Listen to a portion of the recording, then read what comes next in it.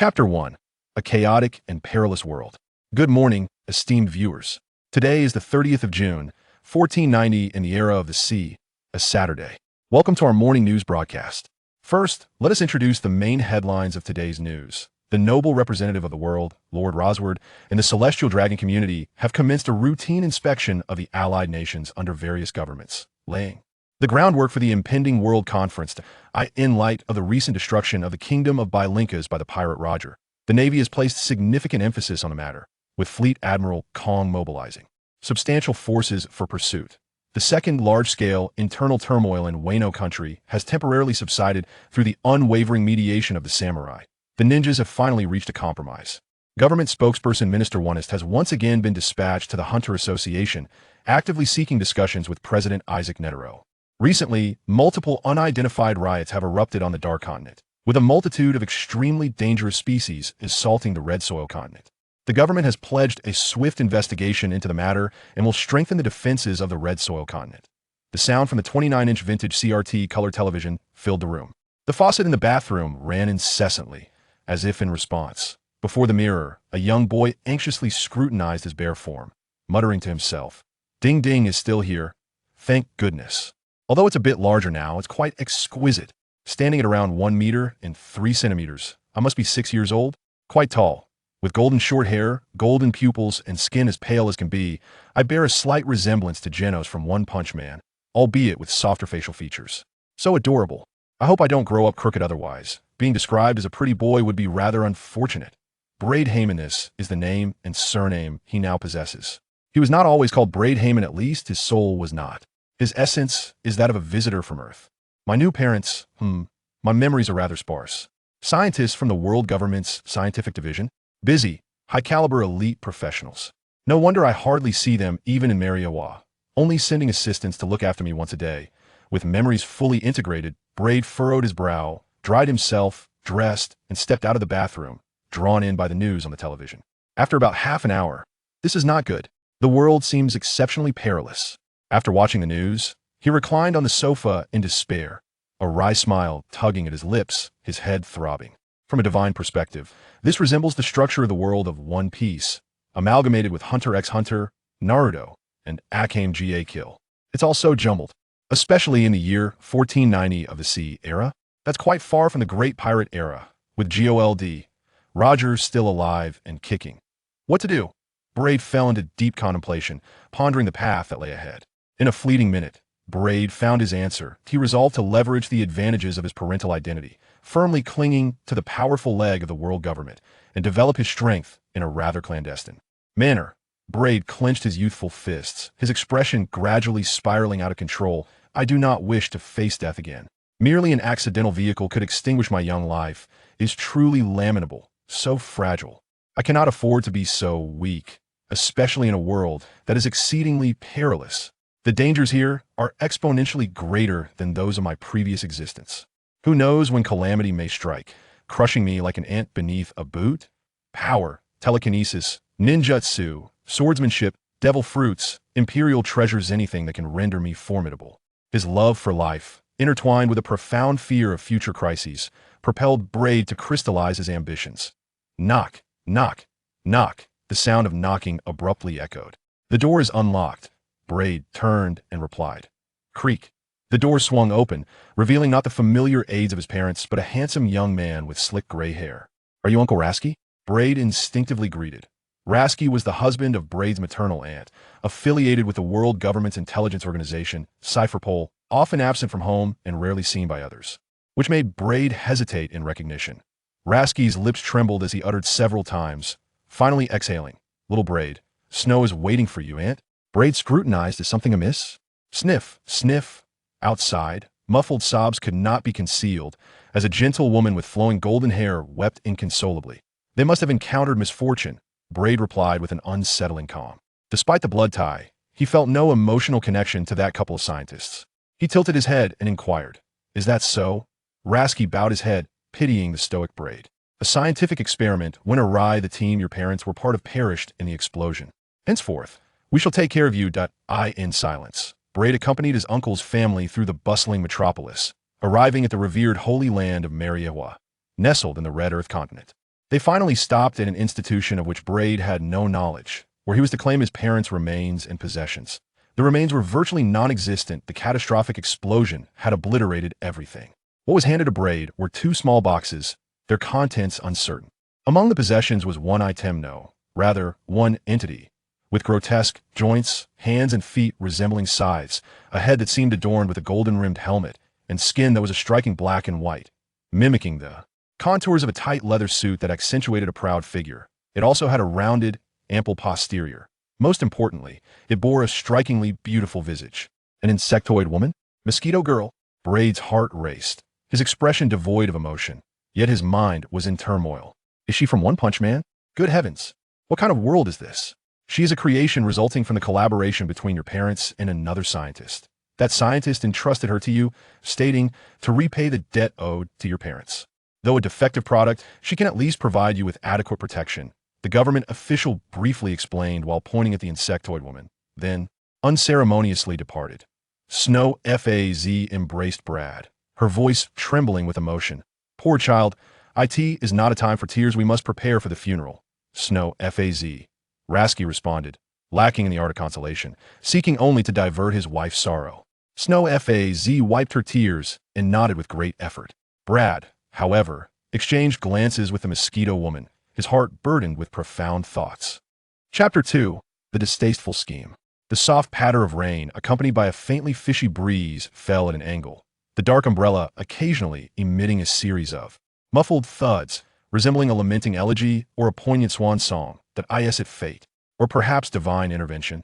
They seemed to revel in their malevolent humor, carelessly toying with those they deem foolish, much like how they orchestrate the atmosphere at funerals, extracting tears with exaggerated sentimentality. They must find delight in it. I suppose I am among those foolish souls being whimsically toyed with. Otherwise, I would not have found myself in this unfortunate world. Should I now proclaim a melodramatic sentiment, such as my fate is mine to dictate, not to be dictated by heaven, a gesture of defiance against destiny, and then I would still be left to confront this absurd reality. So let it be. Brad's mind wandered aimlessly, yet his inner turmoil was vividly alive. From dust we came, to dust we shall return. May the Lord's love accompany you always. In the name of the Father, the Son, and the Holy Spirit. Amen. With the priest's gentle voice, the coffin was lowered into the earth. The cross was erected, marking the definitive end of life. Like the other graves within the cemetery, they stood in rows, both new and old. Take care. Farewell, young Brad. Should you encounter any difficulties, remember to seek us out. As the attendees of Brad's parents' funeral gradually dispersed, primarily consisting of his parent colleagues and a few friends of Snow Faz, their varied emotional responses may have been peculiar, yet they unanimously gazed upon the recently 6-year-old boy with golden hair and eyes, a visage as delicate as the Son of God, evoking a sense of pity. Even though Brad's expression remained stoic, they instinctively perceived him as a child burdened by the tragic loss of both parents, engulfed in sorrow so profound that he could not even shed tears. Brad mechanically bowed, politely thanking everyone. Until not worry about tomorrow. Child, tomorrow will bring its own worries. The priest approached, closing the Bible, kneeling down to comfort Brad gently. Brad inclined his head. Thank you, Father. The priest, a towering figure reminiscent of a bear, bore a rugged visage adorned with stubble, a terrifying scar etched from his left jaw to beneath his left eye, and his bespectacled eyes squinted beneath the weight of his brow. This was the priest's appearance, rendering his demeanor an intriguing balance between the amiable neighborly uncle and a potential menace, oscillating between warmth and latent ferocity. His name was Alexander Anderson. Thank you, Anderson, Rasky said, weary from several days of little rest. And on one hand, he comforted his wife. On the other, he prepared for the funeral, feeling the weight of exhaustion. Nevertheless, he summoned his strength to exchange glances with Anderson and Braid. Soon after, Anderson rose and declared, "We must depart. There are urgent tasks awaiting us. Shwefaji, be strong and take good care of little Braid." Rasky instructed decisively before taking his leave. Shwefaji, accustomed to watching her husband go, paused for a moment and said, "Are we going home?" Little Braid, meeting the tear-stained eyes of Shwefaji.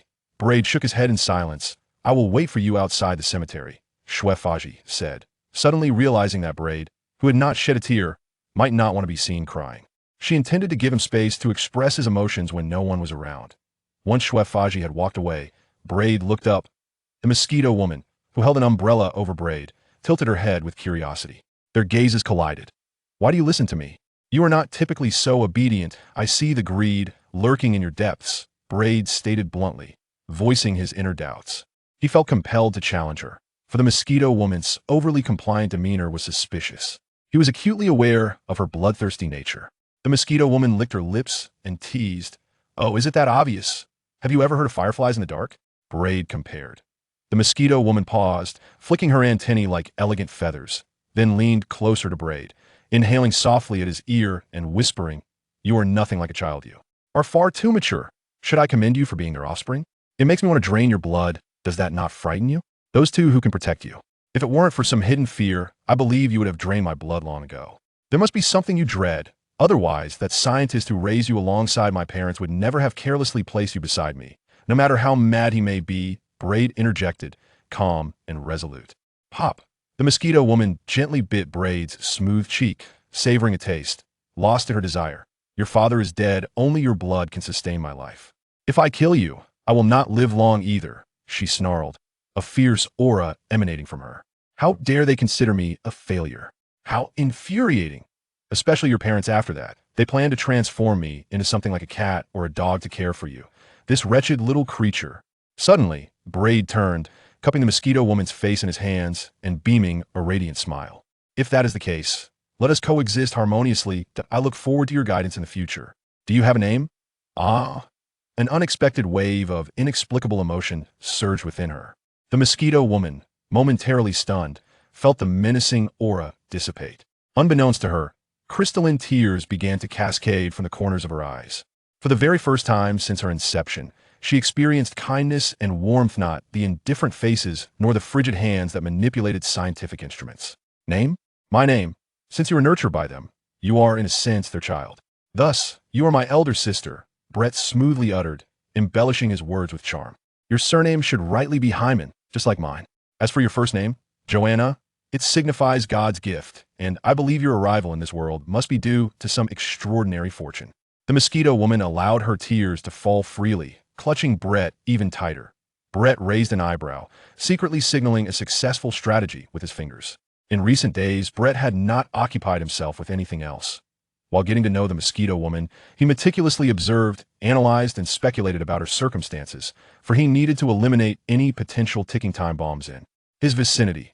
Brett assessed that the mosquito woman's intelligence was not particularly high. She resembled a girl no older than 10, despite her mature appearance. She possessed a wealth of human emotions and harbored a hopeful disposition that effectively suppressed her wild instincts. Furthermore, she was exceedingly starved of affection, yearning to escape loneliness and despair. Her fierce fraud was merely a defense against potential harm. After much contemplation and devising several plans, Brett ultimately decided upon the simplest approach, appealing to their fleeting but favorable impressions of one another. Thus far, the results were extraordinary. Should his strategy falter, he had contingency plans in place. In truth, Rasky and Father Anderson had not departed the notion of them being on a mission was a ruse. Together, they had deceived Faji and the mosquito woman, concealing themselves in the cemetery to monitor the situation. Should the mosquito woman pose a threat to Brett, they would intervene. Brett had communicated with Rasky beforehand, who requested that Anderson, a colleague from the Cypherpole organization, preside over the funeral of Brett's parents. Otherwise, he would be loath to have a notorious executioner, decapitating detective, angel of dust, or Gunsword priest officiate a family funeral, even though Anderson was indeed a bona fide priest certified by the church, possessing ample experience in conducting funerals. "Now, Joanna," Brett said, "let us return home. Swish, swish." "All right, Brett." With a flicker of her wings, the mosquito woman soared into the sky, veiling their escape behind the myriad of tombstones. "What a remarkable little rascal," Father Anderson exclaimed, contemplating his words. Gifted indeed as an agent, he would be nothing short of impeccable. Rasky, running his fingers through his hair, remained pensive. "He is certainly no ordinary child. He has already developed his own opinions that I cannot adequately convey the emotions I felt when he proposed this matter." Chapter 3. Cypherpole Agent Academy. How did you return? Wasn't there a mission? During lunchtime, the sound of a knock at the door startled Faji as she opened it, revealing her husband's unexpected presence. As a skilled agent, Rasky possessed a remarkable ability to deceive, casually explaining, "My superiors learned of our family's predicament. Since Anderson can manage the mission on his own, they granted me a few days off to recuperate." "That's wonderful," Faji exclaimed, throwing herself into Raski's embrace, reveling in the comfort of his presence. Faji was a delicate woman, a devoted homemaker whose world was shattered by the sudden loss of her only relative. Even after several days, she struggled to quell her grief and anxiety, yearning for her husband's companionship, though she refrained from expressing it, not wishing to impede his work. Raski gently patted her back and said, "Let's eat. I still need to assist little Braid in applying for child support." Hearing this, Braid, who was watching the news on television, inquired, "In a situation like mine, will the government provide compensation?" "Certainly, your parents are esteemed pioneers devoted to the advancement of science, and scientists represent the most invaluable asset of the government. Thus, you shall receive a substantial sum of money, sufficient to ensure a lifetime free from financial worries." Lash casually removed his coat and hung it on the rack, seemingly responding without care, yet his gaze remained fixated on Brad's reaction. Ultimately, he was met with disappointment as Brad remained expressionless, lost in contemplation of matters that an outsider could scarcely comprehend. A brief moment passed. Brett tilted his head and remarked, "I do not wish to lead a life of mediocrity. What are your plans?" Lasky probed cautiously, fully aware of Brett's strong opinions. Moreover, as merely an uncle, not a father figure, he lacked the authority to impose his choices upon Brett. Any such attempt would undoubtedly meet with immediate opposition from his wife. Bretto's question, "Does attending school count?" Lasky. Brett subsequently added, "I must enrich my reservoir of knowledge and broaden my life experiences, ideally while also mastering the art of self-preservation." "Joanna will protect Brett," interjected Mosquito Girl cheerfully, her words striking a discordant note in a household recently shrouded in sorrow from a familial tragedy. Brett merely seized the Mosquito Woman's menacing, razor-like arm, disregarding her words, and instead inquired of Rashchi, "Are there such esteemed institutions?" Rashchi, with certainty, replied, "Indeed. There are two at Mirajoya. One is a public naval academy, dedicated to training exceptional officers for the formidable military faction under the government's command, the Navy. However, its admission criteria are stringent, requiring candidates to have at least 3 years of service as naval personnel, along with recommendations from commanding officers at various bases, making the selection process quite rigorous." Braid nodded. "What about the other one?" "A clandestine academy for agents, specifically established to train operatives for my work with Cypher Pole," remarked Rasky. With a slight smile at the corners of his mouth, Braid inquired, "What are the admission criteria for the spy academy?" "The descendants of Cypher Pole agents are preferred, followed by orphans of unblemished background," Rasky replied, casting a glance at his bustling wife in the kitchen and lowering his voice. "This is due to the unique nature of Cypher Pole. Cypher Pole serves as the government's eyes and black gloves, engaging in covert operations both domestically and internationally. Their primary responsibilities include intelligence gathering, hunting down defectors, managing perilous targets, and protecting confidential personnel, all of which are typically shrouded in secrecy.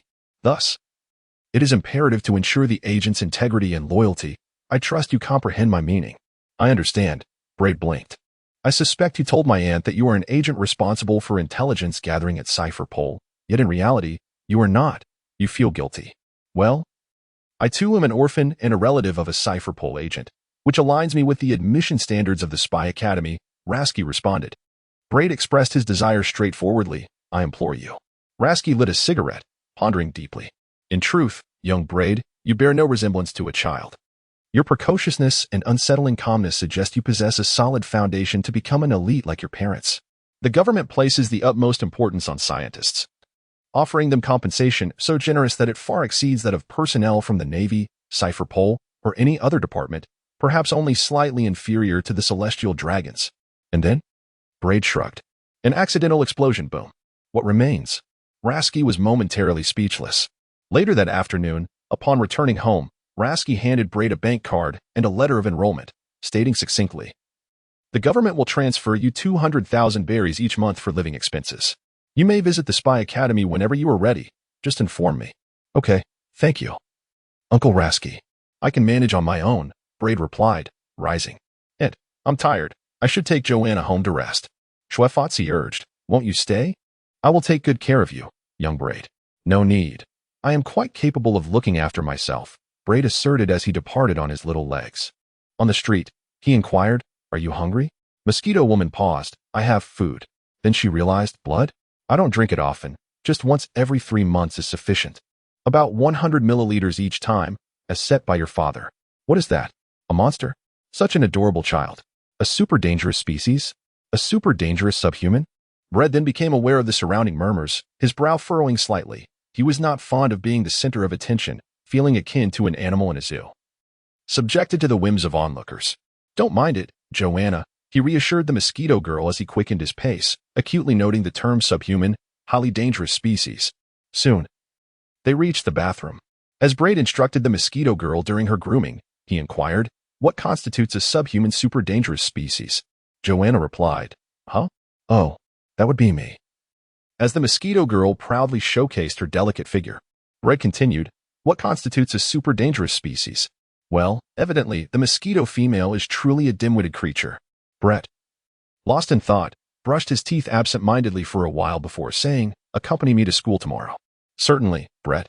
The mosquito girl joyfully sprinkled the frothy bubbles from the bathtub towards Brett, a childish gesture hinting at playful mischief. In truth, Brett had misunderstood. The mosquito girl, though appearing older, was not his elder sister, but rather his younger sister, having only graced the world for 2 brief years, her accelerated growth a result of scientific intervention. Thus, while she possessed a mature exterior, her psychological development lagged far behind, exhibiting only a trace of maturity that stood in stark contrast to Brett's demeanor. So, Joanna, will you always heed my words? Yes. And why is that? Because no one else is kind to me. Well, Brett is the best. What is this? How am I different? Hey, over there. Chapter 4. The questioning Lolas. Brett believed he could navigate the entrance to the Cipher Pole Academy alone, accompanied only by the mosquito girl. However, the unrelenting grip of reality delivered a harsh slap to his youthful visage, leaving a vivid impression of 5 crimson fingers, bruising his pride and shattering any delusions of grandeur. The region known as the Holy Land or Mariewa, the epicenter of the world government's dominance, was astonishingly vast, and the clandestine Cipher Pole Academy was not marked on any map. Thus, despite his early preparations and having adorned the mosquito girl with beauty, Brett soon realized he must seek the assistance of his uncle, Rashchi, for he could not find his way. Fortunately, Rashchi was a straightforward man, characterized by his serious demeanor and sense of responsibility, who drove to retrieve Brett without mocking his predicament. This journey is unbearable, Brett murmured, as the mosquito girl complained. Uncomfortable in her constricting attire, believing that a mere exoskeleton would suffice as a means of modesty, Brett gently tapped the mosquito girl's forehead with a playful smile, remarking, Isn't it beautiful, Joanna? This is the very dress I chose for you, your very first gown in life. Though it may be old, it holds profound significance. In truth, Brett's words were far more charming than the reality. He had merely hurriedly rummaged through his mother's wardrobe before leaving, casually selecting a simple black long dress that suited the mosquito girl's figure. For some unknown reason, the mosquito girl's delicate face flushed, her lively eyes darting about as she shyly fiddled with the dress. Brett, what do you have to be ashamed of? Remember the path, Joanna. From now on, you shall bear the responsibility of our commutes between home and school. Brett attempted to issue a command, adding, I relish the sensation of flight. The mosquito girl promptly nodded, her gaze earnestly fixed on the window. Are you certain about taking her to school with you, little Brett? Lasky glanced at Brett through the rearview mirror. I am at a loss as to how to explain this to the academy. They will undoubtedly be reluctant to accept her as a trainee, and they certainly do not permit trainees to be accompanied by nannies or similar figures. Brett calmly remarked, those from the Agent Academy are expected to possess extraordinary talents. To utter a mere falsehood is my unique skill, and thus I named Joanna as my exceptional ability. Well, Rasky found himself at a loss for words. Brad gazed out of the window at the majestic cathedral-like edifice in the distance. Is that Panga City? Indeed, replied Lasky, the heart of Mariewa, the residence of the world's aristocracy. Braid pondered, is it true that the celestial dragons are predominantly malevolent? Cipher Pole serves as the elite force of the celestial dragons, who govern the world. You are about to become a reserve member of Cipher Pole, and I am confident that with your qualifications, ascending to the ranks of agents will not pose a challenge. Once you officially join Cipher Pole, ample opportunities to engage with the celestial dragons will present themselves, at which point you may draw your own conclusions. Rashchi did not respond directly, but offered words rich in philosophy, imbued with depth, and thoughtfully added, such sentiments should not be expressed in the presence of outsiders, young Braid. In the bustling heart of Mary Geos, Brad traversed through its intricate pathways, eventually arriving at a picturesque locale surrounded by a cluster of pines. The modern edifices and their meticulously planned interiors momentarily transported him to another era. Yet he swiftly regained his composure and entered the grand entrance alongside Lasky. Before long, they found themselves in a spacious office. Lasky engaged in discussions regarding Brad's enrollment with the Academy's administration, while Brad's attention naturally began to wander, captivated by a particular sight. More specifically, a young girl, perhaps 9 or 10 years of age, caught his eye. She possessed long, sky-blue hair adorned with a headscarf reminiscent of an embroidered cross. Her eyebrows and irises mirrored the same cerulean hue, rendering her exceedingly charming. However, her aura belied her innocent appearance. There was an innate ferocity of a hunter about her, one who had tasted blood and witnessed death, despite her conscious efforts to restrain it. The girl, too, found herself intrigued by Brad, primarily due to the striking figure of the woman behind him. "Death, for the love of all that is good, I implore you as your teacher, cease your provocations. This marks the third innocent child you've nearly brought to the brink of death." This was the Cipher Pole Academy, a training ground for agents, not the frozen expanse of the Northern Sea where your Brutus clan once stationed. The girl was currently receiving her education. Yet the earnest admonitions of her teacher seemed to fall on deaf ears, as she likely absorbed not a single word. The teacher's exasperated conclusion echoed, "With your demeanor, you shall never become an agent." Death's response was razor-sharp and domineering. "How tedious. You infuriate me. Rude little savage. How utterly vexing." Brad, observing the scene, mused to himself. "Another one has lost her mind." "Well then, young Brad," Lasky concluded his negotiations and approached, crouching to pat the tender shoulder of the boy. "The rest is up to you." Brad nodded appreciatively. "Thank you, Uncle Lasky." At that moment, a voice chimed in. "Oh, Esther's, you are here too." A lively tone accompanied the entrance of another young girl, likely around 9 or 10 years old, appearing diminutive compared to Esther's. She sported a tousled mane of green hair and bore an expression of unwarranted confidence, as though she had not come to face trials but rather to embark on a delightful excursion. Her aura was distinctly peculiar, exuding an air of superiority that proclaimed, "I am the greatest in the world. No counter-arguments accepted." "What's wrong, Tornado?" she queried. "Those insufferable fools were mocking me behind my back, calling me a short pumpkin. I had no choice but to demonstrate that they are the true short ones by knocking them down to the ground, thus proving my height advantage." "Well done," came the enthusiastic response. "And what of you?" "Me? I simply took out my frustrations on that fool, administering a beating while experimenting with the interrogation techniques our teacher imparted. I feel much better now." "Well." The girls exchanged a brief yet spirited high-five, seemingly a gesture of encouragement, all while willfully disregarding their surroundings. Lasky cast a sidelong glance before turning to Braid, expressing a complex sentiment. "I must admit, I am somewhat concerned for you, young Braid." Chapter 5. A Lifetime of Nurture Yields. The educational framework at the Cipher Pole Agent Academy is rather austere, consisting solely of 2 lower-tier classes and 1 advanced class. Due to the unique nature of Cipher Pole's operations, the world government is keen on ensuring the purity and loyalty of its agents. The most effective strategy is to cultivate from a tender age, subtly indoctrinating them with the desired ideology. In selecting children for this purpose, none are deemed more reliable than the offspring of agents already bound to the world government's chariot, or the unencumbered orphans who have no ties to the world. The children of agents fare better, although their parents are ceaselessly preoccupied. They at least have other relatives who impart knowledge. In contrast, orphans often lead tragic lives, preoccupied with the daily struggle for survival and the dread of enduring yet another harrowing night, leaving them little opportunity to absorb knowledge. Thus, the first educational phase at the Cipher Pole Academy, colloquially referred to as literacy training, focuses on the recognition and comprehension of written language, understanding its nuances, and providing a foundational knowledge of worldly affairs, geography, and history. In the second phase, the Academy imparts to its students the means to acquire power while instructing them in specialized skills pertinent to agents, such as intelligence analysis, stealth infiltration, and assassination tactics.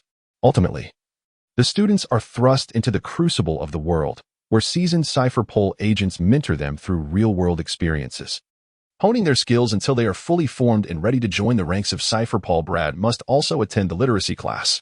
Despite his mature intellect, he is ultimately limited to the memory of a 6-year-old child. His knowledge does not surpass that of a blank slate. He must reacquaint himself with a new writing system and a fresh world environment. Upon receiving this information, Brad spent approximately 5 minutes absorbing it.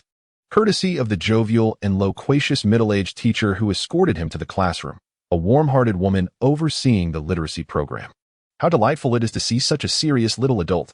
Miss Linda was particularly fond of young Brad's exquisite appearance and showered him with compliments. Braid's lips twitched as his golden eyes shifted, feigning innocence. Those two young ladies in the office are quite fierce, aren't they? Aster and Tornado? Fret not, little Braid.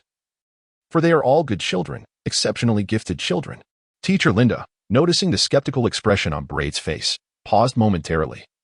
Her words seemingly directed at him, yet also resembling amusing to herself. She sighed. Well, it is true that she is not an ideal child, far from being obedient. But trust me, they are by no means bad children. They have merely been profoundly wounded by this world, compelled to cultivate a demeanor that is less approachable. Brett raised an imperceptible eyebrow, sensing the aroma of a tale unfolding. In any case, their circumstances are disparate. Teacher Linda brightened, laughingly remarking, at present, you shall not have much interaction with them. Soon, my dear children. My dear children. Brad was led into a spacious classroom, where Teacher Linda stepped onto the stage and loudly quelled the raucous chatter of the children during the break. Oh, a new companion. Why is your face so flushed? What about the insects behind him? How disgusting. A monster? The remarks, unfiltered, came from children mostly under 10 years old. The girls' attention was fixated on Brad, while the boys were captivated by the mosquito girl. Please introduce yourself, young Brad, Teacher Linda said with a warm smile. Brett remained utterly unfazed, confidently stating, my name is Brett Hyman. Brief and to the point, he then took the hand of the mosquito girl, saying, this is my sister, Joanna Hyman. I did not wish to hear any more terms like bug or monster. Otherwise, don't leave after school. The restroom? The grove? The school gate? Choose a location. I am prepared to shatter your skulls at any moment. Teacher Linda remarked, my little angel is remarkably familiar with the ways of the academy. It must be a fabrication. Of course, Brad is merely boasting. Who has he truly bested with his slender arms and legs? It's nothing more than a feeble attempt to curry favor with the mosquito girl, for in any real confrontation, she would undoubtedly take the lead. Young Brad finds himself embraced by mosquito girl, her innocent gesture evoking a sense of admiration for his defense of her. How striking. Such audacity, that impudent little rascal. Golden-haired. The cheers and discontent erupted with clarity, only to be abruptly silenced, as if 100 individuals had spotted a mouse in the presence of a cat. Outside, the tornado floated in, casting a haughty glance over the hushed atmosphere before greeting Teacher Linda. What a rare visit, Tornado. Teacher Linda quipped with delight. What brings you to the junior class? Have you recalled your unfinished studies? Tornado pouted. If the advanced class hadn't been canceled, I wouldn't have deigned to come. Humph. Such dull books make my head ache. Braid rolled his eyes, inwardly reflecting. Wasn't it your own doing that brought this upon yourself, knocking your classmates to the ground? Making it impossible to continue class?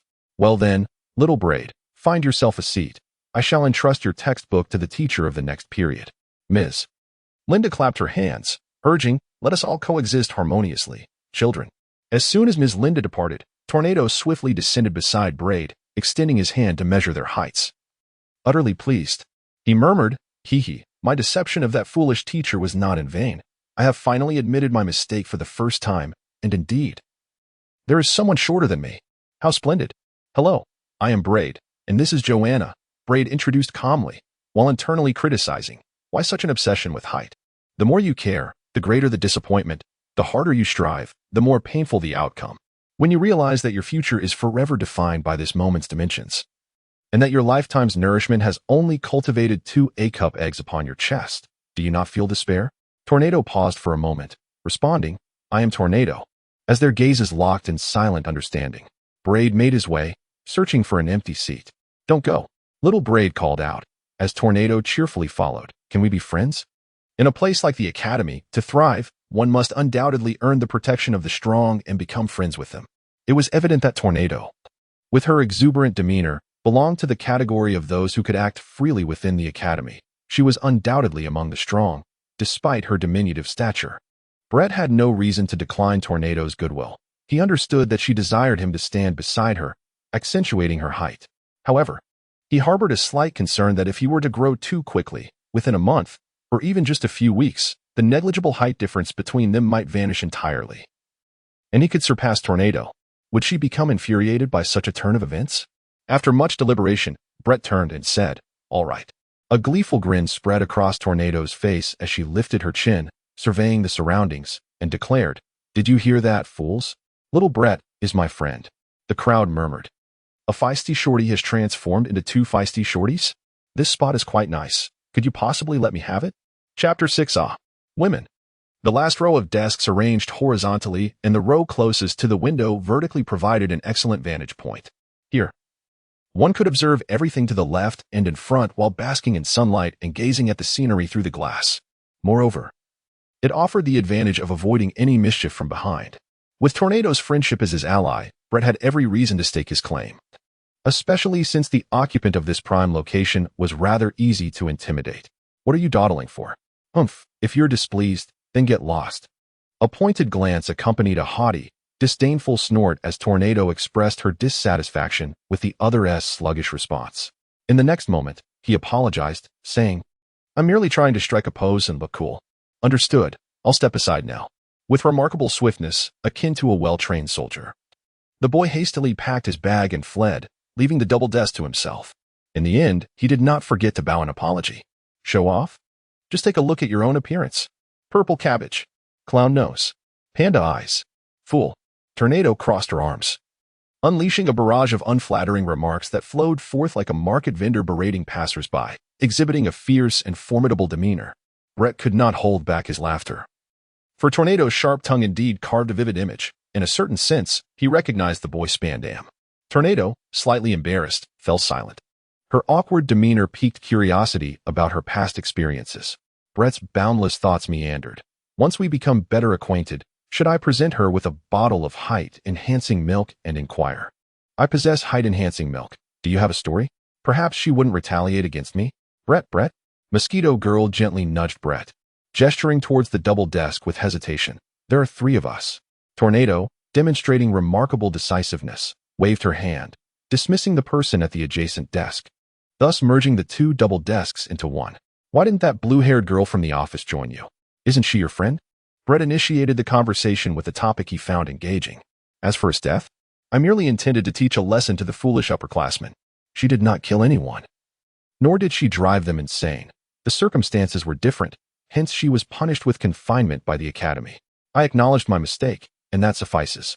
Tornado crossed her arms, emphasizing, "In any case, with you around, she is certainly not my friend. That little bitch is secretly growing taller behind my back." Humph. "Brett, why do you possess the ability to fly?" he inquired, shifting the topic as he sought to comprehend the true nature of Tornado's powers. Tornado, with a whimsical tone, replied, "If I wish to fly, then I shall." Brett responded, "You seem to jest with me. I am equally perplexed. Even the scientists who transported me to Mary Geo's are at a loss, utterly incompetent. They had assured me otherwise." Tornado, momentarily taken aback, exclaimed with an air of flamboyance, "Consider me a sorceress." "A sorceress indeed. How does that strike you? Are you afraid?" Brett beamed with a radiant smile, playfully flicking Tornado on the forehead as a jest in response to her seemingly humorous declaration, which, in truth, bore an air of seriousness. "I am the Demon King."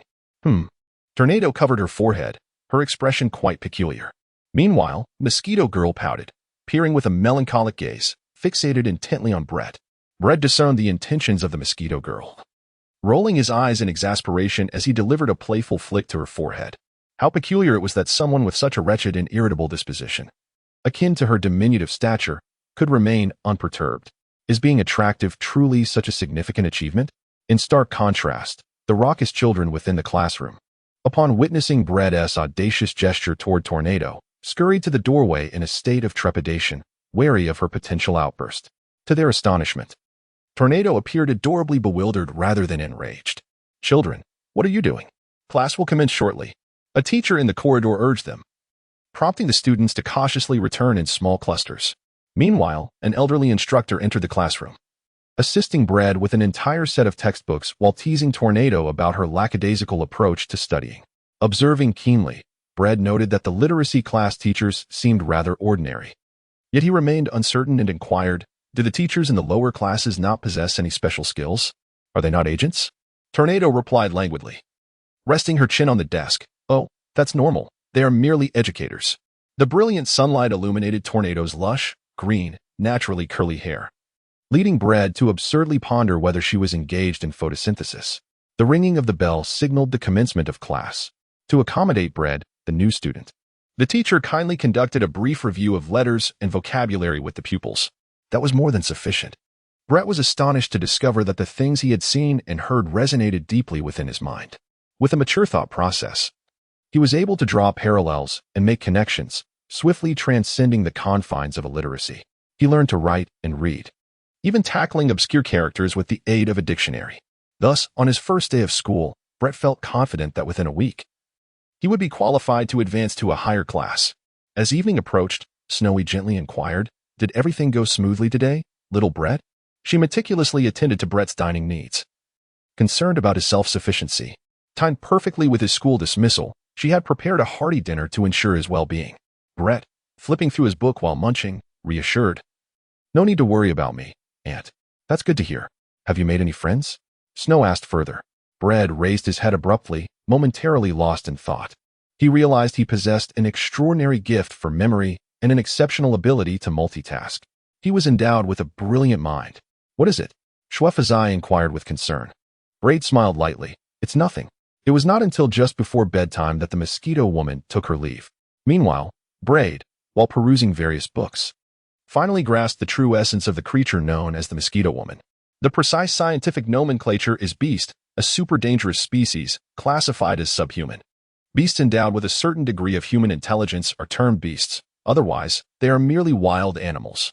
Many beasts even possess the ability to communicate in human languages.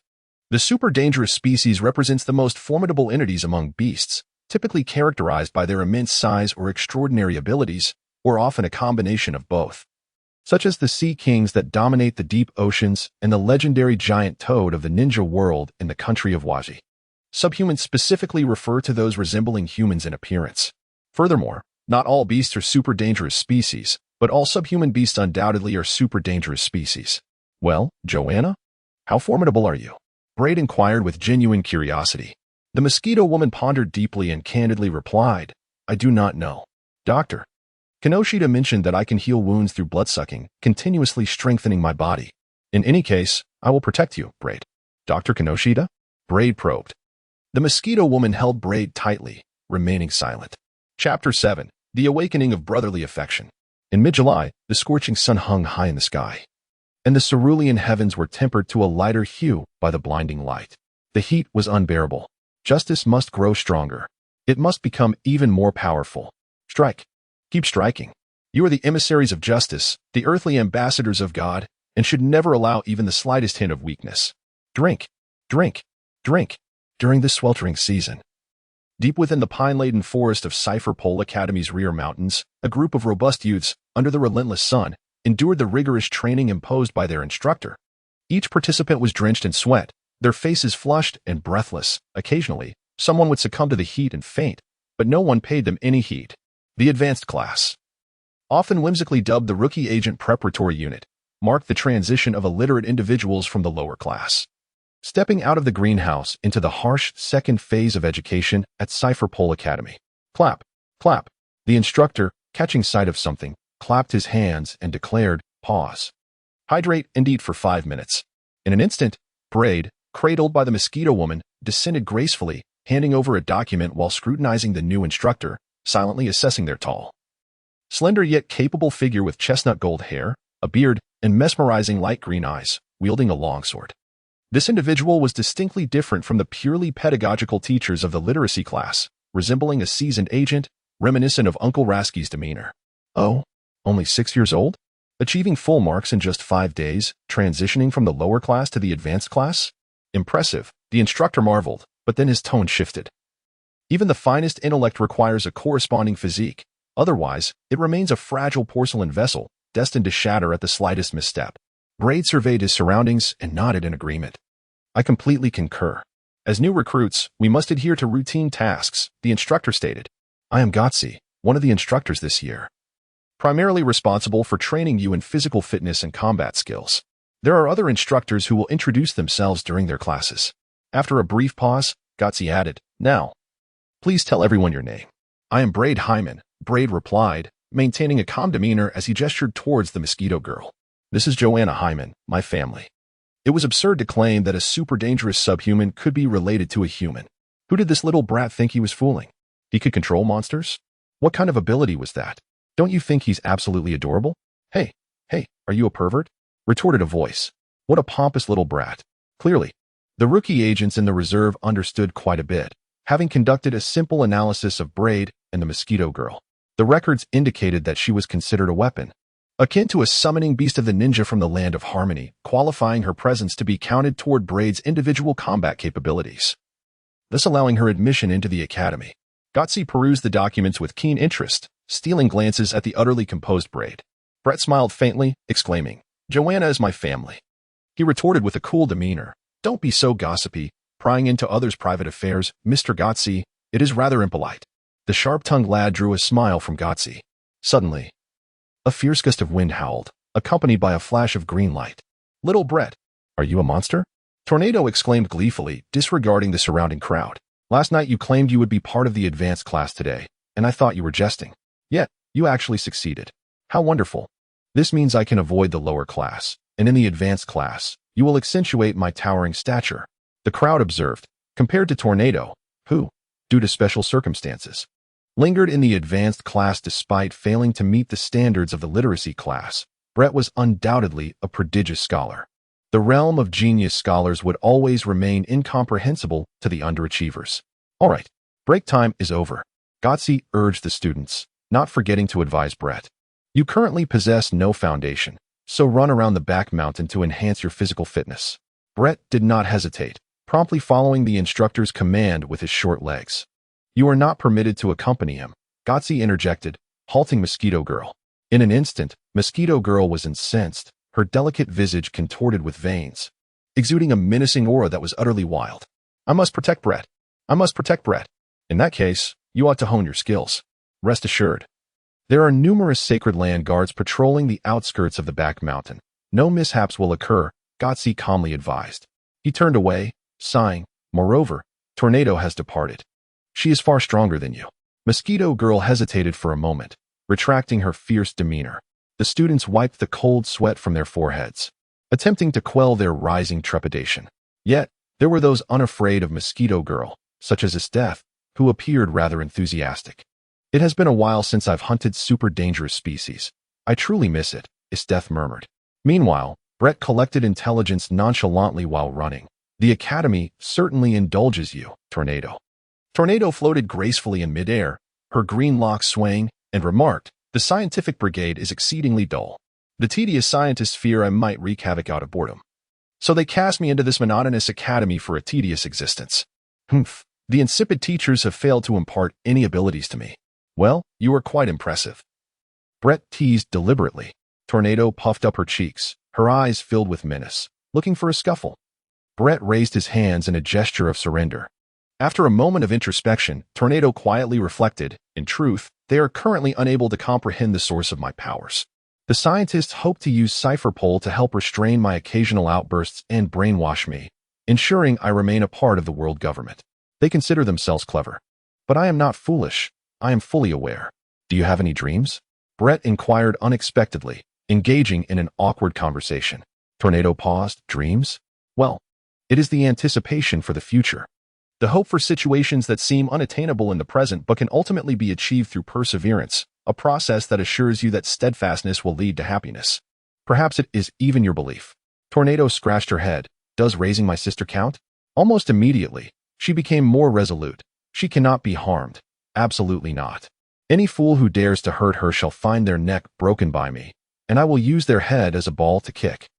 "Brett, my obsession with younger sisters has awakened. It's been a while." "What about your dreams?" Tornado retorted. "Braid Road, to live." "Huh? What on earth?" "I am serious. Speaking of tornadoes, your attention is once again diverted, unable to control your strength, and alas, it slipped away. P.S. Gutsy originates from the prequel of Slaying Maidens, specifically slaying Crimson Eye Zero, being the previous master of the Muramesa held by Akai's hand. Chapter 8. Believe it or not, wait until I go bald, and my little fists will pound your chest. My poor child, Snow F.A., with a heart full of pain, gently took the fainted Braid from the arms of the Mosquito Woman, familiar with the routine of placing him on the bed. using prepared clean water and towels to cleanse Braid of dirt, expressing concern. It has been a week now. Little Braid exhausts himself daily, battered and bruised, transcending near hardship. It has become self-torture. Rashji. Closing the newspaper, Rashji shared an anxious glance. Faintly perceiving the irritable gaze of his wife, he helplessly remarked, I cannot persuade you. Snow Fa, you know Little Braid is a child of strong will. You. Snow Fa exclaimed in exasperation, turning away in silence. With a deep sigh, Rashji lamented, Sister. The impact of my brother-in-law's unfortunate accident on Little Braid is far deeper than I had imagined. Not only has it propelled the precocious child, inheriting his parents' exceptional genes, towards rapid emotional maturity, but the harsh realities have also instilled a sense of fear and anxiety within him. Yet he is not lost. When the day comes that he believes he is no longer fragile, I think he will cease. Truly, an elite agent, Rashji, through careful observation of Braid, accurately assessed his mental state. No one desires to exhaust themselves to the point of fainting, enduring pain akin to being cut by knives, limbs feeling as though they are severed, and internal organs nearly ablaze. Who wouldn't he wish to escape the sweltering summer heat, retreat into an air-conditioned room, enjoying watermelon and cold drinks, comfortably indulging in a personal hobby? Brett also relishes enjoyment, yet he possesses a profound awareness of the world's perils. Consequently, he subconsciously amplifies the unease within his heart, repeatedly engaging in self-hypnosis, convincing himself that failure to exert relentless effort equates to the imminent threat of death. He is merely 6 years old. Faji tenderly attends to Brett, administering salt water to him spoonful by spoonful, aware that his body may inevitably falter. Rashji, however, with a serious demeanor, cautions, do not underestimate human potential, nor the indomitable will of young Brett, Faji. Furthermore, do not dismiss the daily concerns of a homemaker regarding the safety and well-being of her family, you scoundrel. With an exasperated huff, Faji carefully tucks Brett in and rolls up her sleeves, heading toward the kitchen. Rashji grins, feigning innocence. Ah, Brett, you are awake. The mosquito woman suddenly comes to life. Indeed, she is alive, having just moments ago resembled a sorrowful statue. Brad gazed at the ceiling, pondering. Is this yet again my aunt's home? If I am to return, I must apologize. I have yet to learn how to care for you properly. The mosquito woman expressed her difficulties. It is of no consequence, Brad replied, struggling to sit up. He made eye contact with Uncle Lasky and politely inclined his head in greeting. Pardon my intrusion, Uncle Lasky. Lasky chuckled. No need for apologies, young Brad. You are, after all, my last remaining kin aside from Snow. May I pose a question? Brad inquired. Lasky gestured. What is it that troubles you? Power, Brad spoke earnestly. I wish to comprehend the essence of power in this world and what it truly signifies. Lasky hesitated. That may be somewhat premature for you, Bordeaux remarked, merely seeking to understand, with no ulterior motives, that the genuine training methods of relevant powers are certainly not withheld by the Cipher Pole Agent Academy.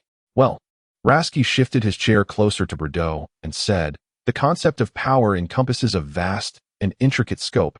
In fact, I momentarily find myself at a loss for words.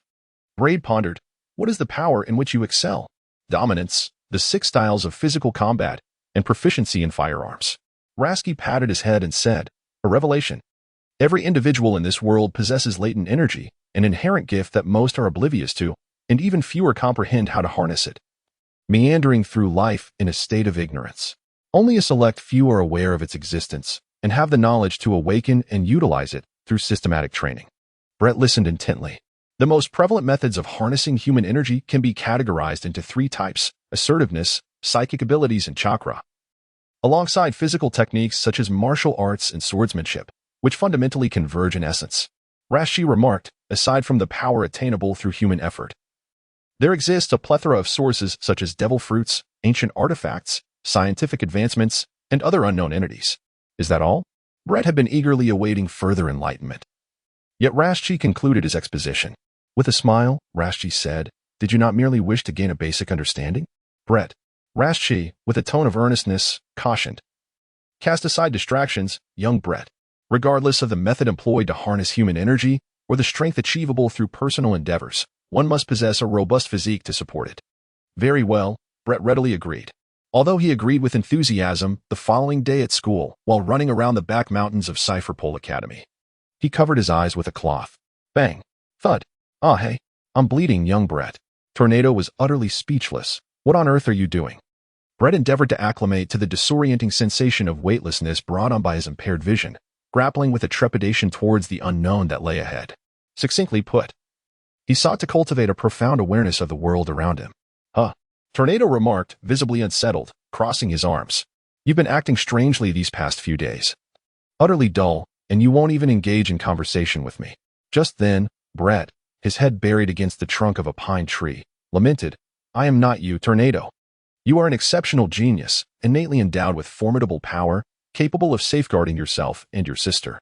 I am different. I must wager my very life to attain strength. Is that the reason you insist on performing 100 sit-ups, 100 push-ups, 100 squats, and running 10 kilometers? Tornado scoffed, interrupting Brett. Boring. Brett. Believe it or not, once I become bald, I shall unleash my tiny fists upon your chest with fervor. Brett is unbothered by his impending baldness, for he has grown stronger. In the next moment, Brett distinctly sensed a warm flow enveloping him, as if he were shrouded in an inexplicable protective aura.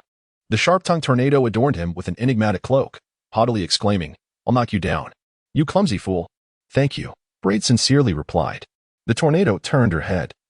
Her cheeks flushed, stammering awkwardly. Who cares for your pitiful gratitude? But it's unnecessary. Pain will make me stronger. Do not fret for me, my friend. The Tornado asserted. A radiant smile graced Brett's face. That morning, the dawn shone like a sacred light, and amidst the blooming wildflowers stood Brett, indescribably beautiful, as if he were a living painting. Could it be that I am also influenced by others, experiencing joy that emanates from the heart? The Tornado murmured in a daze. Little Brett. Chapter 9. Dragon Knight. The human heart, akin to reflections upon water, often speaks insincerely and sways uncertainly. Yet, humanity's primal instinct is the yearning for mutual acceptance. Little Tornado, you must learn to coexist harmoniously with others. Do not isolate yourself because of past experiences. Sooner or later, you will find true friends who will not care for your peculiarities. Trust me, in that moment, you shall feel an unprecedented tranquility. In the depths of her mind, dormant memories awakened. A dilapidated little chapel in a bustling district, where an elderly nun, whose material life was severely lacking yet whose spiritual faith was profoundly sincere, dwelled. Her face, etched with wrinkles, radiated warmth that healed the heart. The Tornado cherished her greatly. She was the only soul to have ventured into the recesses of her heart. Alas, time was relentless, and she could no longer withstand its cruel erosion, destined for the shores of happiness she might reach. I thought I would never encounter another like you, dear nun, the Tornado lamented, gazing skyward, her small face a blend of joy and sorrow. When did it all begin? When did I start to believe that coexistence, reliance, and connection with others were utterly worthless and ought to be severed completely? 10 years ago. Wah wah wah. The infant's cries echoed as it entered the world. Buzz, accompanied by the piercing wails, furniture, tables, chairs, and everything in the room bizarrely defied gravity. What a monster! The barefoot midwife fled in panic, while the bewildered young parents remained at a loss. 5 years ago, rumors of a peculiar incident in their home spread throughout the island, and the naive fear compelled the ignorant villagers to consider a witch trial. The family was forced to leave their homeland, adrift upon the vast ocean. They struggled to help their father survive a tsunami, ensuring their small boat did not capsize. You are not allowed to use that thing. Not allowed. How many times must I tell you? Why won't you listen? Why won't you obey? Mom. That isn't moving. 3 years ago, my mother's gaze transformed, becoming frantic. Did she despise me? A beautiful woman assisted us, claiming to be a friend of my mother. A deceiver. What were they doing to my mother? 2 years ago, my sister was born, and my mother went to find my father, leaving me all alone. It was so lonely. No, not at all. This nun seems decent. I'll observe her closely. The nun has since passed away. I shall likely never encounter someone like her again. I shed tears, though I felt no sorrow. 1 year ago. It mattered not where I was, nor did it concern me to study my abilities. What truly mattered was that Shui was ill, suffering greatly, and I was unable to care for her. Dull scientists, utterly tedious. 6 months ago, what nonsense. Those useless scientists actually sent me to school. ISNT school filled with children of similar ages? This place is quite nice. All peers, and when I bang the table, they listen attentively, eager to engage in discourse with me. Suddenly, I realized how short I was, how infuriating. 10 days ago, wow, finally someone shorter than me. He is Brad Hyman. An intriguing little rascal. His eyes narrated curiosity, yet he bore no malice and was not afraid of me. I resolved to tell a lie, inviting him to be my friend, though my intentions were insincere. I merely needed him to accentuate my towering stature. 5 days ago, he was exceptionally clever. Having absorbed a plethora of chaotic texts, he was quite foolish, tripping over himself, his frail physique not matching his intellect. 3 minutes ago, what the hell? After sustaining numerous injuries, he still sought to obstruct my view? He would end up hurt. Overexertion is perilous, fool, utter fool. No, I cannot watch him harm himself. He is still so young. Am I distressed? I do not care for him. I do not. But I cannot control myself. I have grown accustomed to his company, our conversations, the occasional jest, and some philosophical musings I fail to comprehend. In truth, I do not enjoy solitude. Do not worry about me, my friend. Friend. I am his friend, and he is mine. It is genuine, dear Nan. Sooner or later, you will find a true friend. He will not care about your peculiarities. Trust me, at that moment, you will experience an unprecedented tranquility. I have felt it, an unparalleled tranquility. Little Brad. Bam. Crash. Caught off guard by an unexpected collision, Brad glided like a human skateboard. Ouch, Brad grimaced. The instigator, the whirlwind, realized her indiscretion but continued to pin Brad down. Feigning the demeanor of a koala, and haughtily declared, "A bit of weight training will yield better results, I believe." To which Brad retorted, "I consider you a friend, and yet you wish to ride me." Struggling to rise, Brad swayed as he took a step forward, resolutely continuing with his training regimen. Suddenly, a thought struck him. How could that little tornado have secretly developed feelings for someone else, especially a boy? It was utterly unforgivable. Her gentle, languorous voice concealed a palpable aura of menace, while not far away, a girl perched against the sturdy trunk of a tree. With flowing black hair styled into a bun adorned with a whip-like accessory, she possessed a pair of bright, crystalline eyes. Her face exuded the same gentle laziness as her voice, marked by a prominent beauty spot beneath her left eye. Clad in low-rise trousers paired with a strapless top, the girl confidently showcased her youthful, fair figure. "You disgusting, perverted bug," she mocked, addressing Millard Oberg. The tornado retorted with an air of superiority. "Not in the least bit pleased, so be gone." With a charming smile, Millard replied, "Are you really unwilling to even utter my nickname? I shall not relent, little tornado. I will make you embrace my love." Braid, huh? Do you still dare to entertain the notion of confronting the whirlwind? I am truly curious to unveil the identity of this valiant warrior who defies death. Ah, wait. As Millard turned, the whirlwind called out to her. Millard clasped her hands in joyful anticipation. "Have you had a change of heart, little whirlwind?" Bang. Thunderous roars erupted as a mighty slap sent Millard tumbling several meters away. The whirlwind rushed forth, swiftly pinning Millard down, her hair standing on end. Her expression terrifying. "You harbor malicious intent towards little Braid. Absolutely, under no circumstances, may you harm him. Understand this clearly, it is absolutely forbidden." Coughing. Blood trickled from her lips, and one side of Millard's face swelled rapidly, yet she maintained a smile, very well. Fixing her gaze upon Millard, the whirlwind pondered, "You are undeterred. For the sake of caution, it would be prudent to eliminate you." "Never mind, whirlwind." Chapter 10. Millard. Girls should love girls. The power that evokes a profound awareness of the essence of life is known as unequivocally. Acquiring and enhancing this ability allows one to perceive the locations, numbers, and even the imminent actions of living beings beyond the range of sight. Since living beings include humans, possessing unequivocally bestows an immense advantage, akin to having foresight against adversaries. Braid recollected the theoretical essence of observation hockey, a power that enables one to acutely sense the life force of others. However, he preferred to perceive it as an extension beyond the five senses, a sixth sense, if you will. This supersensory perception necessitated a formidable mental strength to serve as its driving force, radiating as intangible wavelengths under subjective command, seeking the subconscious emissions of similar wavelengths from living beings, which would then be processed by the brain to ascertain their position, number, and even the actions they might undertake in the next moment. Consequently, Braid chose to shut off humanity's most relied upon sense, vision, soon followed by hearing. He harnessed the pain from falls and collisions to stimulate his mental power, compelling himself to yearn for awareness of his surroundings without the aid of sight or sound, thus enabling him to evade harm. Only the sixth sense could achieve such a feat. This seemingly foolish approach filled Braid with a certain confidence in awakening his observation hockey, bolstered by his uniquely fused mental prowess. However, During his training in observation hockey, Braid first determined that perhaps he would never be bald. For he diligently performed 100 sit-ups, 100 push-ups, 100 squats, and ran 10 kilometers daily, quickly adapting to the regimen and finding it so effortless that he felt compelled to intensify his training. Despite a profound sense of disappointment, he genuinely realized that his body possessed innate talent. Thus, the instructor Gotsi, responsible for nurturing rookie agents in the reserves, halted Braid's solitary training, integrating him into group sessions centered on fundamental fitness while introducing preliminary combat techniques, blending the teachings of other instructors. "You're doing quite well, kid. Tomorrow, you will reside at the academy.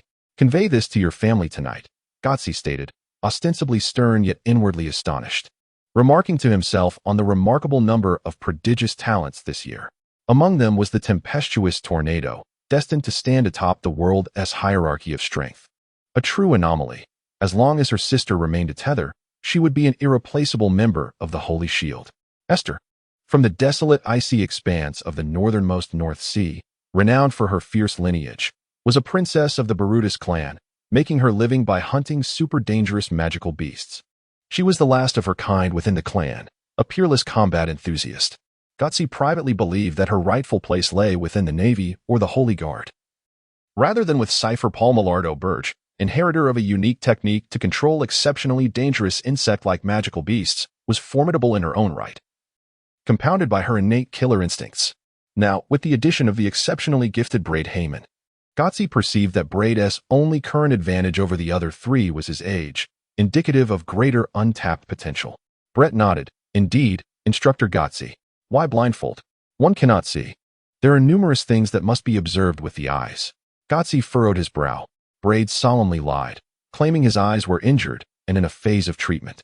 Gotsi, a rookie agent in the reserves, was composed of orphans and the descendants of Cypher Pole agents.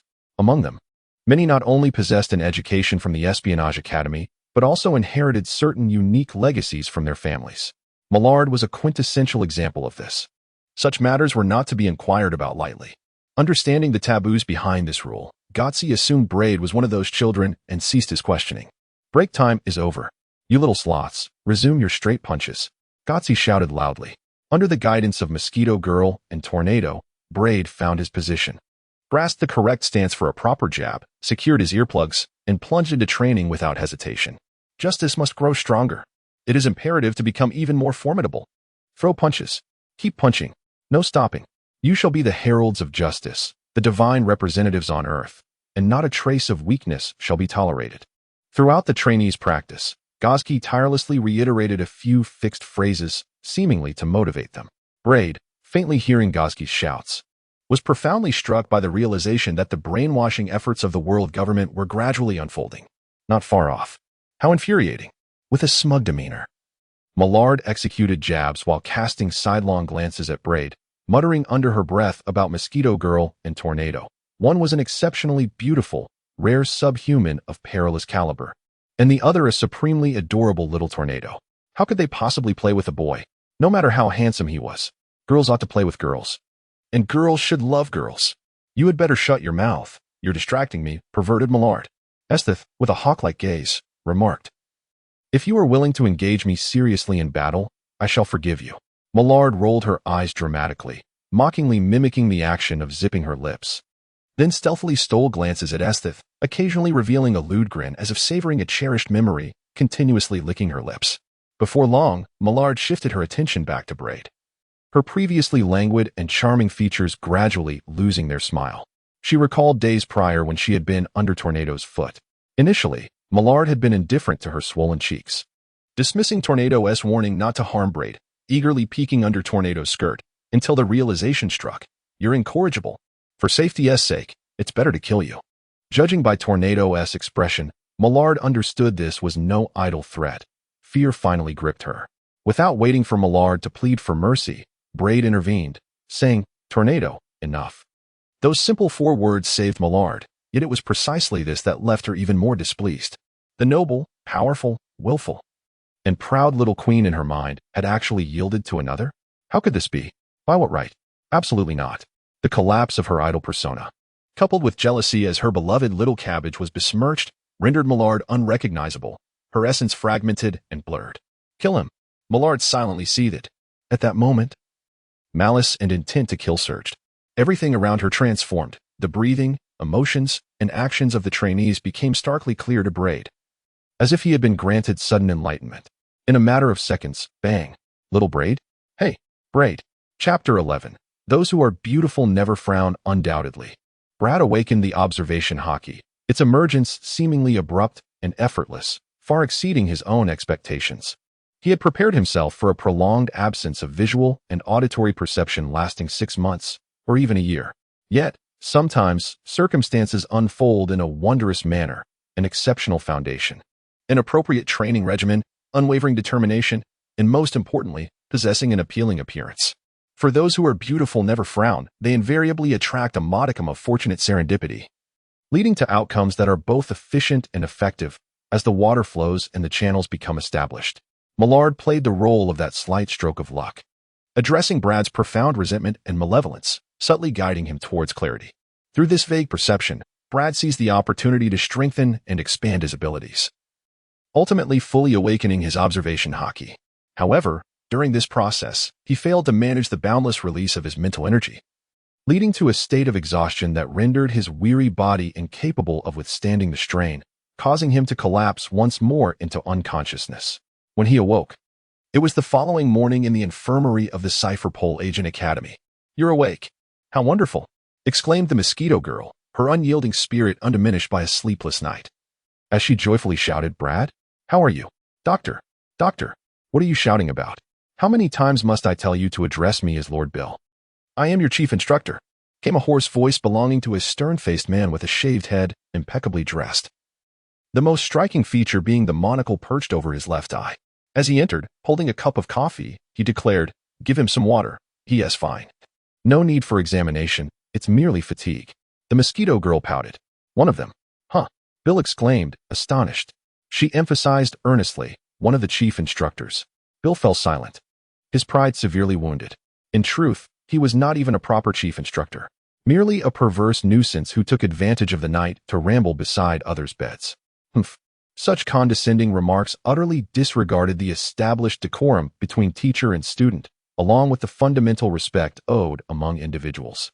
Who else but Tornado would dare to act in such a manner, faced with Tornado's formidable presence that allowed her to dismiss countless rules? Bill sheepishly touched his nose and departed in disgrace. "Thank you for your concern," Brad said, adjusting to the brilliance of light with a gentle, radiant smile. Mastering the observation hockey filled him with joy. He was indeed correct. He was fine. Tornado turned her head, muttering awkwardly, "I don't care about you. You show off."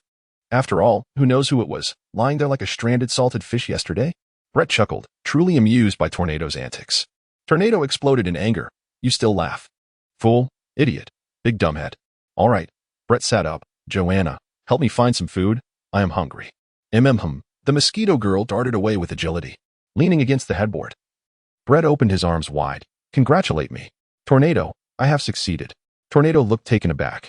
"Regarding the mastery of observation hockey, I have triumphed," Brett declared. Tornado's reaction was lukewarm, devoid of shared joy in Brett's success, replying flatly with a simple "O." To alleviate the awkwardness, Brett swiftly redirected the conversation. Not receiving the celebratory embrace he sought. "What is the deal with that instructor, Bill? A clown specifically responsible for brainwashing work." Tornado expressed her disdain for Bill. Braid chuckled softly. "Oh? He often sneaks into others' rooms while they slumber, babbling away. Yet, he does not dare to invade just any chamber. He once ventured into mine, only to find himself banished to the stormy clouds for an entire night. It is a stroke of fortune that the lightning did not claim him." "He," Tornado interjected. "He also dared to enter Esthes's room, where she nearly twisted his head off, perceiving him as an adversary. He had the audacity to visit Mara's chamber as well, but was met with a floor teeming with insects. After that, he never returned to our quarters, as the Academy mandated our discretion." Braid appeared contemplative for a moment. "A tornado?" He pondered. "Yesterday, as I awakened to the vastness of observation hockey, I inadvertently overextended my mental faculties. For a fleeting few seconds, I sensed an array of terrifying presences enveloping a significant portion of Mariewa. But what does that have to do with me?" Tornado inquired with astonishment. Brett said, "They are far more powerful than you. Your dream is to protect your sister, but your current strength is utterly insufficient. Shall we strive together? Let us unite." Brett was not jesting. He spoke the truth. Although Tornado holds the title of the foremost in power within the Cipher Pole Academy, even the instructors cannot compare. However, when one gazes upon Mariewa, there are at least 7 or 8 individuals who surpass Tornado in strength. And what of the entire world government? Mariewa merely serves as the heart of the world government, with the mightiest force being the Navy, which is scattered across the seas. If we extend our view even further, to the whole world? Very well, Tornado replied with enthusiasm. Brett closed his eyes in a semblance of slumber, pausing the conversation as he contemplated his forthcoming plans. To awaken his observation hockey, Brett relied upon his extraordinary mental prowess. However, the armament hockey evidently could not be mastered solely through mental strength, as it heavily depended on physical capabilities, which Brett's still tender physique could not adequately support. Nin, chakra, never mind. I shall continue to hone my body while simultaneously acquiring combat skills. Brett repeatedly admonished himself to temper his arrogance and impatience, striving to quell his excessive yearning for power. After hastily satisfying his hunger, he returned to the training camp in the mountains. With his vision restored, Brett began to observe the thoughts of his companions for the first time, having previously lived a rather isolated existence. Braid's initial impression of his companions was that wherever there are people, there exists a realm of social intricacies, even among children. The enigmatic Tornado remained aloof, firmly established at the pinnacle of the food chain. Under the leadership of Millard, the descendants of Cipher Pole formed a distinct faction, while the orphan who idolized his death stood as a representative of another, creating a stark division between the two camps, both of whom harbored mutual disdain. The elite students looked down upon their less accomplished peers, whom they perceived as impediments, while the latter regarded the former as arrogant. Regional origins further complicated matters, leading to sharp conflicts, though the innocence of youth prevented any bloodshed. However, the focal point of Braid's attention was a certain individual, a slender boy with low presence and black hair, who consciously concealed himself and smiled quietly without engaging in conversation. His name was Chisaki Karai. It was only when Instructor Gotsi called upon Chisaki that Braid realized he had an extraordinary classmate. Chapter 12. In my dream. I am a killer. 4 o'clock a.m. Rise. 4 to 5 o'clock a.m. Morning hygiene and reading to enrich my knowledge. 5 to 7 o'clock a.m. Morning exercises, including 100 push-ups, 100 squats, 100 sit-ups, and a 10-kilometer run. 7 to 7:30 a.m. Breakfast. 7:30 to 11:30 a.m. Academy courses, basic physical training.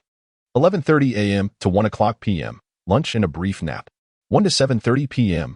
Academy courses, combat, interrogation, and other variable training. 7:30 to 8 o'clock p.m. Dinner. 8 to 10 o'clock p.m. Free time for reading and further knowledge acquisition. 10 p.m. to 4 o'clock a.m. Hygiene and rest. Thus, the plan for this phase unfolded. Pausing in his writing, Braid hesitated with his pencil poised above the notebook, lost in thought while gnawing on the eraser. I cannot simply immerse myself in relentless practice, he murmured. Excuse me?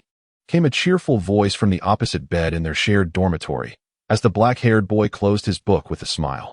What are you saying, Braid? Brett had not anticipated that upon moving into the dormitory of the Cipher Pole Academy, his roommate would be the enigmatic red-haired man. Although Tornado and Mosquito Girl expressed a desire to share a room with Brett, the distinction between genders prevailed, even among the young. Gazing into the night through the window for quite some time, Brett finally lifted his chin and inquired, "Do you find those books useful?" The red-haired man, with an unwavering expression, replied, "Certainly. I am grateful once again." Given Brett's age and the fact that he lagged far behind his peers in the rookie agent preparatory course, the academy had initially exercised leniency towards him. However, as Brett began to exhibit remarkable talent, reaching the level of his classmates, the administration tightened its oversight and imposed requirements for him to reside on campus. During Brett's final opportunity to inform his family of his whereabouts, the red-haired man requested his assistance in procuring several medical books. Contemplating the red-haired man's need for medical literature, Brett pondered whether other students also lacked items not provided by the academy. The answer was undoubtedly affirmative. Sweet confections, delightful toys, fashionable garments, and even the yearning for nicotine and alcohol among many young souls, shaped by their somber tales, transcended gender. Every student harbored their own desires.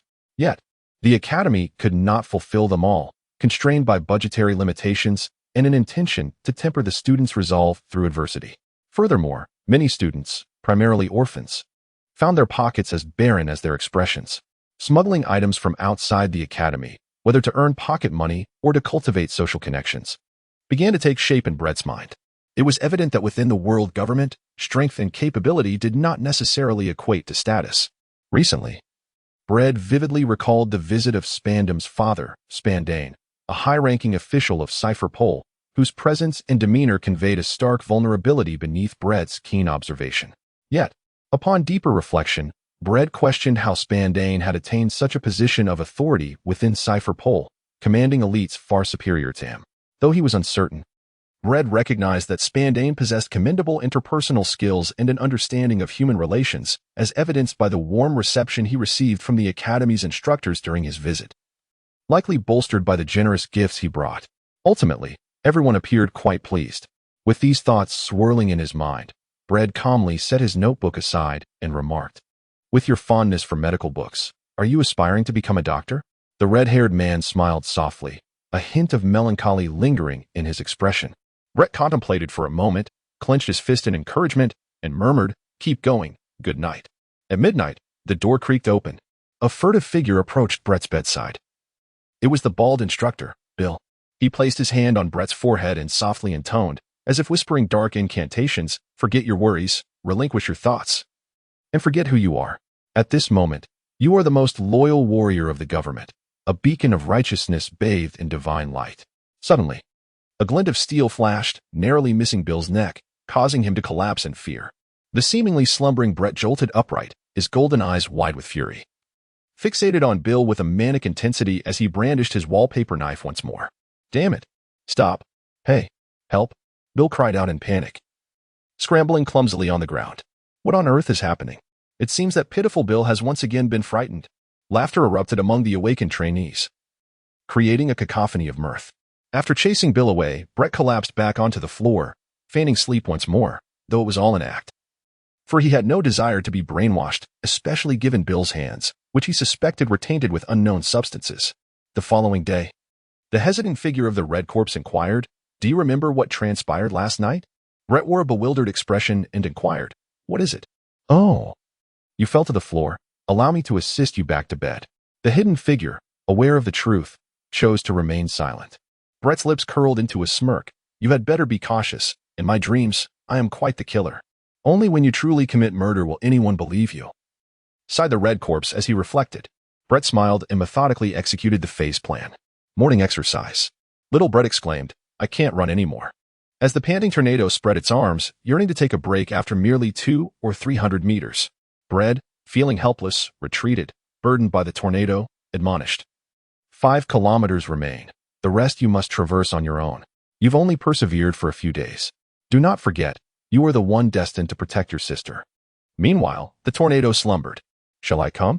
The mosquito girl expressed concern, fearing that Brett might be too fatigued. Brad shook his head and chuckled, "No worries. By the way, accompany me to Mary Geo's this noon, to the academy office. That wretched little scoundrel. Look at the mischief he's caused." Bill, still filled with trepidation, pointed at the mark on his neck, exclaiming, "He intended to kill me. He meant to do it." "Is that so?" Gotzi furrowed his brow. "Who knows? This batch of rookies is filled with oddities. Enough with the complaints, Bill. It's entirely your own fault. Clumsy children, unsure whether they're awake or asleep, recklessly attempting to hypnotize others. Many of them are consciously resisting the brainwashing, and it's all because of your ruckus, turning what should be a covert operation into an open secret. Indeed, it's quite shameful to be frightened into submission by a 6-year-old. The conversation swiftly veered off course. "Speaking of which, it's about time they were introduced to true power. Then it will be evident who the geniuses are and who the duds, allowing us to adjust the training subjects according to their strengths." Gotzi took a bite of his sandwich and mumbled, "Which ace agents shall assist us? I am well aware of my own limitations. I wouldn't dare mislead the young. What about CP 9-foot's father, Alexander Anderson? A fine candidate, indeed. How did you come to think of him? Haven't you seen the internal news? He has recently accomplished great feats. I recommend Barbara." Chapter 13. The small scoundrel you're asking for 1,000 berry for a piece of substandard chocolate, weighing less than 5 ounces. Little Brad, are you a heartless capitalist? This treat is worth barely a few dozen berry outside the academy. The lively freckled girl, her face flushed with irritation, pounded the table with fervor, towering over Brad in an attempt to exert pressure on him. known recently as the Small Scoundrel, hoping he would retract his previous remarks. Brett's smuggling operation has officially commenced, flourishing remarkably, especially given the scarcity of resources and the youthful lack of self-control that rivals even that of adults. Tia, Brett remarked with calm composure, as you mentioned, that is outside the academy. Within the academy, there is no chocolate. Only we can swiftly traverse the outskirts of Mariowa while management is oblivious. We possess stable channels and initial capital to procure whatever everyone desires. Thus, you must understand that prices will inevitably rise in accordance with the demand and scarcity of goods. The young girl, exasperated, retorted, "A reasonable increase, you say? Who are you to speak of reason?" As she seethed, her keen ears picked up an inexplicable sound. She glanced towards the window where a leisurely figure was perched, swinging their short legs, clutching a chocolate wrapper, and with cheeks stuffed like a gluttonous hamster. The faintly sweet aroma wafting through the air was irresistible, prompting her to swallow hard, as the inner conflict within her mind was swiftly vanquished by her inner gourmand. 5 pieces of chocolate. Keep a tab. I shall settle the payment once the holidays arrive, she huffed, cursing under her breath and raising a defiant middle finger. Sooner or later, the Price Control Bureau will catch you, dragging you to the gallows for execution, you little thief. Criminal. Brett shrugged, shaking the legal tome in his hands.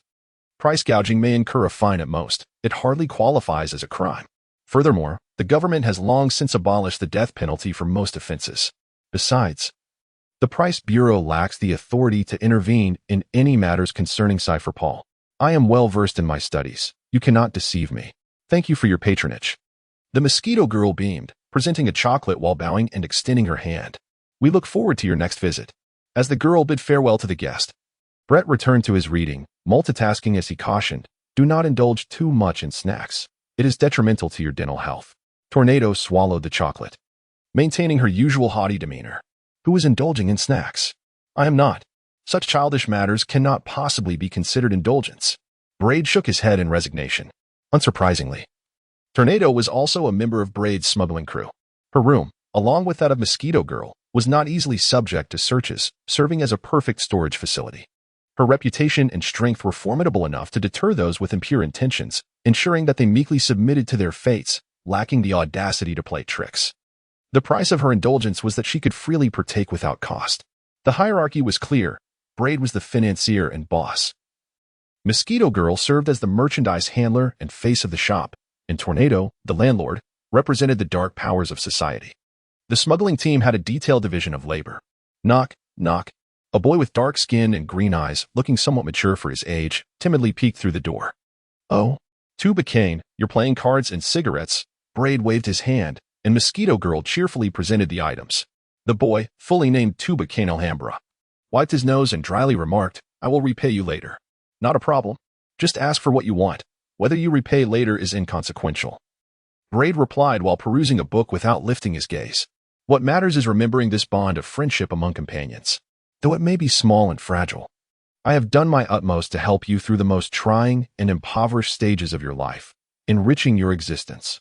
Above all, enjoy yourself and keep those cigarettes safe. Tuba Kane nodded vigorously, perhaps feeling a sense of guilt for being indebted. He sensed that Braid's expectations weighed heavily on him. Tia, a descendant of Cypher Pole agents, and Tuba Kane, a war orphan, elicited starkly different attitudes from Braid. He sought to profit from Tia while cultivating favors from Tuba Kane. Hey, little Braid, what are you thinking? The difference in treatment is glaring. Tornado remarked ambiguously, why do you charge some people while offering others a free pass? Braid refrained from offering explanations, for he could not divulge to Tornado the truth of being a scheming boy, absolutely not. Thus, he deftly shifted the conversation, stating, it is nearly 10 o'clock. I shall return to rest and resume training in the morning. That very night, on the eve of the World Conference, an earth-shattering piece of news swept across the globe. And even the semi-closed Cypher Pole Agent Academy was not spared. The illustrious Admiral Zifa, renowned for his martial prowess, had resigned and withdrawn from public life, disheartened by the assassination of his wife and child. In an instant, the world was thrown into turmoil, and even the credibility of the world government faced severe scrutiny. The troubles of the world government were far from trivial. The balance of power had been disrupted. Foremost among the concerns was the naval force, the strongest military faction under the world government, represented by the 3 admirals, a symbol of naval supremacy that had, in recent years, consistently been lacking one member. Zifa's resignation further weakened the Navy, which was already struggling to contain the rampaging pirates of the seas. Consequently, the world government was compelled to recalibrate its strategy, reallocating reserve forces to assist the Navy in countering the threats posed by adversarial entities such as the Hunter Association and Wano Country, striving to demonstrate their resolve in maintaining dominion. Yet, whether the Hunter Association and Wano Country would seize this opportunity to instigate trouble remained a significant question. Moreover, Zifa's despondency was not without cause. As the eyes and ears of the world government, the Black Hand, Cipher Pole, kept a watchful gaze both externally and internally, ensuring the protection, albeit under the guise of surveillance, of the families of high-ranking officials. Tragically, Zifa's wife and child had met their demise at the hands of his enemies, all while under Cipher Pole's watchful eye. His resignation was a silent act of defiance, a question and reproach aimed at the world government. The repercussions of Zifa's plight would undoubtedly instigate panic among the upper echelons of the world government, who feared that their loyalty might lead to a fate akin to Zifa's family destruction and personal ruin.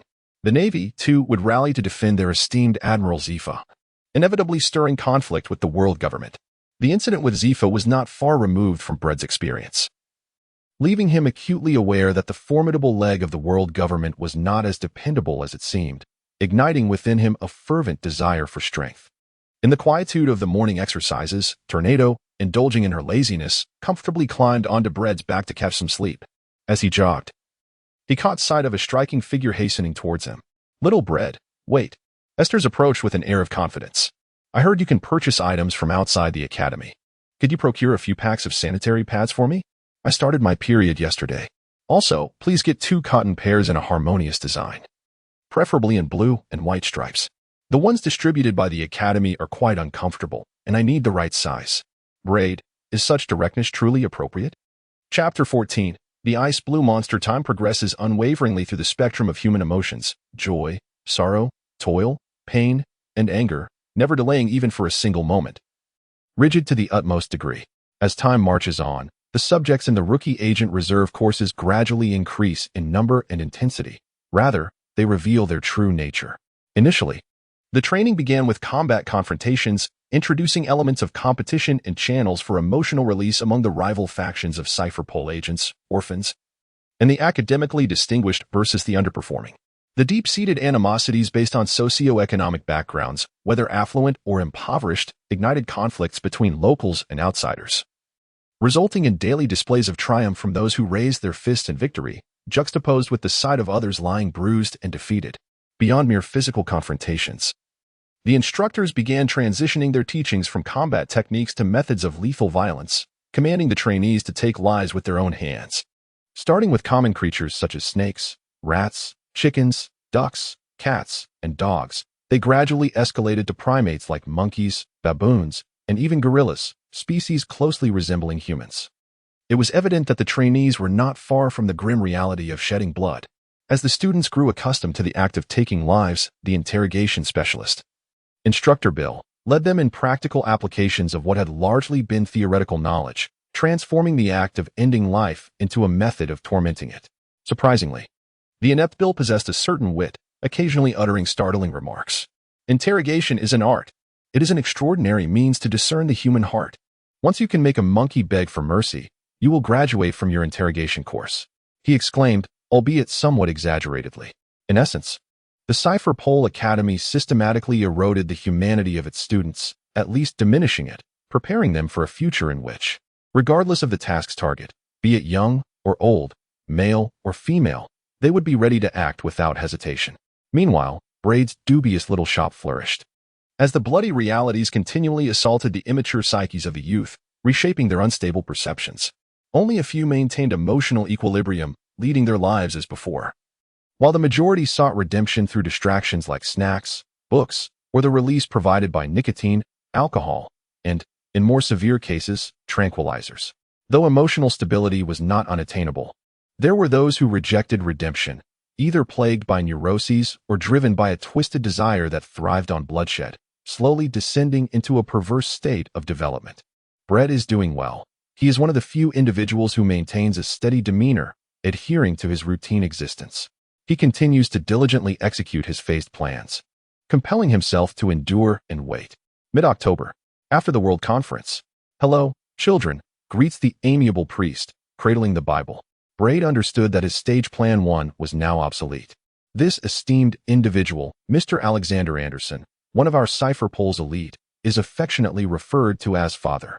Gotzi, representing the instructors, introduced Anderson, stating, "Having undergone training ranging from a minimum of nearly 100 days to over a year, we believe you are now qualified to engage with true power.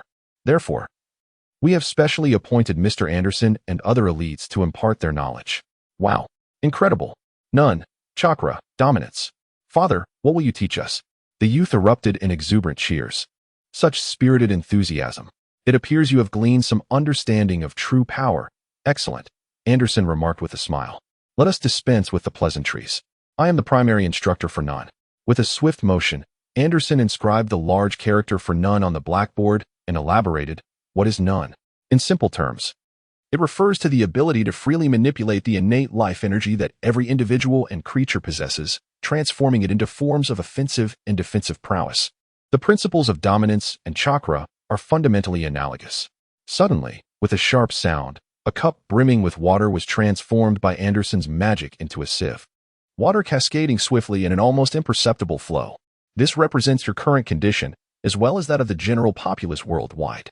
All are unconsciously losing their faint life energy, yet remain oblivious to it, Anderson continued. "And how does one perceive this life energy and subsequently manipulate it freely?" he queried. "For this dormant power within most individuals remains untouched throughout their lives." After a brief pause, Anderson asked, the child with their hand raised, "Do you have a question?" "Father, I wish to first witness your nun for a more intuitive impression," replied his death, known for her direct and decisive nature. Anderson maintained his smile, and with a flick of his wrist, a sharp sword materialized in his palm. "Am I seeing things? How magnificent! A manifested weapon," the students whispered among themselves. However, Esteth felt a wave of disappointment and retorted, "Please, something more intuitive. If one does not love the Lord, this individual may be cursed, and the Lord shall indeed come." Amen. With this biblical quote, his gentle smile was abruptly replaced by a menacing visage, and a terrifying aura emanated from Anderson, reminiscent of a raging tempest. "Sit tight, children," he commanded. In an instant, the youth fell silent, a cold sweat cascading down their backs. As an inescapable thought took root in their minds, failing to sit would surely result in death. His death, standing, was acutely aware of the gravity of the situation. Having borne the brunt of Anderson's focus, she refused to sit, instinctively retreating like a small female leopard, seeking to create distance. Yes, a battle was imminent. She was ready to fight. However, Anderson's aura relentlessly pursued his death like a maggot clinging to bone. To possess the ability to wield one's thoughts, and to lack it represent two distinct degrees of existence. Have you grasped this? Anderson restrained his aura, reverting to the image of a gentle priest. A collective sigh of relief escaped everyone. Yet, suddenly, a thunderous roar erupted. A tempestuous and domineering aura, even more ferocious than Anderson's, erupted around his death, as black and crimson arcs crackled and danced, instantly unleashing a tsunami of chaos. What? The scene descended into pandemonium, with countless individuals foaming at the mouth and collapsing to the ground. The color of a conqueror? This child is a monster. Has he awakened his hidden supreme talent under extreme pressure? Remarkable little rascal. The instructors were taken aback, though the element of surprise outweighed their shock. "I harbor no ill intentions, child. Remain calm." Observing the fainted individuals around him, Anderson sighed. "Violence is not permitted against comrades. It is only permissible against heretics." Chapter 15. The initial experience of thought. Little bread? Little bread. Tornado's crisp, youthful voice called for attention, yet the only response was a hollow, lifeless gaze. Igniting her frustration, "What nonsense are you spouting? I've been calling you for ages. Honestly, you rude fool with your ears locked. Simpleton. Golden-haired oaf." Brett rolled his eyes and exclaimed, "You are far too noisy, Tornado. Please be quiet. I am preoccupied with my training." "Quiet? Impossible. Absolutely out of the question. Who told you to ignore me?" With arms crossed and a defiant stance, Tornado held her head high at a 45-degree angle, embodying a haughty demeanor. However, she soon cast a sidelong glance, muttering, "Unless, of course, there is high milk involved. Listen well. I am not in pursuit of height, nor do I have any fondness for milk. This is simply a sincere apology for your disregard. Braid, with both hands extended. He offered milk to the formidable figure before him, and Braid sank into contemplation, pondering the essence of Nien. Despite experiencing some turbulence earlier in the day, in the afternoon, Anderson successfully conducted a preliminary lesson on this concept. A few hours prior, he addressed the children, encouraging them to gather their spirits and embark anew on the path to discovering true strength. Having shed his clerical robes, Anderson donned a dark shirt, exuding a warm demeanor as he proclaimed, "I have elucidated what Nien truly is. Now, how shall we learn it? There are two approaches, self-study or seeking the assistance of others for enforced learning. The latter underscores the precedence of mastering Nien over acquiring the skills of dominance and chakra, as the latter cannot be compelled. Enforced learning with external assistance? This insinuates that one need not expend the arduous time. I refuse to believe in the existence of a free lunch." Silence. You disturb my thoughts. The mere mention of enforced learning options ignited fervent discussions among the youth. "Do not rush, children. Allow me to finish," Anderson calmly interjected, gesturing for quietude among the students. The four major components of Burn are point, tongue, refinement, and manifestation. Let us first discuss self-study of Nien. The persistent physical training and combat you engage in daily is, in essence, a form of self-learning Nien. By strengthening your bodies, you harness the latent power within. However, this alone is insufficient. You must also fortify your spirit to amplify your inherent potential. Ultimately, the synergy of physical strength and spiritual prowess leads to a harmonious dominance of the spirit over the body, allowing you to genuinely awaken and experience life energy. Methods to enhance the body are well known, but how does one fortify the spirit? This may elude the understanding of the general populace, and thus we must rely on Burn. Burn signifies the fiery determination of the mind, embodying the resolve to strengthen the spirit. It can be divided into four major components: focusing the mind to center oneself, introspection, establishing goals, articulating thoughts into words, enhancing personal will, and ultimately translating will into action. After a brief pause, he continued, "Some of you may not grasp this yet, and that's perfectly fine. I, too, found myself bewildered when I first heard my instructor's explanations in my youth." Anderson chuckled, "Allow me to demonstrate. I shall concentrate with the intent to eliminate you. However, fear not, and do not overreact, especially you, Esters." The young ones erupted in laughter at Anderson's jest, holding a Bible in one hand and resting the other upon it. Anderson closed his eyes. Point, center the mind, focus inward, and attain tranquility. Tongue, during the point phase, let the images conjured in your mind manifest into words. That phrase, whether silently or vocally expressed, is, "I shall eliminate you." As soon as Anderson opened his eyes, an unsettling sensation swiftly enveloped the students. This feeling of unease expanded infinitely, causing many to tremble with apprehension. Just moments ago, they had experienced the essence of Nin. Anderson oscillated between a terrifying demeanor and a cheerful smile for what seemed like the umpteenth time. In other words, if one possesses sufficient willpower, thoughts can be transformed into action. The youths pondered in disbelief. Is he insane? Utterly terrifying. Enough. Anderson clapped his hands. The lesson on Nun is temporarily suspended. What? You haven't even shared the secrets of forcibly learning Nin with us. The students exclaimed, anxiously tugging at their ears. This method of accepting assistance to forcibly learn Nun is not orthodox. You are at a stage of rapid mental growth, where awakening your life energy is most accessible. So I implore you to endeavor to learn independently. Anderson reflected, then continued, I have encountered many exceptionally gifted children who, under the right conditions, engaged with Nun and awakened their life energy within a week or a few weeks. It's truly remarkable. You must also strive to achieve this. Father? Tornado raised her hand and inquired, what if a person's life energy is innately in a state of explosive overflow? The crowd murmured in curiosity. I accept a special half-year appointment at the academy, and if any of you awaken your life energy, I am willing to provide individual instruction.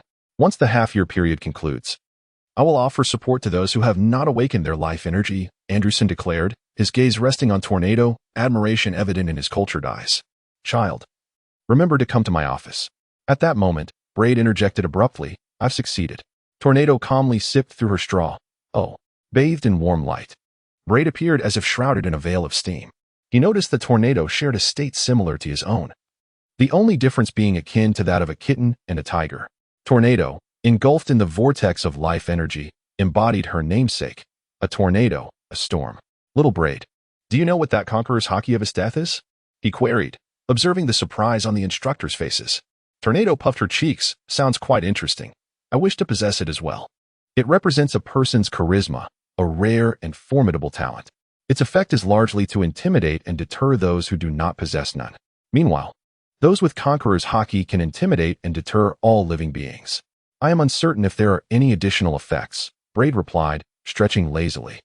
I wish to seek out Father Anderson. Will you accompany me? Absolutely. Tornado responded decisively. Braid cast a glance at the restless girl, encouraging her. You can do it, Joanna. Chapter 16. The mystery of the tornado's height. In the office of the instructor group, Father Anderson posed a question. Which student do you think will be the first to enter? Gotsi, savoring his cup of coffee and feeling rather idle, chimed in casually. As Anderson adjusted his glasses, squinting through his blurred vision, he replied with a smile, You are far more acquainted with them than I am, given that this is my first encounter. So, who do you think will be the first to step through the door? Excluding the green-haired girl, who has been kissed by God on the forehead, she is undoubtedly one of the most astonishing sights I have encountered in nearly 40 years. Even the annual water god tsunami near Justice Island pales in comparison to her presence. I would even dare to acknowledge her as a divine child, an angel, Anderson added. The tornado is indeed exaggerated. Gotsi shook his head in disagreement, then confidently asserted, Isteth, I believe Isteth will be the first to enter. Anyone who questions the resolve of one blessed with the conqueror's hockey must be out of their mind. Furthermore, her innate lineage from the Barutus clan and her relentless efforts to cultivate her formidable physique render awakening her life energy a trivial task. Anderson donned his glasses. The Barutus clan? The fierce race surviving in the desolate icy plains of the far north, known for hunting dangerously powerful magical beasts? Precisely. She is the little princess of the Barutus clan, Gotsi replied with a sense of pride. In the future, she will undoubtedly be a member of the Holy Shield. Anderson nodded slowly, sighing with empathy, another unfortunate child. Indeed, Gotsi echoed the sentiment with a sigh. Those despicable scoundrels of the Phantom Troop are truly reckless. They do not hesitate to rob anyone they set their sights on. A few years ago, they targeted the Barutus clan, and thanks to their desperate resistance, though they paid a heavy price, only Isteth remains. Yet, even the Phantom Troop, when faced with formidable opponents, has suffered grievously, and now they barely cling to existence. No longer capable of wreaking havoc in the world. What a relief. Eradicating evil is paramount, especially organizations like the Phantom Troop that have a legacy of crime. Who knows if anyone will inherit their will and raise the banner of the Phantom Troop again? Bill interjected, a troublesome bunch indeed. Returning to the matter at hand. You have yet to answer my question, Father Anderson, Gotsi pressed. Brett Heyman, Anderson replied with a smile. Gotsi's immediate reaction was, You know him? As you may know, Brett is Rasky's nephew. Anderson continued, another pitiful child. His parents were elite scientists in the scientific corps, but met with an unfortunate fate.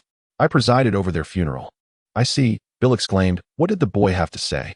Mature and excessively composed, the occasional meeting of his gaze sends shivers down my spine. You must have been frightened by his sleepwalking. Ha ha ha, the instructors jested. To prevent Bill from secretly sneaking into his room at night to hypnotize himself, Brad deliberately refrained from sleep for a week, waiting for Bill to appear with a knife before finally resting. Ultimately, the instructor team unanimously concluded that he was afflicted with somnambulism. In consideration of Bill's safety, they decided to temporarily halt Brad's hypnotic endeavors. Why Brad, though? Millard, the little rascal from the O'Burge family, possesses immense potential as well, Gotsi pondered. Anderson opened the Bible, preparing to read, and remarked, I am not familiar with which child Millard is. I actually believe Estes would be the first to enter, but I wish for an added anticipation. Wouldn't that be delightful? Of course, the most beautiful scene would be their simultaneous entry. Is this the hope of the elder for the younger generation? Gotsi wholeheartedly agreed. You are absolutely right. The more talent there is, the better. Only then can the righteous fist truly crush the heads of the wicked. Before he could finish speaking, there came a symbolic 3 knocks. Thud, thud, thud. The door was unceremoniously pushed open. Tornado entered with a lively step. Brad appeared somewhat awkward, and beside him stood the expressionless Estes. Anderson closed the Bible he had just opened, visibly delighted, and exclaimed, That light is the true light, illuminating all who are born into this world. Amen. To think that while awakening the life force, one could also comprehend and utilize the concept of entanglement. What? Look. This. What an extraordinary gift. A genius, no. An unprecedented prodigy in the nearly 800-year history of cipher pole. Shocked, trembling, and horrified, all the instructors widened their eyes in astonishment, their minds reeling.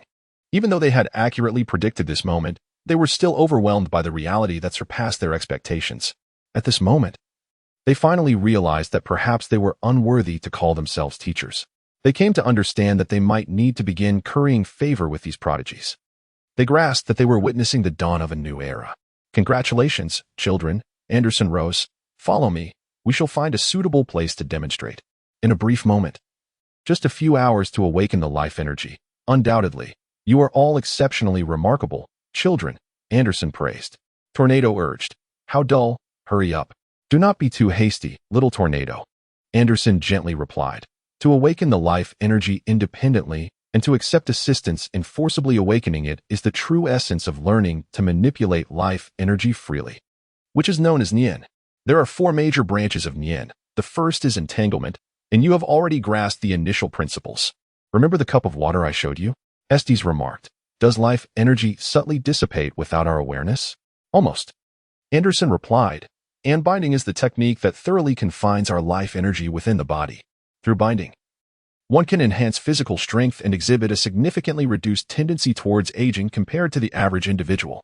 Brett raised an eyebrow. Is the essence of life, to some extent, equivalent to longevity? Indeed, young Brett. Anderson did not blame Brett for the rude interruption. Tornado, however, spoke with caution, hesitatingly inquiring. Will it, perhaps, affect growth? After careful consideration, Anderson replied, I believe an ordinary person would not be affected. The essence of life guarantees that energy is not wasted. It signifies that it is not squandered frivolously. In the future, when you engage in battles and hone your skills, utilizing powers such as thoughts, domineering presence, and chakra, all constitute acts of releasing life energy, thus creating a cycle of gain and loss. He shifted the topic.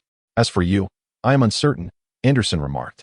This is the first time I have encountered someone whose life energy is so vast, seemingly inexhaustible, especially since you have long understood the essence. The crisp sound of a snap echoed, reminiscent of a heart shattering. Tornado, Chapter 17. Did we not agree to grow taller together? When God closes one door, He surely opens another window. Conversely, when God opens a window for you, He must close another door. The life circumstances of others. God Himself has constructed for you a grand seaside villa, filled with countless doors and windows, allowing you to open and close them at will. Tornado's life circumstances. Yet, while Tornado was playing near the doors and windows, she accidentally broke the handle of a door or window, aptly named height. Indeed, it was not God who deprived Tornado of her height, for God adored her too much, unable to bear even the slightest grievance towards His illegitimate daughter. It was Tornado herself who unconsciously deprived herself of her height. Upon discovering the truth, Tornado was heartbroken. Look, little Brett, he is so tall. Please, Tornado. He is a giant. I want to grow tall, like an adult, to take care of Fubuki. You will, do not worry. Your developmental cycle is simply longer, which may not be a bad thing. It means you will retain your youth. While others appear 10 at 10, you will also look 10. Even when others reach 20, you will still resemble a 10-year-old. When they reach 30 or even 40, you will still appear 10. Wow, are you saying I am short? I did not say that. The weeping Tornado was indeed formidable, unreasonable and capricious, incessantly noisy, especially with her vibrant spirit. Braid's heart was weary.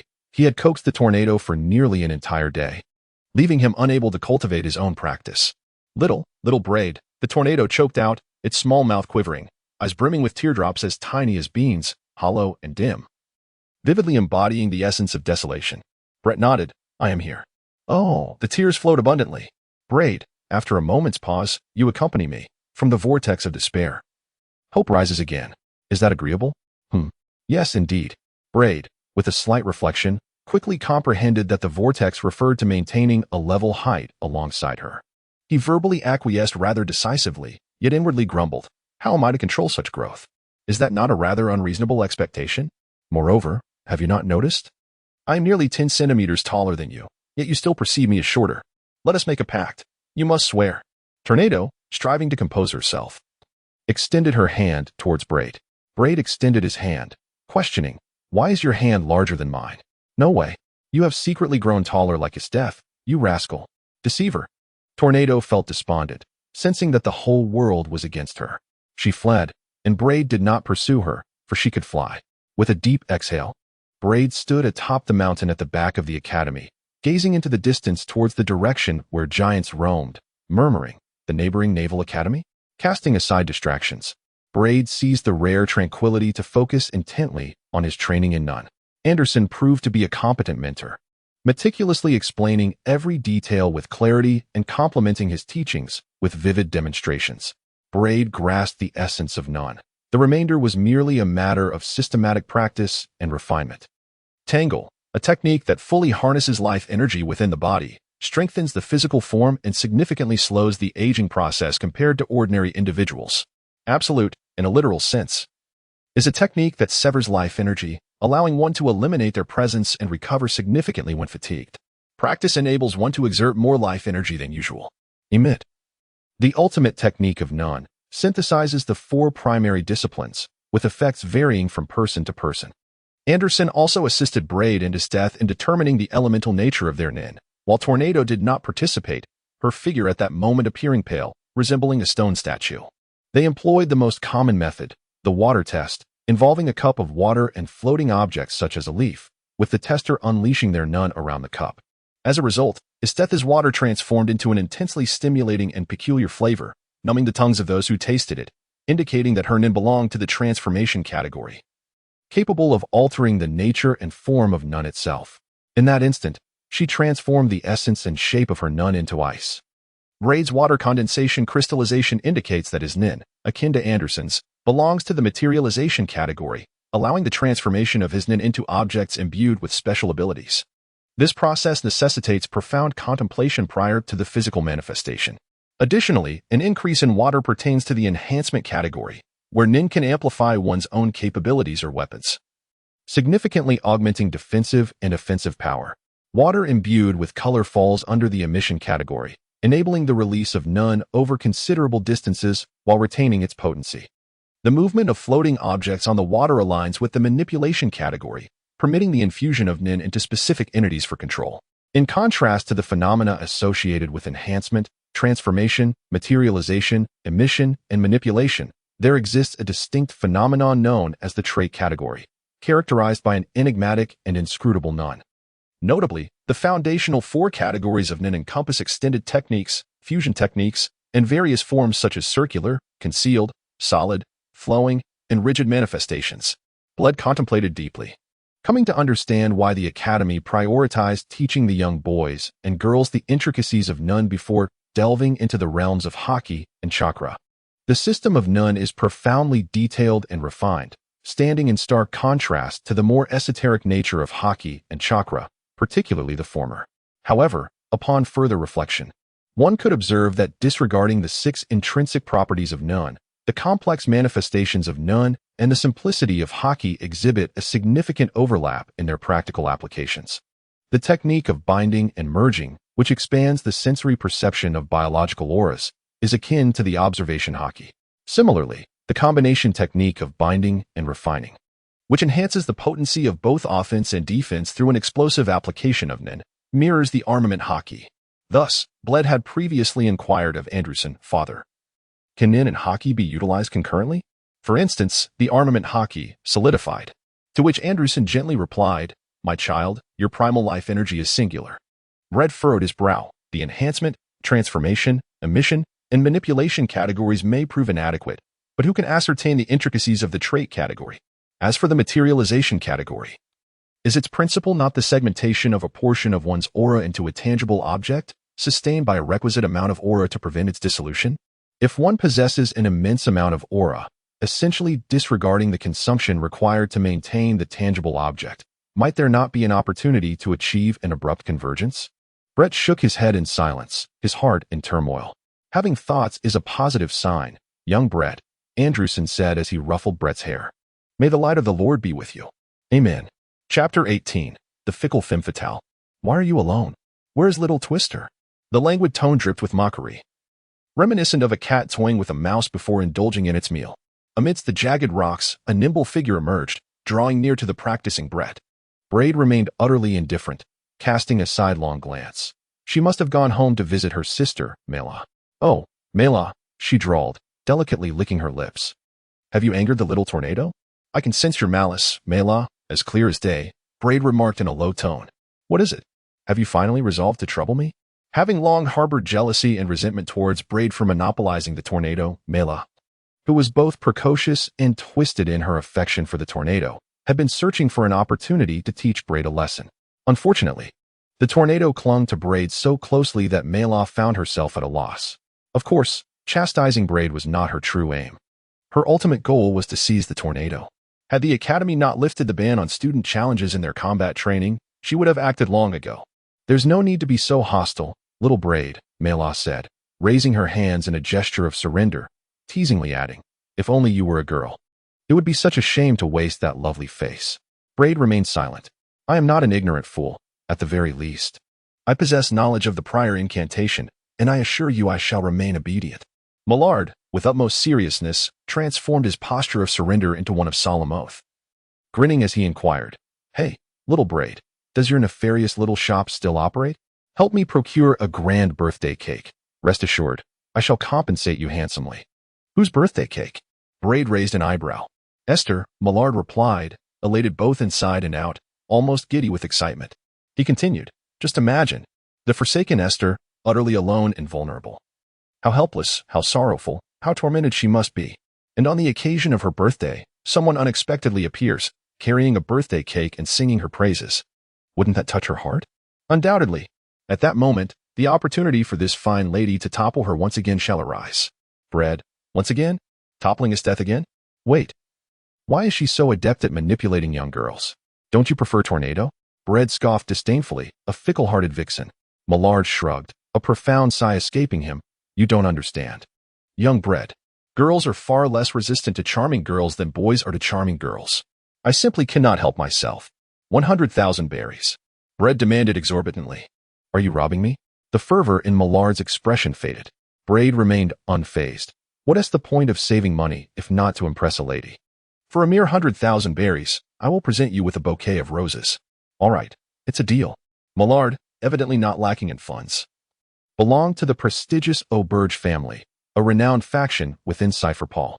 As Millard departed, humming a tune, Braid stroked his smooth chin, not out of mere gossip, but out of pure curiosity regarding how Millard managed to conquer the icy queen of the S-class, Asthis. Indeed, it was mere curiosity.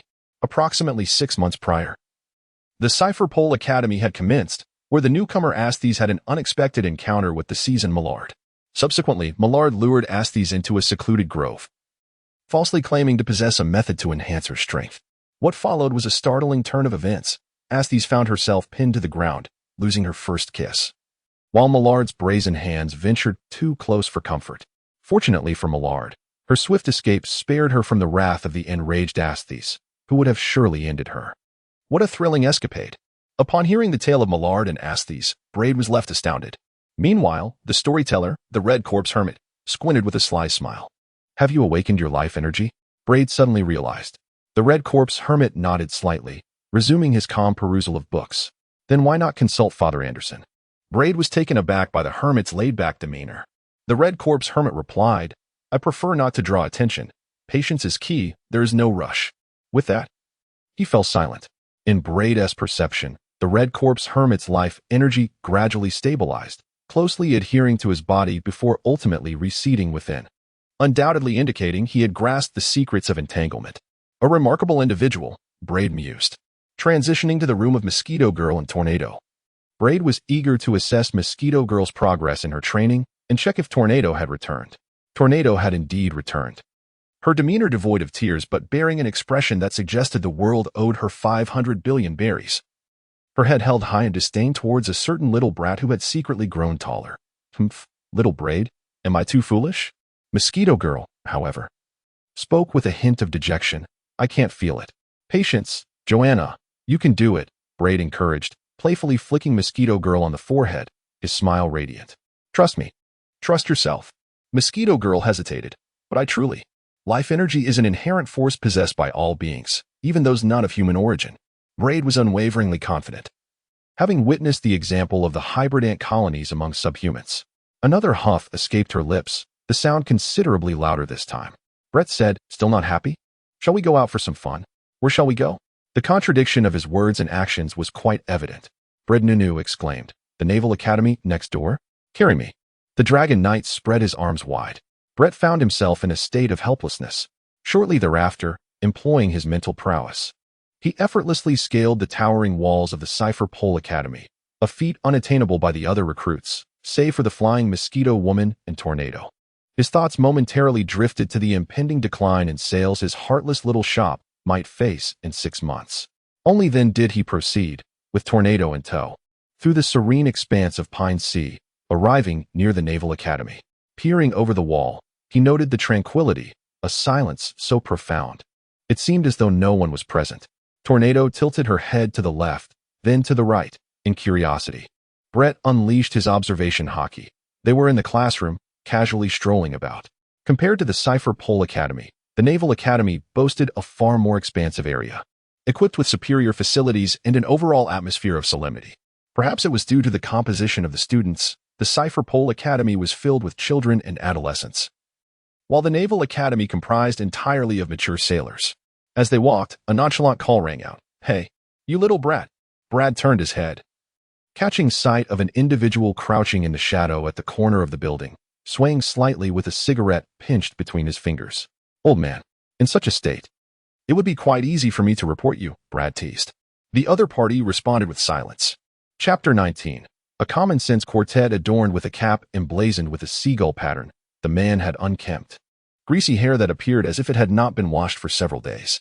His high cheekbones and the tea-colored sunglasses perched upon his nose accentuated the peculiar curvature of his lips, further highlighting the disproportionate features of his face, lending him an inexplicable comedic charm akin to a character who wouldn't survive a minute in a film. Yet, this was Borsalino, codenamed Kizaru, one of the absolute genius anomalies within the Navy Academy, the naval system, and indeed, all departments under the auspices of the world government. However, genius often treads a path of individuality. For reasons unknown, Borsalino had recently been expelled from class by the newly appointed chief instructor at the Navy Academy, relegated to a corner of the teaching building for a timeout. Bored, he noticed Brad and Tornado, and with a playful spirit, decided to tease the child.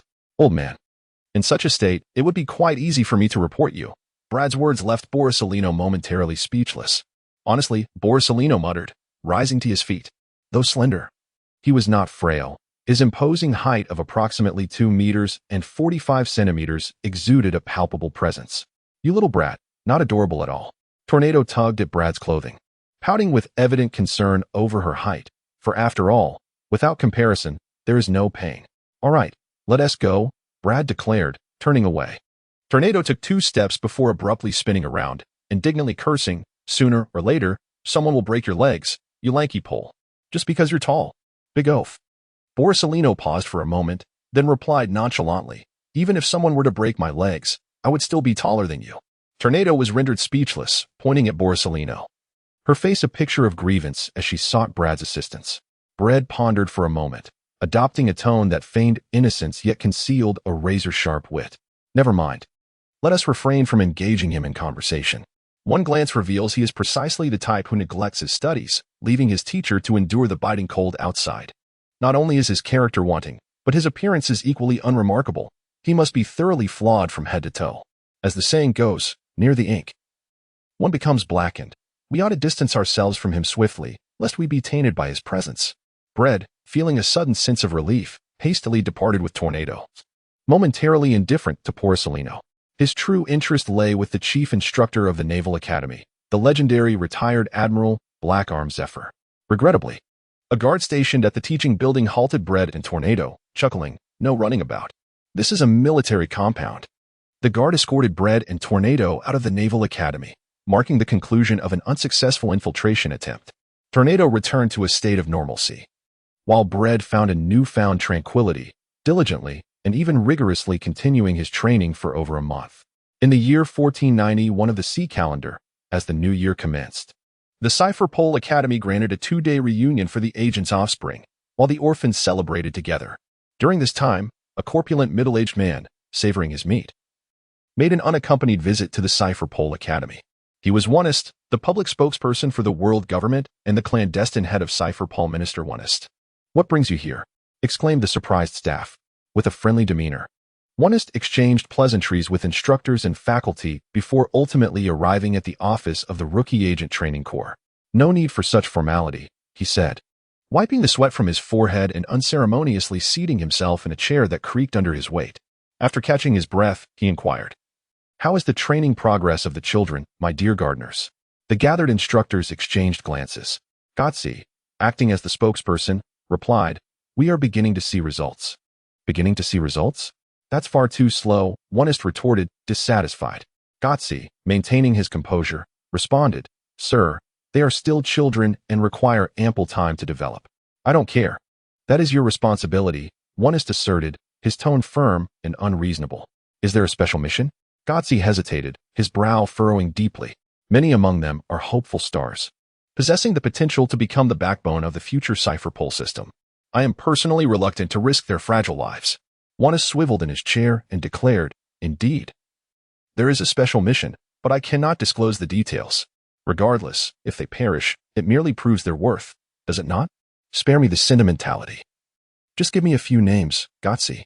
In 6 months, I will personally deliver them to you for your instructions." Gotsi attempted to dissuade Oneist from his intentions, stating, "They still have much training to complete, including aspects of loyalty." Oneist shook his head. "Time waits for no one, Gotsi. This is an order. You cannot negotiate."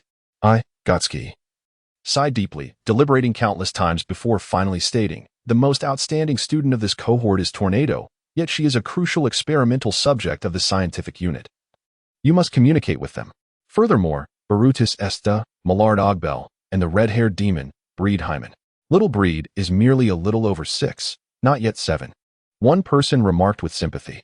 Gotski, visibly agitated, replied, "But the other children haven't even mastered their reading." Amusingly, Oneist laughed and waved his hand, saying, "No need to be so worked up. I understand your sentiments. They are the fruits of your labor and nurturing. Moreover, as the highest authority of Cipher Pole, I too do not wish to be left with no capable subordinates in the future. If they are truly as exceptional as you claim, you know I am not a miser. I shall provide them with better conditions for growth." On January 3rd, Esta, Millard, the red-haired demon, and Breed formed a 4-member team. Although a conventional 4-member team typically consists of 5 individuals, with Mosquito Girl counted as Breed's personal combat strength. Meanwhile, Tornado faced an onslaught of drool from the scientists of the scientific unit demanding her attention. The incident occurred abruptly, leaving Breed with only enough time to leave a letter for Tornado. Chapter 20. True Love Between Same Sex.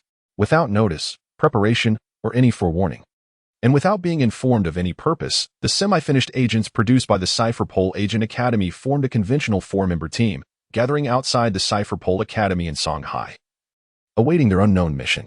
The wind howled and rustled through the pine forest. Gazing at the scenery, Breed suddenly remarked, "Look closely. We may not have such an opportunity again." "What makes you say that?" Esta inquired. The silence that followed marked the formal breaking of the atmosphere, stemming from each other's discord or unfamiliarity. Primarily referring to the unconventional Esta and Teddy's infatuation with beautiful girls, contrasted with Millard's disdain for boys, regardless of their looks, likening them to garbage collectors. Brett shares a harmonious relationship with the enigmatic red corpse and the alluring mosquito woman, who is utterly devoted to him. We are but unripe fruits. Had it not been for the farmer's urgent need or perhaps a guest request, how could the farmer bear to harvest us? Brett implies that once we officially enter the ranks of agents, we shall never have a moment to complete our tasks. Esther languidly crossed her legs, a playful smile gracing her lips as she expressed her anticipation. "Oh, I see. Just when I was growing weary of the academy, I yearned for the exhilarating thrill of battle and the taste of blood." In an instant, the atmosphere shifted. "Hee, how delightful." Millard, with her infatuated demeanor, followed suit. Her languidly beautiful face flushed with an unhealthy, twisted crimson, exuding a sense of lewdness that betrayed the unspeakable thoughts lurking within her mind. A chilling breeze swept through as a shard of ice erupted from Esther's fingertips, piercing Millard's neck. With an icy demeanor, Esther warned, "You would do well to temper your behavior, Millard. Do not underestimate my intellect. I comprehend the implications of your past actions, and I could easily eliminate you at any moment. Yet, you will eventually grasp the truth. True love exists between the same sex. While relationships with the opposite sex are merely for procreation, I await your enlightenment.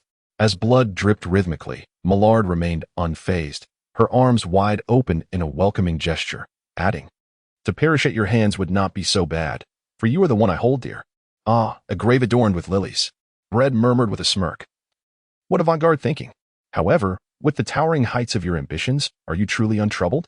Energetic and lively, Ernest appeared breathless, his substantial frame hastily seeking refuge in the shade of the pavilion, as if gasping for breath. "Greetings, children. I am the esteemed chief of Cypherpole, Ernest. You may address me as Chief, Minister Ernest, or any other title you prefer." "Indeed, Commander," Bradwin replied. "However, I kindly ask that you refrain from excessive pretense. Given your prowess, it is unlikely that a mere walk would exhaust you." Ha. Ernest chuckled, his earlier fatigue and weakness dissipating. "You possess keen perception. You must be Brad Heyman, the youngest of the brood?" Braid nodded. "You are the Red Corpse dweller, Brutus Estes, Millardo Burge, and oneist, named one by one," he said, his gaze lingering on the mosquito woman, a super dangerous species of subhuman. Has O'Burge transcended the barriers of other medium to large insect super dangers that are uncontrollable? While staunchly tending to his own wounds, Millard indirectly responded, "She has a name, Joanna Heyman." Oneist, as if struck by a revelation, met Braid's scornful gaze. The message conveyed with utmost clarity, "I do not believe you summoned us without thoroughly investigating our backgrounds." A hearty laugh masked the awkwardness, and Oneist adopted a serious demeanor, stating, "Let me pose a question to you. Are you familiar with the Hunter Association? This grassroots organization, established by professionals engaged in the excavation of ancient relics, provision of mercenary protection, pursuit of bounty criminals, and exploration of untamed territories, boasts a history spanning over 7 centuries, nearly parallel to the existence of the government itself. Its considerable scale leads many to perceive it as a balancing force among the 3 dominant powers, the government, pirates, and the nation." Millard, hailing from a distinguished lineage within the Cypherpole system, casually remarked, "The government has always maintained an ambiguous relationship with the Hunter Association, oscillating between suppression and collaboration. Much like a bashful girl in love, if you like her, just go for it. Dare to refuse, and you'll face consequences." The crowd responded with a collective cough. Brad coughed, interrupting Millard's ramblings. Oneist chuckled, "What a vivid description. Enough with the trivialities. What is the nature of our task?" Asta interjected impatiently. Oneist, undeterred by her demeanor, continued with a smile, "Impetuous youth, this won't do. In any case, the government's stance towards the Hunters Association is one of suppression. After a few years of compliance, they have begun to probe the government's limits, investigating the forbidden historical monument known as the Blank Century. Therefore, your mission is to infiltrate the Hunters Association and gather evidence of their transgressions. The Hunters Association's licensing examination is approaching. Is that the reason for your urgency?" The usually silent Red Corpse concealer remarked. Oneist snapped his fingers. "Bingo." He elaborated. "Infiltrating the Hunters Association is ill-suited for renowned agents, as well as most operatives who have completed their training at the Academy. They carry the shadow of Cypherpole, making them easily detectable by the Hunters Association. Conversely, those lacking in ability cannot qualify for the licensing exam. Hence, I have chosen you." Finally, Oneist left behind 4 documents, instructing the youths to act independently and refrain from sharing information before irresponsibly taking his leave. They exchanged glances. "A liar replete with deceit," Asa scoffed. Brad concurred with his death, perhaps in a more subtle manner. "I suppose this is what we refer to as a spy." One could sense that Ernest was concealing something, and not merely to a trivial extent, yet Brad remained oblivious to the truth. The Hunter Association convened, as the Red Dead's hidden agents took the initiative. Brad is also not one to dawdle. He acts swiftly. Brad tore open the document, revealing an address, 2 photographs, and a dossier. West C. O'Hara. Archaeologists, the Nichols. How curious fate is. Brad tilted his head, cradling the face of the mosquito woman as she bent down, as if toying with a pet puppy. "What do you think?" Joanna, lacking a full spectrum of human emotions, simply smiled vacantly, understanding only that Brad's joy brought her joy, and his displeasure brought her sorrow. Chapter 21. Kimfulis, a towering chasm reaching into the clouds, flanked by 2 bizarre, constant, windless climatic zones, intersect in a cruciform pattern encircling the globe. Thus, the world is divided into 6 major tectonic plates, 4 seas and 1 landmass. The landmass is that very chasm, the red Earth continent. The 2 peculiar Windless climatic zones extend parallel to each other, with the central region commonly known as the Great Sea Route. The four seas comprise the Red Earth continent and the four vast oceans delineated by the Great Sea Route: the East Sea, South Sea, West Sea, and North Sea. Mare Geos is situated on the Red Earth continent, at one of the intersections of the windless zones, thus bordering the West Sea. To reach the West Sea, one need only board a westbound train, traversing horizontally to avoid the perilous Great Sea Route at either end below, before transferring to a vessel bound directly for a location in the West Sea.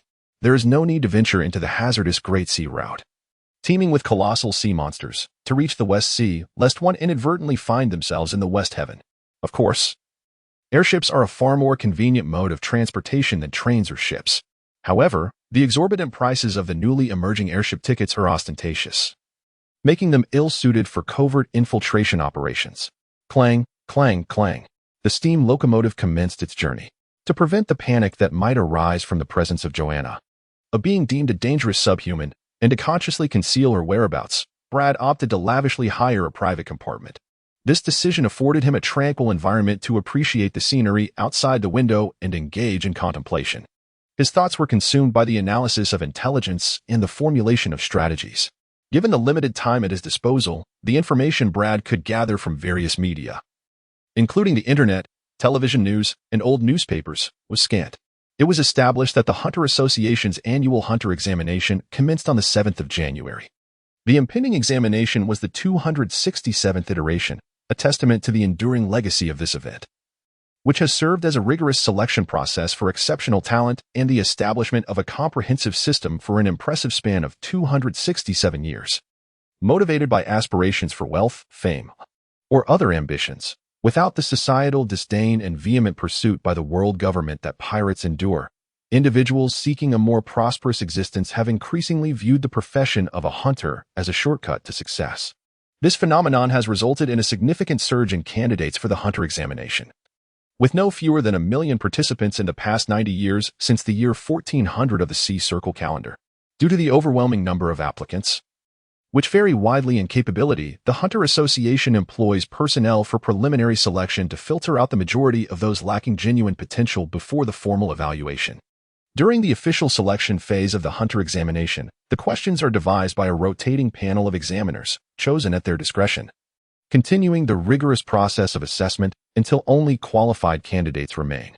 The locations for registration and the trial sites for the Hunter examination also change annually. However, the former typically comprises around 40 to 50 venues, generally distributed across the four seas, while the latter is confined to a singular site, typically the Grand Line. The address obtained by Braid indicates that West Sea O'Hara is the registration location for the Hunter examination. Braid harbors a profound curiosity regarding the Hunter Association, an unruly entity that remains unregulated. He wonders why the world government did not eliminate it during its nascent stages. Furthermore, he questions why there has been no attempt to curtail the growth and expansion of the Hunter Association, including its principles and the very essence of what it means to be a hunter. Regrettably, Braid stands at a low vantage point, lacking the requisite qualifications to comprehend the secrets. As for devising a strategy to pass the Hunter examination, Braid deliberates, concluding that he must take one step at a time, as there are far too many uncertainties. Braid? Mosquito Girl fiddled with the robe enveloping her, playfully making a face. Boo. Bredwin reclined against the firm, elongated legs of the Mosquito Woman, extending his hand to gently twirl his fingers upon her crimson lips. It seems the time has come to nourish you once more. The Mosquito Woman hesitated, gazing at Bredwin, awaiting his approval before delicately enveloping his fingers with her mouth. She cautiously pierced the skin, drawing forth his essence, and ultimately licked away the remnants of blood from his fingers with tender care. Bred's pale visage appeared increasingly wan, evoking in the Mosquito Woman, who was enamored with the taste of his blood, a sense of guilt akin to that of a wayward child, her cheeks flushing a deep crimson in embarrassment. On January 3rd, the train transformed into a riverboat. By the morning of January 7th, a lush, verdant island emerged, dominated by a towering tree that occupied nearly half of its expanse, standing resolutely against the wind. O'Hara had arrived. The dock was already teeming with a throng of individuals eager to register for the Hunter examination. So small, while undeniably adorable, how old could he possibly be? He might very well set the record for the youngest participant in the Hunter examination. Perhaps he is even a little person. The crowd scrutinized Brett with unabashed curiosity. Engaging in animated chatter, Brett sees the individual who had dared to speak disrespectfully, defending the reputation of the Mosquito Woman, and quietly made his way toward the Tree of Knowledge. Arriving at this archaeological sanctuary, home to the greatest scholars and the largest library in the world, it would indeed be a pity not to immerse oneself in the ambience of knowledge. Do not concern yourself, Joanna. Elephants never bother with the ants beneath their feet, Brett remarked, his smile as delightful as a gentle spring breeze calming the Mosquito Woman's agitation. The Mosquito Woman puffed her cheeks, stubbornly declaring, Joanna must protect Brett. A sudden pause ensued. Braid squinted into the distance, observing a solitary dark-haired youth standing atop a hill, facing the sunrise in the east. Kim Furlise? Braid murmured. Mosquito Girl glanced down at Braid, inquiring, what's the matter? Nothing. My intuition tells me that fellow is quite intriguing, Braid replied. Mosquito Girl responded with surprise. Ah. A handsome face is commonplace, but an interesting soul is rare. Braid playfully ruffled Mosquito Girl's hair in irritation, stating, you don't understand. Mosquito Girl smiled dreamily. Without engaging Kim, Braid ventured into the town of O'Hara for breakfast and indulged in some reading. By midday, a cargo ship hired by the Hunter Association appeared, calling all registered hunters for testing to fill out their forms before boarding. Interestingly, Braid brought Mosquito Girl aboard, securing a spot at the very front of the deck. Kim also took a liking to this secluded position, her lively eyes occasionally glancing over, shyly averting her gaze upon meeting Braid's eyes, feigning nonchalance. Brett extended an invitation through his body language. Jean hesitated repeatedly, approaching slowly, his nerves causing him to stammer, Why, you all right? Hello, I am Brett, and this is Joanna. Thus, Brett introduced himself. That was it. Brett's original intention was to guide Jean in self-introduction, but alas, Jean resembled a block of wood. What is your name? Brett added helplessly. Jean suddenly came to his senses and awkwardly replied, Jean Fulisai, from Shihai Whale Island. Chapter 22. May I take you as my mentor? The cargo ship was vast, boasting a weight and displacement ranking among the world's elite, yet accommodating 20,000 people rendered it uncomfortably cramped. The drastic reduction in personal space led to a crowded atmosphere. Some individuals, upon meeting by chance, forged friendships, while others developed mutual disdain and conflict. Laughter, curses, friendly banter, and rowdy brawls frequently erupted, all contributing to an overarching chaos that the ship's captain, a preliminary selection examiner employed by the Hunters Association, paid no heed to, allowing the disintegration of order to run rampant. Not only did the clash of diverse personalities create turmoil, but life aboard the vessel was equally dire, as basic necessities for the 20,000, eating, drinking, relieving themselves, and sleeping, were grossly unprovided for. While some hoped to consult the captain or inquire with the sailors on how to navigate their predicament, the captain remained sequestered in his quarters, and the sailors, weary of inquiries, brusquely retorted for others to resolve their own issues. The first stage of elimination had long commenced. Only fools remained entangled in trivialities. As Brad speculated, by the time he boarded the cargo ship, the first phase of the elimination rounds had likely commenced. The challenge seemed designed to assess the endurance of those participating in the Hunter trials, evaluating their preparedness for impending crises such as water shortages or food scarcity. This premise aligned perfectly with the intentions of a seasoned cargo ship captain who had traversed the vast oceans for years, enduring countless monotonous days. The taciturn Jean cast a glance at Brad and murmured, You certainly don't resemble a child. You aren't much older than I am. Brad chuckled softly. Brad sensed the constraints surrounding Jean, as if he were timid and bashful. Furthermore, Jean exhibited an extraordinary maturity and a meticulous mind, far beyond what one would typically expect from a mere 12-year-old. Thus, their exchanges were marked by intermittent and somewhat cautious communication. Although Brett harbored a curiosity about Jean, he felt compelled to tread carefully, avoiding any missteps that might reveal the truths he wished to keep hidden. However, trouble often arrives uninvited. Hey, little one. Your seat seems quite comfortable. How about letting me, your elder, take a seat? Indeed. After all, there's no way kids like you could pass the Hunter exam. You might as well relinquish your spot to someone capable of succeeding in the test and conserve your energy. Be good now, and Uncle will give you some candy. A group of tall, robust individuals clad in matching uniforms, muscle-bound men from various boxing gyms and dojos, strode onto the deck, their demeanor a mix of mockery and intimidation. Seeking death, the Mosquito Woman ground her teeth, impulsively contemplating severing her adversary's head. Braid extended his hand to halt the Mosquito Woman, a smile playing upon his lips as he remarked, "Very well, if you stand before me, I shall concede the position to those among you capable of passing the hunter's test." He placed significant emphasis on the phrase capable of passing the hunter's test, and his expression made the underlying sarcasm unmistakable. Did this insolent brat look down upon us? Stand before you? I fear you may falter soon. Confronted by the towering figures of the muscular men, Braid shifted the mosquito woman's arm, his fingers deftly curling.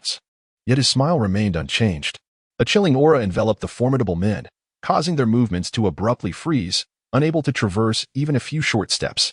An ominous thought surged within their minds. They were doomed. Run. Run, you fools. A monster. This nefarious being is too terrifying. After a few tense seconds, the muscular men surged forward in a frantic rush, drawing the attention of countless onlookers. Brett examined his hands thoughtfully, contemplating their utility. "What is it?" inquired the blonde. His intuition remarkably sharp. "Do not even think of claiming that you have accomplished nothing." Brad blinked, pondering the concept of thought. Thought? Jin's inquisitive eyes shimmered with a thirst for knowledge. Brett pondered. Every individual possesses an innate energy, and the skill to wield this energy freely is known as thought. I hesitated, scratching my head awkwardly for a moment before asking, "May I take you as my mentor?" Brett, there is no need for formal apprenticeship. To be candid, I have yet to become a mentor to anyone, nor am I psychologically prepared to take on that role. Brett tapped his fingers against the ship's railing, contemplating for a prolonged moment, then said, "Take note of this kindness." Jean fueled a sigh. "Perhaps one day I may require your assistance. Perhaps that day will never arrive. Yet, when that day does come, I hope you will recall all that transpires today and strive to aid me." "I shall remember," Jean solemnly pledged. Brett diligently imparted his knowledge of Nin to Jean, including the intricacies of the mosquito woman, while he himself revisited the material. As time flowed steadily by. On the afternoon of January 14th, Jean, possessing remarkable physical prowess and an exceptionally resolute spirit, awakened the life energy within him, marking a full week of training that could only be described as prodigious. Meanwhile, aboard the freighter, the passengers, deprived of sustenance for an entire week and receiving fresh water only every 2 days, faced dire circumstances. Some, unable to endure the hardship, voluntarily withdrew from the hunter exam, escorted away by the escort ships surrounding the freighter.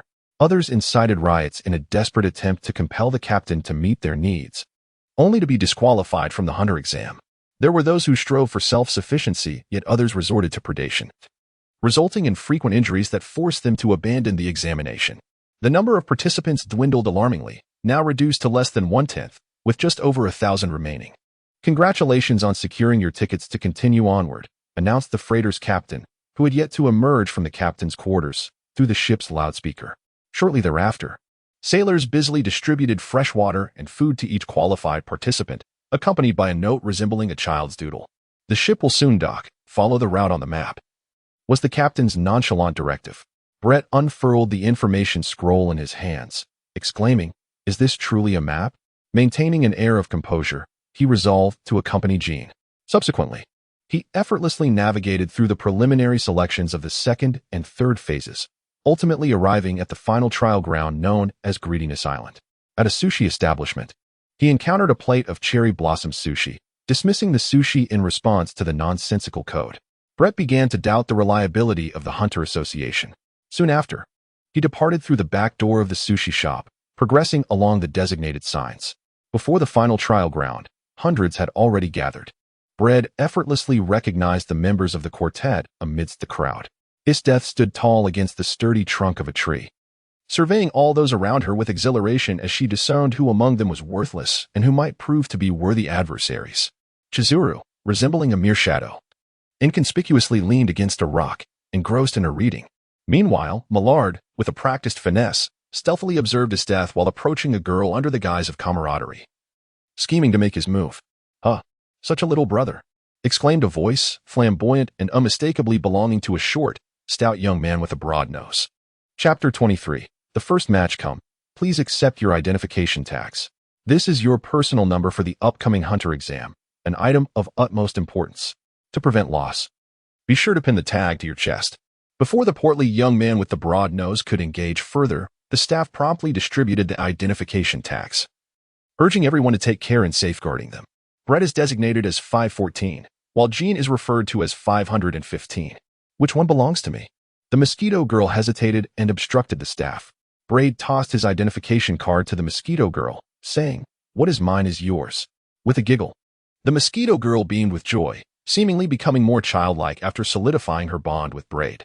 Perhaps it was the newfound reliance that liberated her from the need to maintain a fierce facade? The staff scrutinized the mosquito girl for a moment before silently departing. In truth, he was acquainted with both Braid and the mosquito girl. At the designated registration site for hunter test participants, one is required to complete an application form, which is then transmitted to the headquarters of the Hunter Association by initial screening examiners employed by the association. Consequently, even though the number of applicants for the hunter test is staggering, a few individuals inevitably leave a lasting impression. Braid, who holds the record for the youngest participant in the history of the hunter test, is undoubtedly among them. Especially after declaring on his application that he possesses the ability to control specific magical beasts and that he is already accompanied by a particularly dangerous insect-like subhuman.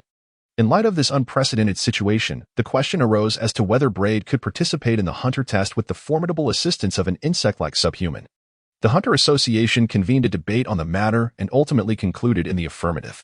Their reasoning was that, similar to other participants who wield knives, firearms, or trained beasts, such assistance constitutes a part of one's personal combat capabilities, rendering the situation fair. "Are you newcomers? You look so young," greeted a short, stout youth with a flat nose. "I'm Dongba. I look forward to working with you." The shy Jean kept his head down, as if he had stumbled upon an ant nest beneath his feet. Brett exchanged a knowing glance with Dongba, his expression a blend of amusement and critique. "Your smile lacks warmth, revealing more of a lewd undertone. The manner of your approach feels forced, lacking in naturalness, and your gaze, it is devoid of sincerity." Dongba scratched his head, unable to conceal his bewilderment and astonishment. Brett waved his hand dismissively, as if shooing away an annoying fly, expressing his impatience. "Return after honing your skills properly, newbie killer Dongba. By the way, how many times have you participated in the hunter exam?" "The 15th, Dongba instinctively replied, immediately sensing the impropriety of his admission. Yet, his inadvertent acknowledgement of his identity only deepened his sense of frustration. Brett nodded and remarked, "Remember to frequently alter your appearance and change your name. Not every newcomer participating in the hunter exam is a fool, easily deceived and naive, without conducting any investigation." Dongba, filled with melancholy, contemplated that his journey as a rookie assassin had likely met with a disastrous fate today. He encountered newcomers in the hunter exam, each more formidable than the last, with the most terrifying being the girl with ice blue hair perched atop a massive tree. Had he not possessed the wisdom to kneel and beg for mercy, he feared that in the unique environment of this island of greed, the grass atop his grave would be nearly 3 feet high. "Wait," Brett called after the dim silhouette of Dongba, his smile radiant. "Shall we have a chat? After all, I find myself rather idle." Dongba replied, "Just a moment." Finding a suitable place to rest, Brett pondered and inquired, "Are you happy?" Dongba responded, momentarily perplexed, before realizing the intent behind Brett's question. He gazed into Brett's eyes, which sparkled with pure curiosity, and without hesitation, he fervently admitted, "Oh, I am exceedingly happy. Surrounded by powerful individuals and perilous circumstances, I observe their behaviors, honing my instinct to perceive danger, thus ensuring my own safety. Furthermore, within the harsh and terrifying trials, I strive to preserve my life while simultaneously appreciating the death spectacles unfolding around me. I even find myself stirring the pot, witnessing firsthand the exhilarating journey of young dreamers, filled with hope, as they plunge from life into the abyss of despair. This thrill is the essence of my existence." It was as if he envisioned a dreary tale of a once hopeful young man, whose dreams had been crushed under the relentless pressure of seasoned participants in the hunter exam, leading to a twisted psyche and a desire for revenge against society. Brett clicked his tongue, for his eyes held no trace of pure curiosity. They were filled instead with mockery and derision. "You dare to toy with me, you impudent brat." Dongba seethed in indignation. With a swift movement, a chill emanated from the sharpness of his demeanor. "Sit down and apologize," commanded the mosquito girl, her scythe-like claws poised threateningly at Dongba's neck. Dongba immediately knelt in deep reverence, exclaiming, "I sincerely apologize. Please forgive my impulsiveness. I am truly sorry." "What a shameless scoundrel," muttered Jean from the sidelines. Brett's voice resonated. "I forgive your impulsiveness, Mr. Dongba. Shall we continue our conversation?" With a tearful and aggrieved nod, Dongba cast a furtive glance at the weapon poised at his neck. Approximately half an hour later, a resounding chime echoed through the air. "I am your examiner for the first trial. Beasley Lin, a beast hunter. Your initial challenge is to traverse the island of Greed and reach the far shore, where you must hunt a beast, regardless of its size. Announced a robust figure resembling a barbarian, wielding a spiked club. Dongba, who had been vexed by Brett's peculiar inquiries, exhaled a sigh of relief, thinking to himself, finally, liberation. That wretched imp, is he a demon? Having participated in hunter trials continuously since the age of 10 for 15 years, Dongba was perhaps unaware of the wealth of information he possessed, such as the character of Isaac Netero, the president of the Hunter Association, and various details about its members, all of which were gleaned amidst Brett's bizarre questions, albeit viewed through Dongba's somewhat limited perspective. What is your assessment of the difficulty of this first trial, Mr. Dongba? Brett stretched lazily, preparing to embark. Dongba, lacking enthusiasm, replied, 10 out of 10. It is the most challenging first trial I have ever encountered in my years of participation. Forget it, Beasley Lin exclaimed, striking his own head with the club. The registration period for the official hunter trials has now closed. We are about to commence the formal trials. Those who wish to participate must be aware that poor luck or inadequate strength could lead to severe injuries or even death. However, those who are resolute in their desire to proceed may now set off. Otherwise, you are dismissed. Having come this far, how could one possibly retreat? Let us depart. Let us depart. The crowd erupted in fervor. Additionally, Beasley Lin interjected, striking his head once more with the club. Due to the excessive number of participants, 3,141, my instructions are to retain approximately 500 for the second trial. Therefore, in this first trial, there is no prohibition against competing for number tags. Those who lose their tags will be deemed eliminated. And only the first 500 to traverse the island of Greed and slay a beast will qualify. The rest will be eliminated. Chapter 24. Life is indeed fragile, let us part ways for now. Gene. Suddenly aware of a sharp gaze directed at him, Brett turned his head to investigate. Among the throng heading towards the depths of the island of Greed, Millard deftly maneuvered, swiftly leading the crowd for a distance before turning to face everyone. With a swift motion, he drew a hand across his delicate neck, then plunged into the dense primordial jungle. You insolent wretch! Arrogant fool!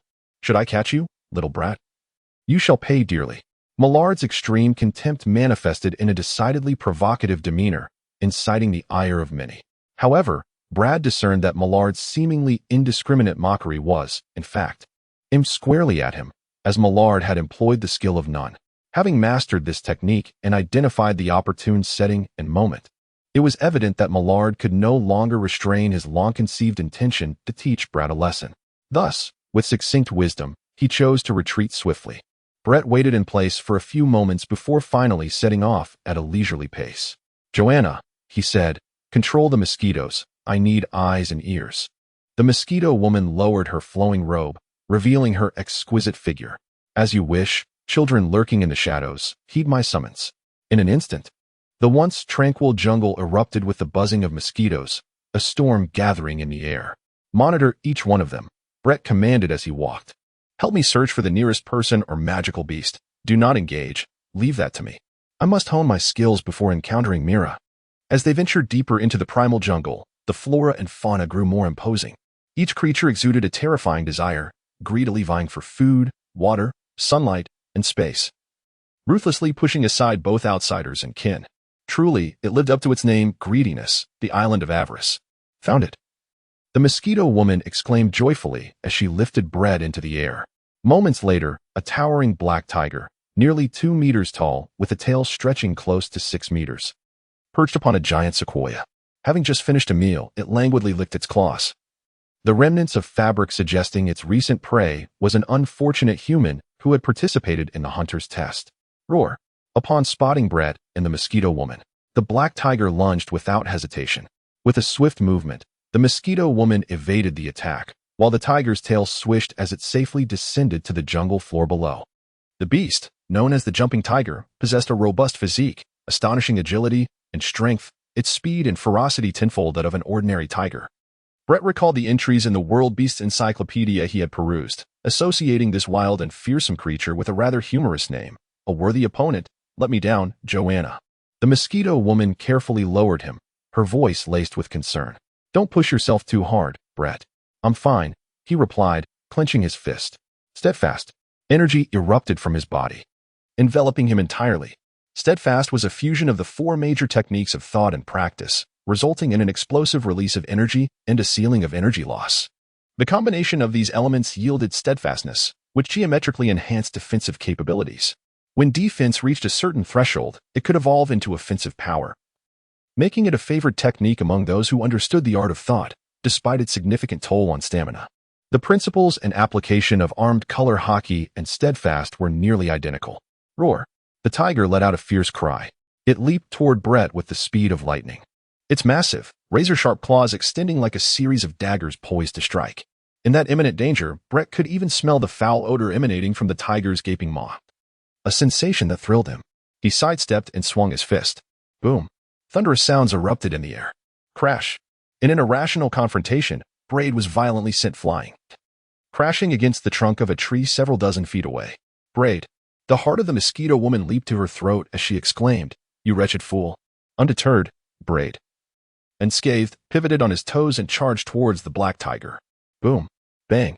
Thunderous roars echoed, with fists flying, legs kicking, and claws slashing. Braid engaged in a fierce struggle with the black tiger. However, in a fleeting moment, it became evident that despite not being human, the magical beast, endowed with only a modicum of human intelligence, was no match for him. Braid muttered to himself, having not utilized his observation hockey to enhance his perception. Instead, he relied solely on his physical combat skills, quickly adapting to the black tiger's offensive and defensive maneuvers. Soon growing bored and concluding that it was time to end the skirmish. With a swift motion, his youthful palm pierced through the black tiger's throat, draining its life essence. Next, Braid flicked away the bloodstains and retrieved a handkerchief to wipe his hands, pausing abruptly mid-action. The mosquito woman covertly transmitted a message. With a whoosh, thud, in an identical manner, Braid ended yet another life, this time a would-be assailant drawn by the commotion, intent on taking him down. What does it feel like to take a life? Previously, Brad remained oblivious, but now he is enlightened, witnessing the gushing blood. He locked eyes with a pair of vibrant orbs that, in an instant, lost their brilliance, leaving only hollow darkness.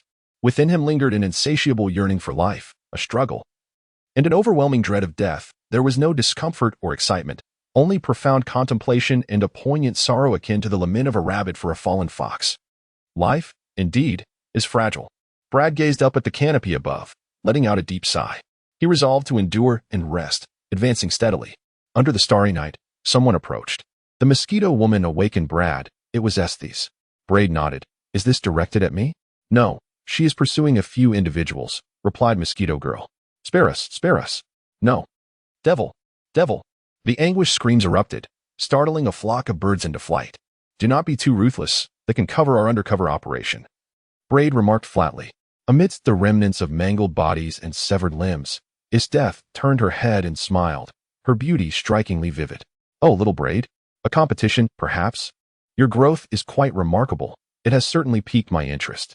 First, repay the debt you owe me, and then we shall converse further. Braid raised his hands in a gesture of surrender. As of today, with interest, it totals 1,300,000 berries. Isdeath's lips twitched. Even loan sharks are not as ruthless as you. No wonder everyone refers to you as the heartless little skinflint. Well, since I owe you. Once I become a bounty hunter, I shall capture a few pirates and criminals to repay you. I shall await that day, Braid expressed with anticipation, feeling rather bored. Isdeath departed, continuing her haunt. Brett remained composed. Chapter 25. If you are willing to don women's attire, the malevolent Mela has arrived, Brett. After Brett had vanquished another beast, the vigilant mosquito woman abruptly declared. A buzzing sound stirred a dark wind as the swarm of mosquitoes obediently followed her command, hovering near Brett. They were unable to defy any of her wishes, much like ants to their queen or bees to their monarch, embodying a primal instinct of hierarchical subservience, reflecting the natural order of the world.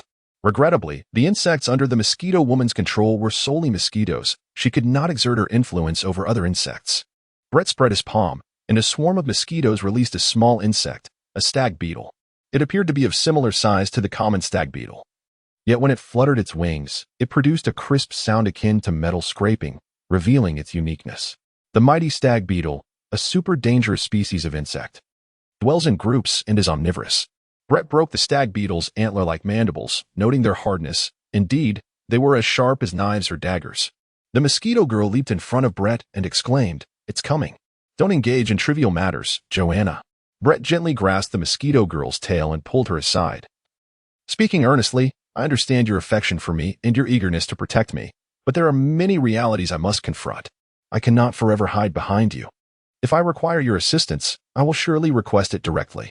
Oh? The mosquito girl pouted in a disheartened manner, her eyes sparkling and her cheeks inexplicably flushed. Faster than Millard, the mighty stag beetle surged forward, with a dense swarm of insects encircling from all directions. Ah, loyal little pet. What a pity you chose the wrong master. Millard emerged from the shadows, grinning as he admired the mosquito girl's beauty. Subsequently, his habitual thoughts manifested, and he unabashedly expressed his desires. So lovely. But why? Why do you not belong to me? If you were mine, I could savor your legs. Brett could hardly endure it any longer and interrupted Millard, saying, That's enough. Mealer, are you ready? Millard replied with a languid smile, twirling her fingers around her long hair. You audacious little rascal, daring to steal my beloved tornado. I shall not let you off easily. What's your plan? Brett responded with an impassive expression. A fight to the death? After all, with a few casualties on this island, there will soon be nothing left but bones and remnants. And neither the Hunter Association nor Cypherpole will uncover any clues. Millard narrowed her eyes, brimming with confidence. Full of bravado, aren't you, little Brett? Suddenly, a swarm of king stag beetles surged forth, and the mosquito queen swiftly commanded her army to engage in battle. Undoubtedly, ordinary mosquitoes stood no chance against the formidable king stag beetle, and after a brief standoff, they were swiftly torn apart and charged at Brett with ferocity. Do you know why, despite possessing the ability to awaken life energy almost as quickly as you and as death, I had to wait over a month to do so? Millard teased with a mischievous grin. It's because I had to nurture new species of insects that feed on life energy. They have indeed slowed me down. But I believe it is worth it, as it means your abilities cannot withstand them. The insects are entrusted to you, Joanna, Brett said, bending his knees as he prepared to launch an attack. Boom. Fist met fist. Give it your all, little brother, Millard teased, moving swiftly to deliver a cunning kick. Braid, unyielding in his resolve, unleashed the full extent of his observation hockey, accurately predicting Millard's trajectory of attack. With his left leg firmly anchored, he launched his right leg forward with remarkable swiftness. The clash was fierce, reverberating through the air. Just barely, Millard managed to deflect Braid's retaliatory strike. You despicable little wretch. Millard exhaled a sigh of relief, cursing bitterly, shameless. Disgraceful. Braid, not long after. Swish, swish, Millard increased the distance, resembling a cunning assassin, gliding around Braid's side. Forgetting that I, in truth, possess a rather timid disposition. Thus, Millard elongated his tone. Your little pet is merely contending with a fraction of my myriad of insects. He. Those participating in the formal trials of the hunter's test possess considerable skill. They are the optimal hosts for nurturing these creatures. Braid remained nonchalant, observing. I can see. Can you really? Millard replied with a playful grin. In a sudden flurry, Millard retreated with vigor, casting numerous tiny black objects from his sleeve towards Braid. Activate the explosive ants. A thunderous roar erupted, overwhelming Braid in an instant. I almost forgot to mention, my insects are not limited to the king beetle. Millard reveled in the success of his deceptive strategy. Braid, the mosquito woman, who had been attentively monitoring Braid amidst the chaos of the king beetle swarm, hoped to assist him at the first sign of peril. Yet, Millard's cunning tactics caught her off guard. Concern breeds confusion. The mosquito woman, her eyes wide with alarm, commanded her swarm, creating a massive black sphere in the air. I will slay you. I will vanquish you. The swarm dispersed, and the mosquito woman emerged in a fit of rage, her crimson skin and hair, along with her exoskeleton, taking on a terrifying aspect. Could she achieve a second evolution by drawing life energy from blood? Panic seized Millard. Is she at the tiger level? The ghost level? Surely not the dragon level. In any case, I am in trouble. Super dangerous species of monsters are categorized into 5 levels based on their power and potential threat. Millard's king beetle is classified as wolf level. The unevolved mosquito woman and most sea kings are at tiger level, while the second evolution mosquito woman, a colossal ancient sea king, is at ghost level. Ghost level monsters are already rare super dangerous species, while the dragon level boasts overwhelming power, capable of effortlessly annihilating islands. Akin to the legendary giant toad of Mt. Mayaboku in the Land of Harmony, whose fur is crafted into the imperial tool, the ever-changing azure dragon of the crosstail. Deserving of the dragon level title. The most extravagant, god-level super dangerous species of monsters exist only in theory. Joanna, I leave the insects to you. Amidst the billowing smoke, Braid emerged, acutely aware that as his power multiplied, the mosquito woman's rationality seemed to falter. "I'm fine," he declared. Thanks to his mastery of observation hockey and proficient application of thought techniques, Braid remained largely unscathed, save for the hairband that had long restrained his unkempt locks, which had snapped, allowing his brilliant golden hair to dance in the wind. The mosquito woman struggled to calm her tumultuous emotions, launching herself at Braid, tears streaming down her face. I thought. Never mind, I won't fight. A ghost-level super dangerous monster would assist you, and I stand no chance." Millard hastily declared the battle at an end, then rubbed his hands together, discovering a new avenue. "Little Braid, what I mean is, if you would consider dressing as a woman, I wouldn't mind a little cross-dressing friendship, especially of the close variety." Brett, Chapter 26, Deception at the end. "You had better come to terms with reality, Mela. Do not think you can jest your way through this," Brett stated with utmost seriousness. "Based on your response, I shall determine whether to eliminate you on the spot, thereby putting an end to your unwarranted malice towards me in the past, as well as your current inappropriate aspirations." Mela, resting her chin on her palm, displayed a face still cherubic with baby fat, appearing quite aggrieved. Hey, there is no need to be so serious. Eliminate me? Little Brett, we are comrades. Besides, even if you were to take away my beloved little tornado, I only intended to teach you a lesson, and you think to kill me? That is too much. Who knows the extent of your so-called lesson? Is it physical or psychological? Mela, some things are far worse than death, Brett replied flatly. Mela rolled her eyes and, with a playful smile, raised her hands in surrender. But I have surrendered. Surrender means I lose half, right? Little Brett, would you spare me? I am willing to compensate you. What do you desire? Monetary restitution? If you wish for me to dress as a woman, I would not mind that either. Though you know I lack the capacity to commit such an act. No, shameless wretch. Silence. The mosquito woman, touched on a sensitive nerve, exploded. Brett's peculiar reassessment of the mosquito girl. Could it be that she comprehends? What book have you been reading behind my back? Clap, clap, clap. Oh, Millard applauded, his expression profoundly meaningful. Once upon a time, a charming human caretaker saved a beautiful, super dangerous subhuman beast. In gratitude, the beast became the cherished pet of the kind human caretaker. The caretaker tenderly cared for his pet, while the pet loyally protected him. Over time, neither noticed the feelings that blossomed between them until an antiquated traditionalist discovered their secret. Good heavens, how could this be permissible? A romance between humans and a super dangerous subhuman beast? Such love, transcending races and species, is a blatant affront to societal taboos. And thus, abruptly, Millard, striving to concoct an exaggerated tale, sang like an opera performer, yet remained oblivious to any signs of disarray from Brett, who seemed to regard him with the gaze of a fool, leading to his abrupt silence.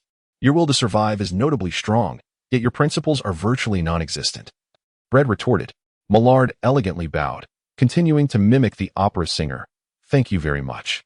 Brett replied, I did not commend you. It is rumored that your Obergel family possesses considerable influence within the Cypherpole system? Brett inquired. Millard, returning to his languid tranquility, casually remarked, several of my ancestors have served as the highest officials of Cypherpole. You owe me a favor, and since that favor equates to your life, its worth is exceedingly high, unless you deem your existence to be mere worthless refuse. Brett gestured, proposing terms. Millard chuckled. No problem, I accept. I am aware of your character.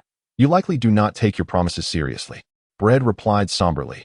Allow me to remind you, my thoughts manifest in reality, possessing the capacity to deliver surprises. Your words, no problem, I accept, are precisely the response I anticipated. Millard gradually lost his smile. Brett, of course, deceives Millard. He has not meticulously crafted the manifestations of the items to assist him. However, he has astutely discerned Millard's character, proud yet cautious, paranoid yet arrogant, twisted and shameless. He cleverly entices Millard, who is fond of flaunting a nonchalant facade while concealing his true intentions and desires, leading this quintessentially suspicious individual to doubt. Dare to toy with me?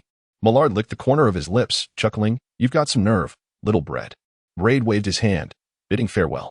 The island of Greed, located on the northern shore, marked the conclusion of the first official trial of the Hunter examination. Am I the fastest? His death charged in, ruthlessly trampling everything in her path. Participants of the Hunter examination, the perilous environment of the island, and the various terrifying beasts all fell before her relentless advance. The staff member gently replied, Yes, Miss Number One. However, Esteth interrupted, expressing her refusal to partake in the qualification certification for the second official trial and inquired, "Is this the only endpoint for the first official trial?" The staff member nodded affirmatively. "Indeed, Miss Number 1. "Excellent," Esteth exclaimed joyfully. A few minutes later, a massive banner crafted from tree bark was raised, inscribed with the word "finish" in charcoal. "Is this not a violation?" Esteth queried, casting a sidelong glance. The staff member wiped the cold sweat from his brow. "No violation, haha. I doubt anyone would be fooled." He mistakenly perceived Esteth's antics as a poorly executed prank, aiming to mislead the participants of the hunter examination into coming to her for the confirmation of the second official trial. Yet, how could anyone be deceived when the true endpoint was so ostentatiously displayed? Who among them was blind? He had misjudged. Bang! Another participant of the hunter examination was knocked down, and Esteth dragged him by the leg, piling him beneath her banner to form a pyramid. "What are you thinking? This is the endpoint for you weaklings. Lie down obediently," Esteth muttered to herself. The staff member, having witnessed the spectacle, felt a surge of panic as Esteth's pyramid grew ever higher. He anxiously contacted his superiors, hoping to put a stop to her rampage. "Ha ha ha, it's fine. But, President, it's fine. The hunter examination does not prohibit competition within the rules. As long as she does not breach them, we have no grounds for complaint. We ought to blame ourselves for not planning adequately in advance. But isn't it wonderful? It has been ages since we encountered such an amusing newcomer. The past hunter examinations had their share of volunteer examiners like her. Yet, she is different from them. She has even mastered the art of nen. Her strength is overwhelming. The only participant remaining for the subsequent official trials may very well be her alone. Oh, that's no trouble. We have had years where we admitted only one person or even none at all. The president has already mastered nen. Satisfying the second of the 10 principles of hunters, she relishes hunting her opponents in the hunter examination, conforming to the first principle. Her patience, knowledge, and observation skills have all been tested and deemed exceptional. If the only participant left for the subsequent official trials is her, within 10, I shall announce the cessation of further trials. I intend to exercise the 9th authority of the 10 principles of hunters to personally decide their fates. On the other end of the line, the voice, though aged, resonated with an extraordinary vigor that quelled the concerns of the staff with just a few words. A weary sigh escaped the staff. Chapter 27.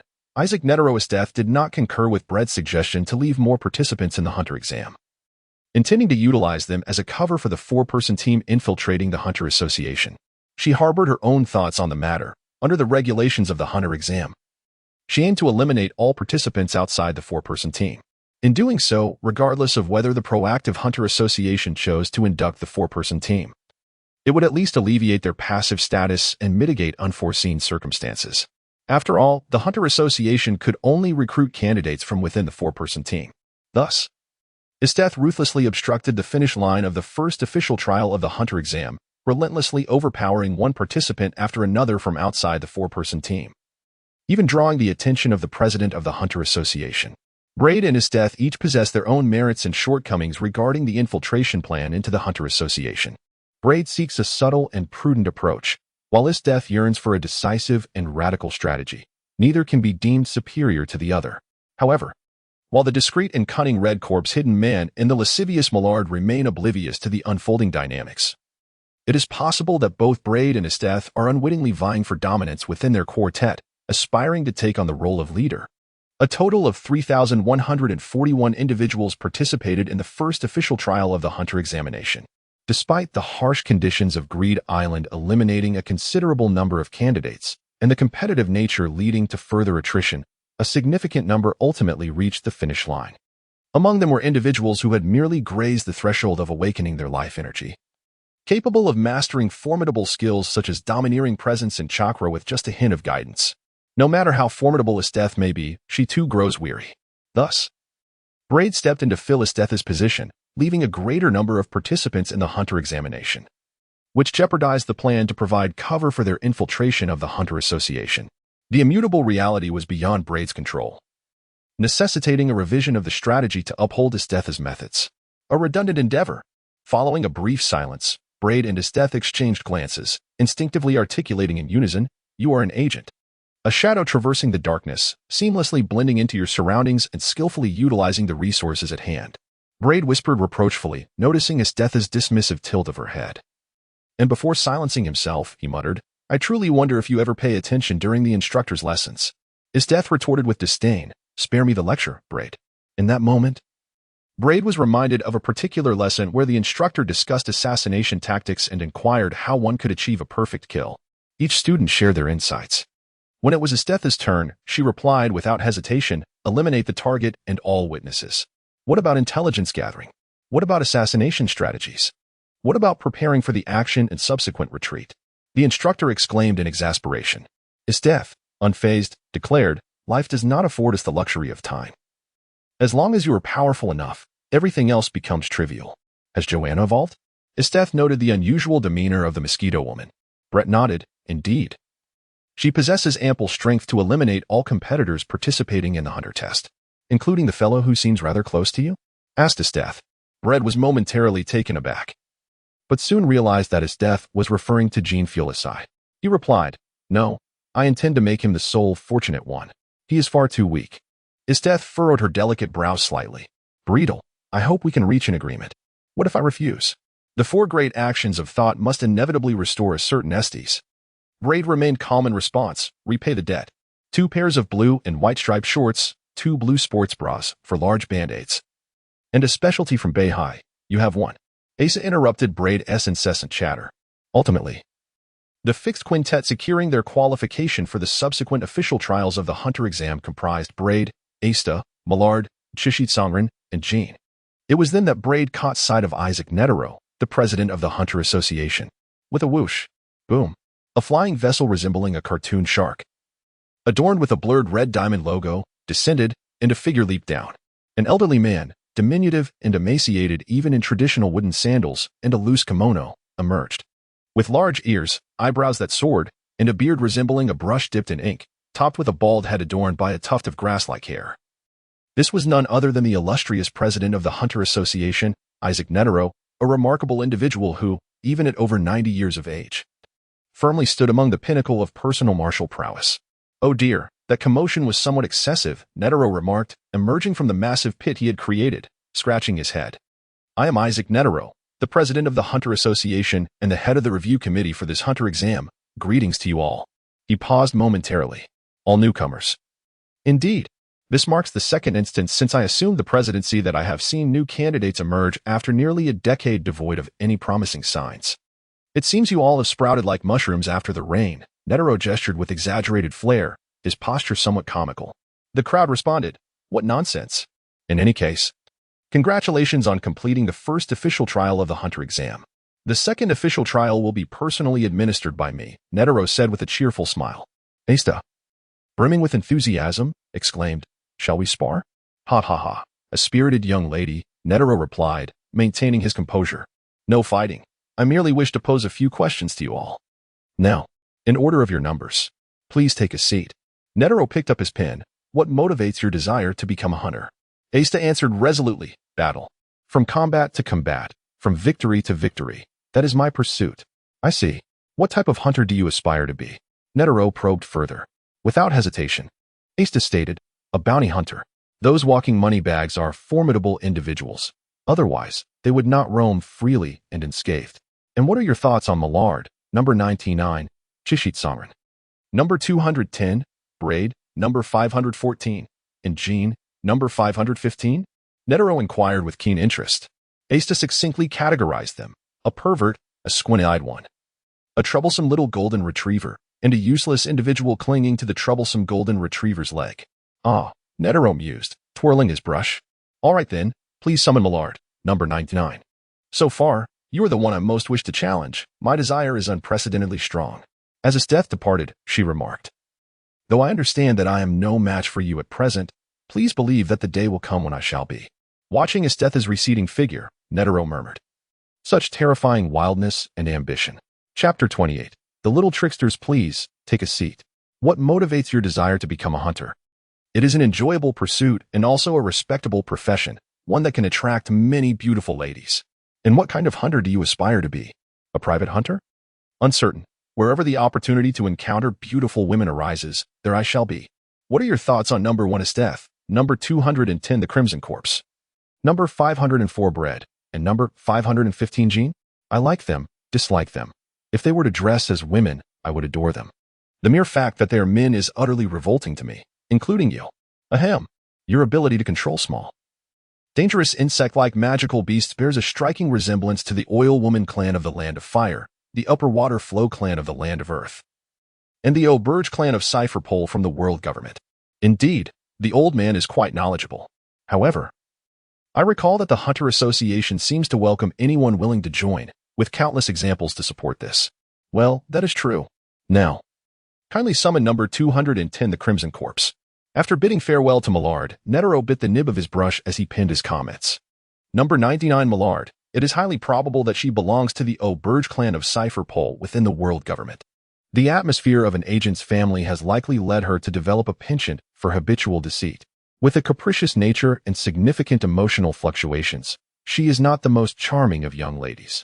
As for Esteth, Netero's remarks were that she lacked the rich emotions that humanity should possess, excessively demanding of strength, and was a battle-crazed individual who, regardless of the circumstances, was destined for an unfortunate end. Good day. Lost in thought, Netero was greeted by the polite bow of the Crimson Corpse.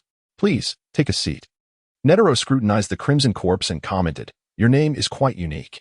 The Crimson Corpse smiled amiably but remained silent. What drives your desire to become a hunter? Given his understanding that the Crimson Corpse was not inclined to engage in extensive conversation, Netero decided to be direct. The Crimson Corpse pondered for a moment. The world is vast and boundless. I wish to relish it during my lifetime. However, the world is fraught with danger, and I require a solid organization as my support. What kind of hunter do you wish to become? Netero inquired. The Crimson Corpse raised the medical book in his hand, a hunter focused on medicine. Of course, I am acutely aware of my limited knowledge in this field at present. Is there a way for me to learn medical skills while also contributing to the Hunter Association? I would be immensely grateful. Netero, neither affirming nor denying, shifted the topic. What are your thoughts on number 1 Esteth, number 99 Millard, number 504 Bread, and number 515 Jean? Taking a moment to contemplate, the Crimson Corpse replied, I have no opinions, as I am not familiar with them. First impressions? Nitro had no intention of sparing the Crimson Gourd. The Crimson Gourd replied with some reluctance, Number 1, Esteth, appears rather formidable. Number 99, Millard, seems quite deranged. Number 504, Braid, is rather diminutive, while number 515, Jean, is elusive in description. Very well, Nitro said, lowering his gaze. Please summon number 504, Braid. He then pinned his observations on the Crimson Gourd, yet another loquacious youth, indeed yearning for the field of medicine. Possessing a fundamentally amiable disposition. Before long, he inquired, please, take a seat. What motivates your desire to become a hunter? With a gentle demeanor, Nitro continued. At 6 or 7 years of age, most children are still reigning supreme in their homes, squabbling over mere candies. Yet, you have navigated through numerous selections to reach the final trials of the hunter examination. This is, indeed, quite remarkable, even to me. Braid murmured softly, in the distant land of Harmony, many children as young as 6 or 7 are deemed competent ninjas and thrust into the battlefield. Quite a bit of knowledge, isn't it? Netero reiterated, what is your desire to become a hunter? Braid raised his hands in exasperation, pondering the true essence of a hunter. Is it merely a profession, a vocation, or perhaps a profound belief? Oh, you will come to understand, Netero replied. What type of hunter do you aspire to become? A historian hunter? With an insatiable curiosity, Braid expressed, there exists an abundance of questions in this world that elude my comprehension, and I yearn to decipher them. History is, indeed, the foundation of all contemporary inquiries. Braid continued, at this moment, I have a query, Chairman Netero. I have perused numerous historical texts and discovered that the origins of pirates may very well trace back to the exploratory hunters of the Hunter Association. Netero chuckled lightly. Number 1, Esteth. Number 99, Merrill. Number 210, Chishikazan. Number 515, Gone. What are your thoughts on them? The savage woman, the peculiar lady. The taciturn normal person, the shy normal person? Braid articulated his confusion. Netero nodded. Very well. Please summon number 515, Gone. As Braid distanced himself, Netero muttered in frustration, why are there so many little tricksters this year? The hunter exam is not a test of deceit. Braid, surpassing his years with maturity and intellect, had indeed startled the old man with his assertion regarding the potential origins of pirates being tied to the exploratory hunters. Unsurprisingly, Gone's inquiries yielded similar responses. Please take a seat. Why do you wish to become a hunter? It is my dream. What kind of hunter do you wish to be? A relic hunter. Number 1. Is death. Number 99. Merald. Number 210. Shishikazan. Number 514. Braid. Number 515. Gone. What are your thoughts on them? Strong. Is that all? Indeed. Very well. I will seek you out shortly. Thus, Gon's assessment was, lack of communication does not equate to timid shyness. He is the only honest child. In the distance, after Braid called Jean to ask questions on behalf of Nitro, before Jean returned, we revealed our vulnerabilities. He has seen through our identities, asserted Braid. The red-cloaked figure murmured, no, it cannot be. Trust in my judgment, Braid insisted. Although he could not clearly articulate the basis for his assertion regarding the exposure of our identities, attributing it solely to an overwhelming instinct. Millard, unusually quiet, remarked, my flaws are most pronounced. My ability to control a highly dangerous species of miniature insect-like beast is traceable, and he may harbor doubts about it. With meticulous observation, one can uncover inevitable patterns in all things. By slowly scrutinizing the intersections of our abilities, it is not difficult to discern the underlying, all of which constitute our weaknesses. Brett's realization dawned upon him. He comprehended the profound reason behind his intense intuition. The complexities occasionally reflected in Netero's gaze resembled that of a benevolent old man witnessing an innocent child being led astray to commit theft. Isteth crossed her arms, inquiring, does this imply our mission has failed? That hinges on Netero's personal disposition, he replied. As for the Hunter Association, an influential entity operating outside the government's purview, I find it hard to believe that the government has remained unyielding for nearly 8 centuries without attempting infiltration or clandestine operations to achieve certain objectives. Yet, the Hunter Association remains steadfast. They possess a comprehensive strategy to counter governmental actions, and outright rejection is the least favorable option. Brett spoke candidly. It was evident that the others were momentarily perplexed, lacking the clarity of thought that Brett possessed. Any suggestions? Isteth inquired. Brett gazed up at the azure sky adorned with white clouds. Chapter 29. The Authority Figure. The Hunter examination was successfully completed, and our Hunter licenses are now in hand. What lies ahead? A total of 5 individuals passed the Hunter assessment, and we have been collectively assigned to train at the West Sea branch of the Hunters Association. Currently en route on an airship as per Netero's personal instructions. On the airship, Brett peered out the window, captivated by the breathtaking expanse of the ocean, seemingly indifferent. He held his smartphone, providing a progress report on the mission to his immediate superior, Minister Wonist, the head of Cypherpol. Mia struggled to swallow the morsel of meat she was chewing, while Minister Wonist swirled his glass of red wine and remarked with a smile, well done. Bredwin's words were as follows. Well, there is good news and bad news. All right, I anticipated this. Minister Wonist sighed, his tone uncertain yet resolute. Has your identity been revealed? Brito, well, have you reflected on the reasons? Minister Ernest, seemingly unfazed, appeared to have anticipated this all along. Brett pondered, there are numerous reasons. Firstly, the plan to infiltrate the Hunter Association was hastily prepared and the strategy was rather crude. Additionally, there existed a disparity in information and timeliness. Furthermore, our personal shortcomings, such as strength and experience, played a significant role. In summary, the moment I met Netero's gaze, which was filled with the poignant understanding akin to witnessing an innocent child being manipulated by an elder to steal, I was instantly awakened to the realization that our identities had been compromised. He was fully aware that we were government spies. Brett's nearly flawless textbook response left the rather unsophisticated and portly middle-aged man utterly speechless. After a prolonged silence, Minister Wonist shifted the conversation with a hint of frustration, remarking, it is akin to witnessing the bewildered gaze of an elderly gentleman as he observes a naive child being coaxed into theft. What sort of gaze is that? It is a look imbued with pity for the child's misguided actions and attempt to correct them, yet fraught with anxiety that exposing the truth might cause the innocent child to flee in panic, ultimately leading to their punishment by the unseen instigator.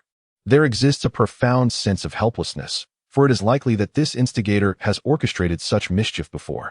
Brett's words were laden with metaphor. Minister Wonist then inquired, so, Commander, the question arises, shall we proceed with the subsequent plans? If we do, what level of support can we anticipate? After a brief pause, Brett continued, and what, ultimately, is the purpose of this plan? With a heavy heart, Minister Wonist resumed devouring his meat. Braid remained patiently vigilant, for the matter at hand was of utmost significance. Subsequent plans must be executed. Intelligence reports indicated that the historical hunters from the Hunter Association and ancient relic seekers frequently transgressed governmental laws, excavating the elusive history of the last century, and even colluding with the notorious pirate Roger, who incessantly sought to gather historical artifacts. Their actions posed a severe threat to the stability of the government's rule. Minister Wano remarked, "I shall do my utmost to support you." "What of the final plan?" Braid inquired. "I have always believed that you have not been entirely forthright with us, your subordinates. The information you have withheld has led to a significant asymmetry of knowledge and timely responses, ultimately resulting in our compromised identities. There is no final plan, truly. I harbor doubts about your ability to successfully navigate the Hunter examination, previously due to a shortage of personnel in the impending Hunter tests, including renowned agents and a majority of ordinary agents, along with those who had completed their studies at the Agent Academy, all bearing the shadow of Cipher Pole, were ill-suited for the infiltration of the Hunter Association. This indeed was the reason I hastily requisitioned you half-trained agents from the Academy to execute the infiltration plan." Minister Wano, however, exhibited no signs of anger. Braid's eyes shifted. A shortage of personnel? As the eyes and ears of the world government, how could Cipher Pole possibly face such a deficiency? What could possibly be the cause of this manpower crisis within Cipher Pole? "The Whitebeard pirates have filled the void left by the 2nd Division captain, a man named Kazuki Oden, whose significance you may not grasp," succinctly stated Minister Wano. Minister Wano was mistaken, and Braid understood this revelation clearly. Through television, newspapers, and other media, Braid had come to comprehend the current state of the world. The world government stood unchallenged, imposing sanctions on Wano Country and targeting pirates, while the Hunter Association maintained a precarious balance among the three. The Roger pirates, the Whitebeard pirates, and the Skypea pirates firmly dominated the fragmented pirate hierarchy. If only the Roger pirates were to continuously gather historical texts and engage with the historical hunters and relic hunters of the Hunter Association, perhaps the world government would feel secure enough to thwart the Roger pirates from deciphering the hidden secrets of history, secrets detrimental to its interests, including maps leading to the ultimate destination of the Grand Line, Laugh Tale, and the whereabouts of ancient weapons. However, it is well known that the Skypea pirates covet these ancient weapons. Now, with the Whitebeard pirates filling the vacancy of the 2nd Division captain, the man named Kazuki Oden emerges as the proverbial last straw, igniting a chain reaction. After all, those who can interpret history are not solely historians. They can also be craftsmen, and Kazuki Oden is that very craftsman, as his family has engraved the historical texts that have been passed down through generations. This implies that the Whitebeard pirates may emulate the Roger pirates, regardless of the detrimental historical content or the whereabouts of ancient weapons. The possibility of pirates reaching the end of the Grand Line, Laugh Tale, ascending to the throne of the Pirate King, and unifying the fragmented pirate forces is an eventuality that the world government would never permit, yet it remains a plausible outcome, particularly now, as the likelihood of such events has escalated to a point that alarms the world government. They are, of course, compelled to remain vigilant. Consequently, the overall focus of Cipher Pole has shifted, inevitably leading to a shortage of personnel. Thus, Minister Wano was forced, in this urgent and challenging moment, to hastily recruit from the Cipher Pole Academy, assembling a quartet of novice agents to execute a plan to infiltrate the Hunter Association. Even though Minister Wano harbored reservations, Braid sensed that they were few. "By the way, are you now representing the 4 of you?" suddenly inquired Minister Wano. Braid pondered for a moment. "It seems that I excel in synthesizing opinions, while they possess little initiative. Thus it falls upon me to undertake the responsibility of delivering periodic task reports. I initially anticipated that either Esteth or Millard would wield the authority, yet it has instead been assumed by the youngest among us." Minister Wano indulged gleefully. Truly the son of a scientist, clever as a beast. At this juncture, I must concentrate on my pursuits. Brett secured his phone and returned to the lounge, evading Jin's gaze while signaling with a few gestures to convey the message of proceeding with the subsequent plan. Chapter 30. The Information Hunter, Sakia K. The long journey stretches ahead. Do you not find it tedious? Shall we engage in a game, my young companions? As Netero, clad in lightweight athletic shorts and a black tank top, entered the lounge while spinning a volleyball on his finger, he extended an invitation to the group.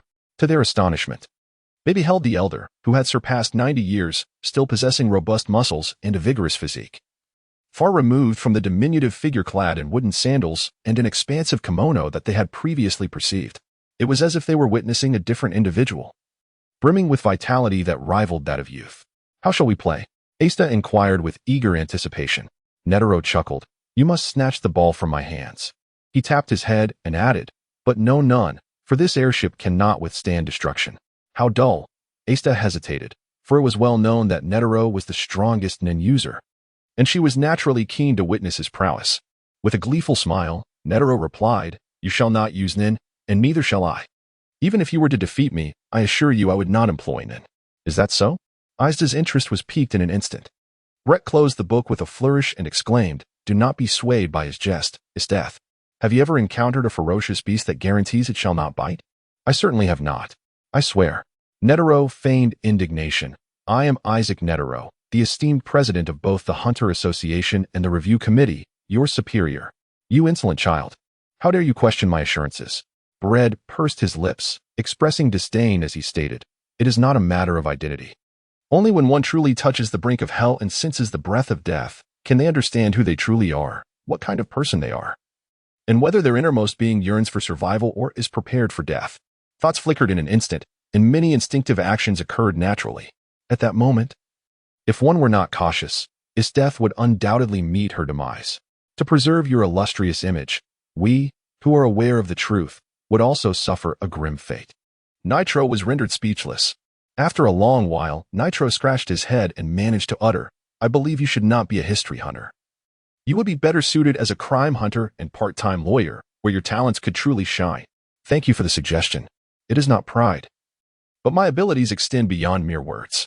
Being a crime hunter and part-time lawyer would be a gross underutilization of my talents," Bread replied nonchalantly. Nitro responded, "It matters not." His death, stretching her limbs, said, "I too wish to experience the might of one who is worthy of contending for the title of the world's strongest, even if it is limited to fundamental combat." The elegantest death indeed possesses a captivating allure. The infatuated Millard, akin to a lustful hound, continually trailed behind his death. However, much like her assessment of the immature Bread lacking in criminal capability, she too was devoid of such talent. The Red Ghost, intrigued, accompanied Jean to the training arena for observation. Only Bread remained seated, engrossed in his book, causing the Mosquito Girl to stay close, diligently learning human script and pronunciation. It was not that Bread lacked interest in observing the strength of those worthy of contending for the title of the world's strongest, nor was it due to a lack of courage or a desire to squander the opportunity to comprehend the vast disparity between himself and the formidable. For a stumbling child to learn from adults racing ahead is both perilous and futile, offering no reference value and posing a risk of injury.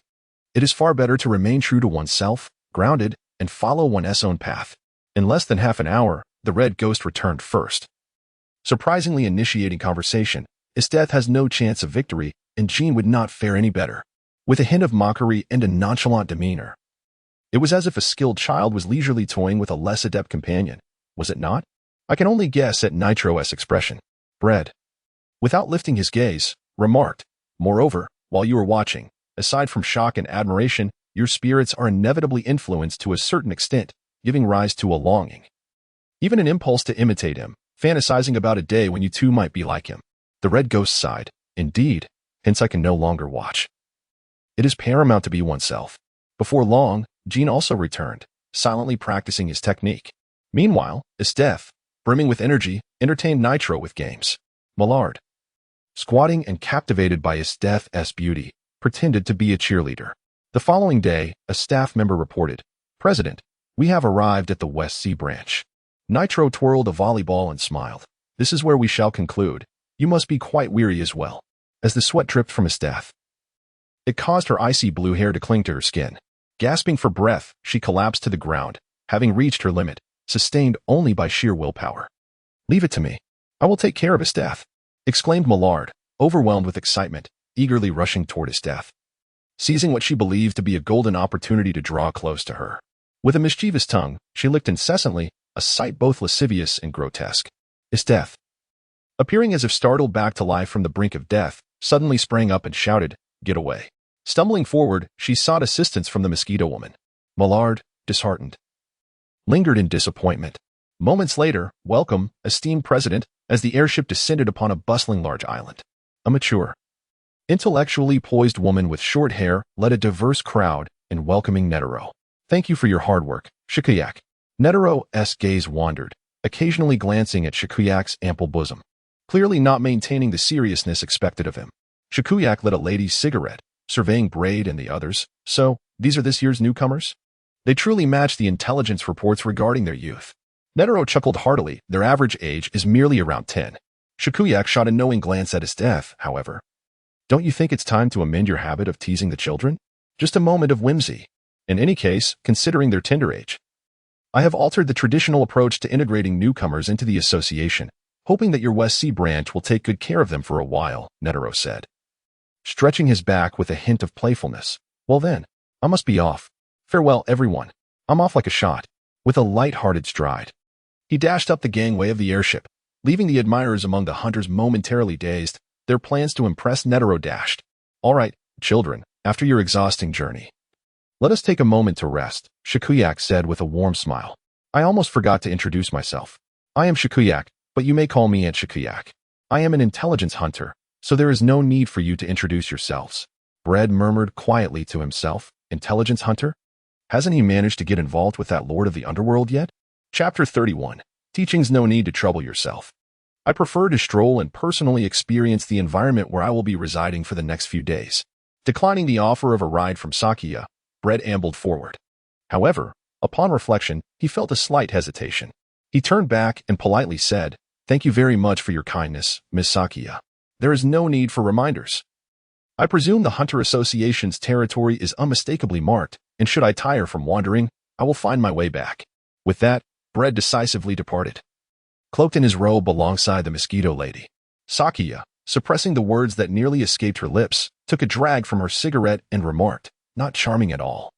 Has he always been so opinionated? He is still but a child. The co-pilot, Estes, slightly opened her eyelids, remaining silent. Perhaps too fatigued after a night spent sparring with Nitro. Meanwhile, Millard, monopolizing the central seat, leaned against Sakiya's chair, her big, gleaming eyes mischievously glancing at Sakiya's ample bosom. A smile wavering on her lips. She chimed in softly, Oh, don't worry about that little outcast's safety. Big sister, his subhuman pet can be extraordinarily dangerous. Extraordinarily dangerous? Sakiya exclaimed, taken aback. What remarkable intelligence. The Red Corpse, maintaining his silence, quietly read a medical book, adhering to the belief that excessive words often lead to misfortune. He continually reminded himself of his role as a covert agent for the world government infiltrating the Hunter Association, thus appearing somewhat reserved. Bread is a genius. Geniuses are always unique, he thought, contrasting with the bashful demeanor of Jean, who, as an outsider, spoke up for Bread. Sir? Sakiya queried, starting the car, surprised by Jin's reference to Bread. He is barely over 6 years old, half your age. Jean pondered for a long while before slowly responding. Yet, in his presence, I feel like the one truly ignorant. Besides, he is a good teacher. He has taught me to read, and thus I have every reason to respect him. Sakiya, at a loss for words, thought to herself that strange occurrences were always abundant, and this year was no exception. Millard suddenly interjected, Do you have a boyfriend, big sister? It's Aunt Sakiya.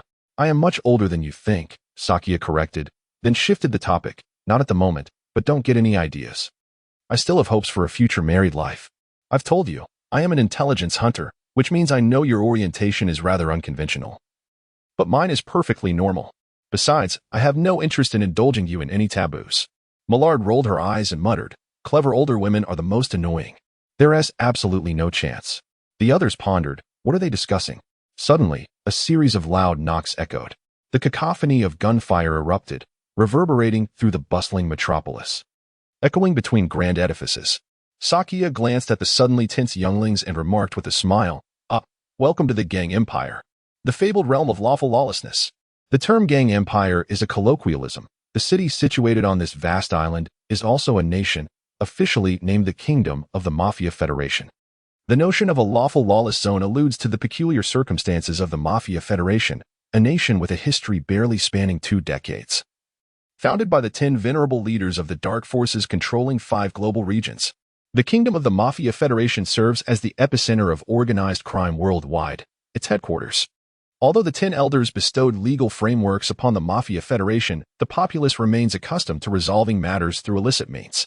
Furthermore, due to the abundant celestial tributes nourishing the celestial dragon populace, it is considered one of the affiliated nations under the world government. However, it neither submits to the world government's jurisdiction nor accepts its assistance, focusing solely on arms sales, smuggling, human trafficking, and the trade of prohibited substances. Owing to the substantial celestial tributes sustaining the celestial dragons, the world government is reluctant to impose stringent constraints upon the Mafia Federation, allowing it to evolve into the legendary realm of lawful lawlessness over time. Having acquired this knowledge, Braid spent 10 minutes luring a few lowly scoundrels who coveted his exquisite visage and intended to abduct him for a handsome price into a dark alley, arranging them neatly. Why does the Hunter Association so brazenly establish a branch in the Mafia Federation? Braid inquired. Among them are specialized hunters of criminals and bounty hunters pursuing those with bounties on their heads, which is sufficient for the 10 elders to reject the Hunter Association. The high-stakes game of power? Money? This, I do not comprehend. Spare us, please. The kneeling individuals, bruised and battered, cried out incessantly. Boredom overtook Braid as he snapped his fingers silently. Buzzing swarms of mosquitoes swirled around, leaving behind mere lifeless husks. With a detached glance, Braid remarked, "Peeping is an impolite behavior. Come forth and apologize, penguin." The figure at the alley's entrance was not a penguin, but a young boy, somewhat short and plump, characterized by a sharp nose and small eyes. His most striking feature was the stubble on his upper lip, incongruous with his age. Naturally, the stout youth was reluctant to comply, attempting to flee. Then, as the buzzing intensified, he raised his hands in a gesture of surrender. A playful grin plastered across his face, forced to approach Braid. "I sincerely apologize for my inadvertent offense, sir," the stout boy expressed with utmost respect and sincerity. "I humbly request your forgiveness," Brett remarked with a hint of sarcasm. "If you were to release the gun behind you, I might consider believing you." The short, stout boy felt beads of cold sweat forming on his forehead. "It's useless, just scrap metal," Brett said, playfully wiggling his fingers as a swarm of mosquitoes danced through his grasp under the control of the mosquito girl. "Moreover, the disparity in our forces is far too great." The stout boy, fueled by a fervent curiosity, exhibited a remarkable composure and courage in the face of danger, qualities not easily imparted by others. Brett crossed his legs and, feigning ignorance, inquired, "I admire you. Please reveal your name." Gritting his teeth, the stout boy replied, "Capone Becci. Since we find ourselves within the Mafia Empire, let us employ the methods of the underworld. You have offended me, and I shall administer punishment. This is only fair. My retribution will be bloodshed and death." Brett extended his hand. "So, if you wish to avoid death, what must you do?" After much hesitation, Becci, resolute yet intimidated, knelt and symbolically kissed Brett's hand. "Boss, I am willing to pledge my loyalty as your servant in exchange for my life. It is a fatherly teaching." Brett mused, realizing in a short span that he had come to understand the essence of survival within the Mafia Federation. Power equated to rules, which in turn granted the right to create those rules, leading to the freedom to act without restraint. Committing any act is not a sin. Only weakness is a crime. Chapter 32. Capone Becci. By the standards of a decade, Becci undoubtedly belongs to the first generation born into the Mafia Federation, characterized by both fortune and tragedy. Given the peculiar circumstances of the Mafia Federation, most experienced a brief period of privileged childhood only to have it abruptly end, forcing them into a solitary struggle for survival, ultimately following the repetitive paths of their forebears, either to a dismal existence or a dismal demise. Becci is emblematic of this cycle. Becci's father was a wandering smuggler and captain of a ship, while his mother was a noblewoman who yearned for romantic escapades and eloped with another man, not Becci's father. As one could discern from Becci's appearance that he inherited traits from a stubborn lineage that even a beautiful noblewoman could not redeem. Becci's mother was deceived and fell victim to abduction, coincidentally while Becci's father was in charge of transport, during which he assaulted her under the influence of alcohol. Shortly after Becci's birth, his mother succumbed to despair and took her own life. Becci's father, uncaring, continued his sordid dealings, providing a decent material life for young Becci, but this stability was short-lived. A violent dispute over supplies led to his father's demise, leaving Becci unprotected and devoid of everything. The countless wolves lurking within the shadows of the Mafia Empire would not permit the weak to possess too much, forcing Becci to wander the streets, surviving through petty theft and other means. The absence of order was not merely a lack, it was a collapse. After questioning Becci, Brad speculated that the founders of the Mafia Federation Kingdom must have harbored aspirations in its early days, attempting to govern their realm like other kings, advocating for legal reforms and engaging in legitimate business practices.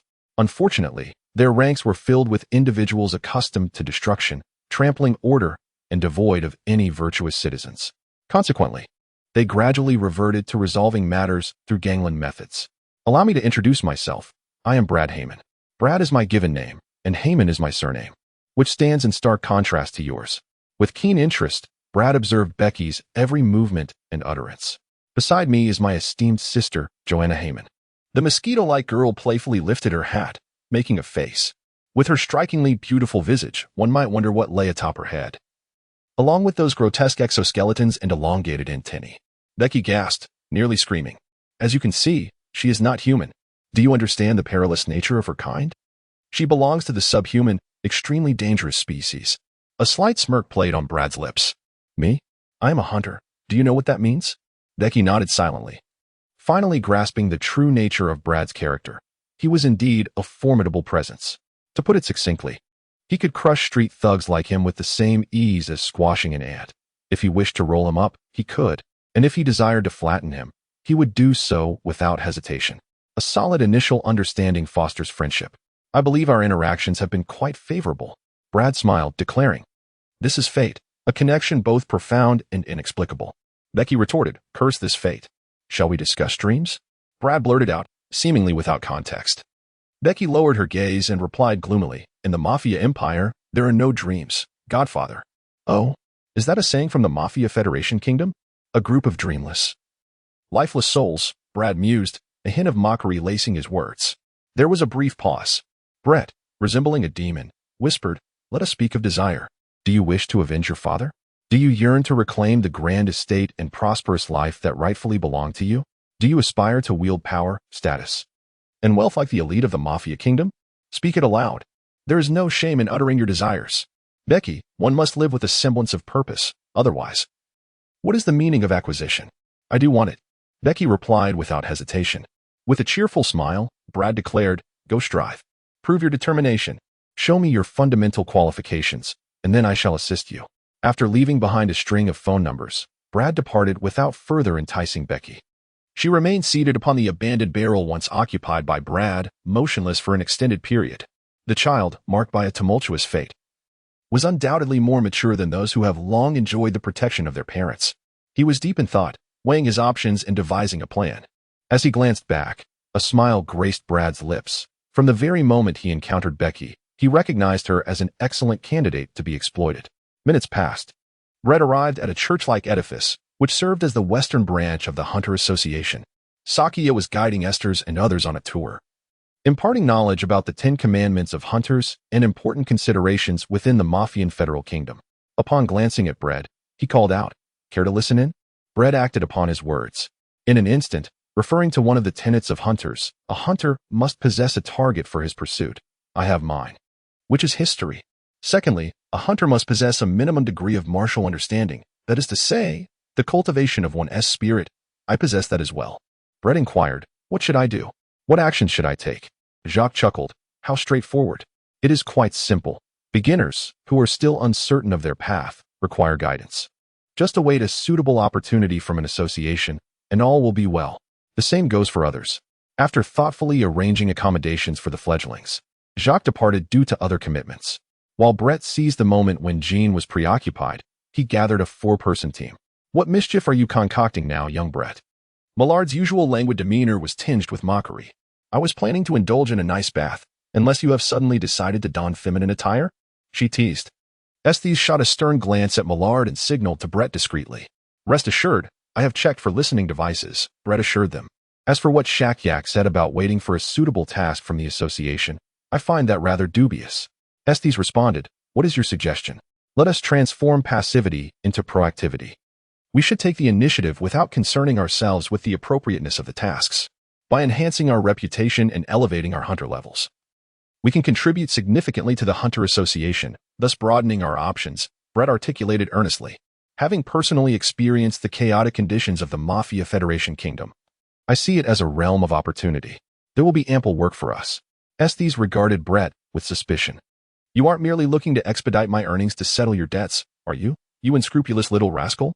Brett replied, "In truth, I also wish to investigate the personal missions assigned to you by the higher-ups to see if we can devise a collaborative plan though I suspect it may be futile. Brett probed cautiously. Millard jested. Indeed, it is futile. The rules of Cipher Pol are far more stringent than those of the Hunter Association. Should we defy the orders of our superiors and be discovered, the consequences would be dire.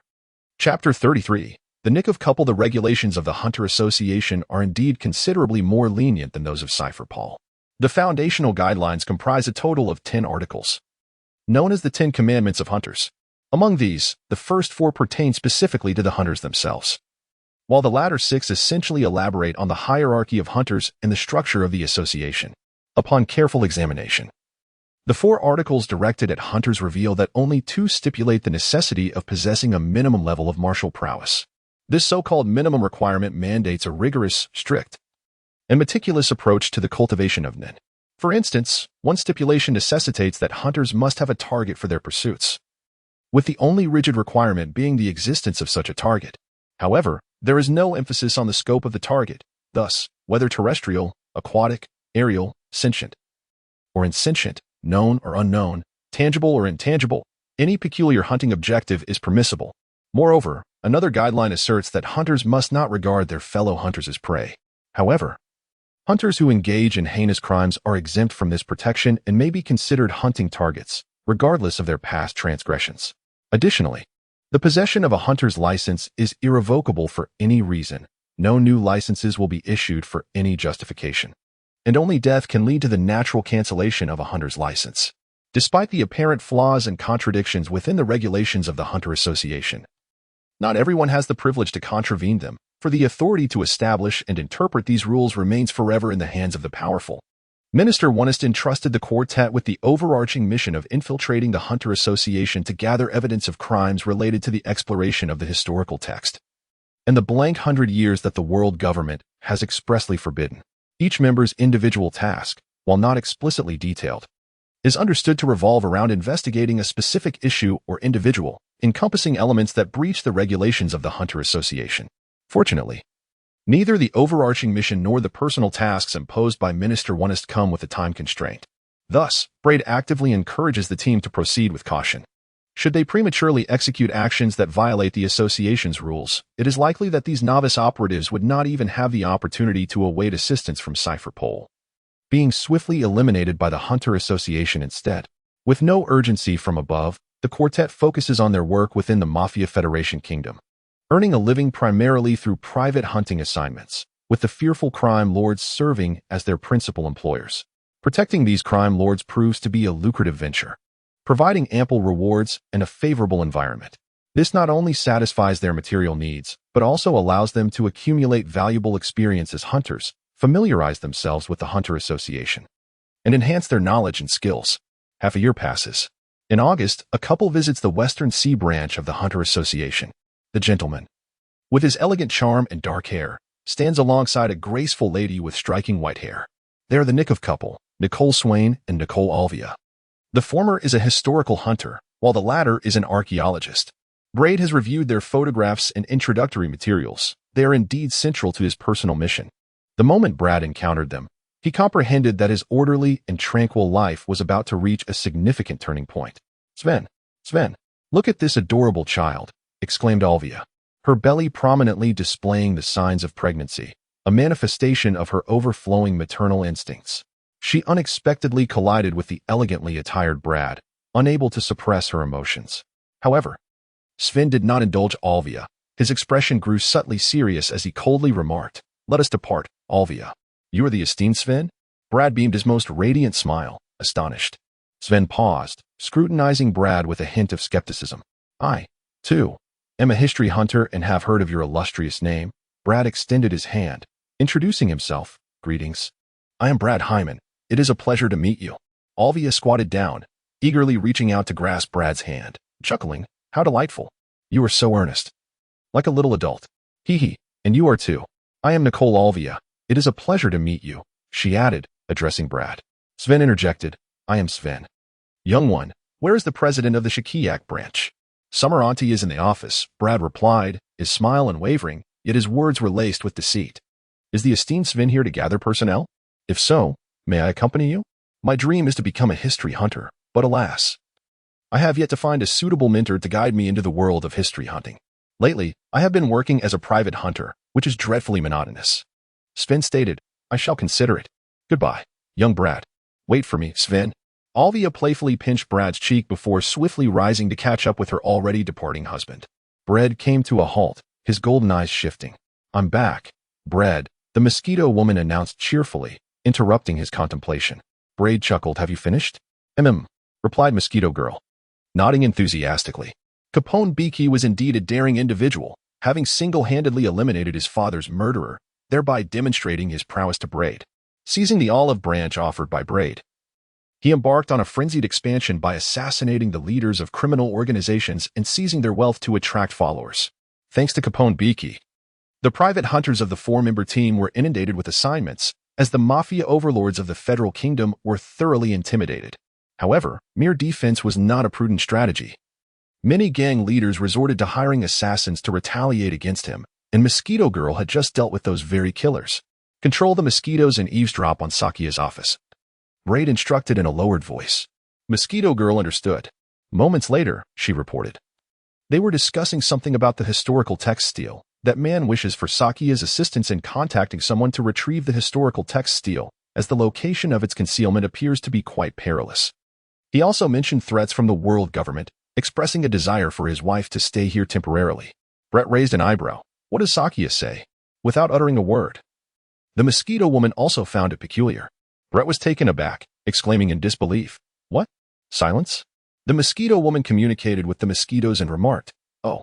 It seems Brett is not displaying a particularly favorable expression. Chapter 34. Utterly corrupted. You should not have come in person, Swain. Shakia's dignified brows furrowed deeply as she extinguished the cigarette in her hand. Finally, she deemed it necessary to respond to Swain, who had been speaking to himself. You possess numerous means of communication, cell phones, telephones, even the antiquated telegraph and written correspondence. Yet, you have chosen the most troublesome method, thus embroiling everyone in complications. Complications? Swain was taken aback. The secret of the historical monument has only been known to the three of us until now. Shakia shook her head repeatedly. What is crucial is that the world government has long been aware of your inquiries into historical texts. Delving into the blank century of history, although they are currently hindered by the complexities of the maritime situation and cannot allocate extensive resources for thorough investigations or crackdowns, they are nonetheless paying considerable attention. Regrettably, the West Sea branch is currently concealing agents dispatched by the world government, who will not overlook any suspicions surrounding the existence of historical hunters and relic seekers. The identities of Braid and his associates cannot remain concealed from Netero, nor can they escape the keen scrutiny of the intelligence expert and character analyst, Sakia. Thus, Netero boldly entrusted the little spies to the West Sea branch of the Hunter Association under Sakia's leadership, hoping she would adeptly manage their presence in a manner that neither exposed the truth nor escalated the potential risks beyond acceptable limits, allowing the Hunter Association and the world government to coexist in tacit understanding. Sakia did not betray Netero's trust. Over the past 6 months, she skillfully monitored the activities of the quartet, keeping them firmly within her sight. The impetuous visit from the Nikov couple, particularly their fortuitous encounter with Braid just prior to meeting her, disrupted the status quo. Sakia understood that Braid, with his precocious intellect, would inevitably harbor suspicions and engage in relentless probing, searching for any subtle flaw in Swain's facade. Should he uncover concrete evidence and present it to the world government, the consequences could be dire. I apologize. I will leave at once to avoid implicating the association.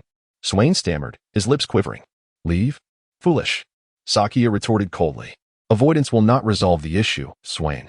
As for not implicating the association, do you believe the world government will take you at your word? As long as you live, your hunter license remains valid, and you are undoubtedly a part of the Hunter Association. This is indisputable. And the world government will undoubtedly seize upon this fact to vehemently criticize the association. Swain, overwhelmed, raked his fingers through his disheveled hair in frustration. What should I do? Abandon my pursuit of history? No, absolutely not. History is my quarry, and the blank century of history is my lifelong dream.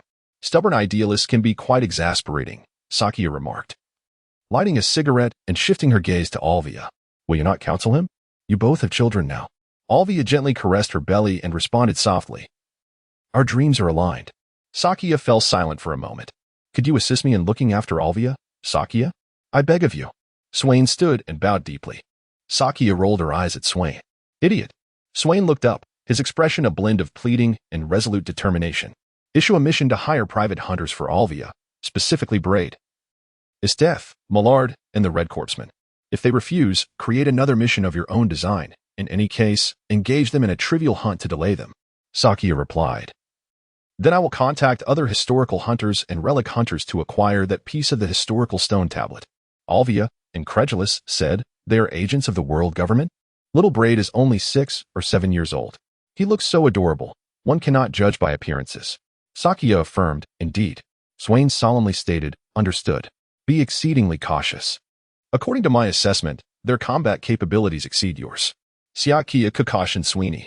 Unfortunately, Sakia's schemes were destined to fail, as Braid, through the control of the mosquitoes manipulated by the Mosquito Woman, had eavesdropped on her communications with Sweeney in their entirety. On the bustling pedestrian street in front of the Hunter Association's West Sea Branch building, Braid languidly reclined on a long bench and dialed a number. This is Braid. I have crucial information to report. Oh, what significant information? Minister Onest chewed on his beloved meat, speaking in a muffled tone. Brett murmured, my personal mission objective has emerged. The couple Nikov has appeared, accompanied by the revelation of a historical inscription stone. Indeed, this is significant information. Remarkable. Minister Ernest responded with a cheerful tone. So, what are your plans, young Brett? Brett pondered. This is precisely the purpose of my current report. I propose we amend the hasty original plan, employing a more patient strategy to reel in larger gains. How much patience shall we exercise? What magnitude of success shall we pursue? Minister Wunsch, ever receptive, showed no signs of irritation at Brett's questioning of the plan's hastiness. Bradeo expressed a tacit acceptance of their appropriation of the historical text stone tablet for research, believing that this artifact would act as a magnet, drawing forth an unending stream of inquiries into historical texts. Unearthing the iron filings of the blank century of history, he envisioned a comprehensive gathering of these findings.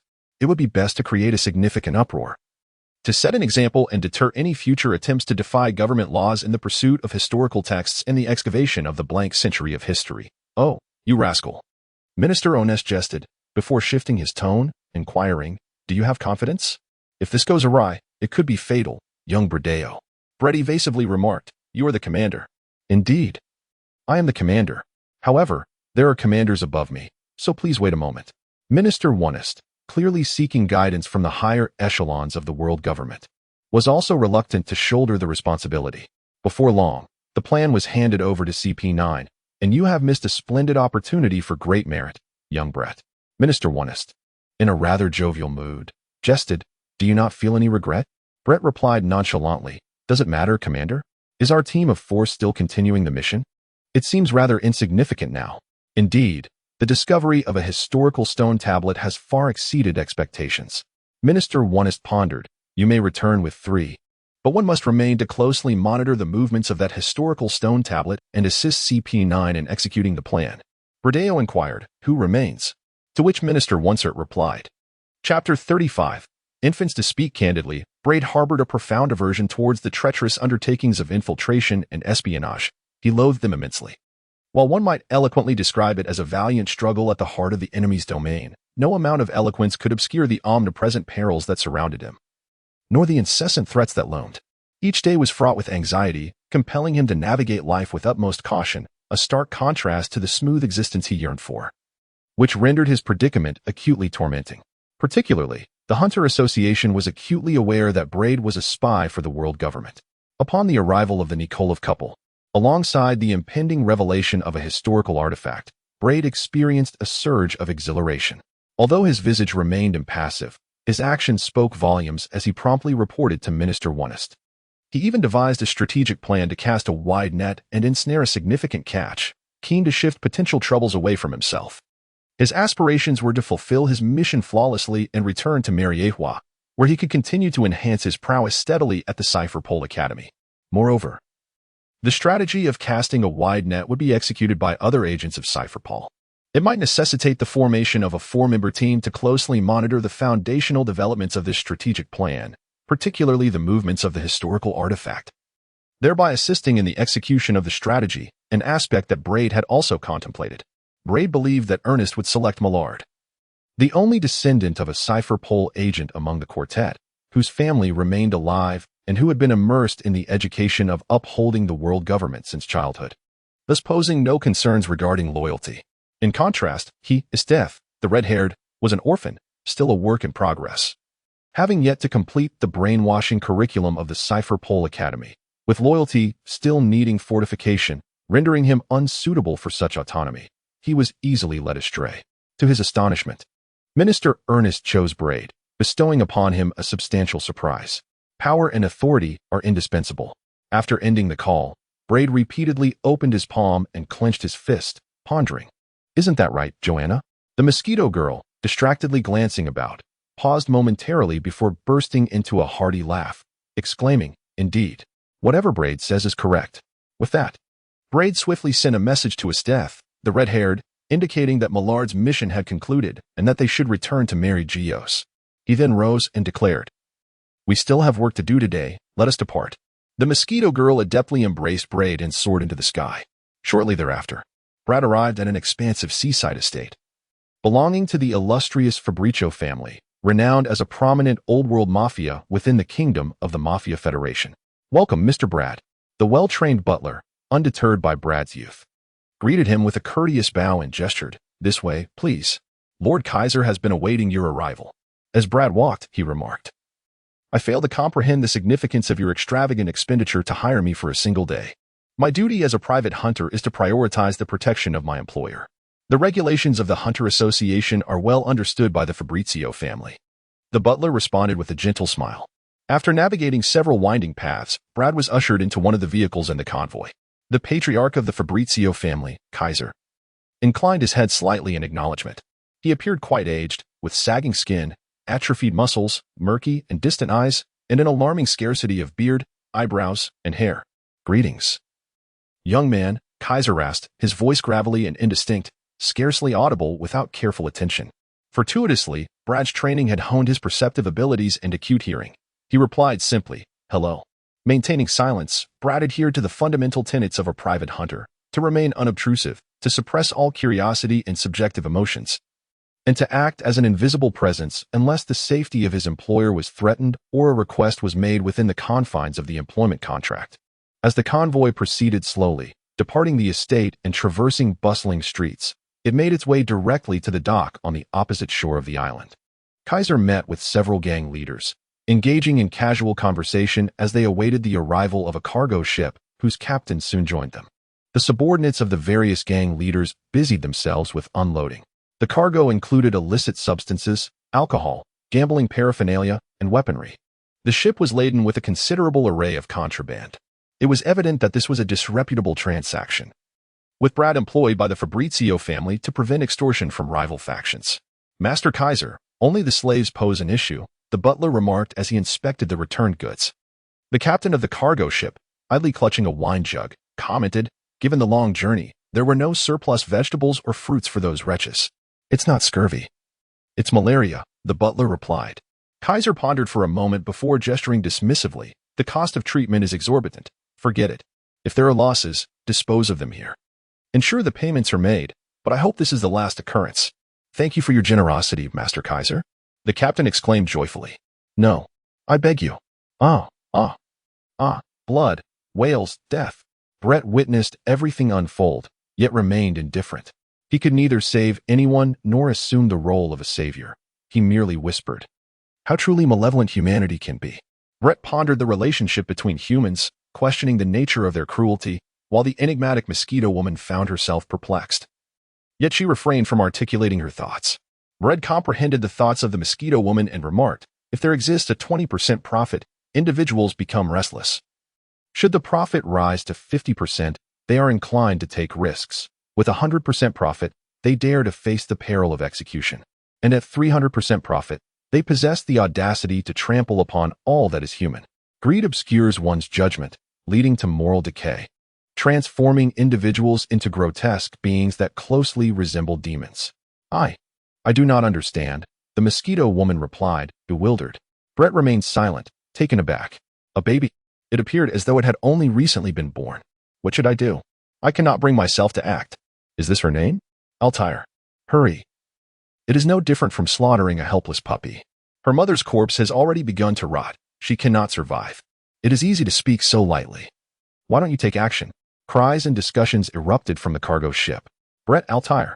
Without hesitation, he muttered, "That infant is costing me. Deducting from my remuneration for employment." He approached Kaiser and spoke softly. Kaiser nodded slowly in agreement. Very well. Chapter 36. The little caregiver. The swaddling cloth encasing the infant bore the faint, blood-stained inscription of Altair's name, the once vivid red now dried to a dark brown, flaking off at the slightest movement. The infant's tiny face was wrinkled, her body and features curled inwards, with her crimson skin marred by remnants of either blood, amniotic fluid, or a mixture of both. Her eyes were tightly shut, and sparse, white lanugo adorned her head, making her appear akin to a newborn rodent, small, dirty, and unsightly. The tiny creature's breath was faint, yet there remained a glimmer of hope for her survival. Brett carefully cradled Altair, instructing, "Mr. Kaiser, I shall have Joanna fulfill our employment contract on my behalf. Rest assured, her abilities far exceed my own. Allow me to take my leave." With that, a resounding thud echoed, followed by a crack. Whoosh! Harnessing his psychic energy, Brett pressed his toes down, shattering the hard stone beneath him, and in an instant, he darted away like a bolt from a crossbow, vanishing from sight. "Don't leave me behind, Brett," murmured the little mosquito girl, her cheeks puffed in despair. Brett did not proceed to the hospital. The finest physician resided at the western branch of the Hunter Association. Mere minutes passed. Clang! Brett forcefully burst into the building of the Hunter Association's West Sea branch, causing a commotion that sent chickens flying and dogs barking. Ultimately, he hurled open a door and reached his destination. "I apologize for the intrusion," Brett said gently as he cradled Altair, his expression unusually solemn. His words remarkably succinct. "Please save him. Thank you." The disease hunter, nearly mistaking him for an intruder and with bullets already chambered, stared at Brett, his lips twitching slightly before he slowly lowered his pistol to take over the treatment of Altair. Lanciclin, the name of the disease hunter, was a formidable woman whose kind heart starkly contrasted with her rugged appearance. She had previously taught the knowledge of medicine to the Crimson Corpse dwellers. Soon after, Sakya, leading a group of hunters, arrived, hands spread wide as he inquired, "Little Brett, care to explain?" Brett slightly inclined his body and said, "I apologize for the interruption. I shall compensate for any inconvenience caused." After a brief pause, he added, "You see, I found a newborn in dire straits, on the brink of death, and I urgently sought the assistance of Dr. Lancey Klein to save her." Wow, truly, Brett exemplifies both beauty and a remarkably kind heart. Let us disperse. Let us disperse." Brett's sincere demeanor soothed the crowd. However, Shakyak scrutinized Brett with a hint of suspicion, as if he were reassessing him. Saving a life? Well done indeed. To save a single soul is worth more than the construction of a 7-tiered pagoda. But what comes after that? How do you intend to care for the child? Adoption. Since I have chosen to save her and grant her life, I must accept the responsibility, Brett replied. Leaning against the doorframe of the medical room, which lacked a door, Shakyak extinguished his cigarette, fell into silence for a moment, and then jested. "Congratulations on your promotion to young dad, little Brett. It feels rather awkward," Brett admitted.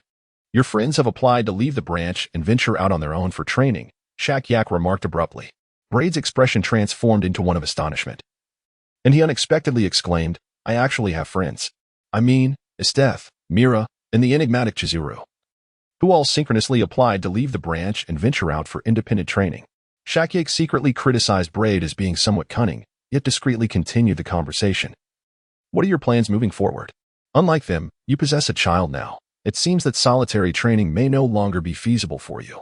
A newborn cannot withstand the harsh winds and blazing sun, nor the uncertainties of a wandering life. She requires a stable and secure environment." Brett smiled cheerfully and remarked, "I shall pause my dream of becoming a historical hunter and instead transition to being a private hunter, residing long-term at the branch. I hope to receive your kind assistance." Ensya. It was nothing short of a miracle. Lancey Klin interrupted the exchange between Sakya and Bread, probing, "She is fine. She is merely hungry and needs to be fed immediately." Lancey Klin hurriedly took Altair and rushed off in search of a nursing staff member from the West Sea branch of the Hunters Association to assist. "Please help me find a wet nurse and nanny," Aunt Xia, Bread requested. Sakya lit a cigarette, saying, "All right, let us return to the office. It seems fortune smiles upon you, Swain. Your crisis has been averted." Sakya addressed the Nikov couple resting in her office, for some unknown reason. 3 of those little rascals have retreated, and the remaining Bread probably has no time to focus on you. Swain inquired. Huh? He has become a father? Sakia jested with a serious tone. The Nikov couple found it absurd. What? A daughter just fell from the heavens for him? Sakia beamed. All right, I was just teasing. But he has indeed adopted an orphaned infant girl. Alvia sentimentally remarked, not all members of the world government are villains. In any case, I still advise against any reckless actions, Swain. Sakia quickly masked her smile, issuing a serious warning to Swain. They are merely agents of the world government exposed to our sight. Who knows if there are deeper hidden figures? Spend time with Alvia. You shall soon be parents yourselves, won't you? I will arrange for personnel to handle that historical stone tablet. Is it possible to transport it secretly to O'Hara? Swain hesitated. Do you understand the consequences of such actions? Sakia frowned. I am fully aware. Swain asserted firmly. Every individual whose dream is to explore the historical texts and uncover the blank century is acutely aware of this. Is it worth it? History is ultimately a lifeless relic of the past. People are alive, filled with infinite possibilities for the future. Swain's stubbornness in the face of Sakia's repeated counsel truly vexed her, causing her to lose her composure. Swain grew more agitated, stubbornly countering, I've heard enough of such rhetoric. Sakia, I do not wish to respond to lofty statements like history is a precious treasure belonging to all humanity, and everyone has the obligation to protect and pass it on. Nor do I wish to extol the virtues of exploring historical texts or uncovering the blank century as a noble endeavor with profound significance. My answer remains unchanged. It is worth it. No one has the right to strip people of their curiosity in pursuing history. The historical stone tablet and the blank century are the ultimate hunting goals for me and all historical hunters, relic hunters, archaeologists, indeed. All seekers of historical truth, much like the pirates' coveted treasure, one piece. We are willing to pay any bloody price for it. Madness. Sakia shook his head in frustration, muttering about those damn idealists. Chapter 37, Cipher Paul. Just as Sakia and Nicole were parting ways unhappily, a call came through to Brad's phone. It's me, little Brad. A familiar voice resonated. Braid observed his surroundings with deliberate calmness, casually shifting to a secluded corner. Uncle Rasky. A week later. I would pass through the Mafia Federation Kingdom and take the opportunity to visit you. With this succinct phrase, Rasky abruptly terminated the communication. It was evident that Rasky had no genuine intention of merely passing through the Mafia Federation Kingdom or casually visiting Braid. He was specifically targeting both the Mafia Federation and Braid himself, representing the strategic plan of CP9, which entailed a long-term approach to ensnare significant prey. He sought to connect with Braid, a crucial figure in executing this plan. However, he remained uncertain about the potential risks of information leakage in Braid's vicinity, and thus resorted to code words, confident that Braid would comprehend their meaning. Troublesome. Braid leaned against the wall, exhaling a sigh of frustration. His pupils gradually dulled and became unfocused as he sank into profound contemplation. He truly, deeply despised the sensation of being ensnared within enemy territory, especially when compounded by an element of coercion. Cipher Pole was not a place for prolonged residence. The Navy? The Navy was even more passive than Cipher Pole, increasingly resistant to the interference of the world government in their internal military affairs. They would never permit individuals from organizations like Cipher Pole, which operated both externally and internally, to join their ranks. After all, no one relished the presence of multiple spies around them. Even without malicious intent, others must eliminate any potential hazards. The Holy Land Guard? They were stationed long-term at the epicenter of the world government, tasked with safeguarding the capital of the world. Yet, they also seemed to be responsible for developing the Dark Continent, transforming its perilous wilds into fertile lands. Ultimately, it was a matter of strength. Those endowed with formidable power, no matter how reckless their actions, would likely find forgiveness. Bread pondered aimlessly until Dr. Lanciclin interrupted him, cradling Altair in her arms. She was fast asleep. Look at her. How peacefully she slumbered. Dr. Lanciclin's smile was exceedingly benevolent, despite her rugged and even fierce appearance, which seemed entirely at odds with the notion of kindness. Brett took the infant from Altair and meticulously cleaned away the stains. The little one, now wrapped in a fresh swaddle, appeared considerably more charming, adorably awkward. Thank you. Dr. Lanciclin, will you be able to care for her? The formidable Dr. Lanciclin, despite her towering stature, which reached approximately 3 meters in height and 2.5 meters in width, crouched down, dwarfing Brett, her single arm capable of enveloping him entirely. Raising an infant requires more than mere determination. She is far too small and fragile. Every aspect, feeding, drinking, relieving herself, sleeping, demands meticulous attention. It requires not only a vast investment of time and energy, but also a thorough understanding of every detail that merits consideration. A moment of carelessness could lead to disastrous consequences. Braid gently bestowed a soft kiss upon Altair's forehead, responding with a smile that seemed to deflect the question. I have wealth. Dr. Lanciclin understood Braid's implication. He was unable to care for Altair himself. Yet his riches could procure the services of those who could. After all, money can move mountains, especially when it concerns humanity. Thus, Braid acted decisively. Leveraging the channels of the Hunter Association's Western Sea branch within the Mafia Federation Kingdom, he resolutely invested all the commissions he had earned over the past 6 months to acquire property and hire a nurse and caregiver, swiftly establishing a new home. A week later, just before Rasky's arrival, there was a stirring. He.S. waking up. Master Braid, Altair is about to open his eyes, exclaimed the nurse.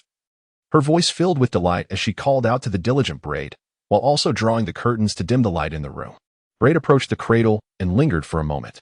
Indeed, Altair opened his eyes, an enchanting pair, surpassing even Braid's golden gaze. The outer ring was a vivid crimson, the inner circle a delicate green, while the most profound depths revealed a square-shaped indigo pupil. Even devoid of expression, he undeniably possessed an extraordinary nature. Altair, you are Altair. There can be no mistake, Braid said, an uncommon and heartfelt joy emanating from him. Stop scratching the wall, Joanna. What if you harm Altair's eardrum? Braid shot her a sidelong glance. Outside, Joanna peeked in, pouting with a mix of envy, jealousy, and a hint of grievance. Have I fallen out of favor? Stealing a glance at the clock, Braid replied, It's time to work, Joanna. Of course, this was merely a pretext. Braid intended to meet Rasky. He dared not set the meeting at his home, as his property, along with the hired nurse and governess, were all facilitated through the Hunter Association's West Sea branch and the Mafia Federation.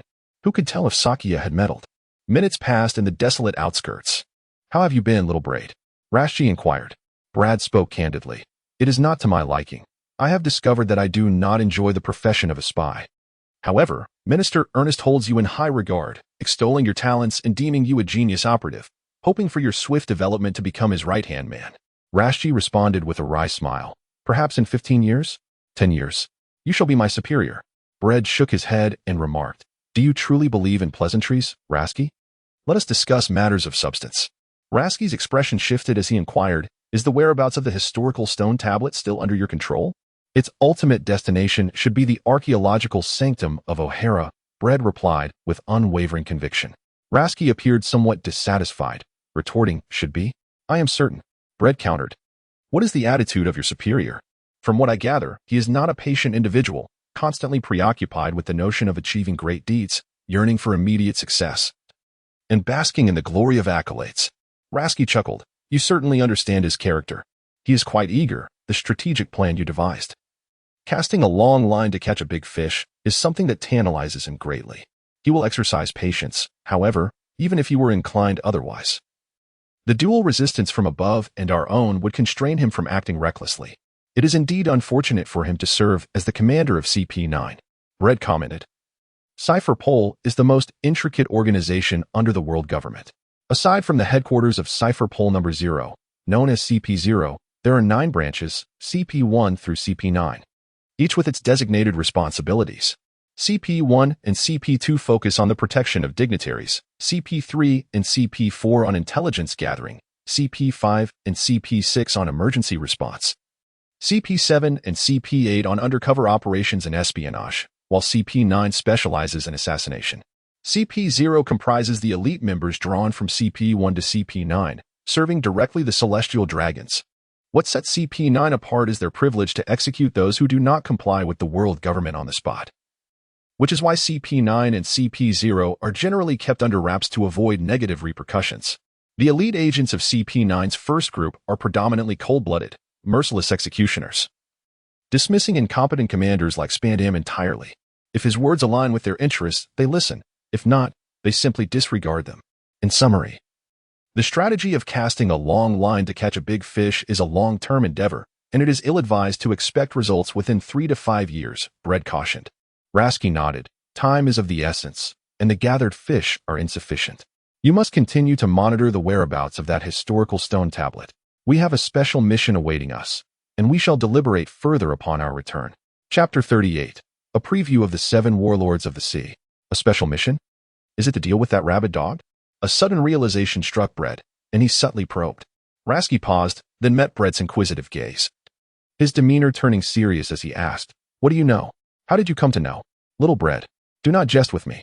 In May, specifically on the 13th, I fortuitously encountered Sakia, the leader of the Western Sea branch of the Hunters Association on the island, an intelligence hunter. She imparted to me a piece of information that the government had concealed. A vessel belonging to the government had been assailed by the notorious pirate captain, Bandywald, known by the moniker World Destroyer. Fortunately, the celestial dragon passengers aboard the ship narrowly escaped with their lives." Bread tapped his temples, recalling vividly the incident. After all, there are few audacious enough to dare offend, let alone attempt to eliminate, the sovereign celestial dragons. Rasky, filled with skepticism, inquired, "And then you contacted us for this mission?" At that moment, I was resolute, obsessed with the notion of eliminating all that obstructs me, regardless of whether they are navy, merchants, tourists, civilians, or fellow pirates. Any obstacle in my path would be obliterated. A rabid dog had finally bitten into iron, and the government would undoubtedly no longer tolerate his actions. His assault on the celestial dragons was tantamount to an affront to the government's dignity, a provocation of its limits. Bread recounted this matter with a calm demeanor. Rasky remarked, "Yet I awaited for a long time and received no news of his arrest. Thus, I surmised that the government must require time to prepare a special plan. Otherwise, there would be no need to suppress the dissemination of this incident. Given the government's resources, they could easily publicize it, amplifying its impact, and then muster their forces to annihilate the walled pirate crew. By vanquishing them, they would reassert the supreme status of the celestial dragons, using the slaughter as a cautionary tale. Wouldn't that be splendid?" Bread spoke fluently. "It has been over 3 months since that event, and coincidentally, you have a special task awaiting you. So, special plans and special tasks coincide. I venture to guess, and your anxiety revealed everything. Are you a monster, boy?" Rasky, with a wry smile, replied helplessly. Brett chuckled, remarking that meticulous extraction of information hidden within intelligence, coupled with audacious speculation, invariably yields some rewards. "It startled me, as I feared there had been a lapse in the mission," sighed Rasky. "Braid, how does the government intend to deal with Bandyward? I am most curious." "Since you already know," pondered, "this is a hunting operation that transcends the realm of reason. CP7 and CP8 infiltrated the Ward pirates, inciting discontent among the crew. Meanwhile, CP5 and CP6 endeavored to persuade and incite the deeply divided pirates within the Ward pirates, urging them to set aside their doubts and concerns and join forces with the Navy to form a coalition against the Ward pirates." Bread was taken aback. A cat and mouse game with a super mad dog? An intriguing and exceptional scheme. No wonder it required 3 months of preparation. His thoughts raced. The pirates were manageable. With wealth, crime pardons, and various means at their disposal, the government could easily dispel doubts and concerns, forming a coalition with the Navy to confront the Ward pirates. Bread raised his head. What was the Navy's stance on joining forces with the pirates against the Ward pirates? The Navy was a principled and disciplined military, with many holding radical and extreme beliefs.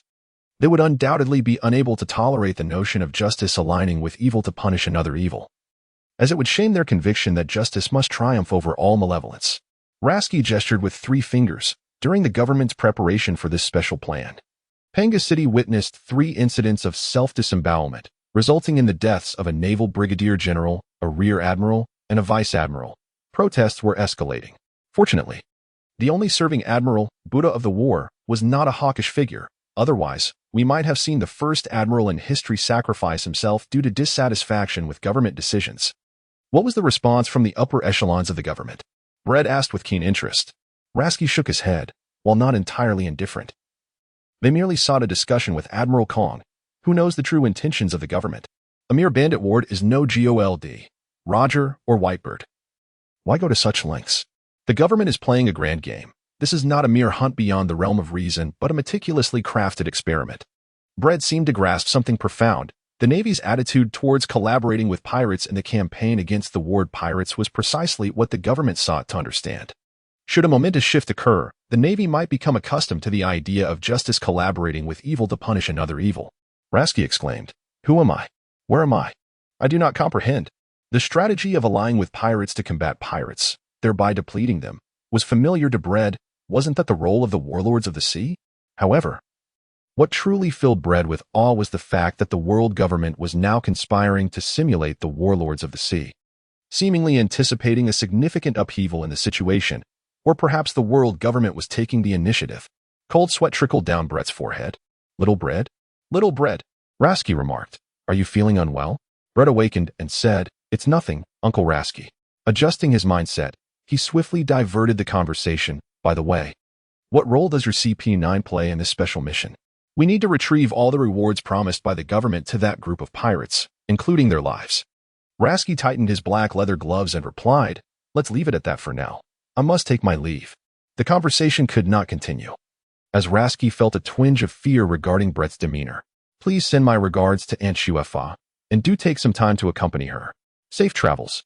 Brett waved goodbye, watching Rasky's silhouette gradually fade away before turning back.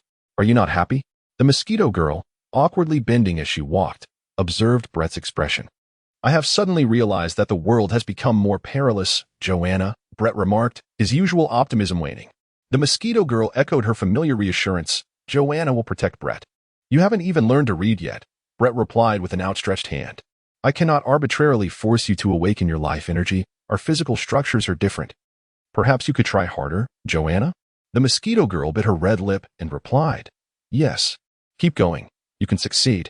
Brett encouraged her, secretly adding in his mind that it was time to research enhancing combat strength. Chapter 39. The Priest Speaks.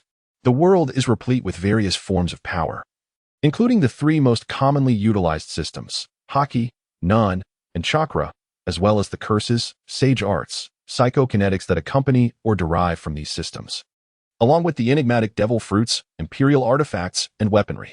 However, regardless of their origins, they ultimately converge upon a singular truth. They all require the foundational life energy, intrinsically linked to the wisdom of sentient beings, supported by physical and mental strength, without exception. The true distinction lies in the methods of acquiring power. One category is learned through personal effort, such as Haki, Nun, and Chakra, along with their accompanying curses, sage arts, and psychokinetics. The other category involves obtaining devil fruits, imperial artifacts, and weaponry, which then serve as mediums to express one's innate abilities. The diverse and complex forms of power cannot be deemed superior or inferior, undoubtedly. Given Brett's current circumstances, to enhance his combat strength, he must either delve deeper into the intricacies of Nun or dream of fortuitously encountering two high-quality devil fruits, one to consume and one to discard. Yet, faced with the harshness of reality, he lacked alternative methods to gain power. Months ago, Cypher Pole Agent Academy. Father, I find myself perplexed, Brett stated, still uncertain about what manifestations belong to the sixth property of the manifestation system. He sought Anderson's guidance. Could you explain in once more? In the name of the Lord, we pray. Amen. Anderson concluded the prayer, closed the Bible, and smiled gently. Of course. My child, would you like to know? Brett ran his fingers through his hair, a rare expression of distress and agitation crossing his face. Everything concerning the 6 attributes of hair, yet I remain uncertain about what exactly I should manifest. Understood. Anderson maintained his unchanging smile and remarked, Your current state is a quintessential manifestation of a being endowed with the powers of manifestation.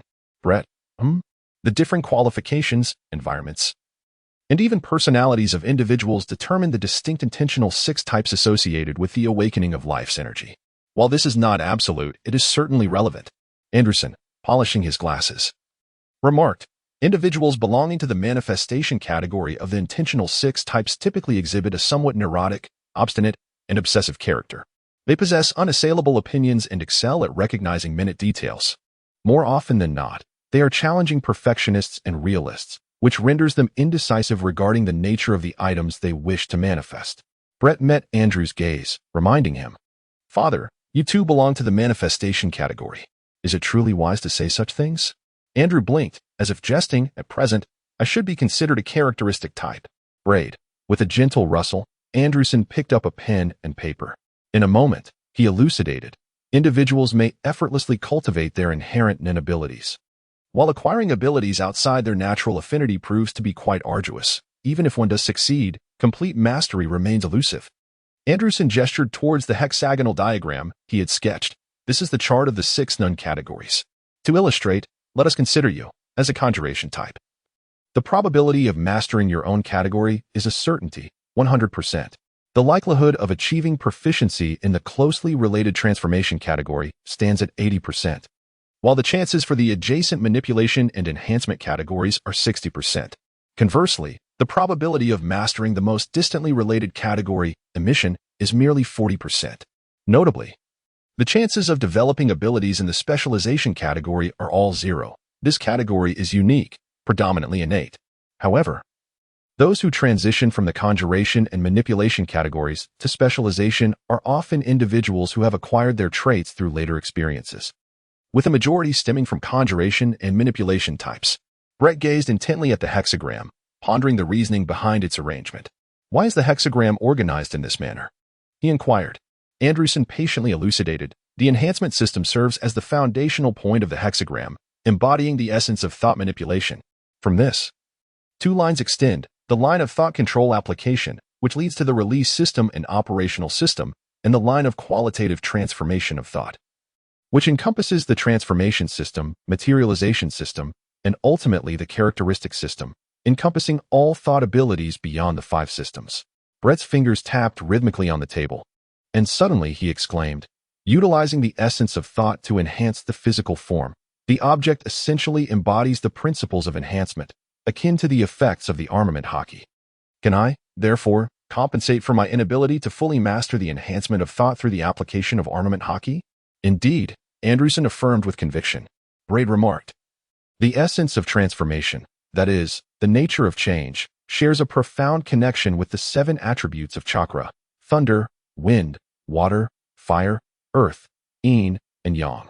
Can I, through chakra, compensate for my inability to fully master the art of transformation? Perhaps even evolve a chakra that encompasses all attributes? Indeed, you can, Anderson affirmed once more, yet quickly underscored. However, it is an arduous endeavor, my child. Human time and talent are finite. The conversation swiftly veered off course. In essence, the transformation of thought into form, known as manifestation, can theoretically conjure anything one desires, provided one possesses a deep understanding of the object in question. After all, manifestation does not conjure the impossible from thin air. Furthermore, incorporating the constraints and contracts I have taught you, along with special abilities such as controlled release, can render it exceedingly deceptive in combat. Anderson continued, it is quite simple. Harness your innate talent for discerning microscopic details, your unwavering resolve, and your vivid imagination. Brett pondered. Pray, speak of your nun ability, Father. My nun ability is called sin and punishment, specifically designated for executing monsters and heretics, Anderson replied. Brad smirked. Is it over? Forgive my reservations, my child. Anderson sighed. Braid nodded, signifying his understanding. At this moment, after sitting in silence for quite some time, he still found himself unable to decide what manifestation to conjure. A chain of contracts? A mad jester? A bulging-eyed fish? A handful of gunpowder? Numerous options were at hand, yet none resonated with Braid. He yearned for more potent and decisive combat prowess. Attack plus defense equals combat strength. Attack, defense. The best defense is a good offense. Offense. What kind of attack could render one defenseless? What weapon strike could be impervious to defense? Brett pondered incessantly, lost in contemplation. The incessant buzzing of a mosquito filled the air. Snap. With a snap of his fingers, Brad faintly grasped a spark of inspiration. Joanna. Joanna. Chapter 40, Gluttony. Mid-August. The Mafioso Federation Kingdom, a sprawling coastal estate. The piercing cries of a newborn echoed through the villa that belonged to the illustrious Fabricio family of the Old Guard. No, it was once the domain of the venerable Fabricio family. Be good now, Altair. Gently kissing the forehead of the infant in his arms, Brad soothed the child as he traversed over the withered corpses of gangsters, drawing closer to the bedroom at the end of the corridor. Inside the chamber, the aged mob leader, Kaiser, lay bedridden, having long been aware of the sounds of blades and gunfire outside his door. Yet, he felt powerless to intervene. As silence enveloped the atmosphere, he struggled to signal his butler to assist him in rising, his murky gaze fixated on the bedroom door. Awaiting the fateful decision, would the Fabricio family repel their adversaries once more, or would they face annihilation? The answer would leave Kaiser disheartened. Tap, tap, tap. The crisp sound of footsteps drew nearer. Creaking, the door swung open. Good day, Mr. Kaiser. We meet again, Brad greeted with a smile. Unceremoniously seating himself upon the nearby sofa, Kaiser's voice remained hoarse, gravelly, and faint, as he sighed softly. Pray tell, what grievance has the Fabricio family caused you, my lord? I implore you to enlighten me. After all, I previously sought your services from the Hunters Association and provided the expected courtesies and compensation. For I believe I owe you nothing. If you find my family lacking in generosity, I am willing to apologize and offer a substantial gift. Must we descend to this current predicament? Truly, he was a seasoned mob boss, unfazed by tumult. Brad marveled at Kaiser's calm demeanor and astute composure. I must concede that your hospitality and remuneration were indeed ample when I was employed by you. However, I too feel no obligation towards you, for I fulfilled our contract. Once the agreement concluded, we became strangers, yet you have twisted it to imply I lack professional ethics as a hunter and seeking vengeance against you, which is rather inappropriate. Kaiser responded candidly, indeed, it is inappropriate. The fault lies with me. If we are to be strangers, then why have you attacked the Fabricio family? I am a private hunter, Brad declared with a flourish. Becky, chewing on a cigar, boldly stepped before Kaiser and removed his top hat. Greetings, Mr. Kaiser. Allow me to introduce myself. I am Capone Becky, a perhaps lesser-known figure you might have heard of.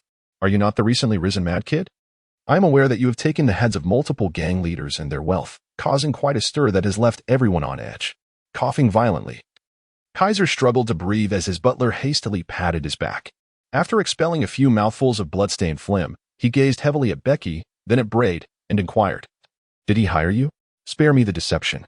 Despite Becky's attempts to mask her reverence for Braid, she could not conceal it from the astute Kaiser.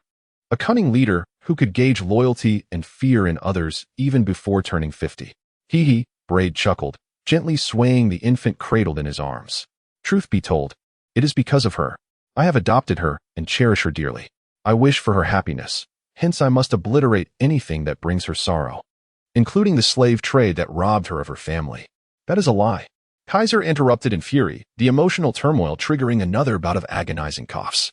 After a prolonged moment, he regained his composure, casting a sidelong glance at the peculiar weapon that Braid had been gripping tightly with his other hand. You merely wish to slay a few individuals to test your new toy, do you not? Is it that obvious?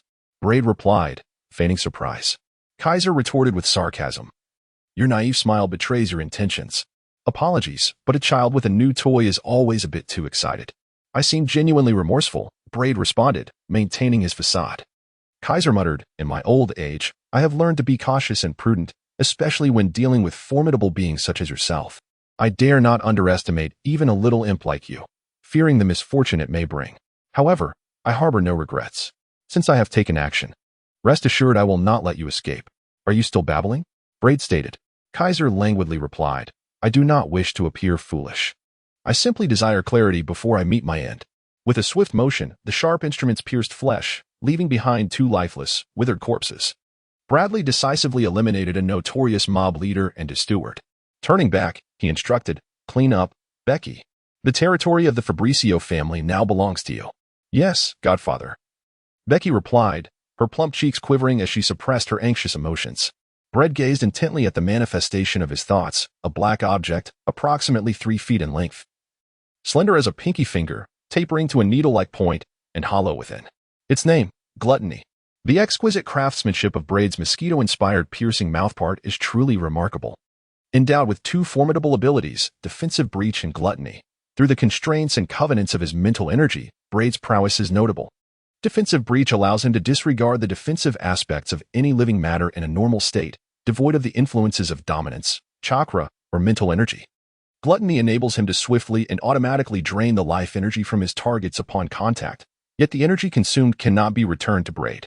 He is currently contemplating overcoming this limitation. Once achieved, he will be on the precipice of transforming his materialization-type mental energy into a characteristic-type energy. It is pertinent to mention the constraints and covenants of his mental energy, by establishing rules and pledging solemnly to adhere to them. The more arduous the rules and the more stringent the vows, the greater the unleashed power. Conversely, to transgress these established rules or to violate his sworn promises results in a catastrophic backlash from his mental energy. For instance, should Braid neglect his own decrees, The dire consequence would be sudden demise. The constraints dictate that he may only attack living matter, while the covenants state, first, upon invoking gluttony, blood must be drawn to activate the special ability of gluttony. Second, by mortgaging his own life, he can acquire the ability to breach defenses. However, the value of his life is insufficient to gain the ability to ignore all defenses. Releasing gluttony, Braid languidly reclined on the sofa, clearing his mind. After a moment, he inquired, Joanna, shall we relocate? The mosquito woman paused in surprise. Huh? Chapter 41. I am a genius. What are you? In the evening, everything was tidied up. The godfather, Becky's slightly plump, unattractive face wore a humble, obsequious expression, reminiscent of a dog, a well-behaved bulldog wagging its tail for its master. Brett, without lifting his head, teased Altair, have you truly tidied everything up?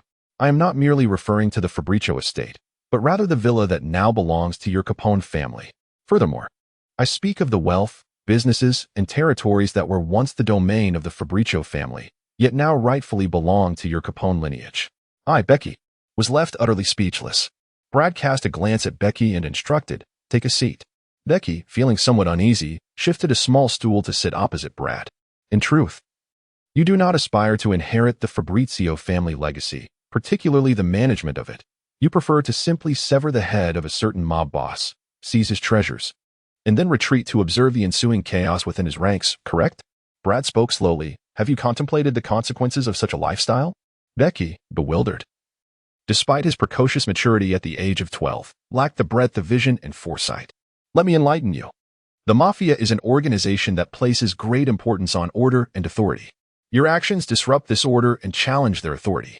In the long run, you will inevitably cross their red line, which they will not tolerate. The consequence will be that they will eliminate you at any cost, leaving you with no chance to struggle. With a gesture mimicking the act of crushing a bug, Brad added, I cannot be your protector around the clock. I am your boss, not your bodyguard. After a brief pause, he continued, do not dismiss this lightly. I am not trying to scare you. The 10 elders who rule the dark forces of the world command a special unit known as the 10 Shadow Beasts. They are all adept in psychic powers and possess formidable strength. If they choose to act, what chance do you, an ordinary boy, have of survival? Perhaps 0.1%? 0.2? It should be approaching 0. Brad's tone was tinged with a hint of amusement. Becky's eyes widened in disbelief. No, it cannot be. Such significant figures as the 10 elders could not possibly be concerned with someone like me. The Mafia Federation is the capital of the world's dark forces, Brad replied, displaying a look of defeat. Becky, feeling a bit panicked, asked, what should I do, Godfather? Adhere to the order and respect authority, Brad suggested, resting his chin on his hand. To take over the Fabrizio family legacy and manage it is to uphold order. Respecting authority entails communicating with the upper echelons of the Mafia Federation and feigning allegiance to them, regardless of the benefits the Fabrizio family has previously provided. Add 30% to that and believe they would be willing to forgive your past transgressions. Becky nodded solemnly, I understand. Your immediate task is to ascend to the upper echelons of the Mafia Federation, Brad elaborated. After a moment's thought, he added, assess the current funds. I will take half. Yes, Godfather, Becky replied, his lips trembling as he cautiously asked, Godfather, could you teach me the art of psychic power? With a smirk at the corner of his mouth, Brad remarked, desiring power? Huh, there's no shame in that. But given your capabilities, you fall woefully short. Perhaps you should devote some time to strengthening your physique. Becky remained silent. I am not dismissing you. I truly mean it. Brad adjusted his posture, speaking languidly. Becky, you must be harboring resentment. How can a 6-year-old like me master the art while you falter? The answer is simple. I am a genius. And what are you? Becky retorted, at the very least. Shed that little paunch of yours. Brad boldly proposed a challenge. Once you trim that belly of yours, I shall impart the knowledge of the art to you. Becky bowed slightly. Thank you for your generosity, my mentor. Best of luck to you, Becky. Brad cradled the increasingly restless Altair. The little one is hungry. Let us depart. Joanna. They exited the villa. The short and stout one is disloyal to Brad. Joanna despises her, muttered the mosquito-like woman.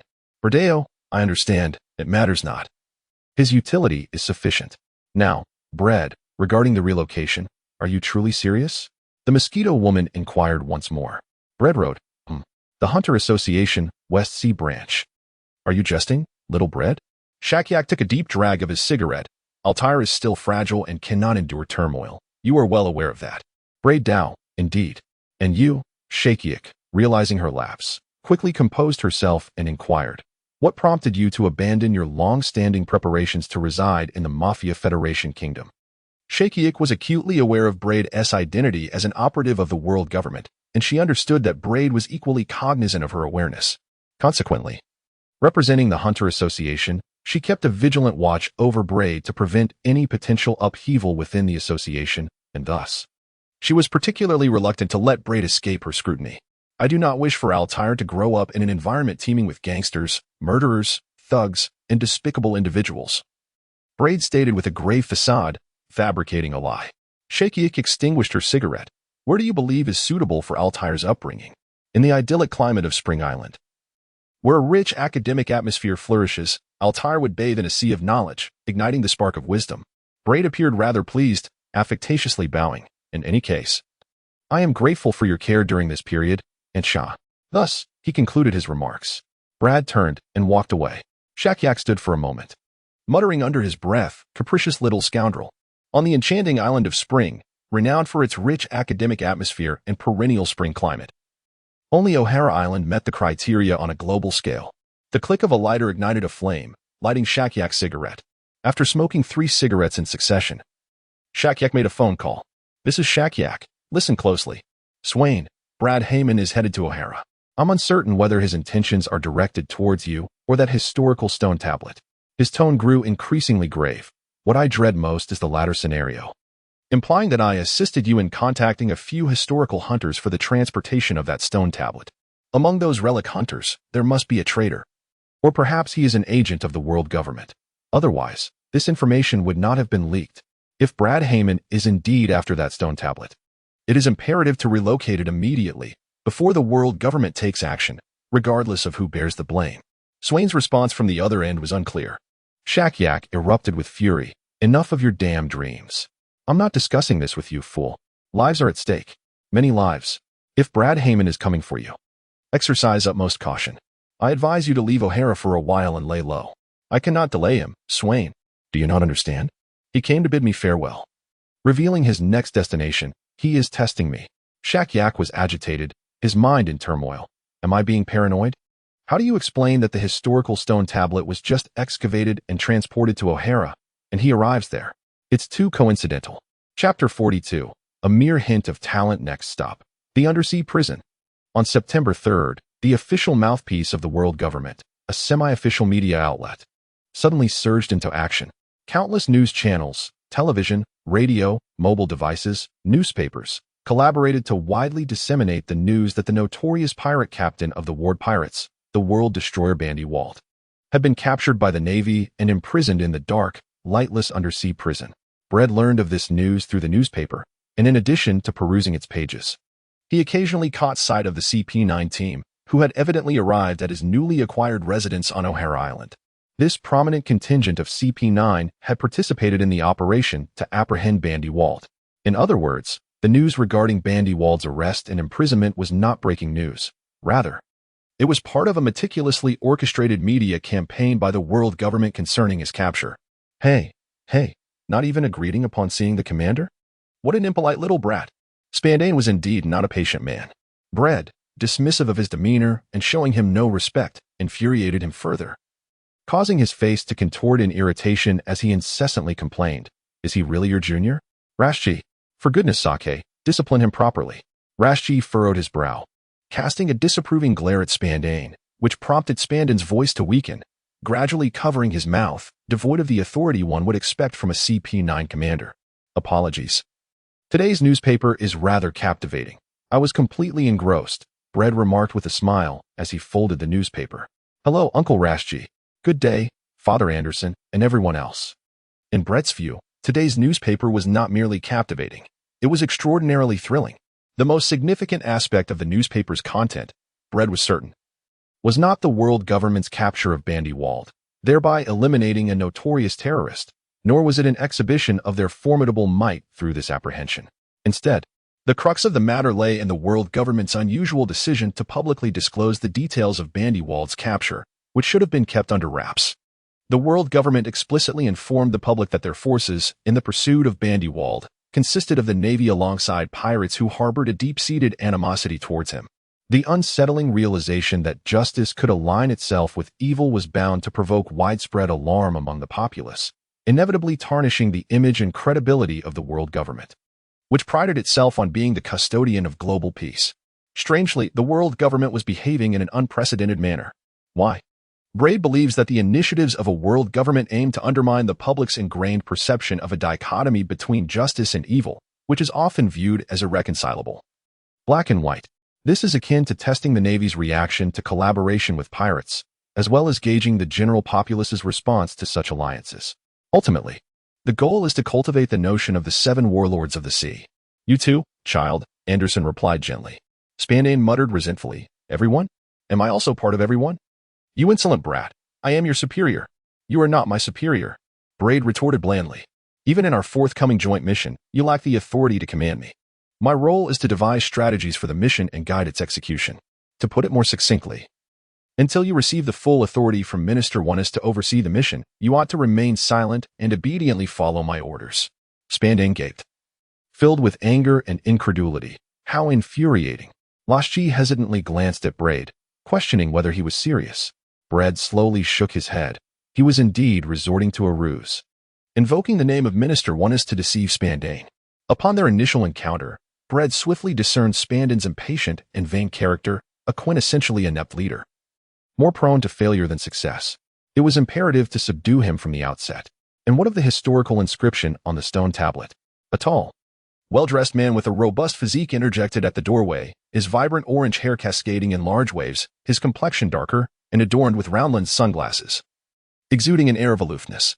Bradeo, the basement of the world's largest library, the Tree of Omniscience. Crash. Brett rummaged through the drawer of the coffee table. My findings include the list of individuals who have recently engaged with historical inscriptions. Brett shook the folder in his hand. Spandane lunged at him like a ravenous beast, almost seizing the folder from Brett, as he was fervently eager to preserve the dwindling privileges of his position as CP9 chief. Are you jesting? You insolent brat! Spandane exclaimed incredulously. Have you lost your wits in your quest for accolades, resorting to mere scraps of information? Anderson reached out silently, prompting Spandane to submissively present the folder with both hands, his demeanor both comical and pitiable, utterly devoid of dignity. The list contained names, genders, ages, places of origin, and even photographs. I have never encountered an operative capable of gathering such extensive details about individuals in such a short time, particularly since his death and the others returned to Mariawa, where they casually mentioned that during the Hunter examination phase, the Hunter Association was already aware of your affiliation with the government. Given that the Hunter Association knows you are with the government, it is improbable that the Hunters would not remain vigilant around you. Yet, this roster includes numerous Hunters. Anderson pondered. It is not a matter of distrust. But could you enlighten me on how you accomplished this, my child? Brett reclined lazily on the sofa and remarked. The reason I acquired this rather unimpressive house is its proximity to the Tree of Omniscience, which lies well within the range of my observation hockey. A line of 10 elite CP9 members simultaneously directed their gazes through the window, surveying the towering and lush Tree of Omniscience. They exchanged glances, contemplating the distance. 200 meters? No, perhaps 220 meters? Lasky conjectured the distance from the house to the tree, his expression oddly perplexed. Are you a monster, little Bread? Bread remarked softly, it is merely a slight talent. CP9, though acutely aware of my affiliation with the government and harboring significant wariness towards me, dared not act recklessly. They could not ascertain my true purpose for visiting O'Hara Island. Was it to confront one of them, or was it to seek the historical text inscribed on the stone tablet? They remained in speculation. Bread continued eloquently, by employing the advanced observation hockey to discern the aura emanating from those who have come into contact with the historical text. I can identify subtle distinctions and subsequently navigate to the Tree of Knowledge Library, where the stone tablet is concealed, to peruse its volumes. After all, one must attend to their basic needs, and those who have interacted with the historical text will inevitably vacate the subterranean confines of the Tree of Knowledge Library. I shall then utilize my observation hockey to pinpoint their identities with certainty. The individuals capable of studying the historical text are, after all, merely historical hunters, relic hunters, archaeologists, or historians. For historical hunters and relic hunters, I can access the Hunter Association's website to peruse the roster of licensed hunters. As for archaeologists and historians, they are predominantly luminaries in academia, easily found within the mundane annual rankings of notable scholars. Ultimately, Bread concluded, it is all quite simple and enjoyable. The assembly responded, thus, I have indeed refined my strategy to cast a long line to catch a big fish, rendering the collective efforts of CP9 unnecessary. There is no urgency to gather them all until the final netting is to occur. Currently, having 1 or 2 individuals with exceptional observation hockey to assist me suffices. Bread stretched. It must be observation hockey. The effect of chanting is akin to observation hockey, yet it lacks discretion. To be frank, my range of observation hockey does not extend beyond 220 meters. Rashchi felt a twinge of embarrassment and sighed. We are fortunate that our sole individual with a range of 220 meters is Andressen. He added, I shall remain to assist young Bread. Farewell, everyone. Bread decisively ushered them away. Initially, Bread was reluctant to engage in the long-term strategy of fishing for big gains, finding the plan too intricate. However, upon reflection, he recognized that the execution of such a strategy required an extended timeline, being distanced from the central authority of the world government. He realized he could not rely on any soft or hard resources provided by them for his development. The Hunter Association, aware of his status as an undercover agent for the world government, left him no choice but to generate his own resources. Undoubtedly, the guidance from Anderson served as an excellent soft resource. Chapter 43. The Holy Shield. Indeed, I admit that my unilateral modification of the mission strategy, without prior notification, was rather inappropriate. Given my decisive actions, Braid knew he must correspondingly report these changes to his direct superior, Minister Wonist, without shying away from responsibility. He firmly refuted Minister Wonist's criticisms and reprimands regarding the alterations to the long-term strategy of fishing for big gains. Brett's confession left Minister Wonist utterly speechless.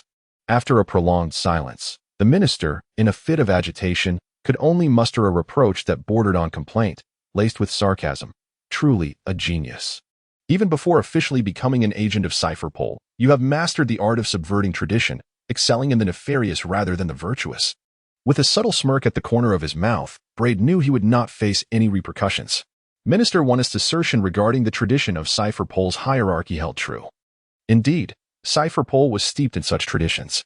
The structure of Cypherpole was vast and intricate, laden with chaos and peculiar regulations, along with unspoken rules. Consequently, even Wonist, as the highest authority within Cypherpole, often found himself helpless against the whims of his audacious and unruly subordinates. For instance, genius is afforded privilege, provided one demonstrates sufficient potential. Braid remained oblivious to the fact that within Cypherpole, there existed an unspoken rule known as geniuses are privileged, which implied that should one exhibit sufficient potential, they would inevitably draw certain conclusions. This notion stemmed from a chance encounter during his time at the Cypherpole Academy, where he overheard instructor Gotzi mention the Holy Shield, a specialized unit tasked with safeguarding the celestial beings, the celestial dragons, and existing above Cypherpole in hierarchy. This elite force, dedicated solely to the celestial dragons, commanded a level of respect even from them, clearly indicating the world government's hidden trump card. The Holy Shield consisted of a fixed number of 7 members, adhering to a strict philosophy of better to have none than to have many, selecting only the Sea Army de la Sea Army of the elite. The elite among elites referred to the most exceptional agents of Cypherpole PL, which was comprised of the 9 branches from CP1 to CP9, countless agents among them. However, even the elite did not necessarily possess overwhelming strength, leading to stringent conditions that limited the number of Holy Shield members. Consequently, the celestial dragons were compelled to instruct Cypherpole to scout and nurture those geniuses who displayed ample potential, fostering the emergence of the aforementioned rule about privilege. As it stood, Braid was far from being a candidate for the Holy Shield. He had merely begun to scratch the surface of the notion of geniuses are privileged, garnering a modicum of attention. Estes' situation appeared somewhat different from Braid's. Millard and the red-haired shaman were deemed unworthy. The true prodigy was Tornado, who was all but certain to become one of the future Holy Shield members. Gotzi also mentioned Anderson, who had previously declined the Celestial Dragon's invitation, forfeiting his place in the Holy Shield on the grounds that he required the freedom to spread the light of his master. Prior to that, he had also repeatedly turned down promotions from CP9 to Cypherpole PL. Apologies, Commander, Braid offered insincerely. Minister Onest devoured his meal with a ferocious appetite. The sounds of his chewing echoing through the phone. "ISNT at Splendid? CP-19T expend most of its forces on O'Hara Island. You now have more troops at your disposal," Braid remarked with a smile. Minister Onest mumbled, "Can you guarantee that you will excel in your mission?" "I assure you," Braid replied. "Wait, I'll send you a document, and you'll see whether I can indeed excel in my task, Commander. Moreover, Father Anderson has endorsed my plan and has voluntarily offered his assistance." Minister Onest fell silent. After a moment, he sought the opportune moment to probe how much the historical criminals understood about their secrets. Merely contemplating catching big fish without comprehending the growth of the fish was utterly futile. With a profound yawn, Minister Onest stated, "So be it. I am weary yet determined, little Brad. I am not one to possess a strong desire for control. Rather, I take pleasure in creating opportunities for the youth. Witnessing them unleash their talents brings me great joy." Beep call disconnected. Brett stood by the window, gazing at the distant twilight hues. "How is there a baby?" Anderson, familiarizing himself with a new living environment, has returned. Brett shrugged. "I found it and felt a pang of compassion. That's not a bad thing, is it?" Anderson radiated a warm smile. "My dear child, kindness is a virtue. A noble quality." Brett shifted the topic, declaring himself an atheist. "Father Anderson, could you teach me the 6 forms of body techniques and the armament hockey?" he inquired. "Has your will manifested into a weapon?" Anderson responded. Braid remained silent, his wrist flicking as gluttony lay quietly in the palm of his hand. With exaggerated insight, Anderson slowly nodded in approval of Braid, then inquired, "What is the cause of this?" "My child, I sense your sorrow. You are perpetually anxious, eager, and live a life devoid of joy. Perhaps this has inadvertently contributed to your unusual maturity. In any case, I express my profound regret that you are unable to experience the innocence and joy of childhood." Brett spoke candidly. Part of it stems from familial reasons, while another part is rooted in the unknown and ignorance. "Father Anderson, I fear the unknown and also the ignorance. I yearn for the strength to conquer the unknown. And even more, I long for the power to shatter ignorance. I have come to understand." Father Anderson sighed deeply, extending his hand above Brett's head in a gesture of blessing. "You shall be steadfast and fearless. You shall forget your suffering, and even when it resurfaces, it shall flow like water. The days you spend in this world will shine brighter than noon, and despite the darkness, they will resemble the dawn." Amen. A brief silence enveloped them. "I can teach you the 6 styles of martial arts, but I cannot impart the hockey of armament. Your body has yet to take shape. And it will affect your health," Father Anderson remarked. Brett pondered, "What about the chakra?" "I apologize, my child, but I am not omniscient," replied Anderson. Brett's insatiable curiosity was piqued. "I have always wondered, Father Anderson, just how formidable you are." The priest, Anderson, replied with a grave expression, "Child, I abhor violence." Braid, the infamous executioner, the beheader of law enforcers, the gun's word priest, the dust of angels, detest violence. Chapter 44. The 6 Styles. The 6 styles are one of the hallmarks of Cipher Pol. Children who graduate successfully from the Spy Academy have the opportunity to master them. However, your situation is exceptional. You were thrust into the battlefield before you could graduate from the academy. As your senior, I feel it is my duty to impart this knowledge to you, whether you seek it or not." Bathed in the radiance of the morning light, Anderson, having concluded his prayers, is in a good mood, perhaps due to his faith. In his daily life, he seldom experiences unhappiness, a stark contrast to the brooding temperament of Braid. Braid listened patiently, while Anderson, with a smile, remarked, "The 6 forms, pointing gun, stormfoot, moonstep, paper drawing, iron block, and razor edge, all belong to the realm of physical techniques. They're akin to boxing, mixed martial arts, and wrestling, demanding a more stringent control over bodily movements, thus surpassing the limits of human physicality to achieve greater power. Mastering the 6 forms is not particularly challenging. The true difficulty lies in perfecting them." "Oh," Braid responded with genuine interest. Anderson elaborated, tracing back through centuries of history. The initial system of power was firmly held by the Hunter Association, while the governmental approach leaned towards the domineering force known as hockey. However, hockey is not easily mastered, and it was under such circumstances that the 6 forms emerged, designed specifically to lay the groundwork for the armed variant of hockey. Much like how flame serves as a foundation for the nin system. Yet, the 6 forms possess practical combat applications, enabling direct confrontation with ninjas, nin users, and devil fruit wielders. After a brief pause, he continued, "In contemporary times, The training methods of the Nen system have gradually permeated the government. With the assistance of Nen users, it is possible to forcibly awaken one's life energy, allowing for rapid mastery, which has garnered widespread popularity. After all, the effort required to cultivate Haki far exceeds that of developing Nen, and the success rate of training is also significantly lower.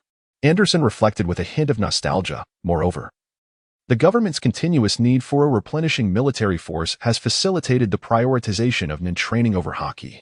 While this may not be a poor strategy, considering that certain effects of Nen are analogous to Haki, if history were to stretch a few more centuries, Haki may very well face obsolescence. Brad blinked. Father Anderson? We've strayed off topic. Ah, Father Anderson, undeterred, kindly remarked. In any case, while many have learned the 6 styles, few have truly mastered them. The former often rely on sheer willpower and the force of their aura to execute the techniques, while the latter harness their will and aura to bestow a second layer of enhancement and destructive capability upon the 6 styles, or utilize them during combat to conserve their willpower and minimize the expenditure of aura. Do you comprehend the distinction between the two, my child? Brett was resolute. Indeed. Father Anderson, I have adequately prepared myself for the trials of blood and sweat. Let us commence with the shave and the moonwalk. What are we waiting for? Run. Strengthen your legs, my child. Anderson extended his hand, resembling a deferential servant ushering a guest. O'Hara Island. 5 laps. Without hesitation, Brad took a step forward. I must also entrust you with the care of the mice dwelling beneath the library of the omniscient tree, Father Anderson. Of course, my child, Anderson replied. Once embarked upon this path, there could be no turning back. Brad approached the acquisition of power with utmost diligence, dedicating nearly all his time to studying the 6 forms. Save for the essential activities of eating, excreting, resting, and occasionally accompanying Altair, who was gradually learning to seek him out. Meanwhile, Anderson, in addition to monitoring those who researched the historical stone tablets, also took on the task of instructing the Mosquito Maiden in her training. Time swiftly passed, and it was now the month of February in the year 1492 of the sea-round calendar. Braid was compelled to pause his studies of the 6 forms. As his superior, Minister Onist once again urged him to ascertain the extent of knowledge regarding the historical text inscribed on the stele. Quite fortuitously, after ending his phone call, Braid encountered the familiar couple, the Nichols. The pregnant Olivia's belly was remarkably pronounced, indicating that her delivery was imminent. She radiated a maternal warmth that rendered her even more beautiful. Sven, soon to be a father, wore an expression of joy as he heeded Shakyak's advice to leave O'Hara Island for a spell to avoid scrutiny, only to reappear in Braid's line of sight. It has been a while, Mr. Sven, Mrs. Olivia, Braid greeted them. However, the joy of the Nichols seemed to evaporate, nearly overshadowed by a palpable sense of vigilance. You too, young Braid. Olivia managed to muster a strained smile. Braid fixated on Olivia's abdomen for a moment, then meaningfully shifted his gaze to Swain. In that fleeting exchange of glances, a shiver coursed through Swain. He discerned Braid's malice directed at his unborn child. I have matters to attend to. Farewell. Braid inclined his head. As he watched Braid's retreating figure, Swain stood frozen in place, unable to move. Swain, what is the matter with you? Olivia called out. Startled, Swain forced a smile and replied, It's nothing. Let us continue our stroll. A walk is beneficial for you and the baby. For little Braid. Olivia, though enveloped in the aura of pregnancy, was no fool. Swain exhaled a heavy sigh and said, Indeed, he is an agent of the world government, having resided in O'Hara for several months, yet he has accomplished nothing. This is, in itself, peculiar. We remain in the dark regarding his intentions. Suddenly, I am filled with fear. I once believed I was fearless in pursuit of my dreams. But with Robin's imminent arrival, I am terrified of losing you, of losing Robin. The weight of my suppressed emotions and pressure struck at Swain's fragile nerves, and tears betrayed him, cascading down his cheeks. He lost composure. Sakia is right. I am a fool, utterly selfish, having considered nothing of you both. I am sorry, Olivia. I am so sorry. It's all right, Swain. Olivia awkwardly embraced her husband's head against her swollen belly, allowing the child within to comfort him. By choosing to marry you and taking your surname, I signify that regardless of what transpires, I have no regrets about my choice. I cherish your qualities, including your tenacity. That night, silence enveloped them. Braid raised his index finger and blew gently, stealthily infiltrating the home of the Nichols. confidently striding into Swain's study and lazily reclining on the sofa. Swain's mouth fell agape, unable to conceal his astonishment. He had envisioned countless scenarios of Braid revealing the ferocious fangs of a world government agent, yet none resembled the current situation. Shall we chat? Braid rested his chin on one hand. Chapter 45. Allow me to arrange a few things for you. I ask, you respond. He reached for a pen, a sheet of paper, and a book from the desk, as if engaging in casual conversation. However, he meticulously noted on the paper, name, Nicole Swain, surname, Nicole. Given name, Swain, age, 28, place of origin, O'Hara Island, occupation, a licensed historical hunter and epigrapher. I have gathered some basic information about you. Is it all correct? To his surprise, Swain felt a sense of relief wash over him, becoming calm and resolute, displaying an eerie psychological growth. He transformed from a man obsessively pursuing the mysteries of history, a deluded idealist, to a fragile creature crumbling under the pressure of a crisis, akin to Damocles' sword hanging overhead. This dichotomy was striking. After all, he was a husband and a father, compelled to safeguard his family. All of it is correct, Swain replied. Can you interpret ancient texts? As far as I am aware, very few possess this skill, with the notable exception of the Getsu family from Wano and Kazuki Oden, the 2nd Division captain of the Whitebeard Pirates, being the only one I know of. The pleasantries concluded, Braid revealed his true intentions. Braid cannot be deemed anything but astute. Those who pursue the mysteries of history are, in essence, delving into the significance of ancient scripts. Only by deciphering these scripts can one unravel the meaning of the historical texts they comprise, thereby revealing the concealed information etched upon stone tablets of history. This endeavor ultimately leads to an understanding of a blank century in history. Yet, it is merely fragments of knowledge, for ancient scripts are exceedingly intricate. Swain sighed. Acknowledging the existence of Getsu Mitaka, the sole individual in the world capable of fully interpreting historical texts.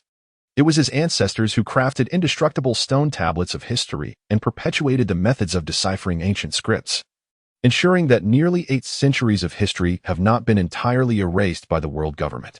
Braid stared at Swain for a long time, then shifted the perspective of his inquiry. Why must one delve into the historical texts, the blank century of history? Is it merely a foolish curiosity? Swain mused with self-deprecation. Braid, with a hint of sarcasm, remarked, indeed foolish.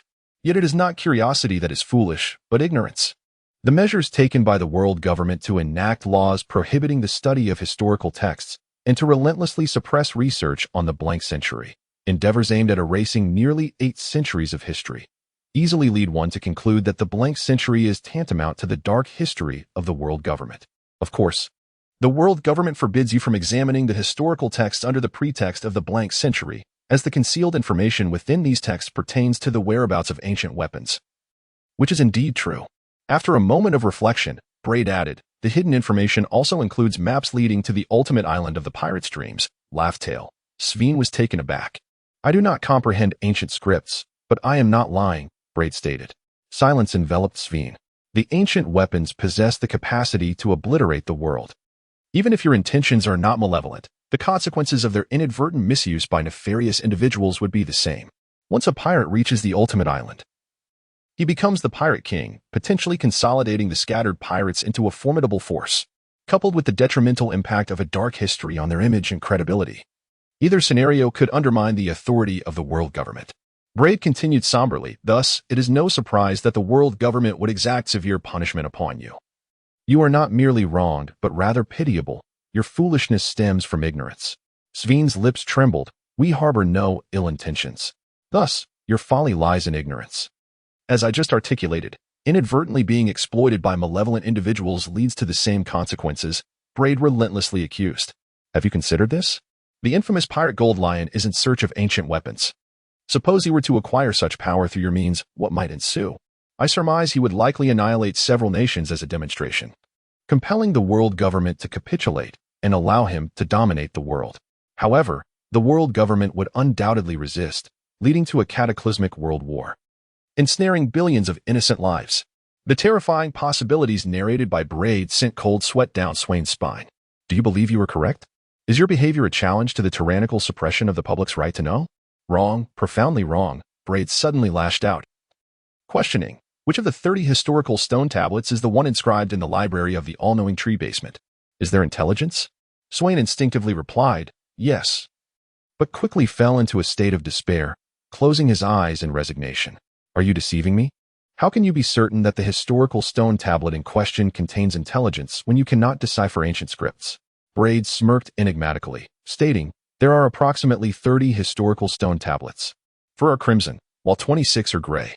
The crimson tablets serve as a map to the ultimate island, Lafrid, also known as the beacon, among the gray tablets. 9 contain intelligence, which pertains to the blank century of history, while the remainder chronicles ancient weaponry, among other things. Struggling, Swain articulated. You are asserting that the tablet in question contains intelligence based solely on fragments of deciphered ancient text. Should I arrange a meeting for you? Braid, brushing his short yet long golden locks, replied, in the realm of historiography, who can decipher ancient scripts, even if only in fragments? Write down their names. And as a bargaining chip, I will spare your wife and her unborn child, and even grant you the option to take your own life. Should you wish to leave a farewell note? Swain interjected, I have already shown you considerable consideration. Braid shrugged helplessly. Pale and hesitant, Swain deliberated for a moment. I must see Olivia one last time. Otherwise, I cannot trust you. I could perform a minor abortion immediately. Do you believe I would? Braid smiled innocently. Swain trembled with fear. No, you cannot. You might as well attempt to eliminate me and escape with Olivia.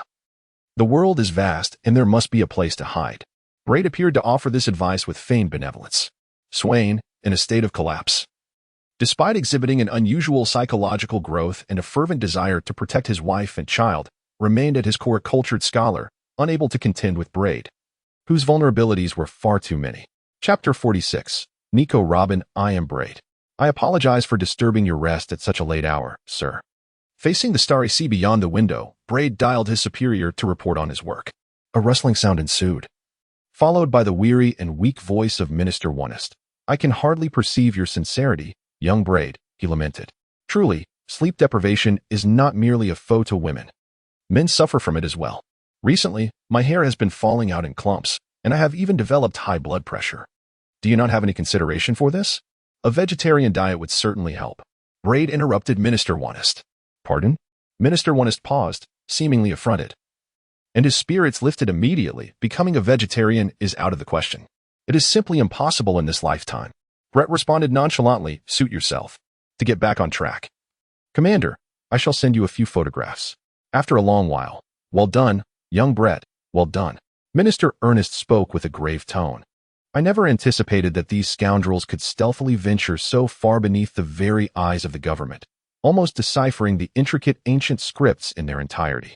Breedel remarked, the list of individuals capable of deciphering ancient scripts overlaps partially with the previous list that had encountered the historical stone tablets concealed beneath the Tree of Knowledge Library, while also featuring some newly discovered names.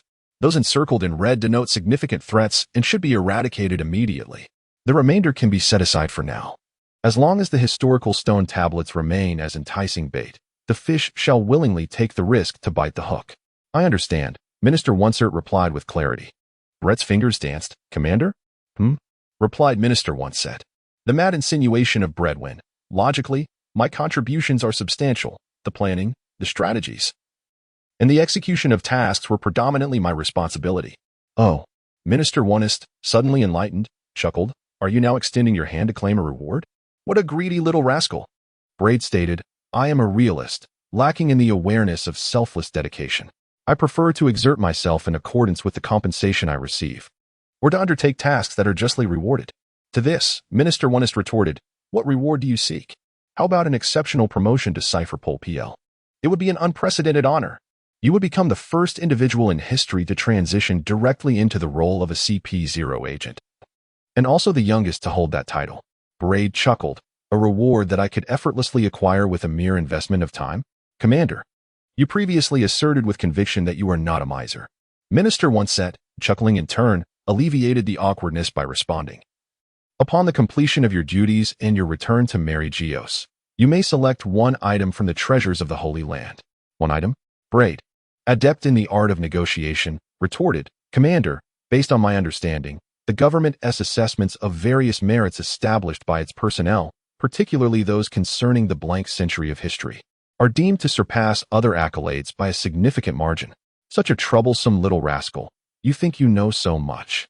Minister Oneset feigned exasperation, but then continued. Do not be greedy, young Braid.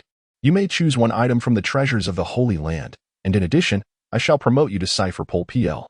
Bread. Very well, he continued. I would like to request to return to Mary Joa for a brief period to attend to some personal matters. Personal matters? Minister Oneset teased. I trust you are not overly eager about the treasures within the Holy Land's treasury. Patience, young man. It is indeed merely personal affairs, Bread replied. I am one of those who have been investigating the historical stone tablets concealed beneath the library of the Tree of Omniscience, assessing their research progress. Given the perilous nature of the findings, I had no choice but to eliminate him. However, he was not merely a paleographer, he was also a licensed historical hunter. Minister Oneset clicked his tongue in feigned sympathy. Are you attempting to evade scrutiny? According to the Hunter Association's protocols, the death of a hunter under their jurisdiction necessitates an investigation before his license can be revoked. They are aware of your identity, even in the absence of evidence. Your proximity to the scene of death makes you their prime suspect, especially since you, too, hold a hunter's license. This situation breaches the 10 Commandments of hunters. The pressure from the Hunter Association is one aspect, Bread continued. On the other hand, those who study the historical stone tablets hidden beneath the Tree of Omniscience, primarily historical and archaeological hunters, are also aware of my identity. The death of Swain will undoubtedly incite their panic. My temporary absence will serve to stabilize them, allowing them to cling to a false sense of security as they continue their research. Very well, I grant your request, Minister Oneset said, stifling a yawn. Time for a rest. Communication devices are now disabled. Bread remained in Sweeney's study, where Sweeney had already hanged himself. His pallid skin, elongated tongue, bulging scarlet eyes, and tear-stained cheeks rendered his death rather unseemly. Yet, in his choice to take his own life to protect the safety of his wife, he died with the valor of a man. Methodically erasing all traces of his presence, Bread finally departed. As he opened the door, he greeted, Good day, Lady Alvia. A brief moment of astonishment passed before he offered his courteous salutation. Alvia stood outside the study door, her strength preventing tears even in the face of her husband's lifeless body. Do not squander the opportunity afforded by Mr. Sweeney's sacrifice. Seek refuge at the Hunter Association before your time of delivery. After taking a few steps, Bread turned back, urging, Forget everything, everything. Once Bread's silhouette vanished into the night, Alvia succumbed to her grief, her sobs transforming from soft whimpers into anguished wails. The clock on O'Hara Island told 12 times. On February 6th, at precisely 12:07 a.m., Nicole Robin was born under the watchful gaze of her deceased father. Meanwhile, Bread, returning home, playfully entertained Altair while conversing with Father Anderson. In a few days, I shall return to Mariewa. I entrust O'Hara Island to your vigilance, Father Anderson. Very well, my child, Anderson replied. Chapter 47. We are the Hunter Association. In response to Nicole Sweeney's death, the actions of the Hunter Association were swifter and more forceful than Bread had anticipated. On the very day of February 6th, Shakyak, the president of the Western branch of the Hunter Association, hastened to the scene. Nearly 3 days later, at noon on February 9th, Isaac Netero, the president of the Hunter Association, arrived in a dirigible, traveling through the night. A storm of intrigue surrounded O'Hara Island, gathering the majority of the association's senior members. On the surface, Sweeney's demise appeared to be a suicide, complete with a letter explaining his motives. The criminal hunters collaborated meticulously in their search, yet uncovered no discrepancies. Shakyak's expression darkened. Who would believe this? It is an insult to our intelligence. At such a crucial moment, with his daughter soon to be born and his wife in dire need of his presence, which father would so readily abandon his life? Netero, donning a black kimono, led the procession to the funeral. How is Alvia faring? The silence was maddening, a poignant ache in the air. Shakyak sighed. Netero nodded. Considering their daughter, she has ample reason to remain silent. The world government has intervened. Where there is one Sweeney, another Sweeney will surely follow. Siakayak smoked one cigarette after another. Although the association has no precedent for forcibly intervening with hunters, extraordinary times call for extraordinary measures. After attending Swain's funeral, I suggest convening a general meeting to discuss with historical hunters, ancient relic hunters, and ancient script hunters, ensuring that we do not witness another Swain among them, while also exerting pressure on the world government. Netero paused and turned. What is the first of the tenets of hunters? One must possess a hunting target. Netero's question caught Yokai off guard. He was stunned for a few seconds before responding. Netero continued, "What is hunting? True hunting is a struggle between the hunter and the hunted, where both parties engage with full awareness to contend for victory. That is the essence of hunting." Yokai answered truthfully. Netero added for Yokai's benefit, "However, the hunting process is ever-changing, and the relationship between the hunter and the hunted is not absolute but reciprocal. Ultimately, the defeated must abide by the victor's rules." He even appeared indifferent, in my view. Since Swain and his ilk established the hunting target of the blank 100 years of history, they must engage in a battle with full awareness against the world government. They failed, and thus must adhere to the rules set by the world government, paying the ultimate price. I have no reason to protect them. They are professional hunters. But the world government harbors ill intentions. Their past actions have made it clear that their aim is not merely to topple the Swains but to dismantle the entire association. Yokai exclaimed passionately, "If we do not exhibit a strong stance from the beginning, they will only perceive us as weak, perpetually pressing the association further." Netero smiled. "No one has ever said that the association is not made up of hunters." Yokai bit the cigarette, and for a moment, with a hint of sarcasm, asked, "Then what are you doing on O'Hara Island?" "It is perfectly normal for Swain to be dead." Netero, with his hands tucked into his sleeves, replied, "I am the president of the Hunter Association and the Review Committee, tasked with safeguarding the association. If Swain merely died at the hands of the world government, I would not concern myself. However, the suspect who brought about his demise is also a hunter, and I must investigate whether the suspect violated the fourth of the tenets of hunters, which states that hunting fellow hunters is prohibited. But those who commit heinous crimes are not protected by this rule. An investigation? Still investigating? It was Brett Heyman who did it. It was that viper disguised in the guise of an adorable little demon."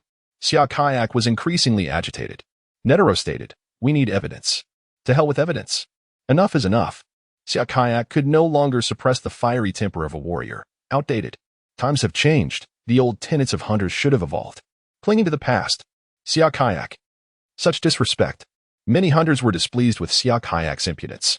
Netero, as always, remained warm. "Yokai, we are not the world government, nor a pirate crew, nor a kingdom. We are the Hunter Association. I am done." Shakyak, in a fit of rage, tore apart his hunter's license and departed without a moment's hesitation.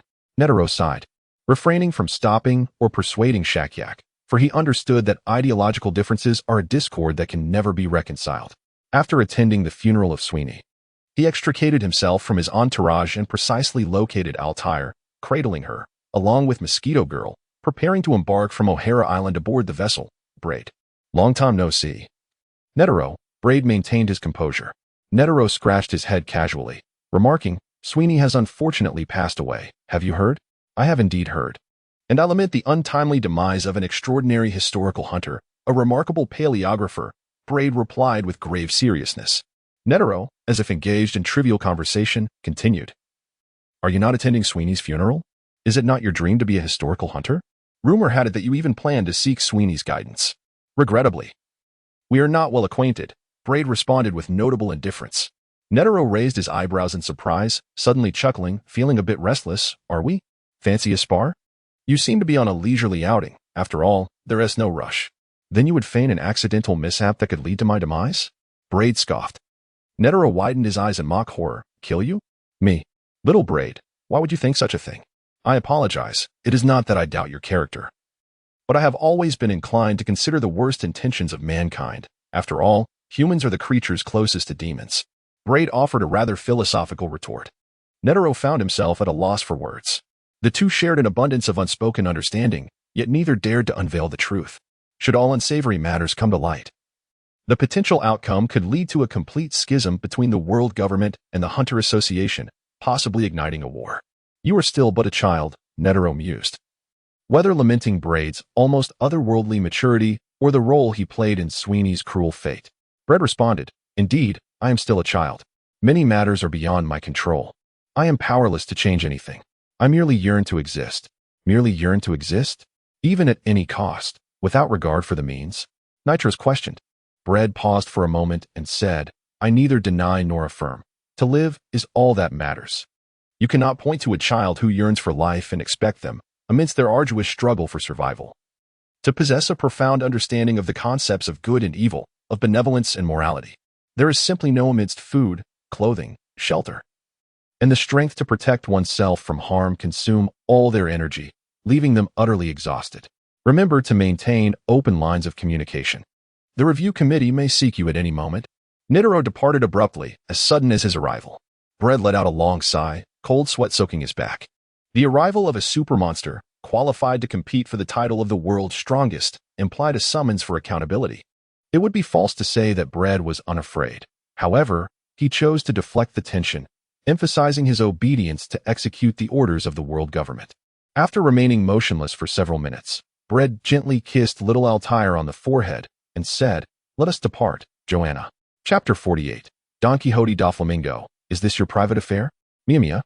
The greasy middle-aged man resembled a wild boar with an insatiable appetite, not an omnivore but a carnivore, wishing to feast 24 hours a day. He gnawed on a bloody steak, curiously observing the slumbering Altair nestled in Brett's arm, and jested, "What a darling little creature. Have you adopted her?" Quite the compassionate act. Utilizing various modes of transportation, ship, airship, automobile, Brett hastened to Mariehua with utmost speed. Subsequently, he dutifully reported to his superior, Minister Onest, the head of Cipher Paul. On the day of my return, I had an audience with Chairman Netero of the Hunter Association. Their reaction to my actions was swifter and more intense than I had anticipated, leaving me with little energy to care for Altair. So I had no choice but to entrust her to my aunt, Snow. Brett's delicate brows furrowed as he could not suppress his inner impulse, unhappily reminding, "I apologize, Minister. But you were standing too close." Minister Onest, taken aback, quickly realized his own unseemly appearance, with grease and meat drippings threatening to soil little Altair's delicate cheeks. And he laughed heartily as he stepped back. Very well, very well. What did you discuss?" He did not reveal my identity as a Cypherpole agent, but seized upon my status as a hunter, notifying me to be prepared for scrutiny from the Hunter Association's review committee. Brett settled onto the sofa. "This is troublesome. The individual I forced into revealing the history of the blank century also holds a hunter's identity and is suspected of violating the 10 principles of hunters. Had I known, I would have tested someone else." Minister Onest took several sips of red wine. "Are you confident that the Hunter Association will uncover no leads? The most impeccable murder is one that compels the victim to take their own life. What can they uncover?" Bread rose. "The report is complete. Goodbye, Minister. I must hasten to arrange a nurse for Altair, lest she awaken and cry from hunger."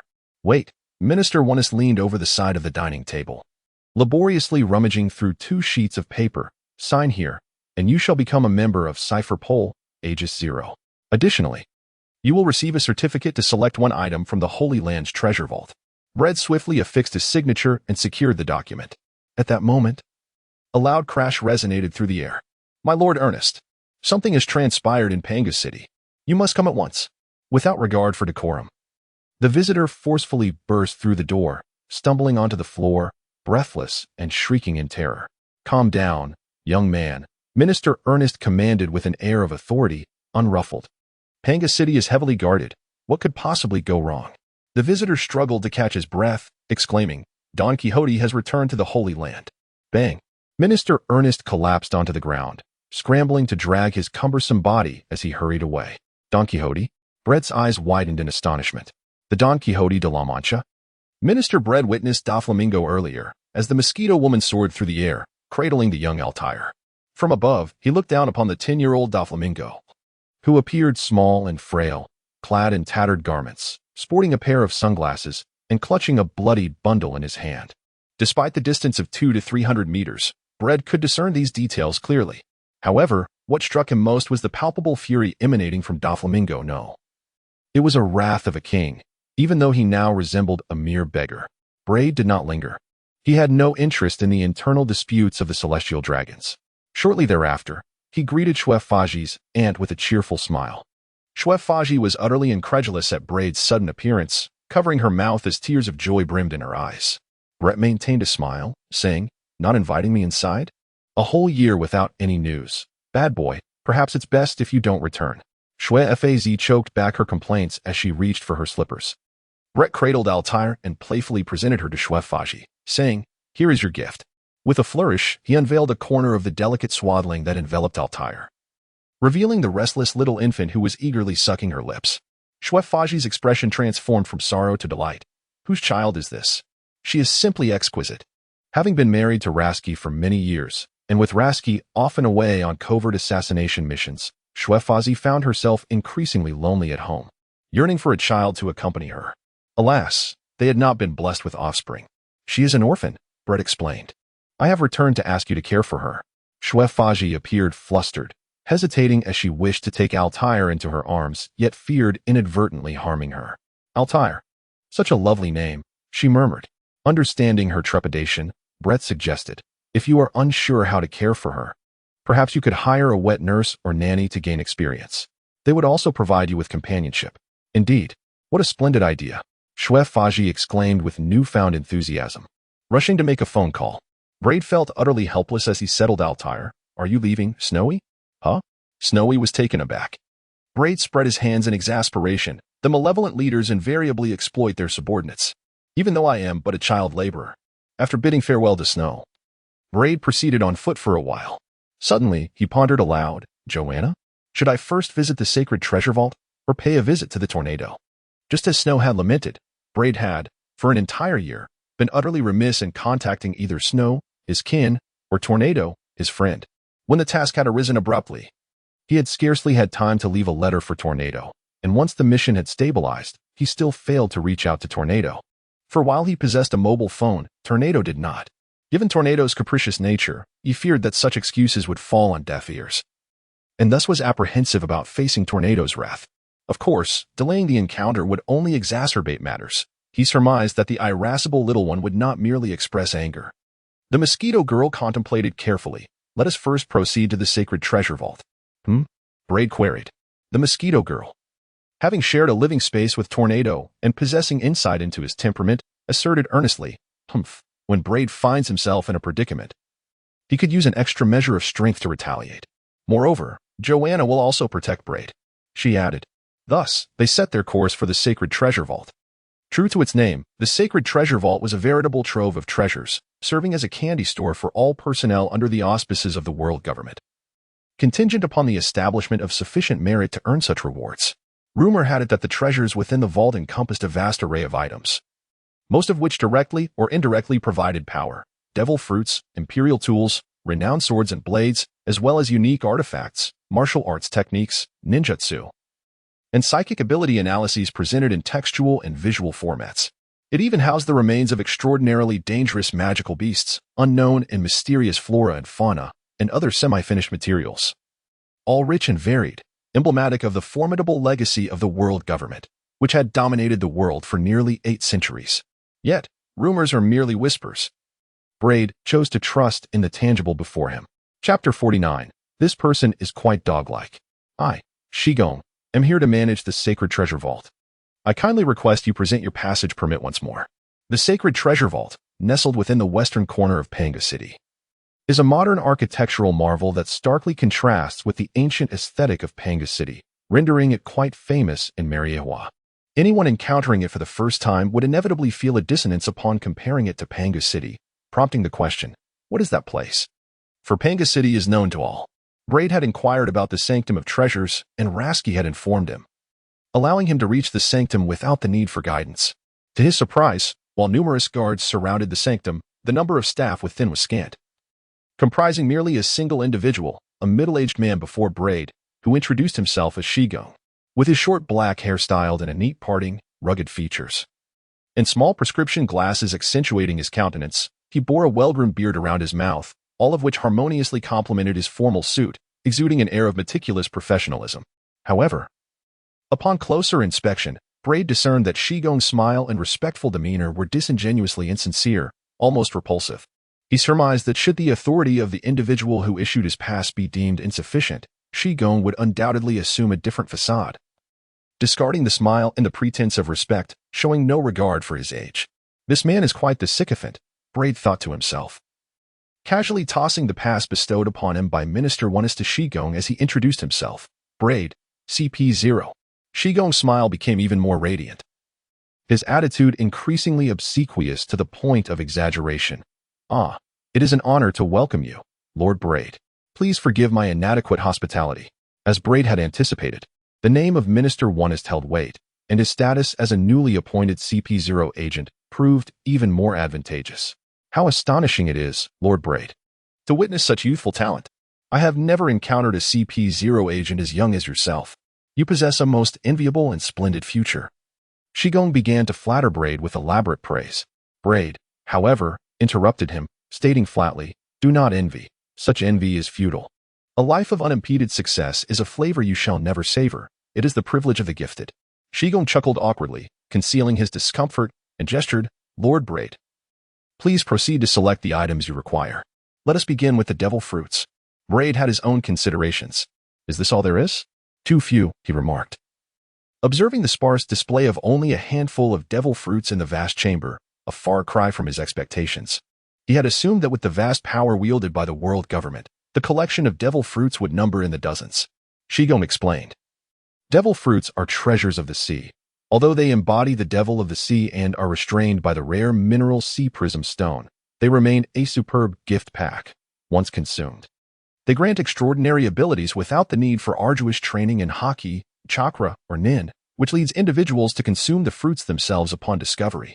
Aside from being restrained by sea prism stone, do devil fruits have any other weaknesses? Braid pondered, pausing to inquire. Shigong shook his head. "None that I know of." "Are devil fruit users not afraid of seawater?" Brad was taken aback. Nishigami spoke eloquently. "To be candid, I do not recommend that you select any of these devil fruits. Their quality is rather poor." Ignoring Nishigami's incessant chatter, Brad cast a glance at the labels of several devil fruits: the Zoan-type bug fruit, Imperial Horn variant; the Zoan-type dog fruit, Pine Lion variant; and the Paramecia-type glass fruit, which were all essentially worthless.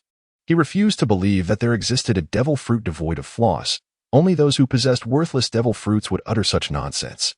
The disparity in strength among devil fruits was undeniable, with a clear hierarchy established. Since the defects of the devil fruits had diminished, they had, in a sense, grown stronger. Brad contemplated the prospect of acquiring a natural-type devil fruit, or perhaps a top-tier functional Paramecia-type devil fruit, or even a commendable mythical Zoan-type devil fruit. Noticing Brad's dazed expression, Nishigami called out, "Lord Brad?" Brad turned around and entered the elevator. Given the disparity between the devil fruits and his prior impressions, he inquired, "Shall we discuss the Imperial weapons, Mr. Nishigami?" "Absolutely. It is my honor," Nishigami replied with evident excitement. The Imperial weapons were conceived during the blank 100 years before the establishment of the government, perhaps as a means to confront adversaries. The 20 royal families that founded the government. The ancestors of the world's aristocracy expended unimaginable resources to gather the finest craftsmen of the time.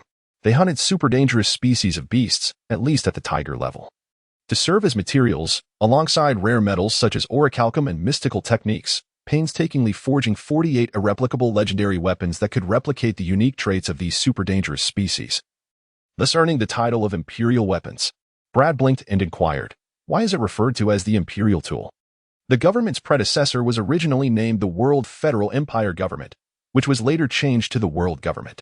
Nishigami, on the other hand, is quite knowledgeable and possesses a wealth of information. Brad's thoughts were elegantly organized as he perceived the Imperial artifacts as superlatively perilous entities, akin to the 48 heads of a formidable beast. With a cautious glance at the observant mosquito woman, Zamiya concurred with Brad, fully aware that the mosquito woman represented a perilous and superhuman species of beast, causing him to reflect with trepidation on his earlier boastful remarks about utilizing materials from at least tiger-class dangerous beasts. The potential wrath of the mosquito woman was a daunting prospect. Brad had encountered several Imperial artifacts, notably the lethal sword Muramasa wielded by Gotzi from the Cipher Pole Academy and the gemstone headpiece Ireston adorning Minister Onist were both classified as Imperial artifacts. The former belonged to the offensive category, while the latter served a supportive role. Among these was the book that Zamiya clutched tightly, its cover embedded with a grotesque monster's eye, also an Imperial artifact. This auxiliary tome, long gone long, documented maps of various nations, particularly within the realm of the world government, revealing meticulous details from locations to products, and even forecasting potential catastrophic natural disasters on its final pages. "Mr. Zamiya?" Brad smiled for the first time, inquiring. "Managing the treasury of sacred relics must be quite arduous, no?" Zamiya disingenuously waved his hands in denial. "Not arduous, not at all. Would you wish to leave the treasury?" Brad paused, fixing his gaze intently upon Zamiya's eyes. Unconsciously, Zamiya lowered his head, bent slightly, and murmured after a moment, "I do." I shall lend you a hand when the opportunity arises, Bread replied with a beaming smile. But do remember, the favor you owe me must be repaid. Chapter 50. Greed. Humanity is perpetually restless, driven by a myriad of potent desires.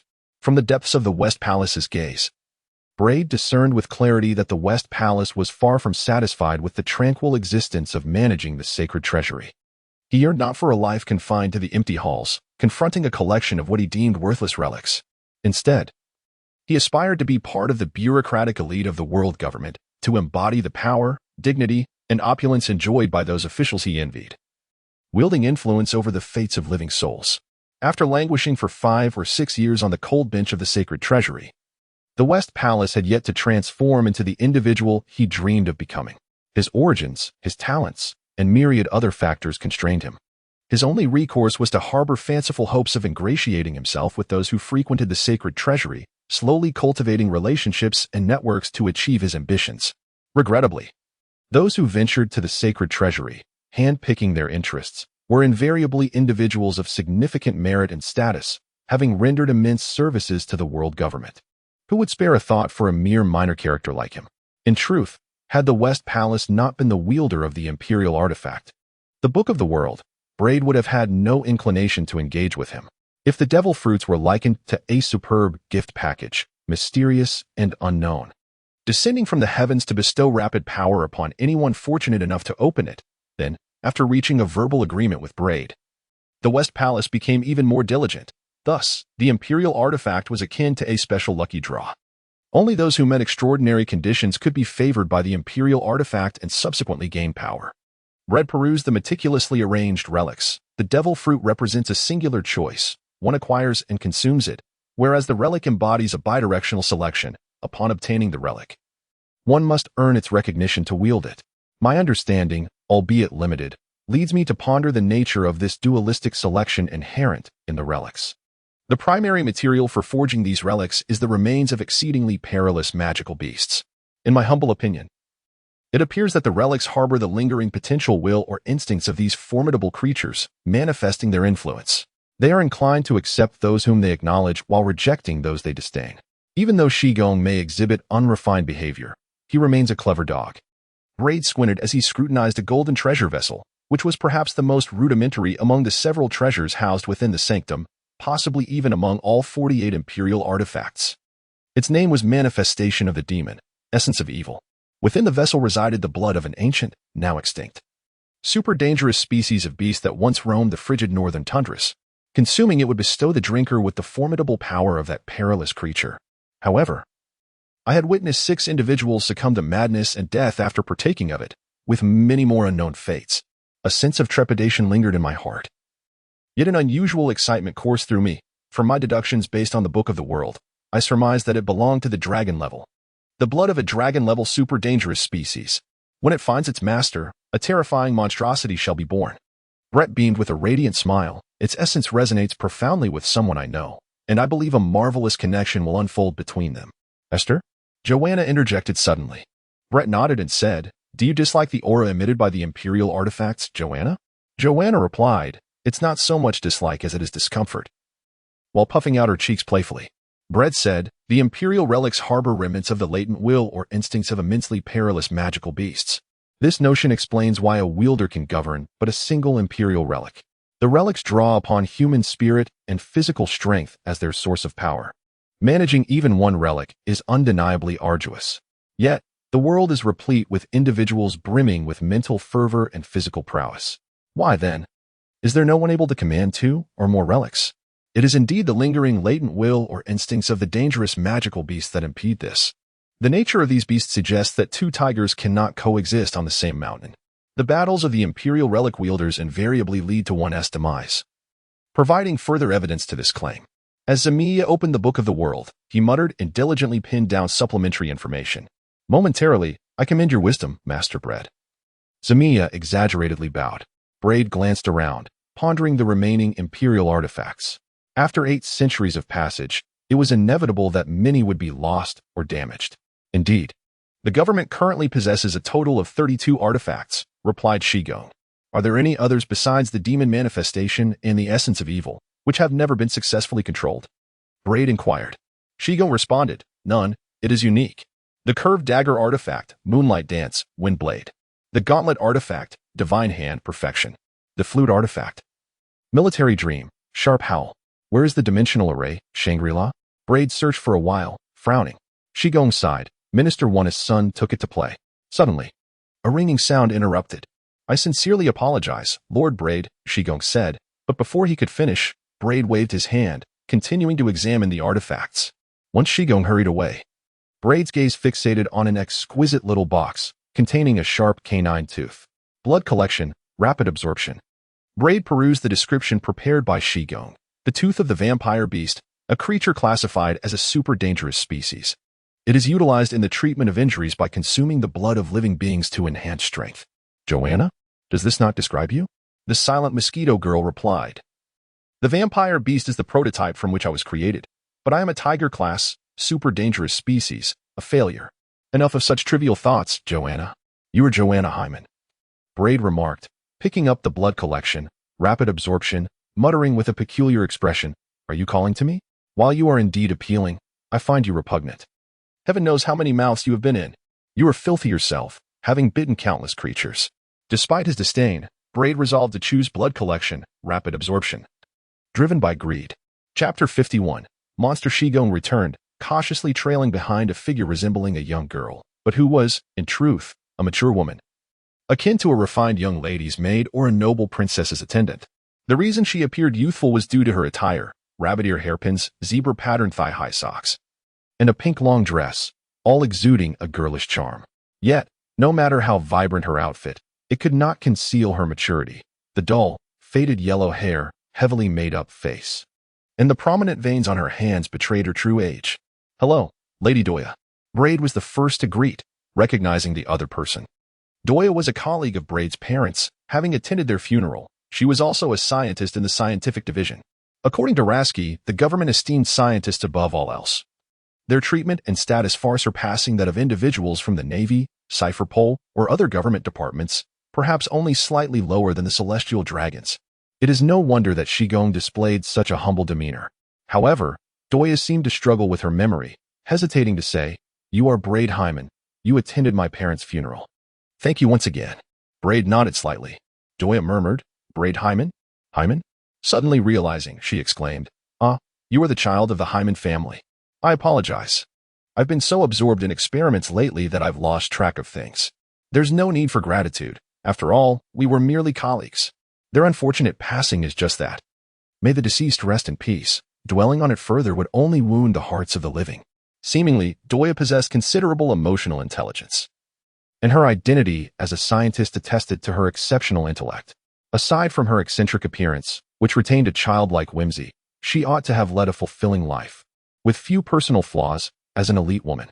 Yet, Braid sensed a hint of despondency in her, as if she were burdened by anxiety, vigilant of some unseen threat.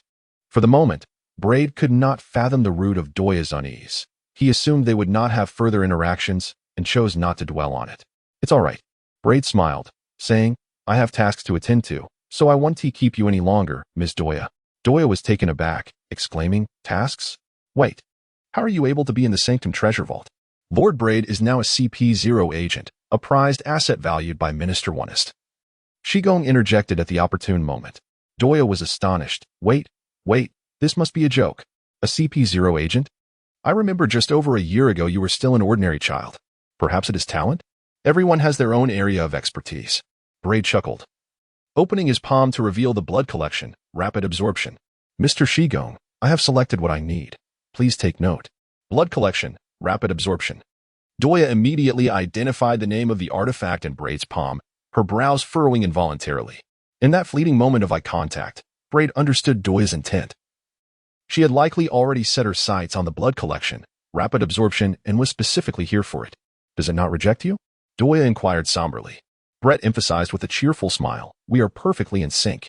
Oh, the taste of having something essential snatched away by someone else is far from delightful. Dadia's expression shifted. And with reluctance, she declared, I wish to give it a try. Brett generously remarked, no problem. There exist merely 32 imperial artifacts. Yet the multitude of humanity numbers in the millions. This vast disparity in quantity gives rise to a correspondingly significant probability. Many are those who resonate with the imperial artifacts. Each artifact can potentially find a successful match among hundreds, if not thousands. However, should it initially align with the individual of the highest compatibility, those with lesser affinity will inevitably face its relentless and merciless rejection.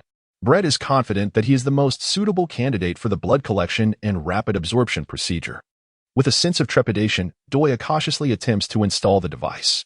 The process proceeds smoothly. Has he succeeded? Doya rejoices, but suddenly, a cacophony ensues. Thump, thump, ah. Her heart races, blood courses violently through her veins, and a moment of excruciating pain overwhelms her, leading to her anguished cries. Why must this be? Brett reaches out to pry open Doya's mouth and removes the blood collection and rapid absorption device, contemplating the necessity of thoroughly cleaning this filthy apparatus. Perhaps even scraping off a layer. Collapsing to the ground, Doya is drenched in sweat, her pale face streaked with tears, her features twisted into a grotesque expression. Why? Why? Because you lack sufficient greed, Brett whispers, leaning in closely, Madame Doya. Doya's eyes widen in horror as she perceives a terrifying creature, a monstrous amalgamation of desire, lurking, licking its claws, and sharpening its talons, destined to devour everything one day. Ha ha, farewell. Brett straightens and departs from the sanctum of treasures. On the street, Joanna finds Brett's direction puzzling. Isn't he supposed to visit the little tornado next? To buy a gift? Brett sighs, troubled by the prospect of managing the tornado.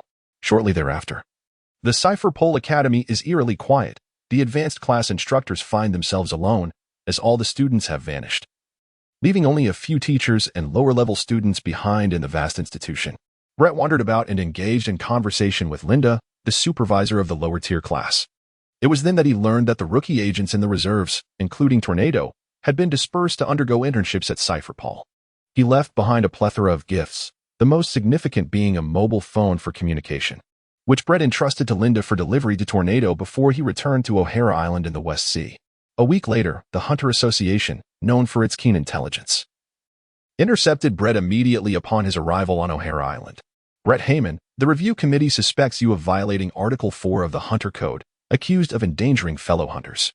Please accompany us for an investigation, stated a group of impeccably dressed hunters as they presented their credentials. Brett chuckled. All right. I'm willing to accept the inquiry of the review committee. What a cheeky little rascal, still laughing. How infuriating. The hunters seethed with resentment. Chapter 52. The veteran. The dimly lit room was sparsely furnished, containing merely 2 tables, 2 stools, and a single lamp. Yet a considerable number of individuals had gathered, at least 7 or 8 in total. Braid was acutely aware that the room had been deliberately arranged by the Hunter Association's review committee, intending to exert invisible pressure on him through the confining space and subsequently employing intimidation, seduction, and persuasion to breach his psychological defenses and pry the truth of Nicole Swain's death from him. Yet, at that moment, he felt an unshakable calm, even a hint of amusement. As the president of the Hunter Association and the review committee, Netero was naturally present for this inquiry, albeit as a spectator. The actual proceedings were led by another, a young man with a square jaw. A criminal hunter named Midashton Nana presided over the investigation.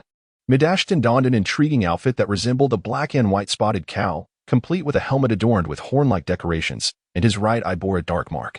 The Hunter Association's 12 branches, known for their prowess, comprised hunters recognized by successive presidents of the association, tasked with managing various affairs.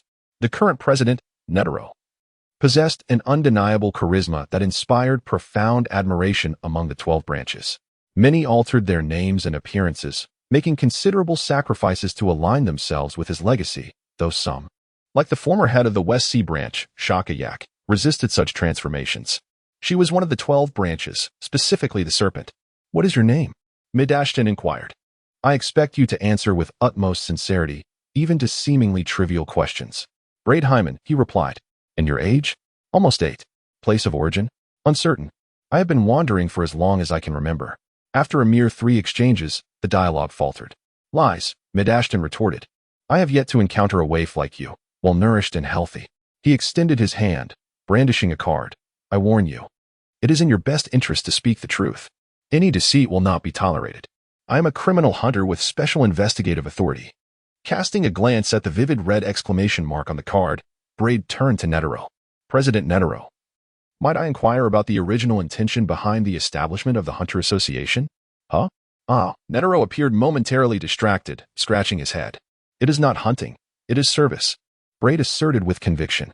The Hunter Association was founded to provide not only more convenient and systematic services to the populace, but also to establish a channel for freelancers to offer similar conveniences. These freelancers are collectively known as hunters, forming a union based on service, hence the Hunter Association. Mid-Ashton expressed his displeasure, stopped deflecting the topic. Thus, even to this day, the Hunter Association retains many of its foundational rules, such as not inquiring about one's background, origins, or past. Braid continued. Isn't that right, President Netero? Mid-Ashton turned to Netero with a questioning look. Netero nodded, affirming, indeed. Have you grasped the essence? Braid smiled at Mid-Ashton. Veins bulged on Mid-Ashton's forehead as he gritted his teeth. What are you so pleased about, you insufferable brat? I take pride in my right to refuse you. The truth of my words lies solely within my discretion, and whether you choose to believe me rests upon you. You have no authority to wield your powers to coerce my compliance. Otherwise, I possess ample justification for self-defense. Brett raised a middle finger, tauntingly stating, moreover, I am merely a suspect in the alleged violation of the 10 Commandments of hunters, not a criminal. As a crime expert, I trust you comprehend the distinction between the two, so you have committed a grave error, fool. Bang.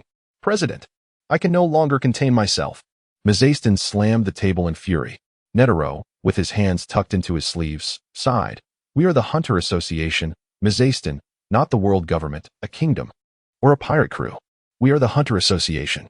In that moment, Mizastin grasped the sentiments of Shakyak, the head of the Western Sea branch of the Hunter Association, who had resigned in anger.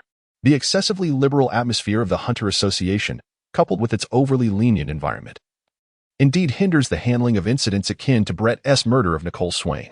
The lack of evidence and inability to employ force has emboldened criminals, leaving victims restless in their graves, far less effective than the authoritarian class systems of the world government, kingdoms, or pirate crews. Calm down, Netero advised. Almost as if under a spell, Mizastin complied with Netero's words. On the night of the 5th of this month, between 2100 hours and 2400 hours. Where were you, and what were you doing? At home, sleeping, Brett replied. What would I be doing awake at such an hour? I still need to grow. Staying up late is detrimental to development. Just look at him. He must have stayed up late. Brett pointed to a figure of diminutive stature, approximately 1 meter in height. With verdant skin and a portly physique, the creature boasted a smooth, bald head, adorned only with eyes and a mouth, devoid of a nose. Its eyes resembled those of a whimsical cartoon character, sculpted as if from modeling clay. This figure, a bean-faced individual, served as Nitro's secretary and fell victim to Brett's indiscriminate shot. An investigation ensued, yet ultimately yielded no conclusions, as Mizastin could not uncover any flaws in Brett's facade. We shall find you again, Mizastin uttered with a low, sullen scoff. Brett played with a hint of irony, stating, I am at your service whenever you wish. But I would advise you to procure solid evidence before seeking my assistance, otherwise we may find ourselves in a cumbersome predicament. Oh, witnesses will suffice. Surely, Mrs. Alvia is eager to uncover the reasons behind her husband's suicide. Watching Brett's retreating figure, an exclamation of frustration escaped. Damn it. That bastard. The committee members, akin to hunters, erupted in expletives. Impeccably cautious, he was indeed a seasoned criminal well-versed in dealings with the police. Mizastin buried his head in his hands, while Nitros, resembling a befuddled elder, pondered for a moment. Is there hope? Stammering, Mizastin yearned to reassure Nitros of the possibility, yet the harsh reality loomed. The manner of Swain's death, undoubtedly a suicide, was a perfect guise for orchestrating another's demise. Nitros weighed his options repeatedly, finally declaring, let us abandon this pursuit for now.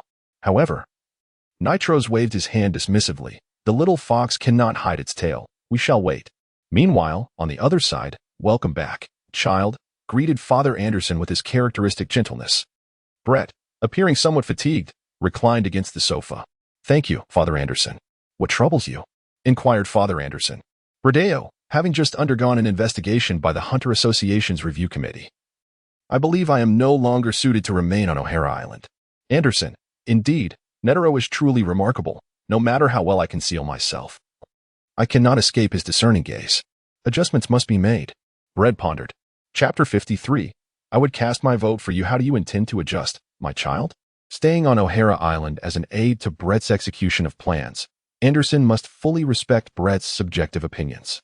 Despite his wealth of experience, profound knowledge, and formidable strength, as one of the premier agents within the Cypherpole system, his authority far surpasses that of Brett.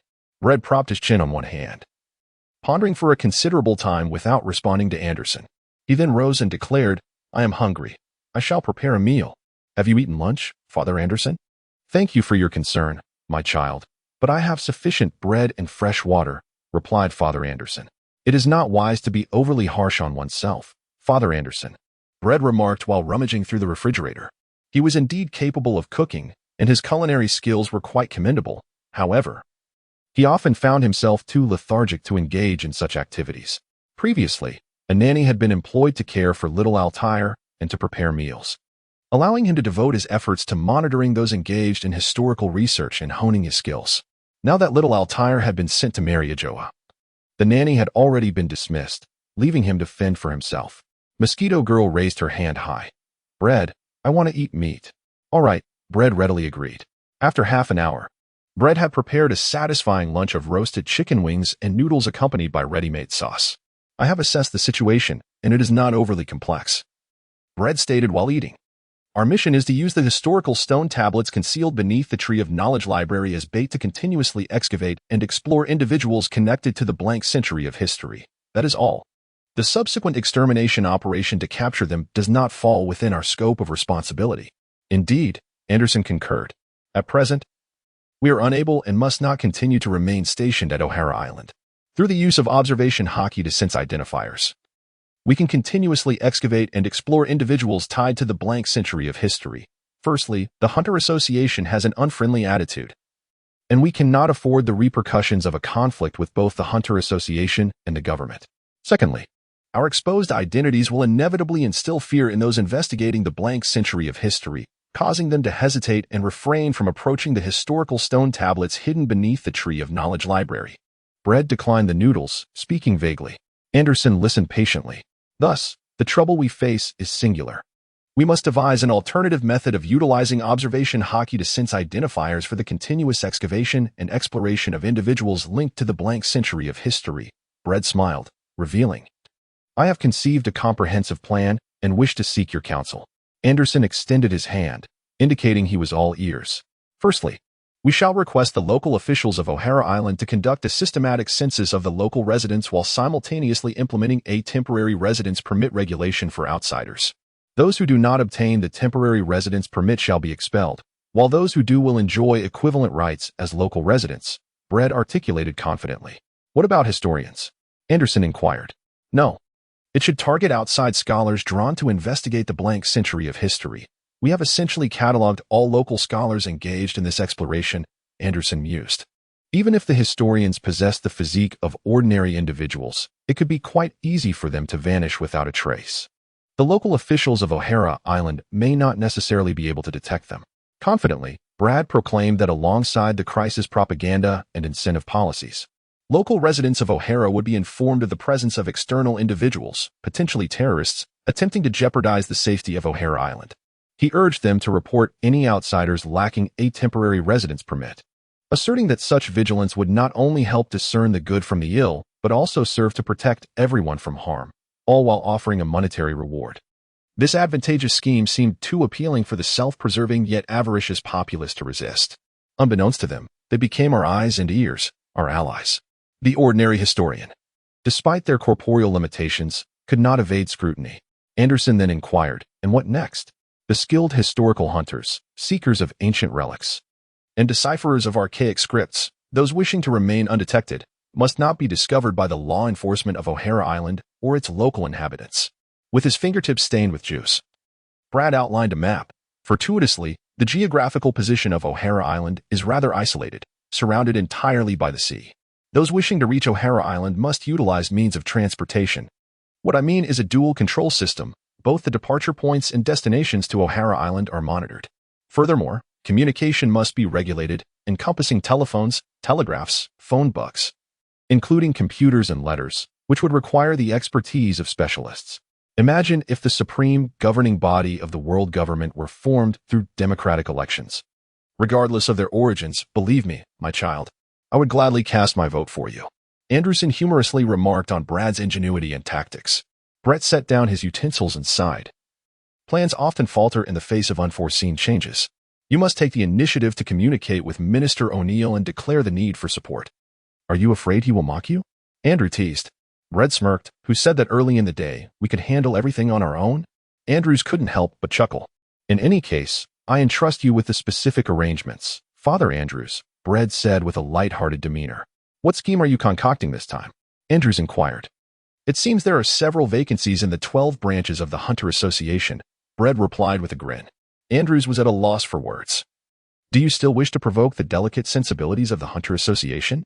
The task of casting a long line to catch a big fish is lengthy and slow-paced. Especially with a stretch of free time approaching, a rare opportunity for leisurely activities. Brett maintained his cheerful smile. After all, I have nothing but time on my hands. Andrews cautioned, do not neglect the training of the 6 forms, my child. With that, he added, we shall be in touch. Braid waved goodbye. Take care, father.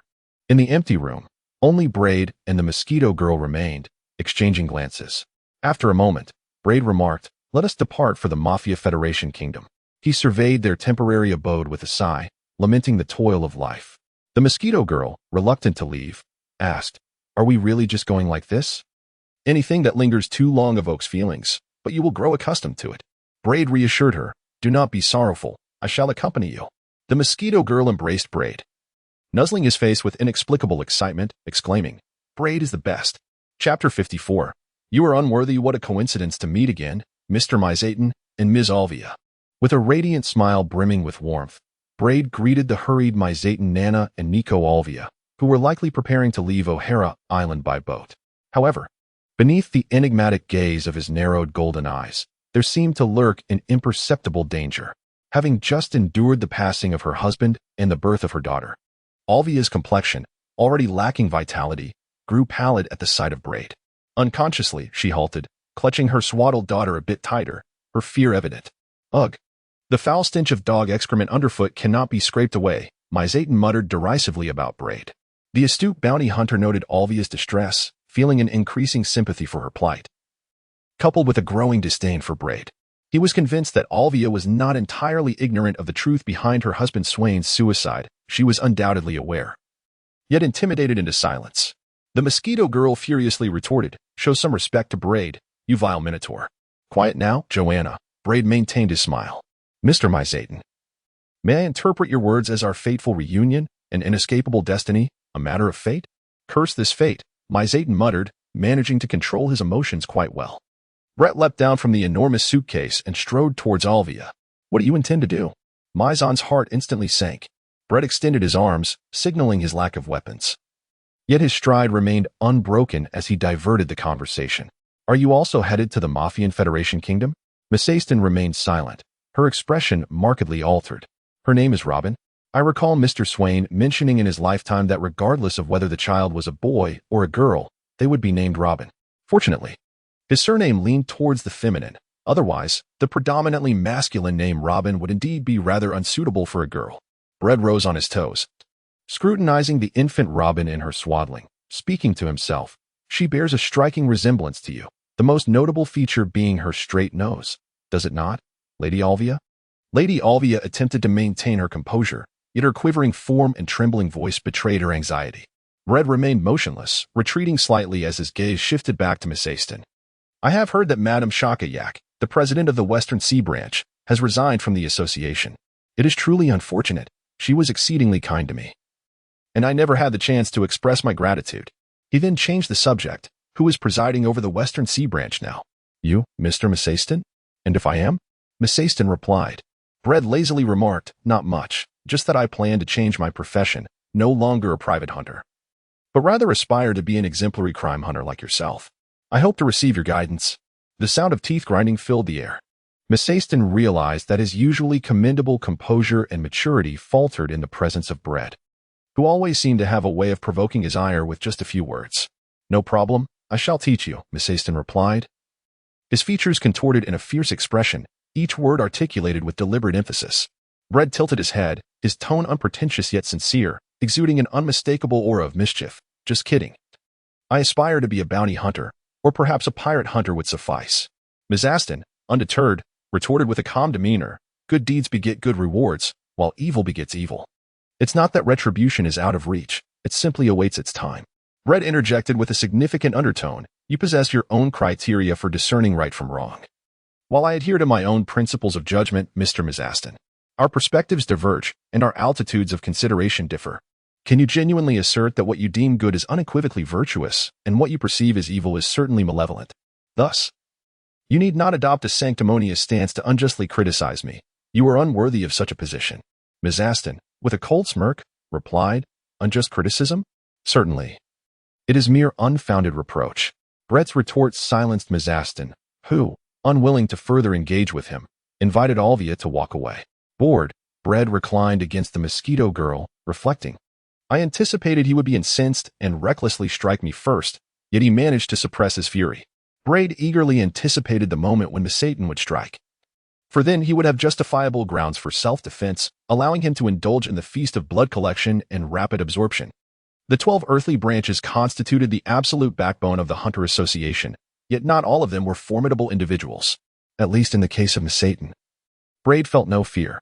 Had it been the branch of the dragon, he would not have dared to provoke rumors about that individual's prowess, which was nearly on par with the Hunter Association and the Review Committee's president, Netero, a paragon of excellence among the world's elite. The blood collection and rapid absorption had been seamlessly integrated into Braid's right canine, resembling a naturally formed little tiger tooth.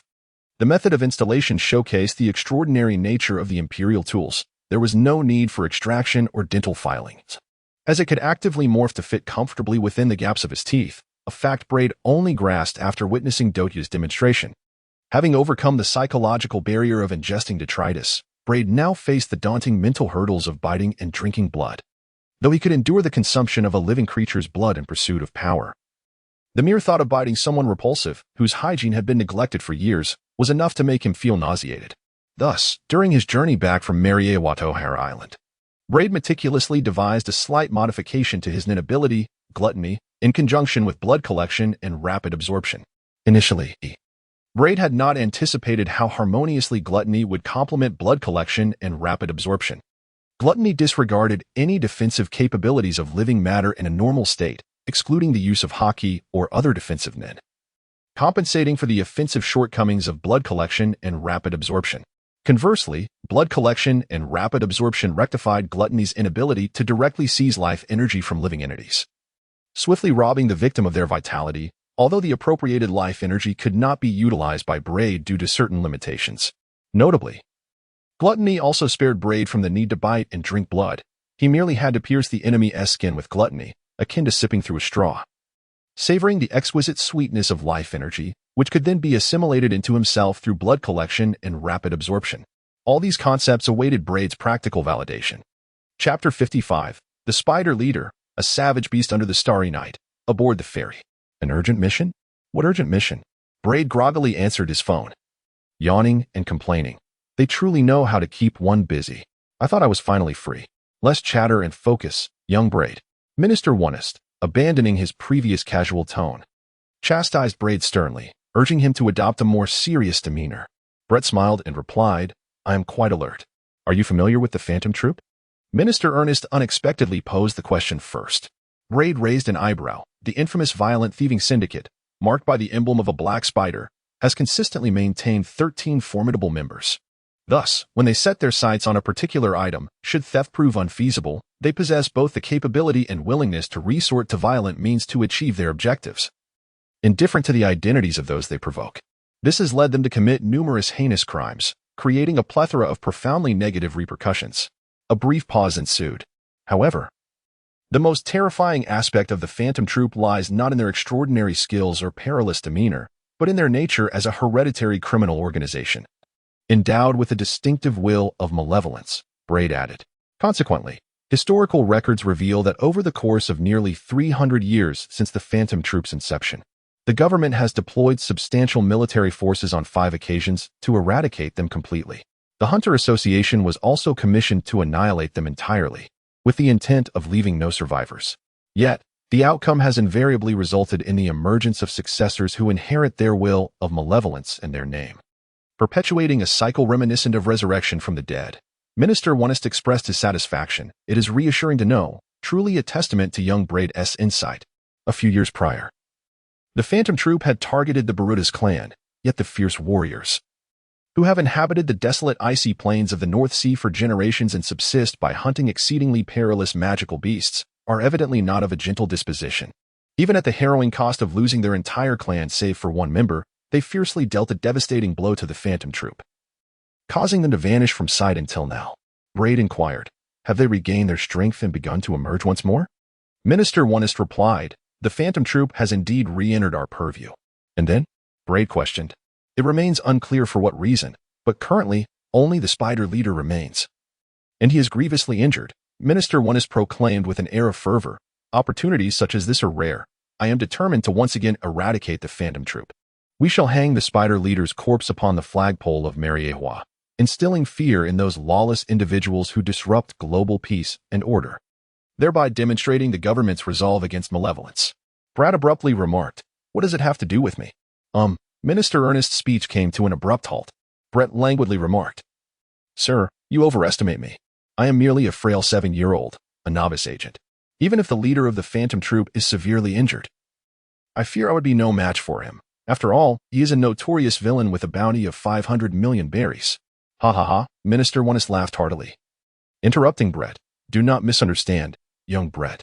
I did not summon you to apprehend the leader of the spiders. I am fully aware of his formidable power. Brett felt a sense of relief. What would you have me do? You are the agent closest to the spider leader. I require you to undertake the task of surveillance and tracking of the spider leader before the expeditionary force arrives, ensuring he does not vanish from our sight again. Minister Wonest pondered, perhaps you should also devise strategies to obstruct and delay the spider leader's movements. The advisory council speculates that the spider leader intends to flee to the West Sea, seeking refuge in Meteor Street. If he manages to hide there, it will pose a significant challenge. Brett remained expressionless for a moment, then remarked, to have mastered the movements of the spider leader signifies that someone has been observing and tracking. He is dead. Just recently deceased, Minister Wonest lamented. Brett inquired, location? The Kingdom of the Mafia Federation, at the docks, Minister Wonest replied. Brett, intrigued, inquired, who constitutes the main force? Naturally, such matters of prominence must be entrusted to the Navy. They are, after all, the embodiment of the government's dignity, remarked Minister Ernest. Braid stretched lazily, contemplating the detailed information on the spider leader and an intricate map of the Meteor Street and its surrounding 60,000 square kilometers. For the latter, one could reach out to Mr. Nishigong, the custodian of the sacred treasure house, who is also the wielder of the imperial tool, the Book of the World, Longo. Additionally, I would recommend considering Mr. Nishigong for a position at Cypherpole, as the value of the Book of the World, Longo, is quite substantial. Oh. Minister Wonest had seemingly forgotten his initial severity and, with a hint of mockery, remarked, Nishigong? I know him, a scheming little man. Tell me, young Braid, how much has he offered you for your assistance? He supports my future ascension to your position, does he not? Braid retorted earnestly, sir, this task is no small feat. Minister Wonest chuckled, I understand. Its difficulty is rated A. Should you accomplish it well, the credit shall be yours. With that, Braid ended the call. The mosquito woman, half asleep, reached out to embrace Braid, mumbling, a task, is it? Braid. Indeed, he replied, wide awake, pondering, Joanna, how far can mosquitoes venture? The mosquito woman, still drowsy, responded. Mosquitoes are rather lazy, typically covering a range of 2 kilometers from their birthplace, but the maximum can extend to 180 kilometers. Good news, Braid acknowledged with approval. Ding an email notification. Minister Wonest efficiently transmitted the detailed information regarding the spider leader. The profile picture that appeared was that of a youthful male, seemingly around 17 or 18, with long black hair and striking features, adorned by a purple diamond tattoo on his forehead. Name, Manku. Age, 17. Origin, unknown. Preferred weapon, the large forked barbarian dragon. Personality, impulsive, irritable, and somewhat simplistic, likely due to a lack of education. He is a proud believer in strength, enjoys living freely, relishes challenges from the powerful, and values commitments and rules. He is a specialist in enhancement-type nin abilities, also adept at emission-type nin, possesses commendable swordsmanship, and though of ordinary physique, his raw strength rivals that of the giant clan, an absolute savage monster. After perusing the spider leader's profile, Braid's fingers danced over the screen, sinking into profound contemplation. Chapter 56. Phantom Troop, Mafia Federation Kingdom, Capone Family. The sudden visit from Braid, who silently seated himself at Becky's bedside until the latter awoke, left Becky in a state of shock and fear, his heart racing as cold sweat trickled down his plump forehead. Being an astute individual, Becky understood that Braid's actions were meant to intimidate him, a warning to comply, lest Braid could take his life at any moment. Brett perused a book, not lifting his gaze, and inquired, "Have you carried out my instructions?" Yes, indeed. I have followed your directives," Becky responded, striving to quell the turmoil within her heart. "As you anticipated, the upper echelons of the Mafia Federation are indeed avaricious. After I raised the benefits originally afforded to them by the Fabricio family by 30%, they agreed to overlook my previous indiscretions and even promised to welcome me into their fold in the future." Brett cast a glance at Becky's still voluptuous form and inquired, "What about your personal matters? I made a promise to you. If you shed that little belly, I shall teach you the art of cultivation." Becky, gazing at her protruding abdomen that strained against her nightwear, found herself at a loss for words, her embarrassment rendering her speechless. Brett closed the book and, furrowing his brow, remarked, "Yearning for power yet unwilling to exert effort?" No, I assure you I have diligently followed the training regimen you provided." Becky quickly retorted, "Yet, I simply cannot eliminate this stubborn belly fat." Brett wore a peculiar expression and sighed, "That is a matter of physique. You possess the inherent constitution of a plain boiled chicken." Becky replied, "What a bizarre metaphor. Continue to exercise diligently. I shall not renege on my promise. Once I complete this task, I will teach you the art of cultivation." Brett pointed to a photograph he had placed on the bedside cabinet. "Utilize your connections within the Mafia Federation to aid me in tracking down this individual."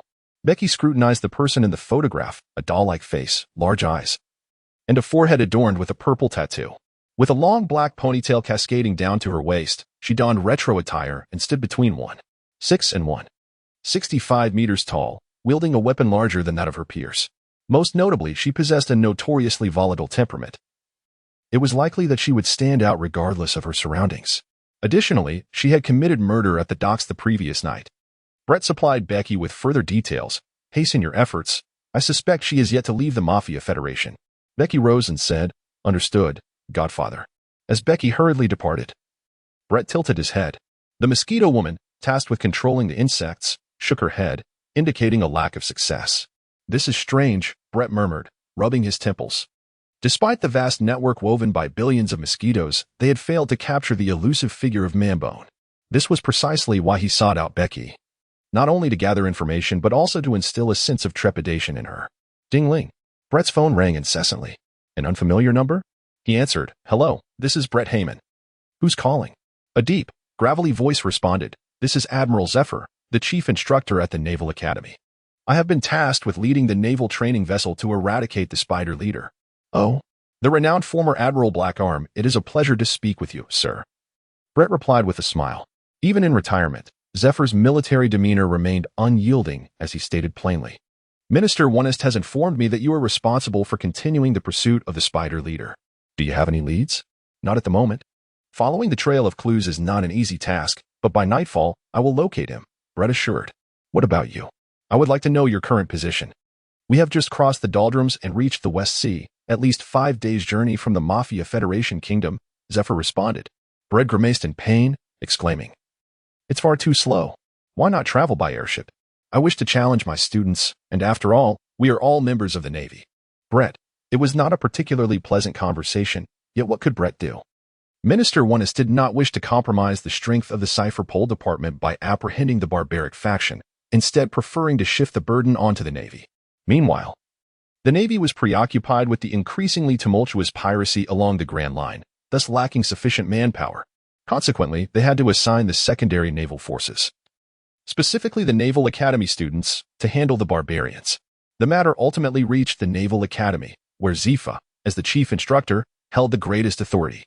Patiently awaiting as midday approached, the Godfather, there was a breakthrough. Becky returned, drenched in perspiration, and reported, "The target has already departed from the Mafia Federation Kingdom and did not pause for a moment." Brett inhaled deeply, reflecting on his occasional miscalculations, and could not help but exclaim, "What a remarkable individual. I had assumed he would be incapacitated by his severe injuries and require rest and treatment." Yet it seems he took it all in stride. According to witnesses, after committing the crime at the dock, the target brazenly commandeered a vessel moored in the harbor and made his escape. Becky cautiously remarked. Braid Road, Joanna, let us embark. I appreciate your efforts. The mosquito woman lifted Braid, commanding a swarm of insects that swirled like a black tornado soaring into the sky. In the vast expanse of the sea, the brutish Bone stripped off his garments, brutally tending to the grotesque scars on his chest and abdomen. Come out, little mouse, Bone called towards the stern of the ship. If you do not show yourself, I shall cleave you in two with my mighty dragon. A boy, around 5 or 6 years old, clenched his teeth and trembled as he crawled out from a wooden barrel. A little imp? Bone scrutinized the boy. The child had short black hair, lively eyes, and delicate, handsome features, yet he was filthy and reeked of neglect, his stomach growling loudly from hunger. Ha ha! Bone chuckled, extending a piece of bread towards the boy, who was evidently lonely and longed for companionship. State your name, imp. Answer my question, and there shall be a reward. The boy hesitated. Curolo Lussel. I am Bone. Bone declared, seemingly pleased. Why were you hiding on my ship? It's not your ship, Curolo muttered. Do you see this piece of bread?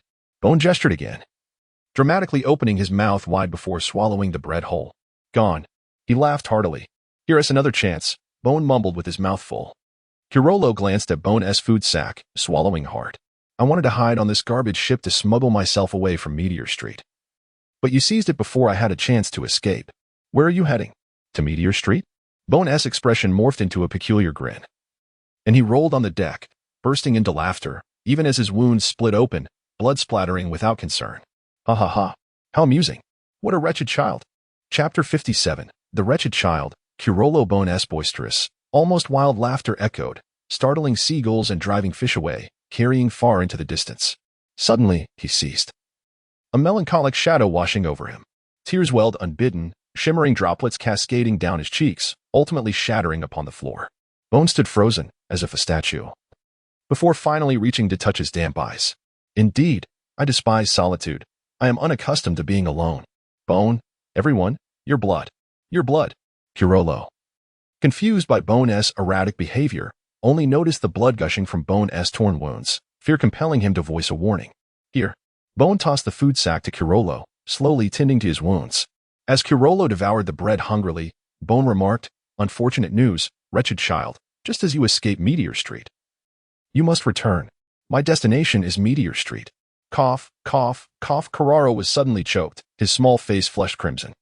He handed over a bottle of fresh water as Mangu leaned against the railing, gazing at the azure sky and white clouds, inquiring.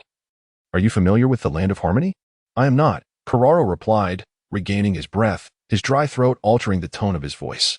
Mango, with keen interest, began to recount, that is my homeland, a place of ninjas and samurais. Yet, as if struck by a sudden thought, his enthusiasm waned as quickly as it had risen. And he shifted the topic. Are you aware of the Phantom Troop? Curaro shook his head. This. Manga turned, proudly displaying the spider tattoo on his back. A symbol of freedom, isn't it splendid? Curaro stared in a daze at the spider tattoo. Freedom? Freedom. Mangu raised his fist triumphantly. Unfettered, to go wherever one desires. To do whatever one wishes, to crush anyone who dares to obstruct, trampling all nonsensical rules underfoot. This is true freedom. Curaro remained silent. Freedom is the essence of the Phantom Troop. Mangu settled down, propping his elbows on his knees, resting his chin in his hands. I have heard that Meteor Street is one of the few places in the world where freedom reigns. I intend to journey there to spread the troop's spirit of liberty, fulfilling my duty as the leader of the spiders, and then pursue my personal aspirations. Curaro replied, It is not free. Meteor Street is not a land of freedom. I may not have read extensively, but I am certain that the seed of freedom is buried in everyone's heart. Haha. Mango laughed nonchalantly. Whether Meteor Street is a land of freedom or not is inconsequential. I simply wish to find a place to disseminate the troop's spirit of liberty, fulfilling my obligations as the leader of the spiders to ensure the legacy of the Phantom Troop endures. After a brief pause, he added, In any case, swallow your words. There is no way I will accommodate your whims about stopping the ship. Mango remarked playfully. Curaro was taken aback. As Mango had discerned his hidden thoughts, he had been hesitating to request Mango to take him to other islands, reluctant to return to Meteor Street after finally escaping. A lengthy silence ensued. Hey, unfortunate child, let me teach you something. Whether you can learn it depends entirely on your own fortune, Manga said, his boredom palpable. Brett has finally uncovered the trail of the barbarian bone. No, it is the mosquitoes controlled by the mosquito woman that have ultimately revealed the whereabouts of the barbarian bone. 10 kilometers away? Brett rummaged through the map in the embrace of the mosquito woman. Let us first follow his lead. The direct distance from the Mafia Federal Kingdom to Meteor Street is not insignificant, yet it certainly would not take 5 days. However, the Naval Academy's training vessel, led by Zephyr, would require no less than 5 days to traverse the straight line from the edge of the doldrums in the West Sea to Meteor Street. Even with relentless day and night efforts, Braid is tasked not only with surveillance and tracking of the barbarian, but also with the duty of obstructing and delaying him. He instructed the mosquito to thoroughly investigate the ship, provisions, and fresh water, as well as the extent of the target's injuries. The mosquito obediently responded, "By the way, Braid, that ship not only carries the target but also a young lad. What is their relationship?" Braid inquired. The mosquito briefly communicated with the swarm and replied, "They seem to get along well, but they are mere acquaintances. The ship is a garbage transport vessel heading to Meteor Street, and the boy is a native of Meteor Street.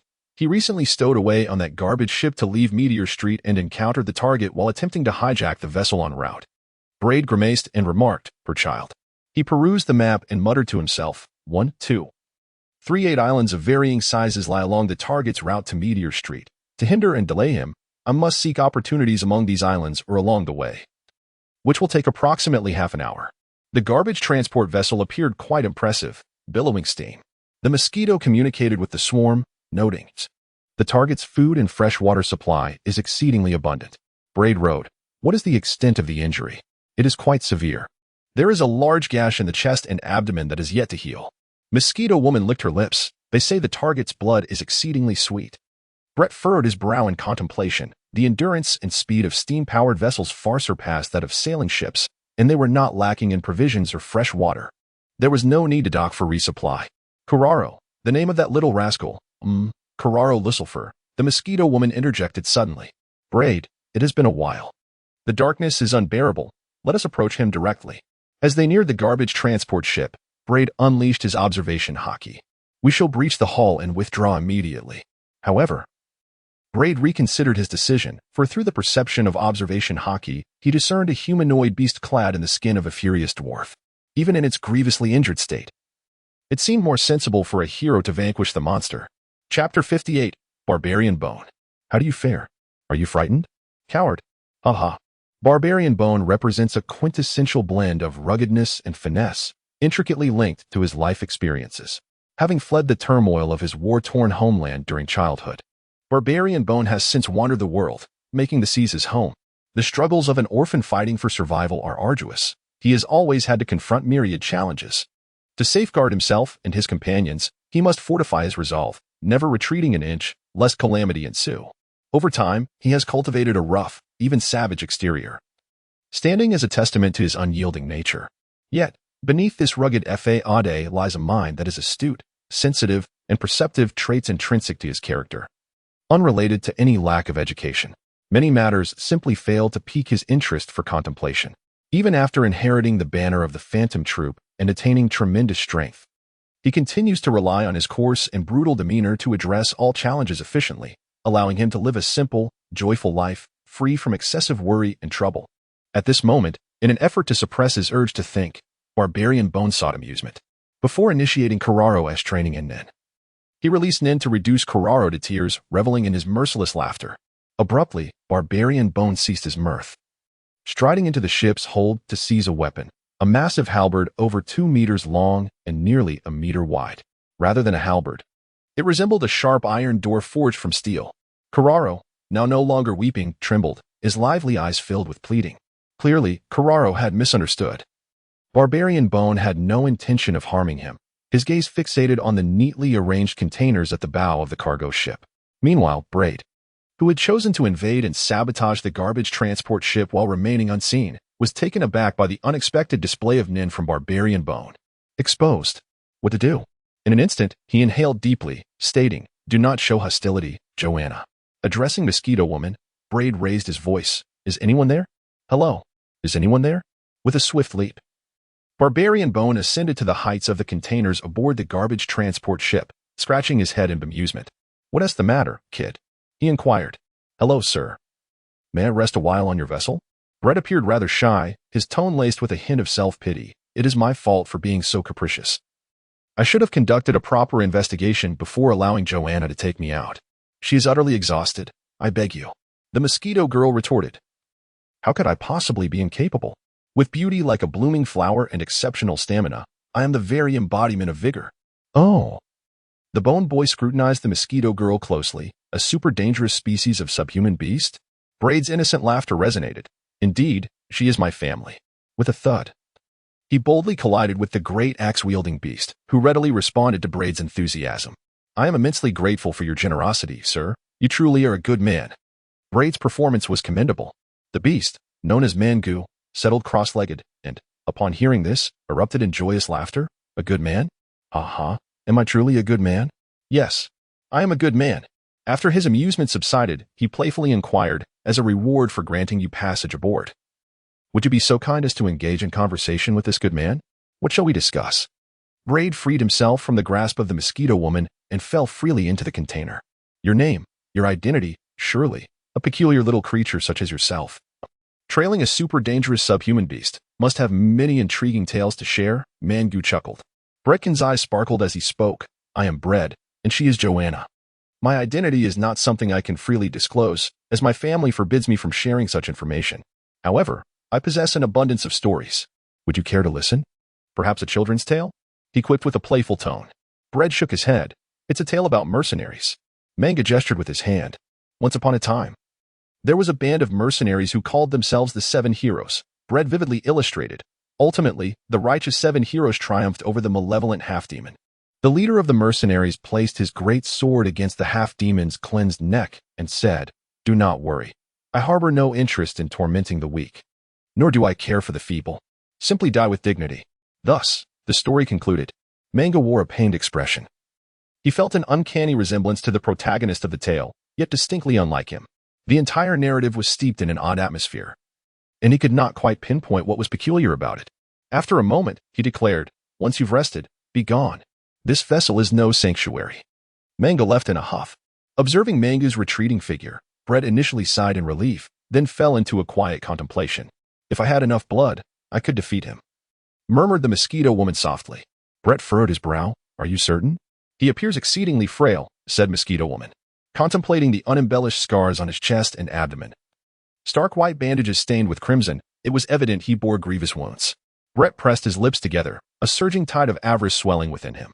To siphon his abundant life force would be fraught with peril, yet the potential rewards were immense. Let's control the swarm to gather blood from the nearby islands in preparation, Brett declared. First, we must sabotage his vessel. Leave it to me. With a sharp, side-like sweep of her arm, Mosquito Woman readied herself. Moments later, the air was filled with a cacophony of sounds, swooshing, creaking, and a thunderous rumble.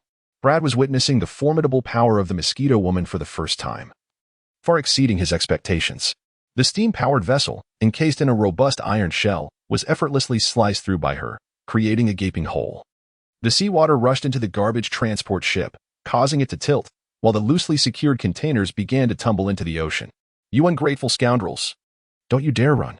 Just wait until I bring you down. By the time the barbarian's bone realized he had invited danger into his midst, it was too late. My apologies, Mr. Barbarian Bone, Brad called out, retreating into the air with a playful grin. This is precisely why I cannot reveal my identity. Are you a lackey of the world government? Or one of those money-hungry wolves from the Hunter Association? The Barbarian Bone surprisingly regained his composure. Brett remained silent. The nearest island to the site of the garbage transport ship's capsizing lay approximately 70 to 80 nautical miles away, provided that Mangu possessed the knowledge of direction. Brett patiently awaited the moment when Mangu would become utterly exhausted. Chapter 59. What am I to you? Hey, unfortunate child, do not slumber. Awaken your spirit. Observe that little vulture overhead. Its gaze is treacherous and avaricious. It awaits, anticipating our downfall, eager to feast upon our flesh and drink our blood. Indulging in a hearty banquet. At the critical moment before the garbage transport ship sank, Mangu, utilizing his monstrous strength, hurled aside a massive deck. This colossal piece of debris now served as a lifeline for him and Kuraro, still surviving in the vast, desolate sea. With the enormous heavy spear serving as a paddle and the gigantic deck fragment acting as a raft, Mangu exerted himself to move forward, even finding the inclination to engage Kuraro in conversation and laughter. This camaraderie was the reason he had chosen to take Kuraro along in their escape. He despised the solitude of being alone. However, Kuraro was still youthful, lacking the perverse resilience and stamina possessed by Mangu, despite enduring injuries without food, water, or sleep, and laboring under strenuous conditions that caused his wounds to reopen and blood to flow intermittently. He still bore a vibrant countenance. The lengthy passage of half a day and a night had drained him to the point of near collapse, his eyelids heavy and nearly closed. Boom. The tranquil surface of the sea erupted with tumultuous waves. Here it came again. Mangu muttered in resignation, raising the heavy spear. Roar. A sea beast, drawn by the scent of Mangu's bloodied wounds, erupted from the depths, its fierce roar echoing. Measuring several meters in length, with a tiger's head, fish-like body, and numerous legs, the beast appeared utterly menacing, its gaping maw lined with razor-sharp fangs. Yet, it seemed toxic, its flesh inedible. Begone! Mangu bellowed. Splash! The beast, sensing Mangu's menacing aura, emitted a terrified whimper and fled in panic, as if it had seen a person bending down to pick up stones. A dull thud resounded. Mangu turned his head, opened his mouth, but ultimately closed it again. Kuraro remained unconscious. Food was not an issue. The sea was replete with it. The dilemma lay in securing fresh water. Alone now, Mangu furrowed his brow. It was time to devise a solution. High above, what was the situation? Awakening in the embrace of the mosquito woman, Brett inquired. The mosquito woman beamed with a smile. A minor situation. That little brat is nearing his limit. Are you not weary, Joanna? Brett asked with concern. In truth, Brett understood the mosquito woman well. Being a super dangerous species of subhuman, her constitution was extraordinary. Going several days without rest was merely a trifle for her. His attempts to exhaust Mangu had all been predicated on this understanding. Brett's minor concern was met with Mosquito Girl's cheerful demeanor and unwavering spirit. I'm not tired. Rest assured. Brett, you've worked hard. Brett rummaged through his small backpack, calculating the provisions of food and fresh water. Let us ration it. For 2 days? 3 days? The children assisted him by replenishing a small supply of juice, albeit meager. Mosquito Girl informed Brett that the mosquito swarm she commanded had successfully gathered the first batch of blood. Braid nodded, expressing patience. There was no need to take risks with a direct assault until the Naval Academy's training ship, led by Black Arm, arrived. In theory, the world government had abolished the majority of capital offenses, retaining only a few. Consequently, countless heinous criminals, unless they fiercely resisted arrest and were shot by the world government, ultimately found themselves in the vast prison known as Impelled Down, often referred to as the Undersea Great Prison. This was exemplified by the notorious World Destroyer, who had recently attacked the celestial dragons yet was not sentenced to death, unless unforeseen circumstances arose.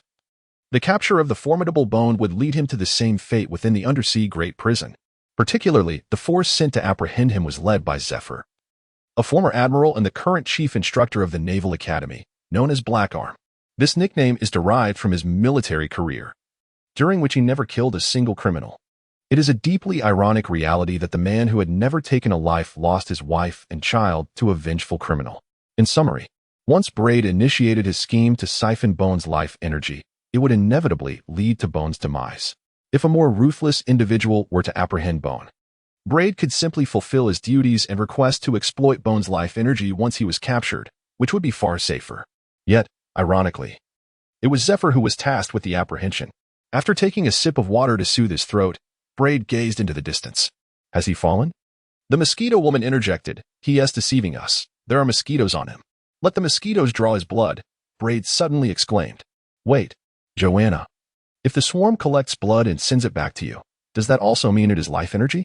Is that how you achieved your second evolution? The mosquito woman paused. I'm not sure. If the swarm gathers blood and it is indeed life energy, it implies that I can also absorb life energy through the blood collected by the swarm, utilizing gluttony to rapidly absorb and convert it into life energy, which can then be integrated into my body. Braid's mind raced with possibilities. If we control more swarms to collect more blood, we will become immensely powerful.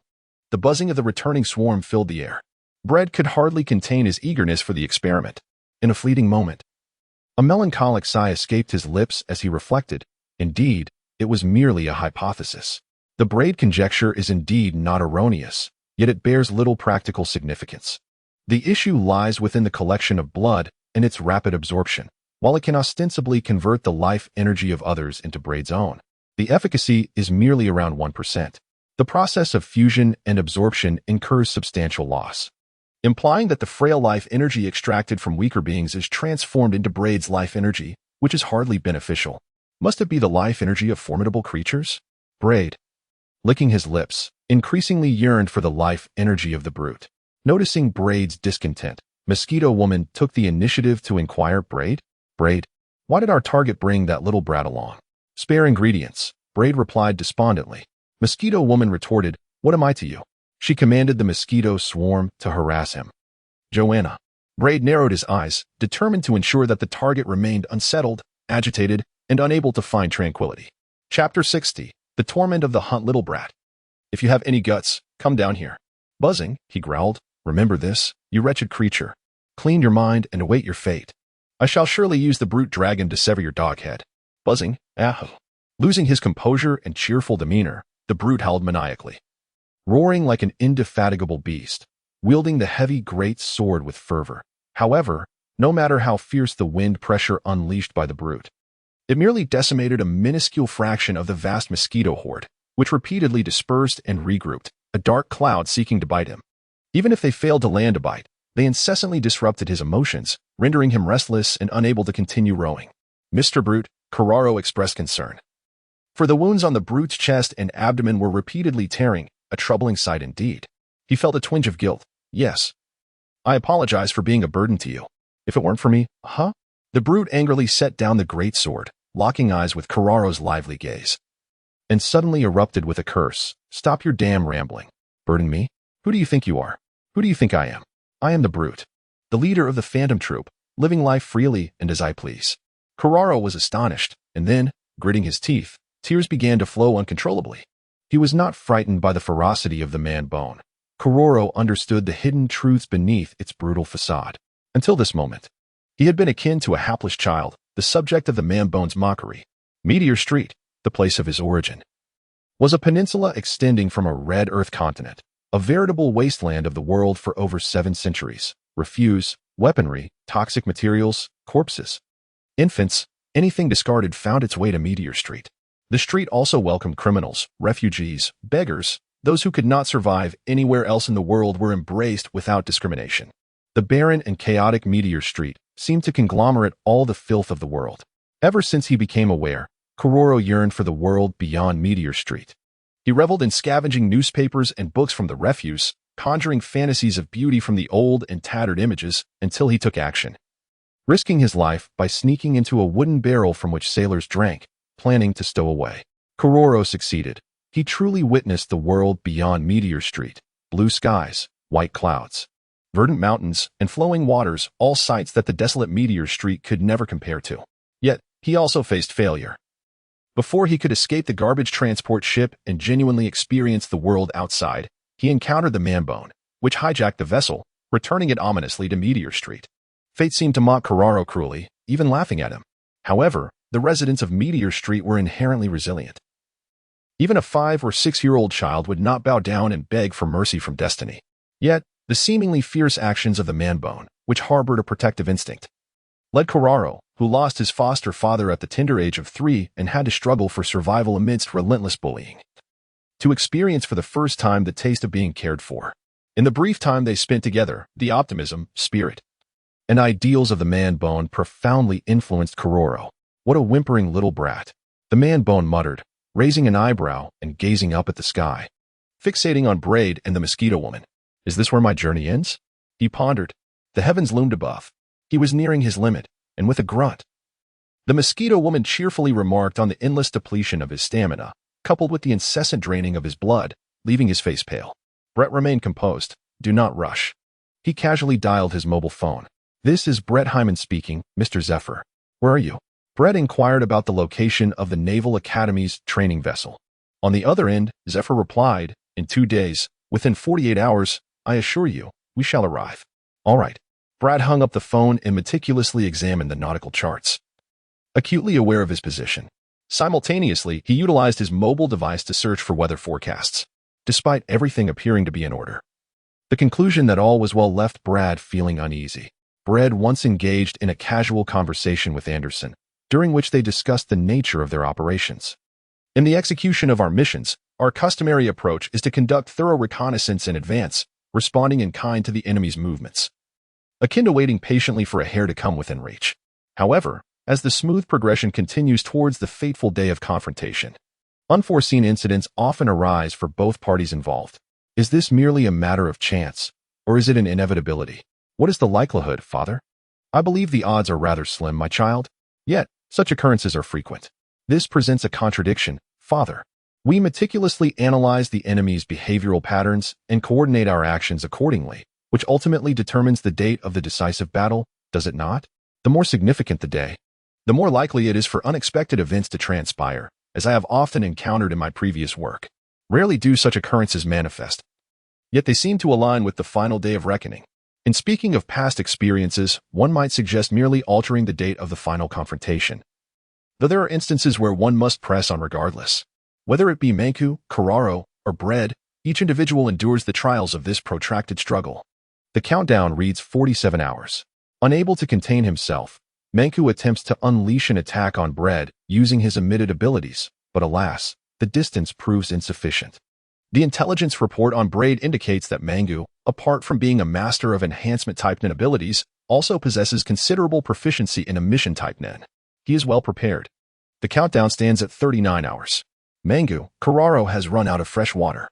Bread, the remaining freshwater for the mosquito girl is equally scarce, yet it exists. The countdown stands at 28 hours.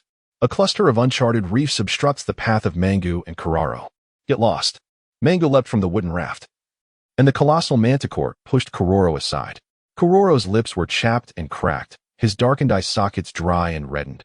He wished to speak, but found his mouth locked shut. His words trapped in his throat, struggling to escape in a hoarse, anguished rasp. Mangu's appearance was even more tragic than Kuraro's, especially the festering wound upon his chest and abdomen, emitting a foul stench. Stop being so melodramatic, Mangu chuckled, his grin a grotesque sight. Whether you survive depends on fortune. If luck favors you and you manage to live, do me a favor and spread the word about the Phantom Troop. I don't want the legacy of the Phantom Troop to perish with my generation. Ahem, I have my own motives for bringing you along, ha ha ha. But I find it rather challenging, given your unfortunate circumstances. Chapter 61. A Sweet Harvest. The countdown reads 8 hours. It is over. Brett assessed and confirmed that Mangu had utterly lost his combat effectiveness. Joanna, descend. Mangu sat still like an old monk in meditation, having remained motionless since parting from Kuroro, gazing up at Bread and the mosquito girl for a full 20 hours. His neck stiffened, forcing him to face Bread and the mosquito girl's approach. Yet despite his sunken features, there lingered an inexplicable pride in his upturned nostrils. Are you stalling for time? Red inquired, though his tone was one of certainty. Mangu smirked, his throat parched and raspy, his voice strangely mocking. Damn it. I, the great lord, have actually fallen to someone as weak as you. What a disgrace. 20 hours prior, you were already running on empty, relying solely on willpower to delay us, aiming to give Kuraro a chance to escape, correct? Red commended him, then posed a question. I admire your resilience and spirit, but why? Throughout your life, you have never seemed the type to sacrifice for others. Yet now you are doing so for Kuroro. What reason do I need? Mangu interrupted Bread, jesting. I do as I please. If I feel like it, I shall do it. Perhaps I just took pity on that unfortunate child. Bread flicked his wrist, manifesting gluttony. My sole objective is you, excluding all others. I acknowledge the vast disparity in our strengths, and while I cannot guarantee that I will utterly deplete your fighting spirit, I dare not approach you recklessly. Thus, you have successfully restrained me, buying 20 hours for Kuraro to escape. Congratulations. You have triumphed. With no further ado, the sharpness of gluttony pierced through the chest of Mambone, instantaneously draining his life force without leaving a trace, uprooted entirely. His hair gradually turned ashen, his skin aged slowly, wrinkled, transforming him in an instant into a frail elder. I too have emerged victorious, Bread added. Mambone's lips trembled as he struggled to utter. Who are you? Red Heyman, a rookie agent of CP0 under the world government. Bread replied earnestly, slapping his forehead. Oh, I almost forgot. I am the justice messenger of the world government and the leader of the Phantom Troop. Mambone, you have been sentenced for heinous crimes. Your offenses are countless. Among the most egregious are violent theft, the massacre of innocents, contempt for the law, and endangerment of public safety. Your egregious transgressions are unforgivable, and thus, you are sentenced to death. With a hollow laugh, Mambone grinned weakly. A gentle breeze brushed by. Bang. Man-bone collapsed, lifeless on the ground. Bread cast a cold glance at the lifeless body of the barbarian, quietly savoring the vital energy that emanated from it. It was vibrant, abundant, and sweetly rewarding after toil. The terrifying functionality of blood collection and rapid absorption manifested itself, although it could not wholly convert another's life energy into his own. The process of fusion and absorption consumed a significant amount, ultimately leaving only about 1%. Yet, it truly transformed the life energy of others into Brett's own. Akin to the energy he had cultivated through his own arduous practice, permanent, not merely borrowed. What a voracious act of plunder! Braid distinctly felt an augmentation of his life force, both in quality and quantity, as well as a fortification of the physical and mental faculties responsible for harboring and generating this vital energy. He was in an exhilarating state. With a deep breath, he lifted the massive bone axe of the barbarian dragon, an imposing weight of 200 to 300 pounds. It was exceedingly heavy, and he could not wield it with the finesse of a skilled warrior. He could manage only a few swings. He believed that prior to harnessing the life energy of the bone, even these few attempts would have been beyond his capabilities. The mosquito woman looked on eagerly, captivated by the blood of the barbarian. It was no surprise that the spider leader, who had ascended to the position of the new generation leader of the Phantom Troop at the tender age of 13 or 14, was a notorious powerhouse with a fearsome reputation across the lands, possessing such a wealth of life energy even in the face of exhaustion. Brad could scarcely fathom the prospect of harnessing the pinnacle of the barbaric essence of life. With a playful smile, he sliced the tip of his finger and offered it to the mosquito woman, saying, "Here you go. You've worked hard. Brad is simply the best." "Ah!" exclaimed the mosquito woman, her excitement palpable as she took his finger into her mouth. As the blood flowed, Brad endeavored to temper his exhilaration, focusing his thoughts as he dialed his phone. "Is this little Brad?" came the languid response of Minister Ernest, stifling a yawn. "Has the Navy dealt with the barbaric entity?" Breda remarked, "The barbarian bone has been dealt with, but not by the Navy, for they have yet to arrive." What does that mean?" Minister Ernest, with a keen sense of perception, exclaimed, "Do not tell me that you single-handedly subdued the barbarian bone.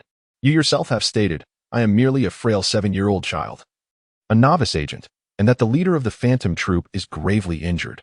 I fear I am hardly a match for him, as he is a notorious villain with a government bounty of 500 million berries."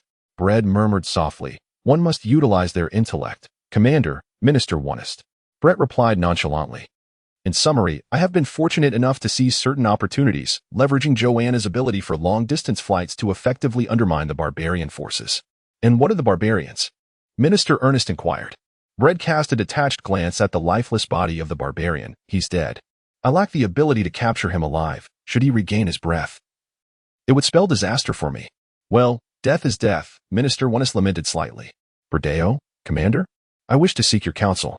"What counsel, Minister Ernest of Miyamiya?" Braid pondered.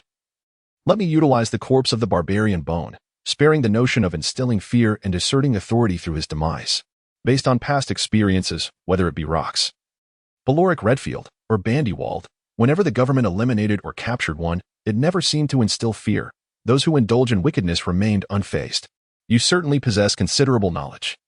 "Young Braid," Minister Ernest exclaimed, then inquired, "How do you intend to utilize the corpse of the barbarian bone?" "I am prepared to stake my claim for a position within the Hunter Association's 12 branches," Braid replied. Minister Ernest laughed heartily. "You truly are a cunning individual." "Ha ha ha. By the way, please inform the naval authorities. They are rather sluggish," Braid added. Chapter 62. Utterly Shameless. "Hey, look quickly. That extraordinarily large halberd. Could it be the barbarian dragon? If it is indeed the barbarian dragon, are we jesting about that corpse? How could it belong to a mere child who has only been in the field for a year?" Indeed, even if young Braid possesses immense talent, his opponent is the leader of the Phantom Troop, the Spider, inside the Hunter Association, Western Sea Branch, as Braid effortlessly hoisted the enormous halberd resembling a barbarian dragon. The mosquito girl casually carried a desiccated corpse into the grand hall, immediately drawing the attention of numerous onlookers, who began to murmur amongst themselves. The barbarian bone and his colossal halberd were renowned, having consistently ranked among the top 10 on the Hunter Association's bounty list for 4 consecutive years.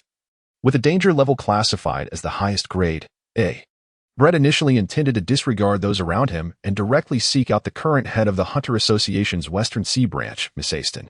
However, he abruptly changed his mind. "You guessed it correctly, it is the leader of the Phantom Troop, the Spider." Brett paused on the staircase between the first and second floors, a gentle and charming smile gracing his face. I believe I have struck it rich. Really? How did you manage that, young Brett? This is astonishing. Congratulations, haha. You have indeed hit the jackpot.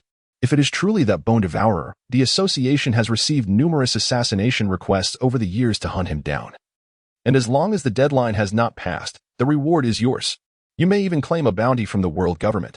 The crowd's reactions were a tapestry of genuine and feigned congratulations, mingling with doubt, shock, envy, and jealousy, a vivid display of emotions unfolding.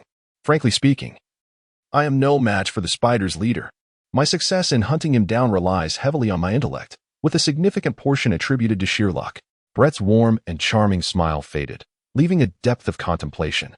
Thus, throughout the process of hunting the spider's leader, I found myself wavering, hesitating, and at times, gripped by fear.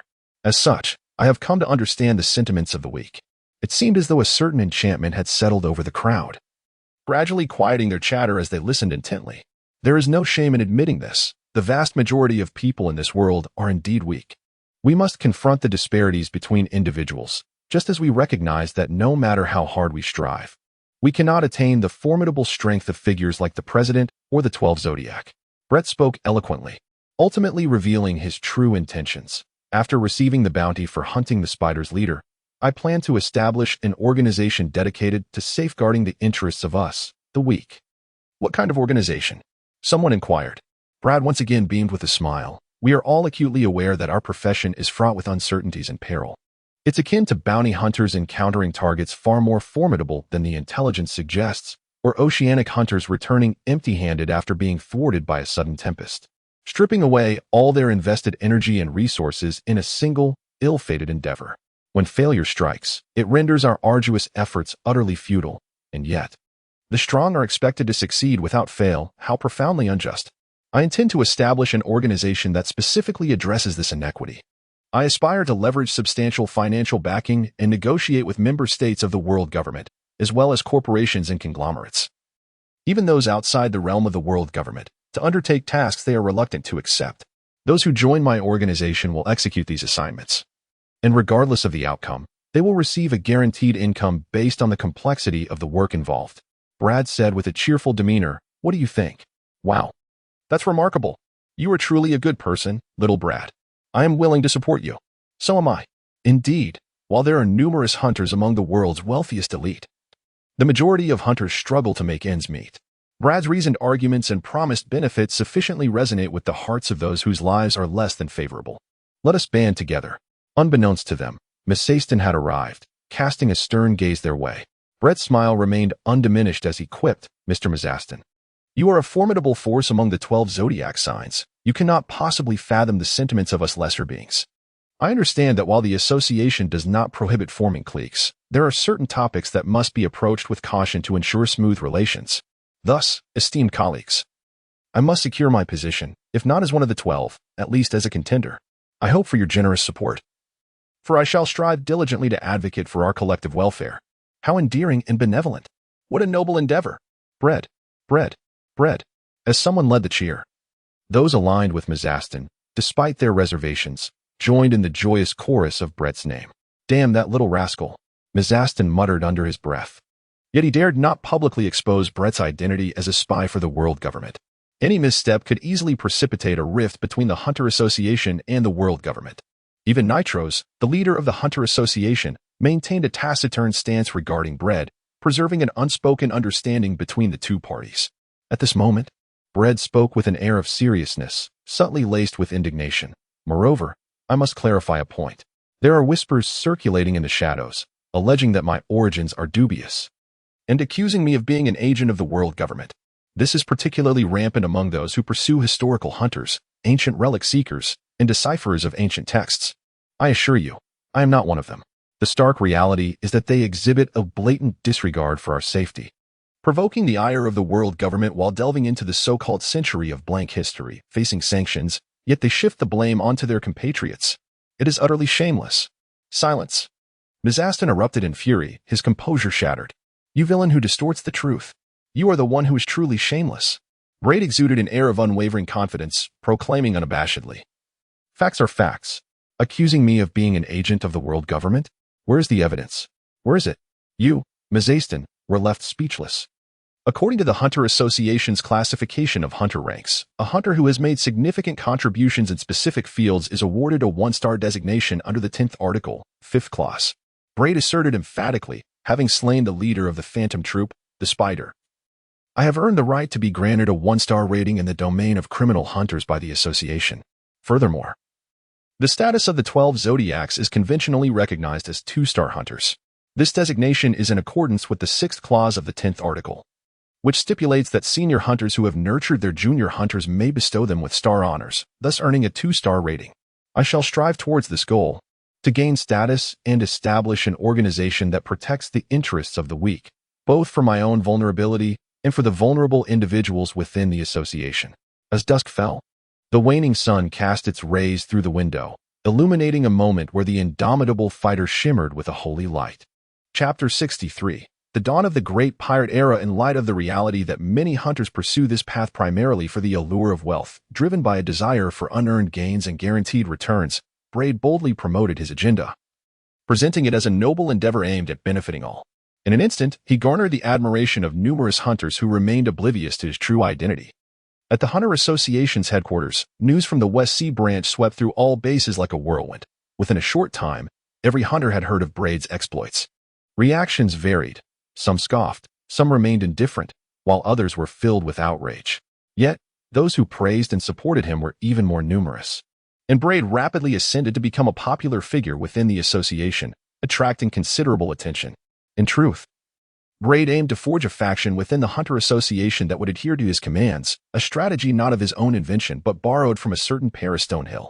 At present, Paris Stonehill was merely a young child of 4 or 5 years, who, whenever his father took on private hunting contracts, would be stationed at the West Sea branch, merrily running about with a lollipop in his mouth, akin to a playful golden retriever.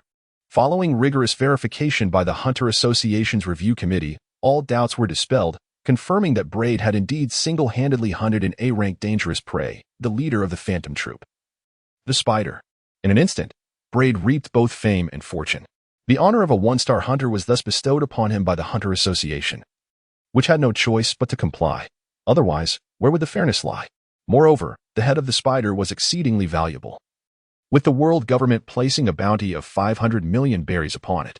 Additionally, wealthy individuals who had suffered due to the Phantom Troop had entrusted the Hunter Association with missions for retribution against the Spider, cumulatively raising the total reward to approximately 1 billion berries. After all, the targets of the Phantom Troop were not impoverished, for the destitute possessed nothing of worth to attract their interest. With a potential revenue of 1.5 billion berries, Braid was poised to secure a top ranking in the annual income list of hunters. Braid remained indifferent to fame and fortune, focusing instead on enhancing the star rankings of hunters to secure a position among the 12 zodiacs, thereby gaining the authority to forge a loyal faction within the Hunter Association. According to the 6th Hunter Regulation, a seasoned hunter who fulfills the criteria of the 5th regulation bestows a 2-star honor upon their prot.G upon their attainment of a 1-star recognition. Braid contemplated the implications of the 6th regulation, tapping his forehead thoughtfully. Jin Furis? I taught him to read. Does that count as mentoring him? He was confident that, given his innate talent, Jin would soon achieve the 1-star honor, though it remained uncertain whether the association would acknowledge it. As for Capone Beach? A gang hunter? Regardless, he delights in eliminating mob bosses and seizing their treasures. Ultimately, anyone must invest time to earn the 1-star hunter honor. I too must remain industrious. The 7th Hunter Regulation states that a hunter who satisfies the criteria of the 6th and leaves a remarkable legacy across multiple domains shall be granted a 3-star rating. There are few 3-star hunters within the entire association, which would facilitate my ascent to the 12 zodiacs. Multiple domains? The bounty hunter domain, the pirate hunter domain, and the criminal hunter domain. Distinctions among these 3 realms are rather nebulous, yet all hold merit. I shall contact Jin to expedite his acquisition of the 1-star honor, ensuring he is recognized as my disciple, while also imparting to Beej the methods of Nin training to prepare him for the upcoming hunter exam. With resolute determination, Braid embarked on the path of bounty hunting and pirate hunting, eager to hone his skills through brutal combat and to siphon the life energy of others to augment his own strength. Braid's strength evidently no longer suffices to hunt down the heinous supercriminals such as the barbarians. He yearns to leave an indelible mark in the realms of bounty hunting and pirate hunting. Thus, he must pursue an alternative path, gradually amassing stature. The extent of his elevation hinges upon the judgment of the Hunter Association's review committee, with no precise metrics established. Therefore, from the early days of April in the year 1492 of the Oceanic Era to the end of June in the year 1494, spanning a period of 2 years and 2 months, Bread remained actively engaged at the forefront of the West Sea, apprehending criminals and pirates. Until, what on earth are you doing, young Bread? For heaven's sake, you are my superior, aren't you? Your duty is to eradicate those who delve into the historical texts in the blank century, not to obsess over the status within the 12 branches of the Hunter Association. The strategies surrounding the concealed historical text stele on O'Hara Island were crafted by you, yet you now abandon them? Minister Wonist's furious roar echoed. Bread placed his phone at a distance, and once Minister Wonist had finished speaking, he calmly remarked, "Stay composed, Commander. Everything is well within our control." Is everything truly within our control? Minister Wonist retorted, his voice tinged with frustration. Are you aware that just a few days ago, a group of individuals investigating the historical texts and the elusive blank century stealthily departed from O'Hara Island, vanishing from our sight? Bread once remarked, the monk may escape, but the temple remains. How can we ascertain the intentions behind their actions? How can we determine whether they might encounter perilous individuals during their endeavors? For instance, the Roger pirates. Roger had specifically ventured aboard Whitebeard's ship to recruit the 2nd Division commander of the Whitebeard pirates, the sole individual capable of deciphering the true history. Kazuki Oden, who has now joined his crew. They are currently intent on retracing the Grand Line, aiming for the legendary island of Laughtail. What if they come into contact with the Roger pirates, Commander? Bread interrupted Minister Ernest's incessant chatter with the force of a machine gun. Yes, I understand your pressure and the turmoil in your heart, Bread stated. Trust me, those who delve into the historical texts in the blank century of O'Hara Island are hardly a threat. What if they have grasped the truth of history? The truth always resides in the hands of the powerful. And who wields that power? It is the government. If the government deems it false, then it must be false, a simple principle indeed. Their clandestine departure from O'Hara Island will only lead to the emergence of more individuals probing into the historical texts in the blank century. Sooner or later, they will return to our field of vision, and at that point, it will essentially be a strategy of casting a long line to catch a big fish as we reel them in. Minister Ernest remarked, let us focus on the Roger pirates. Oh. And remember, this year is also the year of the World Conference? Bread chuckled lightly. Unfortunately, you have your hands full. Minister Ernest chuckled in return. Come back. Come assist me, little Bread. That is an order. Ha ha ha. You little rascal. Don't think you can take it easy. All right, 1 week. I will take care of my current tasks promptly, Bread replied decisively. The phone emitted a beeping sound. Is the era of great pirates about to commence? Bread mused silently. Chapter 64. Lord Bread, Hunter Association, West Sea Branch. For nearly 2 years, Miss Dunn, the head of the West Sea Branch, had endured a rather dismal existence. To say the least, the primary culprit behind his plight was undoubtedly Bread. Ever since Bread boldly proclaimed his commitment to safeguarding the interests of the vulnerable and made remarkable efforts to realize this vision, his supporters within the Hunter Association had multiplied exponentially. These supporters were not merely those who vocally endorsed Bread. Many were genuinely willing to take action to support him. Consequently, the composition of hunters in the West Sea Branch gradually underwent a transformation, evolving into a stronghold for Bread's supporters. At times, the commands issued by Mizaisen, the head of the West Sea Branch, proved to be less effective than a single word from Brad, implying that he had been marginalized. The most alarming aspect was the supporters of Brad, a small faction of hunters, predominantly women, drawn not by Brad's professed ideals of protecting the weak, but rather by their self-proclaimed status as fans of Lord Brad. They aimed to safeguard their charming and dashing Brad while establishing the delightful and stylish Hunters Association as their emblem.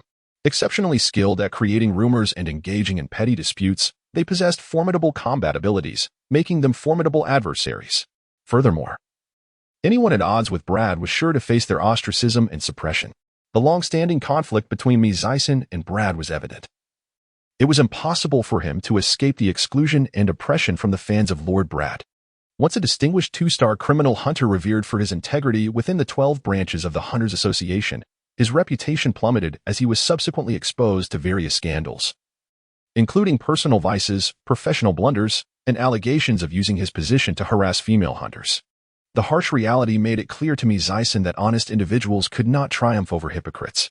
Despite his repeated attempts to communicate the dangers of allowing Brad to Hunter Association President Netero, suggesting the public exposure of Brad's identity as a world government agent and advocating for his expulsion from the association. All proposals were dismissed on the grounds that Brad had not violated any rules of the Hunters Association, specifically the 10 Hunter Commandments. Initially, Mizaisen was a member of the conservative faction within the Hunters Association, valuing balance and stability. However, he found himself reluctantly drawn into the embrace of the hawkish reformers advocating for the association's transformation. Fully grasping the sentiments that led to the former head of the West Sea branch, Yokai, to resign in fury. Just as Mizaisen was aimlessly scrolling through news and preparing for another uneventful day, a piercing scream startled him. His first thought was, no, not again. Are they trying to frame me for touching someone's backside? Then he relaxed. Lord Brad, little Brad, you truly have endured much. Welcome back. The atmosphere was tumultuous. In the lobby of the West Sea branch building, the 10-year-old Brad had seemingly shed much of his youthful innocence, yet his skin remained remarkably fair, impervious to the elements. His features were still exquisitely refined, and his growth merely served to enhance his already impeccable appearance, making even the term pretty boy feel inadequate. The most notable changes in Brad are his temperament and height. He has become more jovial, radiating warmth and sunshine, effortlessly leaving a positive impression on others. His height, however, is a topic of complexity as he now stands nearly 1.7 meters tall, placing him beyond the realm of the ordinary. Thank you. I appreciate everyone's support. Brad resembles a venerable gang leader, adeptly navigating through the crowd, offering greetings, encouragement, and praise, ensuring no one is overlooked. Master Brad is quite fatigued. It is time for everyone to get back to work, a woman resembling a noblewoman exclaimed, dispersing the gathering. She possessed an impressively curvaceous figure, yet regrettably, the proportion of her neck to her head appeared to be roughly 1:1. Her exaggerated cranium was topped with an equally flamboyant explosion of pink hair. Her features abstract and heavily made up, and her diminutive stature rendered her more doll-like than anything else. It's a pleasure to see you, Shooty, Brad smiled. Shooty Beatty, the leader of Brad's fan club, fervently advocates for the protection of the charming and dashing Brad, aspiring to establish a delightful and charismatic hunter association. Despite her seemingly starry-eyed and infatuated demeanor, she is merely 18, a uniquely adorable and beautiful hunter, albeit a novice. Shooty beamed broadly, Master Brad. Let us cut to the chase. Brad replied with a serious tone. Please inform everyone that no one is to accept any assignments related to the Underground World Conference, mirroring the World Government's Global Assembly. The World's Underworld convenes every 4 years for what they dub the Underground World Conference, akin to a gathering of well-dressed rats whispering in shadowy corners, deliberating the distribution of humanity's discarded remnants, interspersed with various trades and auctions. Shooty paused, her large head not having been in vain, as she grasped the implications. Brett sighed, expressing his intention to seize this opportunity to nurture a 1-star hunter, elevate him to a 2-star hunter, and subsequently to a 3-star hunter. Striving for the esteemed position among the 12, he sought to formally establish an organization dedicated to safeguarding the interest of all, especially with the World Conference approaching. He yearned to journey to Mariawa to negotiate with the world government and its allied nations, eager to secure contracts without further delay. Unwilling to witness his compatriots suffer any longer, Shooty, overwhelmed with emotion, wept, You are truly magnificent. I shall certainly inform everyone. Thank you. Brett replied with a bow of gratitude. Shooty was instantly moved to tears. Brad secretly twitched the corners of his mouth. He turned around. Brett and Mizaisen exchanged glances, yet remained silent. Brett returned to his designated office area and contacted Becky, who had qualified for the hunter test for the 2nd time this year. During her first attempt, she inadvertently fell victim to the rookie assassin, Domba. Soon enough, Brett inquired, Are you aware of the Underworld Conference? Becky nodded cautiously. Having learned to articulate and harness the same powers as Brett, yet her fear of him grew, for ignorance had once shielded her from dread. Prepare to sever ties with the Underworld Conference, Brett suggested with a hint of amusement. The heads of the 10 elders will certainly suffice for your promotion to a 1-star hunter. However, we must be vigilant. The demise of a batch of 10 elders merely reshuffles the power dynamics among the dark forces, regardless of the emergence of new elders. Retaliation from our adversarial gangs is inevitable. They must ascend through our demise, instilling fear in the outside world, warning them that they are not to be trifled with. Chapter 65, Bounty Hunter, the Overlord Kaku, my Lord Brett, as per your instructions.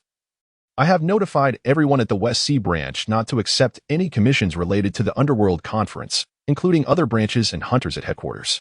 Cutie Beatty, renowned for his efficiency, informed Brett within half a day that he had received unanimous consent from all but one individual. The venue for the Underworld Conference was, of course, the Mafia Federal Kingdom, where the West Sea Branch of the Hunter Association was stationed. It is, after all, the capital of underworld activities and dark forces.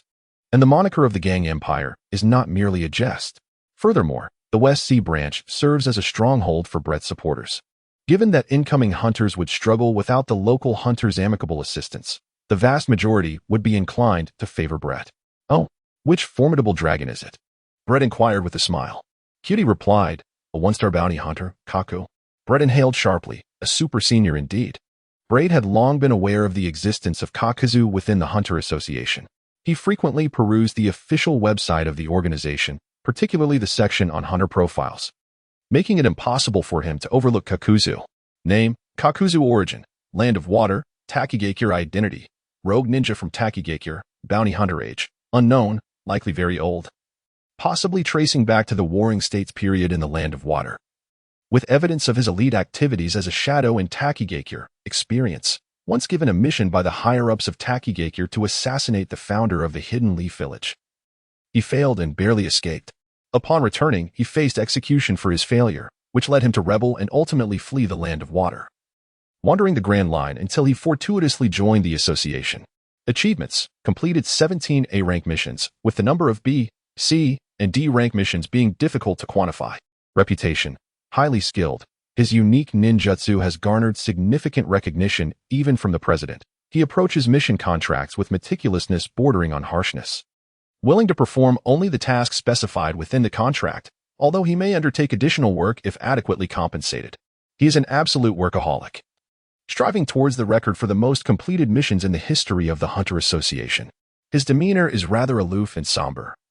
He prefers solitude and is not particularly well-liked, seemingly avoiding complications, and has yet to apply for a higher level of Hunter Star rank honor. This is how the official website of the Hunter Association introduced Kakuzu. Tap, tap, tap when his finger's on the table. Help me contact Kakuzu. Tell him I intend to discuss a business proposition, Braid thought, turning to Shudi. Please, Shudi. The moment Braid spoke, Shudi was filled with joy and hurried away. Did you hear that? Braid addressed Becky. The Underworld Conference pales in comparison to the actual World Conference. Yet the stakes involved are indeed staggering. Even a bounty hunter of Kakuzu's caliber can sense the opportunity. Becky, initially reveling in Braid's plan, was captivated by the notion of seizing his enemies' heads and wealth, relishing the chaos that ensued when their forces fell into disarray. The more perilous the situation, the more exhilarated he became. However, the current circumstances seemed rather grim. But you need not worry. Just await the moment you can personally eliminate the 10 elders, and I shall handle everything else, Braid reassured him, his confidence stemming from over 2 years of accumulation and growth. Becky opened his mouth to respond. Understood. Hesitating, he added, Master, could you further explain the nature transformation of Nin? Becky awakened his life energy, and Braid, through the water mirror technique, discerned that he was indeed a non-user of the transformation type. The mosquito girl, however, had yet to awaken her life energy, despite her utmost efforts. Perhaps her physical constitution was simply different? Nevertheless, Braid retains a glimmer of hope, while she herself is engulfed in utter despair. There is little more to convey. I have imparted all that I can teach you, and the remainder depends on your practice and understanding, which is ultimately a matter of personal insight. Braid languidly reclines in her chair and suggests, perhaps you might seek counsel from other practitioners of transformation abilities. You may find it fruitful. Becky retorts, are you implying that I am foolish? You think you are so remarkable. Braid waved his hand dismissively, signaling Barry to leave. In the land of Wano, with a single hand propping his chin, Braid muttered, chakra ninjutsu, illusion techniques, body techniques, sage arts. A knock echoed through the air. Come in, Braid said casually. But his expression soon turned peculiar. Mr. Masayston? Masayston approached Braid, his disdain for him evident on his face, a perpetual scowl. What is it? If you intend to regale me with your usual tirades about how I will eventually expose your true nature, or hurl insults like damn bastard or fraud deceiving the masses, spare me the trouble. I have no time for it, Braid interjected. Masayston fixed his gaze on Braid, contemplating for a moment before stating, "I have submitted my resignation as president of the West Sea branch." "Oh?" Bread raised an eyebrow. Miss Saston continued, "The successor will be someone formidable. You won't bask in your triumph for long." "Understood," Bread replied nonchalantly, extending his hand to signal Miss Saston's departure. Quietly, Miss Saston turned to leave. "How's Miss Nicole Alvia?" Bread taunted unexpectedly. "I noticed you seemed quite eager to play the role of little Robin's stepfather, but alas, it seems the affection was unreciprocated. She hardly acknowledged your existence. The widow has inherited her late husband's will, embarking on reckless endeavors. Delving into the so-called blank century of history, a resounding crash interrupted him as the door to the room was forcefully flung open. Miss Saston, without looking back, walked away. His fists clenched tightly, veins bulging. "Mr. Miss Saston," Bread continued to provoke, spitting words towards Miss Saston's retreating figure. "I hear that the relative's little Robin is living with her not of good character. Do you think it would be wise for me to adopt her? After all, I have experience in taking in little ones." Miss Saston remained deaf to the taunts. Brett felt an overwhelming sense of boredom and, with a dismissive gesture, remarked, "Excessive rationality is, in a certain sense, akin to a lack of courage." With a mischievous glint in his eyes, he added a hint of malice, while the playful mosquito girl laughed. Bread wrote, "After all, it is the 12 branches." Chapter 66. Behave, extend your neck, and wait for the slaughter. Time is money. In early July, Kakazu arrived. Contrary to Brett's imagination of a classic ninja attire, Kakazu's appearance was a blend of successful business elements infused with hip-hop style. Gleaming leather shoes, a solid black suit, a pristine white shirt, yet his head was adorned with a baseball cap emblazoned with golden lettering, his mouth concealed by a mask and a gold chain. The thickness of a pinky finger hung around his neck. How could such an ensemble not appear peculiar? Especially given Kakazu's darker complexion, coupled with his unnerving eyes composed of eerie red sclera and green pupils, which added an additional layer of terror, mystery, and coldness. Not to mention a hint of unsettling abnormality. However, Bread soon understood that Kakazu's attire was a testament to his professionalism, after all. He had arrived in the West Sea with the intent of serving the underworld figures, preparing to undertake tasks related to the clandestine world conferences, necessitating a respectable appearance. It also implied that should negotiations between Bread and Kakazu falter, Kakazu would immediately accept the relevant assignments from the clandestine world conference and commence his work. Without sitting down, standing at the doorway, Kakazu initiated the conversation with his calm and indifferent voice, continuing with, "So you'd best not waste my time. Just tell me the business you wish to discuss." "Okay," Bread replied straightforwardly, "I shall offer you a substantial reward. The condition being that you refrain from accepting any assignments related to the clandestine world conference. The specific amount will be determined by the number of assignments you are willing to accept." Kakazu keenly sensed that Bread had not yet finished. With a radiant smile, Brad expressed his desire to hire you to teach him the intricacies of the chakra power system. Kakazu, not one to exhibit impatience like a ravenous lion, refrained from making an ostentatious demand. It was simply not his manner. He did not explicitly agree or decline, but instead retrieved a small calculator from his pocket. After a series of precise calculations, he stated, 843,605 berries. Following his meticulous calculations, Kakuza presented his price, a figure that mystified Brad, particularly the seemingly arbitrary 5 berries. "Very well," Brad replied without further ado. Kakuza then put away the calculator and added, "I am not finished. The time frame for teaching you the chakra power system is 1 week. Any extension will require additional payment." "Understood," Brad said, flipping through his calendar. "Let us schedule it for the first week of December, then. You will teach me the chakra power system." Without questioning the rationale, he handed over a card with his bank account details. Kakuzu, ever the diligent workaholic, departed swiftly, showing no inclination to engage in further conversation with Brad. Regrettably, Braid found himself longing for a conversation with the cornered ones, wishing to delve into the rich history, current state, and cultural nuances of Wano Country. His curiosity was piqued by how a land, despite its isolationist policies and civil strife, commanded such significant attention from the world government and faced stringent sanctions. The Underground World Conference, spanning 10 days, was conventionally held in the royal city of the Mafia Federation Kingdom. Although the world is rife with whispers, and the leaders of the shadowy underworld were aware that the absence of hunters accepting relevant missions suggested some clandestine interference, likely with intentions to undermine them, they still dared to converge upon the Mafia Federation Kingdom. unwilling to show any sign of weakness, showcasing their boldness and confidence. And thus, with a resounding bang, the heavy gates of the royal city were shattered by a single punch. Braid, having meticulously gathered intelligence through the Mosquito Woman's control over her swarm, opted for the most audacious approach, launching a solitary assault. The Mosquito Woman did not accompany him, as she considered the substantial payment to the cornered ones, which would deplete the funds he had amassed for the establishment of a small faction within the Hunter Association he needed to rob while he killed. The piercing sound of alarms blared ominously. Intruders, arm yourselves. Prepare for battle. How many are there? Who are they? Just one, a mere brat. With precision, the technique of the six forms was unleashed. The flickering afterimages traversed the royal city of the Mafia Federation. Each pause blossomed with vibrant splashes of crimson. The fallen departed in silence, their suffering swiftly alleviated, as Braid compassionately aimed for their hearts. Open fire. The cacophony of gunfire rang out. Bang, bang, bang. Boom. The air filled with the sounds of handguns, submachine guns, sniper rifles, grenades, and rocket launchers, with smoke billowing in all directions. The well-trained enforcers of the syndicate proved to be no less formidable than a typical army. As the outer defenses crumbled, they rapidly mobilized to unleash a barrage of crossfire, hoping to thwart Braid's advance. Die? Ha ha ha, cocky little brat. Let us see how you evade this. You deserve it. However, their laughter quickly froze in disbelief. Harnessing his observation hockey, Braid deftly evaded the hail of bullets, leisurely advancing through the swirling dust, closing in on the crowd. Buzz. The intimidation of a nin user against those without such abilities. Clatter. A monster. A monster. He. The murderous intent that Brad has honed for 2 years erupted with a thunderous force, sending the faint-hearted into a frenzy. Even those with resolute wills found themselves overwhelmed, as there lay an insurmountable chasm between them and the nin users.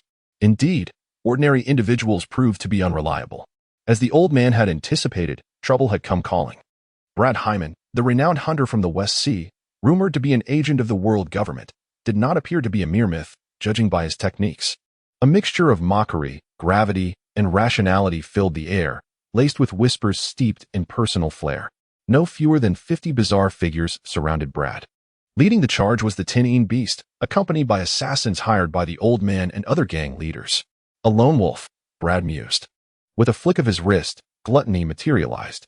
An elderly man with hair as white as snow and golden eyebrows stepped forward. What does the Hunter Association signify? You ought to ask me what I mean, Brad replied with a smile. Leader of the teeming beasts, Owl.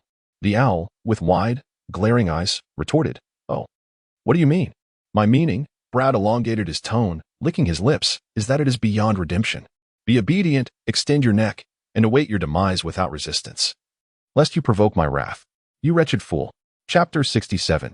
Who approves, who disapproves? Once one possesses power that transcends the ordinary and mundane, a transformation inevitably occurs. One becomes confident, arrogant, and self-important, commonly referred to as being inflated. Indeed, they find themselves elevated to new heights, gazing down upon and manipulating the fates of others. Some begin to feel that the laws and morals of the world no longer bind them, relishing in their transgressions. Brett's words undoubtedly struck a deep blow to everyone's pride, unreservedly subjecting all present to public ridicule. His declaration that those assembled were nothing but worthless trash instantly ignited a torrent of hatred. How outrageous! This audacity is intolerable. Just wait. I shall ensure that I unleash my wrath upon you 100-fold. Enough of this idle chatter. Let us end him. The air was thick with furious curses and shouts, a chaotic eruption akin to a volcano. In an instant, the royal city of the Mafia Federation transformed into a scene of bustling chaos reminiscent of a market. A swift sound pierced the flesh, and the cacophony abruptly ceased. Bread stood before the owl, while gluttony pierced through the heart of the creature, as if a voracious beast were voraciously devouring the owl's life essence, draining it until naught remained. Witnessing the desiccated corpse of the owl collapse to the ground, shattering into fragments, and disappearing into thin air with a gentle breeze, an eerie scene ensued, leaving everyone seized by an inexplicable dread, akin to a duck grasped by the throat, their spines chilled and hair standing on end. Be cautious. How swift. No, do not fear. Let us charge together. It was evident that Brett's annihilation of the teeming beast leader, the owl commanding the enemy, was a thunderous strike, a decisive blow that pierced the heart, and it had undeniably taken effect. The enemy trembled in fear. A wolf's howl echoed. A robust young man underwent a dramatic transformation, his physique swelling instantly, coarse gray fur enveloping him, with sharp teeth, lethal claws, and a protruding, menacing snout replacing his former visage. A user of a devil fruit? Perhaps a Zoan type? The dog fruit? Grey wolf variant? Brett scrutinized the loud howler for a moment then. With a swift motion of his toes, shave. With a similar method, yet another lifeless body lay before him. Brett bestows upon gluttony the ability to disregard any semblance of normalcy, rendering the defensive capabilities of living matter vulnerable, particularly to those unskilled in the mastery of hockey. To those unfamiliar with the art, it becomes an exceptionally unfriendly encounter, akin to a fatal weapon that spells doom at a mere touch. With swift motions, he dispatches two hapless souls, rendering them speechless. Who else dares to resist? Brett, with his dual axes, leaves his adversaries dazed. Exuding an overwhelming arrogance as he grinds their haughty pride into the ground. You wretched creatures, barking like dogs. Yes, I speak of you. They ought to have scurried away with their tails between their legs, but their bravado led them to block his path. With ruthless efficiency, he continues his harvest. Monster! Monster! The cries of despair echo, yet he retorts, what is there to fear? Return. His weapon is peculiar, simply evade it. Some flee in panic, while others cling desperately to their fate. However, none can stand against Brett. By intercepting the hired hunters of the dark forces, Brett has made a strategic move. Those of true strength have been excluded from this underground assembly, leaving behind a feeble coalition of protectors. No, please. Spare me. The bravest fall first, while the timid scramble to survive. Ah, Brett muses with a smile as he gazes at the remaining familiar faces kneeling before him. He pretends to turn away, only to whirl around in fury. Why did you move?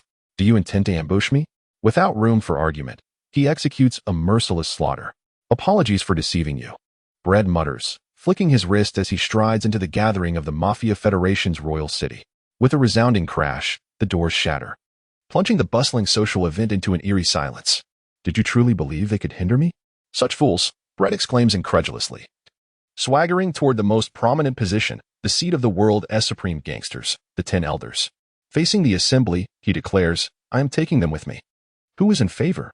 Who is against? Silence reigns. A new 10 Elders shall emerge from among you, a rare opportunity, indeed, he continues. As the one granting you this chance, might you show some acknowledgement? I shall gladly accept the wealth you bring to this underworld conference. Who supports this? Who opposes? The room remains mute. A pleasant collaboration. Thank you. Binding the 10 Elders with a metaphorical rope, akin to a slave master escorting his captives, Brett offers them a taste of their own medicine. Having engaged in the business of abduction and trade himself. Just as he steps out of the hall, he exclaims, Oh, the status of the 10 Elders is now mine. Nonsense. It belongs to me. Silence, everyone. Let us engage in discussion. It is utterly absurd that those who find themselves under the dominion of the 10 Elders seem to have forgotten their leader, their boss, their chief, and are not even dismayed by the wealth that has been usurped by Braid. Instead, their focus lies on who shall inherit the position of the 10 Elders. Young ones, we are unaware of what you seek from us, yet why not articulate it? We shall endeavor to accommodate you. Indeed, would it not be more advantageous to let us be and foster amicable relations? The usually taciturn and prudent 10 Elders, having heard the jubilant uproar from behind, could no longer restrain themselves. My bank account number is 667291204. Braid slightly loosened the bindings that restrained the 10 Elders, granting them a modicum of mobility in their hands. In a moment, a notification chimed. The first transfer, 100 million berries. Is your life truly worth a mere 100 million berries? How inexpensive, Braid remarked, his golden eyes glinting ominously. Ding, ding, ding. A consecutive series of 9 transfers, each amounting to 100 million berries. Once we ensure our personal safety, we shall offer you a substantial reward, the representative of the 10 Elders declared. Brett smirked and tightened the rope. Not long after, he commanded Becky, his accomplice, with a hint of menace, set fire to it, erase all traces. Becky, who had been covertly observing Brett's ruthless dismantling of the so-called gang empire, swallowed hard and bowed. Yes, Godfather. Chapter 68. The whirlwind of recklessness. After 4 years of patient accumulation, the moment had finally arrived for Brett to reveal his prowess. And the taste was indeed delightful. However, he was acutely aware of the myriad threats to his life that still loomed large in the world. An overwhelming multitude that rendered the situation far from optimistic. Have we not yet dealt with the Mosquito Woman? Brett inquired. The Mosquito Woman turned, her demeanor cheerful. Brett. Joanna has already taken care of it. She's indulged herself to her heart's content. The trouble lies with those individuals you sought. They're exceedingly slow. Rest assured, they will hasten their pace. Brett replied with a smile. Brad had meticulously established a network for the distribution of the spoils from the heist at the Underground World Conference. Those audacious enough to engage in such dealings were evidently not of reputable character. They were all individuals operating on the fringes of legality. Akin to a pack of vultures scavenging for decaying flesh, they exhibited an acute propensity for preying on the vulnerable while shying away from any formidable opposition. Adept at seizing opportunities as they arose, Brett understood the reason for their hesitation. They were merely awaiting his news to discern whether he had eliminated the Old Man 10 or if the Old Man 10 had turned the tables and emerged victorious. In the former scenario, they would undoubtedly accelerate the inventory of the spoils in accordance with Brett's instructions and procure them swiftly. In the latter, they would return the possessions to their rightful owner and inevitably align themselves with the Old Man 10 to launch an attack on Brett, subsequently seeking to curry favor with the Old Man 10 and seizing the opportunity to shamelessly join the lavish banquet of the underground world's interests. Indeed, as soon as Brett made his appearance, they wasted no time. Thump, thump, thump, Bread. Humph. The mosquito girl suddenly played a trick. Scampering to a small box as if presenting a treasure. Can you guess what I have found? Brett blinked, feigning surprise. Oh? What? Jewelry? Diamonds? A crown? Excitement? In truth, Brett deliberately misguessed. He had instructed Mosquito Girl to procure an item, one that could potentially serve as a status symbol at the auction held by the mob bosses, the devil fruit.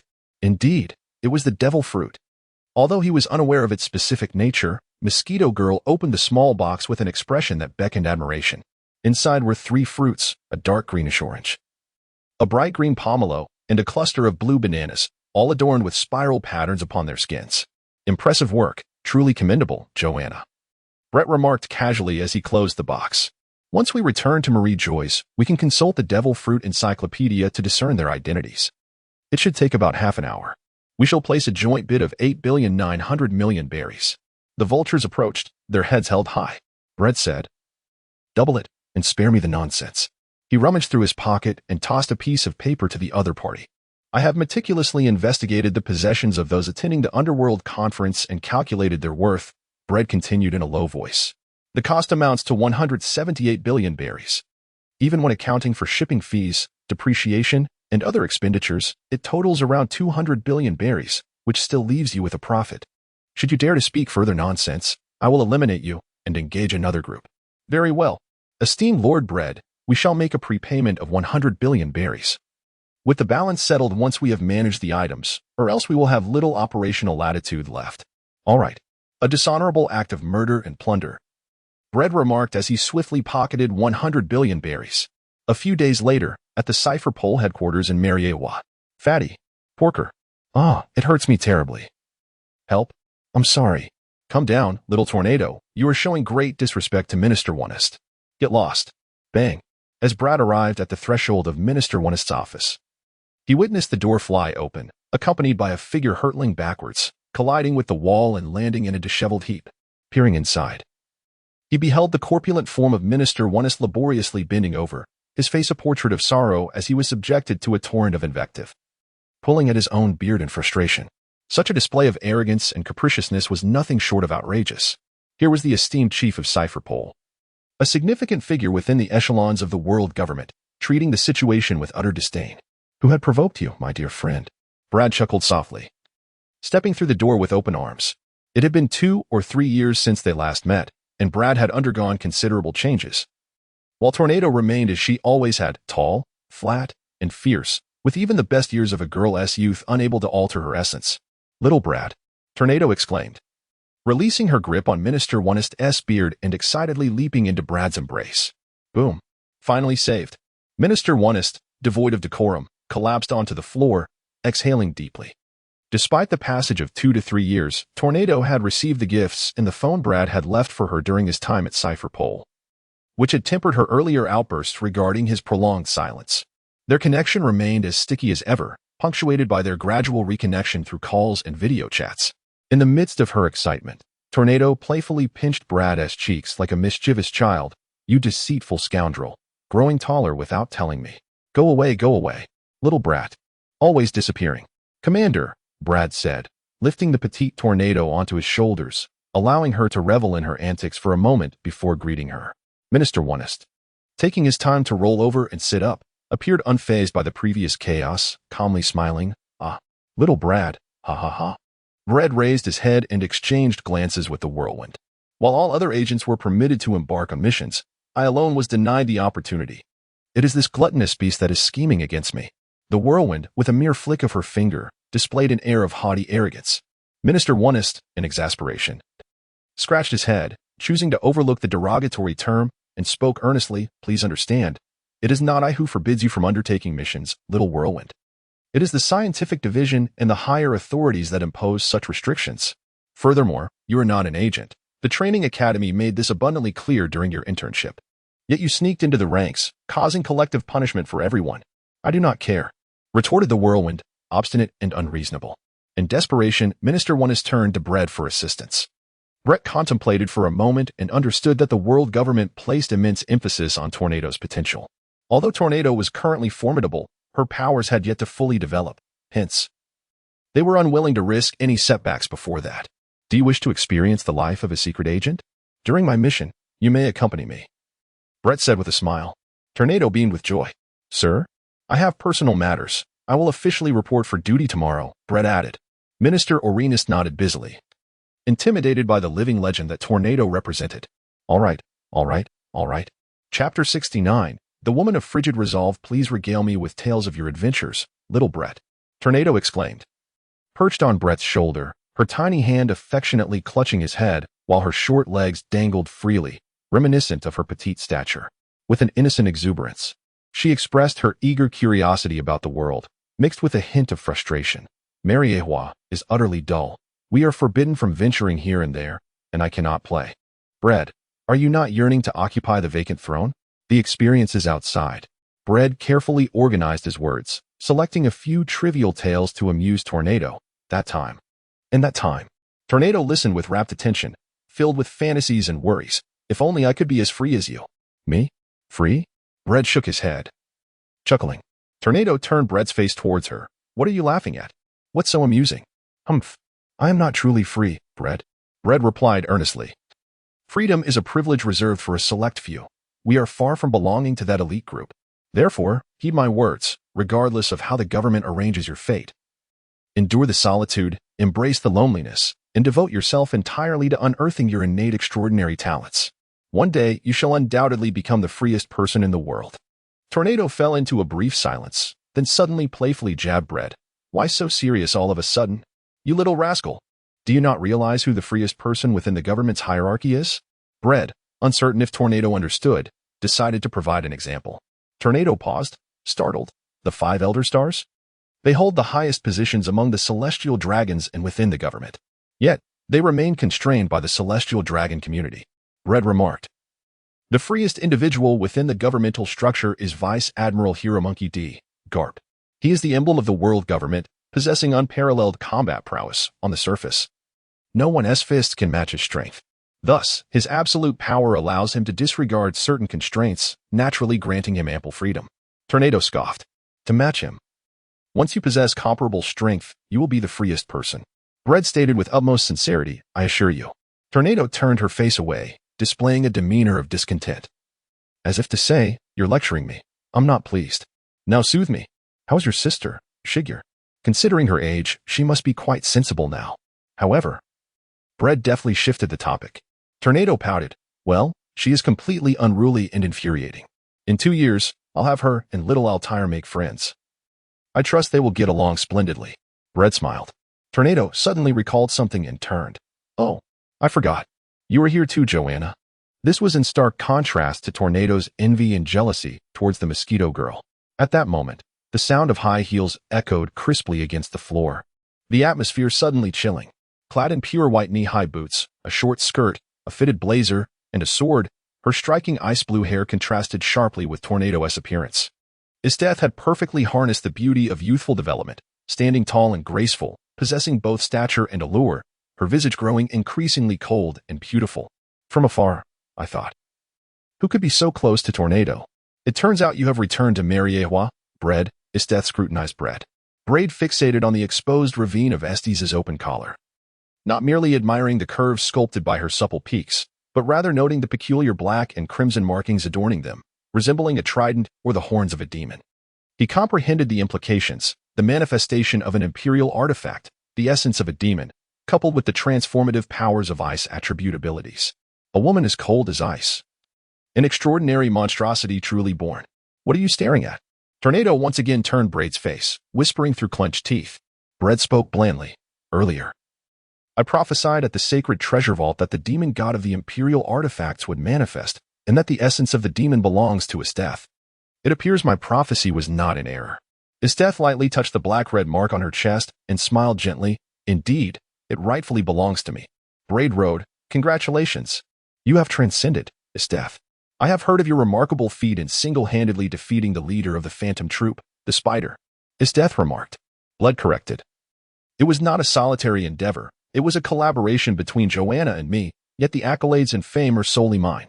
After a moment's reflection, he added, I apologize for not leaving you the opportunity to exact revenge on the Spider leader personally. Huh? Revenge? Esteth scoffed. We harbor no animosity. The Phantom Troop triumphed over the Brutus clan not due to their prowess, but rather because the Brutus clan was simply too weak. It is unrelated to anything else. I merely wish to gauge whether the Spider leader, whom I once regarded as formidable, still holds that strength, and to ascertain if you, who defeated him, possess true power. To be frank, I am left feeling disappointed. Oh, so you consider yourself powerful? Tornado of the Witch retorted, her wild green hair bristling defiantly. Care for a fight? Little brat? Esteth chose not to respond to Tornado and stated, Allow me to present my report first. Humph, Tornado boasted, puffing up like a victorious chick. What a bore. Always comparing who's stronger, who's more formidable. It's truly tiresome. Brett pondered for a considerable time, maintaining a calm demeanor. Weren't you two on good terms earlier? I have never had a good relationship with that sadistic, cold-blooded warmonger, Tornado vehemently denied. Braid smiled to himself, contemplating the nature of warmongers. Particularly those who wield the capital of combat. Such individuals become increasingly unable to restrain their inner bloodlust. Once she navigates through this tumultuous phase of relentless aggression, where the world seems to stand against her, she will emerge as a formidable force. Forget about her. Let us proceed, Braid stated. Before long, little Altair, now nearly 3 years old, had shed her once awkward infant charm, blossoming into a picture of adorableness. Her cherubic face, with its rosy cheeks and large, expressive eyes, was irresistibly cute, especially with the towering topknot that Chef Fotzi had fashioned from her increasingly thick, white hair. Though her steps were still unsteady, Altair dashed about the courtyard, with Chef Fotzi playfully trailing behind her. Suddenly halting in her tracks, Altair gazed up at Braid with a look of confusion, her mind connecting him to the familiar face she often saw during video calls. A smile broke across her little lips as she exclaimed, Dad, Daddy. Chapter 70, Daughter, Daughter. Daughter calls brother. Father calls brother. Father calls father. Father? He. No matter how much Brad attempted to correct him, Altair stubbornly insisted on addressing his father in that manner, leaving him utterly exasperated. Meanwhile, Tornado and Mosquito Girl could barely contain their amusement. Well, call me whatever you wish. Brad sighed, a sudden inspiration striking him as he took out his phone to record a video. Call brother. Altair rolled his eyes yet remained resolute. Father. Ding. Recording successful. You stubborn little one. Just wait until you no longer call me father. Brad feigned anger, securing his phone and lifting Altair high into the air. Altair, perhaps a little slow on the uptake, failed to sense the impending danger at first but was delighted by Brad's actions, flailing his arms joyfully. Little Brad, how long do you plan to stay this time? Snow Fairy inquired amidst her busy preparations of shopping for groceries and cooking. Brett pondered. The situation will essentially persist until the conclusion of the World Conference, though the exact time frame depends on the directives from above. Will it be excessively arduous? Shwe couldn't help but feel a pang of sympathy. Braid shook his head. It's fine. He set aside Altair and reached out to arrange her hair into 2 small ponytails, examining her from left to right and feeling much more at ease. Suddenly, the phone rang. This is Braid, he answered. On the other end was Nishinamiya's voice, maintaining his usual humble demeanor, yet sounding quite pleased. Lord Braid, welcome back. I apologize for my busy schedule preventing me from greeting you in person. I am grateful for your recommendation to Minister Onest. Just remember your promise, Braid replied nonchalantly. What do you need? Nishinamiya chuckled. Nothing urgent, just a simple greeting. Coincidentally, I have something to discuss with you. Do you recall the comprehensive demon fruit encyclopedia preserved in the Holy Land's treasure vault?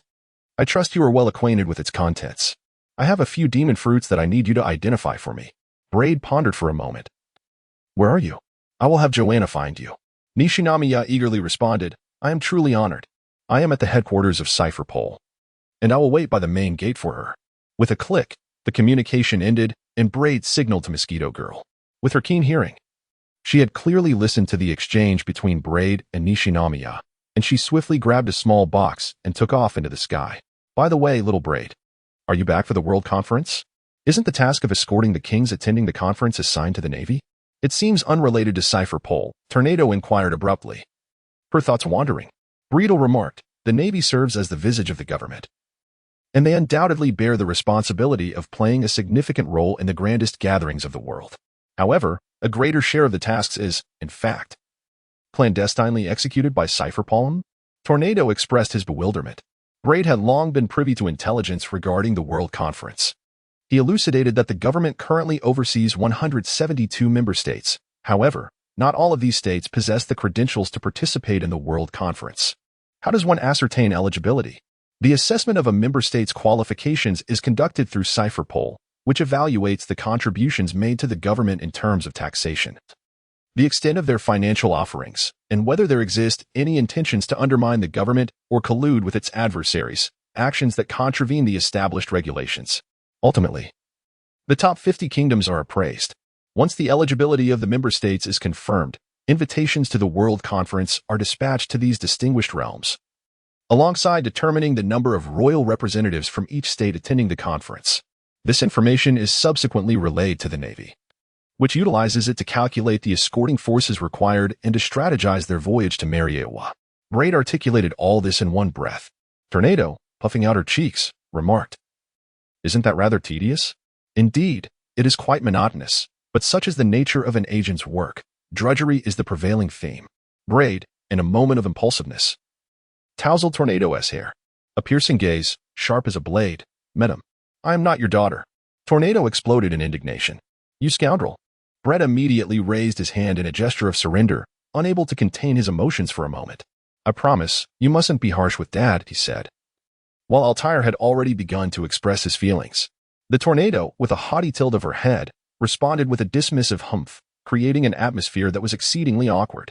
Fortunately, Mosquito Girl descended from the heavens. All set, she exclaimed.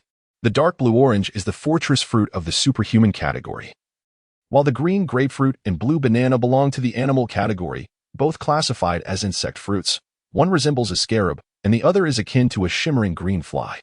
Brett furrowed his brow in discomfort, exclaiming, A heap of rubbish. A heap of rubbish. In agreement, Longquan nodded and added, Indeed. The devil fruits of the nature type are the true treasures. I have visited the holy land of the treasure vault, and I recall that a nature-type devil fruit was taken from there. Bread, is the name Kazan, or something akin to a blue chicken. In any case, he is a sluggish, oversized fool who never seems to wake up. Tornado reminisced, that was over a year ago. Bread pondered, had he not recommended the West Palace to Minister Ernest over 2 years ago, it might still have been the custodian of the sacred treasure vault. If he had only asked the West Palace to keep an eye on the devil fruit within the vault, perhaps that natural-type devil fruit would not have been intercepted more than a year ago. Alas, there are no ifs in life. It is truly regrettable that Bread missed that opportunity. Children, it's time for dinner, smiled Chef Fazzy warmly, calling everyone to the table. As they prepared to eat, Bread inquired, Where is Uncle Rasky? Chef Fazzy replied, He mentioned he would be a bit more free lately. Suddenly, her expression changed, and she hurried towards the restroom. Ugh! Came the sound of retching. A few minutes passed. I think I am with child. Little Bread, Chef Fazzy exclaimed. Her face flushed with a mix of excitement and the effects of nausea. She embraced Bread tightly, tears of joy streaming down her cheeks. Brad was not surprised. Congratulations. Aunt Shwe Faz. That's wonderful. Shwe Faz released Brad, eagerly searching for her phone, hoping that her husband would share in her joy as well. Chapter 71. The Meeting of Cypherpole, July 15th. Cypherpole Headquarters. The once cold and spacious underground conference room now buzzed with activity and was filled to capacity. As most agents from CP0 and the branch chiefs of CP1 and CP9 gathered for this significant occasion, the bright lights illuminated the room, which was predominantly white. creating a somewhat dazzling effect. Surrounded by an array of electronic devices, Brad experienced a surreal sense of dislocation, only to be jolted back to reality by those around him. "Hey, little Tornado." "Little Brad," came a languid voice. Tornado tilted her head, scrutinizing the approaching figure, and after a moment of realization, exclaimed, "Oh, it's you." The eccentric Mayla, dressed in a flamboyant red dress reminiscent of a flamenco dancer, Mayla's outfit perfectly accentuated her tall and slender frame. The lace cutouts along her thighs elegantly showcased her graceful curves, while her well-developed bosom filled out a sleeveless short vest of the same hue. Secured only at the top and bottom buttons, unabashedly revealing her voluptuous figure. The contrast between her slim waist and the dress, coupled with the vest, was undeniably striking and captivating. "Don't be so cold. It's been so long since we last met. Shouldn't we embrace to celebrate?" Mayla, ever brazen, tossed her umbrella back towards her companions and opened her arms wide toward Tornado. "Get lost. Disgusting. You trash. First, put on your pants properly." The irritable little one, as usual, displayed his arrogance, tugging at Mayla's attire, causing her to tumble to the floor, immobilized like a mouse caught on a glue trap. Brett patted Tornado on the shoulder. Yet his gaze scrutinized the two individuals trailing Millard, a middle-aged woman cloaked in a tightly wrapped robe and a middle-aged man clad in a tailored suit. He pondered to himself, the Auberge family? Humph. Tornado relinquished her restraint over Millard. As Millard rose, disheveled, yet still wearing a playful grin, she appeared unscathed, casually brushing off the dust and tidying her appearance. "I recall you are not part of the cipher poll, little Tornado. Surely, you didn't sneak in like you did when you infiltrated the training squad at the Spy Academy? Enough prattle. It's none of your concern." Tornado retorted, shoulders squared, exuding defiance. Ready to engage in conflict at the slightest provocation. "Best not to provoke her, Millard," Brett interjected, attempting to mediate. Millard shrugged. "Clearly, it's your pettiness." After a brief pause, she added, "By the way, little Brett, you're looking increasingly handsome. I've been waiting for you." But Brett's lips twitched as he interrupted Millard. "That's impossible. It will never happen in this lifetime." Millard, with a playful tone, remarked, "Who knows what the future holds? Let us all get along, children." Father Anderson accompanied his superior, CP9 Spandane, to the meeting, but he distanced himself from Spandane. To Brad's surprise, the Red Corpse hider smiled at the sight of Anderson, dressed as a doctor, seemingly serving as Anderson's aide. It had been a long time since they last met. Brad greeted him, inquiring, "Have you been reassigned to CP9? The Red Corpse hider responded modestly and silently. For the time being. Shortly thereafter, Esther's arrived, taking a seat nearby without uttering a word. Unbeknownst to them, a considerable number of individuals had gathered around Brad. Presently, the esteemed Minister Onest appeared, embodying the essence of leadership, taking center stage with his rotund belly and commanding presence. He accepted the microphone from his assistant and, feigning a cough, declared, "Before we commence the meeting, allow me to say a few words." Hey, where do you think you're going? Commander, time is of the essence. We have no time for your rambling." The prominent figures of Cipher Pol showed no respect for Minister Onest. He gritted his teeth in frustration, stating succinctly two matters. First, the preparations surrounding this year's World Conference shall be entirely managed by us at Cipher Pol, including the escorting of royal family members to and from the conference. Second, we shall assist the Navy in launching a decisive extermination campaign against the Roger pirates. Bear in mind, the execution of these tasks must not compromise our primary responsibilities. A profound silence enveloped the room. "Do you have any opinions or suggestions?" Minister Onest asked, visibly vexed. "Shouldn't we simply delineate responsibilities according to our respective departments, while ensuring our primary duties are flawlessly executed? We can allocate resources. CP3 and CP4 will investigate the qualifications of kingdoms attending the World Conference. CP1 and CP2 will manage the escorting of royal family members. And CP5 and CP9 will assist the Navy in the extermination campaign against the Roger pirates." Esther's responded rather casually. "Indeed, Esther's suggestion is commendable. Since you have already prepared a plan, why not issue the orders, Commander?" The atmosphere was decidedly lackluster. Minister Onest, taken aback, remarked, "What brilliant advice do you have?" Young Brad, as he noticed Brad raising his hand, Brito remarked, "I possess neither opinions nor suggestions. However, if you grant me the authority to oversee the arrangements before and after the World Conference, I assure you I shall execute the task splendidly." What a spirited declaration. Young Brito. Minister Onest chuckled heartily. Braid remained silent, fully aware that Minister Onest's likelihood of acquiescence was rather slim, primarily due to his insufficient qualifications and experience. Wait, he said, altering his stance. Let us consider an alternative name for GOLD. Roger. It could be anything, GOLD. Roger or Galuto Roger, it matters not. What is crucial is that it should not be GOLD. Roger. Furthermore, we must actively propagate information regarding the ancient weaponry, aiming to ensure that the tidings reach the ears of Golden Lion. Minister Onest repressed his smile, pondering deeply for a moment, before stating gravely, let us pause the meeting. We need to converse privately, young Braid. The majority exchanged glances, with only a select few appearing contemplative. Shortly thereafter, in a secluded office, Onest inquired, to what extent do you truly comprehend, young Braid? Brett scoffed, I do not claim to possess comprehensive knowledge. I merely comprehend the government's apprehensive stance towards that family, to actively promote the whereabouts of ancient weaponry held by the Roger pirates? Is the intention to relay this information to the Golden Lion? What does it signify? Minister Onest inquired further. Brett blandly remarked, a simple analysis of GOLD. Roger's character reveals that he and Gold Lion could never be friends, let alone collaborate. Gold Lion is infatuated with brute force and dominion. His yearning for ancient weaponry is not a fleeting desire. Why not set a trap to incite them into a dog-eat-dog scenario? It is not pessimism on my part. But given that the Navy is currently unable to even muster a complete roster of its 3 admirals, they stand no chance of thwarting Roger's pirate crew. Minister Onest paced thoughtfully.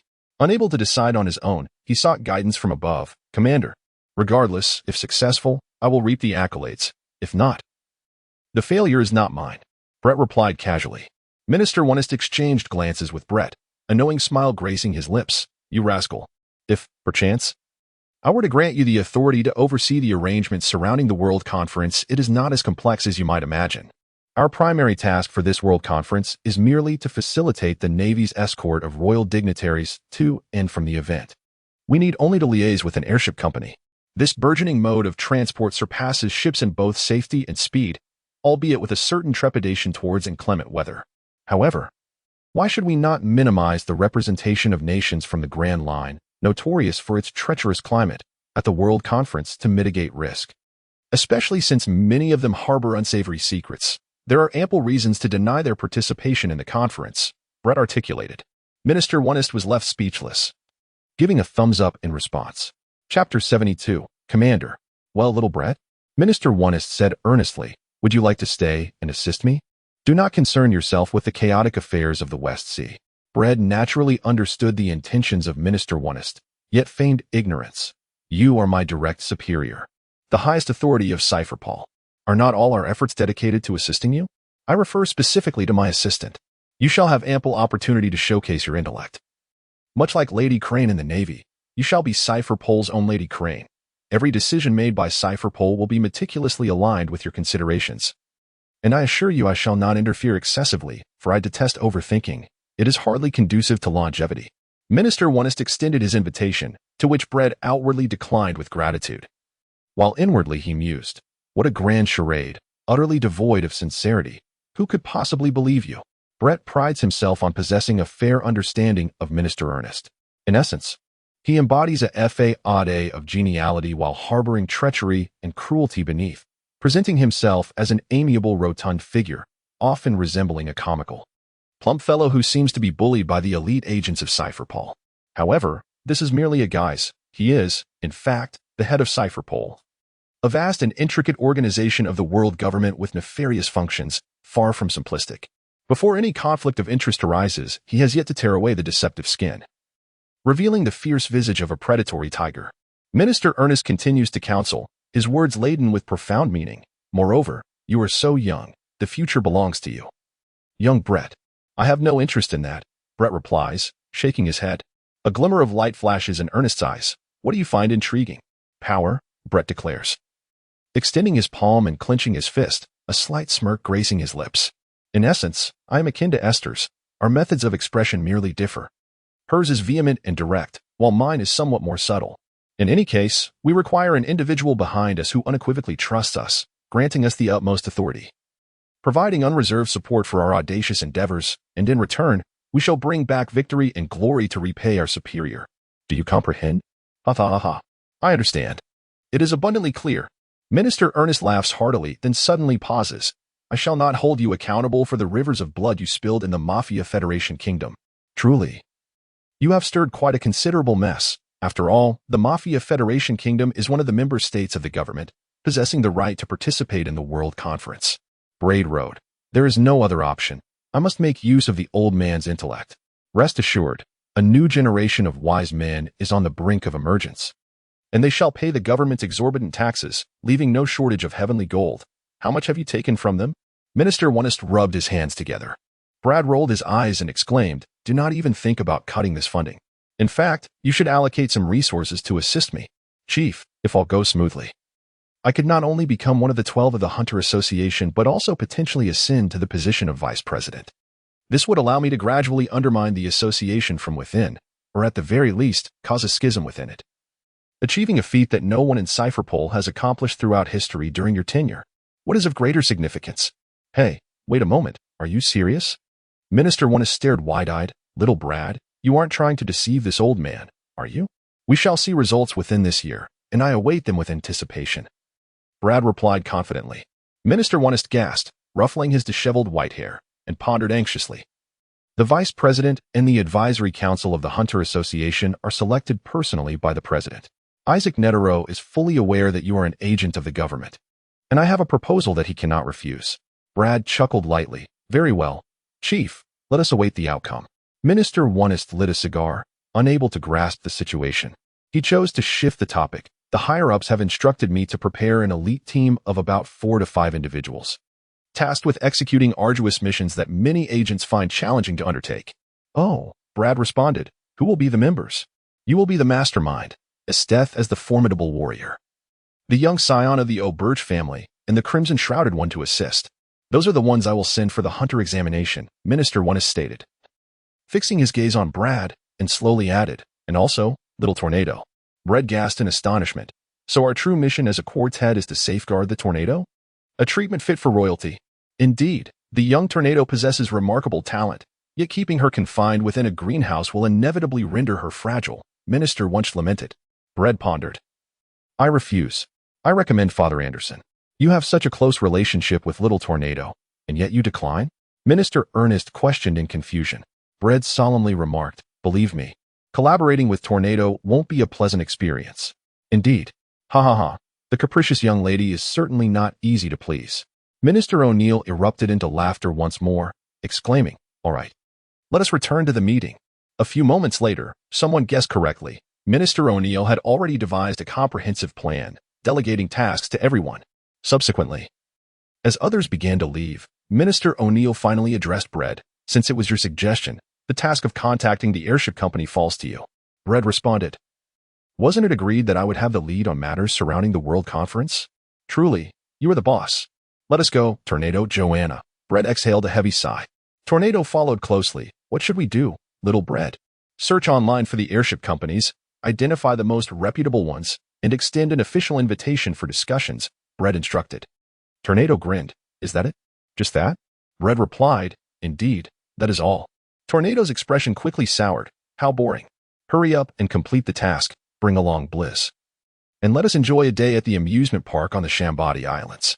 Brad leaned closer and whispered, the amusement park. Tornado frowned. Little Brad? Do you consider me a child? Chapter 73. The peculiar Shambati Islands. Brad accomplished the task of contacting the airship companies swiftly and splendidly, without spending a dime, and even returned with a substantial sum of funds and a 1% share from several airship companies. Thus, with one eye sneakily glancing at the bank cards and shares transfer certificates on the dining table, and the other scrutinizing Brad with newfound appreciation, Minister O'Neill, his cheeks stuffed like a hamster, chewed with ease, mumbling in awe, how did you manage that? Little Brad, you are simply astonishing. Just think. The royal families of the 50-member nations participating in the World Conference will arrive in Mary Geos aboard airships, greeted by the flashbulbs of the world's media. Is there any better advertisement than this? Brad replied nonchalantly. Minister O'Neill nodded slowly. Indeed. How did I not think of that? Just the mere appearance of their airship products and company logo during the government's daily primetime news broadcasts, even for a brief few seconds, would be worth a hefty price. Moreover, the emerging mode of transportation raises safety concerns. The arrival of the royal families of the 50-member nations aboard airships in Mary Geos undoubtedly serves as the best endorsement of airship safety. Precisely. Brad lazily adjusted his posture and continued. Moreover, I believe it won't be long before airships transition from civilian to military use, for aerial strikes and support. How could the government possibly overlook the strategic value inherent in airships? Minister Wano swallowed his meat and savored a sip of red wine, remarking, Indeed. The higher-ups are currently engaged in military plans concerning airships. They are inclined to contract the government's needs for these vessels. Braid interjected. The government is exempting itself from the expenses of independently developing airship technology. They stand to profit from their established manufacturing capabilities, creating a mutually beneficial partnership. Minister Wano raised an eyebrow, adopting a jesting tone. Have you accepted their favors, young Braid, to speak so favorably on their behalf? It is true that I have received their benefits, but those advantages are now laid upon your desk. Of course, those benefits pertain to promoting their interests. Should they successfully secure the government's airship contracts, they will undoubtedly offer you even greater favors. Braid rummaged through his pocket and tossed a few business cards to Minister Wano, saying, Their contact information, discuss it with them directly. Minister Wano maintained a stoic visage, concealing his greed. My work here is concluded, Braid declared, stretching lazily. I shall return to the West Sea the day after tomorrow. Minister Wano hastily replied, Wait, young Braid, by the way, I intend to take Tornado to the Shambadi archipelago. Is that acceptable, Admiral? Braid interrupted Minister Wano. Minister Wano grew cautious, weighing his words carefully. In theory, it poses no issues. As long as Tornado remains within the operational range of the Navy's G1 Fortress, Mariewa, the naval headquarters. In Judicial Island, constituting the core control area of the government, there should be no problem. However, should any unpleasant incident occur, it would indeed become problematic. I must reiterate, young Braid. Tornado is one of the government's most valuable assets. Any slip-up is absolutely intolerable. I understand and will take full responsibility, Braid replied, rising. I bid you farewell, Admiral. Before long, accompanied by Mosquito Girl and Altair, Braid arrived at the port of Mariewa to await Tornado. Young Braid! Young Braid! Tornado joyfully waved from afar. Although Braid could see her hand, he could not discern her figure. Tornado cradled her younger sister, Blizz, as they soared through the air. And the 5 or 6-year-old Blizz was evidently not the underdeveloped sister. She stood nearly 2 meters tall, adequately concealing Tornado.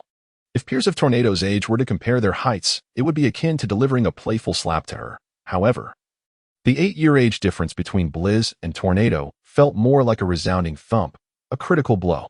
With short black hair similar to Tornado's, fair skin, and delicate features, Blizz evidently showcased the potential of a striking beauty, albeit with an expression that was less than cheerful. Hello, Blizz, Braid greeted with a cheerful smile. Upon landing, Blizz wriggled free from Tornado's embrace, standing to the side and fixating on her toes, entirely ignoring Braid. Tornado pouted in displeasure, hands on her hips, scolding. That is exceedingly rude. Blizz. Tornado? It is quite normal for young girls to feel shy, Braid remarked, unfazed by the awkwardness. He halted Tornado from reprimanding Blizz, gently nudging Altair towards her. This is Altair, who is 2 years younger than you. Why not befriend her? As their gazes intertwined, Altair's innocent demeanor softened, and Shuangxue appeared significantly more at ease. They embarked on a scenic journey via the bubble gondola traversing the Red Soul continent, eventually transitioning to a ferry bound for the Sabaody archipelago. The Sabaody archipelago, an island devoid of a magnetic field and eluding the direction of any compass, is uniquely formed by the exposed roots of the world's largest mangrove trees. The sap secreted by these mangroves, in conjunction with their respiration, creates a breathtaking scene of bubbles dancing in the air, rendering it a world-renowned tourist destination, frequently visited by the celestial dragons of Mary Geos. For pirates, the Sabaody archipelago symbolizes both the island of failure and the island of new beginnings. Upon completing the first half of the Grand Line, they encounter the formidable barrier of the Red Soil continent. This segment of the continent is devoid of towering mountains. Rather, it houses the administrative center of the world government. Mary Geos. What rogue would dare intrude upon the stronghold of the enforcers? Such an act would be tantamount to walking into a trap, leaving only the option of seeking alternate routes. Beneath this section of the Red Soil continent lies a concealed smuggling tunnel, through which pirates clandestinely traverse to the New World. Yet, how can vessels access the depths of the sea? The answer lies in the sap of the mangrove trees, which, when applied using specialized techniques, envelopes the ship in a thick layer of bubble film, allowing it to submerge and navigate through the smuggling tunnel, thus crossing the red soil continent into the New World. Hence, the Sabaody archipelago is an essential stop for pirates embarking on a new journey. As for the Island of Failure, despite both being part of the Grand Line, the latter half, the New World, presents an entirely different level of peril compared to the first half, where the harsh realities deter the faint-hearted. The only escape is to return to the Sabaody archipelago. What perplexes Brad is that the Sabaody archipelago serves as a crucial node within the core control area of the government, composed of the Navy's G1 fortress, Mariawa, the Navy headquarters, and Judicial Island, nestled beside the Navy headquarters and beneath Mariawa. The world government ought to possess innumerable strategies to fully incorporate the Sabaody archipelago into the realm of justice. Yet, the world government seemingly refrains from doing so. As if leaving a backdoor for pirates to venture into the New World, facilitating their smooth return. Is it orchestrating a spectacle where novice pirates challenge seasoned ones, leading to a tragic spectacle of mutual destruction among pirates? Are they allowing refuse to flow freely into a refuse heap? Brett speculated. Chapter 74. Sakia X New World. The bubble roller coaster, the bubble Ferris wheel, the bubble pool, and a myriad of amusement facilities crafted from bubbles abound. The bubble paradise of the Shambodi Islands, tailored to its environment, has created one of the most unique amusement parks in the world. Brett accompanied the group on several amusement park attractions before deciding to cease further participation, as he found no joy in Bubble Paradise. With a paternal smile, he watched as the leader, Tornado, along with the energetic Child King, Blaze, Altair, and Mosquito Girl, merrily ventured forth into the whimsical realm of Bubble Paradise. Despite Mosquito Girl's mature appearance, her intellect and emotions were still akin to those of a youthful maiden. Aside from his lack of enjoyment in the park, another reason for Brett's withdrawal from accompanying Tornado and the others was his own contemplative nature. Was he, perhaps, seeking to reclaim lost youth at the amusement park? With a keen gaze, he cast a sidelong glance behind him, his sharp tongue laced with sarcasm. Dressed in a light ensemble, Sakia, with a cigarette dangling from her lips, scoffed. I recognized you from afar. It was indeed you. The moment I heard your scathing tone, confirmation was inevitable. As the former president of the West Sea branch of the Hunter Association, having left the organization 2 years prior, she had stealthily infiltrated the core control area of the world government. What is your intention? Brett queried, amusement lacing his tone. Sakia exhaled a plume of smoke, responding. So you finally admit to being a hound of the world government? Ha! You little rascal. Even though I once held a significant position within the Hunter Association, I am merely an ordinary person now. The world government appears to have no power over my freedom. Furthermore, the Hunter Association does not seem to be an enemy of the world government. There is no reason for undue suspicion toward me. I do not deny being an agent of the world government. It is you who dare not expose the truth, Brett replied, narrowing his eyes. Former hunter? An ordinary person? Even a rotten pirate remains a pirate. Sakia, should I remind you of the unjust suspicion cast upon you? The bounty on your head from the Amazon Lily Kingdom and the Kuja pirates remains unrescinded by the government. The fireworks blazed even brighter, and Sakia fell silent. After a moment, she asked, at this juncture, do you intend to arrest me? Berdeo, I have no intention of doing so. Why do you suddenly bring up my past? Shakiak furrowed his brow. Brett wore a radiant smile, driven by a simple curiosity regarding a notorious pirate who, under the watchful eyes of many, had cleansed his past transgressions to become a hunter, only to subsequently depart from the Hunter Association, claiming to embrace the journey of an ordinary person. Humph. Sakia let out a cold snort, turning to prepare for his departure. Braid Dao, I presume I am not mistaken. You are still engaged in your traditional line of work, dealing in the trade of intelligence. Shakia Ku remained silent. Bredu, I wish to acquire some intelligence. Don't even think about it. I would never conduct business with someone like you.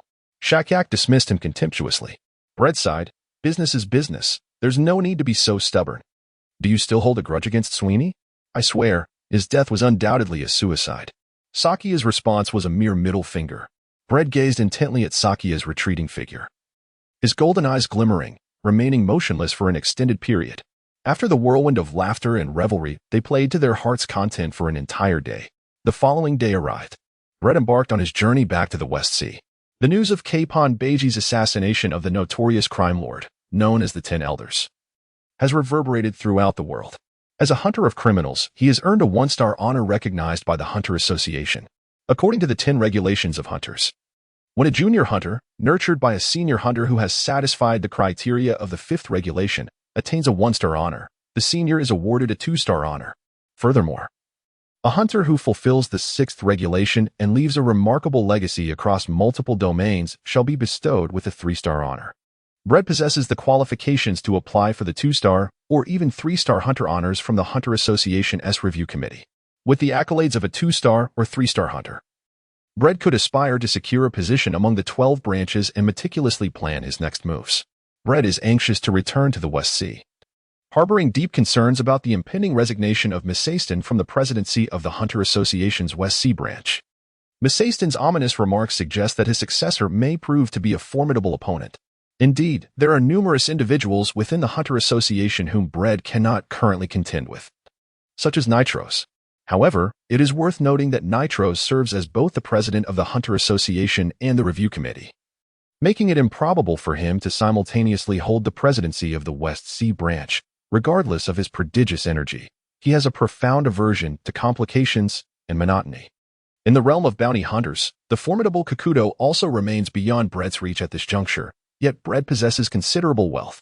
In Brett's contemplation, the individual most likely to succeed the presidency of the West Sea branch is the 12th member, Chins, a rare 3-star hunter from the Hunter Association, a terrorist hunter, a prosecutor, and a military strategist, rumored to possess both reputation and strength nearly akin to that of Netero Porter White Gigant.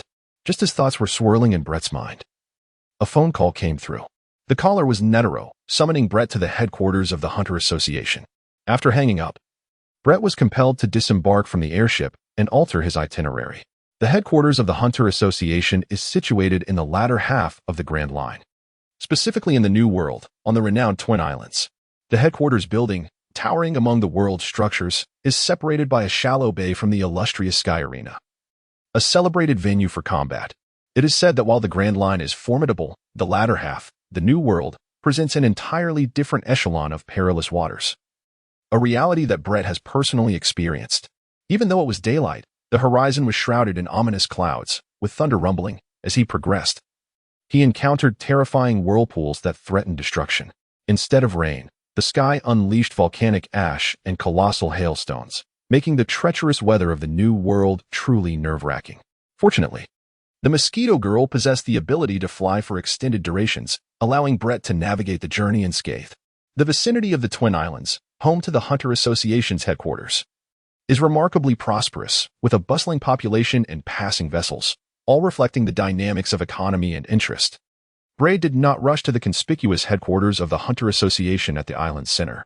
Instead, he discreetly accompanied Mosquito Girl to their lodging, for he needed to conserve his energy and minimize any potential vulnerabilities before meeting Netero. Chapter 75. A dangerous game, please. This way, beckoned a diminutive figure, moving swiftly ahead, resembling a rolling green ball or a corgi in flight, perfectly embodying the bittersweet essence of relentless effort. At the highest level of the Hunter Association's headquarters, at the end of the corridor, lay the chairman's office. Creak. Chairman, the person has arrived, announced the little figure as it opened the door, causing Brett to raise an eyebrow. Inside the room stood not only Netero but also the core members of the Hunter Association, the existing 12 branches. Among them was the familiar yet unappealing Miss Aston Nana, former chairman of the West Sea branch and a 2-star criminal hunter.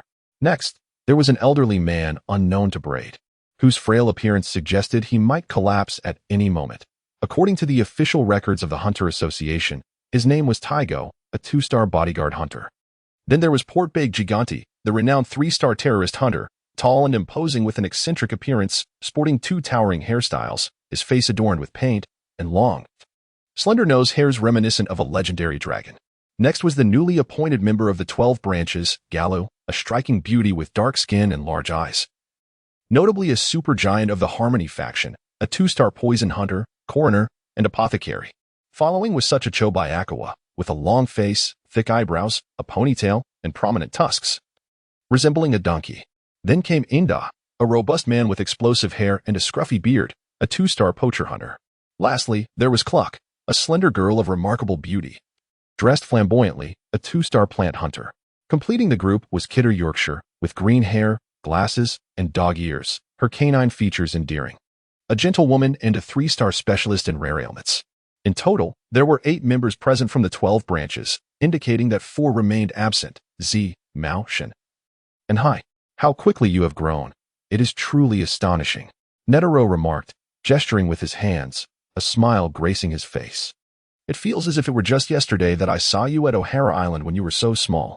Each time I witnessed the vibrant youth blossoming before me, I am reminded of my own advancing age.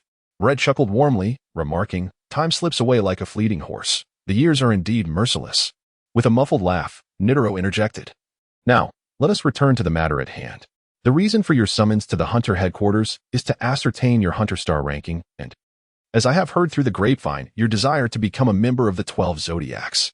Are you aware that the 12 Zodiacs are selected by none other than myself? What compelling reason do you possess that might sway me to grant you a place among them? Brett solemnly declared, I am not merely a member of the 12. I aspire to contend for the position of Vice President of the Hunter Association. My ultimate goal is to usurp your position as President of the Hunter Association and Chairman of the Review Committee.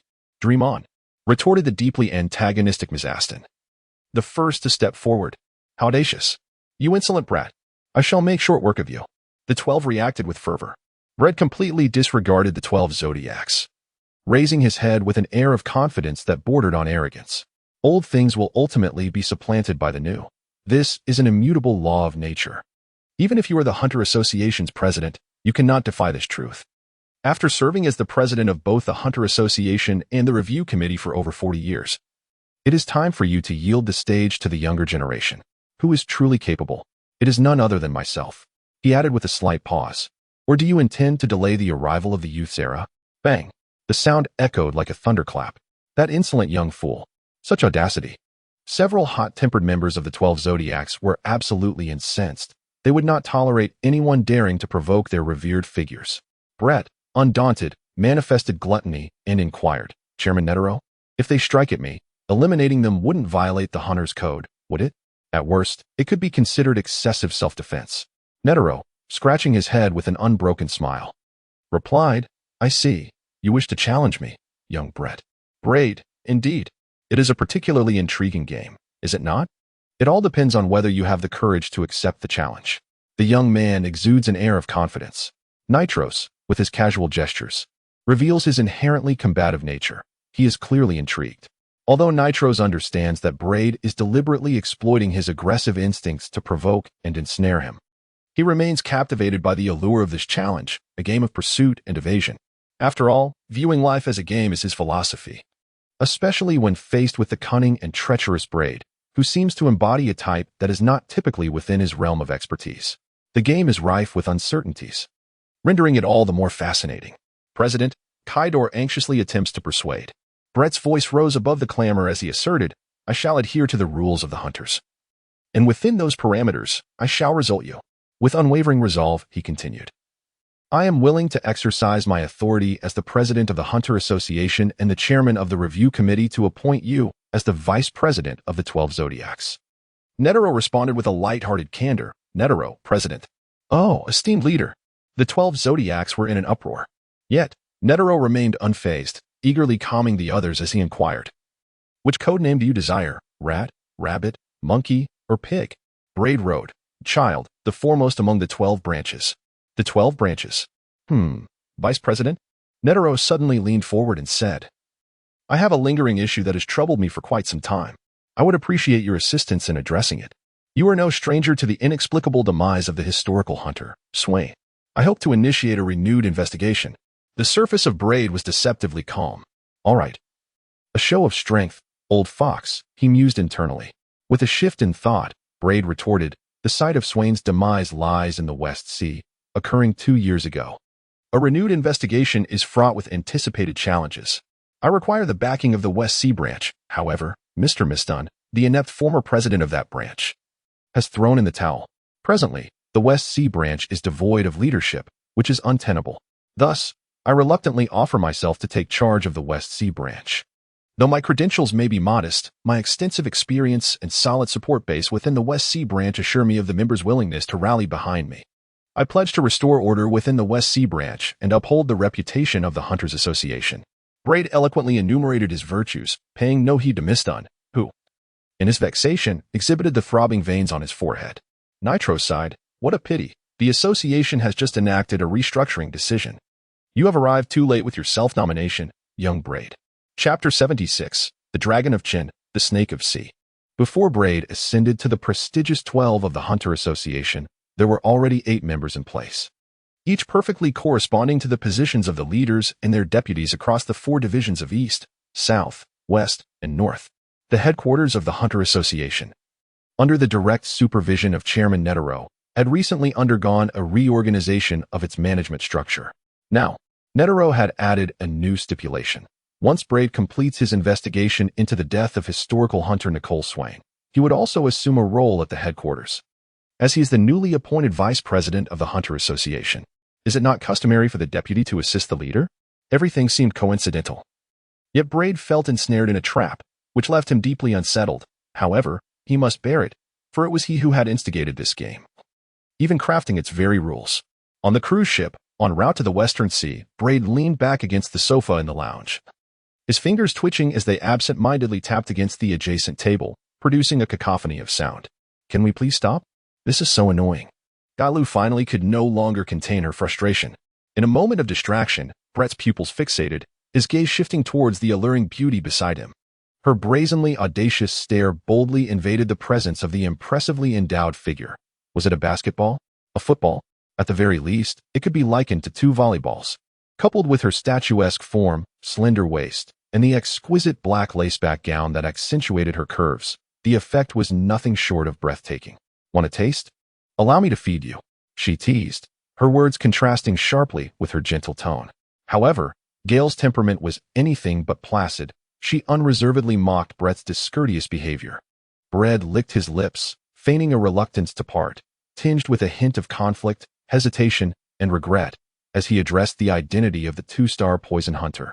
"Galu, never mind, this milk is toxic. I cannot place my trust in it." Galu replied, "You truly wish to partake, don't you?" Gala serves as the newly appointed vice president of the West Sea branch of the Hunter Association, with the president being none other than the 12th member, Chin. Porter White Kigan. Porter White remained rather silent, engrossed in a book of his own, without uttering a word.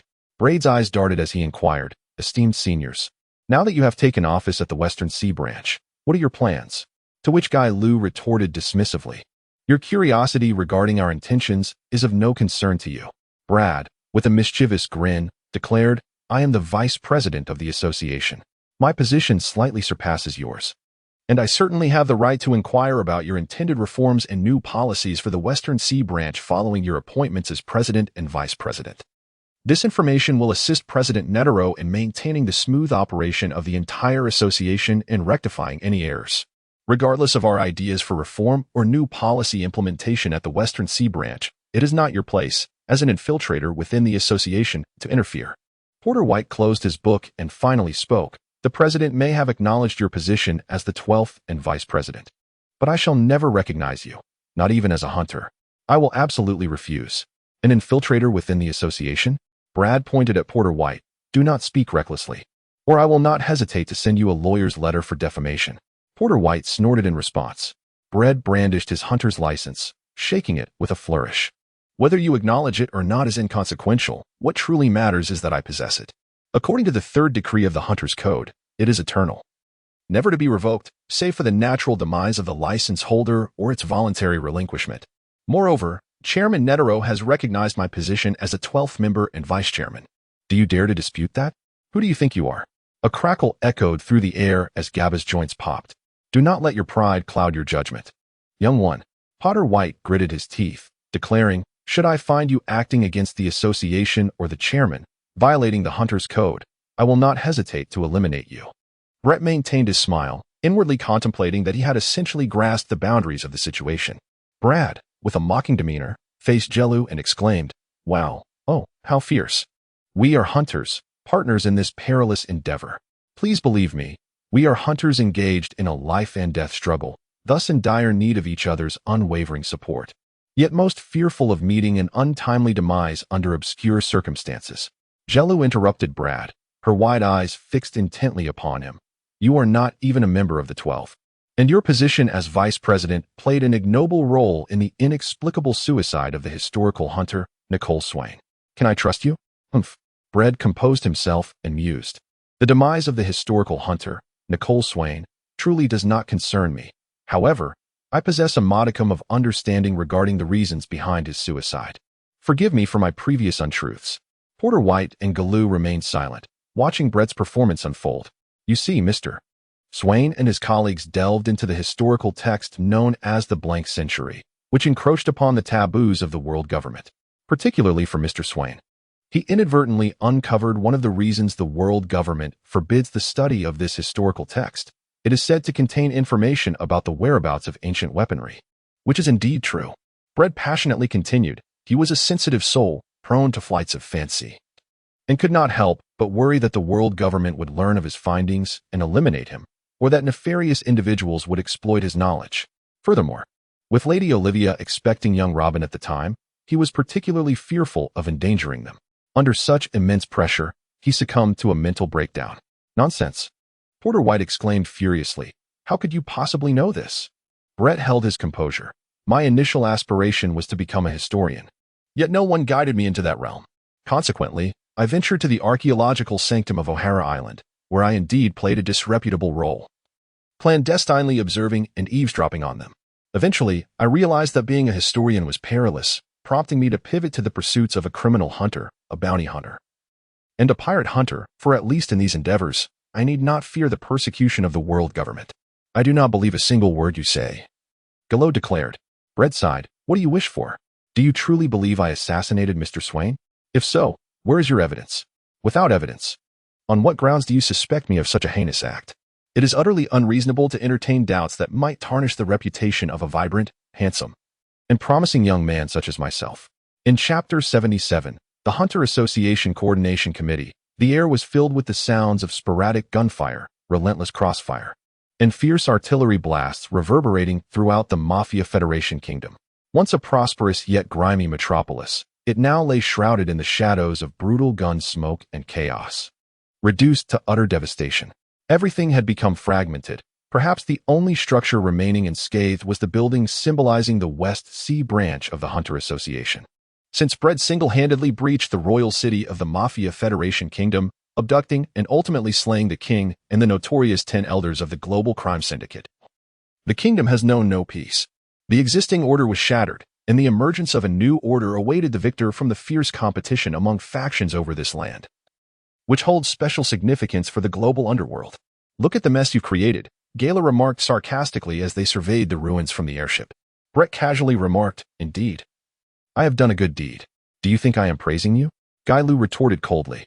Brett also chuckled, his laughter radiating with brilliance, truly delightful. Otherwise what?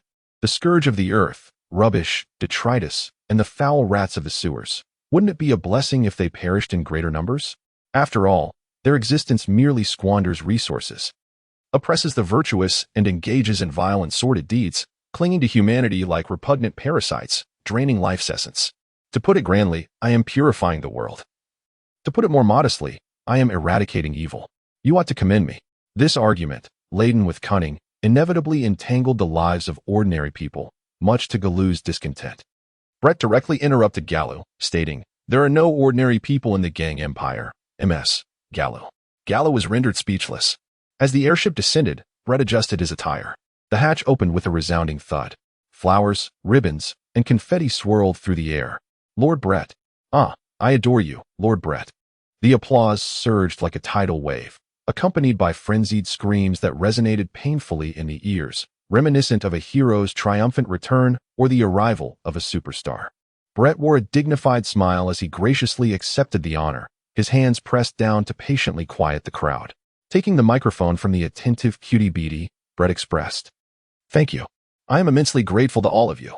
I am both anxious and elated. Fortunately, I have not let your expectations down. After 2 long years of arduous effort, I have finally attained the esteemed title of a 3-star hunter, along with my position as one of the 12 children of the association and vice president. Nitro did not challenge Brett. Instead, he straightforwardly conferred upon Brett the honor of being a 3-star hunter, allowing him to join the ranks of the few elite 3-star hunters within the Hunter Association. Lord Brett.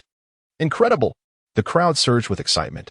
I trust you have already learned through the Hunter's official website, but I still wish to share this joy. I owe this achievement to your unwavering support, and I thank you once again. With great enthusiasm, Brett declared, now, I announce the formal establishment of the Hunter Association Coordination Committee. I pledge to dedicate myself to supporting the vulnerable, safeguarding the rights and safety of every member of the committee. My unwavering mission is to be someone who genuinely understands your sentiments. I will entrust Cutie to promptly draft the Constitution for joining the committee and upload it to the Hunter's official website. I hope everyone will enthusiastically sign up. Porter White and Gallo witnessed Brett's performance in its entirety, exchanging glances filled with disdain. How infuriating. That little rascal, what does he take people for? To dare to mock us so? Porter White fumed. Gallo shook his head. What matters are the tangible benefits and safety he promises. He presents them as concrete and attainable.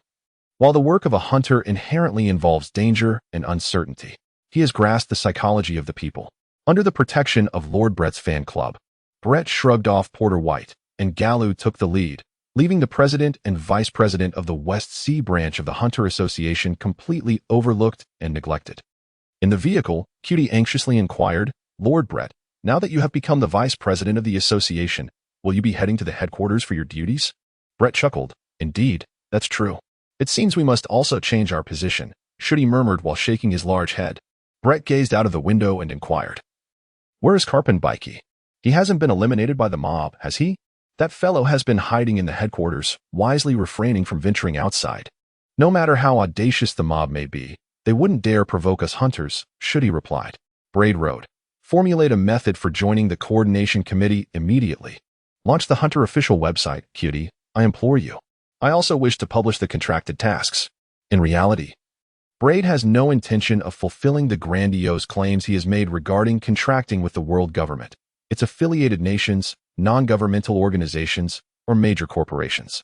He intends to employ subterfuge, reaching out to Cypherpole's channels, and persuading the members of his Hunter Association's Coordination Committee to serve Cypherpole in an alternate capacity. Very well, Cutie's face instantly flushed with embarrassment.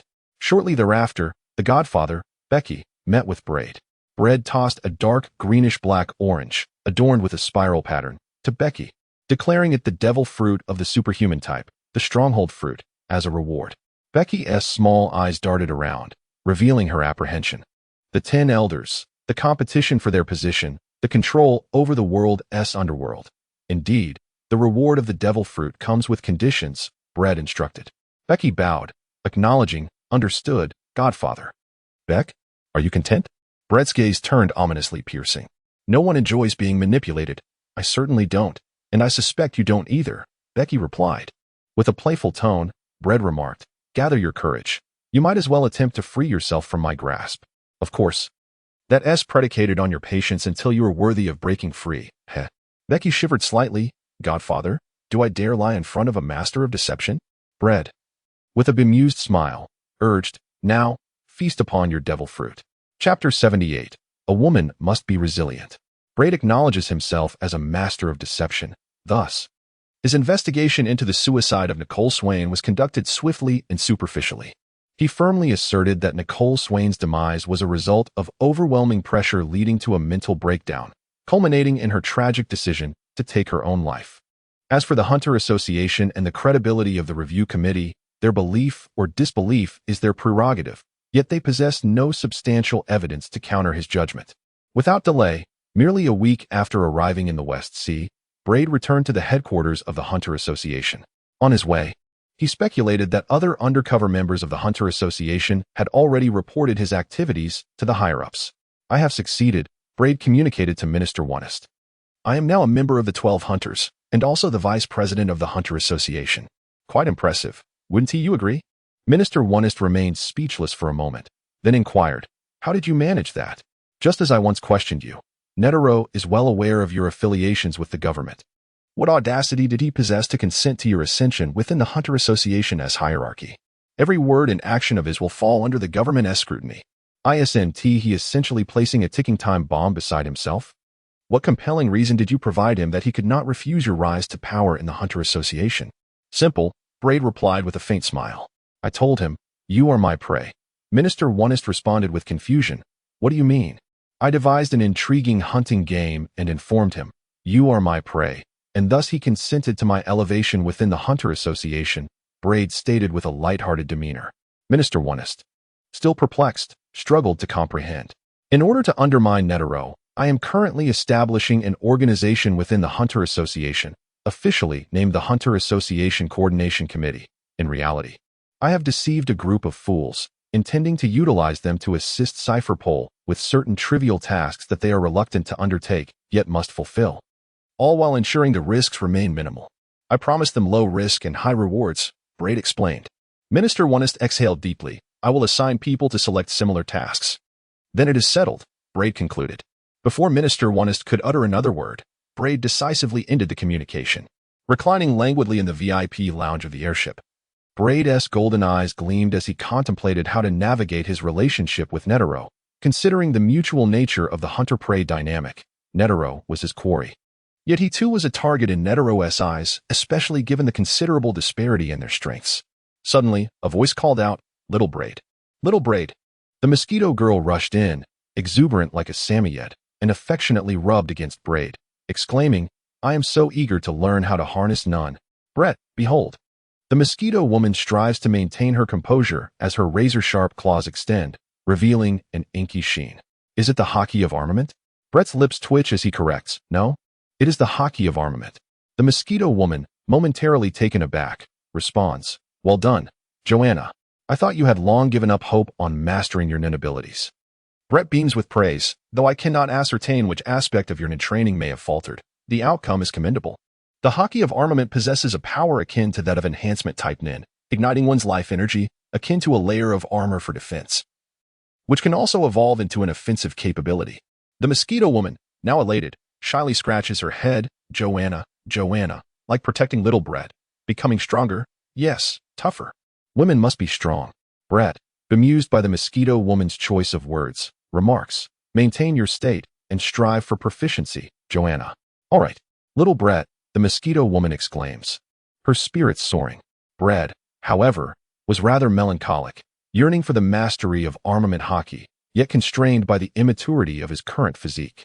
Chakra, ninjutsu, jinjutsu, Brett murmured, increasingly anxious as the first week of December approached, while simultaneously feeling a pang of sympathy for his little Chanchian. Though he possessed a fortune of 100 billion berries, Brett appeared affluent, yet the Hunter Association's Coordination Committee was a veritable money pit. The promotional tasks he touted, regardless of whether they achieved a complete cooldown, would guarantee him a certain level of income, which was sufficient for Brett to invest a substantial amount of capital. Traversing Mariewa, Brett bypassed his home, opting instead for a large vessel to continue his journey towards the headquarters of the Hunter Association. August. There exist only two regions in the world that the world government cannot control, one being the Red Line, which is yet to be fully developed and is fraught with inexplicable dangers and formidable super-dangerous beasts. The other is the New World. The New World not only boasts an environment more perilous than the Dark Continent, but it is also the domain of Wano, the location of the Hunter Guild's headquarters, and the ultimate gathering place for pirates. Thus, compared to individuals from other parts of the world, the inhabitants of the New World possess an extraordinary innocence. They adhere to and faithfully uphold the inherent laws of nature, unwaveringly implementing them, embodying a pure and simple folk culture. During his previous brief visit to the New World, Brett had yet to experience this simplicity, but upon his return, he truly comprehended it. Forgive us. It's a misunderstanding. We harbor no ill intent. A group of slavers had set their sights on the strikingly handsome Brett, yet they lacked the strength to overpower him and were swiftly vanquished, immediately discarding their shameful pleas for mercy. Disgusting, Brett shook his head. Buzzing, a swarm of mosquitoes descended, leaving behind a few desiccated corpses in the blink of an eye. This juice is unpleasant. One of the mosquito women expressed her disdain. Is even the vicinity of the Hunter Association headquarters not safe? Such is the New World, Brett grumbled, continuing to wait in place. In light of Brett's unique strategic value, Minister Onest had decided to dispatch several agents to assist him. A notification that had reached Brett the previous day. A little over 10 minutes passed. Lord Brett greeted a man with the demeanor of a seasoned businessman. Brett scrutinized carefully, and upon noticing the emerald hue of the other's eyes, a sudden realization dawned upon him. Alhambra? The infamous Kaijin Alhambra, a fellow student from the Cypherpole Academy, who, to Brett's knowledge, was merely 16 or 17 years of age. It is I, Alhambra proclaimed, long time no see. Braid's heartfelt remark. Your appearance is rather urgent. I nearly failed to recognize you. Chapter 79. The talented twin stars by the command of Minister Onest. The entire Golden Guardian squad, consisting of 5 members, reports to you, Lord Braid. Ahabra, shaking off the awkwardness, attributed it to the tradition of cipher pole. Where agents possess a rather thick skin, our mission is to adhere to your every directive and ensure your safety at all costs. Until our complete demise or the termination of the tasks you undertake. Breda, it sounds promising. Minister Onest is indeed reliable. He glanced around. Are the other 3 present? Breda discreetly waved his hand, greeting a tall man clad in a tracksuit, his baseball cap pulled low. He marveled, what a substantial investment. Even a henchman of this caliber has been provided for me? He recalled the man's name as Bell Bluff, codenamed Wolf Captain, who had previously attended a cipher pole meeting. On that occasion, he donned a muted olive military uniform, maintaining the same understated demeanor as today, silent and unassuming. Yet, he was undoubtedly an agent of CP0, even one of its elite, for who else could attend a cipher pole meeting and claim a corner of the room? Unbothered by those within a 5-meter radius? Minister Onest holds you in extraordinary regard, Alhambra remarked. The Wolf Captain is not one for conversation, hence my role in negotiation. After a brief pause, Alhambra subtly gestured to introduce Ricky, Lilith, Rubrig, a stout figure with a square build, a triangular-faced individual with a serpentine demeanor, and a round, portly man. The Golden Guardian squad, or perhaps they resemble a geometric shapes team. Brett harbored disdain for the other 3 members of the so-called Golden Guardian squad. What are your plans? Leaning back into the embrace of Mosquito Girl, Brett inquired. Alhambra scratched his head, hesitating as he replied, I shall adhere to your directives.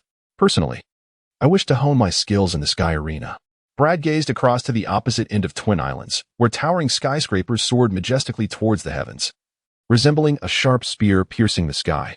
This was the hallowed arena that lured fighters, gamblers, merchants, and aristocrats from all corners of the globe. Alongside ordinary individuals who secretly reveled in the thrill of bloodshed, the celestial battleground known as the Sky Arena. Standing at 251 stories and reaching a staggering height of 991 meters, it is the 4th tallest building in the world. Astonishing. Turning to his companion, Brad declared, 667291204, that is my contact information. I stand by you. Are the funds from Minister Onest allocated for your current endeavors? Alhambra rubbed his hands together and replied, No, Minister Onest has stated that you are an ultra-wealthy individual.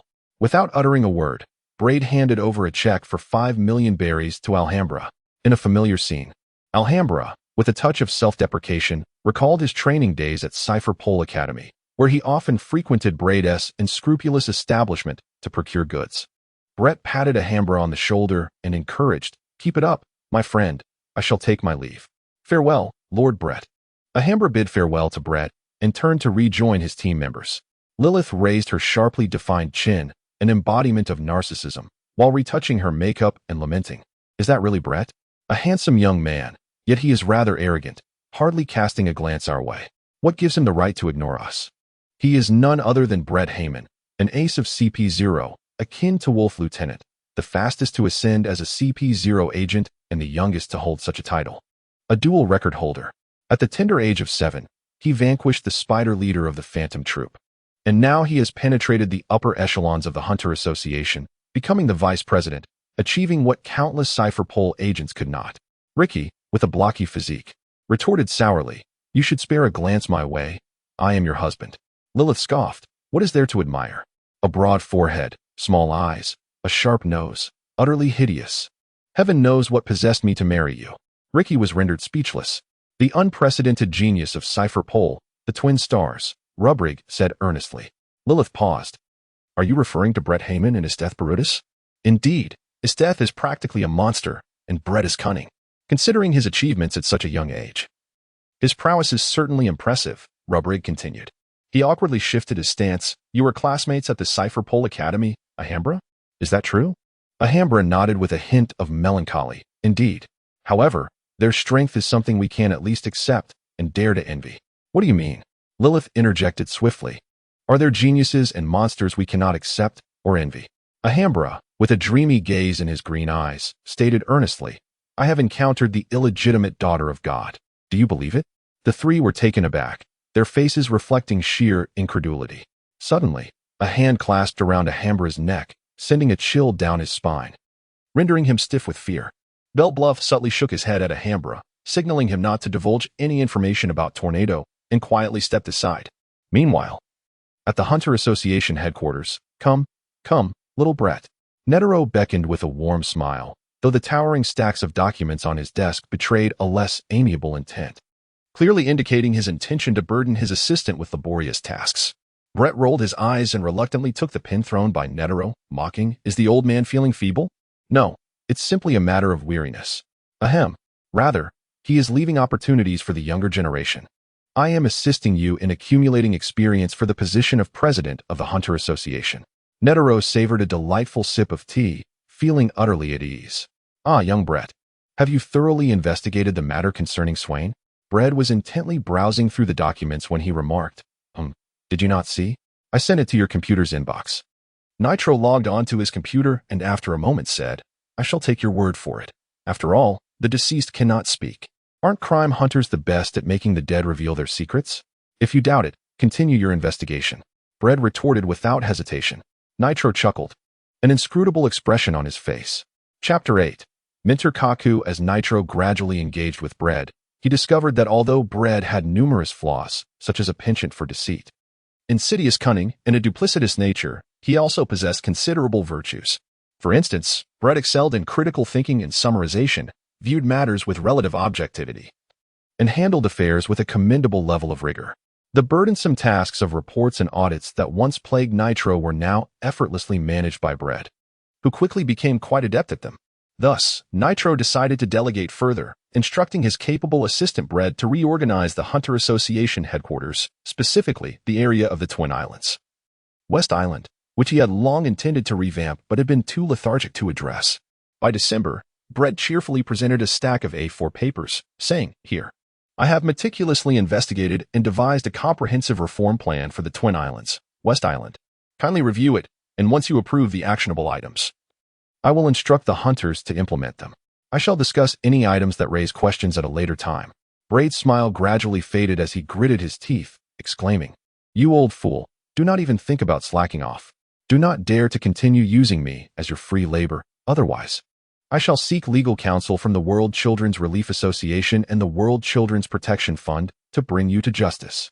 Indeed, organizations such as the World Children's Relief Association and the World Children's Protection Fund do exist, yet they are merely decorative. Does the world government not create countless orphans through war each year? Are there not countless children sent to the battlefield from Wano Country annually? Moreover, with pirates, hunters, slave traders, and the human trafficking industry, none are any cleaner. However, organizations like the World Children's Relief Association and the World Children's Protection Fund, devoid of military support, have the power to intervene in what? They merely raise slogans, a group of privileged individuals showcasing their superiority, proclaiming to the world, "Look at how compassionate and loving I am." Thus, Braid's cold humor is indeed chilling. Bang!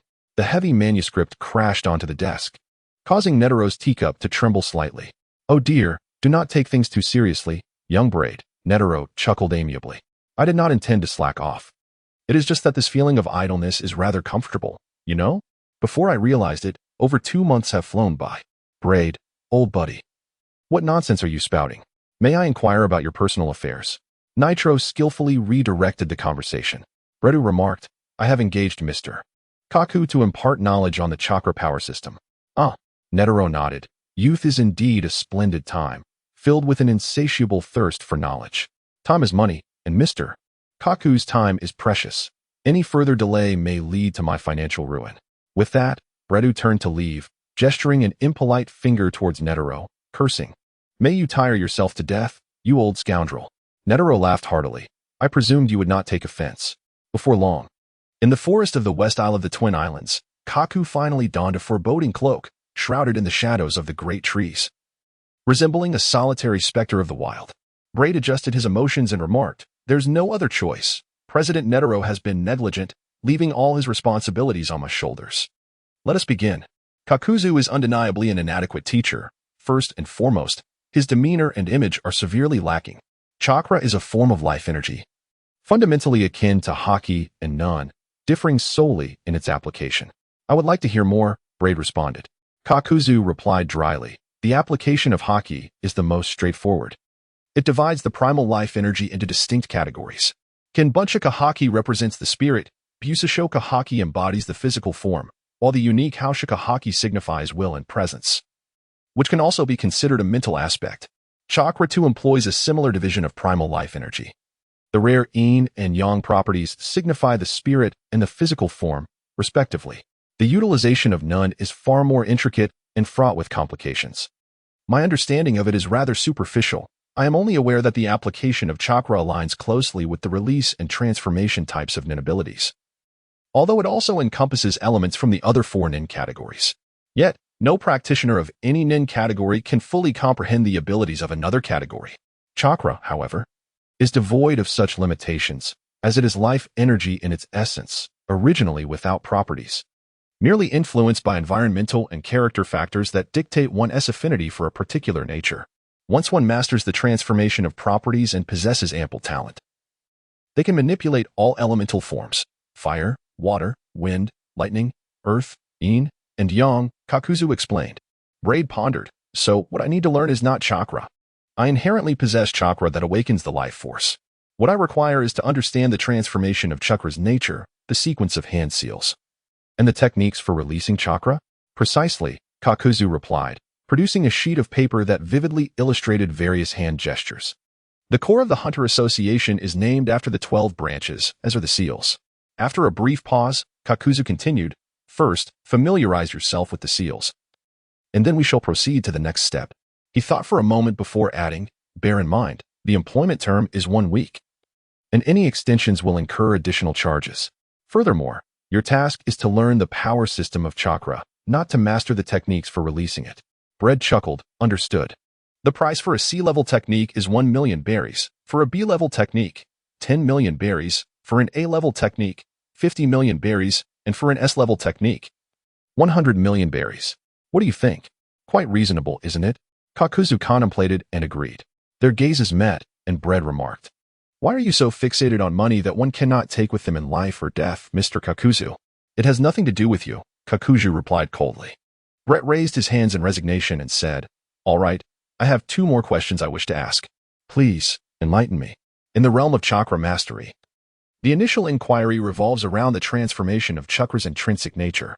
Prior to the sequence of hand seals and the release of jutsu, can one solely rely on the essence of chakra energy to execute fundamental techniques akin to the concepts of hardness, fluidity, and resilience?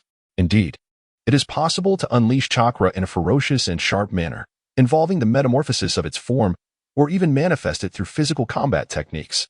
Brett pondered. Secondly, how proficient are your techniques? They are satisfactory, he replied modestly. A merchant must inevitably present his wares to his patrons, Brett articulated delicately. Chapter 81. An additional fee. It appears that powers transcending conventional realms are invariably accompanied by certain flaws and vulnerabilities. The devil fruit fears the sea prism stone. While the excessive exploitation of a devil fruit user's potential can lead to deleterious effects, the process of mastering Haki is exceedingly arduous, even if the training itself is manageable. The comprehensive examination of the myriad aspects of energy is replete with imperfections and shortcomings. Chakra is no exception. It indeed encompasses elements of both Haki and energy. Yet the cost is an inherent reliance on seals to channel life energy for the execution of techniques. The necessity for chakra to depend on seals to guide life energy in the performance of techniques signifies that the speed at which seals are formed can profoundly influence the outcome of battle. Red was perplexed as to why Chuck had to rely on seals to channel life energy for the execution of techniques. At that moment, he was not in the mood to chase lofty ideals. Rather, he was more eager to comprehend the intricate system of chakra. His immediate goal was to master it, to become familiar with it, to achieve proficiency. And only then would he be qualified to delve into the underlying principles of why Chuck's techniques depended on seals to harness life energy. With nimble fingers and an exceptional memory that allowed him to recall details with ease, Brett spent an entire day and night gradually learning to perform several seals, albeit slowly and without precision. Kakuzu, motivated by financial gain, patiently awaited Brett's contact. Upon their meeting, Kakuzu handed Brett a piece of paper, a chakra testing sheet designed to assess his most proficient chakra affinity. It was far from perfect, capable only of testing the 5 basic elements of wind, fire, earth, water, and lightning. It could not measure the yin or yang attributes. Even if it could, Kakuzu had no techniques to sell him, for the arts associated with yin and yang were typically classified secrets, closely guarded by ninja clans to prevent leakage. Braid took the chakra test paper and attempted to infuse it with life energy. With a sudden crackle, the paper split in two. One half ignited in a flurry of flames, while the other disintegrated into fragments.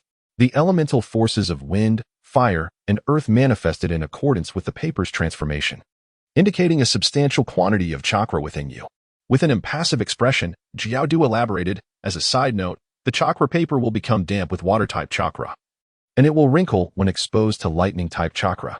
With a smile, Braid remarked, not bad. The remaining task involved the transformation of chakra properties, utilizing hand seals to release chakra techniques. With a serious demeanor, Kakuzu handed Braid another sheet of paper, stating, choose from the techniques I currently possess. I can demonstrate them, but an additional fee will be required. Braid interrupted Kakuzu, smiling as he replied, I understand the rules. Now, how much is it? The sound of Kakuzu's small calculator clicking echoed. Considering your straightforwardness, I'll waive a small portion. It amounts to 100 million berries. Braid promptly transferred the funds via his mobile phone, extending his hand. I presume you have another copy detailing the sequence of hand seals. Without further ado, Kakuzu handed Braid yet another sheet of paper. Braid quietly browsed through the techniques mastered by Kakuzu, noting that most were ninjutsu, genjutsu, and physical techniques, with the latter being scarce. The ninjutsu primarily consisted of lower to mid-tier techniques categorized into 6 ranks: S, A, B, C, D, and E, with S and A ranks virtually non-existent. The majority of these techniques were fundamental, including the shadow clone technique, substitution technique, transformation technique, and their derivatives such as water style, water clone technique.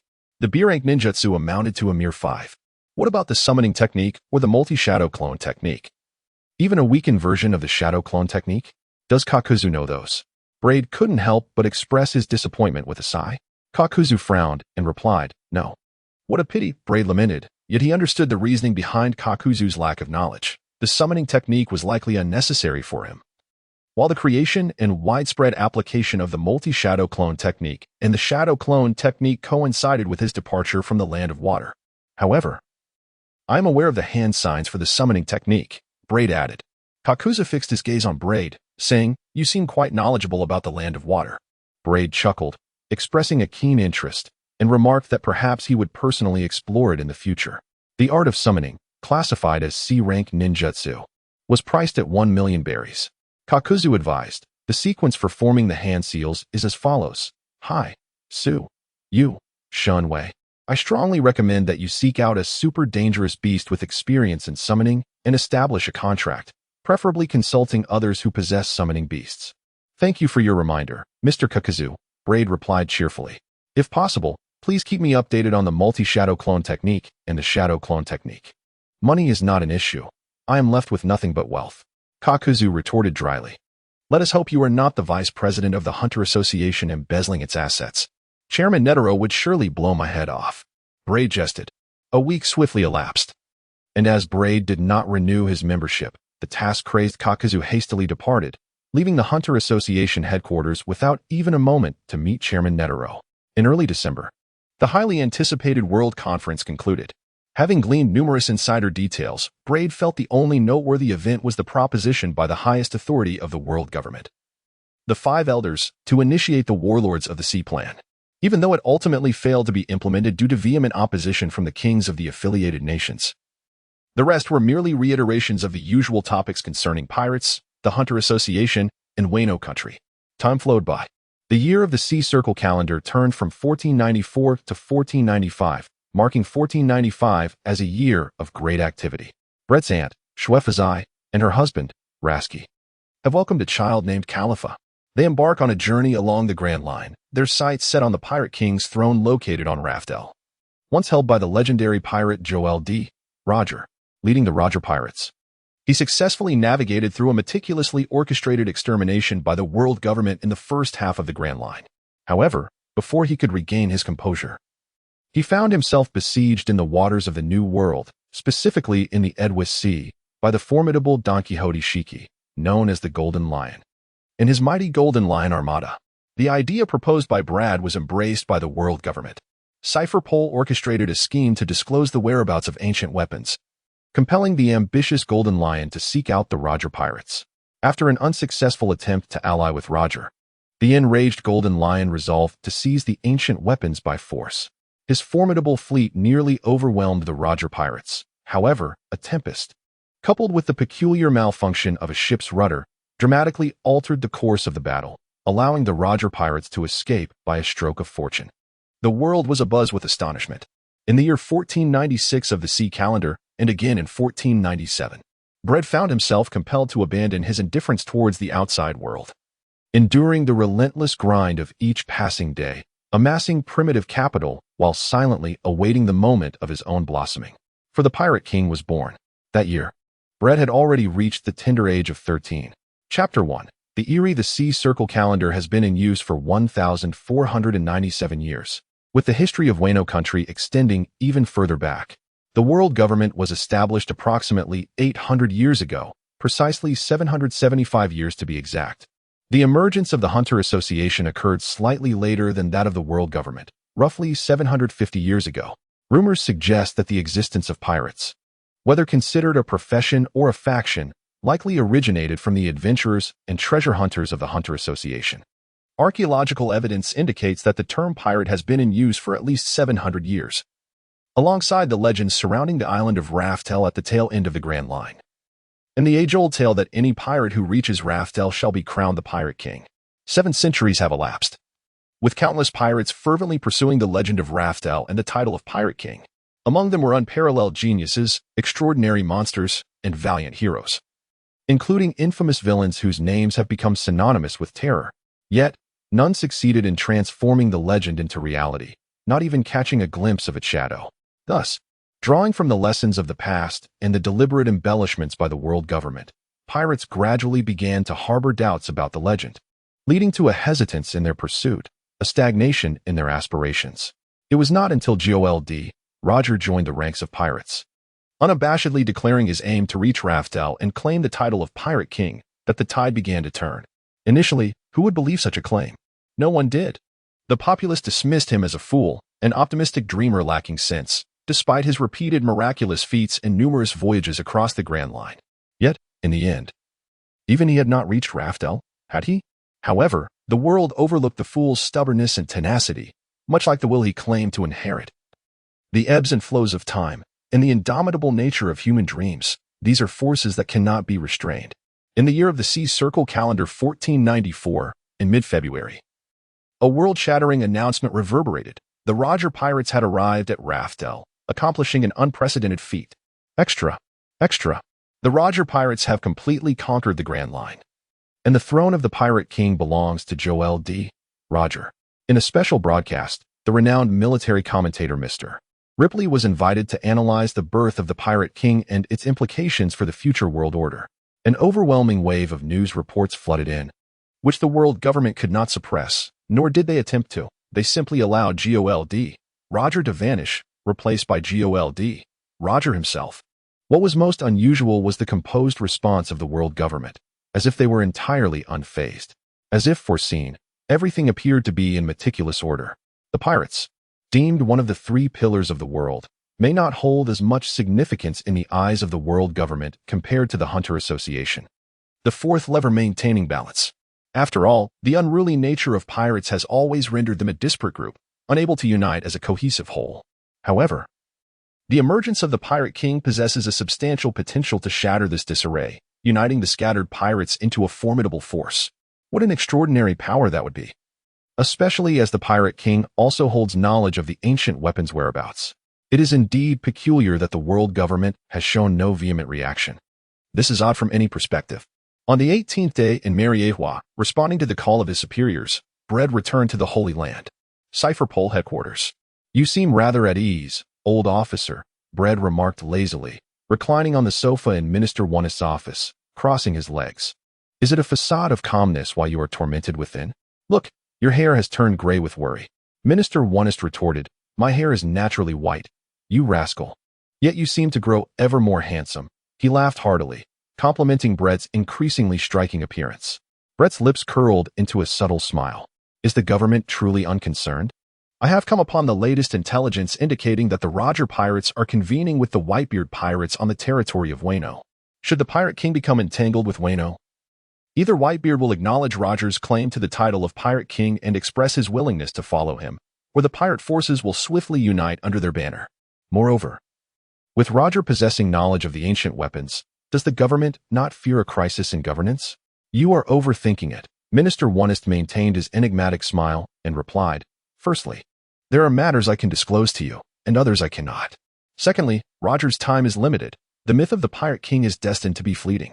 He lacks the time to consolidate pirate forces and challenge the established world order. In summary, everything remains well within the government's control.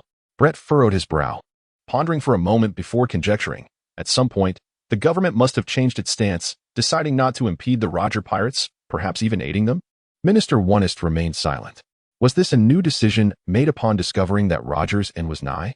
Brett exchanged glances with Minister Wonist and remarked, Over 2 years ago, Roger was diagnosed with an incurable illness. The Roger pirates sought every remedy to prolong his life, hoping to complete one final journey together. Naturally, this would have exposed some traces, and I trust that we, Cipher Pole, would not overlook them. Thus, the government altered its course, opting not to obstruct the Roger pirates, but rather to exploit them to uncover the secrets of Raftel. Minister Wonist evaded the matter. You are aware that Roger is terminally ill? The Roger pirates have made contact with hunters from the Hunter Association. I learned of this by chance a few days ago. Brett lied without hesitation. Minister Wonist, chewing his meat, mumbled, Your information is outdated. The Roger pirates disbanded after meeting the Whitebeard pirates in Wano. So, you summoned me back to pursue the scattered members of the Roger pirates? Brett inquired. Minister Wonist replied, Indeed, it's entirely up to you, aside from you and the Golden Guardian team. I have also organized a dozen other teams, such as Anderson and Tornado, Esters and the Red Dead Man, and Millard. Good luck. Little Brett. Cipher Pole is soon to undergo a transformation as well. I understand. Farewell, old commander. Brett waved as he departed. Chapter 2. Doubts. Come, call me Daddy, Brett teased, unable to conceal his jest as he beckoned to Altair. Why the distance? Although it has been 2 years since we last met in person, we have often conversed via phone and video. Before I knew it, Altair is now 5.5, almost 6 years old, no longer the adorable, chubby infant she once was. Her long white hair is tied into twin ponytails with red ribbons, and she wears a black princess dress paired with pure white knee-high socks. Her face, exquisitely delicate, presents an overall appearance that is impeccably beautiful, reminiscent of a noble young lady. Perhaps the only discomfort lies in her peculiar eyes.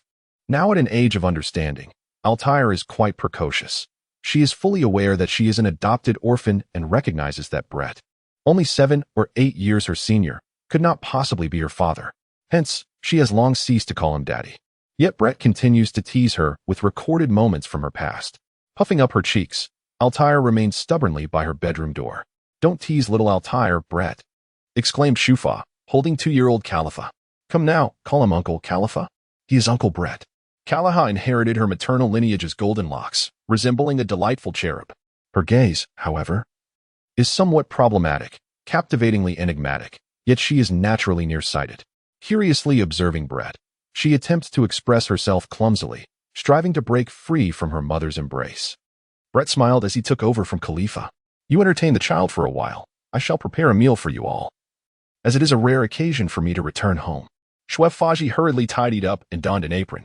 There's no need for that, my dear aunt, Brett replied, for there are others awaiting my presence. Chef Faji lamented in disappointment. Everyone seems to be so busy. Brett smiled silently for a moment. In due time, I shall take Altair away, he stated abruptly. Chef Faji was taken aback. Why? I can take good care of little Altair. Is it because of Khalifa? I raised little Altair. She is my daughter too. You are too agitated, Aunt Chef Faji, Brett replied. It has nothing to do with Khalifa. Otherwise, I would have taken Altair when you were pregnant. Chef Faji, dissatisfied, probed further. Then why? I must begin to nurture her, imparting the strength of self-preservation and the qualities of resilience. Brett turned to Altair, locking eyes with her. What are your thoughts? If you are content with mediocrity, then forget I said anything. Without hesitation, Altair responded, I am willing. I wish to attend the Cipher Pole Academy to learn the basics. Even blowing snow has gone. Very well, Bread replied, dialing his phone and ending the call shortly after. Tomorrow, you shall accompany Blowing Snow to report to the Cipher Pole Academy. Be independent, my daughter. After visiting Shwef Faji, Khalifa, and Altair, Bread took his leave, heading to meet the Golden Guard team led by Wolf Wei. All collected, Lord Bread. Alhambra handed him a stack of documents, which were the bounties issued by the world government for the entire Roger Pirates crew. The bounty amounts were largely exaggerated, with only a few individuals having bounties below 100 million berries.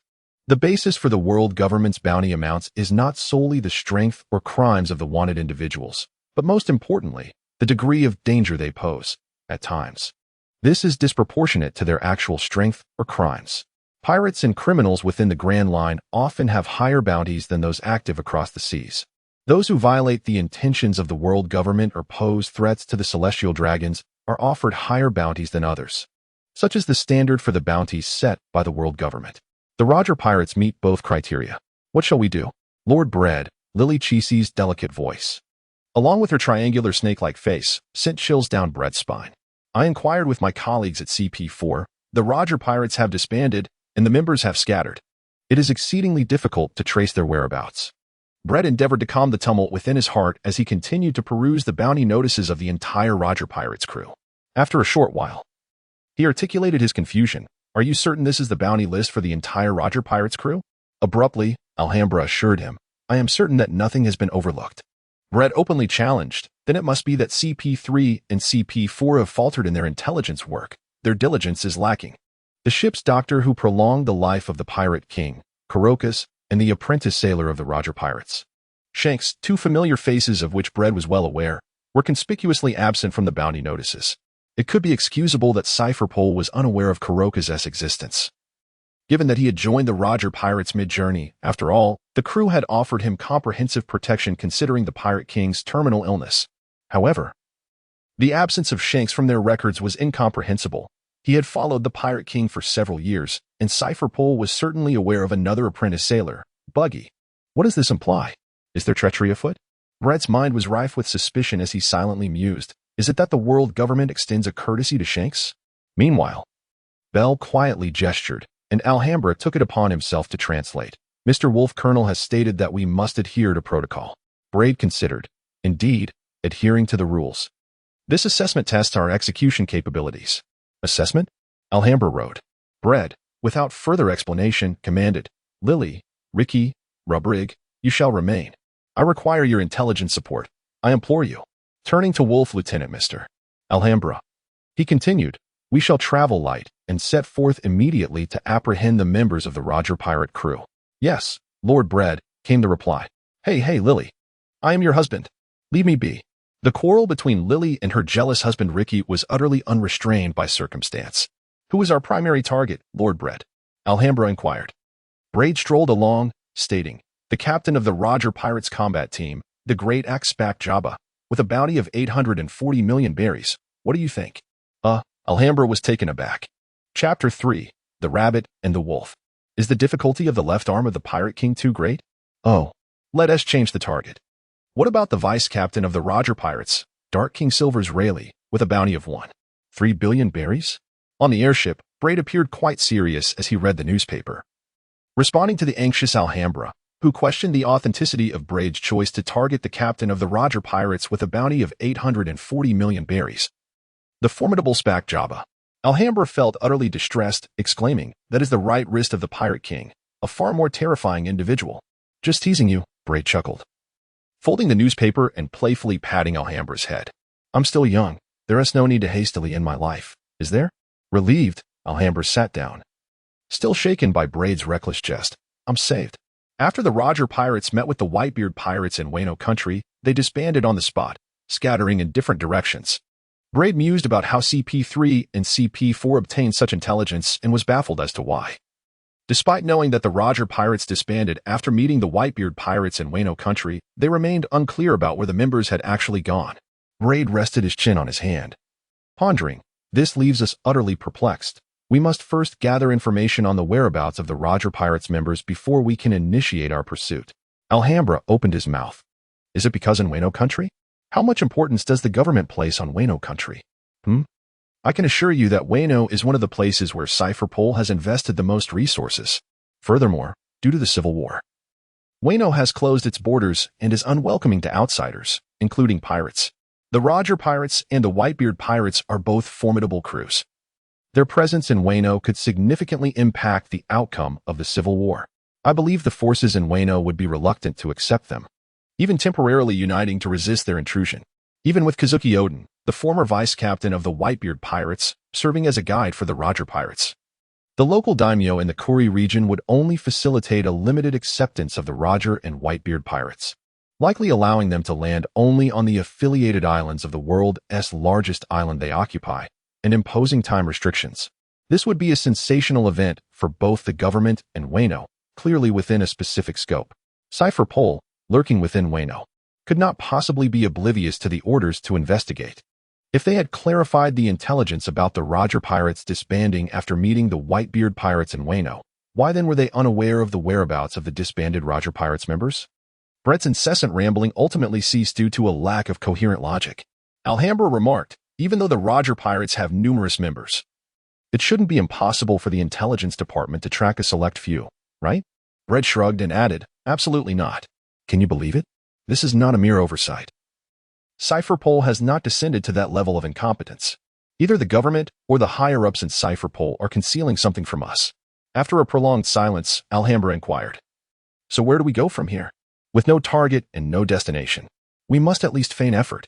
We need to inform our superiors that we have made an attempt. Brett sighed deeply. Alhambra responded, I was just joking with you. Brett's expression shifted as he mischievously teased Alhambra, saying, while I lack a target, I do possess a destination. Lilith and the others remaining in Mariewa are tracking the movements of the Roger Pirates members, just as we are. Think about it. Apart from us in Cypherpole, who else has ears sharp enough to catch whispers? Alhambra queried. The intelligence hunters? Indeed, the network of the intelligence hunters is certainly worth considering, Brett replied. As the vice president of the Hunters Association and the chair of the coordination committee, I have already issued orders regarding the tracking of the Roger Pirates members. Alhambra, taken aback, asked, so where do we go? To Reverse Mountain and Twin Cape. We will lie in wait for our quarry. Without elaborating, Brett reclined on the sofa, awkwardly directing his gaze toward Bell, shifting the topic. Mr. Wolf, are you unwilling to speak, or simply unable to? Bell remained silent, locking eyes with Brett. How dull. Brett chuckled, undeterred by the awkwardness. Might you demonstrate your abilities?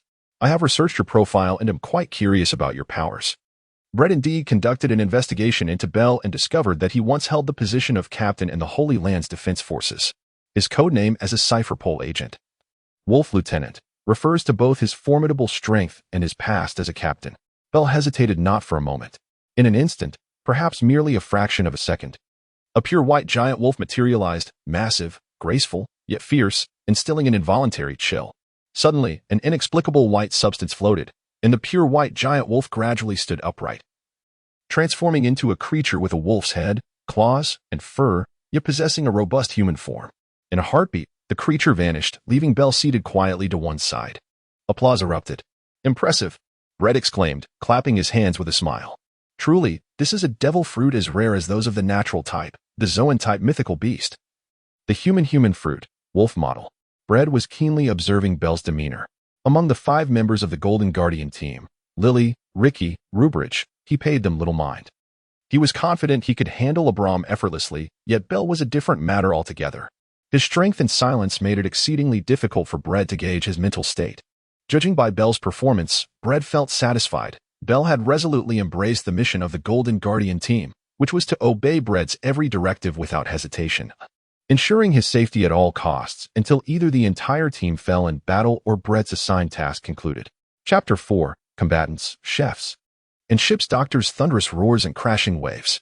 The relentless ocean current surged, ascending amidst the clouds, not in a grandiose exaggeration, but as a true testament to the tumultuous tides that defied the conventional wisdom of water flowing downward, leaping upward at a steep angle of over 60 degrees, reaching for the heavens. This singularly magnificent vista marks the unique geographical intersection of the Grand Line, the starting point known as Reverse Mountain. Reverse Mountain, a towering red earth formation, is remarkable for its position on the red earth continent, forming one of the intersections of the Great Line defined by two windless zones. The other intersection is Mariewa, from which the Grand Line commences and ultimately concludes. Mariewa divides the Grand Line into its first half and the New World. According to the climatic variations influencing the ocean currents, which ascend and descend, providing the natural energy for vessels to navigate, hundreds of years ago, pioneers carved 5 broad artificial canals here, connecting the 4 seas and the Grand Line.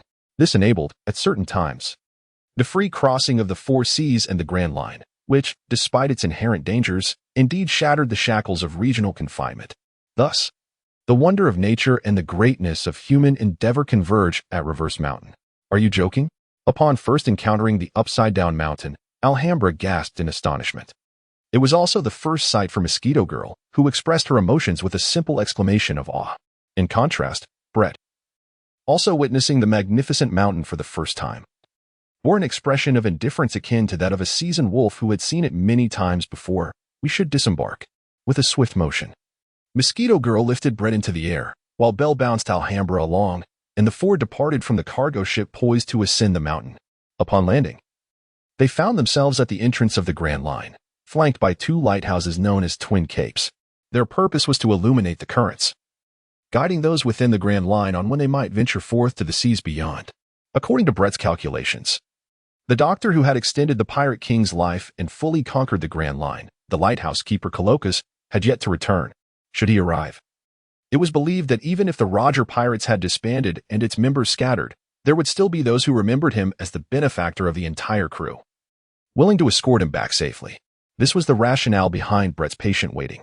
As they explored the desolate Twin Capes, reminiscent of the Shambadi archipelago, Brett found himself perplexed as to why the world government did not station a formidable military presence to thwart the influx of pirates into the Grand Line, thereby consolidating their forces to eradicate the pirates in the earlier segments of the Grand Line, ultimately wiping them out when the New World pirates were at their weakest. The world government was undoubtedly capable of such a feat, with allied nations nearby serving as bases and the lighthouse keeper of Twin Capes designated by one of those nations. After days of patient waiting, as the sun dipped low, casting a blood-red twilight, a small vessel drifted near the Twin Capes. A robust middle-aged man disembarked, characterized by a prominent chin, small eyes behind glasses, and black hair wrapped beneath a scarf, with golden locks on either side resembling wings. Coloccus, trouble has arisen. He chuckled ominously, startling Coloccus, who had just intended to express his gratitude to the newcomer. Quick indeed. A lackey of the world government, are you? Keen senses. As 2 more figures leapt from the ship, they were far from the robust ilk, towering around 3 meters with imposing physiques. One had a fair complexion, a horse-like face, thick lips, and a mane-like hairstyle, while the other was dark-skinned with a round face, round eyes, and a bald head. They positioned themselves on either side of Coloccus, shielding him. Hook, a combat member of the Roger Pirates, with a bounty of 340 million berries, and Lucilei, the crew's chef, with a bounty of 280 million berries. Brett remarked, feigning nonchalance as he perused the wanted posters of the entire Roger Pirates crew, declaring, "And there's you, the most despicable of all, lacking a bounty. Yet you are the ship's doctor who aided Roger in prolonging his life. Have I been discovered?" Coloccus replied in a deep, resonant voice. Brett tucked away the bounty notices of the entire Roger Pirates crew and declared, "There is no wall that does not let the wind through. Let us dispense with idle chatter. Coloccus, Hook, Lucilei, you are under arrest for acts of piracy, the taking of innocent lives, endangering public safety, and for aiding Roger. Do you have any defense to offer? If not, surrender quietly. Otherwise, I shall not hesitate to eliminate you. Is aiding Roger truly a crime?" Such is the style of the world government, Coloccus remarked, feeling a sense of absurdity. Hook, brandishing a spear, aimed it at Brett and exclaimed, "A pirate who surrenders without a fight is no true pirate. Do not speak so arrogantly, Brett." Lucilei scoffed disdainfully. Brett sighed, expressing his regret. The relentless swarm of mosquitoes danced wildly, swiftly obstructing the escape route of the 3 in Coloccus as the Mosquito Queen seized control of their vessel. Brett formed a hand seal, ninjutsu. As a combatant of the Roger Pirates, the battle-hardened hawk, acutely attuned to the manifestations of power, cautioned, "Be wary." Suddenly, Brett spread his hands, smiling mockingly. In a whisper, a massive white wolf descended from the skies, pouncing with ferocity. The ground trembled with a thunderous roar, dust swirling in the air. Yet, The creature did not fall, nor was it even injured truly, a testament to the prowess of the Roger pirates. With his observation hockey, Brett discerned that the wolf's ambush had failed. He swiftly formed hand seals, earth release, earth spear. This B-rank ninjutsu, one of the few he had mastered, did not merely create an earth spear to strike his foes. Rather, it hardened his skin through the flow of chakra, akin to armament hockey. The quantity and quality of chakra determined its hardness, rendering him as sturdy and sharp as a spear. Without hesitation, Brett plunged into the thick smoke, launching a powerful assault with earth release, earth spear, augmented by his observation hockey. Boom, boom, boom. The clash of metal resounded. Huck, employing genuine armament hockey alongside his observation hockey, managed to withstand Brett's onslaught. Chapter 5. Just so the sea breeze swept through, dispersing the smoke. Undoubtedly, the tactics of Cypherpole were at play. Back to back, Huck focused intently on Brett, who resembled a cunning fox encircling a flock of chickens, warning his companions once more, be cautious. The Roger pirates had undoubtedly engaged with various departments under the world government, for before they ascended to the throne of Pirate King, they gathered the poneglyphs and delved into the enigmatic blank century of history. This endeavor inadvertently led them to discover the whereabouts of ancient weapons, gravely offending the taboos of the world government, which retaliated with overwhelming force. The Navy, Cypherpole, and even the Holy Land's garrison had all taken turns to confront them. Each member of the Roger pirates had experienced the relentless pursuit of the Navy's Grand Fleet, the torrential barrage of cannon fire, and the tightly coordinated encirclement. They had also survived an assault from an unidentified army, only to later realize it was the ground forces of the world government's garrison in Mariahua. Yet, what sent chills down their spines was Cypherpole's pervasive infiltration, with espionage, covert operations, and assassination attempts that had once inflicted severe losses upon them. The user of the devil fruit must be of the Zoan type, mythical beast. That peculiar creature, Lucy remarked, observing the wolf officer with vigilance, is astonishingly swift. I struck him, yet he remained unscathed. Bell's werewolf fruit possessed intriguing abilities, described simply as shifting phantoms, allowing for seamless transitions among wolf, werewolf, and human forms in high-speed movement, manifesting solidity only during attacks, rendering him elusive at all other times, far removed from the legendary creature of lore. The werewolf fruit was indeed powerful, yet it bore significant weaknesses, particularly a fear of silver. However, this flaw could be mitigated by the wielder mastering armament hockey, which Bell had accomplished. Kurokas observed the mosquito woman, noting, a super dangerous species of subhuman. The swarm of mosquitoes around her is under her control. Nearby, there are also their associates, responsible for contacting reinforcements, waiting for the opportune moment to join the fray. Hawk's mastery of the observation hockey deepened his resolve. We must swiftly vanquish them. Otherwise, our adversaries will multiply. In the distance, Alhambra trembled, yearning to disclose to Kurokas that he was merely a weak and inconspicuous figure, utterly incapable of participating in their battle. He was by no means a responsible liaison or a fresh force waiting for an opportune moment to join the fray. Such notions were utterly misguided. However, Alhambra's role was precisely what Braid had designated as a smokescreen to bewilder the enemy. Ah, discovered. Braid theatrically intoned. It is too late. Even if you have uncovered this, you cannot thwart us. Our reinforcements have already received the message and are hastening this way. By imposing significant psychological pressure on the foe and executing corresponding actions, only then can despair be instilled in the enemy. Swift as lightning, Blade's chakra, both in quality and quantity, is remarkable. Thus, his body, hardened by the earth release, earth spear technique, possesses a strength comparable to steel, augmented by the 6 forms of physical techniques, rendering him fearless in close combat. The Gale foot, with his left foot as the pivot, his right leg strikes like a battle blade, akin to a whip, as Blade fiercely sweeps. Bang, bang, bang. Intriguingly, Blade's choice of target is unconventional. He bypasses Hyuk and Rosairi, even turning his back to them, delivering a brutal kick that sends Kurokas flying, albeit at the cost of being struck by Hyuk and Rosairi's fists in return. Yet, the triangular formation of Hyuk, Rosairi, and Kurokas is undoubtedly shattered. Mr. Wolf Lieutenant, Joanna, you have 3 minutes. Blade swiftly rises, re-engaging with Hyuk and Rosairi. Take him down. Joanna comprehends Blade's intent. The mosquito woman spreads her wings and darts forward, her scythe-like claws imbued with the hardened hue of armament Haki, swiftly closing in on Kuroka's. Humph, old man, your time is up. Kuroka's, wielding a harpoon, wears a grave expression, aware that he may be the weakest among Hyuk, Rosairi, and himself. The enemies have consolidated their strength to eliminate him first, employing a cunning strategy to subsequently dismantle Hyuk and Rosairi. Silent and swift, a white afterimage arrives before him. Kuroka's hurriedly swings his harpoon. Crack, crack. Bell moves even faster, immobilizing Kuroka's hands. Die.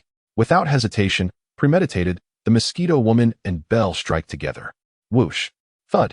The Mosquito Woman's scythe-like claws, hardened by armament Haki, pierce through Bell's illusory form and then through Kuroka's chest.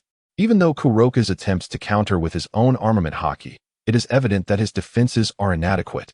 For the Mosquito Woman is a super dangerous beast of subhuman lineage, her exoskeleton rivaling the strength of an ordinary person's armament Haki, not to mention her mastery of it. Kuroka's. Doctor.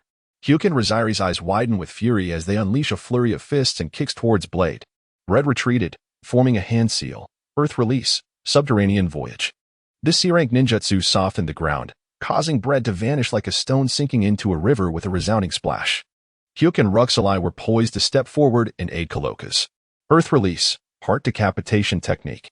With a sudden thrust, Bread cleverly executed the C-rank ninjutsu, ensnaring the distracted and unprepared Hyuk and Ruxalai into the earth, leaving only their heads above ground. But that was not the end. Earth release. Ant hell. Still a C-rank technique. Bread further softened the ground and spun, creating an artificial swamp that ensnared Hyuk and Ruxalai. Oh! Hyuk screamed in struggle, while Bread shifted his approach from brute force to a more subtle strategy, rendering Hyuk powerless and filled with frustration. Suddenly, with a swift motion, two finger guns pierced through Hyuk and Ruxalai's throats. Bread, a masterful assassin, excelled in the art of the final blow. Mr. Wolf, Lieutenant, Bread remarked, giving a thumbs up. Bell pondered for a moment before responding with a silent smile. Bread, a person who typically maintains a serious demeanor, suddenly smiles at you after committing an act of murder. What could this imply? I seek clarification. The Roger pirates are hardly different. The Mosquito Woman casually flicks the blood from her hands. With a deft flick of his wrist, Braid summoned the manifestation of gluttony, seizing the opportunity to extract the life energy of Kuroka's and his companions before they succumbed entirely. Though the Roger pirates boasted an elite roster, their numbers were not insignificant.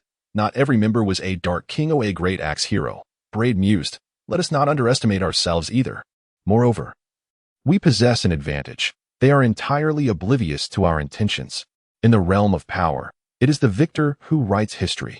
What truly mattered was that victory was within their grasp. Chapter 6. Curiosity. The journey back to Mariewa unfolded aboard a ship within its cabin. After considerable reflection, Braid curbed his avaricious desires, opting to extract only the life energy of Hyuk and Rosairi. He meticulously captured photographs to verify their identities. Otherwise, he would be left with two lifeless corpses to bring to Mariewa. Cypher Pole would certainly acknowledge his contributions, yet he could not escape the ensuing complications of their investigation. Meanwhile, Kuroka's, though pierced through the chest by the claws of the Mosquito Woman, had not yet passed away, and Braid had chosen to spare him. At this moment, Kuroka's lay supine upon his sickbed, his chest and abdomen swathed in bandages resembling a mummy, his pallor a stark contrast to the vitality he once possessed. His body was frail, yet his spirit remained unyielding, a look of disdain unmistakably clashing with Braid's gaze. While some possessed the power to vanquish others with mere glances, Kuroka's was not among them. Thus, Braid broke into a smile, urging, do not waste your energy on futile endeavors. Instead, let us share a friendly exchange. Please, introduce yourself. Kuroka's closed his eyes for a moment, as if pondering the propriety of introducing oneself before prompting another to do the same. Very well, Braid conceded, adopting a serious tone. I am Braid Hyman. I am Kuroka's, aged 48, blood type AB, a Gemini, with a passion for painting. Kuroka's interjected, seamlessly interrupting Braid's introduction. Braid, striving to suppress his emotions, maintained a professional smile. The first question, what lies on Lavard Island? Curious to know? Go find out for yourself. Kuroka scoffed mockingly. I suspect that's unlikely. You, a pack of hounds for the world government, will never experience the taste of freedom in your lifetime. You have no chance of ever setting foot on Lavard Island. You, a pack of hounds for the world government? How boldly you speak the truth. Yet do not forget, you are a citizen of a nation allied with the world government, appointed as the lighthouse keeper of Twin Cape by domestic assignment. Yet you draw a salary while shirking your duties to live the life of a pirate. In other words, you too are a hound for the world government. And of the treacherous variety, Braid retorted with sarcasm. Does your conscience not ache, Mr. Kurokas? Kurokas fell silent and replied, I have long since abandoned it. Abandoned your conscience? Braid inquired. Kurokas's expression darkened. You mean you have forsaken your nationality, your homeland? Braid remarked. Indeed, at present.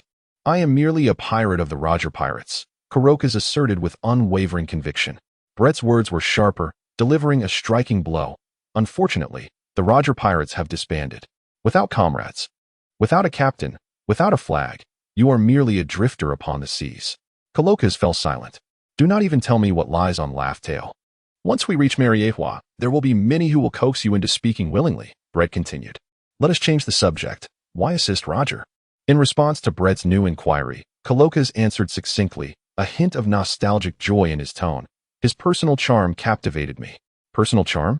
What kind of person was he? Brett rested his chin on his hand, intrigued. Kurokas smiled innocently, offering no response. Brett understood that Kurokas would not utter another word. So he opted to peruse the newspaper to stay informed about current events. After a series of transitions between airships and vessels, and enduring considerable turmoil, approximately a week later, he arrived at Mariewa, the headquarters of Cypher Paul. Hello, I am still dining, young Brett, exclaimed Minister Wonist. Nearly retching at the sight of the two desiccated corpses Brett had displayed, one a half-dead individual with an untreated wound that had begun to emit a foul odor. Brett calmly remarked, You consume numerous meals throughout the day. Missing one is of little consequence. Consider it a means to shed some weight and alleviate hypertension. I am looking out for your well-being, Minister Wonist. He then pointed to two lifeless bodies and gestured towards Kurokas, stating, he may not be on the government's wanted list, but I firmly believe he is an unforgivable member of the Roger Pirates. Minister Wonist raised an eyebrow in surprise, exclaiming, Oh? One of the ship's doctors for the Roger Pirates, responsible for treating Roger's terminal illness, thus ensuring Roger's ultimate triumph in conquering the Grand Line and achieving the title of Pirate King. What a significant revelation. Brett smiled faintly. Minister Wonist widened his eyes, extravagantly expressing, What a bountiful catch. Young Brett, you truly bring good news. Your efforts are commendable. He promptly instructed his secretary to escort Kurokas away, whispering further instructions. What of the others? Have they brought in anything? Brett casually leaned back on the sofa. Minister Wonist replied, Not yet. The others have yet to yield any results. The government cannot be oblivious to the whereabouts of certain members of the Roger Pirates. Why not disclose the information, Commander? Brett furrowed his brow. Minister Wonist inquired, How did you locate them? Brett, fabricating a response, stated, Based on our intelligence from the Hunter Association and several credible rumors, I reconstructed the Roger Pirates' itinerary over the past 2 years, deducing they had lingered at Reverse Mountain. After that, there were no further rumors regarding their search for a doctor, leading me to focus on the area at the entrance of the Grand Line, waiting for an opportunity. Well, my luck has been rather splendid, Brett added nonchalantly. Minister Wonist considered his words, saying, The government is indeed aware of the whereabouts of a few specific members of the Roger Pirates. However, there are only a handful left. After all, the disbandment of the Roger Pirates occurred in Wano, and our operatives cannot achieve complete surveillance. Moreover, the Whitebeard Pirates are actively providing cover for the Roger Pirates. In summary, the government has dispatched the Holy Shield to execute a covert capture of those few individuals, without requiring external assistance. Is the government intent on capturing them alive to uncover the truth of Raftel? Brett casually remarked. Minister Wonist admonished, Do not let your curiosity run rampant, young Brett. It is tedious. Brett scoffed. Minister Wonist continued, Without reliable intelligence sources, the pursuit of the Roger Pirates may not proceed smoothly. You must be mentally prepared. It is not merely a matter of our subordinates being negligent. Brett responded, Well then, I have been here long enough. How shall we account for our contributions? Minister Wonist replied, Chapter 7. You dare seek other dogs behind my back? Congratulations on your new achievement, Lord Brett. I commend your strength and wisdom, as well as your beauty and talent, all of which shine so brilliantly that I find it difficult to gaze directly upon you. Truly, you are the most brilliant mind of Cypher Pole in nearly 8 centuries. The relentless flattery, likened to a sycophant by Brett, indeed resembles that of a dog. A mere lapdog. Braid's lips twitched as he interrupted Nishigumi, saying, "Very well, Mr. Nishigumi. I have come to see you for a reason. I am all ears." Nishigumi responded without hesitation, adding, "Please, take a seat. Would you care for a drink? Are you aware of the summoning technique known as Ray from the land of Wa?" Braid casually settled onto the sofa, gesturing for Nishigumi to join him, indicating there was no need for haste. Nishigumi cautiously took his seat, his rear lightly perched on a small stool opposite Braid, replying, "Indeed. It is a remarkable ability of space-time manipulation, allowing ninjas to summon creatures, weapons, and tools from thousands of miles away to assist in battle. The government once invested substantial resources into its study, hoping to alleviate logistical challenges faced by the Navy and the Holy Land's garrison during expeditions, even aiming for trans-dimensional tactical strikes." "Oh, and what was the outcome?" Braid inquired with keen interest, secretly noting Nishigumi's wealth of knowledge. Nishigumi shook his head. It came to naught. The rumors suggest that the most crucial aspect of mastering the summoning technique is the contract, blood contracts and non-blood contracts, including the subtle yet significant differences among each type. "I see," Braid said, taken aback, then shifted the topic. "Your tome, the World Atlas of Empires, Longoland, is said to meticulously document the maps of various nations, particularly detailing the territories governed by the world government, their resources, products, and locations, right down to the minutiae. It even includes predictions of potential large-scale natural disasters on the final pages, does it not?" Nishigumi nodded. "Indeed. How may I assist you?" "I seek to locate powerful super-dangerous beasts and attempt the summoning technique. Could you help me find where they reside?" Braid pondered for a moment before adding, "Ideally. They should be of a type that once served humanity and were active in the world." Minister Ernest, the corpulent old man, failed to credit Braid and his team, merely noting it down. Furthermore, with no current information on the whereabouts of other members of the Roger Pirates, Braid decided to take a leave of absence. Nishigumi hesitantly raised his head to observe Braid's expression, cautiously saying, "Lord Braid, not all super-dangerous beasts possess the amiable temperament of your Miss Joanna. Most of them are inherently savage."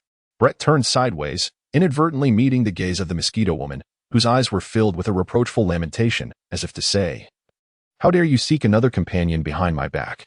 Understanding her silent accusation, he quickly feigned ignorance and resumed his conversation with Nishigumi. "You certainly seem quite concerned about me." Nishigumi replied with a wry smile, saying, "I must remember how my bread is earned." Brett remained silent. Nishimiya, on the other hand, sliced her finger, allowing her blood to drip onto the monstrous eye adorning the cover of the Imperial Artifact World Book, Longo Longo, as if performing a ritual. Soon, results emerged for your perusal. Nishimiya unfolded the Imperial Artifact World Book, Longo Longo. Braid browsed through the pages, densely inscribed with crimson characters. Among the plethora of information available, only two stood out upon careful analysis: the East Sea, Cloud Nest of the Sky Island, and the Dragon Clan. The material utilized in the ever-changing Imperial artifact, the crosstail, is derived from the fur of the Dragon Clan. 8 centuries ago, before the establishment of the world government, the Dragon Clan was an ally of the precursor to the world government. Although the divine dragon remains elusive since the formation of the world government to the present day, the Dragon Clan has not made an appearance, and the current state of the Cloud Nest remains shrouded in mystery. In the New World, the Wild Wilderness Island is home to the giant Centipede Clan. This clan has appeared in the world more frequently than the Dragon Clan, posing a significant danger. They are not always allies of the world government. At times, they stand as adversaries. Periodically, they forge agreements with humans, leaving the Wild Wilderness Island to wreak havoc, driven not by purpose, but by a sheer delight in destruction and slaughter. Nevertheless, whether it be the Dragon Clan or the giant Centipede Clan, both are led by dragon-level super-dangerous magical beasts, satisfying Braid's quest for formidable super-dangerous magical beast clans. Furthermore, both clans have connections to the world government, fulfilling Braid's additional requirement of having once served as a helper to humanity, actively engaged in worldly affairs. "Work diligently and endure the trials, Mr. Nishi," Braid rose, seemingly making a casual remark, yet it bore the weight of a promise to Nishi. Naturally, Nishi interpreted Braid's words as a commitment, filled with immense joy. "Indeed, Lord Braid," he responded as Braid departed from Nishi's office. Braid, the mosquito woman muttered, her round face puffed up, her incessant murmurs solely echoing Braid's name. Bread, feeling helpless, sighed, "All right, Joanna, I have long regarded you as my sister, not as a perilous magical beast. Therefore, I will never allow you to enter into a spirit contract. Please, do not throw a tantrum." Despite her discontent, the mosquito girl did not oppose Brett's resolve. Suddenly, from the sky came a delightful surprise. The dragon knight had returned, and the immense force nearly sent Bread tumbling to the ground. "For heaven's sake," Bread exclaimed, taking a deep breath, his harsh words softening into a gentler tone. "Please, exercise restraint. You are a girl. After all, be a tad more demure." The tornado scoffed. "Humph. How is it that you returned without Father Anderson guiding you as a trainee agent?" With no choice but to change the subject, Bread replied, "How dull. I'm done with this." The tornado crossed her arms, fuming. "Bread, how capricious you are. What are you up to?" The dragon swirled with glee, as if it had spotted a companion engaged in a game. "Add me too." Braid pondered repeatedly, stating that if he could secure permission from the higher-ups, they would address the matter. The world government regarded Tornado as a treasure, and Braid dared not take any risks. He could not bear the consequences. Chapter 8. The mischievous child. Little Braid exclaimed, "I'm hungry. I'm thirsty. I want."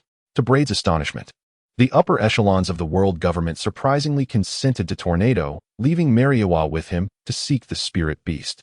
Naturally, the authorities were aware that Braid's journey would be perilous, with a significant probability of leading to Tornado's demise. Consequently, they arranged for Braid, alongside Mosquito Girl and the entire 5-member team of Golden Guardians, as well as Father Anderson, totaling 8 individuals, to accompany Tornado. They issued a command that if an insurmountable and catastrophic crisis were to arise, the safety of Tornado must be prioritized above all else.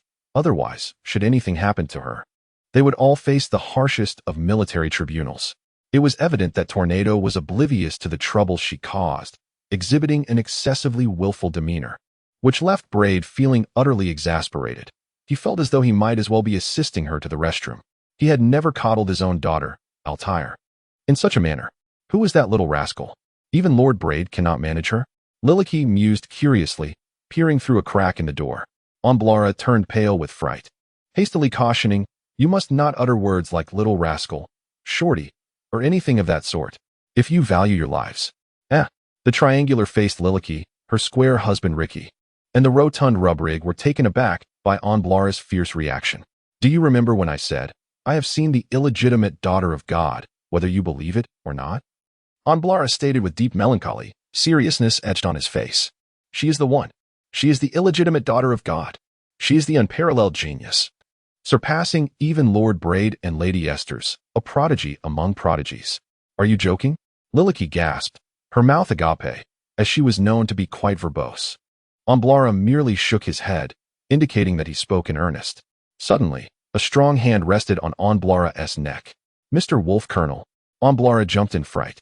Bell gestured for silence, drawing his hand across his mouth from right to left.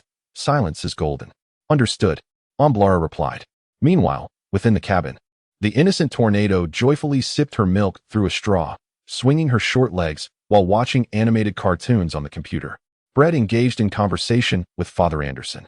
"Why are you learning about chakras again, my child?" Father Anderson did not quite comprehend Brett's intentions. Braid chuckled, expressing curiosity and amusement.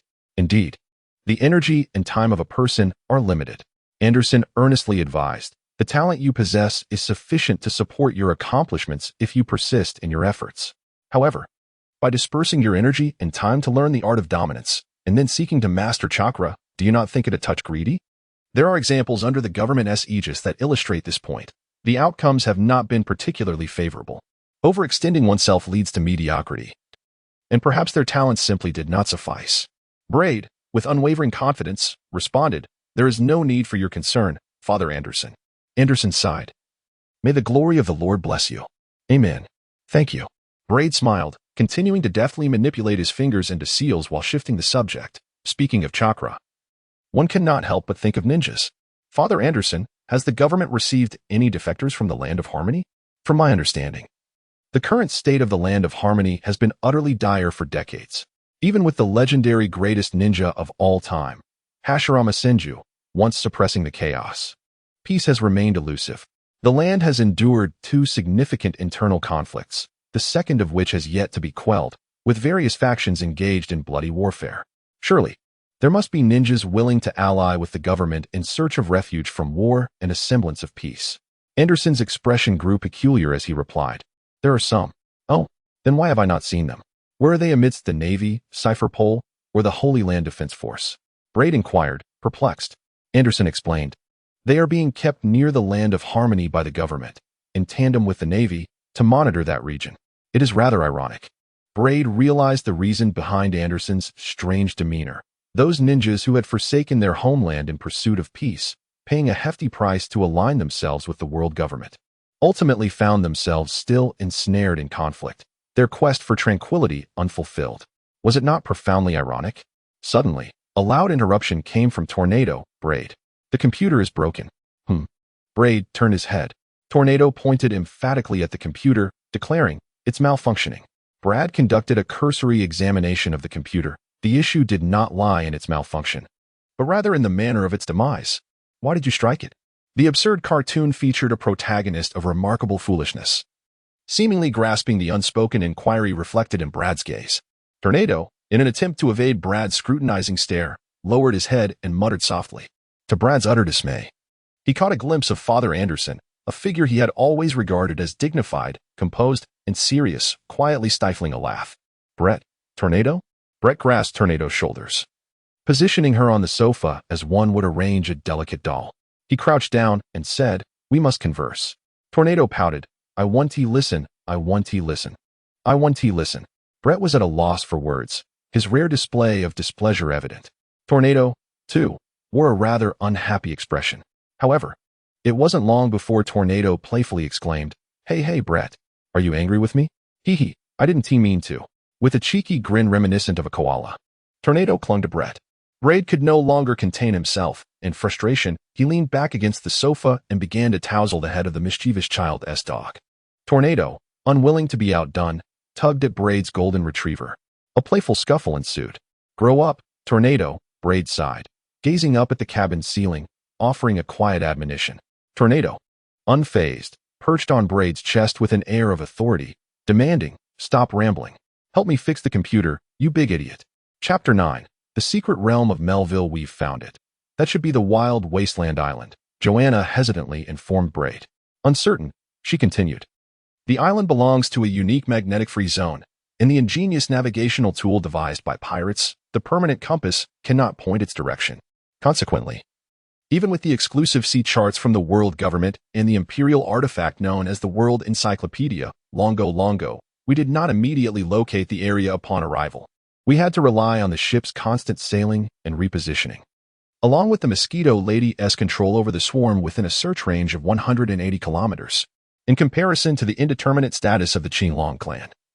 Braid decided to first seek the spirit beast from the giant centipede clan.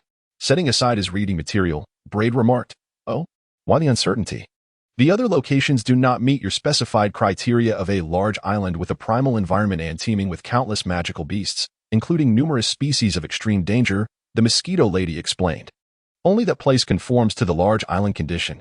The little ones have not thoroughly explored the island's interior. It towers into the clouds, shrouded in a green mist below, making it inaccessible for them to approach or fly over." Brett furrowed his brow, inquiring, "What does it mean?" At that moment, the Mosquito Woman opened her palm, revealing several mosquitoes adorned with green spots. Once these insects ventured near, they would meet their demise. Brett observed attentively and corrected, on the brink of death, yet not entirely gone. His gaze flickered as he pondered deeply. After a while, he mused, "The island of the wild wasteland? It likely bears another name. The secret realm of Melville," he thought to himself. Braid chuckled. "Guide the way. The opportunity for adventure has arrived." Hours later. Oh my God. Wow. Indeed. Just as described by the Mosquito Woman, the natural spectacle before them compelled admiration for the creator's wondrous artistry. A pale green mist enveloped a vast expanse of ocean, extending like a curtain into the heavens, while several towering peaks rose majestically amidst the wispy white clouds. Tornado, help disperse the green mist. It is toxic, Braid called out. The tornado, shaking off its slumber, lazily waved its green tendrils, and with drowsy eyes, extended a hand. Suddenly, a fierce wind erupted. The ship surged forward through the waves, Startled, Lilith grasped the ship's railing tightly, her gaze now fixated in terror upon the tornado. Swallowing hard as she finally understood Alhambra's exaggerated title for the tornado as the illegitimate child of the god of tornadoes, such hyperbole was no mere fanciful expression. In a windless zone, it had effortlessly conjured such a colossal storm, a prodigious anomaly among monstrous beings, crossing the island barrier formed by the green mist. A guttural roar greeted Braid and his companions as they encountered the wild, untamed island or the hidden realm of Melview, teeming with ferocious creatures. A fearsome beast. Its tiger head comprised nearly half of its 6 to 7 meter tall body, sported a compact leopard's frame, and had 10-meter wings sprouting from its ribs, truly a monstrous enhancement. The most terrifying aspect was that these beasts were social creatures. Ah! The timid Lilith screamed, her face pale, while Alhambra and the others wore expressions of dread. What are you screaming about? It's so annoying. The tornado snapped, its tongue as sharp as ever, not clarifying whether it was addressing the tiger-headed beast or Lilith. Fool. Trash. Useless.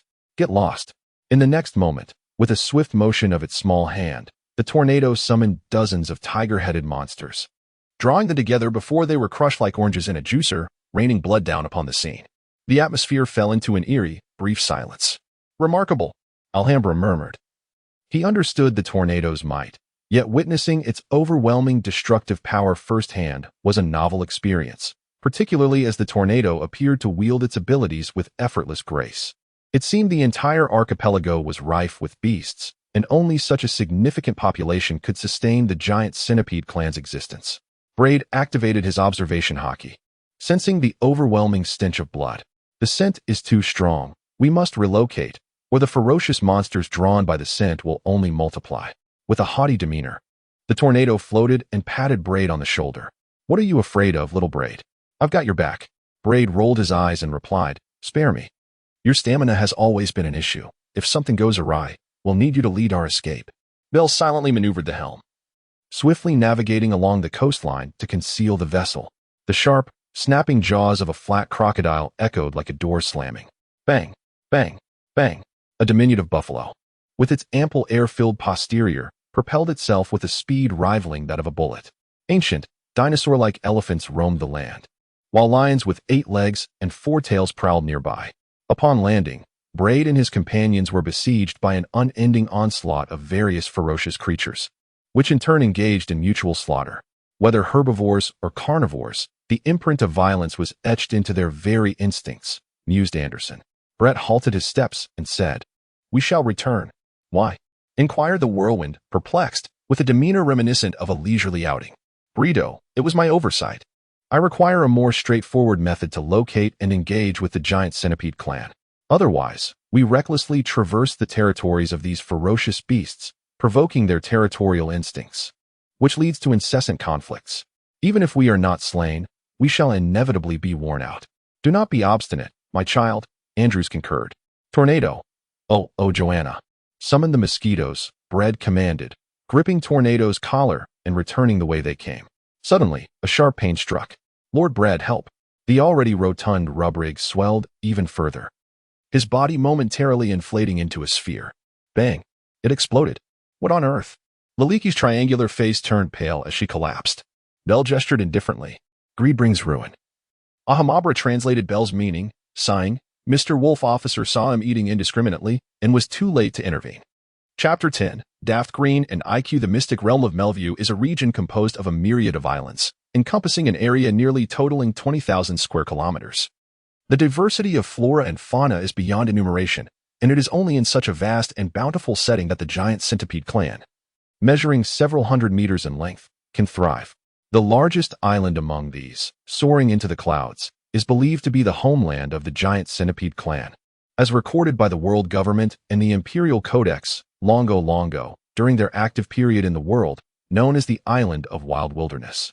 Surrounding the mystic realm of Melview, a dense ring of verdant trees grows, deeply rooted in the seabed. Daft Green, as it is known, constantly emits a repugnant odor that repels animals. Inhaling too much of its fine green dust can lead to poisoning. The stagnant, windless climate allows this green dust to accumulate, enveloping the mystic realm of Melview in a shroud of green gas, thus imprisoning the ferocious creatures within, preventing them from escaping into the outside world to wreak havoc. The symptoms of poisoning from excessive inhalation of Daft Green's fine dust are termed daft. Initially, the skin exhibits green spots that gradually spread throughout the body, leading to stiffness and immobility, akin to a living corpse. The only remedy for daft is a delicate pink flower known as IQ, which also contributes to the extraordinary size and ferocity of the flora and fauna within the mystic realm of Melview. In summary, the mystic realm of Melview is a wondrous yet harsh locale, possessing a unique biosphere. This information is derived from the indigenous inhabitants of the mystic realm of Melview. Indeed, there exists a human populace there, seemingly thriving. On the 5th day within the enigmatic realm of Melview, as the continuous navigation of our vessel led us to new positions, the Mosquito Lady, utilizing her control over swarms, embarked on a search spanning a staggering 180 kilometers for traces of the colossal centipede clan. Yet, it was she who first discerned the shadow of a human figure, prompting her to extend a cordial invitation for conversation. My companion perished a few days ago, suddenly swelling and bursting. What could be the cause? Inquired Braid, standing by the window, his curiosity piqued.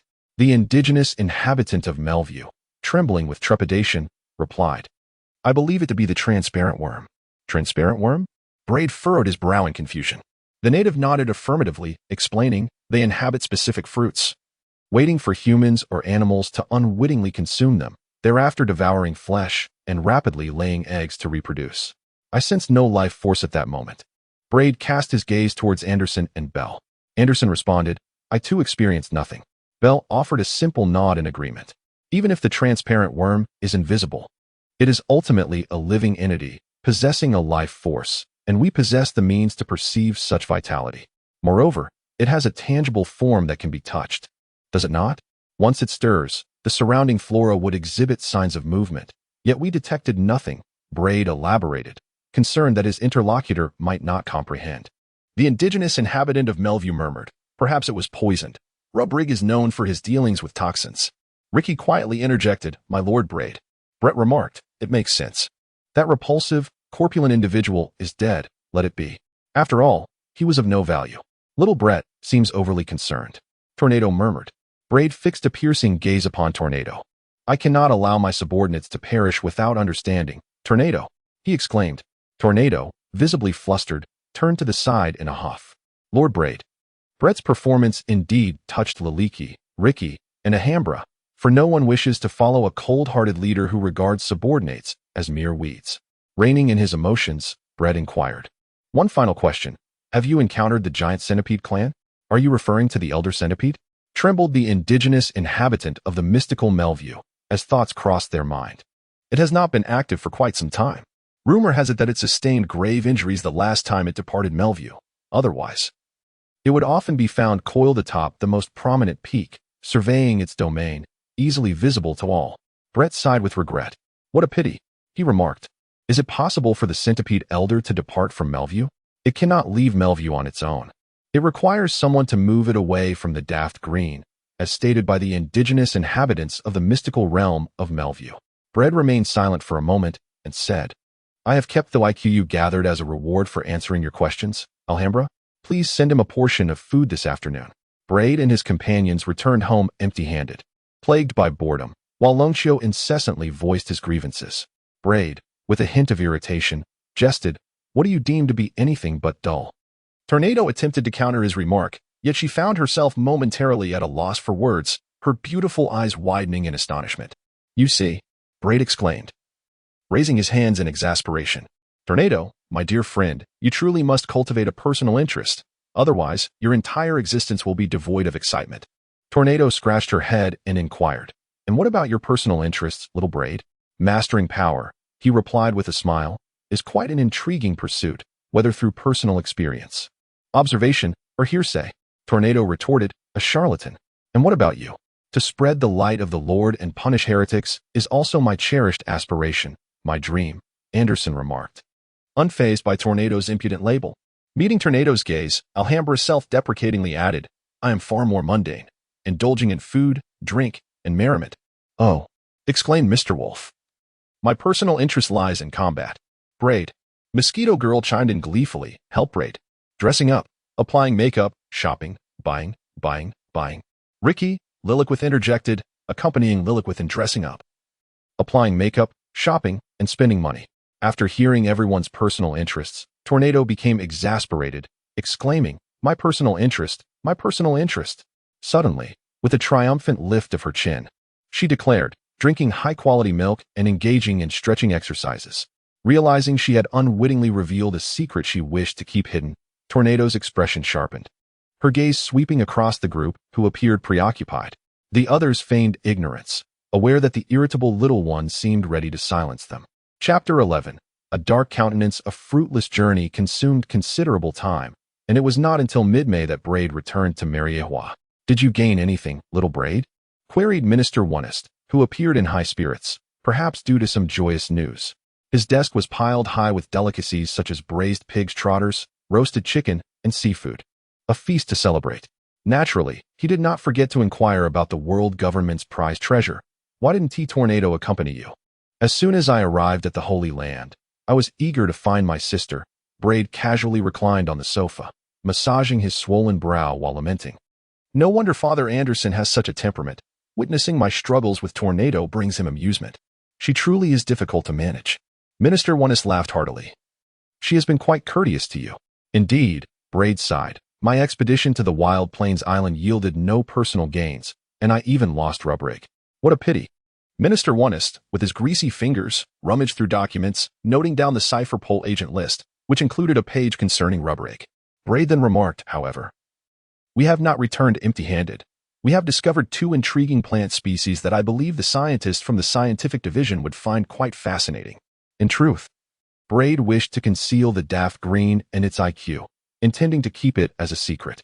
Unfortunately, too many were aware of this secret, and he himself lacked the means to study the daft green and its IQ, as well as to expand upon its unique value.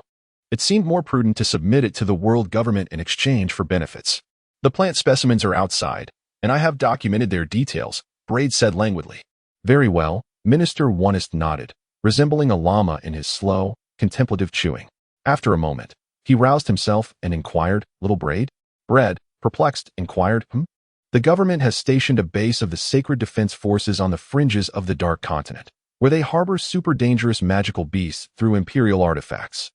Why would you squander time and increase risks by venturing into desolate territories to seek them out yourself?"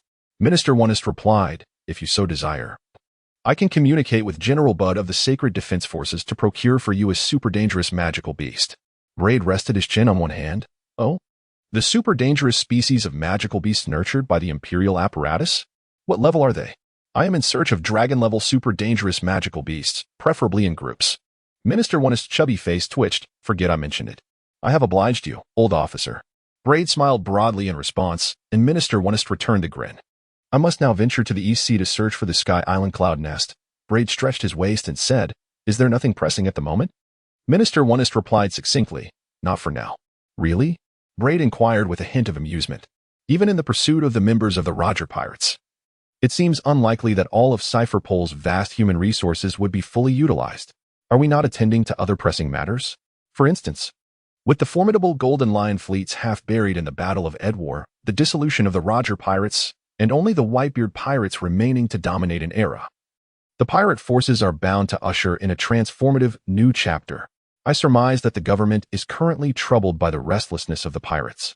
Yet this precisely presents the best opportunity for the government to counter the pirate forces. As the government's eyes and ears, how could we possibly have no tasks at hand? However, we are not the Navy and cannot replace the functions of a well-structured army." Minister Onest sighed. "Countering the pirate forces? The Navy cannot manage that at this moment. All they can do is catch their breath." Brad exclaimed in astonishment. "Indeed, it is truly regrettable to overlook the Navy's current predicament, as it finds itself in an unprecedented state of weakness throughout history." Their gazes met. If the higher-ups possessed the audacity, they should promptly redeploy the Holy Land's garrison to eradicate 1/3, or even merely 1/10 or 1/12 of the forces within the vicinity of Mariewa, Brad murmured. Minister Onest remained silent. The great have their own considerations. The lesser ought to refrain from complaints and obediently follow orders, Brad remarked as he rose. "Well then, I take my leave, old commander." "Wait, young Brad," Minister Onest interjected. Braid paused. "I advise against venturing to the aerial island of Cloud Nest in the East Sea.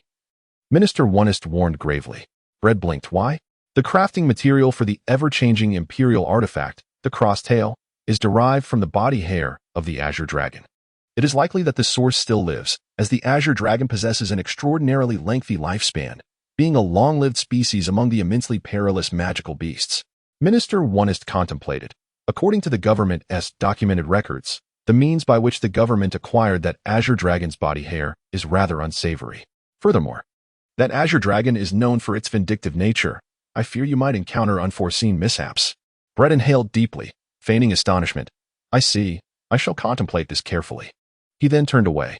Brett paid little heed to the counsel of Minister Ernest.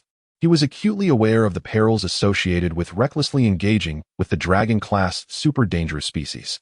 Yet, what beckoned him more irresistibly was the immense power that such creatures possessed, was it not? His insatiable greed propelled him to the brink of forgetting the value of his own life. In light of his dismal past experiences, Brett ventured to the East Sea without bringing Tornado along, clandestinely eloping with the Mosquito Woman. However, he ultimately faced failure. This endeavor was more disheartening than his expedition to the wild wasteland island. At least there he had discerned his bearings. But here he could not even locate the aerial island known as Cloud Nest. Unlike the fixed location of Skypiea, which is situated above the island of Jaya, one of the initial 7 routes of the Grand Line and once synonymous with aerial islands, most sky islands, such as the Weather Research Institute of Visalia and the balloon terminal of Ballantamaner, including Cloud Nest, remain elusive, adrift, and subject to the whims of the winds. Brett was feeling rather unwell. Meanwhile, the Mosquito Girl secretly rejoiced, exclaiming how wonderful it was that there were no dogs outside. Before signing the spirit contract, merely forming the spirit seal and releasing chakra could lead to unpredictable consequences. Brett murmured to himself, contemplating a rather risky plan reliant on chance. Well, his recent circumstances seemed to be somewhat unfortunate, but could fortune, that fickle entity, turn in his favor? Should he take a gamble? Brett hesitated. A new week has begun. Chapter 12, The Monster. Early August. After much deliberation and contemplation, propelled by an insatiable desire for power and an intense curiosity for the unknown, Brett resolved to take action. The mystical incantation was uttered. With a resounding boom, a cloud of smoke enveloped him, and in an instant, Brett vanished. The Mosquito Lady, dutifully seated before the television, was taken aback. Brett? Fortunately, she caught sight of a note left by him. Meanwhile, Brett was grappling with an overwhelming sense of weightlessness, his resilient body enduring the immense pressure of the spatial tunnel. Soon, a series of resounding booms echoed.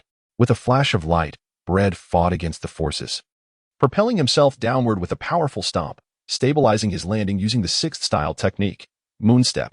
The air was filled with the cacophony of flapping wings and the piercing cries of birds.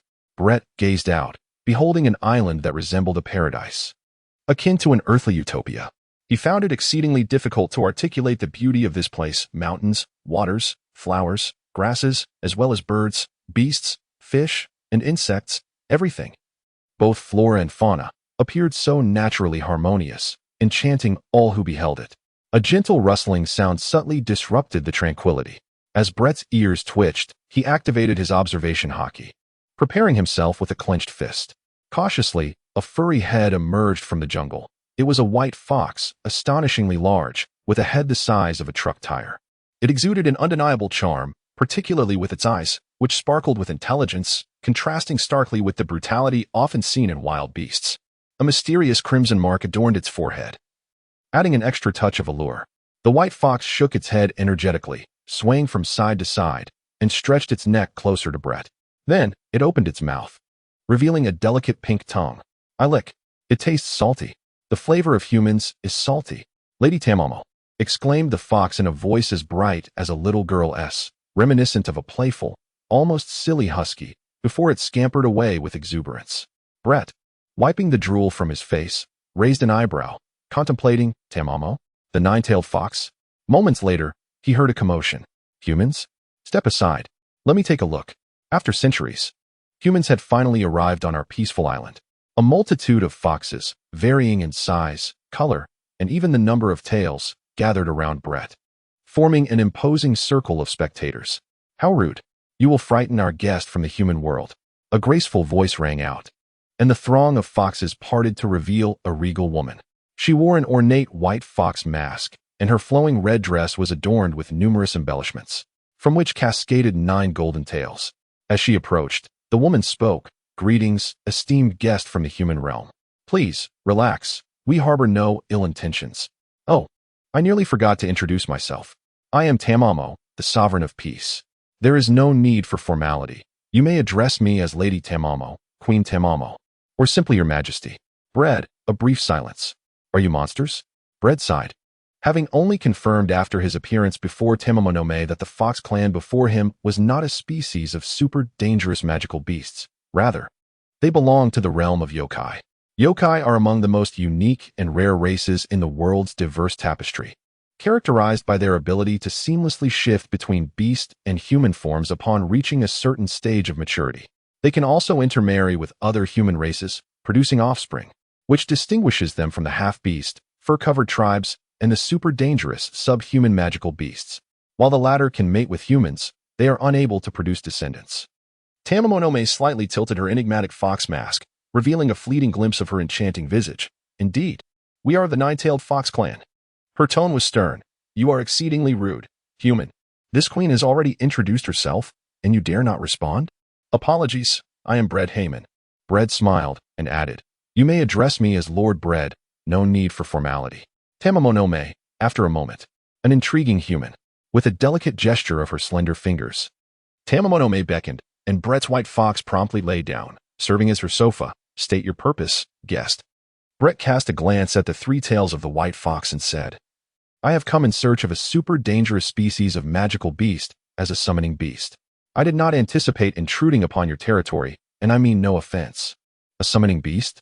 Oh, you dare to employ the art of summoning without a contractual foundation, akin to the ninjutsu of our land?"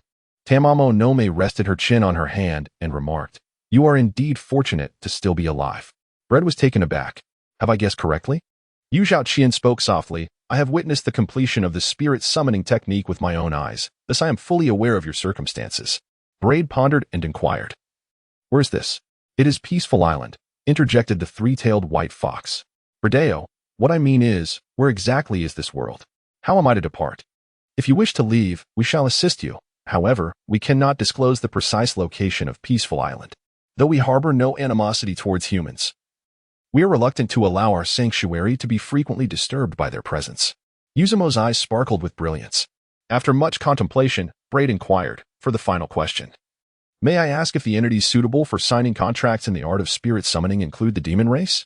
"Indeed. The art of spirit summoning imposes no restrictions on the entities eligible for contract signing, provided a contract can be established." Yu Xiaoqian languidly adjusted her enchanting form, a playful smile gracing her lips. "What? Are you contemplating a scheme against our illustrious 9-tailed fox clan?" Braid moistened the corners of his lips, perceiving the overwhelming aura of the 9-tailed fox clan. "Indeed, they are formidable, and Tamamo no Mae is certainly no less impressive than the dragon-class super dangerous beasts. To speak candidly, I personally hope to seek the assistance of the 9-tailed fox clan, and I shall strive to reciprocate their support. However, I sense that you are more inclined to remain content in your current state, relishing a life free from conflict." Tamamo no Mae. Braid. What do you mean by You have been confined in your home for centuries. Surely, you must feel vexed. Occasionally, one yearns to step outside. It is truly exasperating to be faced with the same meager offerings day in and day out, to the point where even I wish to retch. My garments have been mended repeatedly, and the noble image maintained by Tamamo no Mae has crumbled. Chapter 13, Tamamo no Mae. Encompassing an area of 9,000 square kilometers, centered around Heian Island. A spherical barrier envelopes it. Humans may enter and exit freely, yet the clan of the 9-tailed fox is bound by restrictions. Thus, even without Braid's prompting, Tamamo no Mae, who has long endured this constrained existence, would actively seek to forge a spiritual contract with him. As a creature that witnessed the birth of the art of spirit communication and participated in its refinement, she is acutely aware of its spatial capabilities, which can aid her in escaping the confines of the barrier. Evidently, a millennium-old fox, inexperienced in the ways of the world, finds herself outmatched by the heart's complexities.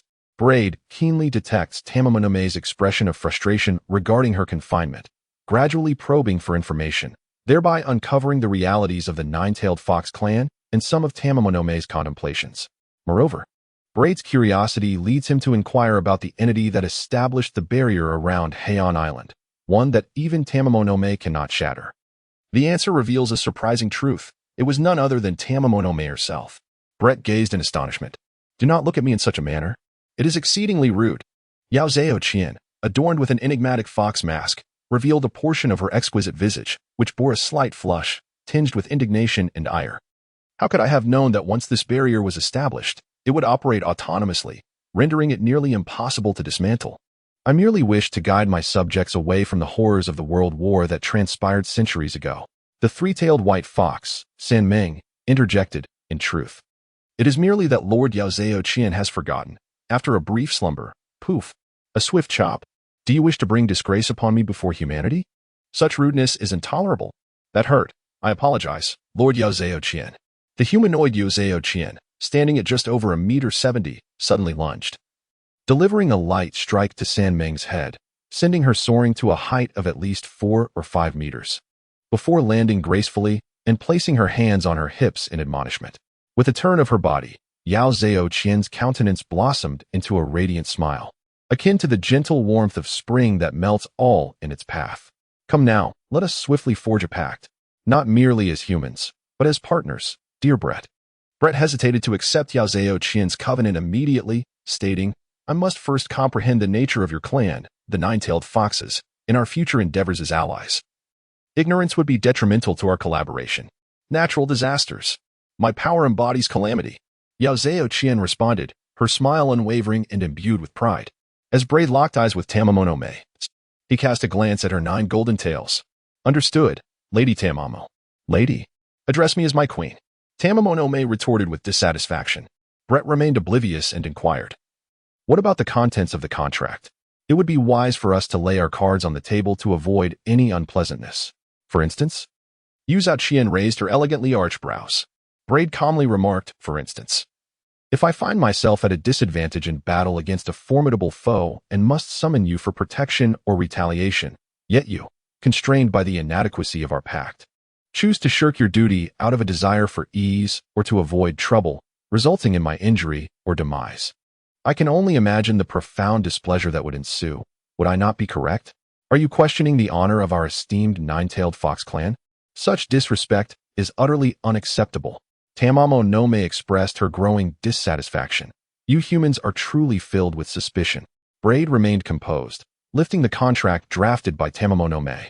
He languidly remarked, "There is no alternative. After all, your demands are rather excessive. In essence, it can be summarized as having ventured out of the island of safety. All that I desire must be met with your utmost effort. There are no limits to your requests, and your integrity appears remarkably low, even surpassing my own self-proclaimed greed." Tamamonome's demeanor shifted to one of cheerful coyness as she feigned shyness, saying, "Do not worry, Lord Braid. I swear, I am a person who is quite easily satisfied." Braid coldly scoffed, "I do not trust a single word of a woman's oath, especially one transformed into a nine-tailed fox." Suddenly, Braid perceived Tamamonome as a paradoxical individual, oscillating between moments of chilling astuteness and bizarre folly. It was as if, with merely a slight probing, he could extract information regarding the current state of the nine-tailed fox clan and Tamamonome's contemplations, only to find the disparity in intellect between her and the conditions she presently imposed on their spirit contract utterly stark. "I am not a mere entity to be summoned at your whim and dismissed at your leisure. The little ones are manageable, yet you must ensure their safety." Tamamonome amended the spirit contract. "So, how shall it be? Let us dispense with the trivialities and proceed swiftly." Braid perused the surroundings, finding little to comment on, before biting his finger to seal a blood pact. "Let us go. The outside world awaits," he exclaimed. Suddenly, Tamamonome reached out and effortlessly hurled the unprepared Braid into the air, her 9 tails swaying gracefully. With a resounding thud, a magnificent golden-furred 9-tailed fox emerged, towering over 20 meters, possessing a lithe and elegant form, catching Braid as he soared through the winds. "We are now companions. Could you reveal the precise location of Peace Island?" Braid inquired, seated atop Tamamonome's head. Tamamonome replied somewhat sheepishly, "In truth, I am also uncertain." The tides of time have left us severed from the outside world for 7 or 8 centuries. Bread pondered for a moment and said, "It has been nearly 8 centuries since the establishment of the world government. You must be aware of it." The world government? Yao Zhao, Qian was taken aback. Braid, seemingly oblivious, asked, "How old are you this year?" To which Uzumo, filled with indignation, retorted, "How dare you inquire about a woman's age so casually?" Brett was deeply troubled. You witnessed the birth of spiritualism with your own eyes and participated in its refinement process. Who then was the creator of this art? The old man of the 6 paths. Yes, Otsutsuki Kagaya and Tamamo no Me. Braid was momentarily struck with horror, rendered speechless. Shortly thereafter, Yao Zhaoqian halted and said, "You must first traverse the barrier and then employ your spirit summoning technique to call upon me." A fleeting glimmer vanished from Braid's gaze as he spoke. "Summoning you will likely require an immense amount of energy. I am uncertain if I am capable." However, before he could finish, Tamamo no Me interrupted him, abruptly transforming into human form. She grasped Braid and brought him down to the surface of the sea. Her deep hand patting his shoulder, and with a clenched fist, she encouraged him, "You can do it." Braid, the astute Tamamo no Me, is not easily deceived. Braid initially hoped to learn something from her, for she had once been acquainted with the sage of the 6 paths, after all. Chapter 14. A tempting aroma within the doldrums, which separate the West Sea from the Grand Line, lies the location of Peaceful Island, relatively close to the renowned Wano Country, the world's largest island in the New World. This conclusion was drawn by Braid upon traversing the doldrums and encountering the naval forces stationed around Wano Country. The reason for the Navy's interception of Braid was straightforward. They were wary of the golden-haired, white-faced, 9-tailed fox that Tamamo no Me transformed into. How could they possibly ignore such a large, fluffy entity drifting above their heads? They could not help but perceive it as a colossal and ambiguous super-dangerous beast or a summoned creature controlled by the ninjas of Wano, probing their secrets. As fate would have it, there was an acquaintance of Braid's, albeit a rather unfamiliar one, within the Navy, so he decided to take a moment to rest. "So, are you now part of the Navy's Aerial Combat Division?" he remarked, eyeing the airships that had been employed in military operations for just a few short years. Braid teased with a smirk. "Otherwise, how could someone like you, whose military bearing resembles that of a petty thief, suddenly ascend to the rank of Rear Admiral? It is evident you are riding the coattails of this new type of military unit." Hey, your words are rather vicious, kid," came the retort from Admiral Kizaru, whose prematurely aged face was marked by discomfort. His complaint seemed to serve as a warning. "Our relationship does not appear to be at a level where such jests are appropriate." Braid beamed a radiant smile. "Am I not stating the truth?" Poliusolino, indeed, agents are remarkably different. Not only are they adept at manipulating situations, but they also possess an extraordinary resilience. Would Poliusolino be angered? No, never. His guiding principle is fundamentally happiness. Joy is all that matters. Thus, he momentarily fell silent, striving to articulate a response to Braid's assertion. With an unwavering smile, Braid invoked the words he had once used to mock Poliusolino years ago. Making a jest, one who is close to ink becomes stained. Little did he know that their brief encounter had left him, once pure, tainted by this very essence. Poliusolino held a significant impression of Braid. Otherwise, he would not have extended an invitation to him today, which further implied his understanding of Braid's jest. Unable to outwit him in banter, Poliusolino deftly shifted the conversation to the view of Tamamo no Me from the airship window. "Is she a monster? Is there a problem?" Braid responded. Poliusolino shrugged. "None, but I strongly advise you against bringing her to Mariawa." Meeting Poliusolino's gaze, Braid nodded, grasping the implied warning that Mariawa housed a band of the world's most powerful and unreasonable brigands. "Is Wano Country entertaining?" Braid inquired. "I would wager that. Given your restless nature, you have certainly snuck into Wano." "Do not slander me. I have absolutely not violated military orders by secretly entering Wano," Poliusolino exclaimed. His eyes wide in exaggerated disbelief as he pointed at Braid. Braid interrupted Poliusolino's defense, expressing his curiosity in the land of Wano. The predominant power structure is derived from the chakra of ninjas, encompassing ninjutsu, taijutsu, and genjutsu. Additionally, a faction of samurai and swordsmen adheres to a system that harmonizes swordsmanship with haki. You, however, are an adept of the natural type devil fruit, which undoubtedly poses a threat to your elemental form. But does the former pose any danger to your elemental existence? Sage techniques. Among the chakra-derived arts exists a category known as sage techniques, which can indeed harm a natural type devil fruit user. Poliucelino abruptly ceased speaking, asserting, regardless. I have certainly not violated military orders by secretly infiltrating the land of Wano. Bread harbored no intention of probing into the depths of whether Poliucelino had contravened military orders to clandestinely enter the land of Wano. What mattered was that he had acquired valuable intelligence. After an hour's sojourn aboard Poliucelino's airship, Bread took his leave. Poliucelino's warm welcome did not signify the same sentiments from the naval base. After all, he was an agent of Cypher Paul. His destination was clear, the headquarters of the Hunter Guild on the Twin Islands. On the journey, Bread playfully mimicked Tamamonome's tone, teasing her for her earlier loquacity. Oh? Lady Tamamo, why are you so silent? Unfazed by Bread's jibe, Tamamonome sighed softly. How much things have changed. I remember the land was abundant. Yet now it is nothing but an endless expanse of ocean. Do you know about sorcery? Bread suddenly inquired. Still somewhat bewildered, Tamamonome instinctively replied, I know. I have learned from the old man of the six paths. Will you teach me too? Bread coaxed gently, with her beastly form. Tamamonome's large fox-like eyes glinted with meaning as she replied softly, Of course, Lord Bread. A vague sense of unease washed over Bread. What is the current currency in the human world? Tamamonome suddenly asked. Bread contemplated with great caution and stated, As for the matter of currency, regardless of what the human world currently employs, in exchange for imparting my celestial arts, you shall provide me with 100, no, 500. I desire new garments, and to savor the human experience. Tamamonome resolutely asserted, adopting a tone that seemed intent on driving Bread to financial ruin. Bread nearly succumbed to temptation and exclaimed, Really? To which Tamamonome responded with skepticism. Brad clasped his fingers together and declared, I swear. In the evening, at the Hunters Guild headquarters on Twin Islands, a guest offered 500 berries. The gentle owner of the ice cream shop requested payment for a large ice cream from Tamamonome. Holding a melon-flavored ice cream, she bit her red lips in a daze. After a moment, with a look of pitiful grievance, she turned to Brad and exclaimed, You deceiver. Bread stifled a laugh as he retrieved his wallet to pay for Tamamonome. Indeed, Tamamonome was an ancient relic. She had thrived long before the era of peace on the island, when the world's common currency was gold coins. Though they were seldom used, as people preferred bartering. Hurry and savor the ice cream. It will melt, Bread urged, with tears glistening in her eyes. Tamamonome scooped a spoonful of ice cream into her mouth. Instantly, she closed her eyes in rapture. How delightful. Chapter 15. The legendary figures welcome back, Lord Bread.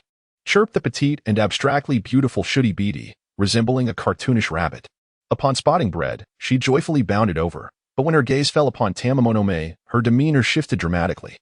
It was as if she had been petrified by the wind, collapsing despondently to the ground, accompanied by the faint sound of shattering glass. Tamamonome had donned a new attire, a white garment paired with a striking red long skirt that concealed her 9 golden tails. Her white stockings and wooden clogs complemented her long hair, which was tied at the ends with a red ribbon. She still wore a peculiar fox mask, partially revealing her delicate features, exuding an aura that was both refreshing and sacred, embodying the enchanting grace of a golden-haired, white-faced 9-tailed fox in human form. What a charming little creature, Tamamonome mused, gazing down at Shooty with a knowing smile. Please, Lady Tamamonome, have mercy, Shooty exclaimed. What troubles you, Shooty? Are you feeling unwell? As Shooty sank into an abyss of despair, Brett's gentle voice reached her ears. More importantly, his address to Tamamonome dispelled certain misconceptions that had clouded her mood. It was as if she had been resurrected on the spot. It's nothing, Lord Bread. Shooty managed to force a smile, though after a prolonged hesitation. She struggled to ask, Lord Bread? Braid down. You have grown up? Shooty said, visibly flustered. Are you aware of the private lives of those star idols? If, one day, you find yourself in love, please remember to keep it discreet, just as they do. Forgive our selfishness as fans, for we cannot bear to see the one we admire become someone else's partner. Upon finishing, Shooty was moved to tears. What a mess, Braid remarked, speechless. Yu Qian, delighting in her snacks, asked ambiguously, what does it mean to be a fan? And what are stars and idols? Braid pondered countless definitions regarding stars, idols, and fans. Yet he still found them lacking, ultimately responding, once you become acquainted with the world of the new era, you will understand. Oh, Yu Qian did not press further, but teased, you possess a captivatingly beautiful face that attracts many, likely akin to that little creature. And I suspect a considerable number of them feel ashamed, too timid to express their feelings toward you. Brett retorted with a dry jest, being handsome, wealthy, talented, and influential is hardly my fault. To which Uzumo responded, perplexed by Brett's wit, muttering, in truth, if you were an ugly fellow, I would rather remain confined to Peace Island for eternity than acknowledge your presence, let alone cleanse you. Braid, indeed, admirers of beauty transcend time and space. He arrived at Netero's office. He knocked symbolically on the door. President Netero, Braid greeted, but in the next moment, his pupils dilated in shock. Netero was engaged in a game of chess with another elder, whose white, spiky hair cascaded down, skin covered in wrinkles, and a navy blue robe enveloped his frail form, complemented by a fashionable pair of sunglasses. There was no mistaking it. Braid was secretly alarmed. Uchiha Madara. The sound of chess pieces clashing echoed. Uchiha Madara shook his head. I have lost. Ha ha. Netero laughed heartily, turning to Braid. Ah, young Braid. Would you assist this old man in addressing the backlog of monsters at the association? Just as Netero intended to delegate the work to Braid, he noticed Tamamonome. How rude. You little human. You ought to address me as Lady Tamamonome, Queen Tamamonome, or Your Majesty. Tamamonome reprimanded vehemently. Netero replied, pay her no mind, by chance. She is my spirit contract partner. Braid nonchalantly steered the conversation back to Uchiha Madara. Greetings, esteemed guest at the Hunter Association headquarters. I am Braid Hyman, Vice President of the Hunter Association. Uchiha Madara paid Braid no heed, slowly rising with the aid of his cane, stating, I am weary and shall take my leave. What a pity, your health. Netero remarked ambiguously. In that fleeting moment as they brushed past each other. Sir? Braid pinched a business card between his fingers and offered it to Uchiha Madara. I excel in chess. Meeting Braid's gaze, Uchiha Madara ultimately accepted the card in silence. Once Uchiha Madara departed, Braid resolved to tackle the backlog of documents at the Hunter Association, multitasking as he inquired, President Netero, is he your friend? Not exactly. We have only met 3 times, Netero advised with a significant tone. He is a very dangerous individual. Do not let your cleverness lead to your downfall, young Braid. Is someone who cannot even beat a poor player truly dangerous? Braid interjected with a grin. Netero was momentarily taken aback. What purpose does he have in visiting our Hunter Association? Is it convenient to disclose? Braid asked. Netero brewed tea, glancing at Tamamonome with a mischievous eye, and absent-mindedly replied. He sought my counsel on the secret to longevity, but alas, he is nearing the end of his days. Such a pitiful, short-lived human. Tamamonome murmured softly. Braid. Nitros, President Nitros, please refrain from being so lazy. I am not yet the president of the Hunter Association, merely the vice president. I cannot fully assume your responsibilities, otherwise. Why not simply abdicate in favor of someone more capable? Braid remarked. Moreover, I require time to develop. My challenge to you is all-encompassing. Nitros responded affirmatively, very well. Young Braid, I shall remember this. It was a response devoid of sincerity, Braid scoffed. After attending to the backlog of documents at the Hunter Association, Braid returned to his office. Lady Tamamo, may we converse about Senjutsu? Braid inquired. If the discussion proves enjoyable, I promise to accompany you to the most splendid islands in the world. By whatever you desire, I shall cover the expenses. Chapter 16. Uchiha Madara. To master Senjutsu. One must first comprehend Senjutsu chakra, as there exists an intrinsic connection between the two. The life energy obtained through the fusion of physical and mental energy is known as chakra. Building upon this chakra, one absorbs natural energy to create what is termed Senjutsu chakra. The techniques derived from consuming Senjutsu chakra, such as ninjutsu, jinjutsu, and taijutsu, constitute Senjutsu. The power of techniques executed with Senjutsu chakra is exponentially greater than those performed with ordinary chakra, often multiplying by several times and significantly enhancing perception. Thus, Braid yearns for this enhancement of strength, for even though Senjutsu possesses its flaws, which form of power in this world can guarantee perfection? The cultivation of Sage Chakra is accompanied by a certain degree of risk. The essence of Sage Chakra lies in achieving a harmonious equilibrium among physical energy, mental energy, and natural energy, each constituting 1/3 of the total. This signifies that to cultivate Sage Chakra, one must disrupt the hard-earned perfect balance of 50% between physical and mental energies, and subsequently absorb natural energy to initiate a new experiment of perfect proportional balance. During this process, one temporarily loses the ability to utilize ordinary chakra. However, due to the depth of memory, the access to ordinary chakra can be restored at any time. Yet, this very inertia poses a significant obstacle, making it exceedingly challenging for natural energy to attain the ideal equilibrium of 1/3 with physical and mental energies, ultimately resulting in the emergence of sage chakra. Furthermore, natural energy is a rather volatile substance. One must not exceed the quantities of physical and mental energy while absorbing it, lest one be consumed by the very natural energy they seek to harness. Conversely, if the amount of absorbed natural energy is less than that of physical and mental energies, achieving the perfect balance of 1/3 becomes impossible, thus hindering the birth of sage chakra. In essence, this is a process of continuously testing the boundaries of danger. Therefore, for those who cultivate sage chakra, a sufficient amount of ordinary chakra is essential.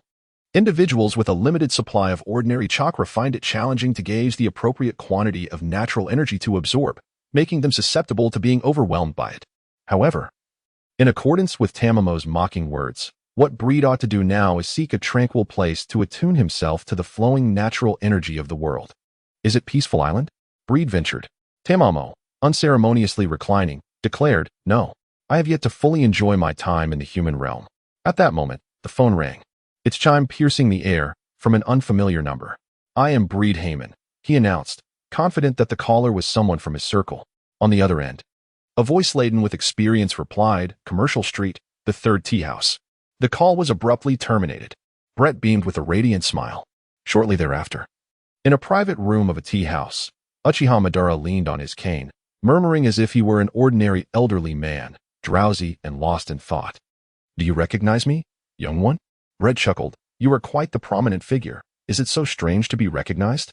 Uchiha Madara is a legend. And thus the equation holds true.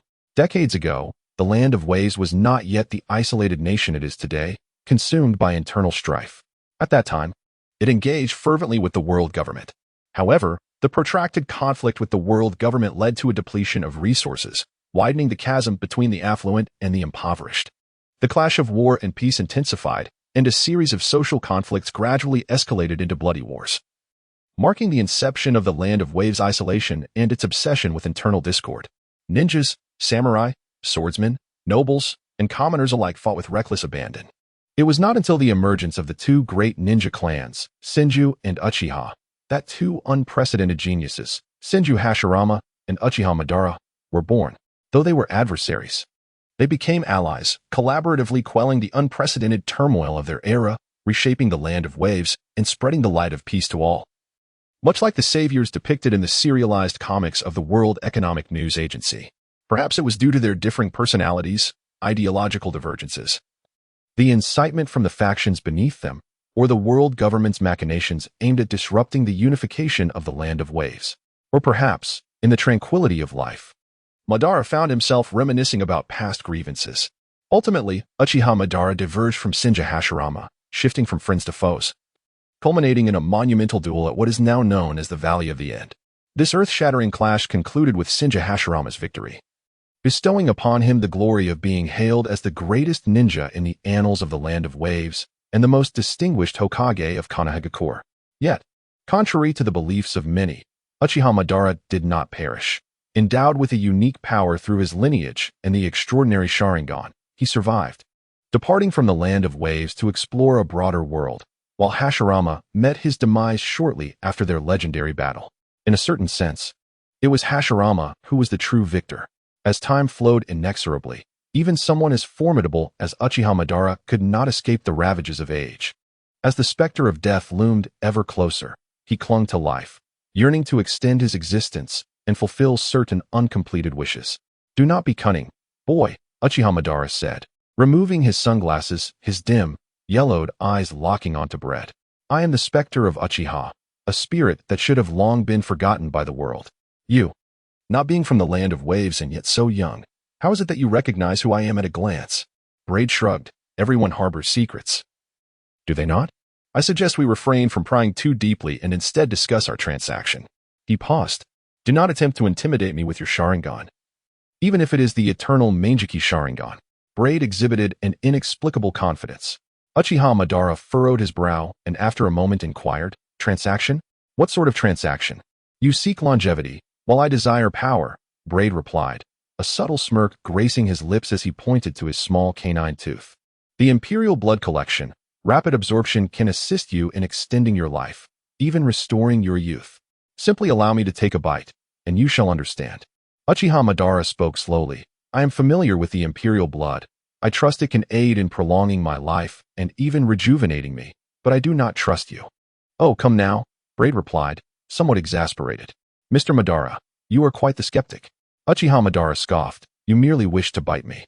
Chapter 17. The transaction. It is only natural to harbor caution towards strangers, for the human heart is indeed unfathomable.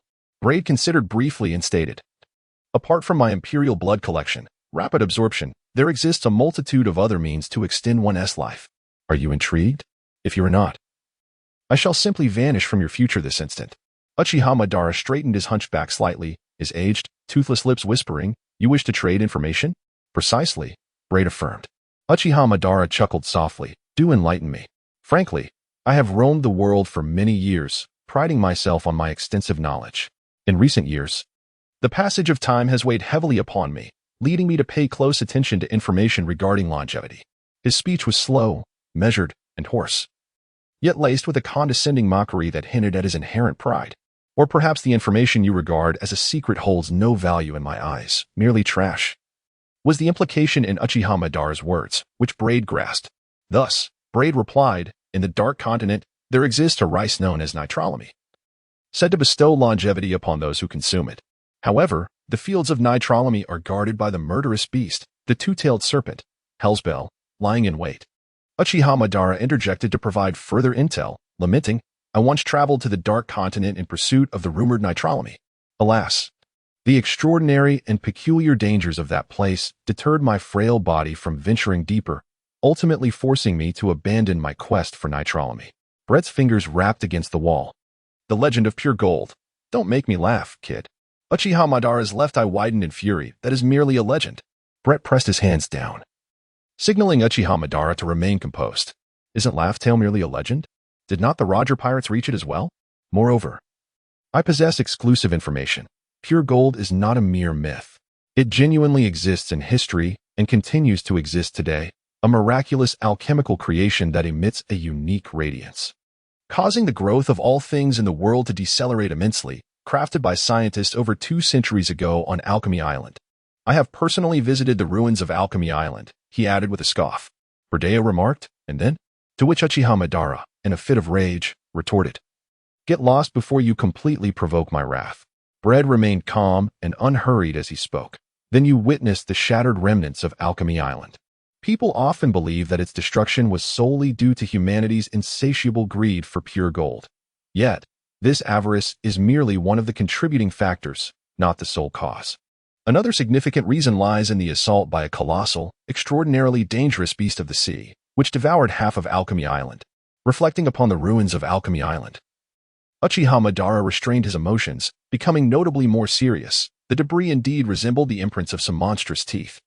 That immense and perilous creature was lured by the radiant allure of pure gold, subsequently consuming half of the island, with pure gold now residing within its belly. Bread mused with a hint of intrigue. I am well aware of the magnitude of this formidable beast, even possessing knowledge of its territory and the methods to entice it back into the light. So, Mr. Madara, does this pique your interest? What is it that you seek? Uchiha Madara fell silent for a moment before responding. Bread said, ninjutsu, jinjutsu, taijutsu. All the techniques you command are fueled by chakra. Little brat, do you not think you are being rather greedy? Uchiha Madara responded. Bread smirked and remarked, Madara Uchiha, life is indeed precious. Most of my techniques are designed to complement the Sharingan. Madara, perhaps weary, adjusted his posture and propped his chin on one hand, saying, Kid, after demanding my techniques, do you also wish to acquire the Sharingan? Blood shook his head. Even on a global scale, the Sharingan is widely recognized as an immense power. Its ability to discern movements and replicate an adversary's techniques evokes both reverence and desire. Particularly terrifying is its silent illusion, which can lethally ensnare its victims without a trace. Yet, this is merely a partial interpretation of its essence. I certainly wish to study the Sharingan, however. I am acutely aware that only those with profound emotions can unleash its full potential. Although I am not devoid of normal emotions like a monster, like his death, my emotional depth pales in comparison to that of an ordinary person, thus rendering the Sharingan ill-suited for me. Share with me the intelligence, and I shall offer you my techniques, Uchiha Madara declared. Bread wore a smile that was both enigmatic and teasing. First, grant me the technique, Mr. Uchiha. With all due respect, I am still in my youth. It is not I who should be in haste. Uchiha Madara responded with a swift motion, forming seals with languid precision, summoning a colossal scroll. Payment is exchanged for delivery, he declared. Breadwin extended his hand to open the door. Please retrieve the item for me. Lady Tamamo, he instructed, pointing to the scroll that Uchiha Madara's subordinate was pressing down. He whispered softly, later, I shall take you shopping, bye. After a moment of hesitation at the door, the usually sullen Tamamo's eyes sparkled with excitement, shaking off her previous discontent as she strode directly towards Uchiha Madara. The lanternfish, a colossal and exceedingly perilous beast, often roamed the ruins of Arkami Island, drawn to bright lights. Breadwin showed no hesitation. Suddenly, a crimson hue flickered in Uchiha Madara's left eye, revealing a blood-red pupil adorned with intricate patterns. Undoubtedly, it was the eternal Mangeki Sharingan. Eh? Tamamo interjected, blocking Uchiha Madara's gaze towards Breadwin, her eyes locking onto Madara's with intensity. The aura of the Sage of Six Paths? Who are you? Uchiha Madara, momentarily taken aback, retorted. Have you encountered the Sage of Six Paths? How rude. Human, you have yet to answer my question. Tamamo seized the scroll from Uchiha Madara, her displeasure evident as she scolded him. I care not who you are. You are likely just a descendant of that old man. I recall he had 2 troublesome sons. Uchiha Madara remarked. Tamamo muttered under her breath, her boldness astonishing Madara.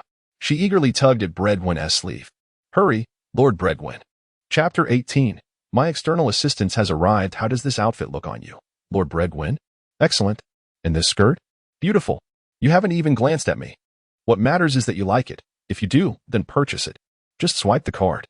This was not a scene of young lovers, but rather the whimsical antics of a fussy girl trying on various outfits in a brand-name clothing store. Evidently, even a creature of legend can suffer from the common dilemma of indecision when it comes to choices, and Tamamo, recognizing Breadwin as her benefactor, sought his opinion. However, Breadwin, engrossed in studying the ninjutsu scroll obtained from Uchiha Madara, was too preoccupied to pay her any heed, responding with impatience. Really? Tamamo cautiously probed. Braid fumbled in his pocket, asserting that he should have 50 million berries. Be quiet. Do not disturb me. Tamamo swiftly snatched away the bank card, fearing that Braid might change his mind. At present, Braid is preoccupied, diligently perusing the ninjutsu scrolls of Uchiha Madara, and at last, he discovers the technique he seeks, the Shadow Clone Jutsu. Indeed, the majority of techniques mastered by Uchiha Madara, powered by chakra, are unsealed ninjutsu that harmonize with his Sharingan. However, let us not forget that one of the abilities of the Sharingan is precisely to replicate the techniques of others. Each member of the Uchiha clan who awakens the Sharingan is, in essence, a brazen thief, a masterful expert in the art of acquisition. They adhere to a philosophy of appropriation and possess a common, yet clandestine obsession with collecting. Regardless of their practical utility, once they set their eyes upon a particular technique, they will replicate and document it. The long-lived and erudite Uchiha Madara stands as the consummate embodiment of this trait among them. Bled was even willing to believe that the ninjutsu scrolls he had perused and examined did not encompass all of Uchiha Ibito's repertoire. However, Braid incurs no losses. The price he pays is merely a fleeting glimpse of genuine intelligence, yet the rewards he reaps are monumental. The scrolls of jutsu belonging to Uchiha Ibito contain a plethora of techniques, with over a dozen A-rank ninjutsu and numerous S-rank and B-rank techniques, as well as countless mid- and low-level ninjutsu. Among them, the Shadow Clone technique holds unparalleled value in Braid's eyes, surpassing even the techniques chronicled in Uchiha Ibito scrolls. Although the Shadow Clone technique is classified as a mere B-rank ninjutsu and is a basic extension of the clone technique, it is distinguished by the fact that its clones possess physical form and independent consciousness, enabling them to utilize the full range of the caster's abilities. While their defensive capabilities fall short of the caster's, they do not dissipate unless subjected to a considerable degree of damage. Furthermore, any experiences they undergo during their existence are entirely relayed back to the caster. The so-called A-rank ninjutsu, the forbidden technique known as the multi-shadow clone technique, follows the same hand seal sequence as the shadow clone technique but extends it to create multiple clones. The reason this technique is classified as forbidden lies in its principle of evenly distributing the caster's chakra. Since most practitioners possess a limited chakra reserve, Dividing it among more than 2 clones results in a minuscule allocation of chakra, rendering both the caster and the clones vulnerable. Moreover, should a clone face significant damage, the experiences amassed during its existence, including memories, sensations of pain, and fatigue, are transmitted back to the caster, potentially inflicting severe physical and mental repercussions, thus endangering their life. Originally developed by the second Hokage of the Hidden Leaf Village in the Land of Fire, the shadow clone technique aimed to mitigate the losses endured by ninjas engaged in espionage by channeling the experiences back to the caster. However, Braid's intent is to leverage these experiences to enhance his training with amplified effects. My external assistance has arrived, Braid exclaimed with renewed vigor, then mused quietly to himself, logically. After the shadow clone technique was conceived, Uchiha Obito had long departed the Land of Fire. Did he frequently return? Perhaps he chanced upon a ninja employing the shadow clone technique. Very well, my lord, spoke Tamamonome, her voice faintly delicate, interrupting Braid's contemplation. Upon glancing up, he beheld her crystalline high heels, black thigh-high stockings, a short skirt, and a fitted blazer, though where had her tail gone? A mere illusion. She seemed to grasp the meaning behind Braid's gaze, spinning gracefully as she asked, "What do you think? Am I beautiful?" Braid pondered and inquired, "Lady Tamamonome?" Tamamonome raised an eyebrow. "Bradeo, what is puberty?" Tamamo turned to the waiter and inquired a couple of times, then realized and mocked, "It's the mating season. He. Brett, what is the lifelong virgin laughing about, never having experienced a season of desire?" In a private moment of derision towards Tamamonome, Brett inquired with a facade of politeness, "Have you finished shopping? Are you satisfied?" "Not at all." Tamamonome elongated her tone and replied, "I have only spent a mere 100,000 berries. And there's still plenty left on my card." Brett was feeling a throbbing headache as he pondered, "How about this? I could send someone to accompany you. She is a professional in the art of shopping, and I would rather not squander my time on tedious matters." "Whatever," Tamamo replied. Braid's lips twitched in exasperation as he remarked, "Once I have procured the magical arts, we shall promptly return to Peaceful Island." Yuzuho, without hesitation, interrupted him. Brett silently dialed his phone, for he needed to summon the triangular serpent spirit, Lilith. Thus, at the end of August, Lilith took over Brett's responsibilities. Without hesitation, Braid retreated into the office of the Hunter headquarters, experimenting with the technique of multiple shadow clones. Initially, he created 3 clones, one to attend to Netero's official duties, another to cultivate his haki, and a third to refine his nun, while Braid honed his ninjutsu. Gradually, he persistently tested his limits, increasing the number of shadow clones to 24. The pursuit of mastery can lead to obsession.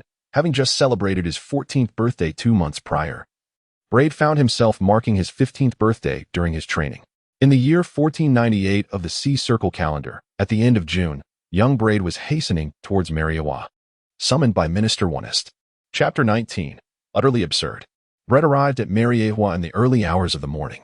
The meeting with Minister Onest did not take place at the Cipher Pole headquarters, but rather at the minister's private villa. The corpulent old man appeared rather unwell, likely suffering from elevated blood pressure, wrapped in what could barely be described as a snug nightgown, and supported by a maid from his household. He sank heavily onto the sofa in the reception room, causing it to creak under his weight. Minister Onest, feeling quite uncomfortable, lamented, "I urge you to return to the Holy Land promptly. Do listen, old man. You are driving me to the brink of exhaustion, you inconsiderate little rascals." To which Braid, brimming with vitality, responded, "What is it?" Your tone over the phone sounded rather urgent. "Roger," Minister Onest exclaimed, taking a sip of cool tea and shaking his head to regain clarity. "We have received intelligence regarding Roger." Brett's reaction was rather subdued. "Oh, and then?" "Following this, trouble ensued, as we have ample reason to suspect that the most malevolent lineage in history shall persist. Eyewitnesses have reported that Roger exhibited behavior reminiscent not of a pirate, but of a father.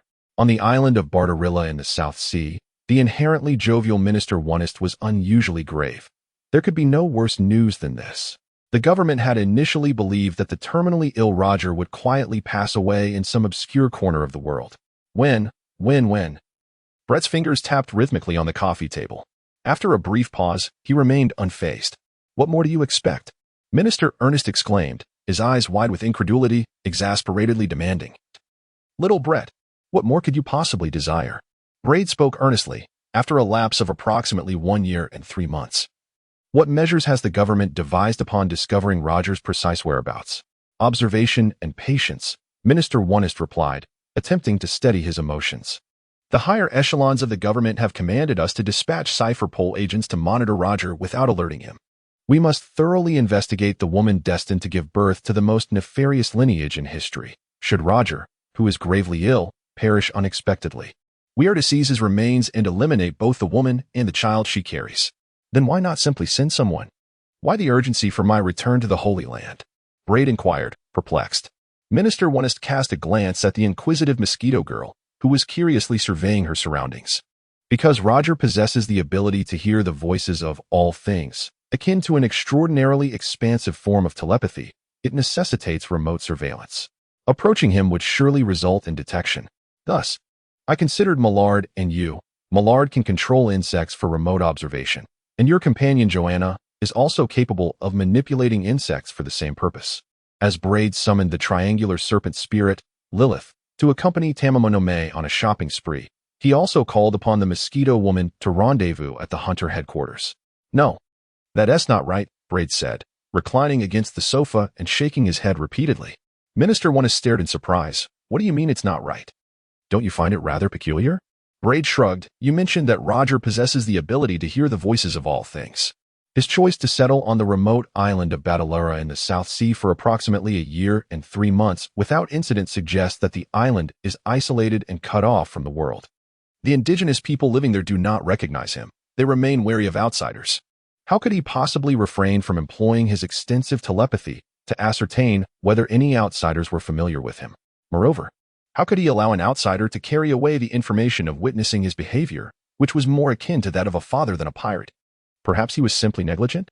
Or perhaps he was stricken by an illness, rendering him incapable of utilizing his ability to hear the voices of all things?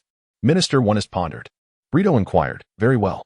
From which source did the initial news emerge regarding an individual who witnessed Roger exhibiting behavior more akin to that of a father than a pirate? Who precisely is this so-called individual? At this, Minister Wonist was left speechless. Brad raised a question. Has anyone witnessed Roger displaying behaviors that resemble those of a father rather than a pirate? I am uncertain about the definition of paternal behavior. But at the very least, one must consider that such behaviors, prior to the birth of a child, necessitate the cooperation of the mother, do they not? Was there no attention paid to Roger's partner, her height, weight, hair color, appearance, or any pertinent information regarding her pregnancy? Minister Wonist stepped up and paced the living room for a considerable time. The information had initially been obtained through the hunters' channels. However, those who have actually seen Roger exhibit fatherly behavior remain elusive. Minister Wonist stated gravely, particularly concerning is the fact that, as a member of Cipher Pole infiltrating the Hunter Association and occupying the vice presidency, you, who have been acting on behalf of Netero in the role of president, have received this information later than Cipher Pole. After a brief pause, Minister Wonist added, no relevant information regarding Roger's partner has come to light either. Brett remained silent. However, Roger truly was on the island of Badarila in the South Sea. The evidence stemmed from Millard, who was the first to venture to Badarila Island. Minister Wonist tugged at his hair, exclaiming, I cannot fathom this. It is a typical deception, 9 falsehoods for 1 truth. All that is needed is a plausible explanation to account for the absurdities. A faint smile graced Brett's lips. How intriguing. Minister Wonist replied with irritation. Intriguing? Do not overthink it, old officer, lest your blood pressure rise and you inadvertently meet your end. Brett jested. I shall journey to Badarila Island to uncover the truth. Minister Wonist retorted, good night. Brett sauntered away, heading towards the airship dock at Mariawa, his eyes glimmering with a peculiar sense of foreboding. He sensed that the dying pirate king was putting on a performance, while the world government naively believed that Roger, presumed to be terminally ill, would quietly succumb in some obscure corner of the world. How naive! Can a compliant pirate truly be called a pirate? Well, it matters not. I shall quietly observe, satisfying my curiosity. And then a new era shall dawn, an era that will ultimately belong to me. Chapter 20. A woman bound to perish in the embrace of another woman's South Sea. Near Badarila Island lies Rast Island. Like Badarila, Rast Island enjoys a temperate spring-like climate, with gentle sunshine year-round and the melodious chorus of birds and blooming flowers in every season. It is indeed an ideal sanctuary for rest and recuperation. Although Rast Island serves as a trade center and hub for the surrounding islands, it is somewhat noisier than its neighbors. Nonetheless, Its material wealth far exceeds that of remote, impoverished regions. Ah, Lord Millard, I cannot take it anymore. What do you think, sweetheart? Am I not correct? Indeed. Lord Millard had not anticipated that girls could also find such comfort in each other's company. In a seaside residence's living room, Brett reclined on the sofa with a subtle expression, while the sounds of passionate moans and gasps emanated from the bedroom, accompanied by the collision of bodies. Clearly, in addition to his task of remotely surveilling the Pirate King on Battery Island, Millard had evolved into a skilled seducer, unabashedly indulging in pleasure on Rast Island. Having lured yet another young girl, or perhaps a married woman, into a scandalous daytime escapade, orchestrating a scene reminiscent of blooming lilies. Listening closely, Brett noted that the bedroom's fervor was nearing its conclusion, and he silently breathed a sigh of relief. Then, Kira, Dora, are you still hiding in the wardrobe to spy? I have yet to fully enjoy myself. Eh? Do not worry, they are my mates. Let us all play together. Trust me, you shall find even greater delight. Brett, overwhelmed by a malevolent aura, could no longer endure. Suddenly, with a creak, the door swung open. Cease your antics. Do not frighten my dear, little Brett. Millard, unabashed, presented her alluringly voluptuous figure, her tone laced with innuendo. Or perhaps I should reiterate, if you are willing to embrace femininity, I would gladly welcome you among us. You are the only one whose identity as a man I do not mind, the one I yearn to possess. Bretto stared at Millard with an indifferent gaze, scoffing. Perhaps my standards are too high? In any case, I find you rather mediocre and have no interest. Mediocre? Millard, in his usual languid manner, responded with surprising candor. Yet I am quite alluring. Brett, put on your damn clothes. Let us negotiate the task details. Brett frowned. Millard, with a playful smile, leaned closer to Brett, taking a seat opposite him, and boasted, Where is Joanna? She is also a target I hold in high regard. She is collecting mosquitoes, controlling them to investigate the island of Batterila. Brett interrupted Millard, his gaze transcending her, locking onto the eyes of two young maidens peering through the bedroom doorframe. They were both youthful and attractive, adorned with white hairbands signifying their status as maids. Strangely, despite being two individuals, they possessed a total of 6 arms.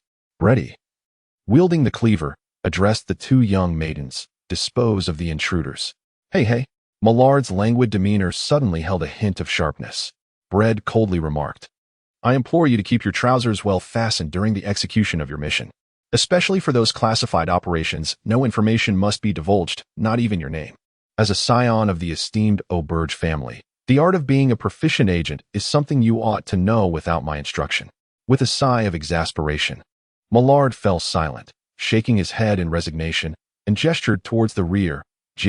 Dora, heed his words. With a thud, he seemed to surrender to despair, reclining despondently. His elegant form sprawled out in a display of muted melancholy. Brett remained indifferent. Will you not offer me any comfort? I have sacrificed my beloved little sweetheart for you. Millard lamented, brimming with theatricality. Brett nonchalantly remarked, It's not for me, it's for the mission. The insufferable, naive young man, utterly oblivious to the subtleties of romance. Millard, in a fit of agitation, sprang up, dressing and adorning herself while muttering, I've done all this. What more do you want from me? Can't you just leap forward and seize me, imagining I am your ideal? Surely, I could close my eyes and envision you in women's attire. How frustrating. Clumsy. Dense. You fool. What is the situation with One Piece? Have you found a woman bearing the most diabolical lineage in history? Brett deftly shifted the topic. Millard, now serious, replied, My informants have scoured Bartailora Island, and there is nothing. I can scarcely believe it myself. Since my journey to Bartailora Island began, rumors have circulated that someone witnessed Roger behaving not like a pirate, but like a father. The only thing lacking from our cipher pole is the address. Brett pondered deeply. Do you not find something amiss, Millard? After a moment of serious reflection, Millard responded, Not at all.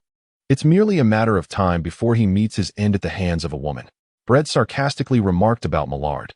Without delving into the details of the information regarding the eyewitness account of Roger's fatherly conduct, instead questioning, Have you discovered anything noteworthy or unusual on Bartailora Island? Millard blinked. There are several village maidens on Bartailora Island who are quite lovely. If it weren't for the fear of Roger discovering my intentions, I could hardly contain myself. Brett countered. Are you a Chihuahua turned human? A brief silence ensued. We truly do not get along. I bid you farewell. Brett rose to leave. Millard, with a cheeky grin, quipped, How can you know we do not fit together if you do not engage physically, little Bread? As Bread disappeared, Millard quickly turned, exclaiming, "You haven't truly dealt with my sweet darling, have you?" Knocked him out. Well done. With a giggle, she strolled alone, and after regaining his composure, Bread realized that Millard's frivolity was merely a ploy to hasten his departure, so she could pursue her own desires. An insatiable, lustful beast, crude and lascivious. Bread expressed his condemnation. Chapter 21. The Pirate King surrenders. The illustrious Pirate King, Joel D.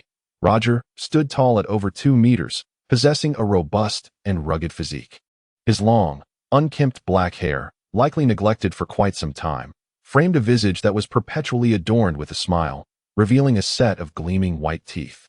The waves of his mustache would tremble with every shift of his expression, although he lacked proficiency in farming. He excelled in fishing and even demonstrated his prowess by slaying a near-sea beast that had plagued the island of Badarilla for years, thus making a significant contribution to the island's fishing industry. Consequently, the indigenous people of Badarilla soon embraced this boisterous and jovial outsider, eager to assist him in building his abode and inviting him to share meals in their homes. For several consecutive days, through the control of the Mosquito Girl, Brett meticulously explored the island of Badarilla via swarms of mosquitoes, gaining a clearer understanding of Roger's life there. A cursory analysis of Roger's existence on the island led Brett to believe it aligned with the widely circulated perceptions of Roger's character: vibrant, lively, and restless, even in the guise of a fisherman. However, an enigma remained. Brett could not find Port-Ghast's Ace, despite his detailed description of Ace's features to the Mosquito Girl. She diligently commanded her vast swarms to scour every nook and cranny of Badarilla. Port-Ghast's Ace was undoubtedly not a native of Badarilla, yet he was likely not far from the island at this moment. Roger had not resided in Badarilla for long, certainly not opting for settlement immediately after disbanding the Roger Pirates.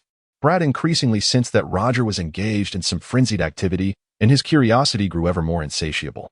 Thus, Brad, in his capacity as the Vice President of the Hunter Association and the Chairman of the Hunter Association Coordination Committee, commanded his affiliated hunters to thoroughly investigate the origins of the intelligence regarding Roger that had initially circulated from the hunters to Cypher Paul. He harbored suspicions regarding the former president of the West Sea branch of the Hunter Association, known as the 12 Branches, an intelligence hunter who now possessed an independent network of resources within the underworld, the information broker Shakyak. Brett estimates that it has been approximately 1 year and 3 months since the dissolution of the Roger Pirates. During this period, the first mate, Silvers Rayleigh, has likely forged a connection with Shaki. This leads to a reasonable inference that before settling on the island of Badarilla to execute certain plans, Roger conferred with his most trusted first mate, discussing matters and conveniently requesting Shaki for a small favor. Braid subsequently instructed Mosquito Girl to expand the search radius for Port-Ghast's Rouge, undeterred by the passage of time, meticulously scouring each nearby island. Indeed, the gentlewoman with blonde hair and freckled face emerged. Intriguingly, the location where Port-Ghast's Rouge concealed herself was none other than the place that Braid and Millard had been remotely monitoring, Roger's hideaway on Lizard Island. It is easy to surmise that Roger had orchestrated Port-Ghast's Rouge's concealment on Lizard Island, as it serves as a bustling trade center and transport hub surrounded by numerous islands, making it an ideal refuge. Furthermore, with the knowledge that Roger would eventually surrender to the Navy to usher in a new era, Braid engaged in reverse reasoning. Head-throbbing, Braid still found himself perplexed by Roger's erratic maneuvers, although he had grasped a fragment of the puzzle. Regrettably, Braid's attempts to unravel the mystery were cut short. On July 1st, Roger set sail, bidding farewell to Lizard Island. Indeed, it was a farewell, as his small vessel was stocked with ample provisions, clearly indicating his intention for a long voyage. Bang, bang, bang. Braid, having relinquished his ability to enhance his physical form, retained only the power of shadow clones.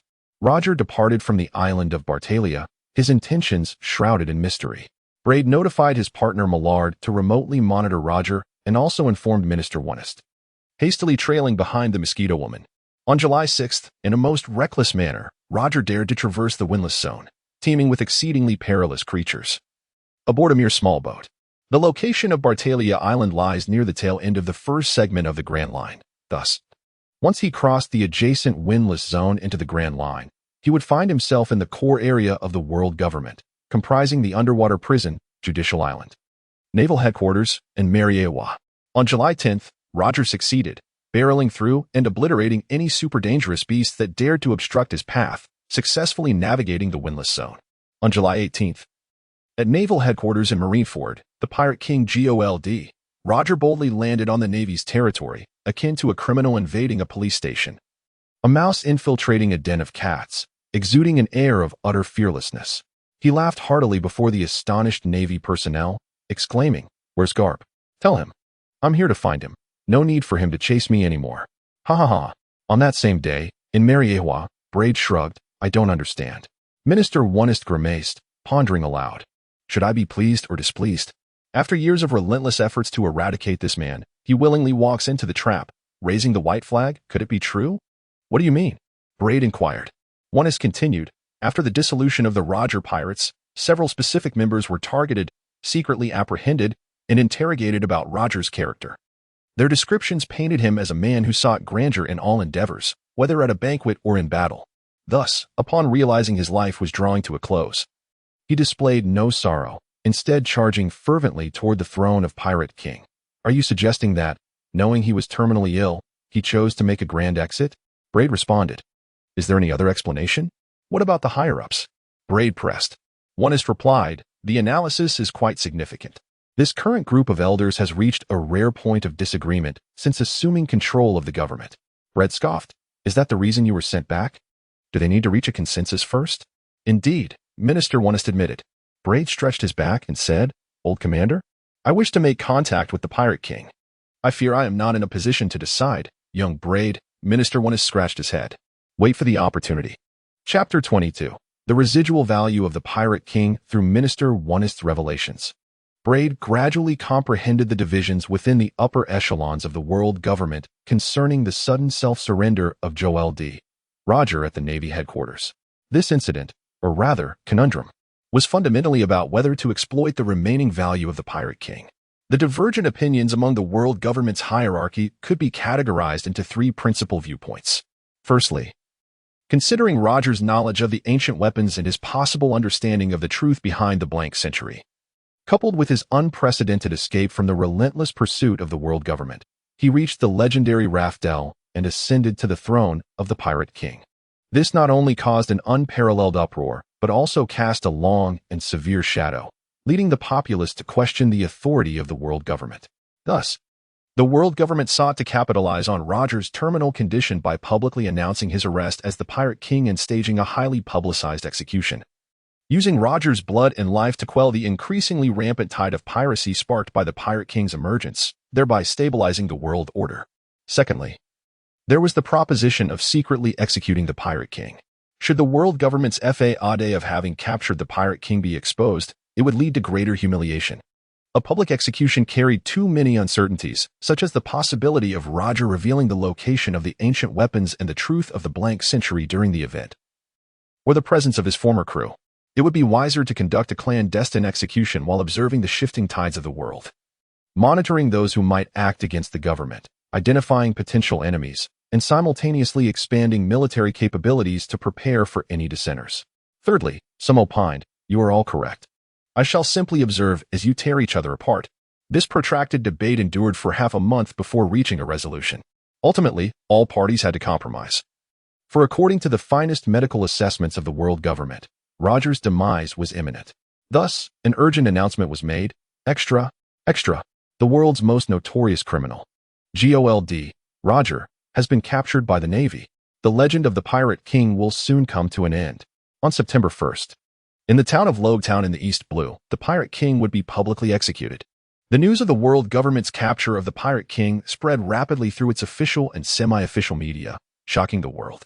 Meanwhile, in Minister Onest's office, he remarked, Did you not wish to witness the Pirate King?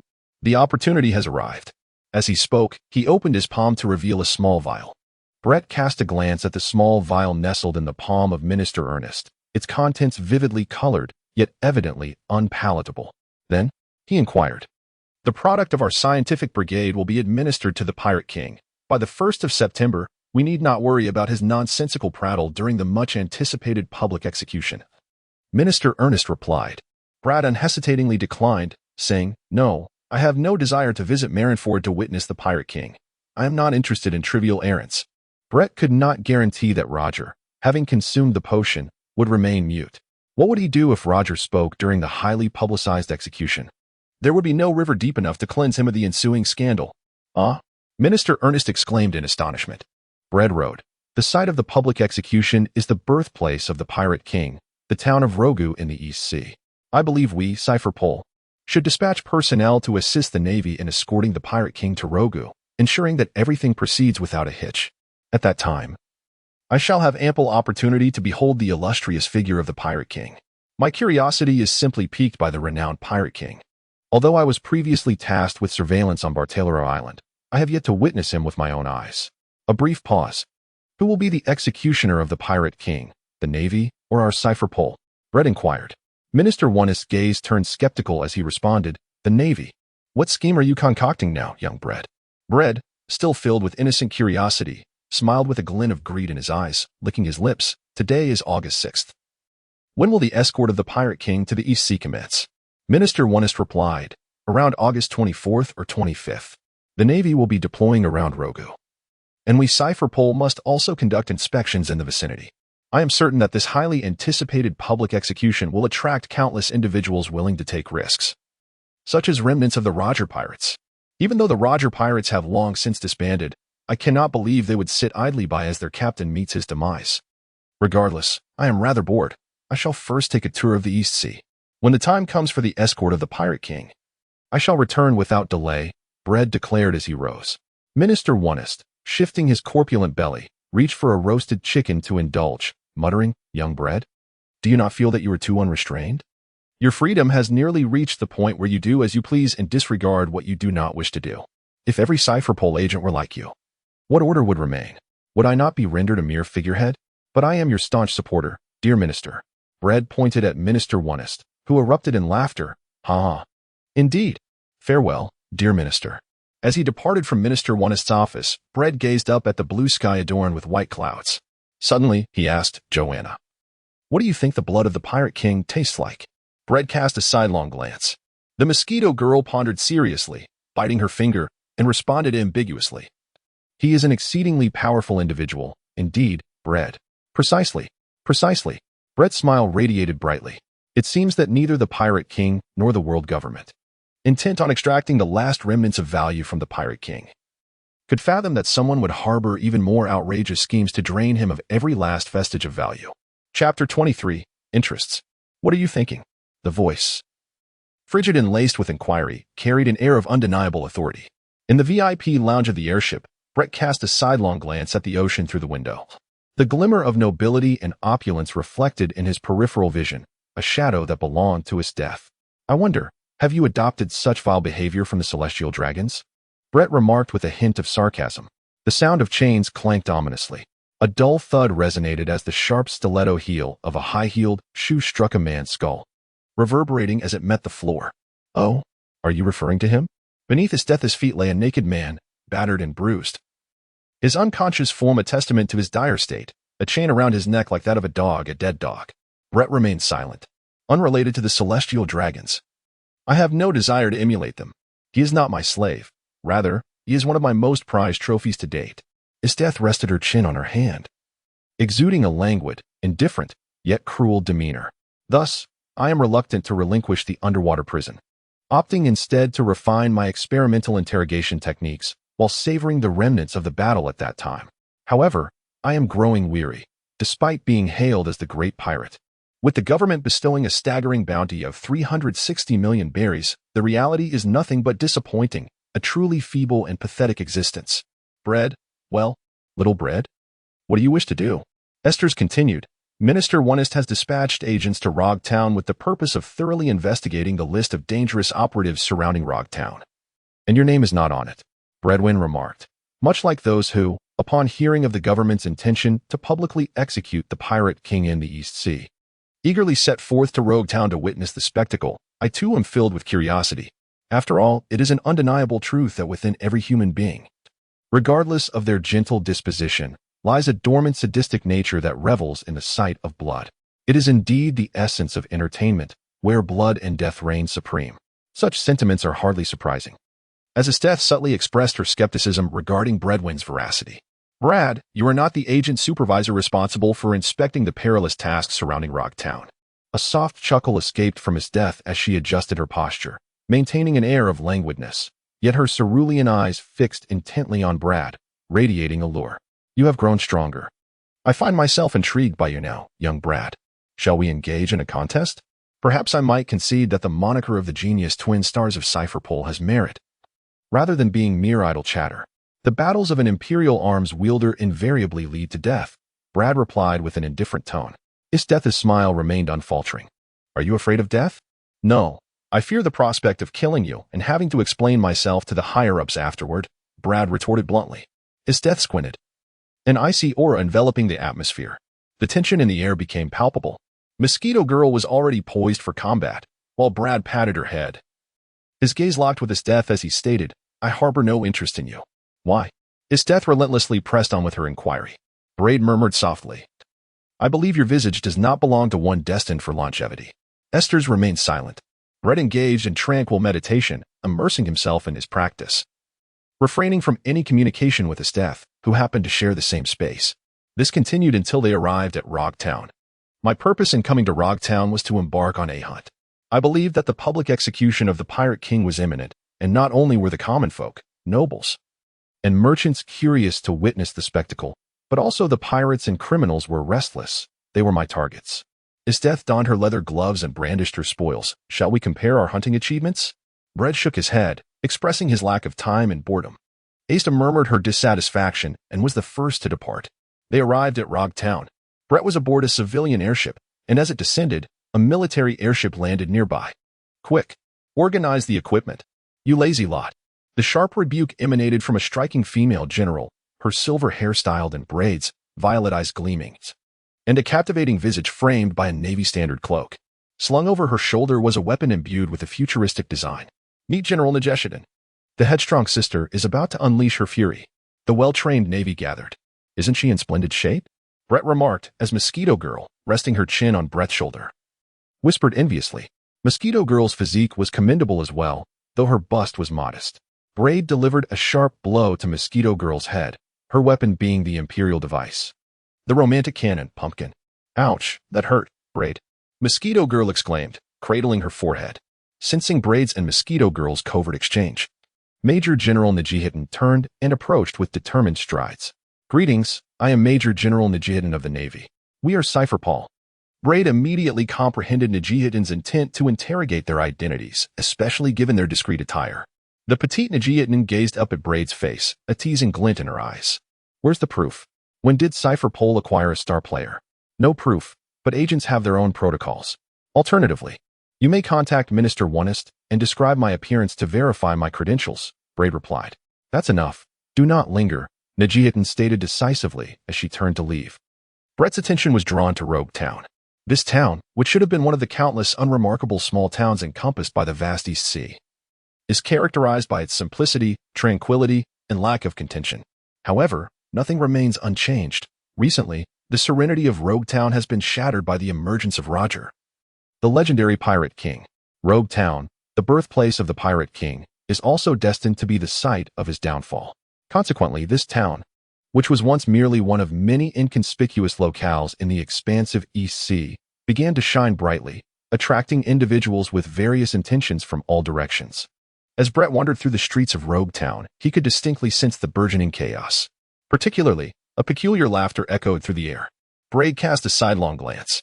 Chapter 24. The Hot-Blooded Fool, Hero of the West Sea. Ha ha ha, how amusing. Captain. Oh no. My stomach hurts. A secluded tavern had been reserved, and within it, a raucous group of rugged sailors, reeking of fish and evidently seasoned by years spent at sea, laughed boisterously.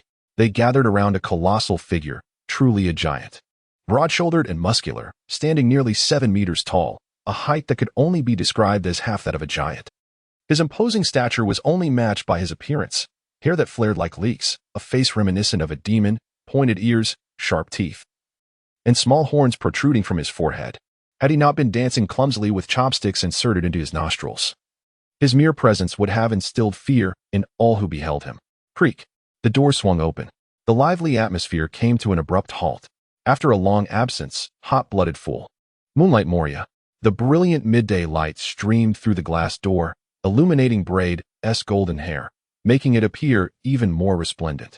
His features became vaguely indistinct, shrouded in a dreamlike haze. No, should I now address you as Captain Moria or Hero of the West Sea? Braid once crossed paths with Moria. Years ago, he was active in the West Sea, aspiring to attain the esteemed rank of a 2-star hunter and to secure his position among the 12. Ultimately, he aimed to establish the Hunter Association's Coordination Committee. During his fervent campaign to apprehend pirates and criminals, he encountered Moria, who, at that time, was not yet a pirate but had already gained a modest reputation as an adventurer in the West Sea. The encounter was far from pleasant.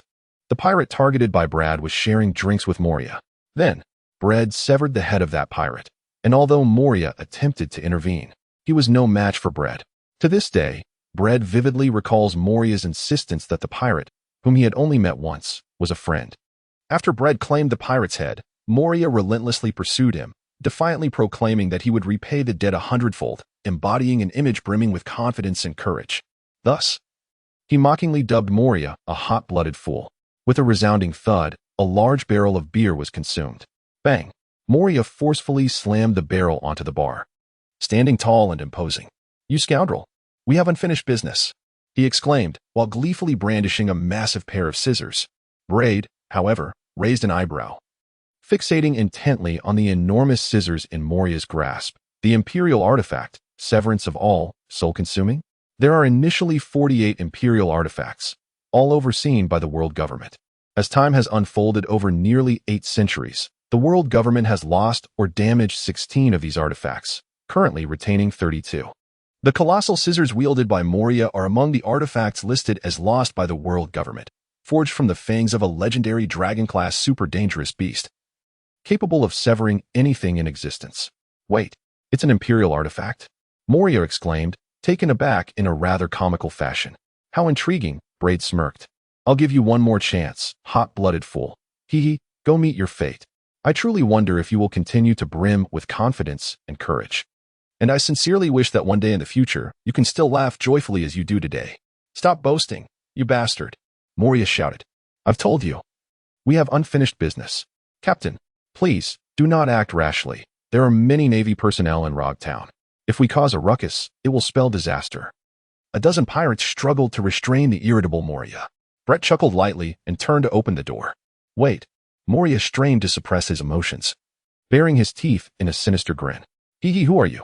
Braid slightly turned his face. "Braid Hyman, no need to remember too deeply. I believe we will have ample opportunities to interact. On the street, I originally intended to take him down and test my abilities," Braid remarked to Mosquito Girl. "What a pity." Mosquito Girl tilted her head to the left and then to the right, quipping, "Joanna can sense that Braid's stomach is brewing trouble. Hey. Anyone can say that about me, but you, Joanna, are the only exception," Braid lamented, raising his hands in resignation. Mosquito Girl rolled her eyes skyward, ignoring Braid. Suddenly, she nudged him with her elbow and exclaimed, "Hey, Braid, is there a big bird up there, or is it a person?" Braid looked up, and there was a vibrant shade of fuchsia soaring through the sky. He recognized her. The Mosquito Woman exclaimed, bewildered, while Joanna had no recollection of her. Braid mused, "Mary Joa, Panga City, it has been quite some time," ignoring him, for he was merely a nuisance. As he wandered through Rogue Town, Braid surveyed his surroundings, primarily focusing on the layout of the town, the precise location of public executions, and the route for escorting the Pirate King to the guillotine.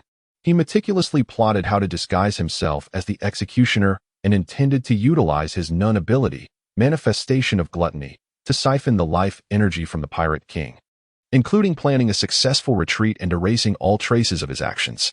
Braid's mind raced incessantly. The sharp click of high heels echoed against the stone pavement.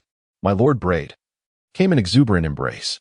Upon hearing the title, Braid relaxed his clenched fists, initially suspecting that his death intended to launch a surprise attack, perhaps seeking to deliver a retaliatory blow for his curse, branding her a harbinger of misfortune. Tamamo Nome smiled alluringly, even with a hint of flattery. "My Lord Braid? I find myself devoid of funds." Braid responded with a frustrated exclamation. The triangular-faced serpent spirit, Lilith, also greeted him, her form adorned with numerous boxes and bags. Having toiled as Taemamonome's assistant for nearly a year, Bread sighed, "You have worked hard, Lilith. I grant you a month's vacation, along with a bonus of 2 million berries." "Thank you, Lord Bread," Lilith replied, rejuvenated and brimming with enthusiasm. "I am still ready to accompany you on your outings, Taemamonome." "Brett, what brings you to Rogue Town?" he inquired, a hint of frustration evident as he rummaged through his wallet. Taemamonome replied nonchalantly, "Just here to observe the spectacle." With a serious demeanor, Brett placed his bank card firmly in Taemamonome's palm and stated, "Madam Taemamonome, once the sum of 5 million berries is spent, should you fail to uphold our agreement, we shall part ways. You may return to your peaceful island, and I shall have no objections." Taemamonome interjected, solemnly pressing her fingers together in a gesture of oath.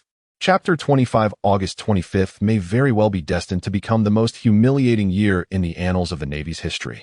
On July 18th, despite countless large-scale military operations orchestrated by the Navy to pursue and eradicate him, they could only watch in disbelief as Joel D. Roger, the man who ascended to the throne of the Pirate King, unexpectedly arrived at their headquarters in a small boat. Rather than viewing this as an act of surrender, it was more fitting to regard it as mockery, a scornful taunt directed at the Navy's impotence. What could be more ironic than this? The criminal, who eludes capture despite the relentless efforts of law enforcement, grows weary of the chase and, bored, presents himself before his pursuers, brazenly inviting them to seize him. Tragically, the enforcers must then conceal the truth and shamelessly proclaim to the public, "Yes, we apprehended him," thus trampling their own honor beyond redemption. Then came August 25th. The weather was bleak, clouds shrouded the sky, and occasional flashes of lightning danced as the rain fell relentlessly. A sharp, buzzing alarm resonated throughout Marineford. "Intruders!" The thunderous sounds of explosions mingled with piercing screams. It is hard to believe that the most formidable armed force in the world, the Navy's headquarters, its very core, faced a terrorist attack for the first time in history.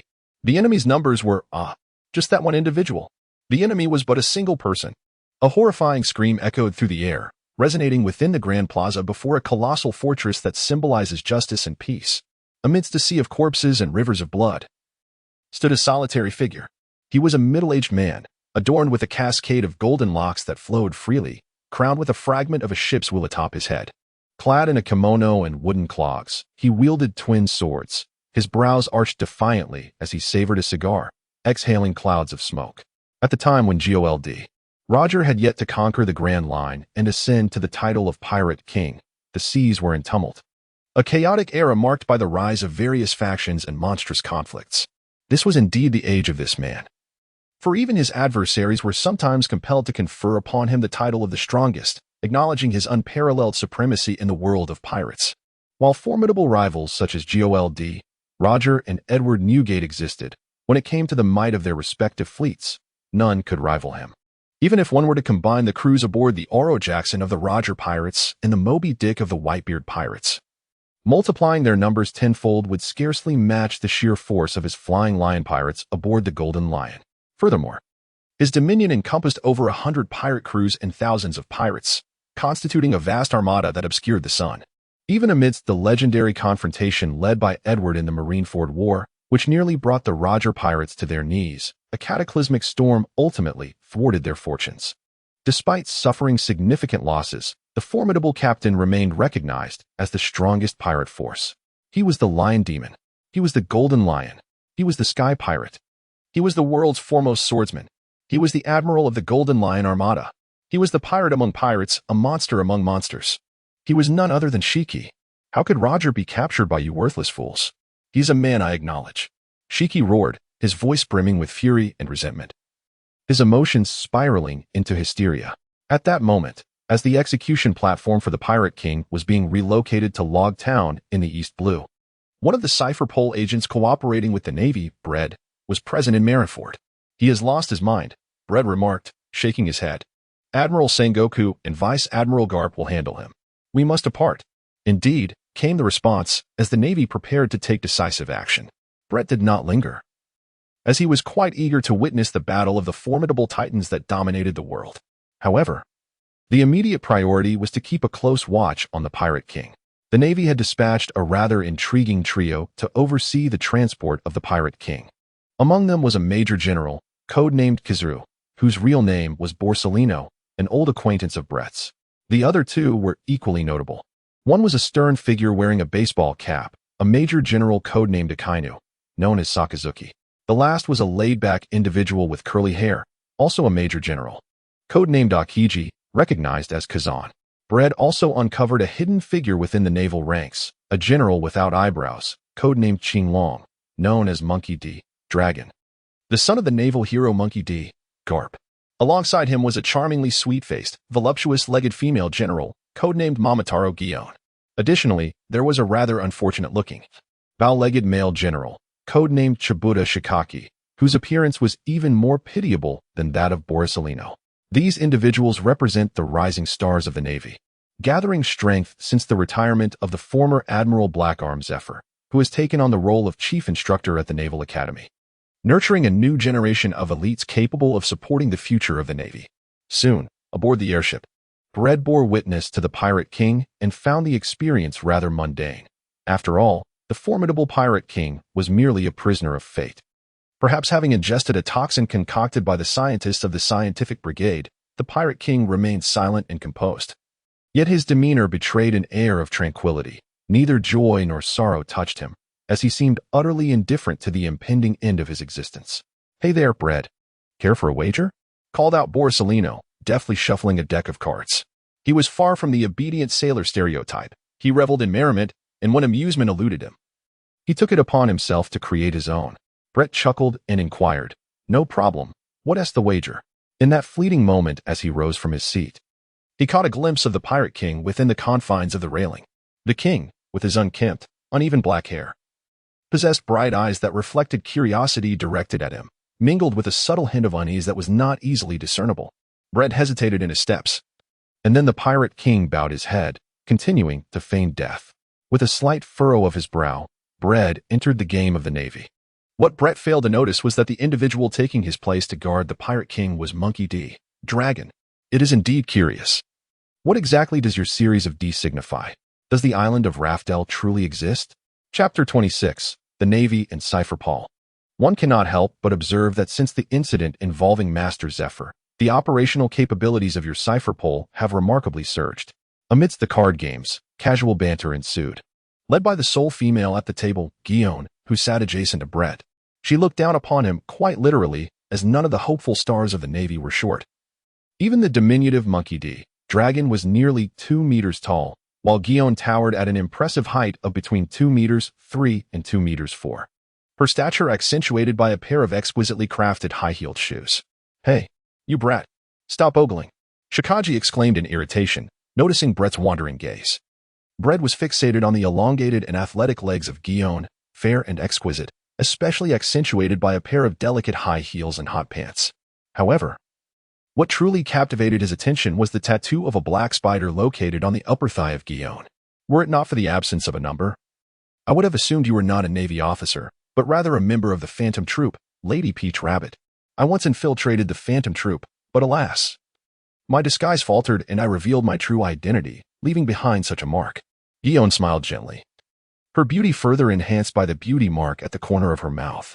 "Last time at the West Sea, I thought I could follow Teacher Zephyr to eliminate the barbarian bones, but you resolved it single-handedly, leaving us with a fruitless journey. You were too slow?" Brett tossed his cards aside, feeling out of luck. "So Cypher Pole's operational capabilities have suddenly surged? Is that what you refer to?" Gion, while inspecting her cards, replied, "No. It's you who surprisingly infiltrated the upper echelons of the Hunter Association, serving as the vice president of the 12 Zodiacs." Kazan, still half asleep, was taken aback. Borsalino chuckled, "My apologies. I didn't realize young Brett was a person of such stature. You seem to have quite an array of interests." Brett, unsure if it was mockery, replied nonchalantly. Gion maintained her smile. "What can I say? Such experiences shape a person.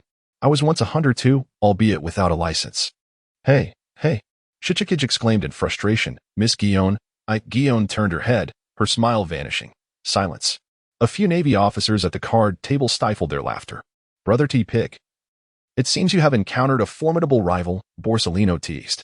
"Look at our young Brett, the ace agent of Cypher Pole, vice president of the Hunter Association's 12 Zodiacs. Clearly a prodigy with a bright future. And that appearance. Handsome, to say the least. Brother T-Pig, your situation appears rather dire. Gion added with a subtle jab. I must reiterate, Shichikage, that any aspect of you will forever be outside my criteria for a partner.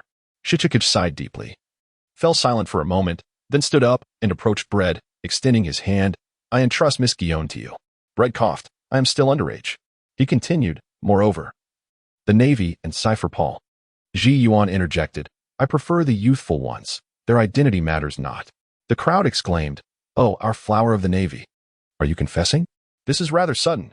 Laughter ensued. Ji Yuan calmly revealed her cards, adopting a gambler's demeanor. I win. Pay up. Pay up. Don't even think about defaulting. Be wary of Maijin Pira. The atmosphere lightened considerably. After all, the divide between the Navy and Cypher Pole was quite substantial, leading to increasingly open conversations as they bantered about various topics. As the card game approached its conclusion, someone asked, Since you're mingling with us, doesn't he your colleague mind, Bread? Kazan once again steered the conversation back to the Navy and Cypher Paul. Brett spoke succinctly. I report directly to Minister Onest. Then, shifting the subject, he inquired, Do your colleagues mind your association with me? They should have no objections. Palasolino mumbled ambiguously.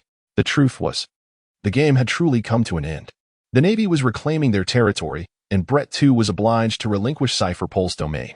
Minister Onest dispatched agents to escort the Pirate King, who were unfamiliar to Brett. He knew nothing of their appearance, save for the fact that both were men concealed behind masks.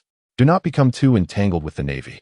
Served as both a reminder and a caution regarding Cypher Pole's responsibilities, both externally and internally. Brett squinted.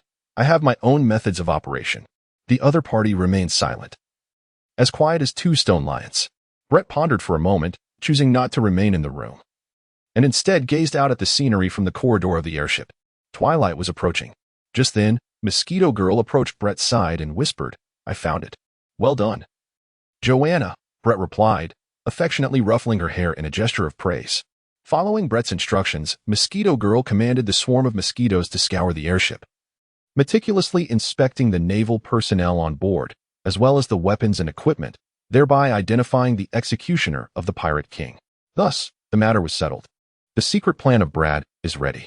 As the journey reaches its halfway point, Brad learns from the Navy that the notorious pirate, Golden Lion, who dared to invade the Navy's stronghold at Marine Ford, has been subdued by Admiral Sengoku and Vice Admiral Garp, and subsequently cast into the depths of the underwater prison. The Navy has paid a hefty price for this victory, with nearly half of Marine Ford in ruins and casualties numbering in the hundreds, if not thousands. Suddenly, Brad faintly comprehended the enigmatic maneuvers of the Pirate King and what they truly entailed. He patiently awaited his turn to guard the Pirate King. The pinnacle of observation hockey allows one to foresee fleeting moments of the future. However, there exist rare anomalies capable of glimpsing further ahead. Brett's gaze was piercing. GOLD. Roger? How far into the future can you truly see? The sound of clashing iron chains echoed. Roger lifted his head, locking eyes with Brett. Your surrender, I surmise, is not merely a grand gesture before your demise, Brett asserted with unwavering confidence. The revelation of your child's existence is also part of your cunning strategy, is it not? Roger smiled without uttering a word. Have you heard of the Golden Lion boldly storming the Marine headquarters? Brett continued. I suspect his reckless actions were not within your calculations. Chapter 27. The hidden game. The Pirate King remained silent. Perhaps the toxins developed by the World Government's Scientific Division had indeed ravaged his vocal cords. Or perhaps his inherently capricious nature had led him to embrace silence as wisdom when confronted with a momentous choice in life. Regardless, he remained mute, gazing quietly through the narrow window at the azure sky and white clouds, occasionally inhaling deeply, revealing that he was savoring the dwindling moments of his existence. Brett ceased his inquiries, driven by an overwhelming curiosity and impulsiveness, seeking communication with the Pirate King despite the futility of his quest. Numerous intricate details remained unconnected in his mind.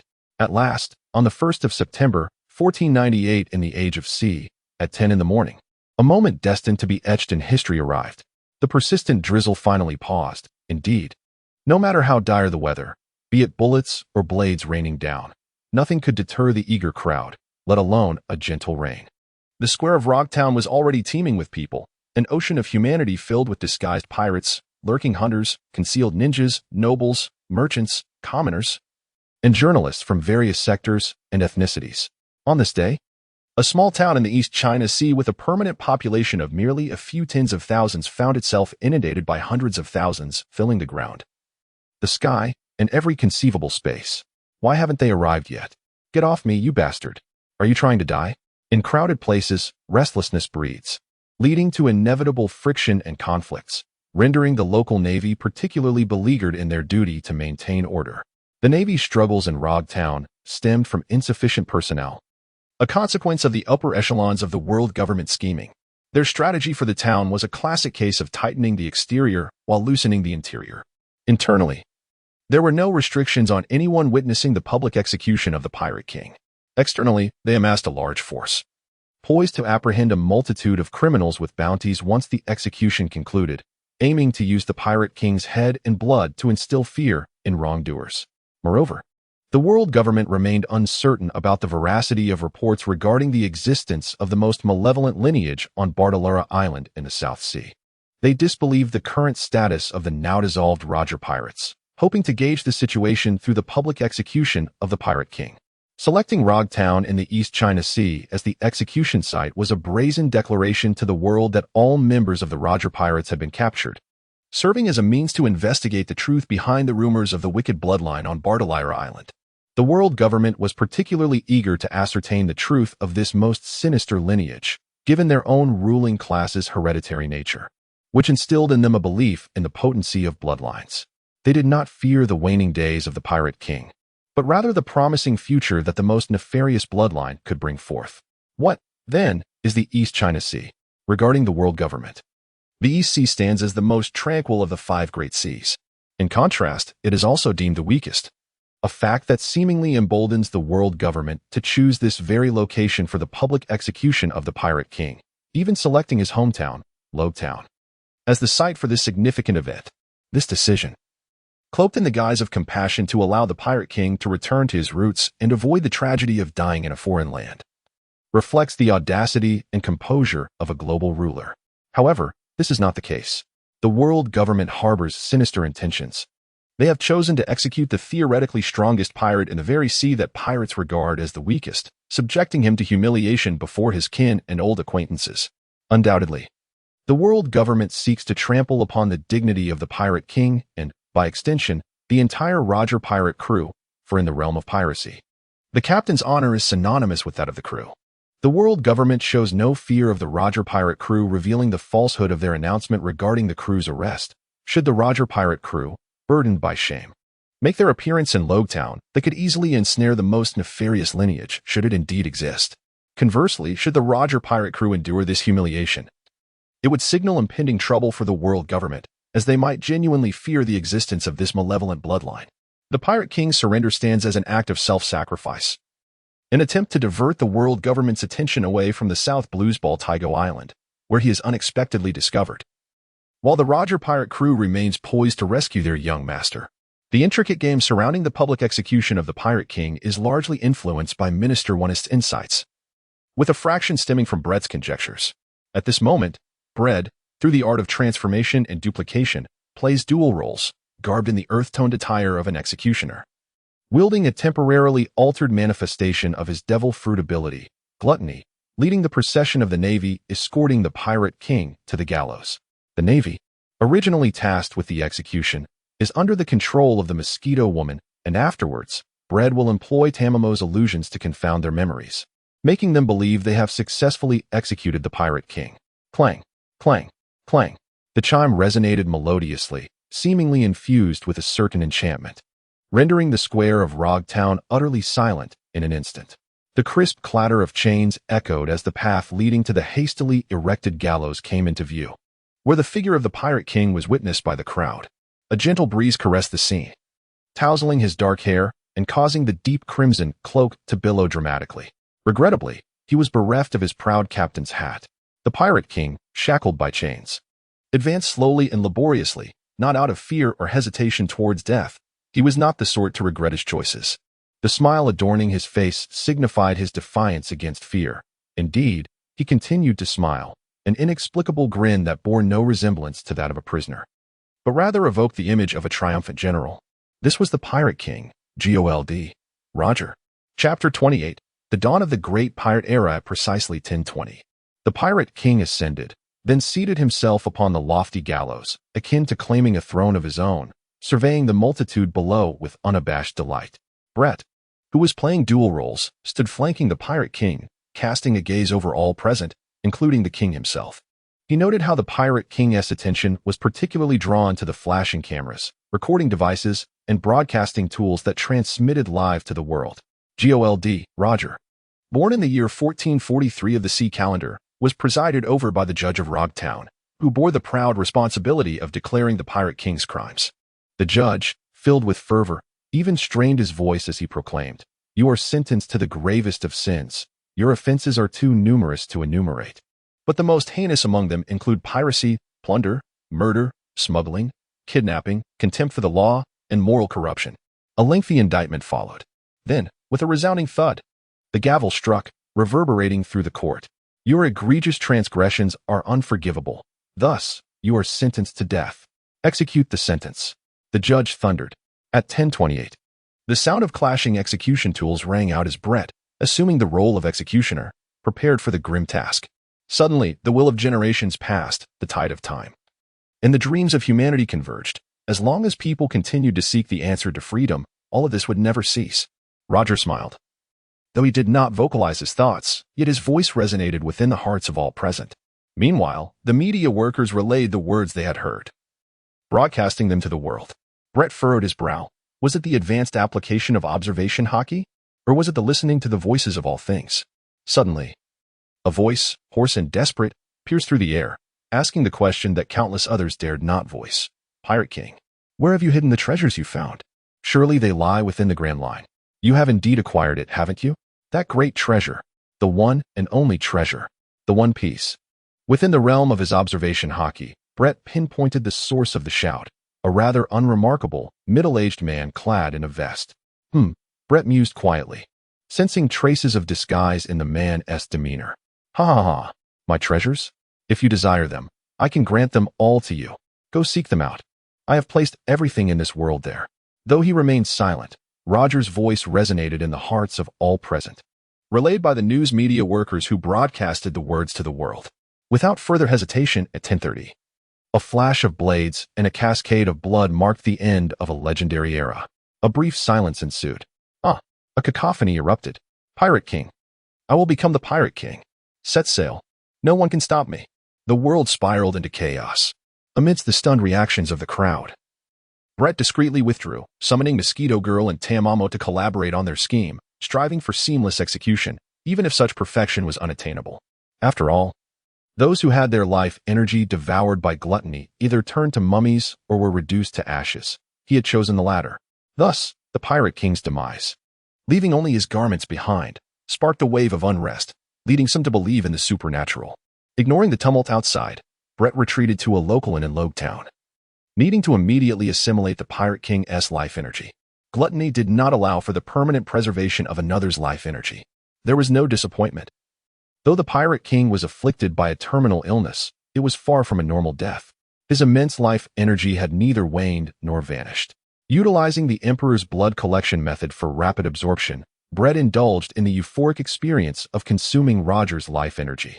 It was exquisite, rich, surpassing even that of the Phantom Troop's leader, Shalilia. The sensations on a mental level were indescribable, yet physically, Brett felt acutely aware of his muscles, bones, meridians, and cells all strengthening, expanding, and striving to accept and integrate the Pirate King's life energy as his own. Braid firmly believes that even though the process of assimilating the life energy of the Pirate King will be fraught with considerable wastage, it will undoubtedly herald a qualitative leap in his strength.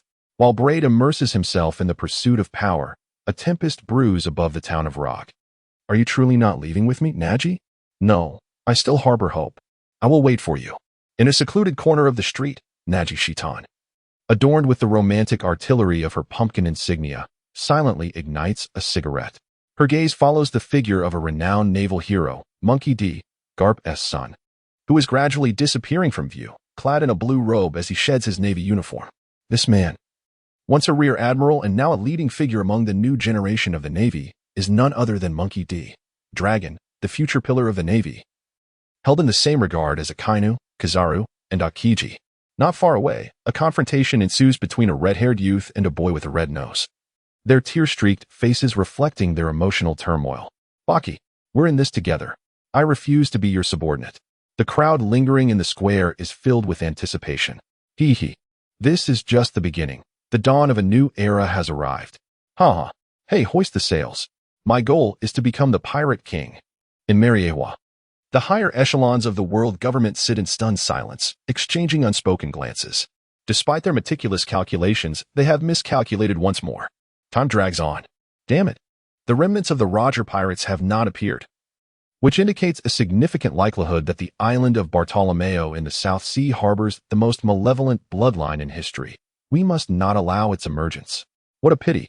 Roger's surrender and the capture of Golden Lion have left only Whitebeard among the three great pirates, who is now at his weakest. We have no time to discuss the New World. We must address the pressing reality. The World Conference is due to convene this year. The focus will be on military funding and the implementation of the Warlords of the Sea Plan. Chapter 29, Aftershock Set Sail, Little Ones.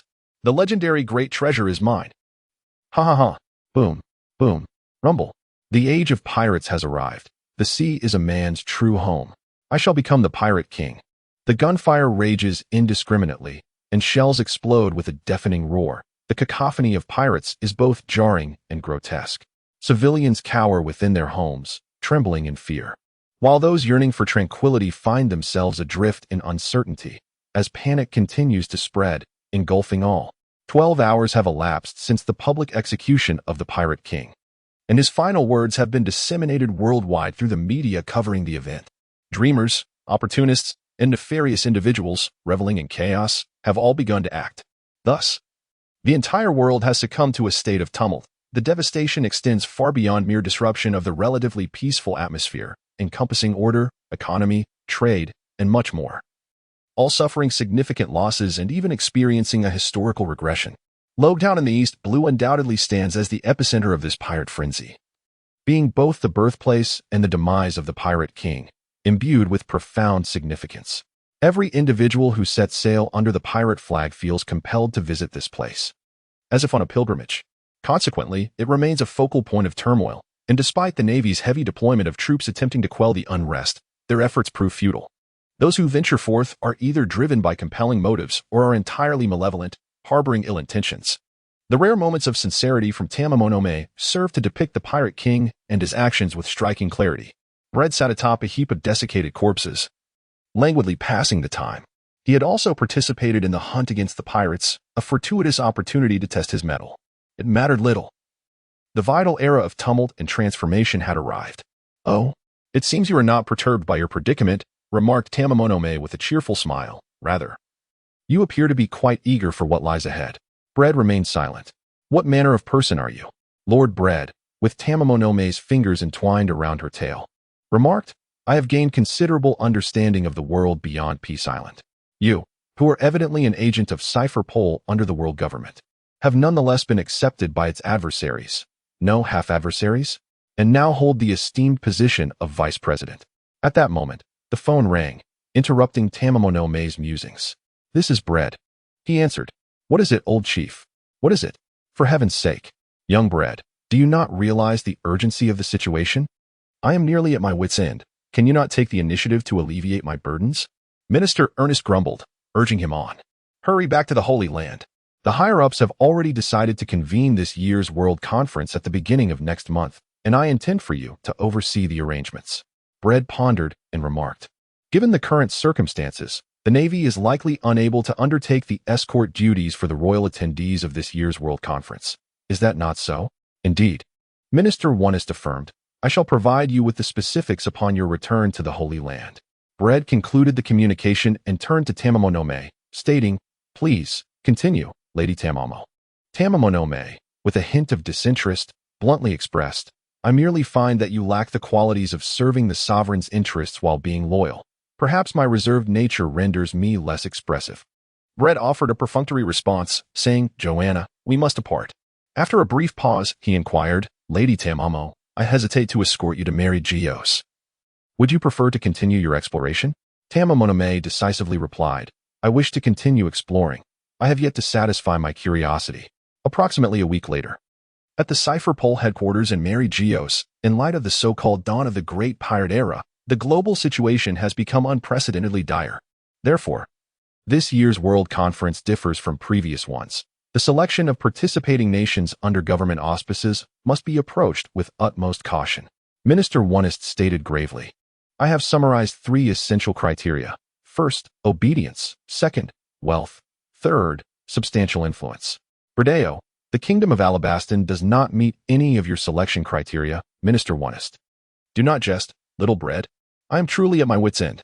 Minister Wonist exclaimed in exasperation. Brett smiled. When the sky falls, there is someone tall to support it. Remain calm, old commander. Alas, Minister Wonist sighed helplessly and pondered. Furthermore, are you acquainted with Monkey D? Dragon? Bread raised his hands in exasperation. I only know that he is the son of the celebrated Vice Admiral Hero Monkey D. Garp. During the Navy's focused efforts to escort the future Pirate King to the East Blue, we hardly exchanged a word. He is not your ordinary solitary figure. He may have defected. Minister Wonist furrowed his brow and corrected himself. No, he is missing. Brett's fingers tapped thoughtfully. I comprehend the implication regarding Hero Cap. The government must tread carefully. As long as Dorage does not overtly act as a pirate or oppose the government, they cannot classify his disappearance as treason. Conduct a discreet investigation. Minister Wonist remarked, I harbor doubts about others, but you, young Bread, your mind is astute and perceptive. I trust you will handle this matter with utmost care. Bread was taken aback and remarked, Is it true that the urgent summons for my return to the Holy Land is due to the clandestine investigation of Dorag? The implications are far-reaching. Minister Wonist did not deny it, responding with a sigh. Blade sat in silence for a moment and inquired, Is there anything else? Ernest, the minister, displayed a sluggish response, revealing his weariness. I am prepared to embark once more on a mission to the Hunters Association. Brito remarked, So, the honeymoon between the government and the Hunters Association has returned? Enough of your antics, young Brito, Minister Wonist stated. I sincerely hope you can mobilize your influence within the Hunters Association to foster cooperation with the government, even if only temporarily. The government requires the leverage of the Hunters Association to ensure stability. Brett's eyes darted as he pondered. Has the second large-scale civil war in Wano truly come to an end? Otherwise, the government would not appear so perturbed by the mere rampant piracy. Minister Wonist nodded in affirmation. Chapter 30. The era of Sin. The Quadrennial World Conference serves not only as a monumental event of global significance, but also as an assessment of the affiliated nations under the world government. Similar to the previous cycle's conference, there were 172 member states, yet this cycle has seen a reduction to 169. With 3 kingdoms stripped of their membership due to their perceived threats against the world government or collusion with its adversaries. The reasons for such revocations often stemmed from failure to timely and adequately pay taxes and tribute, particularly the latter. The insatiable greed of hegemony has led to the ruin of countless kingdoms over nearly 8 centuries. While some kingdoms evade tax obligations and scrutiny from the world government, they still manage to secure a position on the exclusive list of 50 kingdoms eligible to participate in the World Conference, such as the Alabasta Kingdom, the only member consistently favored by the world government. Alabasta's uniqueness lies in its royal family, the Nefertari lineage. Among the 20 royal families that established the world government nearly 8 centuries ago, 19 relocated to Mariewa, claiming the title of celestial dragons, the divine creators who initiated the era of global domination. The one royal family that did not migrate to Mariewa is the Nefertari family of Alabasta. The reasons for their enduring favor from the world government remain obscure, yet Bread is acutely aware that the Nefertari lineage has safeguarded one of the ancient weapons, Pluton, for generations. Thus, prior to the evaluation of the world government's member states by Cipher Pole agents, Bread made a point to highlight Alabasta in the final report of the 50 kingdoms attending the World Conference, as the remaining member states would not enjoy such privilege and must undergo thorough scrutiny.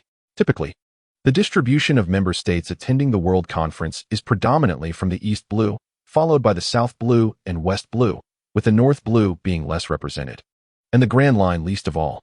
The East Blue is the most tranquil of the world's 5 oceans, rich in resources and favored by the world government.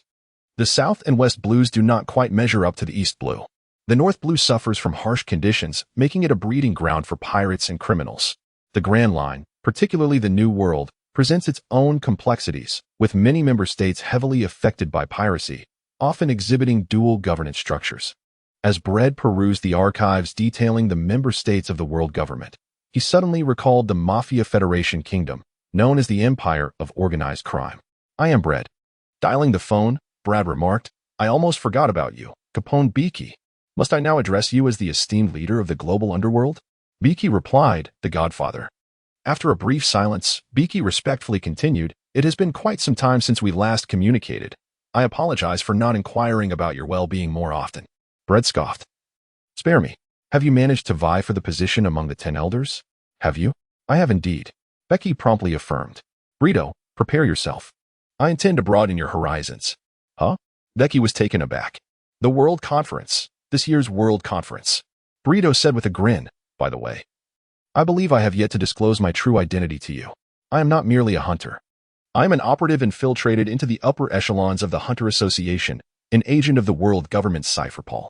To be more precise, I belong to CP Aegis Zero, which signifies that you are my connection to the black gloves of the world government. Do you comprehend?"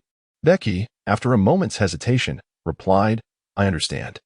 I will orchestrate this year's World Conference." Brito pondered for a moment before adding, "That's settled, then. Prepare yourself." The communication ended. Becky is an astute individual, and Brito is confident that he grasps the significance of his words. And then, betrayal arises from insufficient leverage, stemming from the acquisition outweighing the investment.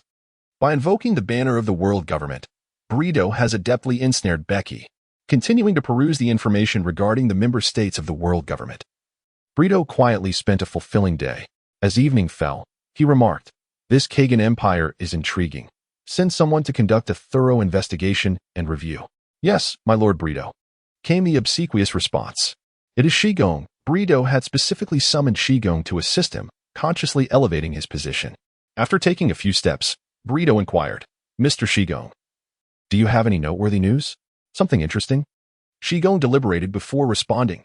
"The tale of the most malevolent lineage in history remaining on the island of Baradolara in the South China Sea has been spreading widely, and moreover, our people have recently witnessed the first mate of the Roger pirates, Dark King Silver's Rayleigh, along with the battle Captain Great Axeback Jabba, near the vicinity of Baradolara Island. Many within the government believe there is a high probability it is true. The island indeed harbors the most malevolent lineage in history." "What is the government's response?" Brito raised an eyebrow. "Most of the Navy's forces are engaged in suppressing pirates, with a small contingent amassed at Baradolara Island. We have also deployed considerable resources." Shigong replied. Braid nodded, reflecting inwardly. "So that is the case. Furthermore, within a mere span of a few short weeks, a multitude of pirates have surged into the Grand Line, with some beginning to stand out and make their mark. They are referred to as the worst generation." Shigong casually handed Braid a stack of bounty notices recently issued by the world government. "The sea scoundrel Don Quixote da Flamingo, with a bounty of 140 million berries, note, to be captured alive. The sand crocodile, boasting a bounty of 81 million berries, note, first bounty. A Logia-type user of the sand fruit, extremely dangerous. The hero of the West Sea Gecko Moria, with a bounty of 120 million berries. Note, wielder of the Imperial artifact cutting off all things and a Paramecia-type user of the Shadow fruit, extremely dangerous. The Hawkeye Dracule Myhawk, with a bounty of 50 million berries, note, first bounty. Among them were individuals known to Braid, as well as those unfamiliar to him. Until the Spider leader Krallo Lucifer, with a bounty of 30 million berries, note, first bounty. The new leader of the Phantom Troop. Chapter 31, Roger's Mad Maneuver. So that is the case. Brett has finally woven together all the intricate details, comprehending what Joel D. Roger has been fervently orchestrating since his arrival at Raftel and his ascension to the Pirate King throne. However, in light of the fact that the individual in question has passed away without any witnesses, it can only be regarded as his personal conjecture. Nevertheless, he is convinced that his speculation might be remarkably close to the truth. Was it his journey to Raftel that unveiled the island's secrets? Or perhaps, upon reaching Raftel, he engaged with Kazuki Odin, the esteemed captain of the Whitebeard Pirates' 2nd Division, who inherited the art of deciphering the poneglyphs. Alternatively, did he come into contact with historians from O'Hara who had fled overseas, thereby uncovering the hidden century of blank history inscribed on the poneglyphs? Ultimately, Roger, who had fulfilled his lifelong ambition of becoming the Pirate King, awakened a new aspiration to overthrow the tyrannical world government. Alas, Roger was already afflicted with a terminal illness, leading his fervent actions to appear somewhat hasty. Braid speculated that on the eve of the dissolution of the Roger Pirates, Captain Roger convened with the Whitebeard Pirates on the territory of Wano. Aside from entrusting some matters to his old friend, he also inadvertently influenced the second large-scale civil war in Wano. Though not grave, it protracted this conflict for 2 years, culminating in a particularly delicate moment now announced to be at an end. The Roger Pirates did not entirely disband. At least several core members, including the first mate Silvers Rayleigh and the combat captain Bink S. Jabba, maintained communication with Roger. The identity of Roger's companion, pirates.He, Rouge, remained shrouded in mystery, and Braid suspected she likely shared Roger's intentions. Thus, with the prerequisites in place, Roger began the process of procreation with pirates.He Rouge, a venture that lasted over a year, approaching the desperate brink of his dwindling lifespan. In the 3rd month of pirates.He Rouge's successful pregnancy, Roger, through Rayleigh's partner, the former president of the Hunter Association's West Sea branch, Shikuyaku, who now possessed her own intelligence network, leveraged connections to disseminate information.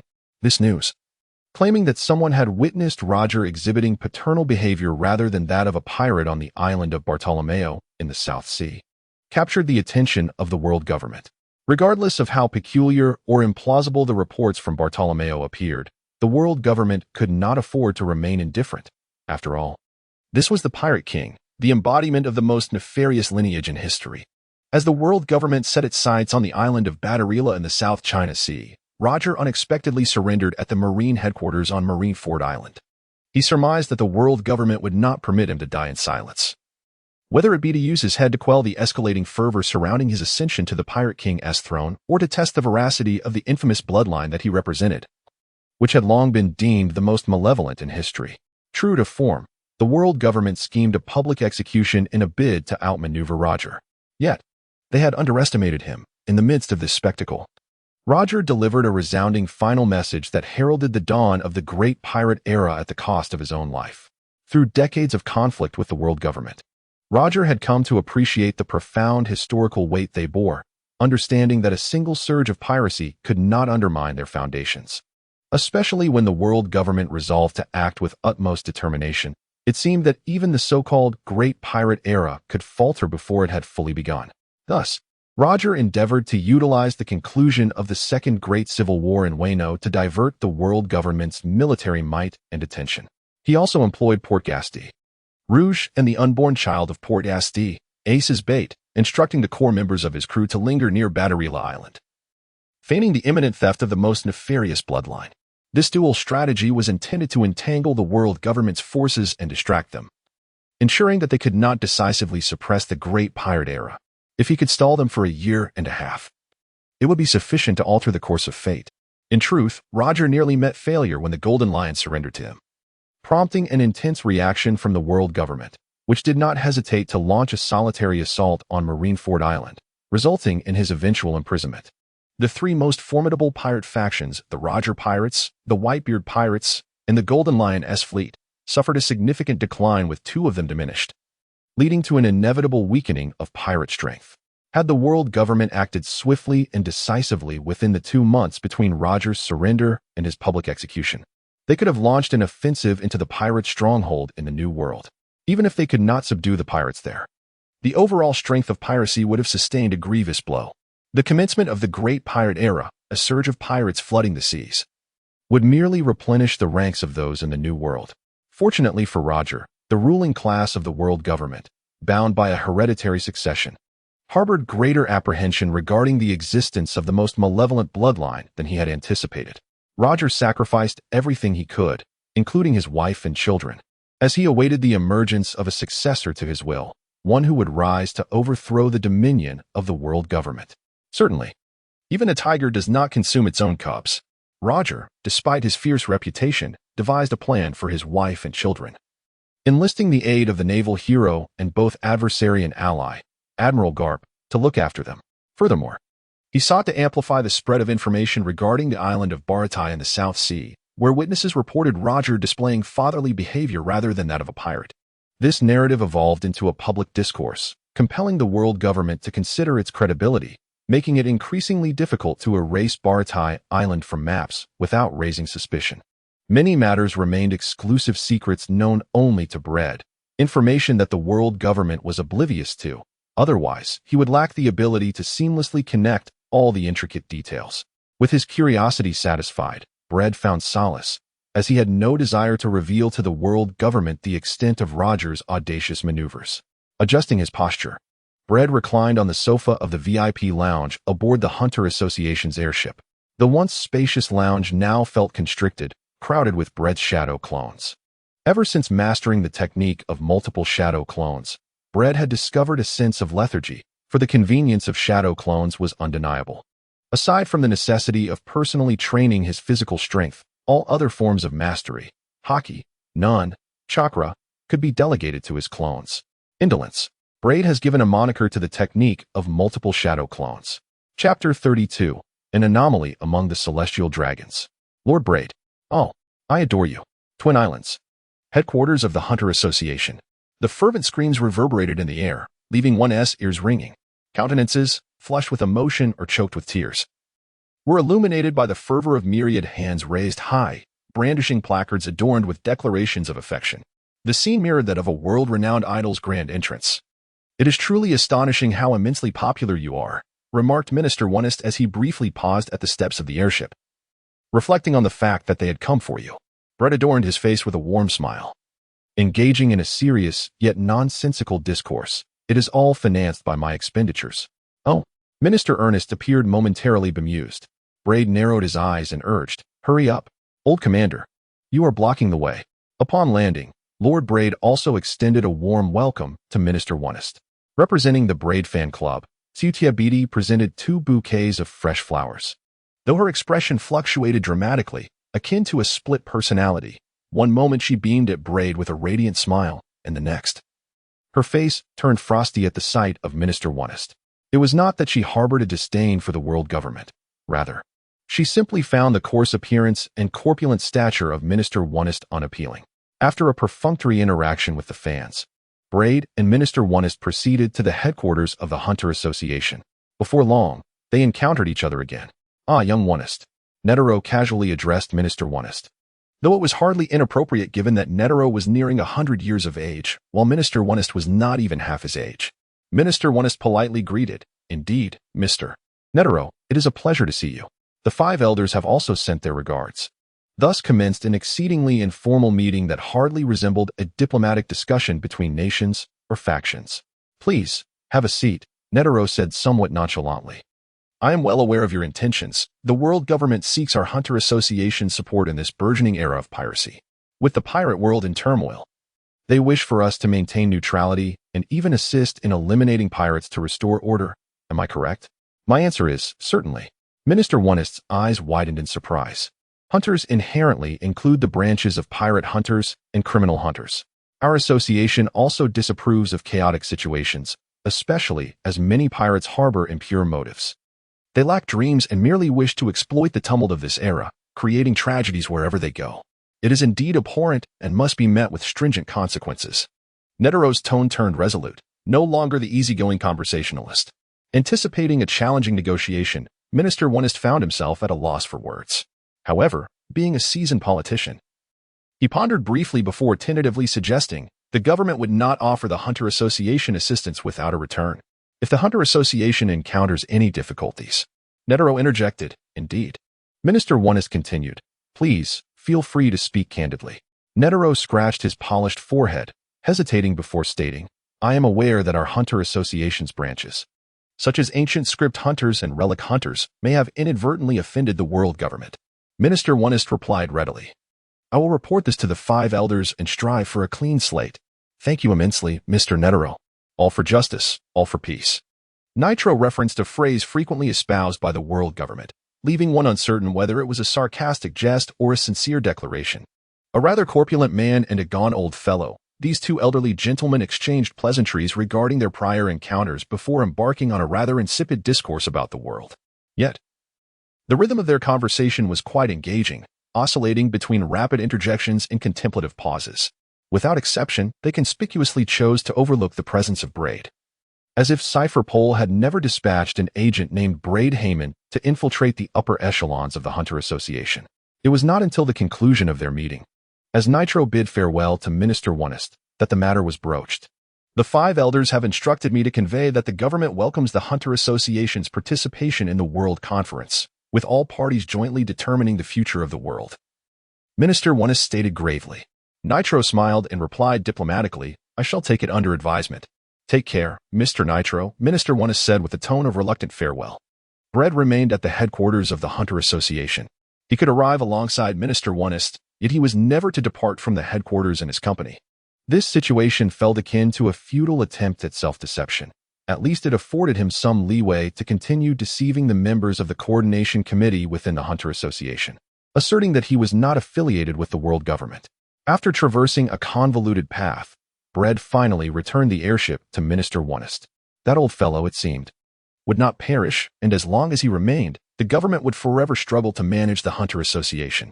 Minister Wonest, shifting his demeanor, indulged in a hearty meal to replenish his strength while grumbling to himself.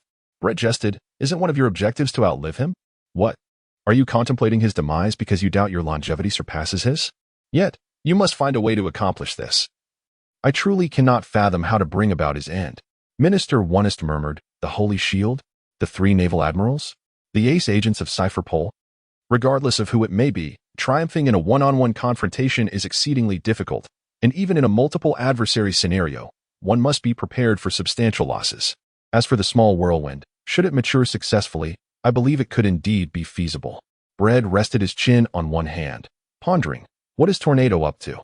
It has been quite some time since I last reached out to her. He took your advice to heart, and has been diligently honing his skills. Minister Wonest, filled with satisfaction, regarded Tornado as if she were his own daughter. All those with talent strive earnestly. What reason do I have not to do the same? Bread sighed and resumed his training. Minister Wonest indulged in a lavish feast. After a moment, he inquired, young Bread, would you be interested if I were to introduce you to someone? Bredeo, who is it? Celestial Dragon. Minister Wonest thought for a moment and added, an anomaly among the celestial dragons. The absolute best candidate for the next elders. What can I gain from this? Bread did not decline. Chapter 33, Major. I have heard what Wonest has told you, Bread. What I must convey is that the issue lies not in what you can obtain, but rather in what you desire to attain and for what you wish to achieve. What you are willing to sacrifice. Well, shall we engage in a discussion? I trust you are not a dull person. In Mary Geos. Within a vacant office of Cypher Pole, Bread encountered the individual minister Wonest had recommended for him. With golden short hair, wearing glasses, dressed meticulously in a white suit and black shoes, he was a short and plump man, indeed not aligning with the conventional image of the celestial dragons. His appearance, though unremarkable, was not unpleasant, devoid of the deep-seated arrogance and cruelty typically associated with his kind. His tone was calm and slightly languid, easily endearing him to others. If you are unclear about what I wish to obtain, I see no necessity for me to risk participating in your war. I could simply remain within my bounds.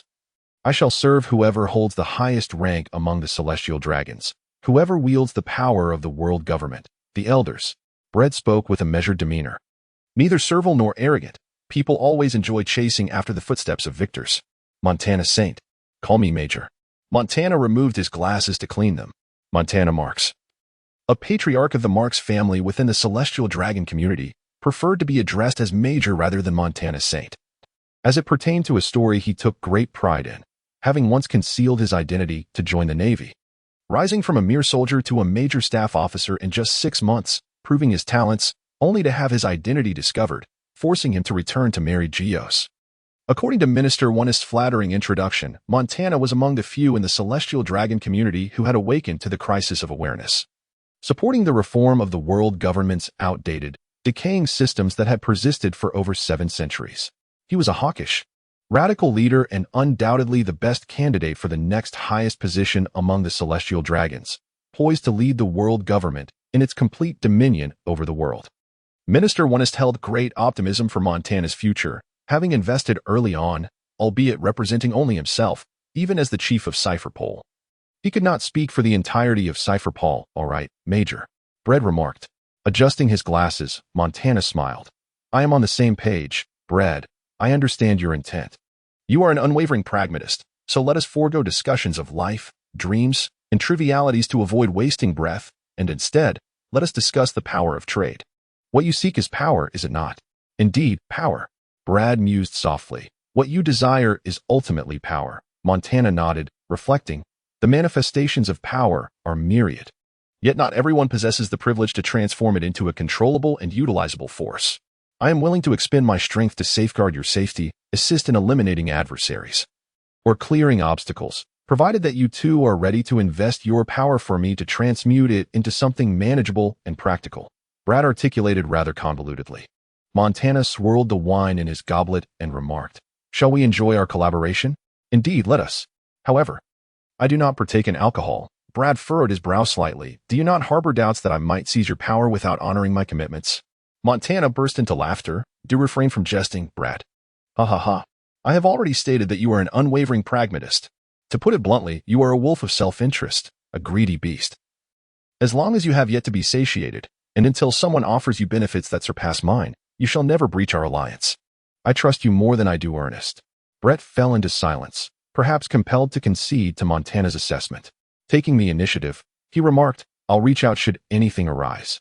Montana, with a playful swagger, patted his slight belly and, with hands clasped behind his back, made his exit. As he neared the door, he gestured towards the desk, saying, "A small token." Once Montana vanished from sight, the atmosphere shifted. Braid examined the two boxes placed upon his desk. The first, a small container, held a devil fruit. Heart-shaped and pink, labeled as a superhuman type, the sweet fruit. The second box contained an ancient scroll. Undoubtedly, the sweet fruit was a remarkable and potent devil fruit. Yet its alluring effects were so extravagant that Braid could hardly fathom the scenario of men, women, and children alike becoming enamored with it. Conversely, the ancient scroll contained information regarding the perilous species of the Azure Dragon clan, which Braid had once sought in vain, even detailing the method to reach the drifting sky island of the East Sea, indicating that the Major had conducted a thorough investigation into him, temporarily securing the Major's gift. Braid calmly continued to execute the arrangements for the World Conference. In mid-September, the 50 slots for the allied nations under the world government to participate in the conference were announced. Employing his familiar tactics, Braid invited a world-renowned airship company to undertake the transportation duties. However, the path was not without obstacles. "Lord Braid," West Palace exclaimed hurriedly, "the king of the Kagan Empire requests that you increase the guard." Brett raised an eyebrow, inquiring about the reason. Someone had expended a considerable sum to enlist an assassin from the Dyke family to eliminate him. Brett beamed with a smile. "The Zodic family?" Zodic, a peculiar surname, signifies an equally eccentric lineage, whose members have thrived for generations by embracing the art of assassination as their profession. Indeed, it is a profession akin to that of workers in various trades or farmers toiling in the fields. Yet, even among workers and farmers, there exist those who excel. And similarly, the Zodic family stands as one of the most distinguished among those who practice the lethal craft. They possess extraordinary strength, nearly impervious to any authority. And upon the promise of sufficient remuneration, they accept contracts regardless of the target's identity. Inform Minister Onus that the arrangements for the World Conference are nearly complete. The remaining matters are for him to preside over. I shall pay a visit to the Zodic family. Brett's enthusiasm surged. "Let us go. Joanna." Lord Brett. Lord Brett. Chapter 34. Shiva Zodic. The Kagan Empire is a venerable member state under the aegis of the world government. Strategically positioned on the peninsula that extends from the Red Earth continent into the Eastern Sea, adjacent to the Dark Continent on the Red Earth. This prime geographical location has rendered it a crucial bastion for the world government's explorations of the Dark Continent over the years, thus earning a considerable favor. Although it pales in comparison to the prominence of the Alabastan Kingdom. Brett embarked on an airship and, after 3 days, arrived at the Kingdom of Kakan, where he marveled at its grandeur and succinctly summarized his impressions: vast territory, relative affluence, and a curious recent affinity with the corpulent. The current monarch, humorously dubbed King Greypot Meat, is indeed an oddly named figure, a rotund, oval-shaped man perpetually adorned with a cheerful countenance. A comical tuft of hair crowns his head, and his attire is remarkably casual and approachable. Had it not been for prior research into his background, Brett would scarcely believe him to be the king of Kakan. "Welcome to the emerging nation, Grey," King Greypot Meat cordially greeted Brett. The king's self-proclaimed emerging nation refers to the Kingdom of Kakan, which, approximately a decade ago, transitioned from an imperial socialist system to a parliamentary democracy, catalyzed by the so-called quietist revolution known as the True Forest Pavilion Incident. During this period, the royal family's name was gradually excised from the nation's title to foster development under the guise of a newly established state. Alas, the world government does not recognize this change. Bread was not well versed in the specifics. Yet he understood that the world government only acknowledges the kingdom of Kaken and dismisses the notion of an emerging nation. This implies that while Kaken may privately refer to itself in such a manner, in formal circumstances, it must still identify as the kingdom of Kaken. Otherwise, the world government, which seeks to dominate and exert its will, possesses ample means to impose sanctions upon the kingdom. I am Bread Hyman, CP0, Bread introduced himself. Let us dispense with pleasantries. I am here to resolve issues. After all, I am responsible for orchestrating the arrangements surrounding this year's World Conference, and I desire no errors in my endeavors. King Grey Potmeat erupted into exaggerated laughter and exclaimed, "Oh, Your Excellency, you truly are a promising young talent." Braid remained silent. The king of the Grey Pot, adept at reading the atmosphere, soon adopted a serious demeanor and said, "A few days ago, I was the target of an assassination attempt. Fortunately, my decoy perished instead. The assailant has been identified through surveillance footage as a member of the Zodiac family. I have also confirmed the identity of the individual who orchestrated the assassination through certain channels. In short, I had no choice but to seek the government's assistance." "Which member of the Zodiac family?" Braid inquired. The king of the Grey Pot was taken aback, then replied, Sheba Zodiac. "The only son and heir of the current head of the Zodiac family. Is it truly him?" Braid asked. The king nodded, "Indeed. Pack your belongings, summon your queen, your prince, and your guards. We shall depart as soon as I give the word," Braid said casually. Ignoring the anxious demeanor of the king of the Grey Pot, Braid unleashed his observation hockey, maintaining a continuous awareness. He instructed Joanna, "Deploy the mosquito drones for a search. Target, a middle-aged male, approximately between 6 feet and 6.5 feet tall, with a robust physique and silver, shoulder-length hair, skilled in concealing his presence, and so forth. There is no need for a search anymore. Our airship has been delayed, but he has made an appearance." Within the realm of his observation hockey, Sheba's figure flickered and vanished, and it was evident that the airship Braid had taken to the Kagan Empire had been compromised. Tap, tap, tap. His fingers drummed against the table. Braid dialed the airship company, stating, "I require the deployment of 10 airships from your branch in the Kagang Empire." "The flight? Halt. This is not a negotiation. The location is the royal palace of the Kagang Empire." Shortly thereafter, from the corner of his eye, he caught sight of the formidable entourage of King Grey Potmeat. Braid performed a hand seal, invoking a transformation technique. With a poof, an exact replica of King Grey Potmeat materialized. "What? Ninjutsu?" Murmurs of astonishment arose. "I beseech you, King Grey Potmeat, to masquerade as my guard," Braid implored. The king, more than willing, was eager for Braid to shoulder the risks on his behalf. Before long, a thunderous roar echoed as 10 airships descended in sequence upon the royal palace of the Kagang Empire. According to Braid's strategic maneuvering, 7 airships formed a circular barrier, obscuring vision, while 3 remained centrally positioned. It was virtually impossible to discern which airship the royal family of King Grey Potmeat had boarded. Thus, Sheba would need to employ his observation hockey or nin abilities. Should he rely on observation hockey, Braid would be unable to lock onto him. If he resorted to nin, the outcome would be self-evident. The impersonation of King Grey Potmeat was merely a precaution by Braid against Sheba's potential interference during the royal family's boarding process. Having successfully facilitated the royal family's embarkation onto the airship, Braid dispelled his transformation and relied on the flying capabilities of Mosquito Girl for escort, remaining vigilant against any disruptions from Sheba during the ascent. Once the airship reached a sufficient altitude, Braid descended. "Why do you not take action?" Braid pondered, perplexed. Not far away, Sheba approached, offering himself willingly. "Are you from the cipher pole of the world government? Why do you not take action?" Braid reiterated. Sheba replied nonchalantly. "The client does not wish to provoke the world government. From the moment you arrived in the Kagang Empire, my commission concluded. You have damaged my airship. This is contradictory." Braid retorted. Sheba calmly replied, "I did not damage your airship. Check your identity." "I do not believe you," Braid insisted, stubbornly challenging. "Shall we have a contest? I have traveled a great distance to confront the Doflamingo family. I am not interested. Sheba shook his head and turned to leave. A swarm of mosquitoes buzzed in the air. Brett's fingers danced with mischief. I haven't said I'll let you go yet. Don't play with fire, kid. The glint in Sheba's eyes was icy. Angry? Brett teased. I thought assassins were devoid of emotions. Chapter 35. Flaws is the sole heir and eldest son of the not particularly prosperous Zoldyck family. Sheba had early on been identified as the undisputed successor to the family legacy. He harbored a profound sense of destiny and confidence regarding this inheritance. And through relentless effort combined with exceptional talent, he ultimately embodied all the admirable qualities necessary to uphold the family's esteemed vocation. The Zoldyck family's legacy is none other than one of humanity's oldest professions, that of an assassin. Undoubtedly, even as one of the most ancient careers in human history. The Zoldyck family stands as a paragon among assassins, distinguished by their formidable prowess, audacity, and a profound respect for the sanctity of contracts. This signifies their unwavering resolve to eliminate any target, coupled with a notably high success rate, provided that the remuneration offered by their clients is sufficiently generous.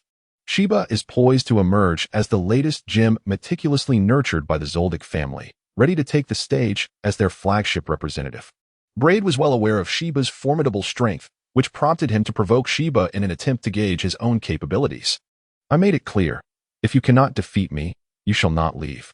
Braid's cheerful demeanor stood in stark contrast to Sheba's austere expression. Sheba, with his athletic physique, calmly stated as if merely presenting a fact, I wish to depart, and no one can impede me. That is impossible. With a swift pivot on his toes, Braid lunged forward like a panther. He unleashed a rapid series of attacks, employing the 6 styles of body techniques complemented by the formidable power of armament hockey, exuding an overwhelming presence. Father Anderson had repeatedly cautioned Braid against prematurely mastering armament hockey as it could hinder his physical development. However, Braid had consciously honed his physical strength for 8 years and, unbeknownst to him, had mastered armament hockey by the tender age of 15. While he could not yet achieve full-body armament hockey hardening, he had certainly become adept at localized hardening. Sheba misstepped, his body enveloped in a tempestuous aura. As his arm swung with rapidity, resembling a venomous serpent poised to strike its prey. The serpent strikes. Bang, bang, bang. The ground trembled with a fierce resonance. As the force of the collision enveloped Braid, while Sheba's power surged uncontrollably, the earth shattered, dust swirling in the air. Boom. Crash. Braid was repelled by Sheba and swiftly exited the battlefield, gliding several meters. Braid, exclaimed the concerned mosquito woman, who, despite her desire to assist him, found herself thwarted by his unwillingness to accept help. Braid waved at the mosquito girl, simultaneously easing his numb arm, signaling that he was fine. He mused to himself, the raw power is astonishing, possessing a physique of monstrous caliber. When both combatants wield similar forms of power, such as psychic energy, domineering spirit, and chakra, the true determinants of victory and defeat revert to the essence of humanity, intellect and physical prowess. Braid personally experienced Sheba's extraordinary physical prowess, which was undeniably monstrous, rivaling that of large magical beasts. Sheba, acutely aware of his own primal power, particularly when employing his mental abilities, became more serious. He could effortlessly push open all the grand doors of his estate, which were specially designed as trial gates, requiring a force exceeding 256 tons to fully open. Astonishingly, there was not a scratch on him. Sheba was taken aback by Braid's reckless pursuit of close combat. Despite the ferocious clash of their powers, he emerged unscathed and became more focused. A crackling sound filled the air as arcs of electricity flickered and danced. Sheba transformed his mental energy into violet lightning, embodying the 6th form of his mental transformation. Braid widened the distance, uncertain whether Sheba's transformation would enhance his own speed and strength. He swiftly formed hand seals and initiated a ninjutsu to test the waters. Wind release. Pressure damage. The nature transformation of chakra encompasses the 5 elements: wind, lightning, water, fire, and earth, each possessing a relationship of mutual generation and restraint. Wind overcomes lightning, as the principle dictates that wind can slice through lightning. Boom. Chakra coalesced within his mouth, a high-pressure wind sphere gathering momentum for a powerful shot. Rumble. A massive crater with a diameter of several meters emerged at the spot where Sheba had previously stood. Crackle, crackle, the electric flashes intensified, and the arcs of electricity danced with increasing vivacity. Soaring into the air to evade Braid's high-pressure wind sphere, Sheba gathered an exaggerated orb of lightning between his hands. Diving towards Braid, A direct hit would spell disaster. Braid assessed, and nimbly formed hand seals. Earth release. Earth flow wall. Rumble. Thud. Thud. Rumble. Rumble. The earth trembled violently. The formidable wall crafted by Braid, several meters thick, was instantaneously obliterated by Sheba's might. The earth could not withstand the piercing power of the lightning. It was over. Sheba locked eyes with Braid, and the exaggerated lightning chakra he had gathered imprinted itself upon Braid's chest. However, with a resounding boom and a cloud of smoke, a piece of wood bore the brunt of Sheba's lightning chakra on behalf of Braid. The substitution technique, the most elementary of ninjutsu, revealed that your encounters with the ninjas of the Land of Harmony were rather limited. Earth style, Earth Flow River. Fire style, Fire Dragon Flame. With a seamless transition from the substitution technique to hidden chakra manipulation, Braid silently appeared behind Sheba, drawing upon a sufficient amount of chakra to execute a series of combination ninjutsu. The ground beneath them transformed into a torrent of mud and stones, leaving Sheba's balance precariously compromised, unable to utilize his techniques in time, as he braced himself against Braid's fierce assault. Are you made of steel? Does that not hurt? Braid, pausing his ninjutsu, sensed through his observation haki and could not help but remark on Sheba's resilience. After a brief hesitation, he sighed, "Forget it. There's no point in continuing. Winning is impossible, and losing is equally futile." Braid realized that he lacked a decisive killing technique. Sheba remained silent, quietly withdrawing from the mudslide. "Does the Don Quixote family accept every commission?"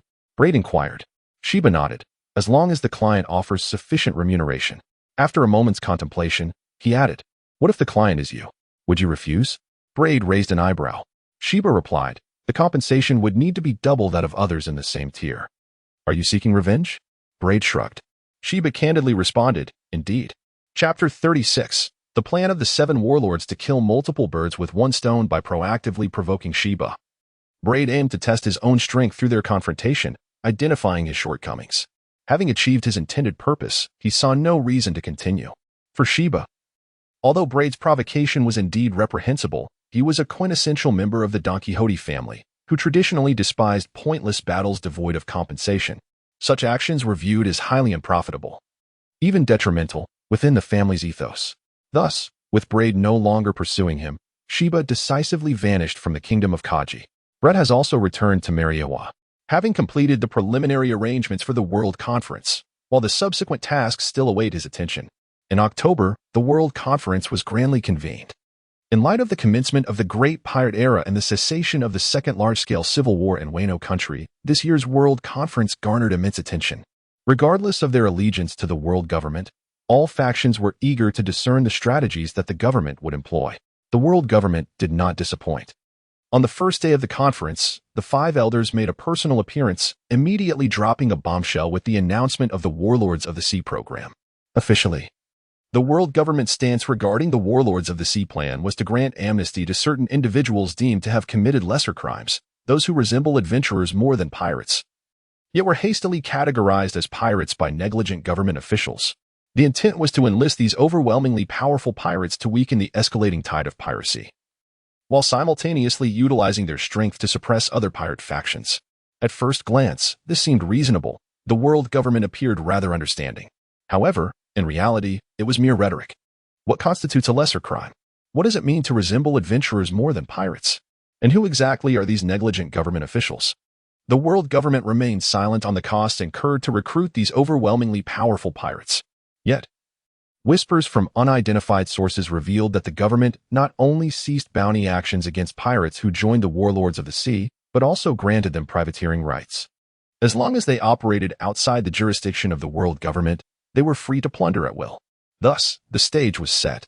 Blade witnessed firsthand that during the World Conference, over 50 nations, fearful of the repercussions of the 7 Warlords of the Sea initiative, sought to become affiliated with the world government. Ultimately, after scrutiny by the world government, 38 of these nations were accepted as affiliated members. In a remarkably brief period, the number of affiliated nations soared to 207. The machinations of politics are indeed sordid, Blade mused, reflecting on the cunning strategies employed by the Gorosei, the architects of the 7 Warlords plan. Regardless of whether the initiative successfully garnered the endorsement of the affiliated nations, the Gorosei achieved their political objective of subjugating the defiant non-affiliated nations through intimidation. Should the plan succeed in gaining acceptance, It would also fulfill military objectives of uniting allies, sowing discord among adversaries, and striking them down. The Seven Warlords of the Sea initiative is nothing short of a multifaceted strategy. Its implications so thrilling they send shivers down one's spine, proving the Gorosei's foresight in testing and preparing this scheme years prior using the world destroyers. Ultimately, the affiliated nations could not withstand the calculated maneuvers of their elder brother, the world government, and naively acquiesced to the implementation of the Seven Warlords plan. Subsequently, the world government expounded on the rising tide of piracy, presenting a series of data analyses to instill a sense of panic among its affiliates, thereby justifying their demand for military funding. This year's World Conference extended over nearly 2 months, after which the world government finally released the nations, satisfied with the outcomes. The aftermath of the World Conference orchestrated by Bledsoe resembles the dawn of the new year in the year 1499. The resounding explosions of splendid fireworks illuminate the skies above Mary Joya. Brother Bledsoe, Joanna exclaims as the nearly 3-year-old Khalifa is the first to spot Bledsoe, stumbling towards him and tumbling into his embrace. Brett lifted Khalifa and entered, exclaiming, "Shwefaji, my dear aunt. My goodness, the busy person has returned home." Shwefaji, caught off guard amidst her bustling activities, felt a mix of concern and reproach towards Brett. Brett smiled wryly, casting a sidelong glance. Tornado, blizzard? Elle invited them to celebrate together. Snowy winked at Brett, exchanging a knowing look. Braid understood well. It seemed that Snow had taken pity on the lonely Tornado and Blizzaria, prompting Altair to invite them. Braid. Tornado joyfully leaped onto Braid's shoulder, playfully ruffling his hair. "I thought you had vanished, you scoundrel. How could you go so long without contacting me?" Lord Braid, Joanna, came the greetings in turn from Blizzaria, a 7-year-old, and Joanna, an 11-year-old, both of whom displayed little enthusiasm as they were preoccupied with observing Snow's cosmetics application. "Where is Uncle Rashchi?" Braid inquired, scanning the surroundings. Snow smiled. "He has gone out shopping. Please, have a seat. Are you hungry? Should I prepare something for you and Joanna?"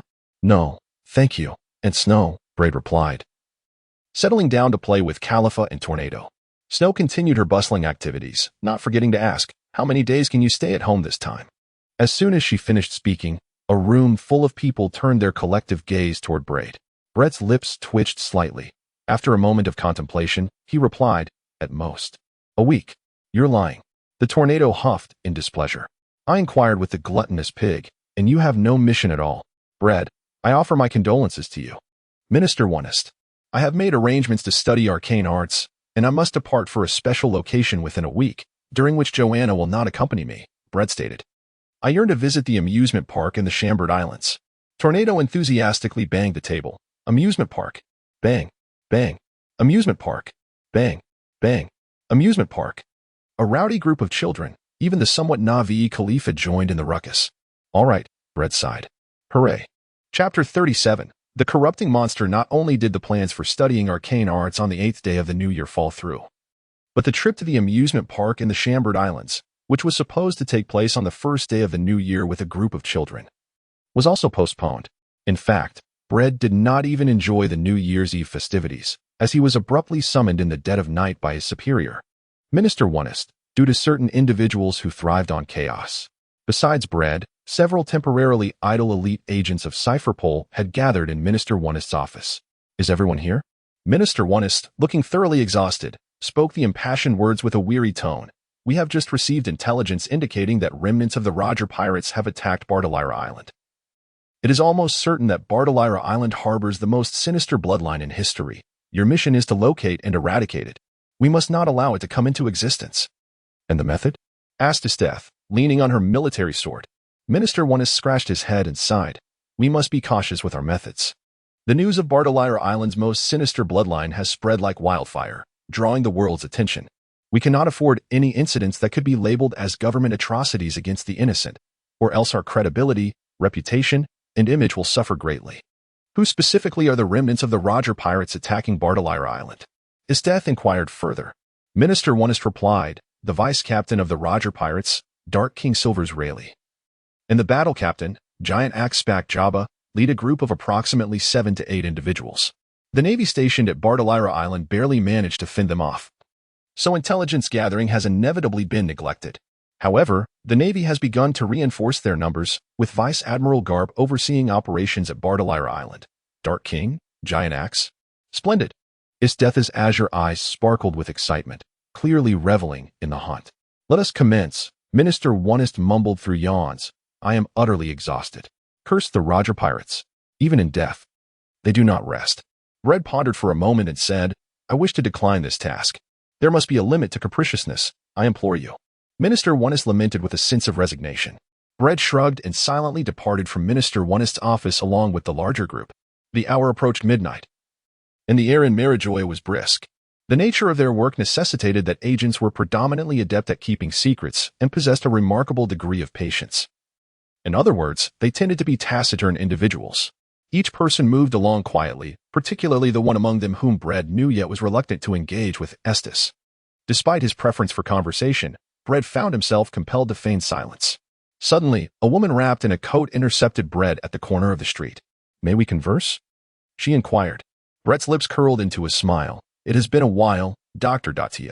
You appear rather haggard.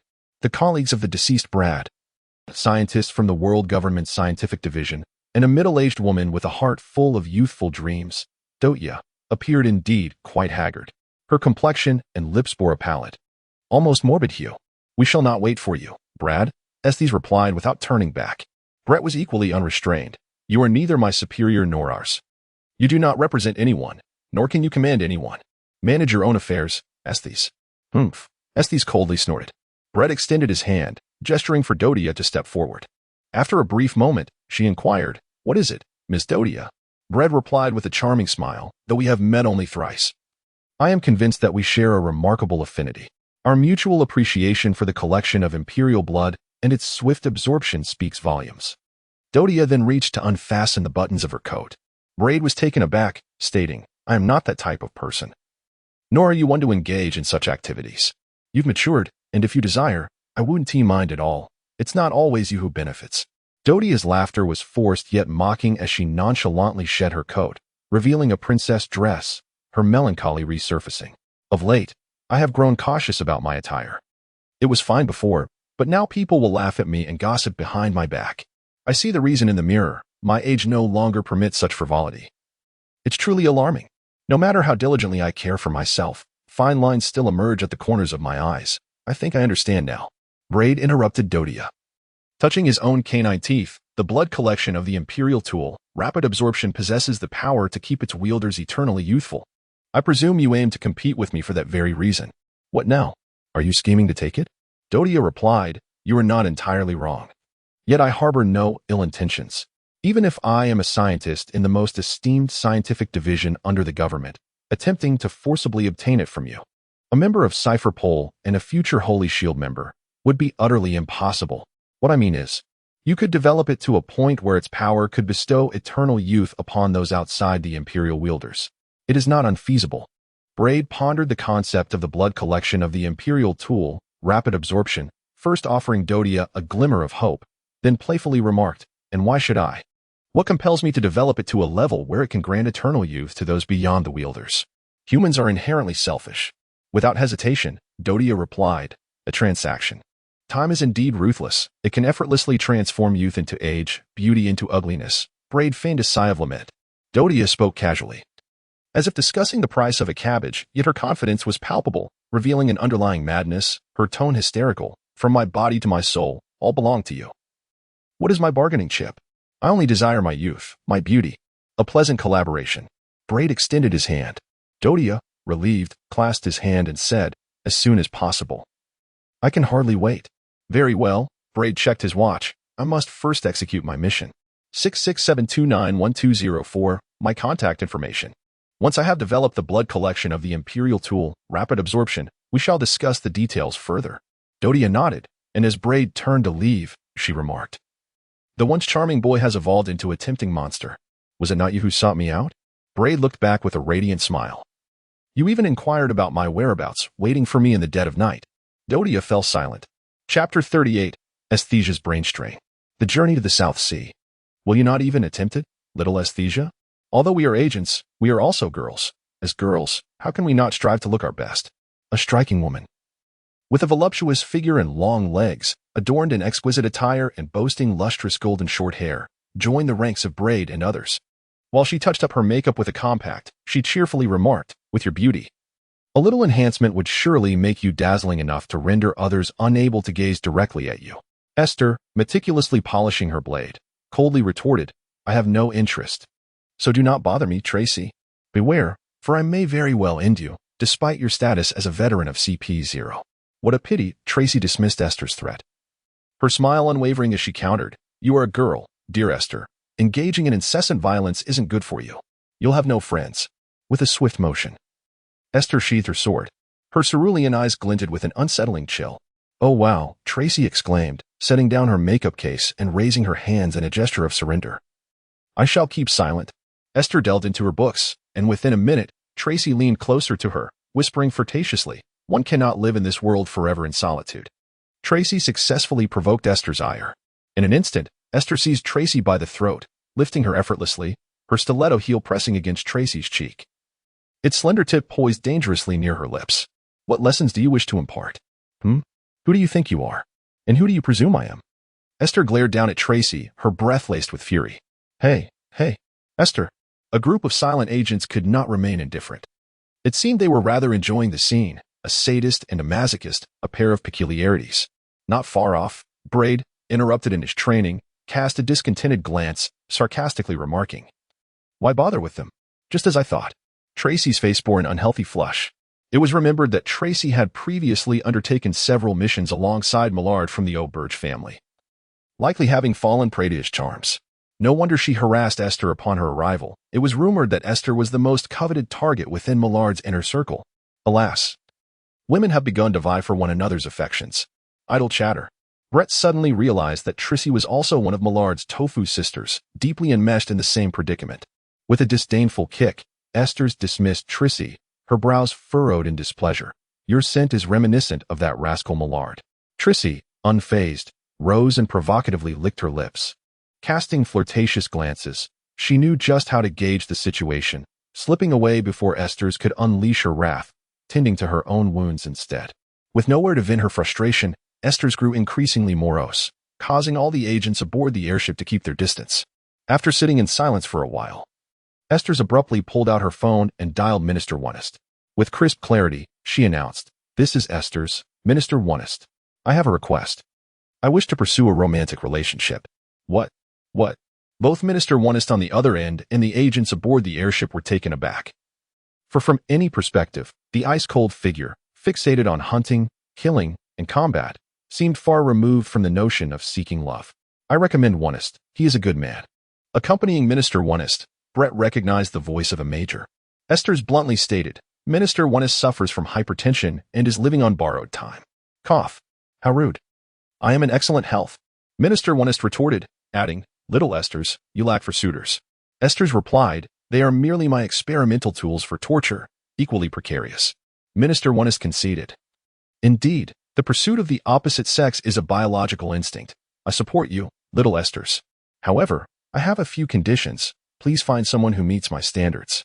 With utmost seriousness, Esther's articulated, "First, I place great importance on future potential. He must possess capabilities that rival my own. Second, he must be courageous enough to accompany me in hunting perilous magical beasts, even unarmed. Third, he should be younger than me, as I prefer to have the upper hand. Fourth, he must possess a genuine, pure smile." After a brief pause, she abruptly concluded, "No need. I have found someone." With that, Esther's hung up the phone. Her gaze fixed intently on Brett. Brett, who was suffering from hypertension due to the scathing remarks of Minister Wonist, managed to smile despite his precarious situation. "Shall we attempt to engage in a relationship?" he inquired. Esteth, rarely smiling, reached for a collar, intending to fasten it around Brett's neck. Brett's smile froze as he swatted away Esteth's collar. "I am not your slave, Esteth. Are you truly rejecting my offer of companionship?" Esteth replied, "There is no choice. Force must be employed." Before Brett could finish his words, a powerful uppercut came flying toward him, narrowly missing his face, thanks to his swift evasion. Bang! Brett retaliated with a swift kick, unfazed. With a resounding clash, Esteth parried, sliding back several paces. This would not be an easy encounter. After all, he was a formidable opponent, renowned in his own right. Esteth unsheathed her blade. You can't be serious, Esteth. Stop joking around. The agents surrounding them keenly sensed the impending danger permeating the air. It was too late. With a thunderous roar, the atmosphere crackled as Esteth unleashed her fierce attack. With a flourish of her sword, she conjured a towering ice pillar resembling a spear, directing it towards Brett, which also pierced through the airship. Chapter 39. The Clash of the Genius Twin Stars. Thud. Thud. The ground shook with a cacophony of explosions. The lavish airship, a costly marvel, erupted in a cataclysmic blast, scattering debris across the sky, plummeting into the ocean below, and generating tumultuous waves. Those aboard the airship were the elite of Cipher Pole. Otherwise, they would not have been entrusted with the perilous mission in the South Sea. Each utilized their unique skills to evade the explosion, skillfully landing safely on a desolate island from thousands of meters above, with only a few sustaining injuries. However, the pilot of the airship met a grim fate, reduced to mere fragments, with no resting place to be found. Meanwhile, Esteth and Brett remained locked in their aerial standoff. Esteth relied on her exceptional mastery of the six-style body technique, moonwalk. Brett conserves his strength, relying on the flight capabilities of the Mosquito Girl. Obediently wear the collar and become my lover, Asta said with a radiant smile, her charm captivating. Do not resist, or you shall invoke my ire, dear Brett. Should I accidentally cause your demise, it would grieve me deeply. Surely, she must be jesting, thought Brett to himself. Brett's expression grew solemn. No, she is indeed serious. Brett harbored no doubt regarding Esteth's sincerity, as he was well acquainted with her life experiences. Hailing from the brutish tribe, situated in the frigid expanse of the Northern Sea, Esteth was instilled from a young age with the age-old principles of her lineage, principles forged in the crucible of survival against a harsh natural environment, battling ferocious beasts. These beliefs echoed the brutal laws of the jungle, survival of the fittest, the strong devouring the weak, and the relentless struggle for existence. Thus, when the Barudish tribe fell victim to the onslaught of the Phantom Troop, Esteth, one of the few who survived, shed not a single tear. She merely regarded her father and kin as weak. The tribe's demise was solely attributable to their lack of strength, an assertion wholly independent of any external factors, including the attacking Phantom Troop, as this was the education she had received. Departing from the Barudish tribe's territory, Esteth ventured alone into the world beyond. A solitary, beautiful young girl inevitably attracted the attention of those with nefarious intentions. Witnessing the sordid realities of the outside world, she felt little distinction between her past existence in the Northern Sea and her present situation. The same ruthless principles of survival persisted. Eventually, upon becoming a part of the world government, Esteth, as an agent, underwent a further education that was no better than that provided by the Barudish tribe. The prevailing theme was darkness, supplemented by a brainwashing loyalty to the world government, which primarily equipped her with more systematic and effective methods of killing. Reflecting on Esteth's 19 years of life, it is evident that she has never experienced love or warmth. All these factors have shaped her into a being devoid of the rich emotions typically found in a normal human. And she lacks the sound reasoning that should accompany such emotions. She has evolved into a savage, bloodthirsty monster. Brett clearly understood that Esteth intended to place a collar around his neck not out of malice or insult, but rather due to her utter lack of understanding of romantic relationships. Although his emotional depth was somewhat diminished compared to that of a typical human, he nonetheless possessed the fundamental emotions and sound reasoning inherent to humanity. He would never allow himself to become like the slaves Esteth had once kept, wearing a collar like a mere dog. There was no room for negotiation. Brett narrowed his eyes and fixed his gaze upon Esteth, stating, I am unsure if you have lost your mind, but fear not. I can assist you in shattering it, granting you true liberation. Esteth erupted into laughter, exclaiming, How delightful. As expected of little Brett, you are indeed not so easily subdued. Just perfect. I shall shower you with affection, lest you disobey me once you become my lover. The temperature plummeted. Surrounding Esteth, a myriad of frost spears crystallized, dense and menacing. With a snap of her fingers, a torrent of ice spears surged forth, akin to a tempest of falling pear blossoms. Braids swiftly formed hand seals, fire release, great fireball technique. With a resounding whoosh, the immense chakra he wielded transformed this simple Sirank jutsu into a spectacle of grandeur. The blazing fireball, akin to a meteor descending from the heavens, collided with the dense barrage of frost spears, melting and obliterating them, before retaliating towards Esteth. To his surprise, Esteth reacted not with fear, but with delight, a thrill escaping her lips as she swung her military blade, effortlessly slicing through Braid's fireball. Die, she exclaimed. The fireball incinerated the frost spears, and the rising steam concealed the stealthy assault of the mosquito girl. Clang! The clash of metal echoed, even with her armed color hockey enhancing her razor-sharp claws. Capable of slicing through steel as if it were mere tofu, the mosquito girl could not breach Isteth's defenses. Isteth, too, mastered the armed color hockey, enveloping her military blade, effortlessly parrying the mosquito girl's attack. Despite the latter being a formidable foe, an apex predator of her kind, she remained unmoved. I have heard it said that a boy should be devoted to a girl, Isteth mused. He should not be surrounded by any female beings, even beasts. For I would not wish for my beloved to falter, lest he be unfaithful to a creature of the wild, which would leave me utterly shamed. Crackling frost spread along Isteth's military blade. Stand down, Joanna. Earth release, earth spear, TSK, finger gun, braid, enveloped in a layer of reinforced defense. Engaged in close combat with Isteth, the sounds of their battle reverberated. Thump, thump, bang. Indeed, the prodigious twin stars were formidable. Still watching? They are all wielders of imperial weapons. Once true fire is unleashed, there will be a fatality. What to do? It's all your fault, Tracy. And you, Millard? Had you not provoked Isteth, she would never have considered romance. It must be that you have driven her to distraction. Silence. Quickly contact Minister Onest. I suggest we request the aid of Vice Admiral Cap. We must separate them at once. Can Vice Admiral Cap fly? The elite members of Cypher Pole gazed upward at the fierce battle while continuing their discussion. Chapter 40. The Ice Blue Queen. Whoosh. Boom. The thunderous clash resonated through the air, in the waters situated between the South China Sea and the edge of the doldrums. The tranquil surface of the sea suddenly erupted into a colossal splash, reminiscent of a heavy bomb being detonated, instantly stirring up tumultuous waves, as the droplets cascaded like rain. Two indistinct figures emerged upon the tumultuous ocean. Isteth stood upon a fragment of ice, floating upon the currents, as she reached to wipe the soot from her exquisite visage. A remnant of the fire-style jutsu employed by Bled. Meanwhile, Bled, having shattered Isteth's aura, discarded her tattered garments, revealing his robust physique. Bled. The mosquito girl hastily descended. Bled remained silent, shaking his head to signal to the mosquito woman that he was unharmed.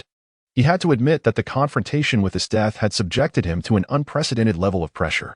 He was no ignorant individual, lacking in knowledge.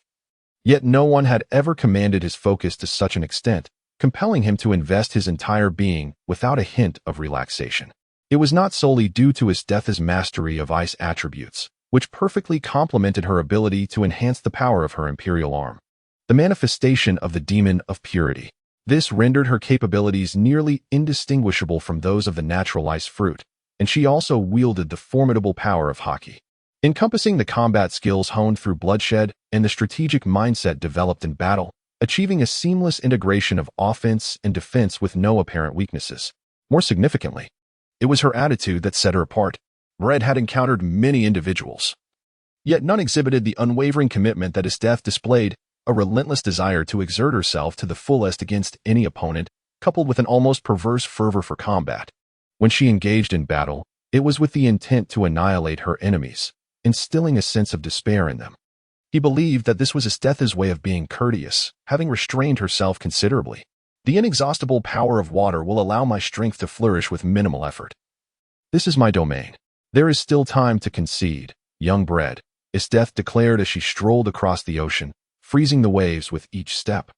Before I become completely entranced by the thrill of battle, I must say, you are quite impressive. Perhaps your low profile and restraint have obscured your true strength. I anticipated you would be formidable, but I did not foresee that you would pique my interest to this extent. Bled remained silent, his wrist flicking as he manifested his weapon. It turned out he was a conjurer of a unique ability, and judging by the weapon's shape, it appeared to be a one-hit kill type. What special ability might it possess? Isteth cast a fleeting glance at the gluttonous weapon in Bled's hand, formulating her judgment in silence before stating, "What a pity, young Bled. You have answered incorrectly. Farewell, my love." With a snap of her fingers, a chilling frost swept rapidly in all directions from beneath her feet. Suddenly, a sharp and colossal ice spear, resembling an enormous tree, burst forth from the ice layer. Lunging toward Bled, Bled narrowly evaded the first ice spear, followed by a relentless barrage of the second, third, and countless others. Isteth, with a mere blink, conjured a forest of ice spears upon the ocean. The sky? Isteth tilted her head, fixated on the mosquito girl assisting Bread as he soared once more into the heavens. With a swift stroke of her blade, she unleashed the origin hail. Thunderous roars echoed as terrifying blocks of ice, akin to meteors from the cosmos, pierced through the clouds, descending with the weight of a mountain. Whoosh, whoosh, whoosh. The mosquito girl, her arms enveloped in a powerful hockey, executed rapid slashes, shattering the ice with wild vigor. Go collect the blood. Prepare for the second evolution, Bread commanded. Joanna.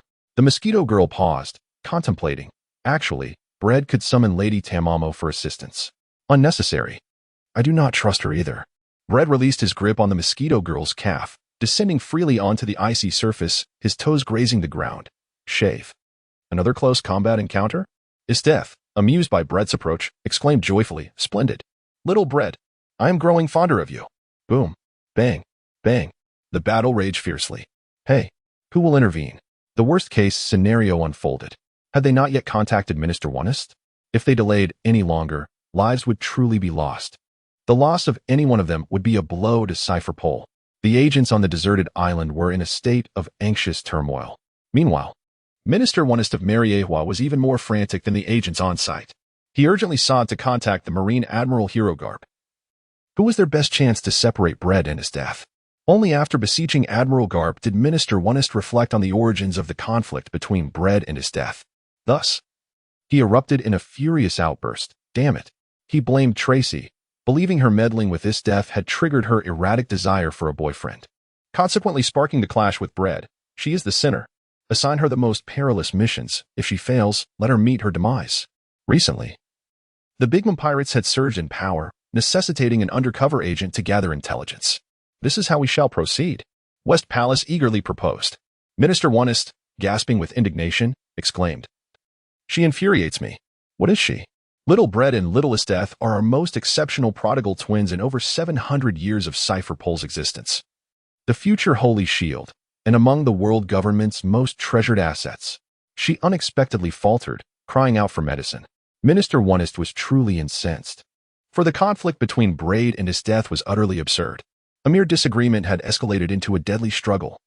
And what was more infuriating was that this was an unwarranted internal depletion. Chapter 41. The man you can never possess. How can one defeat or even slay Isteth without resorting to external forces? Bread contemplated this, refusing to summon Tamamo no Mae and distracting the mosquito woman. For a decade, he persevered relentlessly, never allowing himself a moment's respite, laboring diligently, honing his skills, and nurturing his efforts with sweat, savoring the bitter pangs of toil. At any cost, and by any means, he sought strength, all in the pursuit of empowerment, aiming to mitigate, avert, and eliminate the known and unknown threats to his existence. Now, danger had arrived, and he must possess the audacity and resolve to confront it, matching all his preparations. Bang! The seals were formed, and the barriers were lifted. In Brad's possession were several custom-made ninja tools, shurikens, with chakra coiling within his mouth. Fire release, Phoenix flower nail red. Whoosh. The projectiles, enshrouded in searing flames, continued to spin and dart forward. Esthi stomped her foot. Boom. An ice wall rose from the ground, shielding Esthis. Yet, the shuriken technique of shadow clones was unleashed. Braid employs a composite ninjutsu, utilizing A-rank shuriken shadow clone technique to augment the B-rank fire release, Phoenix flower claw red, serving as a fundamental means of launching concealed projectiles. Whoosh. Bang. Boom. A torrential storm of fiery shuriken instantaneously obliterates the icy barrier, enveloping Isteth from all directions in an unrelenting deluge of iron and flame. The hissing and pattering of steam rise, accompanied by the sharp, brittle sound of her stiletto heels striking the ice. Isteth emerges, her exquisite visage transforming into a fearsome countenance. A gash rends her thigh. I underestimated you. My mastery of armament hockey is lacking, and it appears I must adopt a resolute defense. Let us embrace the inevitability of death. Little Braid, I shall no longer hold back. I acknowledge you as my worthy adversary, a foe deserving of battle. The air crackles with the intermingling of dark red arcs of electricity, sharp and resonant, leaping forth from Isteth as she embodies the ferocity of a primordial beast. Conqueror's hockey.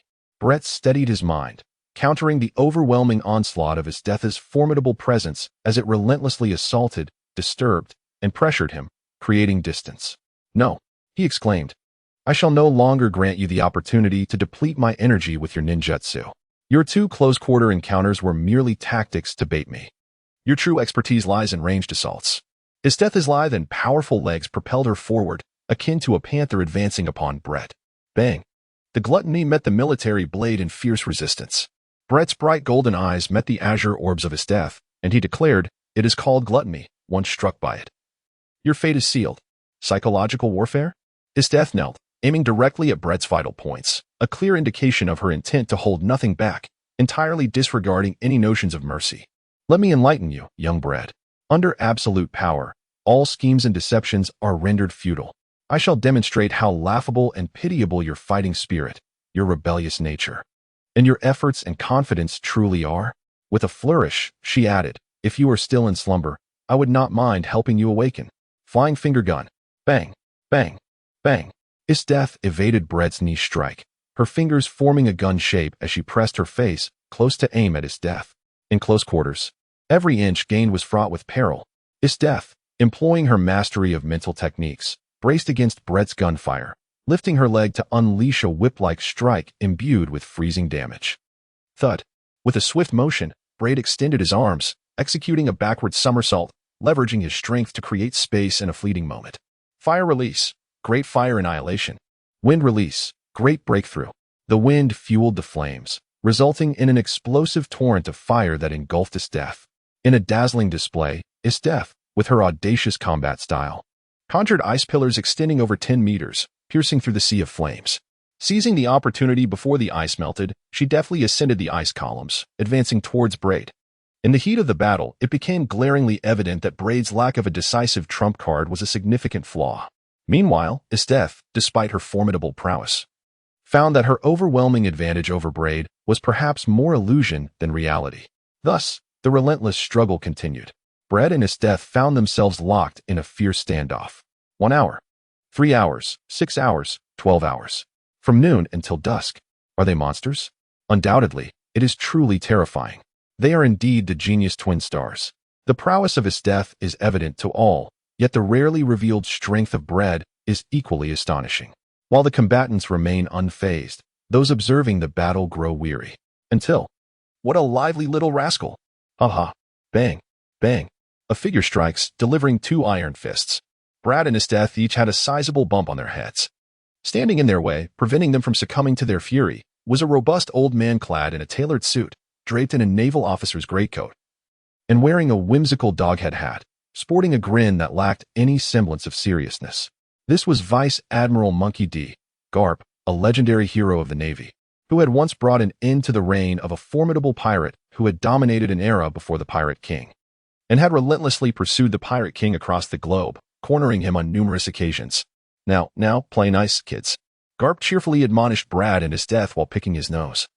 But then added, "I've seen plenty of men act tough with women, but I've yet to witness a girl being tough with a boy. Ha.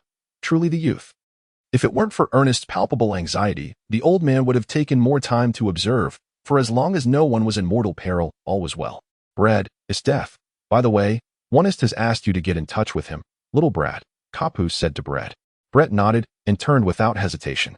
"I will not give up, little Brett," said Estes, arranging her appearance and beaming a smile.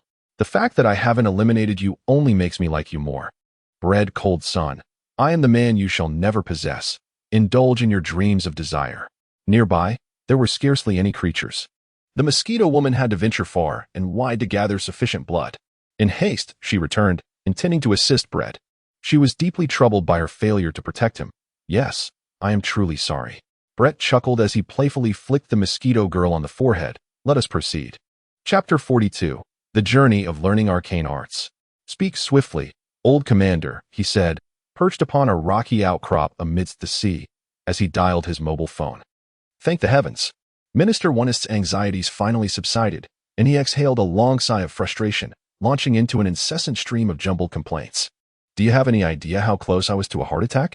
Truly, you two are insufferable little rascals. You threaten each other's lives over the slightest disagreement. What is the meaning of this madness? It's merely a courtship.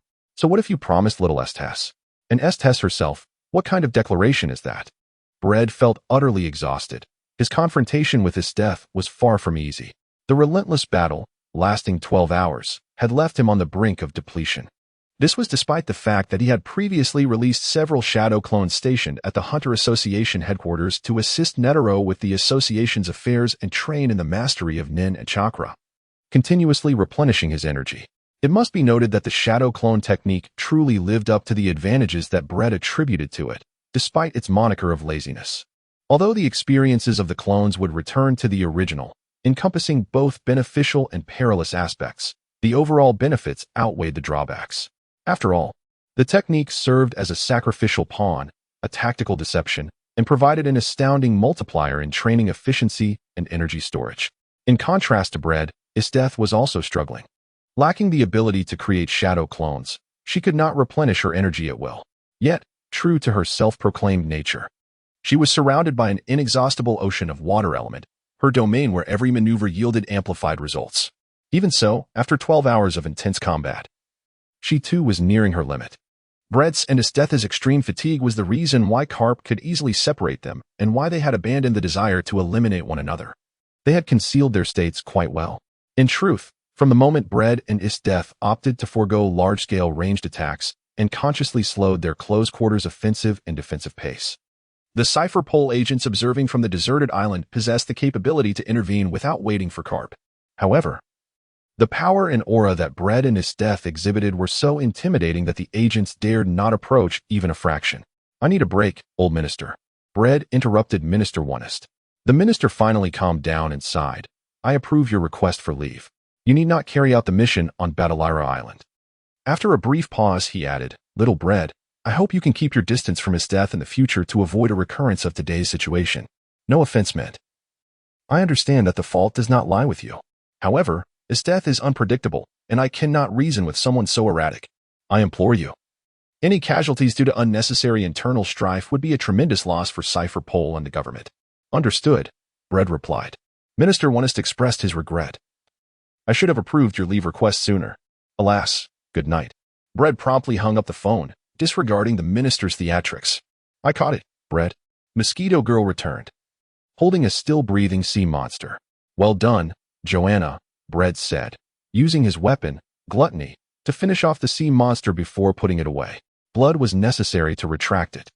This was one of the conditions tied to the manifestation of his Nin weapon, Gluttony. Resting his head on Mosquito Girl's thigh, Brett drifted into a deep sleep. "Hey, Brett, have you ever contemplated the type of girl with whom you would wish to engage in a relationship? If she were to take issue with me, what would become of my situation? Much like the words of Isteth, am I merely an entity endowed with wisdom and a human visage, yet forever incapable of embodying the essence of humanity?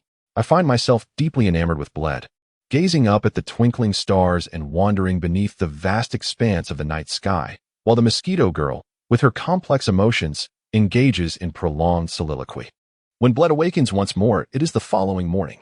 In Mariehua, the headquarters of the Hunter Association, a choice must be made. Bled, rejuvenated, declares, "I shall venture into the territory of Tamamo no Me. Alas, I cannot bring you along."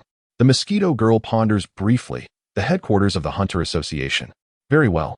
Braid spoke little, forming seals to perform the reverse summoning technique. With a resounding bang, a cloud of white smoke enveloped him, and he vanished from his location. Shortly thereafter, on Peace Island, I exclaimed, "Lady Tamamo! Lady Tamamo! Lord Braid has arrived." Suddenly, the delicate, pink tongue of the three-tailed white fox, Saming, greeted him, unexpectedly showering Braid's face with saliva. Before he could respond, she playfully bounded away. Brett swiftly. Upon encountering Tamamo no Me, Brett perhaps unwittingly adopted the questionable habits imparted by his serpentine companion, Lilith. Not only does Tamamo no Me revel in the art of adornment, but she also delights in the intricacies of makeup. At this moment, she is clad in a form-fitting black leather bodysuit and trousers, accentuated by a pair of high-heeled black shoes. Her hair and tail have also been dyed to match this dark aesthetic, and her face is adorned with a gothic style of black smoky eye makeup. While her beauty is undeniable, there is an inexplicable oddity to her appearance. "Why do you gaze upon me so? Do you harbor ulterior motives, human?" Tamamo no Me exudes an air of cold elegance, completely oblivious to how she previously endeared herself to her benefactor. Braid felt it necessary to command a measure of respect from Tamamo no Me, so he rummaged through his wallet, seeking the largest denomination he could find. With a swift motion, it was gone.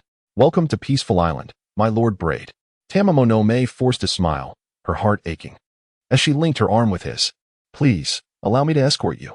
Braid replied, "Unless you master the art of sorcery, I shall not depart from Peaceful Island." "Which implies that you two shall remain here, Lady Tamamo no Mae." With a cheerful demeanor, Tamamo no Mae responded, "I fear that may not be possible." Braid raised an eyebrow.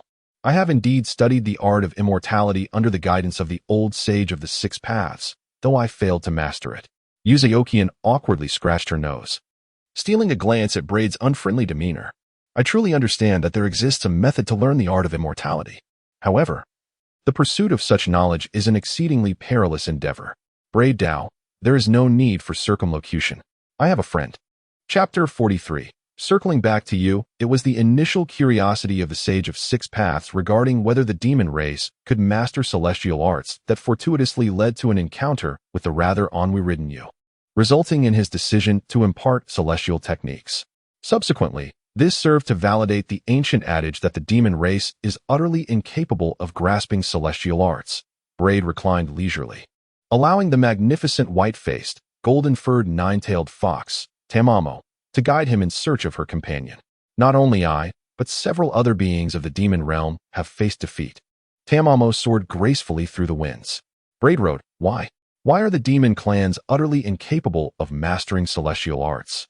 Is it a constraint imposed by the Creator?"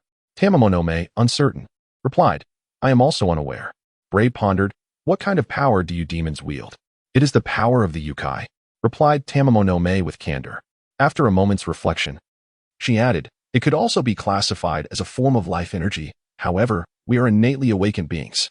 Braid gasped in astonishment. Truly, it is a remarkable racial advantage. The innate awakened life energy, the resilient physique, and the extraordinarily long lifespan are nothing short of perfection. Regardless of the exaggerated giants, the amphibious fishmen, or the electrically charged fur tribes, none can even begin to compare, let alone the ordinary majority races. I find myself beginning to comprehend what you mean by the shackles imposed by the Creator. Were it not for these constraints, I believe it would be the demon race that would dominate the world. "Indeed," remarked Tamamo no Mae. Braid chuckled and inquired, "Pray tell, what are the constraints imposed by the Creator you speak of?" "Firstly, the reproductive rate of the demon clan is lamentably low, particularly among those of stronger bloodlines. For instance, take our own nine-tailed fox clan, which exemplifies the perfect limitation on the development of the demon race," Yao Zhaoqian sighed. Brado remarked, "Isn't the number of the demon tribes on Peace Island quite substantial? Have you not noticed? Most of them are beasts. And there are merely 31 members in the entire nine-tailed fox clan," said Tamamo no Mae with a hint of melancholy. Braid pondered carefully, slowly nodding his head, and then remarked, "It seems there are no male members among you?" He continued, "For a prolonged period, have you not known that thousands of years ago, the nine-tailed fox clan lost all its male members due to the ancient war, nearly leading to its extinction?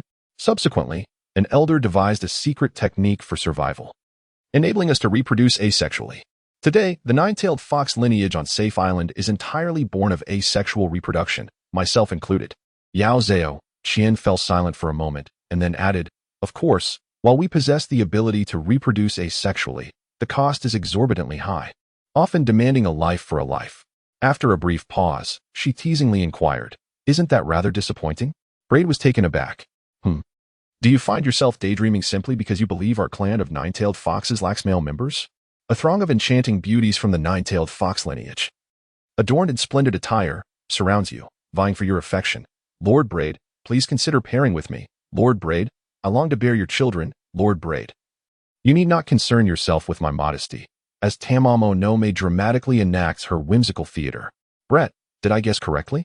"Hee." Tamamo no Mae smiled mischievously, then swiftly transformed her expression into one of cold elegance. "Do not indulge in such dreams.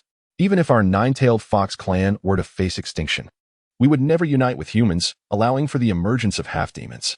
Brett adjusted his seating posture. "From your tone, it seems you harbor a profound disdain for half-demons. Are you aware of the outcome of the crossbreeding between a horse and a donkey?" Tamamo no Mae remarked. Burdeo remarked, "Indeed, a mule is a creature devoid of reproductive ability. In a similar vein, a half-demon is an imperfect being, inherently cursed." Tamamo no Mae spoke earnestly. "Moreover, none could have anticipated the nature of the curse it bore. The most dreadful curse I have ever witnessed resulted in the annihilation of a once mighty clan of Yokai." brought to ruin by a half-demon stripped of its sanity. Bread shrugged, remarking, "We seem to have digressed. Shall we continue our discussion on the shackles imposed by the Creator?" Tamamo no Me replied. The second shackle established by the Creator for the Yokai is that the techniques for utilizing Yokai power can be learned and mastered through self-discovery. However, Yokai power can only be accumulated through prolonged periods of time. It cannot be enhanced through training and cultivation as you do. Therefore, Yokai essentially grows stronger with age. Bread lamented, expressing that it seemed utterly unreasonable. After all, while humans envy the Yokai, they remain oblivious to the fact that Yokai also harbor envy towards humanity. 4. In comparison to the boundless potential of humans, the future possibilities for the Yokai are undeniably constrained. Yao Zhao Qian remarked softly. Bread shifted the topic. Who is your friend? Families. Yuzumo turned her fox eyes, murmuring almost inaudibly, I hope she is still alive. Otherwise, my clothes, cosmetics, and bags. Braid. What I mean is, who is she? Braid emphasized his words. Tamamo understood. Oh, the immensely perilous long-lived species, the Azure Dragon. Weren't you once eager to seek the Azure Dragon clan? If it is the Azure Dragon clan you wish to consult for the art of immortality, I can visit them myself. Braid smirked, not long ago. I acquired information confirming the habitat of the Azure Dragon clan. I am acquainted with numerous super perilous magical beast clans, such as the Toad clan, the Serpent clan, and the Slug clan, who are well versed in the art of immortality. Tamamo grinned mischievously. Lord Braid, you may choose at your leisure. Brett rested his chin on one hand, teasingly lamenting, I regret entering into this pact of divination with you. You indolent vampire are utterly useless. How rude. Tamamo no Me let out a huff, for she found it difficult to counter Brett's words. It was an undeniable truth that she had offered little assistance while frequently demanding favors. Brett tilted his head and proposed, why not serve me in bed? Let us adopt a different mode of interaction, engaging in a purely transactional exchange of money and flesh. Without a hint of anger or irritation, Tamamo no Me calmly replied, very well, let it be now. Confront me directly. I am indifferent to the setting. Braid, little sprout, humph. Tamamo is undoubtedly disdainful. At present, in her white-faced, golden-haired, nine-tailed fox form, she stands as a colossal being, towering over 20 meters in height, rendering Braid merely a diminutive sprout in comparison. Braid found himself at a loss for words, astonished that he too could experience such a moment of speechlessness. Chapter 44. The cloud nest. As far as the eye could see, the clouds stretched endlessly, solidifying into the earth, trees, and flowers. While the fluidity of water manifested in rivers and waterfalls, everything appeared in a vast expanse of white, devoid of any hues, resembling a breathtaking celestial realm. In the East Sea, the cloud nest, a sanctuary for the Qinlong clan, lay before them. They had finally arrived. Yu Qian shook her head, dislodging Bread from her nose, and in an instant transformed into her human form, erupting into an exclamation of surprise. Ah! As Braid gracefully landed, a sense of dismay washed over him. What has transpired? A clash of attire. Yu Qian puffed her cheeks, her expression laden with resentment. I had meticulously prepared my exquisite gown for a visit to an old friend. This will not do. I must change into another. Please wait here. With that, Yu Qian hurriedly lifted the hem of her white laceback gown and swiftly disappeared. Braid was filled with helplessness. Then, history always ascends in a spiral. Ethereal mist billowed as a colossal creature cautiously approached Braid. Its antlers resembled those of a deer, its head that of a bull, its eyes akin to shrimp, its mouth like that of a donkey, its abdomen like a serpent, its scales reminiscent of fish, its feet resembling those of a phoenix, and its ears akin to those of an elephant. Yet it was a dragon, a youthful and verdant one. For its voice was that of a little girl. Though immense, it was clear and bright. Are you human? I am human, Braid replied, gazing upward, silently assessing that the creature's yet unrevealed form should be no less impressive than the white-faced, golden-haired nine-tailed fox of Tamamo no Me. After a brief silence, the dragon licked its lips, much like the three-tailed white foxes had done during Braid's 2 visits to Peace Island, confirming his humanity by playfully splattering him with drool. Caught off guard, Braid exclaimed. What a terrible habit. Sweet. The dragon exclaimed in wonder. The taste of humans is sweet, it mused, seemingly eager to indulge once more. Hey, Braid interjected, swiftly diverting the dragon's attention. I'm Braid Heyman. Want to you introduce yourself? The dragon beamed with delight. I'm Amani. Amani? Tamamo no Me reappeared, clad in a black casual outfit, assessing Amani before asking, what is your relation to Daenerys? Daenerys is my esteemed mother. Amani bowed her head. Do you know my esteemed mother? Tamamo no Mae smiled warmly. Of course. Where is she? I am her friend. Mother has gone to sleep again. Amani could not hide her disappointment. She is asleep again? Really, every time I see her, she seems to be in a daze. Tamamo no Mae mused, indeed. Your dragonkin are a rare breed among the perilous magical beasts, possessing both the traits of large species and longevity. It is difficult to avoid slumber without risking hunger or boredom. In any case, lead us to her, little one. Amani chirped joyfully, no problem. Climb aboard, climb aboard. As they mounted Amani's dragon form, they sped away in a whirlwind. Did you feel that? Tamamo no Mae called to Braid. Braid contemplated deeply. Ah, the essence of nature. So profoundly rich. Yao Zhao Qian remarked. In the pursuit of celestial arts, the environment is indeed a crucial factor. After a few minutes, Mother, we have guests. Please awaken. Amanda, like a fledgling returning to its nest, dove into the embrace of her mother, Danlise. Unlike Amanda's youthful innocence, Danlise embodied the true maturity of a great azure dragon, her formidable scales thick and imposing, stretching an alarming length of over 150 meters.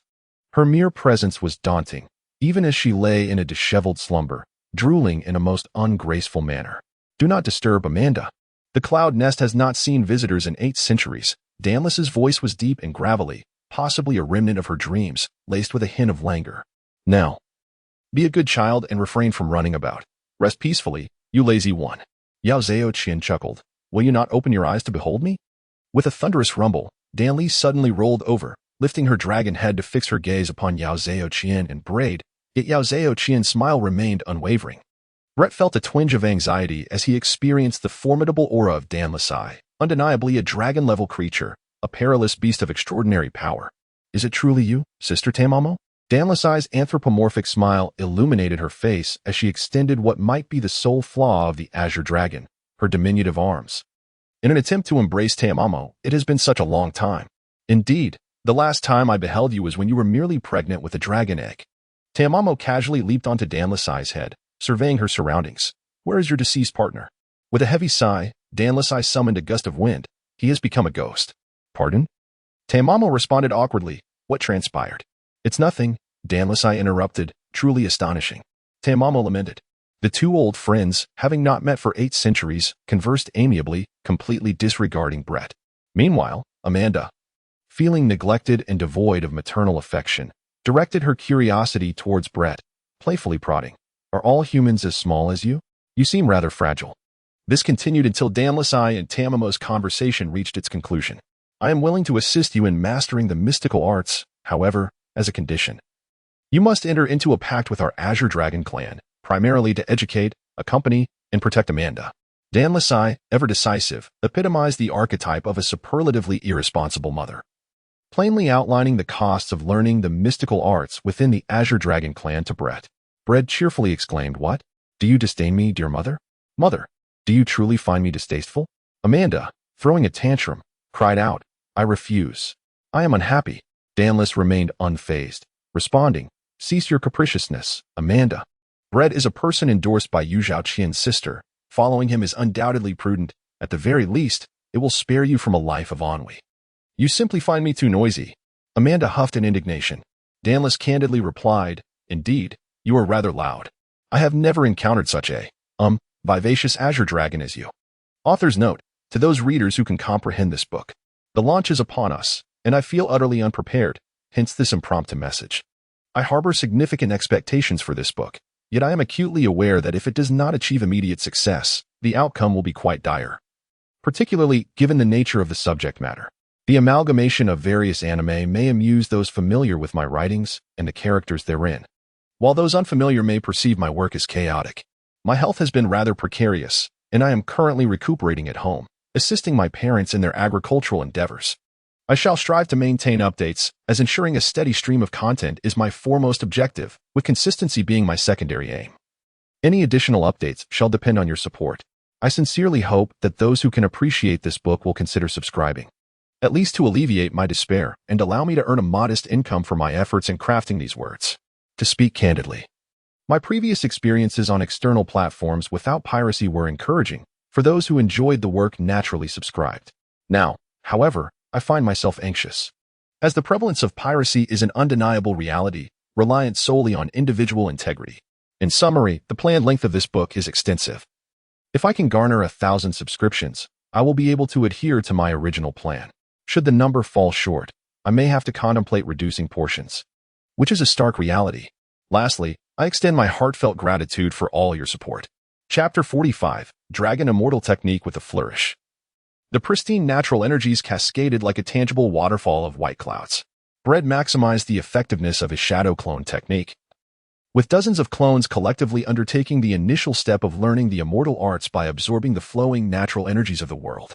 Only by perceiving these natural energies could one subsequently draw them into their being, adjusting the intake to achieve a perfect equilibrium among natural, spiritual, and physical energies, ultimately culminating in a fusion that births an entirely new system of power, immortal arts. The immortal arts of the Azure Dragon clan are also referred to as Dragon Immortal Techniques. It was not difficult to sense the flowing natural energies, especially with Bread's enhancements and his presence in the sacred grounds of the Azure Dragon clan, where the pure natural energies manifested as a waterfall of white clouds. After an hour, Bread opened his eyes and declared, "Lady Danlis, I have perceived the natural energies. Then let us depart from the waterfall and continue to absorb the comparatively sparse natural energies outside, until you can sense them freely, at any time and place." Danlis yawned repeatedly, feeling lethargic, yet her manner of conduct remained exceptionally meticulous. After all, the Bayan waterfall is a unique phenomenon. There are few places in the world constructed solely from the essence of pure natural energy. I comprehend the necessity of a solid foundation. Brett commanded dozens of shadow clones to depart from Bayun Waterfall to further absorb the relatively sparse natural energy outside, while he positioned himself before Danlis. I have gained insight into the principles of immortal arts and a rudimentary approach to cultivation from Lady Tamamo, yet I remain curious about the essence of these arts, such as their origins and historical evolution. Might you illuminate my uncertainties, Lady Danlis? Please, call me Danlis, she replied, shifting her dragon-like head and pondering. The immortal arts originated from human creation, thus humans can also learn and cultivate them. The identity of the individual who first conceived these arts remains untraceable, however. The reasons for their creation have been passed down through generations. Bread raised an eyebrow, exclaiming, "Oh, curiosity, the boundless curiosity of humanity." They ponder whether magical beasts can wield their innate life energy with the same agility as humans. Danlis sighed, acknowledging, "One cannot help but admire humanity. Although humans are inherently more fragile than us magical beasts, their fervent curiosity, abundant creativity, profound wisdom, and courageous quest for the unknown are remarkable qualities that we, as magical creatures, do not possess." Bread deliberated. He pondered whether the magical beasts could wield their innate life energy as adeptly as humans do. Upon conducting experiments, he discovered that these creatures seemed incapable of utilizing their inherent life force with the same finesse as humans. Consequently, he sought to integrate natural energy. You might surmise correctly. For us magical beasts, natural energy serves to harmonize the disproportionate spiritual and physical energies. Danlis stifled a significant yawn, exhaling a gust that stirred a whirlwind. As for the evolution of magical arts, to be frank, I am utterly bewildered. Bread chuckled and inquired, "Apart from the Azure Dragon clan, are there other beings proficient in celestial arts?" "Indeed," replied Danlis, "the Frog clan of Nyamu Mountain, the Serpent clan of Lungdi Cave, the Slug clan of Wetbone Forest, and the Bluebird clan of Wudong Island all possess considerable mastery of celestial techniques." With her large vertical pupils wide open and exuding a palpable aura of menace, she declared, "Should we encounter the Serpent clan of Lungdi Cave in the future, there will be no need for inquiries. We shall strike them down mercilessly." Braid, "Very well." Promising Daenerys, Braid continued, "How many dragons does the Azure Dragon clan possess? Once I engage the enemy, do your utmost to refrain from summoning us." Daenerys interrupted Braid, her gaze darting about, her majestic demeanor slightly faltering. "The members of the Azure Dragon clan are fond of slumber. Only Amandra stands as an exception. Of course, if you offer a suitable reward, delectable food, glimmering treasures, there will certainly be a dragon among our 20 or so willing to assist you. Rest assured, it is not out of avarice. We are not materialistic dragons, truly." Braid fell into a moment of silence. "We have entered into an equitable contract, and I shall not do a disservice to the Qi Long clan," he solemnly vowed, hesitatingly adding, "At present, I am in the service of the world government, a name with which your Qi Long clan is surely familiar. I have heard that the material for the ever-changing imperial artifact, the crosstail, was sourced from the fur of one of your dragons." That dragon was the father of Amancia. At that moment, Dallas's sharp dragon claws tapped emphatically, and the atmosphere shifted dramatically. Amancia's father had been killed by the world government. They disgracefully plucked his whiskers, causing him to lose face and ultimately succumb to despair. How despicable! Dallas revealed the cause of her mate's demise. After much contemplation, she finally reined in her emotions and remarked, "It is of little consequence now. Nearly 8 centuries have passed. He was foolish to indulge in fine wine. Just take good care of Amancia, and I shall not mind your allegiance to the world government." Brett reassured, "I promise to take good care of Amanda." "I value your honesty, Brett. It is of utmost importance. For those of us with troubled minds, nothing is more daunting than deceit and falsehoods." Danlise then conveyed her goodwill. Drawing closer, Braid. Oh, while Tamamonome is still unperturbed by Amancia, let us seize the opportunity. Daenerys has entrusted this to Braid. Approximately 1 week remains. Brett has thoroughly mastered the initial step of learning the mystical arts, achieving an unreserved ability to perceive the natural energies at will, anytime and anywhere. A week has passed once more. Brett has essentially mastered the art of celestial magic, finding it less arduous and lengthy than he had anticipated. He confidently absorbs the natural energy around him, seeking a harmonious equilibrium amongst spiritual and physical energies, precisely in a ratio of 1:1. He need not worry about the potential danger of overindulging in natural energy, which could transform him into part of the cloud nest. For Danlise would swiftly awaken him if necessary. In this celestial mode, a faint aura emanates from his being, and Brett's appearance undergoes a dramatic transformation. His golden eyes blossom, resembling the fierce slits of a beast, while his golden hair grows luxuriantly, shedding its opulence to reveal a pale hue. Most strikingly, dragon scales spread across his cheeks, and irregular dragon horns sprout from his forehead. At last, he can rest peacefully. Danlise gazes at Brett, her eyes still heavy with sleep. "You must continue to practice diligently." Braid's path. Danlise, what are the shortcomings of dragon sorcery? Every system of power harbors its flaws, and sorcery is no exception. For instance, the frog sorcery of the Frog clan from Yamu Mountain is restricted by a 5-minute usage limit, which is why Braid posed such a question. "I suggest you find a partner," Danlise replied earnestly. Chapter 46. You have fallen from favor. The shortcomings of dragon sorcery are exceedingly subtle. It stimulates the endocrine and nervous systems, inducing excitement and a fervent desire to engage in the most primal reproductive instincts of humanity. The intensity of these effects is contingent upon the duration of the sorcerer's mode. A rather blunt yet fitting description of dragon sorcery would be akin to an aphrodisiac. Upon comprehending the drawbacks of dragon sorcery, Braid swiftly terminated the sorcerer mode, falling into a lengthy silence. In truth, he was meditating, seeking to calm the uncontrollable restlessness within him. Unlike Tiresian, who, when aroused, would indiscriminately confront even a lioness, he could not afford to act upon the desires stirred by a female dragon, despite Danlise appearing indifferent, seemingly unaffected by his actions. Desire, the original sin. Braid pondered on a fitting moniker for dragon sorcery. Danlise yawned widely and remarked, "You'll get used to it. The side effects of dragon sorcery will gradually diminish as you master it, though they will never entirely vanish. My suggestion to find a partner is not a jest. Remember not to excessively restrain yourself.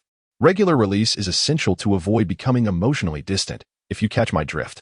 With that, Danlise, without a hint of decorum, began to drift into slumber. Braid quietly sought out Tamamonome, departing from the cloud nest. "Wow, the outside world is so vast, so beautiful," exclaimed Amanda, like a curious child, carrying Braid and Tamamonome as they swayed and danced through the skies, gazing down at the earth below. Tamamonome's attention was fixed on Braid. "You seem rather unusual today." "My lord Braid, I am not unusual. I am merely contemplating Amanda's arrangements," Braid replied, closing his eyes, unwilling to meet Tamamonome's gaze. For her attire, a strapless top and shorts, seemed rather revealing. Tamamonome's eyes darted playfully, and she exclaimed with a teasing lilt, "Oh, I see. He. I sense your intentions are not pure. You surely know the drawbacks of the dragon immortal technique." Braid's forehead throbbed with tension, a mixture of anger and frustration. Tamamonome covered her face, laughing mischievously like a cunning fox who had stolen a chicken. "You chose this path. He. I must inform you that I am acquainted with other practitioners of immortal arts, not just the Azure Dragon clan. You'd best keep quiet and behave yourself," Braid retorted, irritation creeping into his tone. He. Are you flustered? How amusing. Your face is turning red." Tamamonome continued to run ahead, her laughter growing more unabashed and joyful. "Bread, Aimlessly wandering along the East Sea for half a day, Brett managed to suppress the tumultuous impulses within. With a long exhale of pent-up breath, he perused his phone's contact list, returning calls that had been missed during his dedicated pursuit of celestial arts. Ultimately, he stumbled upon an unfamiliar number, contemplated for a moment, and dialed, introducing himself. "This is Brett." "It's me, Brett." Montgomery Marks. "Brito, Major? Is there something you need?" "I intended to invite you to my soiree, but alas, you chose to disregard my invitation, which left me quite disheartened," Montan remarked with a smile. Brett furrowed his brow and replied, "I am rather occupied. Please feel free to express any concerns directly." "Very well," the representative from Montana articulated.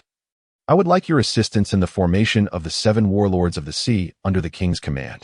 Braid gasped in astonishment. "Congratulations, Major." Laughter erupted from Montana, filled with uncontainable joy. Montana intended to leverage the establishment of the 7 warlords under the king to simultaneously assemble his own unique cadre, preparing for future competition against the celestial dragons.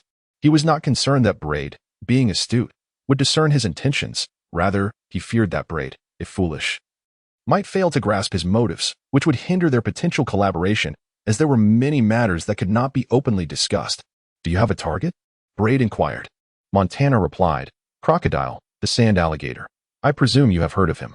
A member of the worst generation and one of this year's pirate supernovas.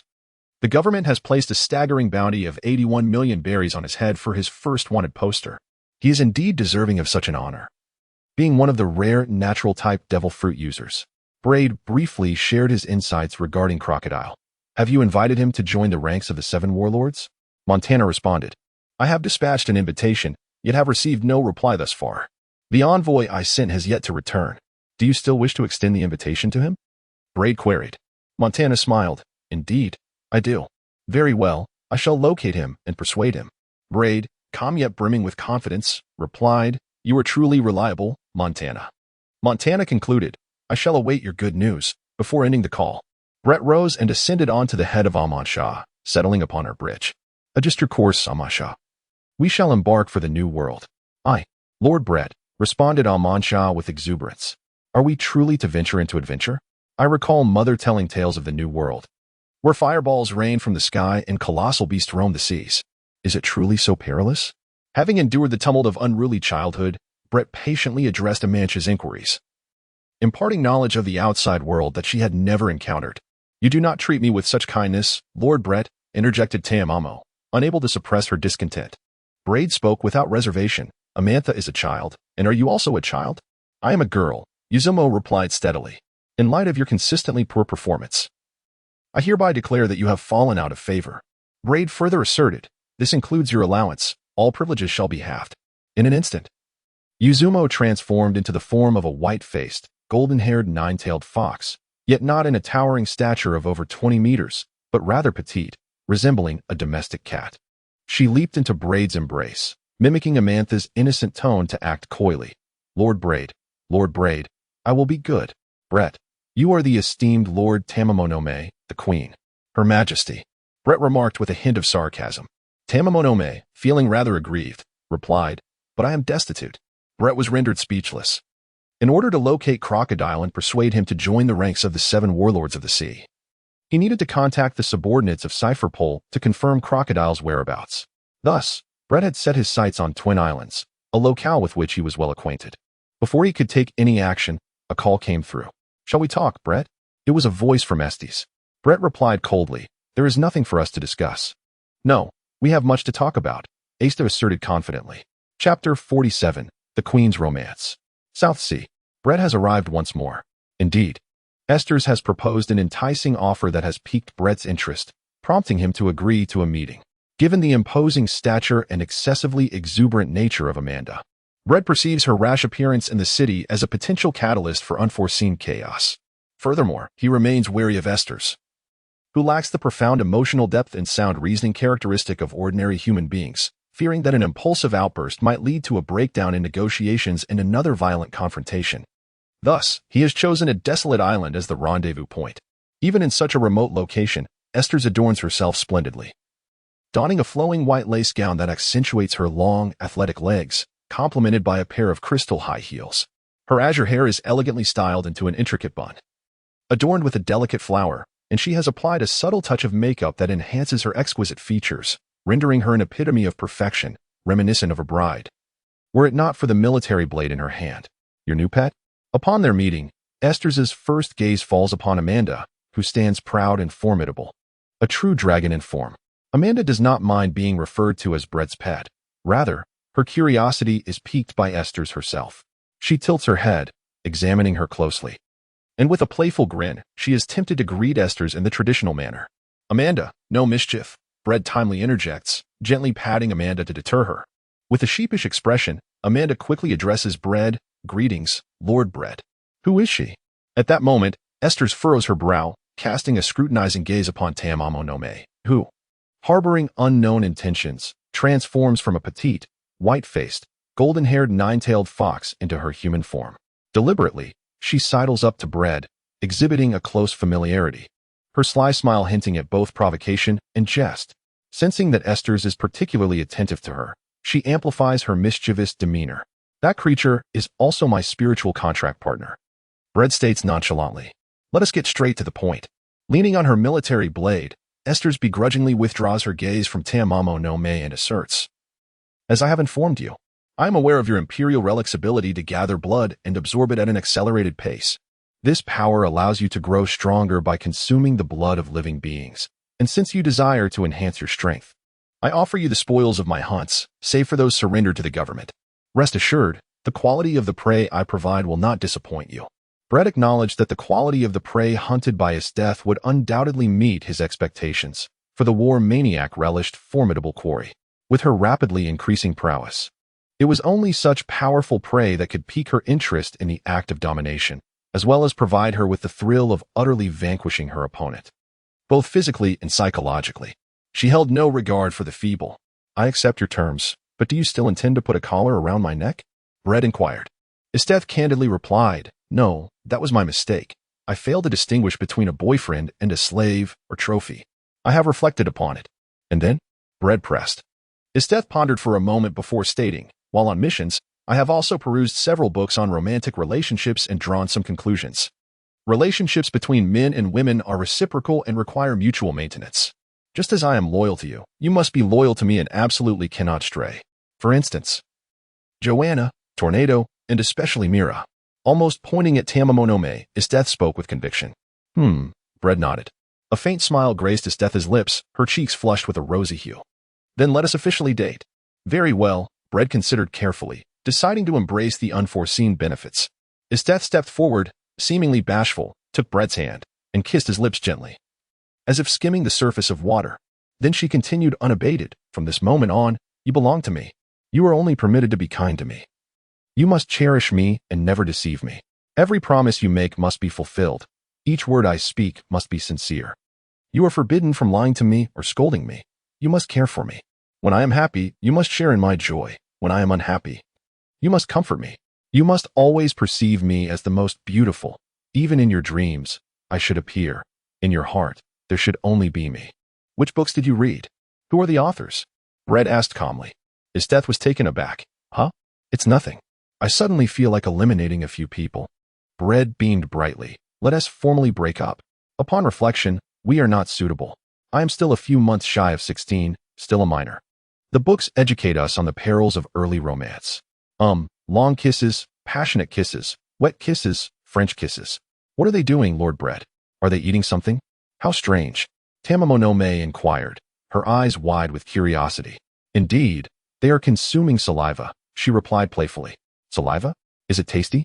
I want to try it. Amanda innocently remarked. Taemamo leaped onto Amanda's head, saying, Let us not disturb them. Come along. I shall show you around. As they departed, Esteth softly said, This is my first experience of such feelings. What about you, Bread? Are you unhappy, or perhaps startled? Is it progressing too quickly? This is my first kiss. Though it is not yours, your first kiss was given to Mira. The tale of Brad's dismay is recounted once more. Esteth's expression darkens ominously, yet she quickly forces a smile, explaining, But she is a girl. Directly toppling Brad, Esteth hopes to ignite his passion, allowing him to forget the awkwardness of her first kiss. However, I take the lead.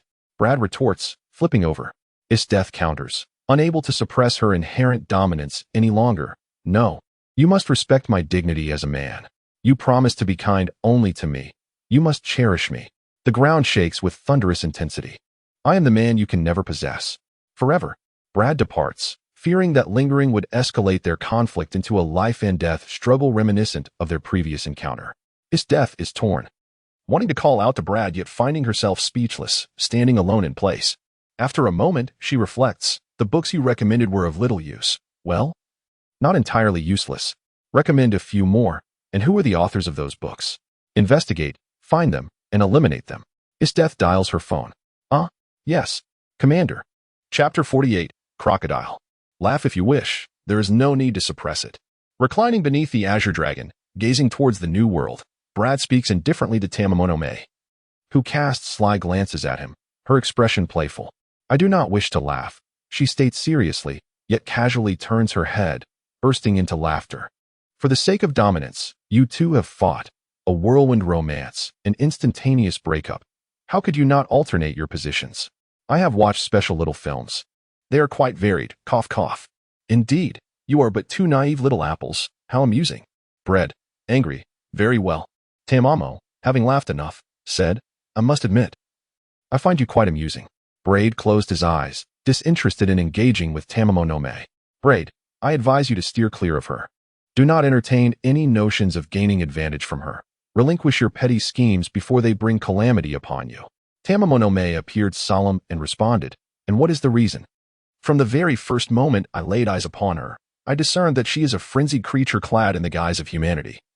Yet she refuses to embrace the essence of human existence, acting solely upon the instinct deeply imprinted within her marrow. She is exceedingly perilous, a being unlike any I have encountered before. Braid remained silent. Meanwhile, Tamamonome crawled forward, gazing down at Braid with a subtly enigmatic smile. My lord Braid? You are not as innocent as you appear. What a mischievous fellow you are.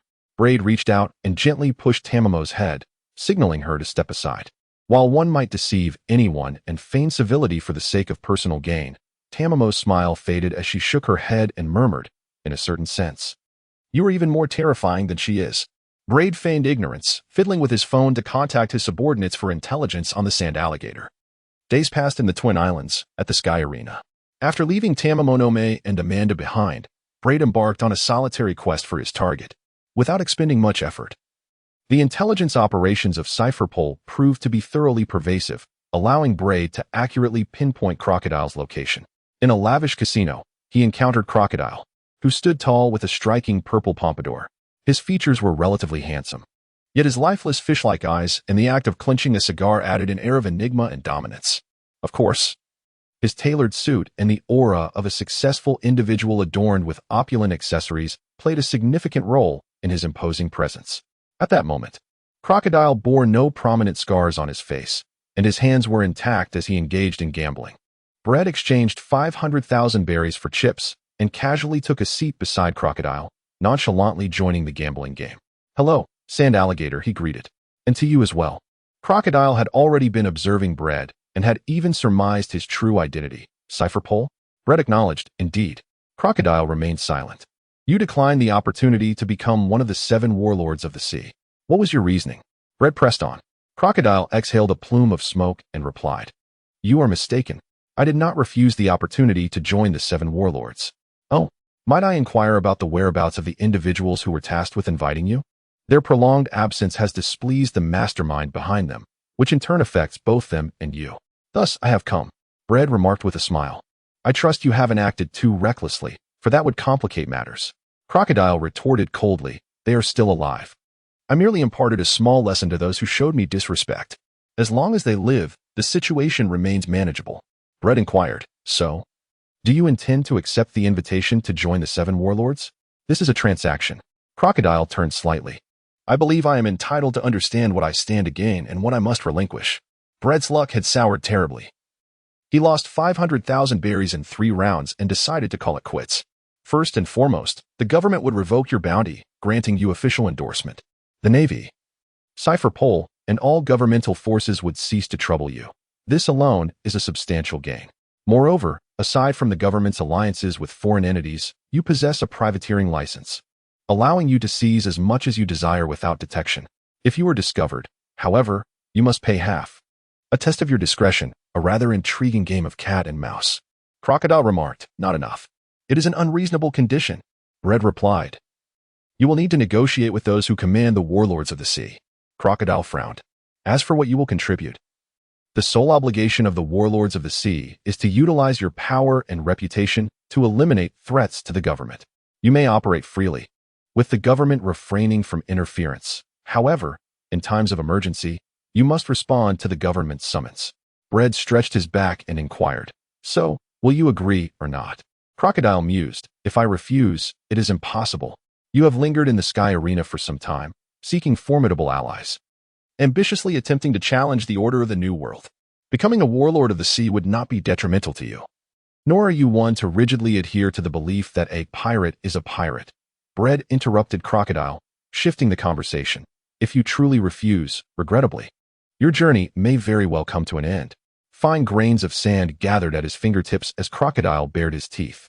As Crocodile clenched his fist, the hardened armament color of his haki emanated powerfully. Those who wield the abilities of a Logia-type devil fruit are not invincible. Do not toy with fire, lest you find your skull crushed. Ha ha. Crocodile's maniacal laughter echoed, leaving the nearby gamblers bewildered. Suddenly, Crocodile regained his composure. I have made my promise. Braid silently handed Crocodile a business card bearing the title of Major before rising to depart. Braid Heyman, to my astonishment, the vice president of the Hunter Association concealing an additional identity, Crocodile murmured softly to Braid. Bread paused, saying with profound significance, Countless individuals are aware of my identity. Yet they all maintain an unspoken understanding. Do you comprehend? With a casual wave, Bread departed elegantly. Crocodile took a deep drag from his cigar, plunging into deep contemplation. Chapter 49. The Wolf Father. The conversation proceeded smoothly. The Sand Crocodile understood that the essence of the Seven Warlords' plan was a transaction, one that was advantageous rather than detrimental to him. How could he possibly refuse? Bread contacted Montana, stating, On the contrary, it is your major who dispatched those incompetent fools who failed to grasp the essence of the Seven Warlords' plan, mistakenly believing their task was to place a collar on the Sand Crocodile and lead him back to Mary Geos as a pet. In the end, they found themselves wearing the collar, dangling from the side of a pirate ship, shivering like a pack of drowned dogs. Quite the embarrassment. Montana chuckled softly, saying, You have my gratitude, Bread. One must fulfill their duty, taking payment to alleviate the troubles of others. Bread replied matter-of-factly. Montana pondered for a moment. Evaluate the Sand Crocodile for me, Bread. After all, witnessing is far more reliable than mere hearsay. Bread elongated his nasal tone, pausing for a while before responding. He is an ambitious individual lacking in strength, arrogantly self-assured, yet curiously self-aware. He embodies both intelligence and foolishness, like most individuals, rife with contradictions. Specifically, he intends to leverage the convenience provided by the Seven Warlords to evade troubles stemming from the government, while simultaneously gearing up to challenge the pirate order of the New World, eagerly seeking to partake in the struggle for supremacy in this new era of piracy. Montana smiled. You don't hold him in high regard? He is a user of a Logia-type devil fruit, after all. And what of a Logia-type devil fruit user? Bread retorted. From what I understand, the true titans atop the pirate hierarchy have never deigned to indulge in petty tricks. They rely solely on their fists to obtain what they desire. Bread continued. In summary, I assess his potential threat as negligible. Even if he were to pose a danger, he could be swiftly eliminated, utterly inconsequential. However, he is suitable to serve as an initial example for the formation of the Seven Warlords. Montana chuckled again, by the way, Bread. One should not trouble two masters. Do me a small favor. Very well, Bread replied. Inform those incompetent fools to swim back to the Holy Land, Montana said casually. Bredeo, all right. Wishing you a delightful vacation. Let us share a drink when you have the time. Montana has ceased communication. Brett put away his phone and turned to glance at the unfortunate souls nearby. The Major has summoned you to swim back to the Holy Land. I have delivered the message, and whether you comply is of no concern to me. With a splash, the unfortunate ones exchanged glances filled with trepidation, gritting their teeth as they plunged into the water, truly wishing to swim back to Mariewa. Brett gently tapped his temple with his fingers, deliberately testing the patience of the unfortunate souls before the Major. This skill and control is indeed formidable. With a sigh of admiration, Brett turned to procure supplies, primarily seasonings, as he wished to treat the elusive Amantha, who found it difficult to approach densely populated areas. In the evening, On a deserted island where a bonfire blazed brightly, Bread assumed the role of a diligent caretaker, feeding an azure dragon and a fox. Mia Mia, delicious. How delightful. Hurry, hurry, Lord Bread. Amantha chimed in, eagerly consuming her meal. Fortunately, Bread had shadow clones to assist him. I've considered this, Amantha. I cannot always bring you along, Bread began. Oh, I don't want to be a burden. Is it because I've eaten too much? My apologies, I shall eat less. The sight of a giant dragon, over 20 meters long, rolling about was nothing short of earth-shattering. Bread had witnessed it, feeling the tremors beneath him. Amantha, Bread spoke sternly. Halting her, it matters not how much you consume. I bear no disdain towards you. It is my line of work that necessitates discretion. And your substantial physique compels me to clarify my arrangements. My shadow clone will accompany you in the cloud nest, and I shall summon you at intervals. Is that agreeable? After a brief pause, noticing the mischievous glint in the eyes of the Lady Tamamo, Bread added, Silence, Lady Tamamo. Tamamo offered a sheepish smile. Really? Amantha leaned before Bread. Looking utterly despondent, Bread smiled warmly, assuring, I promise, eat quickly. The barbecue will lose its appeal when it cools down. Days later, after bidding farewell to Amantha, Bread returned to marry Joa. The time had come for Altair. Bread had long desired to nurture Altair by his side, yet his busy schedule had hindered this ambition. Altair appeared composed and calm. Yes, Master Bread, he replied. What have you learned at the Cipher Pole Agent Academy? Bread inquired. Altair responded, fundamental knowledge, basic physical training, and basic combat training, among others. Have you seen blood yet? Bread asked. Altair shook his head. Let us proceed. We shall find a few scoundrels to eliminate first. Bread ruffled Altair's hair and reiterated, I will ask you once more, Altair. Are you content with mediocrity? Altair continued to shake his head. Good. Then you cannot evade the act of taking a life, Bread stated matter-of-factly. Tamamonome interjected. Hey, that's a bit harsh, isn't it? How old is she? The experience of shedding blood is best acquired sooner rather than later. She will learn many things that others cannot teach her, Bread replied, fixing his gaze on Tamamonome. Madam Tamamonome, might you refrain from interrupting us? Tamamonome pouted, hands on her hips, and declared, I will not. Bread extracted his wallet, rummaging through it for a bank card, which he hurled like a dart. With a swift motion, he declared his affection, I love you, as the fleeting shadow of Tamamonome vanished without a trace. Leading Altair towards the elevator connecting the upper and lower realms of the Red Earth continent, Bread set his sights on the Shambadi archipelago. Upon his arrival at the archipelago, a glimmer of light sparkled in his golden eyes. Not far away, a young fishman, resembling an octopus, was struggling to drag a drowning victim to safety. Fortune smiled upon him. As Bread took his steps, he simultaneously dialed a number. Please investigate whether remnants of the Roger pirates have recently attacked Batarilla Island. Indeed. My Lord Bread, came the prompt reply. Our cipher pole has orchestrated a plan, and the Navy has laid a trap. Although we did not capture all the remnants of the most sinister bloodline of the Roger pirates on Batarilla Island, several attempts to rescue them were made, resulting in a few captures. The only regret is that the leader of the remnants, Dark King Silver's Rayleigh and Big Axe Shank's Jabba, managed to escape. Brett's lips curled into a sly smile, his tongue flicking across them, as his insatiable greed burgeoned like wild vines spreading uncontrollably. Chapter 50. The most important thing for a family is to be united. Perhaps you need a bit of assistance. Young fishman, Bread, with a cheerful demeanor, approached the octopus fishman youth who was laboriously attempting to rescue a drowning man not far away. The victim was a middle-aged man, with yellow hair and a black beard that wrapped around his chin in fork-like strands. His features bore a rugged handsomeness, accentuated by a vertical scar over his right eye that added a touch of allure. He was robust, as the octopus fishman boy, in addressing a gaping wound that nearly cleaved his right side and severed his left arm, had stripped him of his shirt, revealing his muscular physique. Without a doubt, the drowning man was Silbaz Rayleigh, the renowned first mate of the Roger pirates, the right-hand man of the Pirate King, due to his overwhelming strength and destructive capabilities. He was initially likened to Pluton, one of the ancient weapons, and was revered as the Dark King. The octopus fishman youth, however, had a rather peculiar appearance. With silvery gray starfish-like hair, 6 tentacle-like arms covered in suckers, and 2 legs. Bread's sudden approach startled the octopus fishman youth, who instinctively retreated into the sea, feeling no inclination towards Bread's seemingly harmless visage and innocent smile. The octopus fishman had ample reason to be wary of Bread in the vicinity of Sabaody Archipelago. The capture and trade of slaves were rampant, led by the celestial dragons of Mariewa and other aristocrats, who had long since torn apart over 100 anti-slavery laws established at the inception of the world government. The ruling class delighted in the amusement derived from enslaving others, causing immense suffering to the common populace, particularly the inherently curious minority races, such as the fishmen. Moreover, among the Fishman clan, octopus fishmen were particularly rare. Such grievous injuries. It is remarkable that he still lives, truly befitting of the Dark King, Bread mused, disregarding the octopus fishman youth as he leaned down to examine Rayleigh's gruesome wounds. Internally assessing the situation, the biting cold, no wonder the chest wound, having come into contact with seawater, had not rotted as severely as the arm injury. Was this the handiwork of his death? It shouldn't have been a one-on-one encounter. She lacked that kind of power. Wait a moment. Bread gasped in horror. Could it be?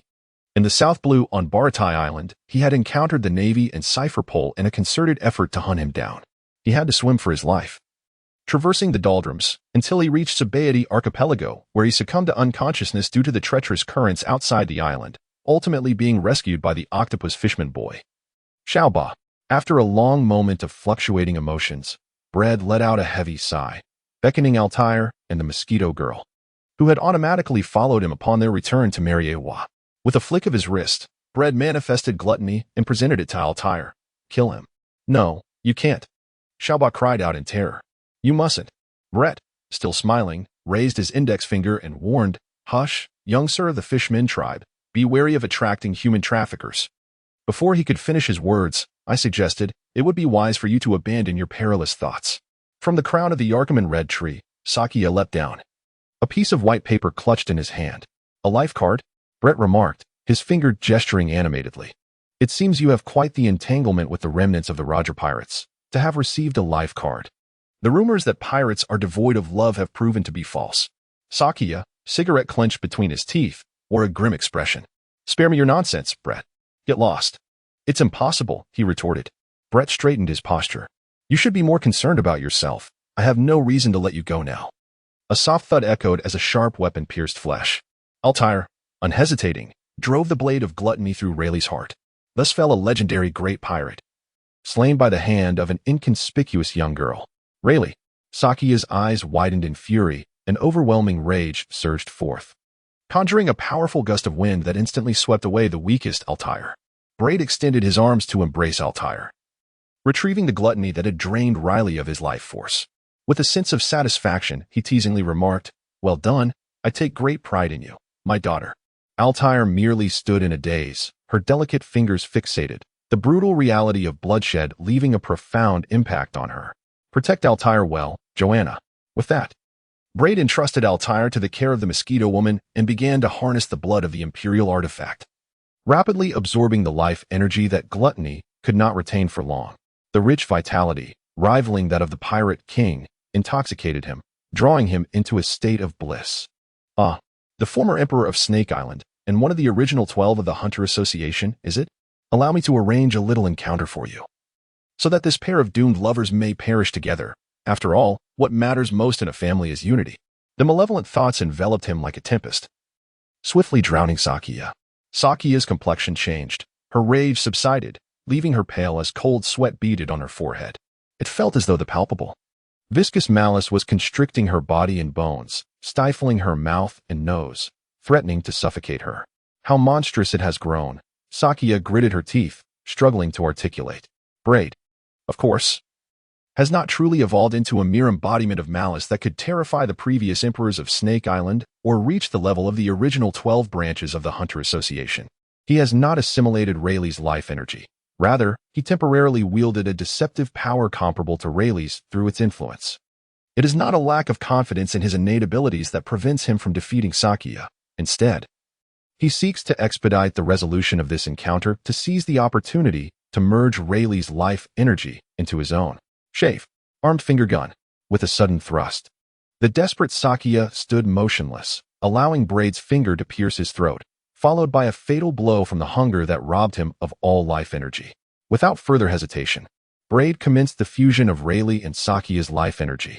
Meanwhile, Mosquito Girl returned with Altair, guarding Braid's flanks. After a brief moment of daze, Altair remarked, Life is truly fragile. Eh? Mosquito Girl responded, taken aback. Altair fell silent again, lacking the vivacity expected of her age. It seemed unnecessary to continue the bloodshed. Upon hearing Altair's words, Braid said, "Let us proceed directly to the next step. Await my instruction on your nun." Mosquito Girl seized the moment to add, "Braid, that octopus fishman has escaped." "That is of no consequence," Braid replied. Chapter 51. A major undertaking foiled. "You appear to be in good spirits, old officer," remarked Braid lazily. Reclining on a sofa with his legs crossed, observing Minister Onest's voracious consumption of meat. The unabashed gluttony exhibited by Minister Onest was undoubtedly a reflection of his contentment. Had he been in a foul mood, the weight of his burdens would have prevented him from indulging so freely. Minister Onest mumbled through a mouthful. The encirclement of Bartellala Island, in an attempt to rescue the remnants of the Roger pirates, marked as the most sinister bloodline in history, has been orchestrated by us in conjunction with the Navy. Those who perished are gone, and those who fled have escaped. Following this engagement, we can confidently tighten our grip on Bartellala Island, awaiting the emergence of the most sinister bloodline, only to extinguish it in its cradle. Braid's reaction was tepid. Minister Onest looked up. "Do you not believe me?" "I did not say it." "You did." Braid denied the implication. Minister Onest continued, calculating the days. "I believe we shall soon witness the outcome." Based on the gestation period of the companion of the Pirate King, Braid immediately understood the calculations Minister Onest was referencing. It has been 6 months since Roger's public execution, 7 months and 12 days since his surrender, and 8 months since we intercepted intelligence claiming someone witnessed Roger exhibiting behavior more akin to a father than a pirate. And what is the typical duration of a woman's pregnancy? Approximately 10 months. Minister Onest simply wiped his greasy hands and elaborated, "In 2 months. At most, the most sinister bloodline in history will come into existence. Otherwise, the remnants of the Roger pirates would not dare to launch a fierce assault on Bartolomeo Island." Fully aware of our alliance with the Navy, Brett nodded, his demeanor remaining aloof. "Does the notion that the Pirate King possesses the ability to hear the voices of all things, and thus discern the moment of his partner's pregnancy, factor into this? It is indeed meticulous and prudent. You still doubt it?" Minister Onest raised his voice. "I merely stated, I did not say it." "You did," Brett replied, shrugging his shoulders. "I harbor no disbelief. It simply does not concern me. What about the former commander? The Underworld King has perished." "Pardon?" Minister Onest was taken aback. "Which Underworld King are you referring to?" Brett rolled his eyes. "Who else could it be but Pluto?" "Sylvaz Riley?" Minister Onest gasped in astonishment. "Brettadu. Indeed. I surmised that he was compelled to escape through swimming. Fleeing from the onslaught of agents and naval forces you dispatched to Bartellala Island, even facing relentless pursuit, he traversed the doldrums, only to encounter the treacherous currents near the Shambadi archipelago, where he succumbed to unconsciousness, allowing me to seize the opportunity." "Oh, and his companion?" "The former emperor of the Nine Serpent Island, the original 12th member of the Hunter Association, Sakia K." Minister Onest, in a prolonged silence, swallowed several pieces of steak to regain composure. "Where is he?" "Dead, reduced to ashes," Brett replied, rummaging through his pockets. "I recorded the event on video and preserved some of his blood." With each adversary Brett deemed formidable, he not only absorbed their life energy but also retained fragments of their flesh and blood, including those of the Pirate King, the Underworld King, and the Spider Leader. Remembering vividly the forbidden technique of the land of Wano, the impure world reincarnation, which lingered in his mind. "Oh, my dear little Brett, you are truly my lucky star."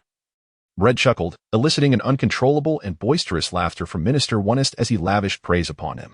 Brett quietly observed Minister Onest's laughter for a moment and said, "I have come to seek a reward, esteemed officer." "No problem," replied Minister Onest with a generous demeanor. "The merit of eliminating Pluto, the right-hand man of the Pirate King, the leader of the remnants of Roger's pirate crew, is more than sufficient for you to select 2 treasures from the sacred treasury." Braid waved his hand, expressing his desire to serve in the underwater prison for a while. "Hiss." Minister Onest regarded Braid with a peculiar scrutiny. After a moment, he grasped the crux of the matter. "I cannot allow the wolf to infiltrate the flock." "Young Braid, you aspire to utilize the Imperial Artifact S blood to swiftly absorb great matters, do you?" Braid shrugged. "Indeed, planning to utilize the blood of the Imperial Artifacts to swiftly absorb and eliminate the formidable prisoners of the underwater prison. At the very depths of this underwater fortress reside numerous supermonsters, rivaling the likes of the Pirate King and the Underworld King. Their life energy is equally formidable." Brett could scarcely fathom the immense power he would acquire upon emptying the underwater prison. Do not entertain such fanciful notions, young bread, Minister Wano lamented. The prisoners of the underwater prison are also a vital resource for the government. Otherwise, do you think they would abandon the execution of those who have committed unspeakable crimes? Bread raised an eyebrow, expressing his curiosity. The prisoners in the deepest depths of the underwater prison are mere subjects of experimentation for the scientific division. Those incarcerated on levels 1 through 5 belong to the Sacred Lands Defense Forces. Every few years, the government organizes a pioneering legion to explore the Dark Continent, and these prisoners serve as the most suitable cannon fodder. Minister Wano remarked. You ought to be aware that this is no secret. Brett remained silent. Please, do not make it difficult for me, young Brett, Minister Ernest said with earnest sincerity. Brett adjusted his posture and picked up Minister Wano's cigar, attempting to take a puff. I understand, he remarked. The old gentleman observed. It seems you have been on vacation for far too long, idling away and concocting mischief. Minister Wano murmured as he sifted through the documents, stating, This has dragged on for many years. Those archaeologists in pursuit of the historical inscriptions, seeking to uncover the century of silence, ought to be put to rest. It was indeed your orchestrated endeavor, and it is only fitting that you bring it to a conclusion. Brett nodded. Very well. I shall instruct the CP3 and CP4 intelligence departments to assist you. Should the need arise, you are authorized to deploy the assassination division of CP9, including the Navy. Minister Wano raised his goblet and remarked, I recall that your direct squad, the Golden Guardians, suffered the loss of one member. Brito remarked, Indeed. The only truly valuable assets are Wolf Commander and Alhambra. The remaining couple leaves much to be desired. Allow my son to accompany you. Grant him the opportunity to earn some merit. I permit you to reassemble a direct squad with a maximum of 10 members. Minister Wano chuckled. Brett jested, What? Are you beginning to contemplate having your son succeed you? He spends his days idly, causing quite a ruckus, Minister Ernest lamented. Braid half-jokingly remarked, I will educate him properly. I hope it won't cause you any distress. It's up to you. Meanwhile, Minister Wano continued to indulge in a lavish feast. Chapter 52. The power to act without restraint. By the way, just as Braid was about to leave Minister Wano's office, with one leg already crossing the threshold, he turned back and said, I suddenly recalled that among those searching for the historical stone tablets and delving into the blank century of history, there are hunters from the Hunter Association. How should we deal with them? Minister Wano instantly grasped Braid's implication and, in irritation, slapped his forehead, exclaiming, How could I forget? Last year, with the onset of the Grand Pirate Era, which dramatically altered the global landscape, the world government had adjusted its strategy and dispatched Minister Wano to represent them in a meeting with the Hunter Association, hoping that the association, led by Netero, would maintain a neutral stance and even assist the world government in suppressing the escalating tide of piracy. Netero had agreed, and as a consequence, the world government had absolved the hunters of their culpability in the search for the historical stone tablets and the investigation of the blank century of history. Feeling a headache coming on from reporting to the higher-ups and re-evaluating the agreement with the Hunter Association, Minister Wano said, in any case, you must first locate them and apprehend them. Brad nodded. All right. After a brief pause, he continued, 3 items. What? Minister Ernest replied in astonishment. Breedle, in the Sanctuary of Treasures, take 3 precious artifacts at your leisure. Begone, accursed little vampire. Despite Breedle's furious greed, Minister Wano still signed the documents and tossed them to Breedle. Bread smiled cheerfully and remarked, Beware of high blood pressure. Take care, old officer. I am not yet ready to depart this world. You rascal. Minister Wano was infuriated.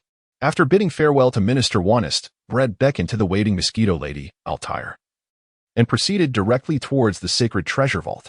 The journey commenced. Braid undertook the task of forming a new direct squad. Firstly, Lily and Ricky were undoubtedly eliminated. They hailed from the ranks of CP3 and CP4 intelligence operatives, proving to be of limited practical use. Wolfie and Alhambra were essential to retain.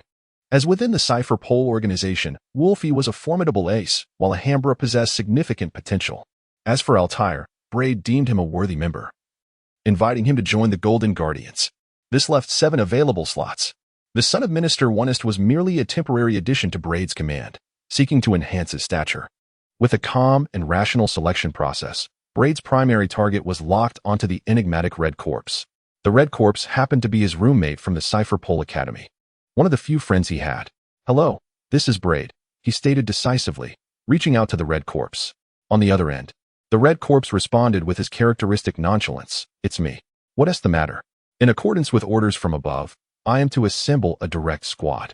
Would you be interested in assisting me? Braid inquired without preamble. The red corpse considered this and replied, At present, I am following Father Anderson. So I need to consult him. Very well. Braid responded with a smile. I shall await your news. After ending the call, Braid did not dwell on the matter of squad vacancies. Instead, he made his way to the sacred treasure vault. The current custodian of the vault was unfamiliar to Braid. An elderly man whose slow gait and speech instilled a sense of impatience. I'll take a look around. Anything I choose will be recorded and reported to you, old man. Braid remarked, dismissing the custodian. As he wandered, he continued, primarily, Altair, let us select an imperial artifact or a devil fruit for you. I hope you can swiftly acquire the ability to protect yourself. Braid once again elucidated the knowledge of the imperial tools and the devil fruits to Altair. Upon arriving at the chamber housing the imperial tools, Braid gasped in astonishment. The March of the Dead, 8 houses. What a remarkable treasure. I did not witness it during my last visit. Has its wielder perished, leading to its reclamation? Do give it a try. Braid extended a black longsword to Altair. Altair attempted to draw the deceased's military weapon, the 8 rooms, but it remained unresponsive. What a pity. Braid remarked as he reclaimed the 8 rooms and tucked it into Mosquito Woman's embrace. Hold on to this for now, Joanna. If you fancy something, feel free to choose. Even if it remained unused, Braid was determined to take the 8 rooms with him, for its power was to manipulate the slain through curses. Commanding up to 8 corpses as puppets. These puppets retained the appearance and most of the strength they possessed in life, resembling a diminutive and incomplete version of the impure world reincarnation. Braid could not help but feel a tinge of regret for not having utilized the deceased to march towards the 8 rooms, transforming the pirate king and the underworld king into puppets. Joanna yearned for armor to safeguard Braid, while the mosquito lady remained steadfast in her original intentions. Braid glanced around, recalling that there was an armored form within the imperial relics. Why was it absent? Suddenly, the sound of footsteps echoed. Tap, tap, tap. A young man approached from outside the door, tall and well-proportioned, exuding a robust physique. His features were quite handsome, yet there was an unusual quality about him, stemming not only from the stark contrast between his ash-gray hair and dark skin, but also from the X-shaped scar that adorned the bridge of his nose between his eyes.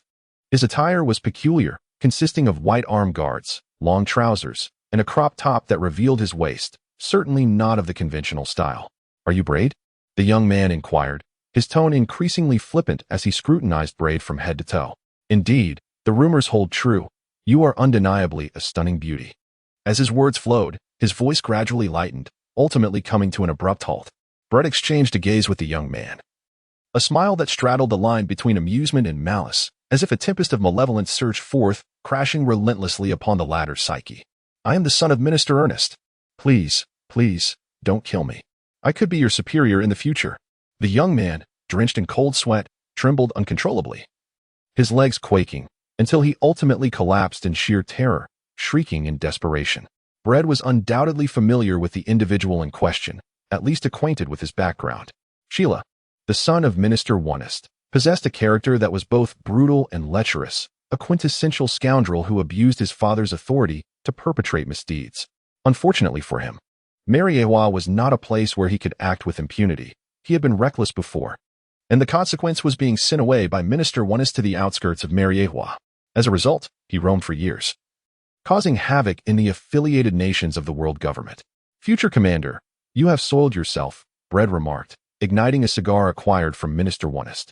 With his foot firmly planted on the other S-head, he looked down imperiously and stated, I do not wish to indulge in rhetoric such as your father would not dare to consider himself my commander, or celestial dragons must show me respect. Let us be straightforward. I am uncertain whether you will inherit the position of the highest commander of Cypherpole. But I am certain of one thing. I can enter the Holy Shield at will. Do you comprehend? Why, yes, I understand, Sheila gasped, as if he had just been rescued from drowning. In light of your disrespect, no. A waft of tobacco-infused meat aroma filled the air. Have you fainted? How dull. I intended to inform you that the one-eyed man exudes greater authority, Braid remarked as he rose, discarding the cigar, and cast a glance at the pallid-faced Altair, saying, Did you see that? My daughter, true power allows one to act as one pleases. Believe me, when he returns home to complain, Minister Onest will also tell him that the one-eyed man exudes greater authority. Chapter 53. Not to be provoked, spoiled children who suffer grievances outside often seek their parents' assistance. And Sheila was no exception. However, before he approached his father, Minister Wonist, he first visited the hospital to tend to the gruesome wound on his right eye and to change into a clean pair of trousers devoid of any foul odor. The former was a testament to his self-respect, while the latter reflected his concern for his dignity. "Oh, my dear, pitiful Sheila," Minister Wonist cried, embracing his injured son. "Who could it be? Who has taken your right eye? I shall not let them go unpunished." "Absolutely not." Sheila pushed Minister Wonist away, unaccustomed to his father's unprecedented embrace. "Your loyal subordinate, Bread. Bread." "Very well then." Minister Wonist abruptly ceased his wailing, his face settling into an eerie calm, resembling that of a madman. "The one-eyed man is not so bad. He exudes greater authority." Sheila attempted to voice his thoughts. "Be diligent in following Bread and garner some achievements. Do not appear so inept. Curb your reckless behavior. Do as he instructs. He is neither me nor your father, and there is no reason for him to indulge you." Minister Wonist continued to indulge in excess, muttering, "Otherwise, he would not mind that at my age I must exert myself to father another son. Of course, I would not object to selecting a more suitable mother to bear another child." Sheila felt a chill run down his spine. The father and son sat in silence for a moment. "I wish to understand him," Sheila said, covering his right eye. "A monster." Minister Wonist spoke concisely, yet felt it insufficient, emphasizing an absolute monster. Sheila gritted her teeth. "People like you should cease dreaming of vengeance." Minister Wonist appeared troubled, gesturing as he continued, "Perhaps your prolonged absence has rendered you unaware of Cypherpole's current state. As your father, it is imperative that I enlighten you. There are 3 individuals within Cypherpole whom you must never provoke: Braid, Death, and Tornado. They are a tier above those formidable monsters you once knew. Remember this well. Depart now." "Humph." With a furious kick, Sheila shattered the door of Minister Wonist's office, storming out. Inside, Nishi, who was assisting Minister Wonist with paperwork, cautiously remarked, "You may have been a touch too harsh, Minister. This is but a form of love's admonition. We must not allow him to become inept." Minister Wonist lamented while savoring a glass of red wine. "Little Braid has truly gone too far." Nishi refrained from responding. "Well, I am certain there must be a reason. I am well aware of Sheila's character." "He deserves to be less than astute," Minister Wonist remarked lightly. However, the truth was that Braid's harsh treatment of Sheila lacked any substantial justification. Sheila merely complimented his appearance in a flippant manner. Was that truly a reason? It seemed unlikely. Braid's real motive was to use Sheila's lesson to educate Altair, while also leaving a lasting mark on Sheila to prevent future discomfort in their interactions, which could potentially lead to his demise. Ultimately, as the son of Minister Wonist, Braid still hoped for his father to serve as a political shield within the world government. The respect owed must be given. Once he matured to a point where he no longer needed to show deference, it would be an entirely different scenario. Meanwhile, within the Holy Land's treasure vault, Braid found a devil fruit suitable for Joanna. "This one is perfect for you, Joanna." He ventured into the section where the devil fruits were stored, discovering one that caught his eye. The mosquito woman tilted her head, examining the devil fruit resting in Braid's palm, a white, spirally patterned orange. She read its description: scythe fruit, capable of producing slashing attacks akin to a scythe. Joanna desires armor with formidable defensive capabilities. Braid countered, "Isn't offense also the finest form of defense?" The mosquito woman scratched her head, looking disgruntled. "You simply do not like it. Besides, it isn't particularly strong." Braid did not press her further, meandering about before stating, "There are no worthy items left. Let us depart. It is a pity that there are still 2 treasures unclaimed, perhaps next time." Thus, they exited the Holy Land's treasure vault. Brad cast a glance at Sheila, who sat at the entrance, her silhouette forlorn. "You're not completely useless yet. At least your physical condition is decent, and your recovery is quite swift. I thought you would be bettered in indefinitely." He added, "Sheila, simply act as a marionette. Keep your mouth shut and follow orders. Once the mission concludes, your gilded aspirations will also reach their end. At that point, you may go wherever you wish." Brad lightly patted Sheila on the head, a gesture that sent a chill through her. All her indignation and resentment vanished in an instant. She was terrified of Brad, fearing that he might inadvertently crush her skull with a mere flick of his hand. She harbored no doubt about his formidable strength. As Braid strides forward, he communicates with Wolf Captain, gathering at Alhambra. Before long, Alhambra cheerfully greets, "My Lord Braid. It has been a considerable time." With a jovial demeanor, he inquires, "And who might this gentleman be? He appears to be rather gravely injured." Sheila, contrasting sharply with Alhambra's exuberance, remarks that Belle adheres to the philosophy of silence being golden and never utters a word. I intend to reassemble a dedicated team. Ricky and Lilith have been excluded, she states. Braid gestures for Alhambra to take a seat and explains, this is Sheila, the son of Minister Onest, a temporary member of our team. Oh, my apologies, Alhambra exclaims, his tone exaggerated. Belle makes a hand gesture, and the wolf captain inquires if there is a mission at hand, which Alhambra translates automatically. Bradeo. Indeed. The task I orchestrated some 7 or 8 years ago is finally coming to a conclusion. Wasn't it around that time that you were merely 7 or 8 years old? Alhambra exclaimed with a grin. Brett said blandly, the task is rather unremarkable, merely tedious. The objective involves a group of oblivious individuals who flout governmental laws in their quest for historical stone tablets, delving into the blank century of history, predominantly archaeologists, I presume? It seems hardly significant. Alhambra interjected. Let us shift our focus to the Golden Guardians team, Lord Brett. I am quite intrigued by my new colleagues. Braid Dow. My direct team has expanded to accommodate 10 additional members. Currently, I have invited the Red Corpse Tamer, yet there are still several positions to fill. Do you have any suitable recommendations? Indeed, Alhambra replied with a playful grin, though I am uncertain if they meet your standards. Chapter 54. Arrogance. The CP-1 agent, Magic Bullet Shooter Libby Van Quinn, possesses a manifestation-type ability. I have witnessed her marksmanship, swift, potent, and cunning. Alhambra recommended someone he knows. I collaborated with her on a mission once, and she impressed me. Most importantly, I believe we should have access to long-range fire support at times. Blade nodded, neither affirming nor denying, merely gesturing for Alhambra to continue. Similarly, the agents of CP-1, known as the 4 demons of Rakshasa, Jiao, Zhu Tian, Ling Zuka, and Ma Tu, originated from the Imperial Fist Temple, excelling in the art of combat through physical manipulation. With a playful smile, Alhambra remarked, by the way, during our time at the Cypher Pole Academy, the chief instructor responsible for physical training and martial arts, Goski, was once one of the 4 demons of Rakshasa. He has since been succeeded by his daughter, Ma Tu. Brett raised an eyebrow. The Royal Fist Temple? Oh. It is akin to an auxiliary division of Cypher Pole. There are similarities with the church. I, along with Tornado and Father Anderson, were all discovered by the church.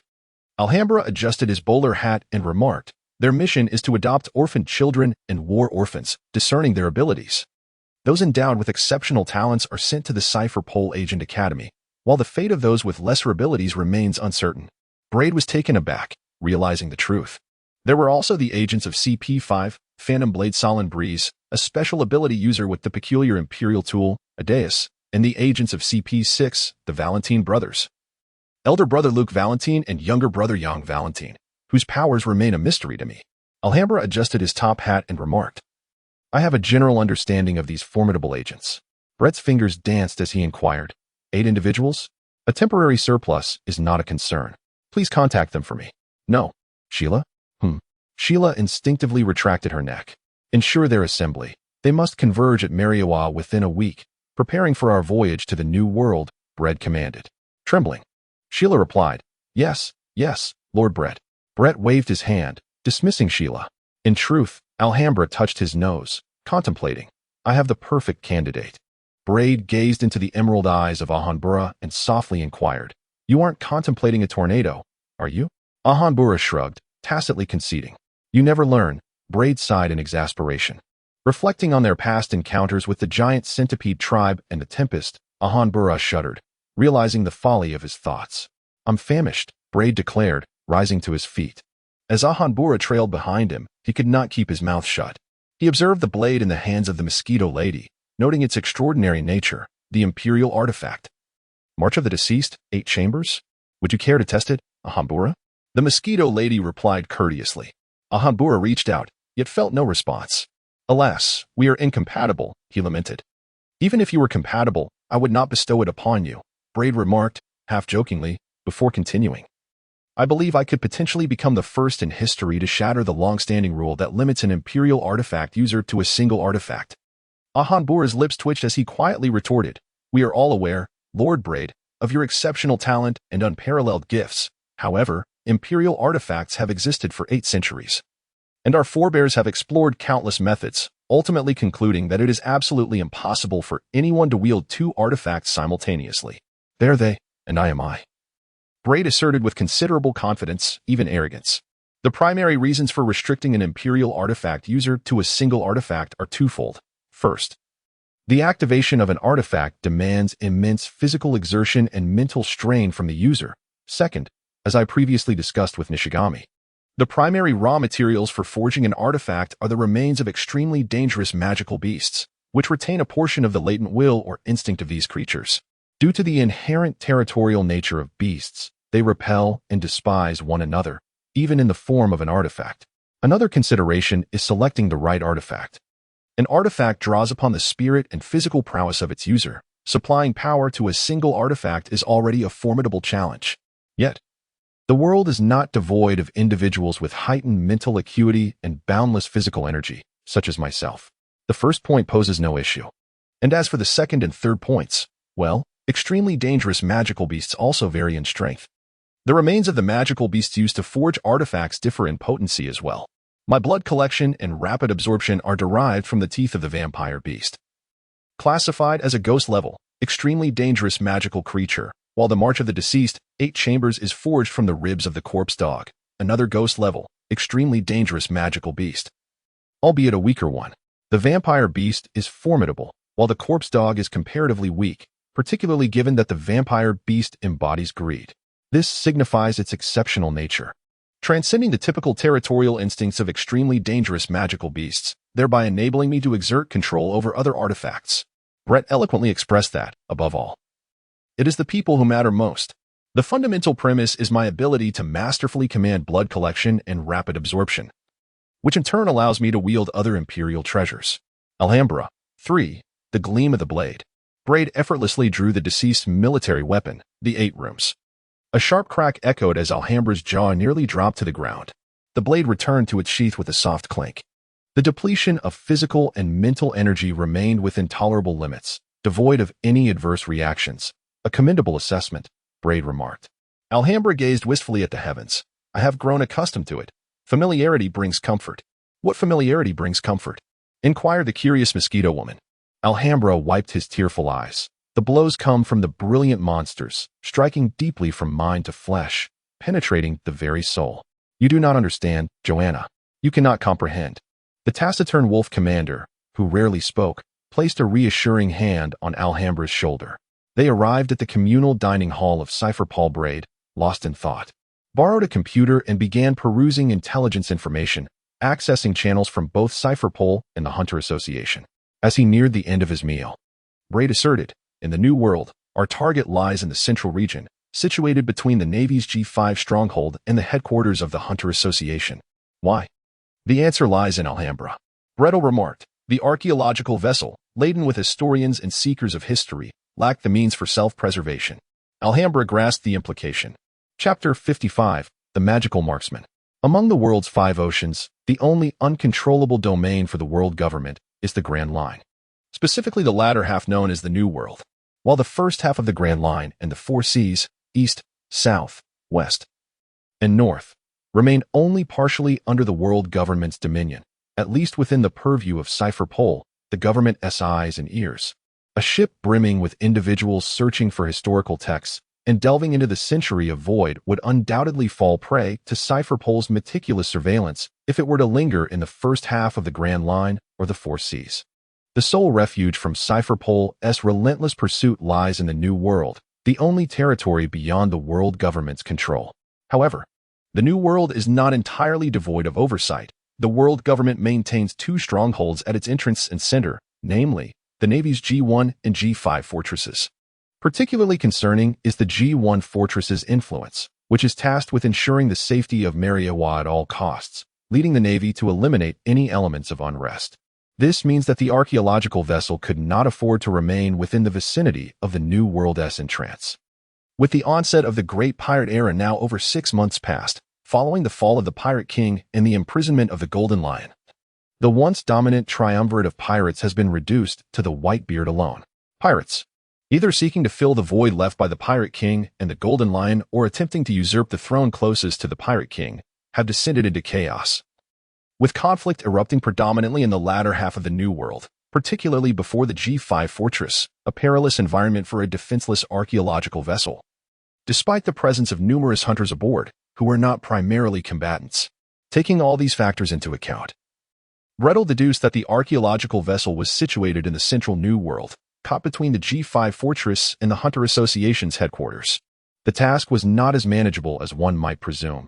It seemed the Hunter Association had been covertly aiding those individuals. For survival in the New World was a formidable challenge.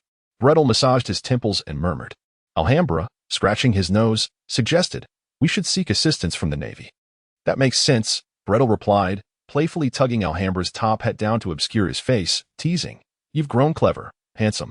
Alhambra adjusted his hat, chuckling awkwardly. "I learned from you.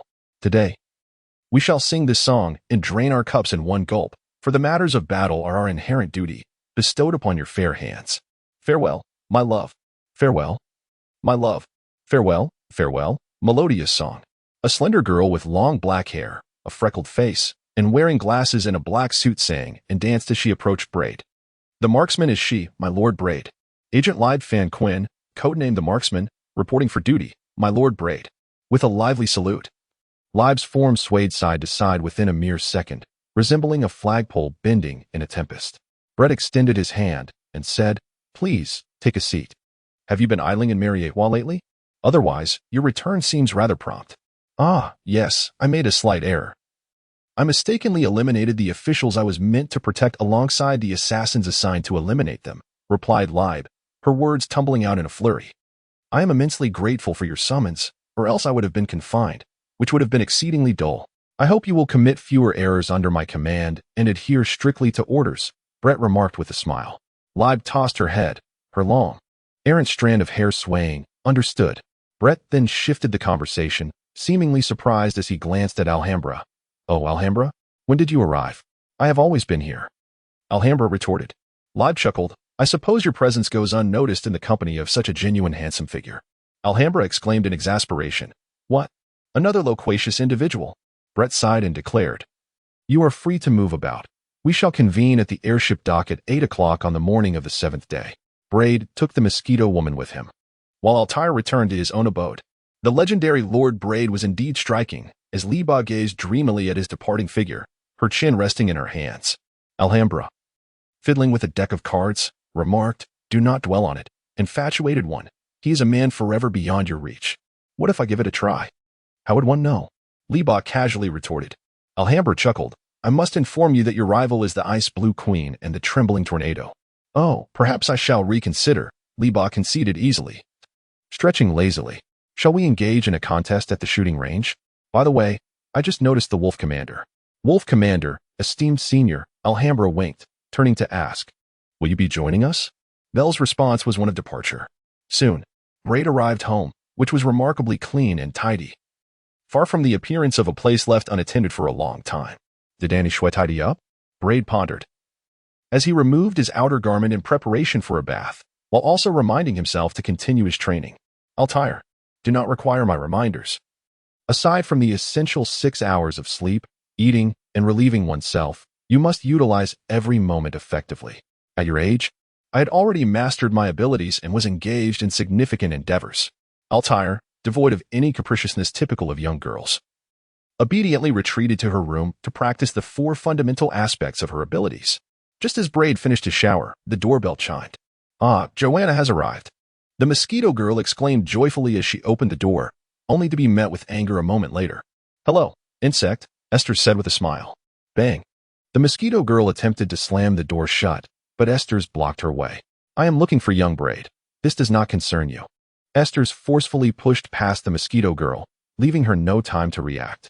Dressed in a carefully arranged pink ensemble, Esther strode straight into the room, entering the bathroom, where she quietly observed Braid while perched on the edge of the bathtub. "We have nothing to discuss," Braid remarked, seemingly indifferent to Esther's presence. With a flushed face, Esther shyly confessed, "I have missed you. Having concluded my work in the South China Sea, I could hardly wait to pursue you. Let us start anew, young Braid. Forget our past grievances." "Very well," Braid replied, standing up. "Kneel and kiss me, and I shall agree to date you." Chapter 56. The Major's gathering Esters, of course. refused to kneel and kiss Braid, especially not like a submissive pet. She was, after all, the supremacy queen. Thus, her immediate reaction was to overpower Braid, launching herself at him with force. Despite his mental resistance, Braid's body involuntarily reacted. After all, Esther's was stunningly beautiful, with an alluring physique that surpassed conventional standards of attractiveness. Moreover, her careful attire undeniably enhanced her charm and allure. Ouch! The books were indeed deceiving. Esther's thought triumphantly as she successfully took her position. Realizing that the experience was far more delightful than she had anticipated, Braid wore a cold expression, observing Esther's with an air of bewilderment, akin to a despondent fish. "Are you not happy, little Braid?" Esther's inquired, leaning down to embrace him tenderly, her whispers caressing his ear. "I shall take responsibility for you. Why does it still hurt?" Esther's lamented, reaching for the discarded dress, rummaging through her pockets for her phone. It appeared she had entered the wrong place. Her apologies were accompanied by a shift in position, followed by a muffled groan. "Does it hurt, little Braid? At last, we are together. How wonderful!" Braid rested his arm, a secret satisfaction blooming within him, his expression devoid of emotion. "I do not require your accountability, nor shall I ever acknowledge our relationship. It is you who has unilaterally inflicted this upon me, and I reserve the right to engage legal counsel to pursue action against you." Humph, what foolishness! At such a juncture, Istius galloped forth with poise. A moment of restrained delight lingered, culminating in a spasm that enveloped Braid entirely. Afterward, Istius, her cheeks flushed, donned her garments, and bestowed a lingering kiss upon Braid before awkwardly departing. Encountering the mosquito woman outside the door, she felt a tinge of shyness.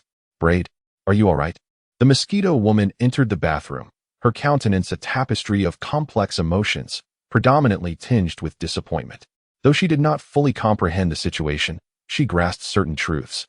The instinct for procreation is inherent to all living beings. Brett cleaned himself nonchalantly and remarked, "It's nothing. I initially planned to take the opportunity to bite her, draining her blood, yet the consequences of such an act are indeed unpredictable." Joanna, emboldened, sought to convey her feelings. Braid, however, interrupted the mosquito girl, requesting her to fetch him a set of clothing. "All right, fine," she replied quietly before departing in silence. Not long after, Esther's dispatched two formidable criminals, fulfilling her promise to Braid that upon their engagement, he would be granted powerful beings to utilize the blood of imperial tools for the swift absorption of life energy to enhance his strength. Yet, in his perspective, Esther's seemed to convey a message akin to presenting him with two old hens, implying, "I am quite pleased with your performance.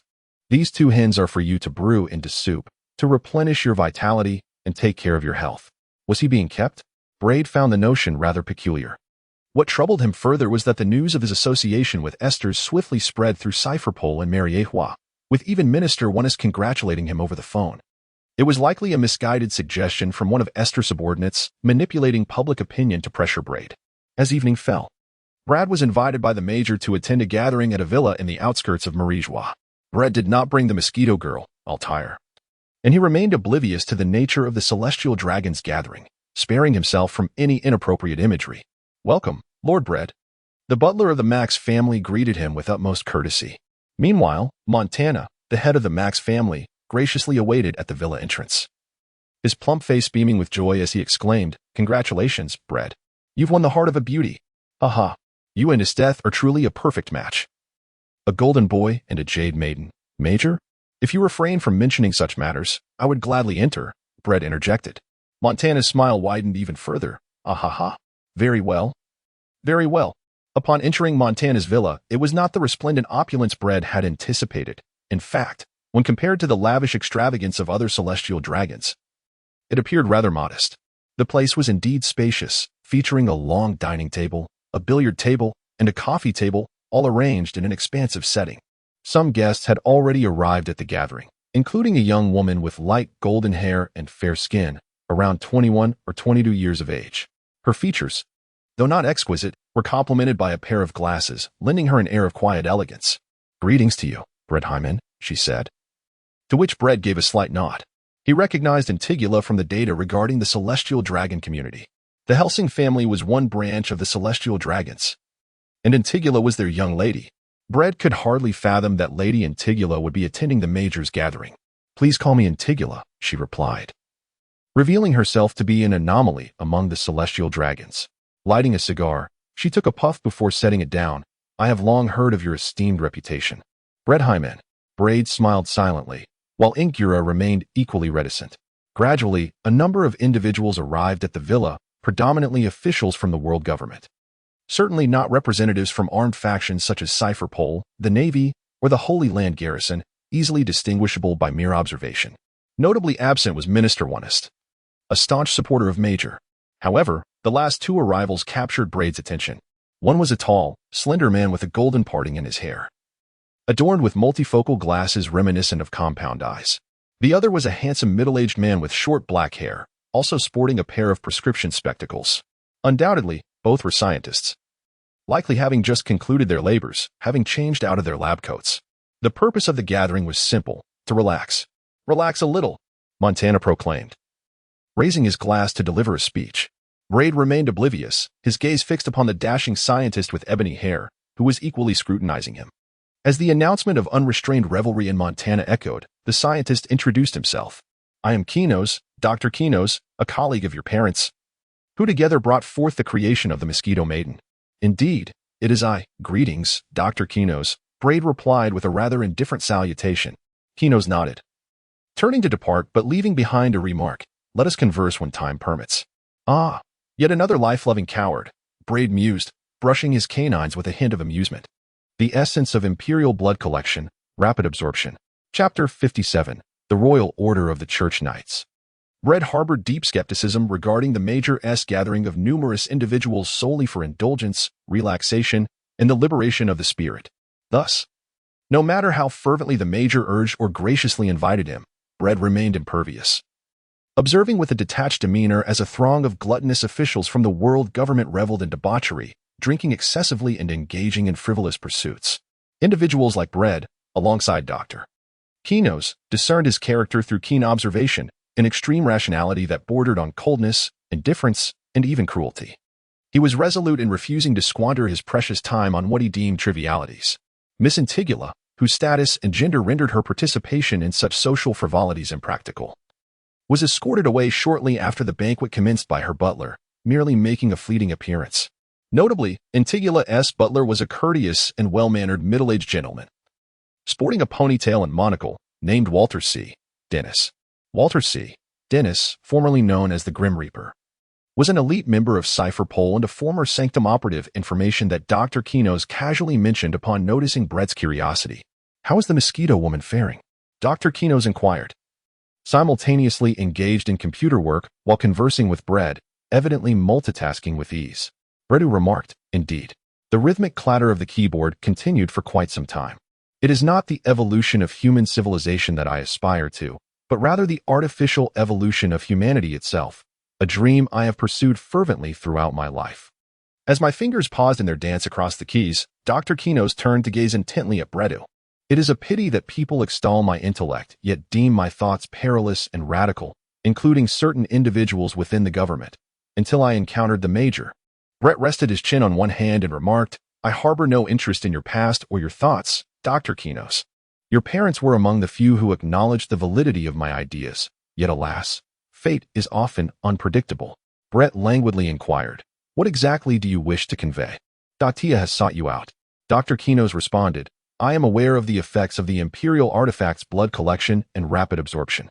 I require its assistance, not for the sake of youth and beauty as Datia does, but for the invaluable essence of time. You have already observed the wrinkles at the corners of my eyes. My vigor and stamina are no longer what they once were, and I fear it will be a challenge to sustain myself long enough to realize my dreams. Dr. Kinos offered, I can provide you with superior specimens, such as the mosquito-like Bredra, which has undergone countless evolutionary experiments.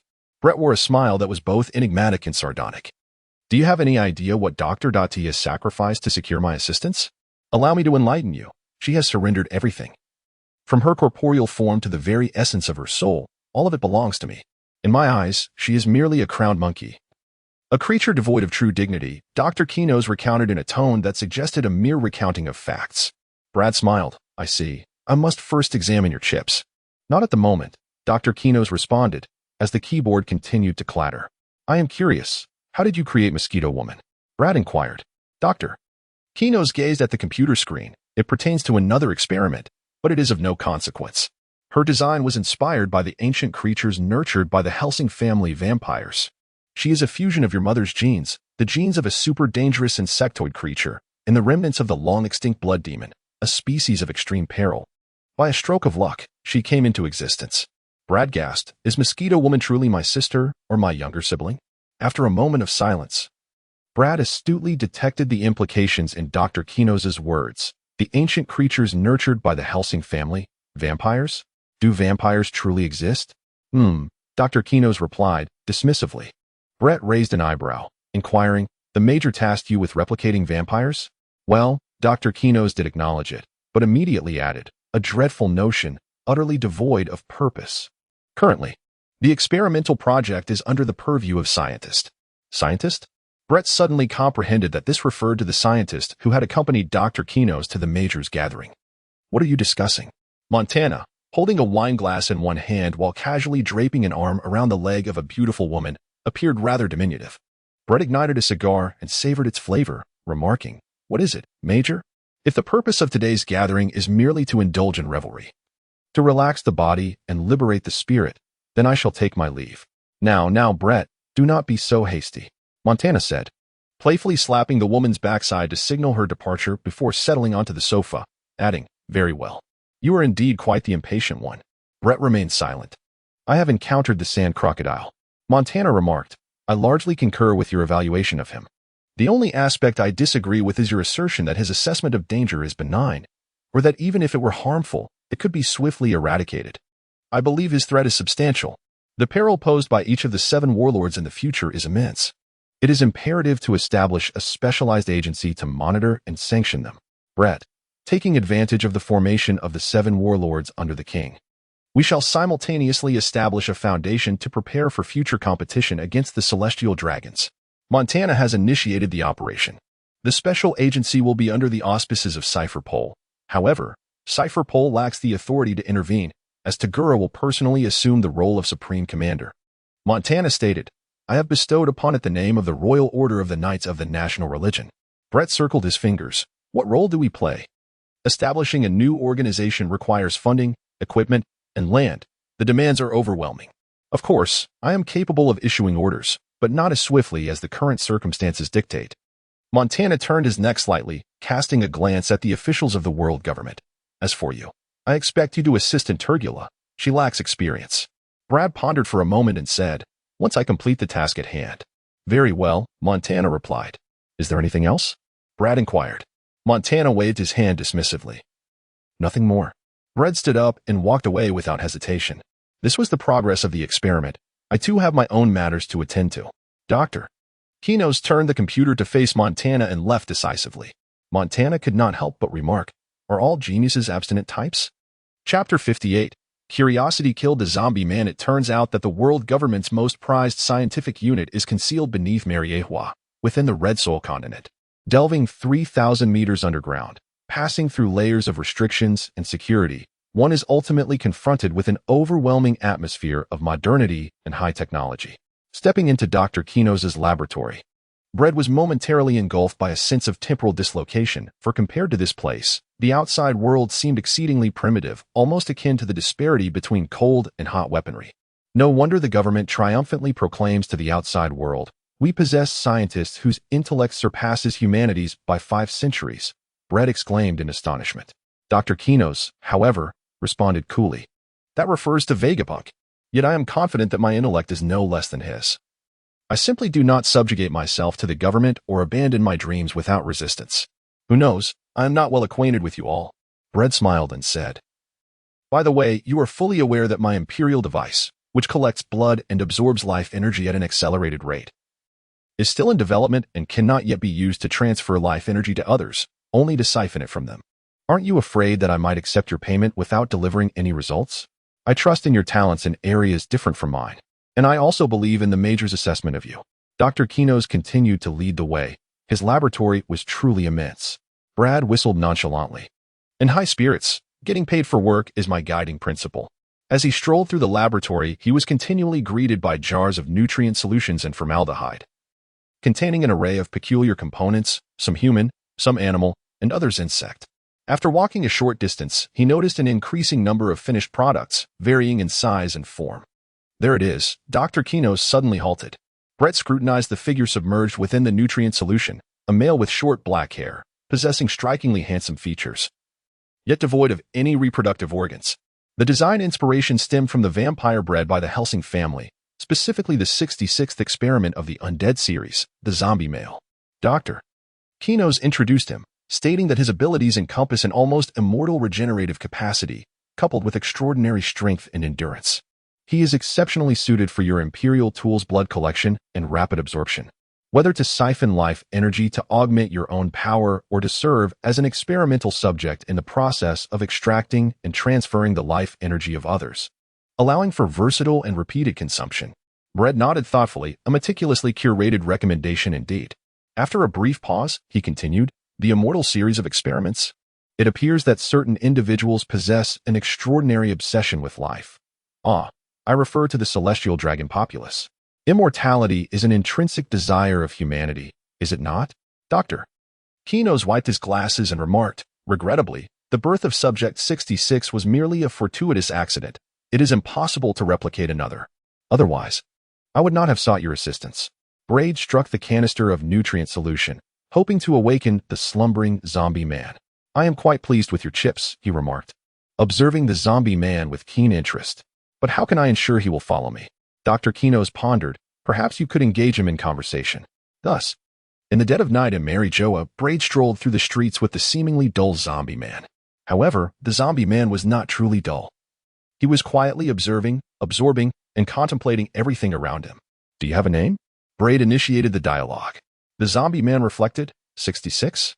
If that counts as a name. What are your thoughts?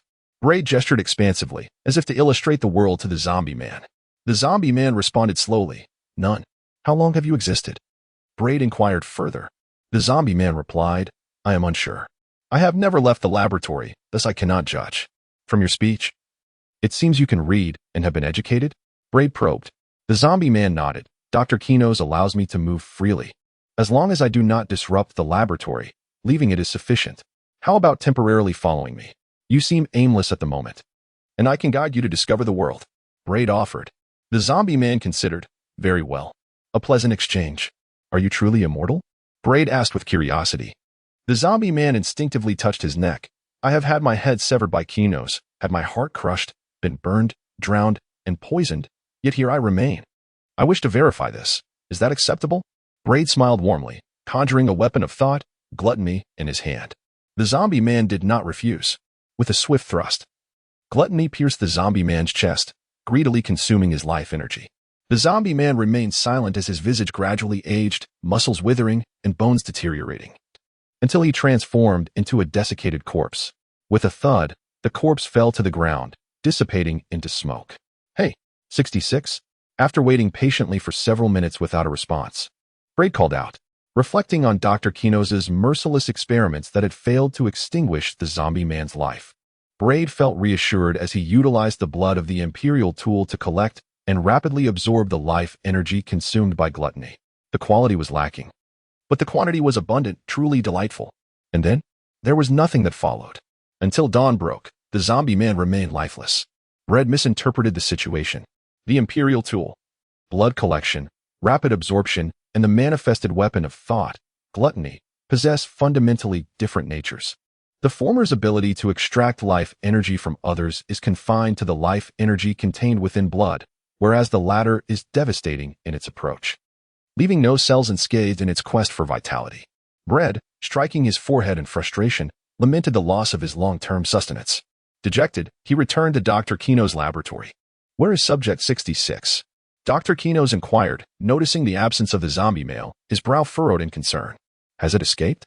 Brad sighed. It's over. Don't joke around, Brad. Your humor leaves much to be desired, Dr. Kino's remarked. Brett's words resonated. Indeed, what I wield is not an Imperial tool, but rather my own manifestation of thought.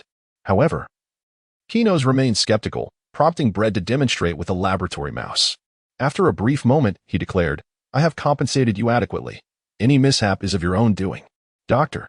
Kino's fell silent for a while before responding, it is akin to your experience at a supermarket. I have even extended credit to you. Yet the items you have taken. Bread lamented, it seems he has truly perished. Dr. Kinos remarked, I must say, your manifestation of weaponry is exceedingly deplorable. Bread, feeling unwell? Walk straight outside. Once I have completed the development of the Imperial artifact for blood collection and rapid absorption, I will contact you. Rest assured. My principle is to get paid for my services. Chapter 59, The Directly Affiliated Team. In early May, on Twin Islands, East Island, within the Sky Arena. The true nature of the Sky Arena is that it serves as Cipher Pole's stronghold in the New World, one of the world government's means of infiltrating this realm. Akin to the roles of the Navy's bases, G5 and G1. Even at Brett's level, only now did he grasp this reality. He had previously speculated that the Sky Arena was merely a source of wealth for the Hunter Association situated on the neighboring Twin Islands, West Island. It is evident that even within Cipher Pole, many of lower ranks remain oblivious to the fact that the Sky Arena is an intelligence outpost for Cipher Pole in the New World. How much less so would outsiders know? In the perception of outsiders, fighters consider the Sky Arena their sacred ground, while the underground intelligence circles regard it as the largest hub for clandestine information. Nobles and affluent individuals view the Sky Arena as a lavish casino, a faude deliberately crafted by Cipher Pole to acquire resources unobtainable through conventional means, even to launch proactive strikes. In a tranquil safe house, it would take time to ascertain the exact location of the archaeological vessel departing from O'Hara in the West Sea. Thus Bread and his directly affiliated team temporarily established their camp. Lord Bread, I have long heard of the Sky Arena's renown but have yet to witness it. May we seize this opportunity to participate? Inquired a robust young man, resembling a cheetah with a visage akin to a demon, as he licked the corner of his lips. He was the leader of CP1's special agent group, the 4 demons of Russia, named G. No, it is not permitted, Bread replied curtly without raising his head. Decisively rejecting the request, G offered an awkward smile and shrugged at his companions, indicating he had made an effort. Not allowed? How peculiar, remarked a girl with black hair. Her voice melodious. She was gazing intently at Bread, her charming features accented by a tear mole at the corner of her eye, occasionally brushing against the unhealed scar that traversed the right side of his face, causing her cheeks to flush. She murmured, so comforting, truly a blessing from Lord Bread. If Esteth is the epitome of a sadistic queen, then Suzuka of the 4 demons of Russia is the quintessential masochistic slave. For she bears a striking resemblance to Millard O'Burge, marked by the scar that Bread had inflicted upon her face. Not only Suzuka, but also Ji and Yang, the brother of the Valentine duo, had all faced Bread's stern lessons. They were incorrigible troublemakers who required discipline to heed commands, to ensure their obedience. Bread had also vetoed the plan to arrive at the Sky Arena via airship, opting instead to summon the dragon spirit Amansa, allowing them a glimpse of the overwhelming might that lay beneath the surface. I concede. In contrast to his brother Yang, Luke, a member of the Valentine family, is a refined and elegant gentleman of exceptional grace, often adorned in a pristine white suit. His long golden locks cascade down to his waist, elegantly restrained by a white hairband. On the other hand, Yang, rather than being aptly described as an agent, might more fittingly be labeled as a petty rogue, with his nonconformist metallic piercings and a penchant for vulgarity. At this moment, Yang has found himself entangled with Sheila, both of them subjected to the punishment imposed by Brad.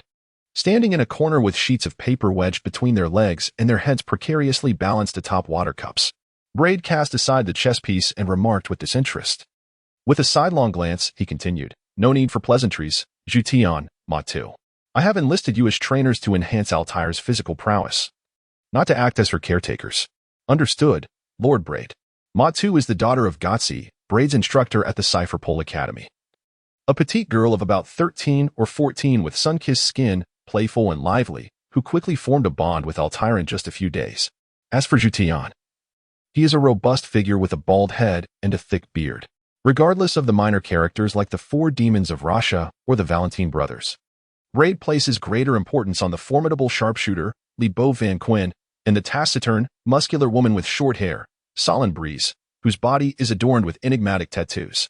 They are formidable individuals, each excelling in their respective domains of strength, even if not comprehensively.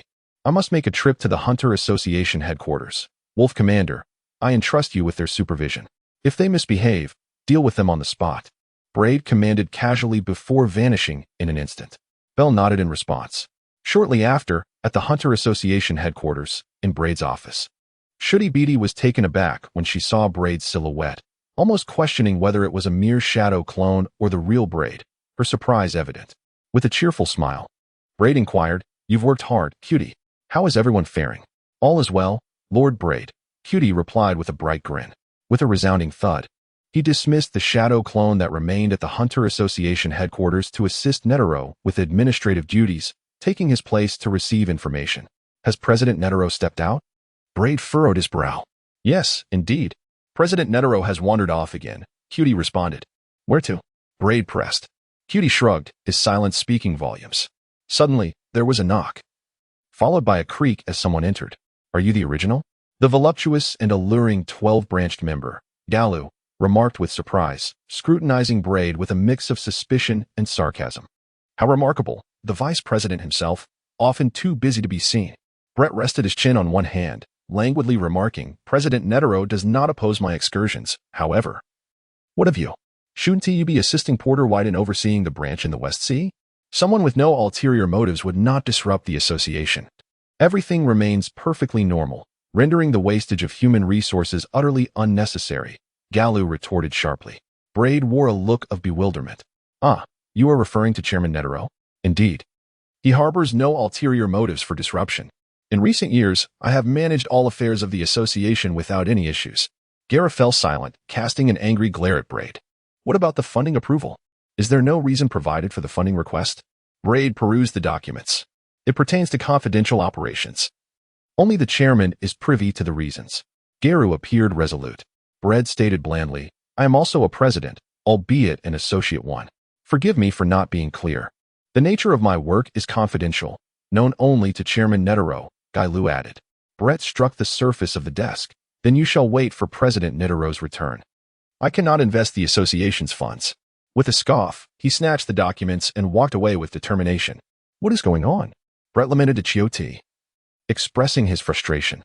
"Can you believe they still regard me as a spy for the world government? Nearly a decade has passed. If I were truly a spy, I would have revealed myself long ago. Why not simply find evidence to expel me? Perhaps they are envious of you. After all, you are exceptionally talented." Chioti replied with a smile. "As for the so-called secret work that Gara mentioned, it appears to involve your fellow examinee from the Hunter exam, Jean Fulisai. I am not privy to the specific details." Braid scratched his head, forming a few shadow clones, and said, "I shan't linger much longer. Assisting our coordinating committee in finding suitable employment is no simple task. Oh, when President Netero returns, do remember to contact me." With a whoosh, Lord Braid leapt through the window, leaving Shooty gazing after him with reluctance, her heart heavy with sorrow. Gold and Galu's secret mission related to ancient relics? Perhaps Galu was particularly interested in the toxic materials left behind within those relics? With Netero absent from the Hunter Association headquarters, could it be that the hunters aboard the archaeological vessel were wandering the bustling streets? Braid's mind was racing. "Old Chief, it's me." Braid dialed Minister Onest's phone, stating, "Please conduct a thorough investigation of our internal intelligence system to determine if there has been any information leak. It's nothing. Just a guess. Perhaps I am overthinking it.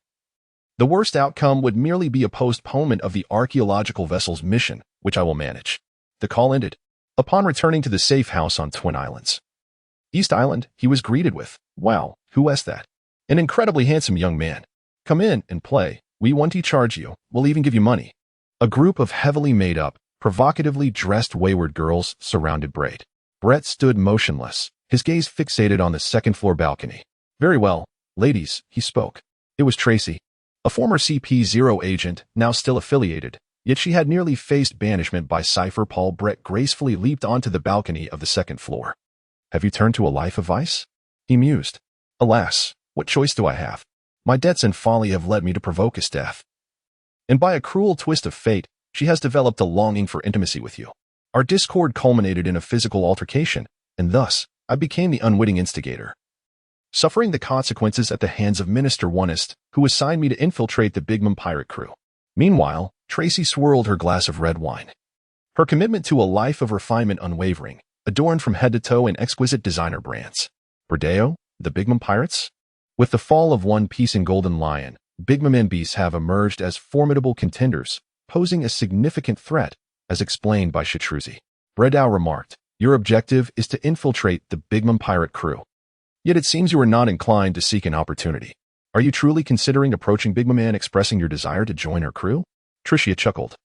Seemingly devoid of the frustration typically associated with being exiled by Cypher Pole, instead, she relished the moment, finding justification in her enjoyment. This newfound freedom surpassed the constraints of the Cypher Pole system. I shall establish a Joy Street in the Sky Arena, ascending to the ranks of the underworld's titans. And only then will I seek the protection of Big Mom, naturally facilitating contact with her.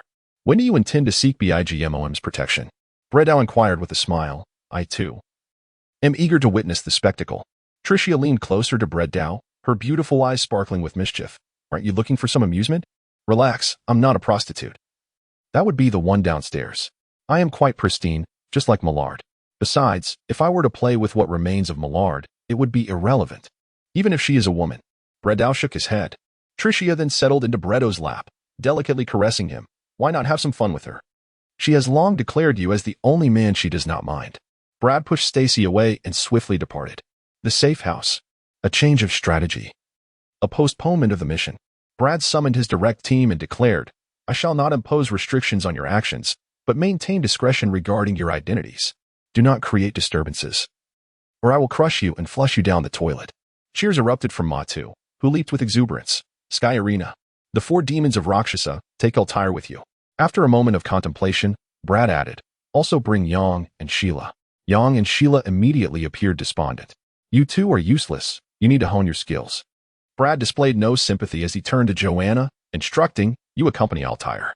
Alhambra interjected, I wish to join as well. I was truly dissatisfied with my last attempt at the 180th level.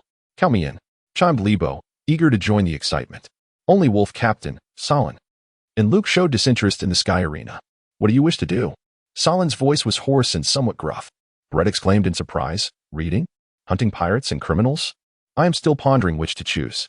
Solon suggested, I recommend hunting pirates and criminals. It seems far more intriguing. Bredao, indeed. The Sky Arena is replete with pirates and the shadows of criminals. However, in a bid for concealment, the Cypher Pole, the clandestine force orchestrating the Sky Arena, strictly prohibits any apprehension of its pirates and criminals by the Navy or even its own agents, except during exceptionally rare circumstances. Furthermore, the marauding of pirates and criminals within the Sky Arena is utterly forbidden, in essence, while the arena itself may witness fatalities.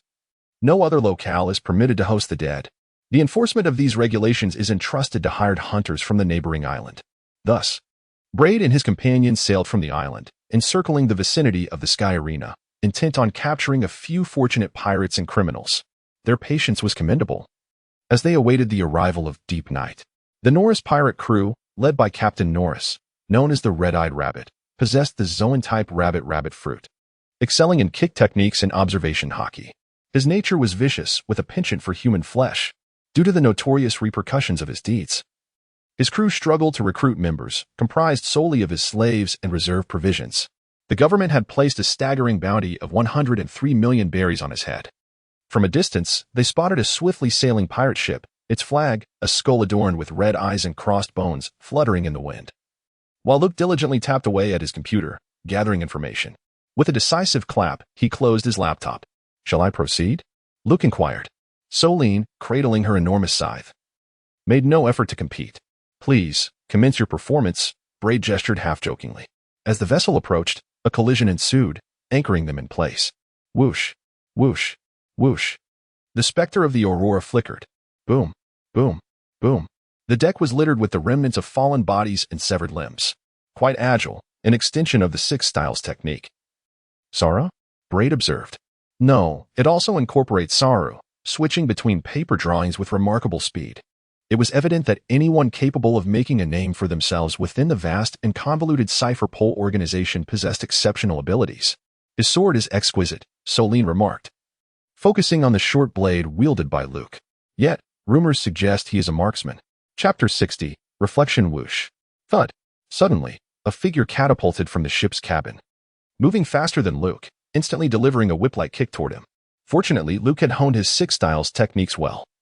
He swiftly raised his arm to defend with a metal block. However, the tremendous force still lifted his toes off the ground, propelling him backward, skidding several meters. nearly crashing through the railing and plunging into the sea. Goh. The blow repelled Luke, and the newcomer grinned with a sense of triumph, raising his disproportionately long and muscular leg in a show of strength. His laughter was peculiar, deep, faint, and unsettling, akin to the rasping sound of damaged vocal cords. Indeed, his neck bore gruesome scars, as did his face, chest, and legs, with much of his body marred by burns.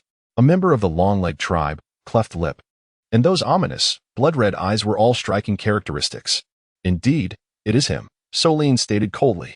The red-eyed rabbit Norris. Norris tilted his head, surveying the enemies on the deck and the mangled remains of his slaves and reserve provisions, licking the corner of his lips. His grotesque face was etched with a chilling demeanor. "You shall perish," he proclaimed. It seemed the long-legged tribe took particular pride in their legs, often adorning them with tattoos. His tattoos were indeed quite intriguing. Brett's focus diverged slightly.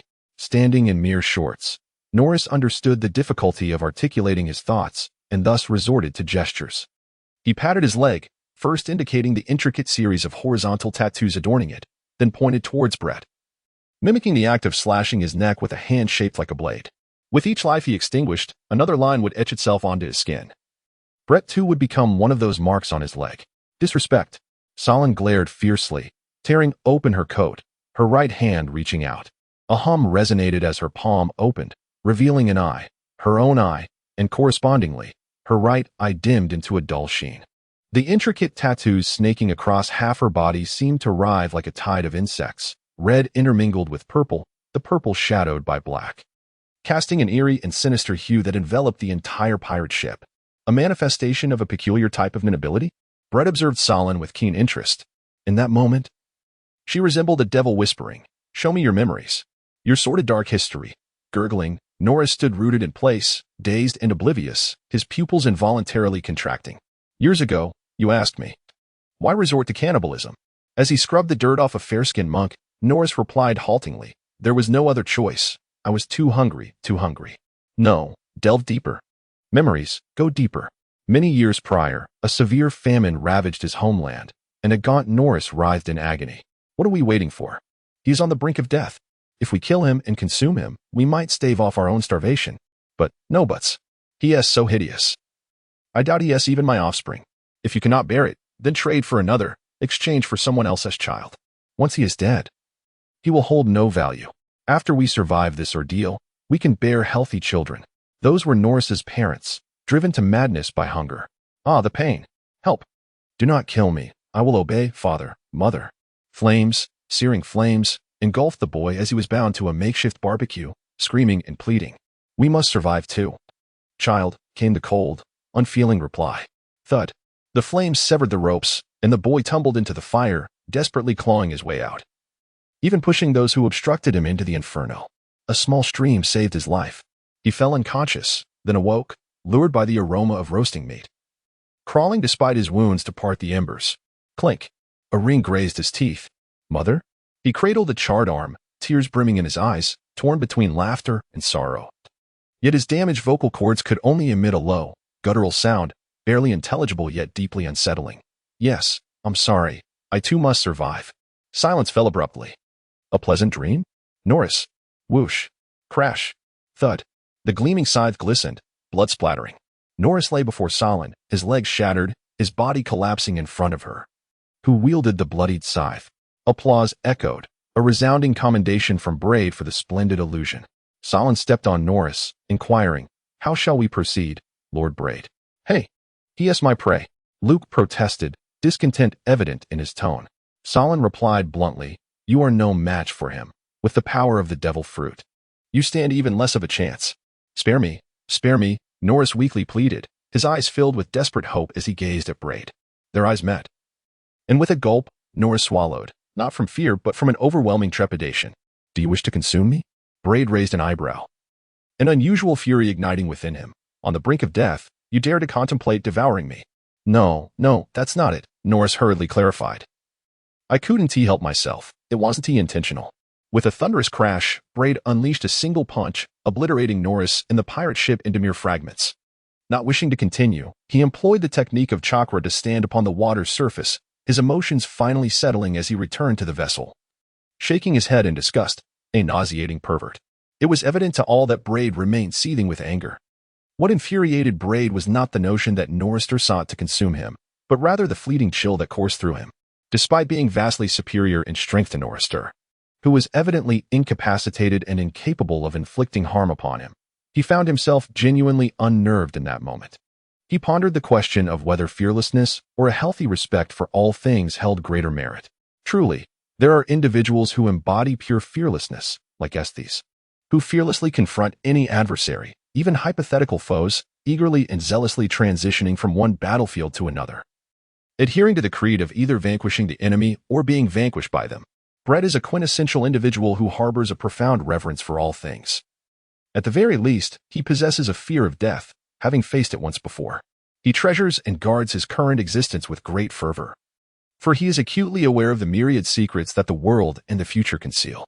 Perhaps, he mused, I lack the true trials that forge one's character? Chapter 61. The Vampire, Akato. As you anticipated, young Brett, our intelligence system indeed harbors significant flaws. Oh, what a grave issue, Mia laments. Minister Onest, taking the initiative, reached out to Brett. However, he appeared neither anxious nor flustered. The sounds of his hearty consumption of meat revealed his composure. The news of the government's intent to apprehend the archaeological vessel had leaked, and I, the elder, have already decreed the death of the informant. Braid reclined on the sofa, his brow furrowed in deep thought. And then? The Hunter Association became aware of the government's intention to apprehend the archaeological ship, which harbored hunters from their ranks. Consequently, Netero extended an invitation to the elder to discuss this matter, but alas, it was not within the elder's purview to decide. Thus, he might even represent the Hunter Association in a historic meeting with the 5 elders at Mariewa for the first time. Minister Onest remarked, of course, regardless, that group seeking the true history of the poneglyphs, the blank century, must not be easily overlooked. Even if the government previously agreed to pardon the hunters aboard the archaeological vessel in exchange for the Hunter Association's assistance due to the rampant piracy situation, Braid smirked. Isn't that a lack of contractual integrity? The government risks losing its credibility. Minister Onest replied earnestly, no, absolutely not. The government will certainly pardon the hunters aboard the archaeological ship for their quest concerning the poneglyphs and the blank century, but will not absolve them for any offenses beyond that scope. My point is, should we not address the issues within our intelligence system? Merely executing 2 individuals who leaked information will be of no avail. Who knows if there will be a next time, or the time after that? Braid sighed. Without eliminating the hidden dangers, one cannot help but feel uneasy. Minister Onest lamented. It is indeed a daunting task, almost impossible to reorganize. Young Braid, CP3 and CP4, which oversee Cypherpole's intelligence, have very few core personnel on record, yet an abundance of extramural staff, to the point that even they themselves are unsure. Gangs, merchants, the underworld, pirates, the church, anyone and any force serve as their channels for information. Simultaneously, they gather intelligence on everyone and every faction. Once we attempt to reorganize, it implies severance and abandonment, ultimately leading to a blockage and paralysis of the intelligence system. Braid adjusted his posture. Very well. A brief pause. Is Netero on the archaeological ship? Braid inquired. Minister Onest replied, he should be, though it is not yet confirmed. I still need to wait? Braid expressed his dissatisfaction. What a waste of time. Minister Onest deliberated. Perhaps you might leave your direct squad behind and return to Mariewa to assist in the construction of the Royal National Church Knights at the Intagula Palace. Very well. Braid ended the call and cast a sidelong glance at Bell. Mr. Wolf, did you hear all that? Bell nodded sullenly. Keep an eye on them. Braid stood up and departed the sky arena with decisive grace. Several days later, the sound of a dragon's roar echoed through the skies of Mariewa.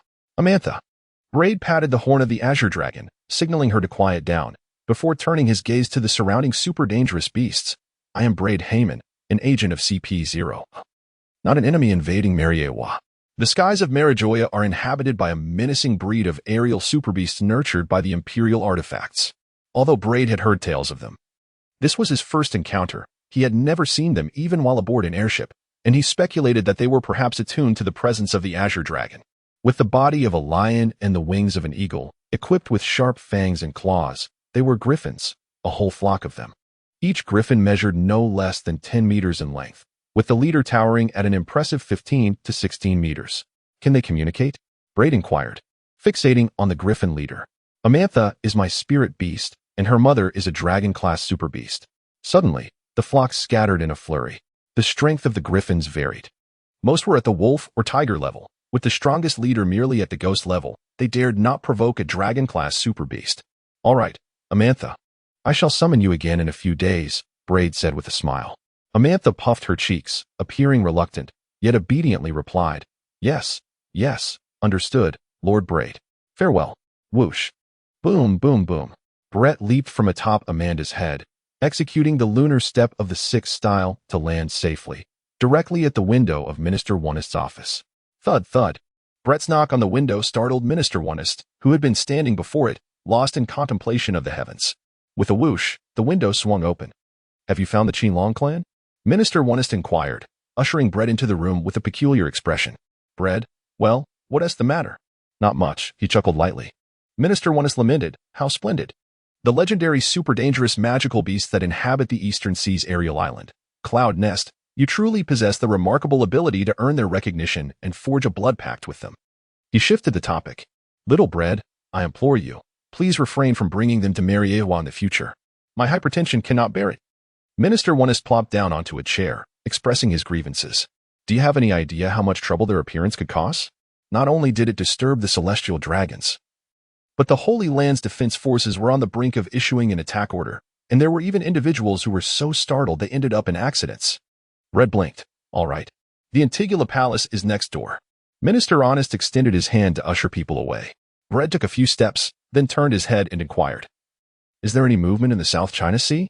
I am referring to the most sinister bloodline in history. Alas, Minister Onest scratched his head, and it was self-evident. Brett's lips curled slightly as he turned towards Integra's office. Shortly thereafter, he was greeted with a polite invitation. Please come in, Mr. Bread, from Walter, Helsing's venerable butler, who bowed elegantly.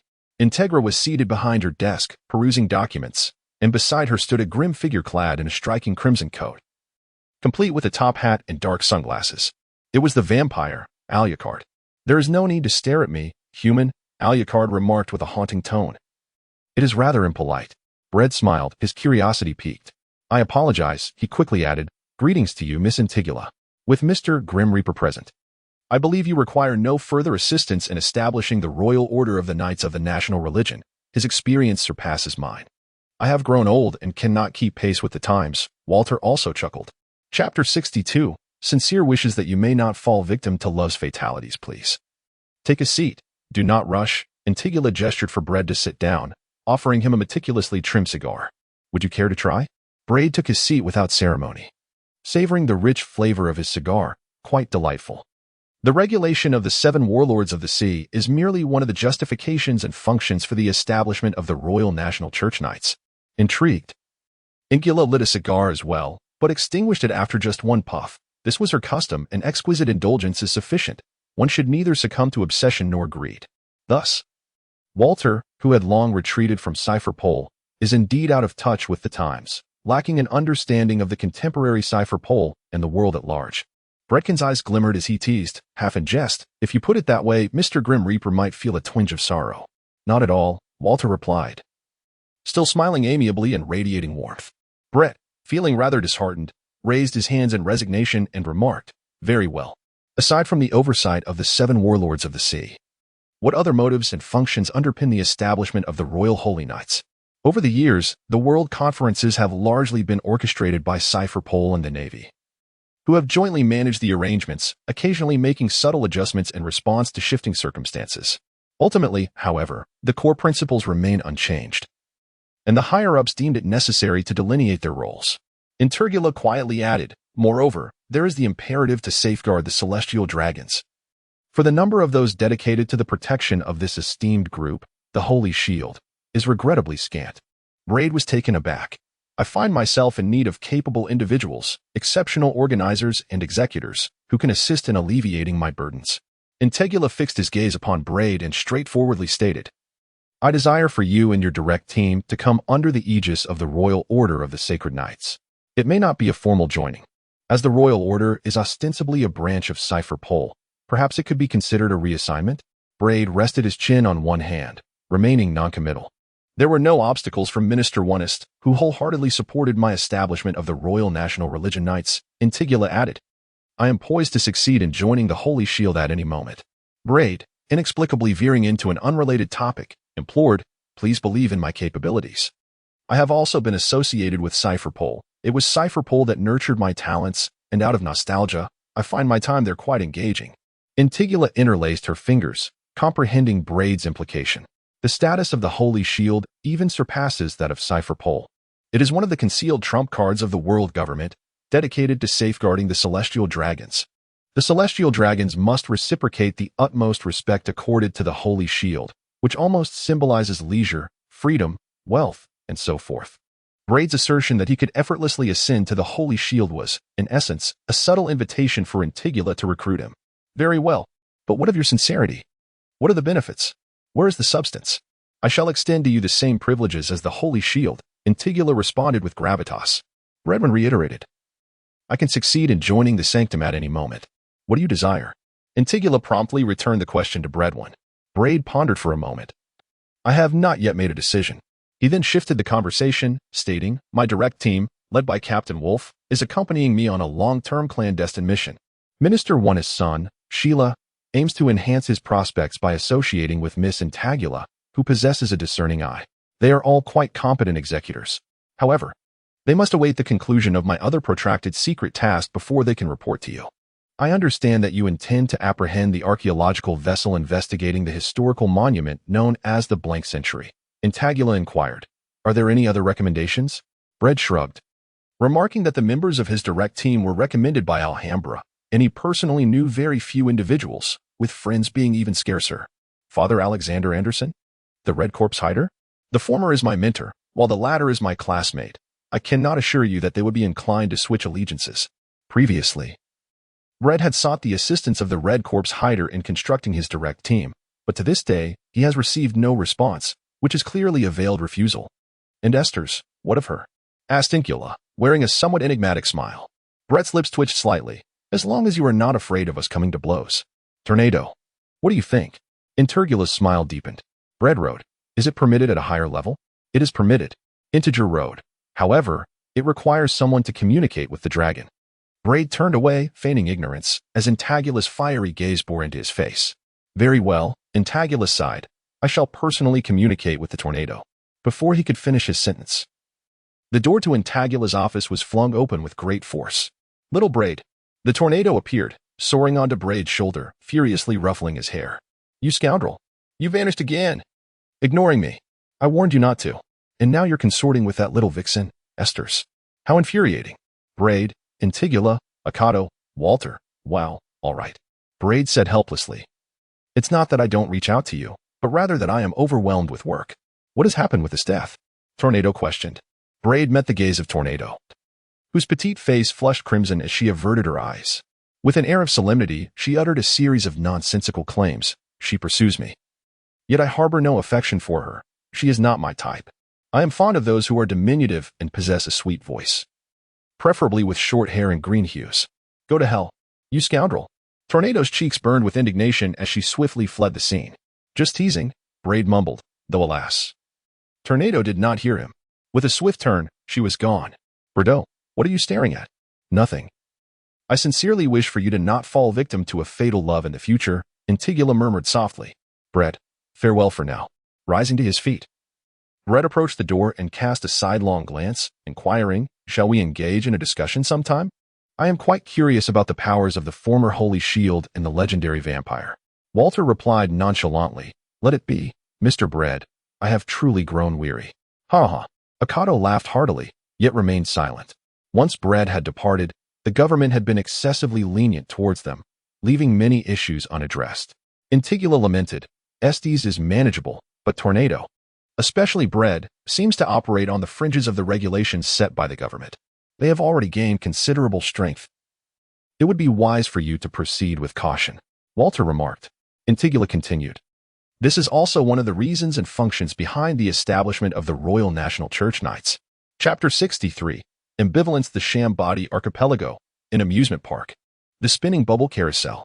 Tornado, in a sullen mood, lay despondently atop the wooden horse, resembling a kitten deprived of its kin of fish, utterly dejected. She felt wronged. For within a mere half hour of arriving at the amusement park, she had already endured 4 encounters where either youthful maidens or elegant ladies approached Brett, each initiating the conversation with remarks centered around her, uttering phrases like, "Your sister is truly adorable," or "Your sister is quite charming." "Your sister? You are the sister," Tornado muttered, her spirits plummeting. Brett stifled a laugh and said, "You were quite delighted to come to the amusement park, weren't you?" "Humph." Tornado tilted her head. Indeed. Before arriving at the amusement park, Tornado had been in high spirits, even going so far as to don an exquisite outfit, replacing her formerly modest children's attire with a form-fitting black dress reminiscent of a cheapal, featuring a high collar and thigh-high slits. In the words of that alluring designer, "This dress perfectly showcased your subtle allure, dear Tornado, sure to captivate certain unfortunate men." Yet, the reality was, "Sister? Hey, you used to be indifferent to others," Brett remarked with a chuckle. "Oh well, if you're feeling down, we needn't play anymore. Let us find a place to enjoy a drink." With that, Tornado flew onto Brett's shoulder, deliberately swinging her delicate, white lotus-like legs against him, keenly observing his reaction, which was met with disappointment as Brett remained unresponsive. Hey, that hurts." Frustrated, Tornado leaned down and playfully nipped at Brett's ear, reminiscent of their past antics. At last, Brett managed to catch her, cradling her in his arms as they locked eyes. "What is the matter with you?" Nothing at all," Tornado pouted, her cheeks puffed out like a cartoon character. Brett no longer teased Tornado and said, "You don't think inviting you to the amusement park is a date, do you?" Tornado's face flushed with embarrassment, her heart racing as she stammered, "And no, not at all, you jerk. We are just friends, Brett. You are one of my few friends." Brett gently tousled Tornado's vibrant green hair. Tornado, suddenly incensed, swatted Brett's hand away and broke free from his embrace, exclaiming, "I'm neither your sister nor your daughter, so refrain from patting my head. Fool. Idiot."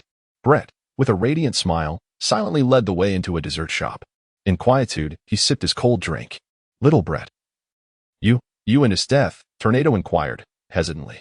Brett feigned ignorance, exclaiming, "Oh, it is nothing, really. As I have already mentioned, she pursues me. Yet I harbor no affection for her. I wish to extricate myself from her grasp, but it proves to be quite the challenge.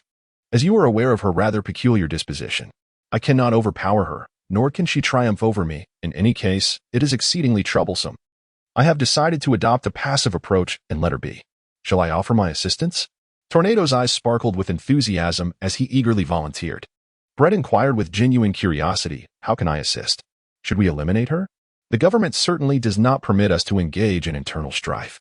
"No," Long One replied, striving to maintain her composure, her words stumbling forth. "Do you truly have an affinity for those petite, sweet-voiced Lolas? What do you think of me?" There was a brief pause. "If you had a legitimate girlfriend, his death would cease her harassment of you." With that, Long One hastened her speech. But as the words spilled forth, she felt a wave of embarrassment wash over her. "Oh dear, this is incredibly awkward.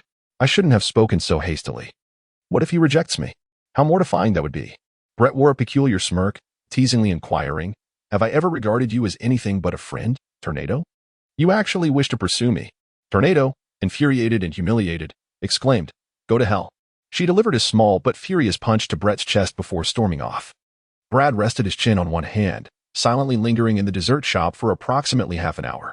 Brett returned to Mary Jo's residence. "I have heard you return to the Holy Land," said Esteth, seated on the living room sofa, adorned in a pink nurse's uniform, with faint traces of blood staining the fabric, seemingly having come directly from her private interrogation chamber. "And you even went on a date with another girl? So fickle. How infuriating."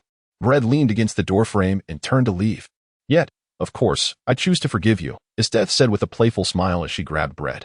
"I trust your taste isn't so dreadful as to engage in anything with a little one who resembles your adopted daughter in stature. What if I were a pervert? Then I would castrate you, haha." With an assertive push, pinned against the wall, exploring.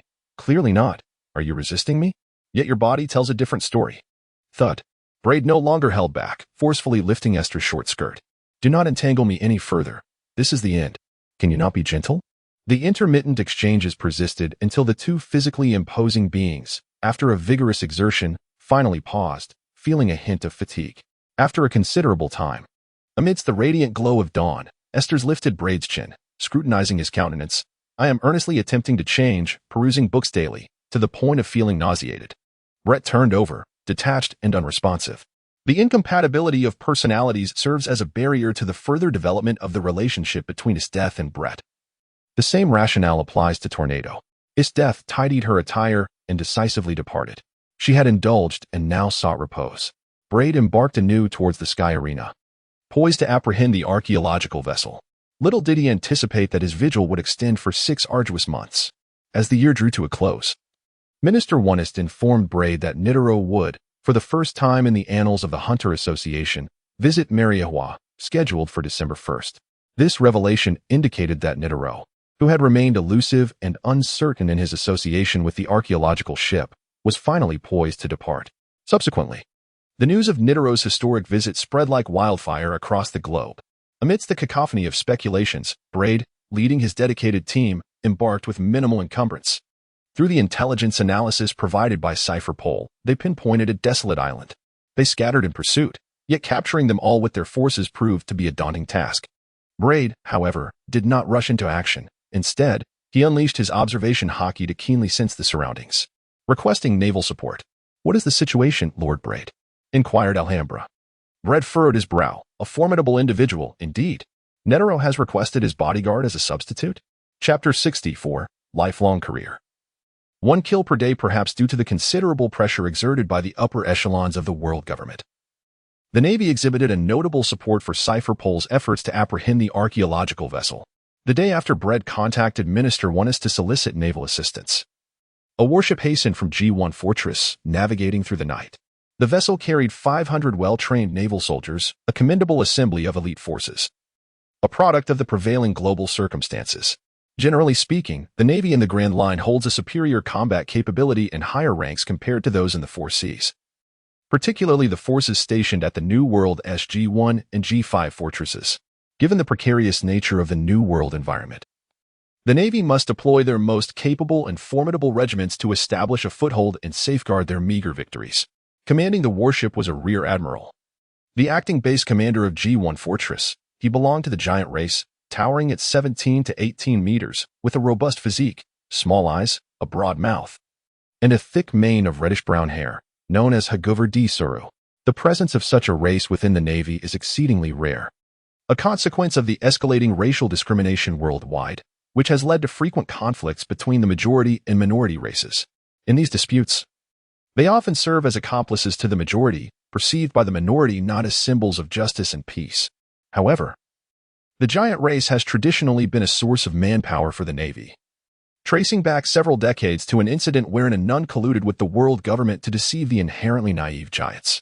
In summary, upon encountering Saru, Braid was left to ponder the remarkable twist of fate. Regaining his composure, Braid boarded the warship. "I am Braid Heyman." "Greetings, Rear Admiral Saru," he offered succinctly. "I kindly request that you secure the island's perimeter to prevent anyone from the archaeological vessel from fleeing. The remaining matters will be adeptly handled by us at Cipher Pol." "Not a problem," Saru responded with resolute enthusiasm, his laughter resonating with character. "We understand our mission." Bredwin turned and said, "Joanna will remain to safeguard Altair. The others shall enter the island, preparing for a free hunt. Be mindful to leave some alive. There are matters above that require their inquiry."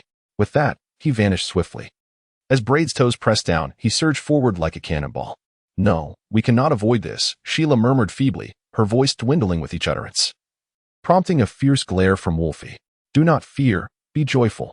The young master of Minister Ernest's household, Libby, cheerfully patted Sheila's shoulder, humming a tune as she exaggeratedly mimicked the naval march. "Today, we shall sing this song, downing the wine in our goblets. Thereafter, the matter of battle is an inherent duty bestowed upon your fair, white hands. Farewell, beloved. Farewell, beloved. Farewell, farewell." Each individual approaches the brink of conflict and slaughter differently. Some are filled with trepidation, others remain composed, while some are consumed by fervor. Such was the case with Yong of the Valendon brothers, who embodied the fervent type, rambling on with wild abandon. On the other side, Brett has arrived at the archaeological ship's camp, gracefully landing on the fire pit. Who goes there? Intruder. Everyone. Chaos ensues. Brad glanced around and said, It has been a long time, Ms. Nicole Alvia." Alvia had lost quite a bit of weight, yet her grace remained as enchanting and intellectual as ever. However, the horror etched across her face and the cold sweat trickling down marred her beauty. Brad, it's been years since we last met. I've grown up, and I can't believe you still recognize me, she exclaimed. Brad smiled gently.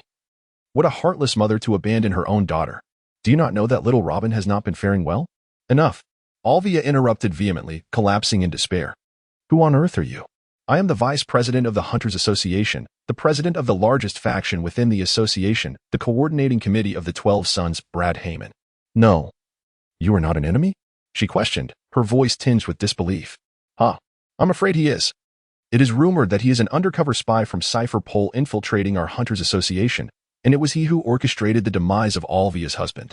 The archaeological vessel was not merely populated by scholars from O'Hara Island and other regions, but also included hunters, historical hunters, ancient script hunters, and relic hunters. Though their knowledge of Brad was limited, he was certainly not a stranger to them. Will you surrender peacefully, or shall I take matters into my own hands? Brad leisurely lit a cigar. I am well aware that Chairman Netero is representing the Hunters Association in an unprecedented visit to the world government, attempting to shield you from harm by securing bodyguards. It matters not. I shall blow his brains out and remind him to mind his own business. Suddenly, with a swift motion, a hand, sharp as a blade, pierced through the hardened armament of Brad's back. Oh, I have been waiting for you to blow his brains out. Came the voice of an elderly man, silver-haired, small in stature, hunched over, with a badge reading 1 kill a day prominently displayed on his chest. Brad cast a sidelong glance at the contemporary patriarch of the Zoldyck family, Gino Zoldyck, and remarked, Is it not possible for you Zoldicks to maintain a semblance of peace? Alas, we must make a living. How else can we earn without accepting commissions? Gino, with a smile gracing his lips, replied, Allow me to clarify. I am no longer the head of the Zoldyck family. That position has been passed on to my son, Sheba. Brett gasped. His movement swift as he raised his leg to force Gino back. Disperse and break through, but be wary of ambushes. This fellow is formidable, and I lack the energy to assist you further. Gino flexed his arms, gravely reminding the archaeological vessel, channeling his focus as he employed the techniques of thought with unwavering resolve. Brett was acutely aware that Kino was a formidable adversary, a seasoned assassin endowed with remarkable strength and experience. From the outset, he had to exert himself to the utmost. Any hint of vulnerability would undoubtedly come at a steep price. Enveloped in an ethereal aura, Brett's appearance underwent a dramatic transformation. His golden eyes flared open, resembling the slitted pupils of a beast, while his hair, once resplendent, now appeared pallid as it grew abundantly. Most striking were the dragon scales that spread across his cheeks and the irregular dragon horn sprouting from his forehead. With a swift motion, the ground shattered beneath him. Brett's form became a blur of light. Kino's pupils dilated in alarm, as the energy surrounding him surged with intensity, and he prepared to unleash a golden dragon head. Chapter 65, The Resurgence of Uchihama Daraboom. The sky rumbled ominously. Suddenly, a deafening thunderclap echoed. The terrifying collision unleashed a tremendous force, akin to the aftermath of an explosion, swirling violently from the center of Brett and Kino, obliterating the earth and sweeping away trees and rocks. It mercilessly crushed countless archaeologists aboard ships who had not yet fled, their cries extinguished before they could even resonate, becoming a rain of crimson. In the brief moment of stalemate, Kino stumbled back, sliding several meters before finally halting. Is that sorcery? He pondered, his seasoned eyes fixed intently on Brett. What a terrifying creature this little devil is. Perhaps today, my head may truly be shattered. Blade grinned. If you are aware, why not relinquish it? I accepted the remuneration from the client. There was no alternative. To take someone's wealth is to alleviate their misfortunes. Even assassins must adhere to principles and a sense of honor. Yet, in my quest to survive and earn more, I ought to have cast aside all principles and integrity.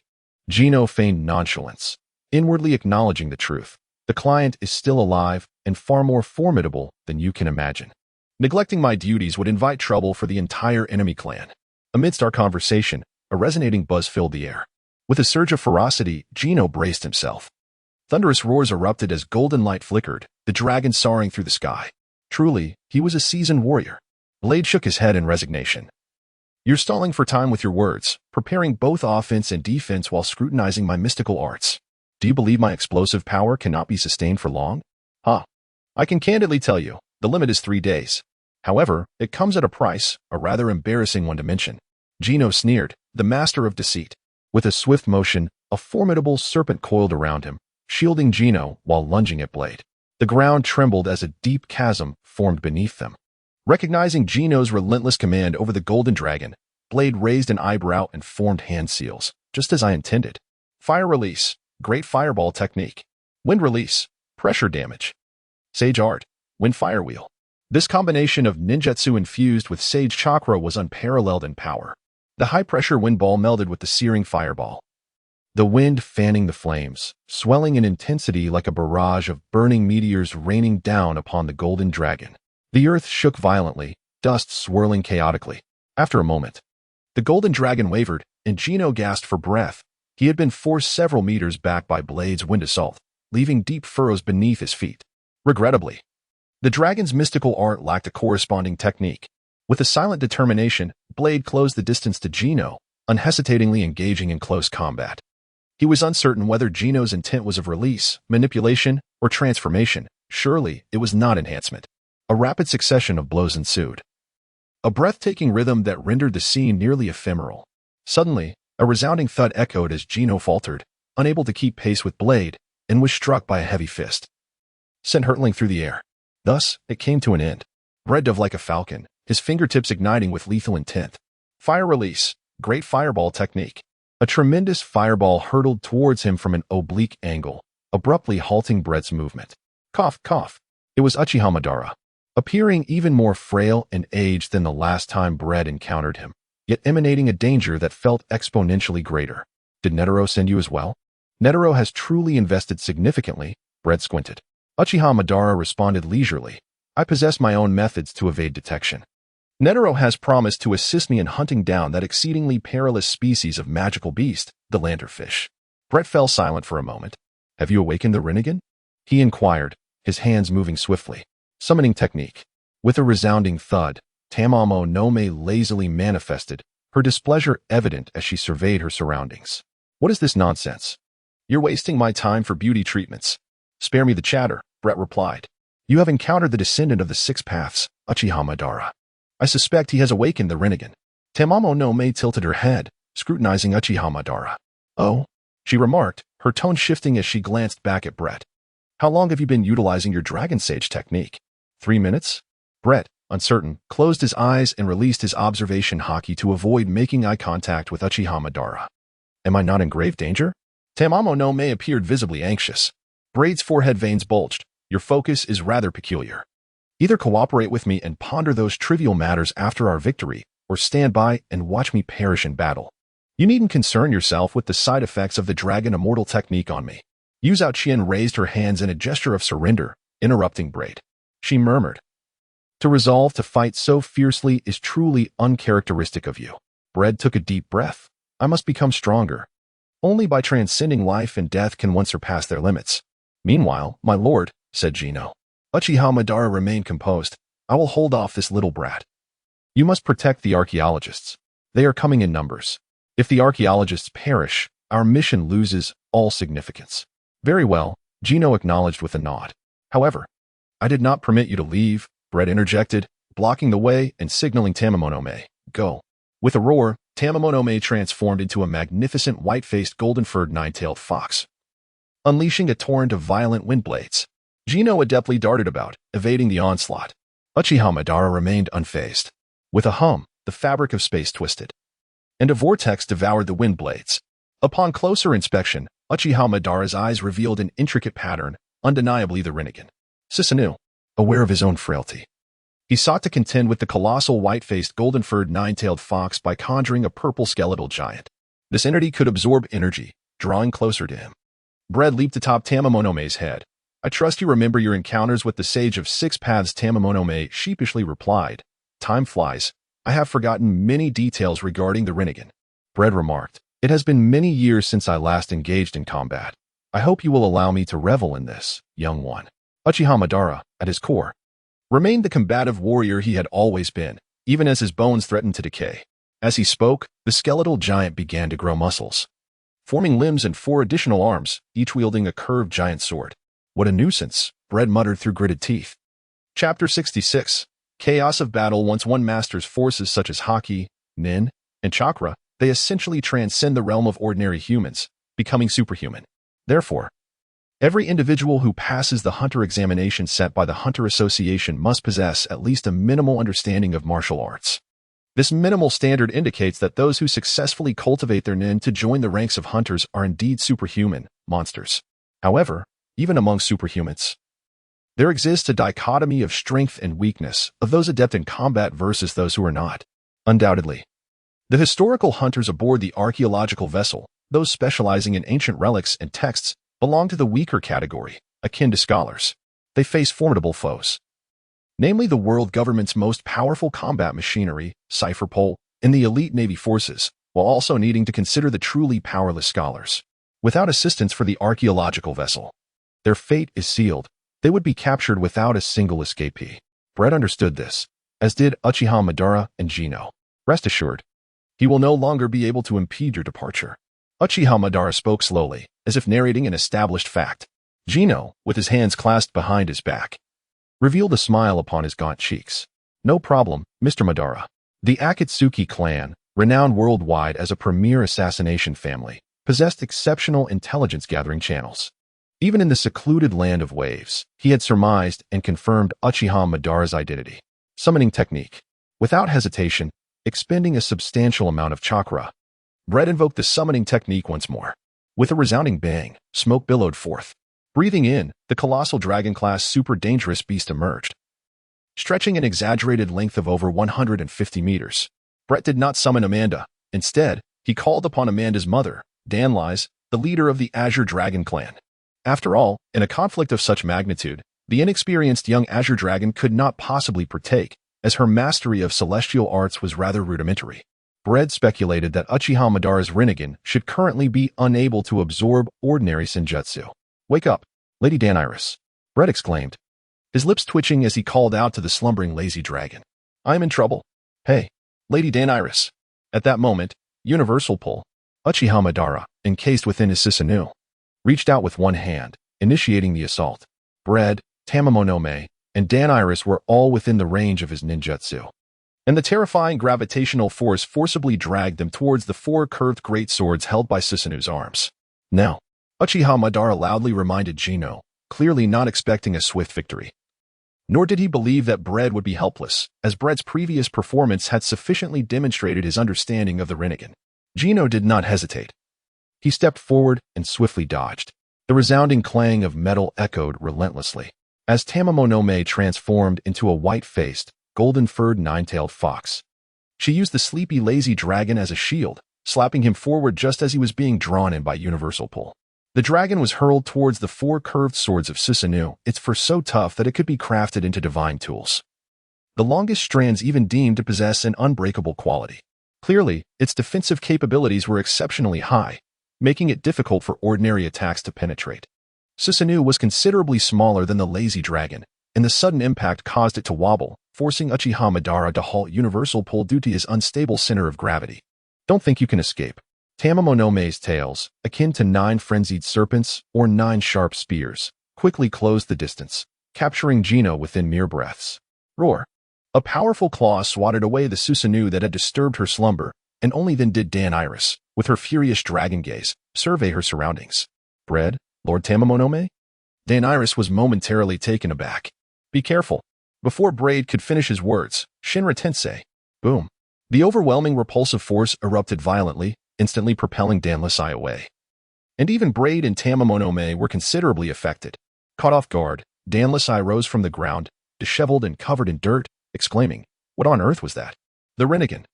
Tamamonome's 9 tails swayed gracefully. Surely, the Qinglong clan possesses some ancient legends regarding this? In any case, it is quite the challenge. Otherwise, Lord Braid would not have summoned me alongside you. Danlise shook her dragon head, regaining her composure, and remarked cautiously, "I never anticipated that the Rinnegan would re-emerge in this era. However, there is no need for excessive alarm. His Rinnegan has only recently awakened, and his life is nearing its end, preventing him from reaching the heights of the Sage of Six Paths." Braid asserted. "Lady Tamamo, keep a close watch on Gino. Lady Danlise, join me in employing senjutsu to test him, to wear him down. If he inadvertently reveals a weakness, we shall seize the opportunity." "Understood." Danlise soared through the clouds, catching the leaping Braid, and with fierce determination, they approached Uchiha Madara directly. Yet just moments ago, he, Braid interrupted Danlis's contemplations, stating, "We are under a time constraint. Albeit brief, we possess an opportunity. Are your trump cards merely them? A monstrous creature, a superlatively perilous magical beast, and two mere animals?" Uchiha Madara, with an air of arrogance, regarded them with disdain.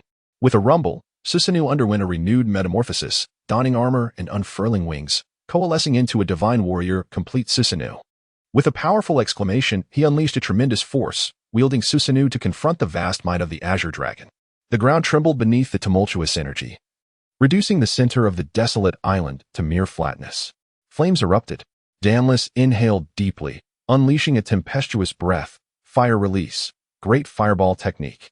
Meanwhile, Braid, with a simmering rage, matched her intensity. The flames, bolstered by the wind, illuminated the sky in a brilliant crimson hue, enveloping Susanoo in its fiery embrace. In response, Uchiha Madara employed a remarkably straightforward tactic, returning the favor with equal measure. Age had not diminished him, infused with the cells of Hashirama Senju. His body harbored boundless life energy, rendering him unafraid of any ranged assault. The flames danced back and forth in a fierce tug-of-war. After a while, Danlis could no longer contain herself, and with a flick of her dragon's tail, she struck. Clang. Susanoo, ever vigilant, raised its sword in defense. Have you forgotten something?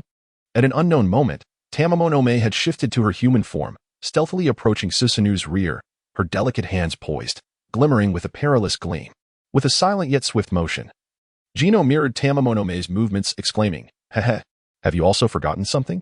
Synopsis. In the year 1525 of the Sea Circle calendar, he once shattered the Hunter Association, bringing an end to the era of great pirates. He also single-handedly buried the ninjas and samurai of the Land of Harmony while ruthlessly defeating the alliance of giants and supernatural beings. He achieved the ultimate supremacy over the world government, rendering even the shadowy continent teeming with bizarre creatures and the perilous Great Rout, plagued by catastrophic natural disasters. Powerless against his dominion,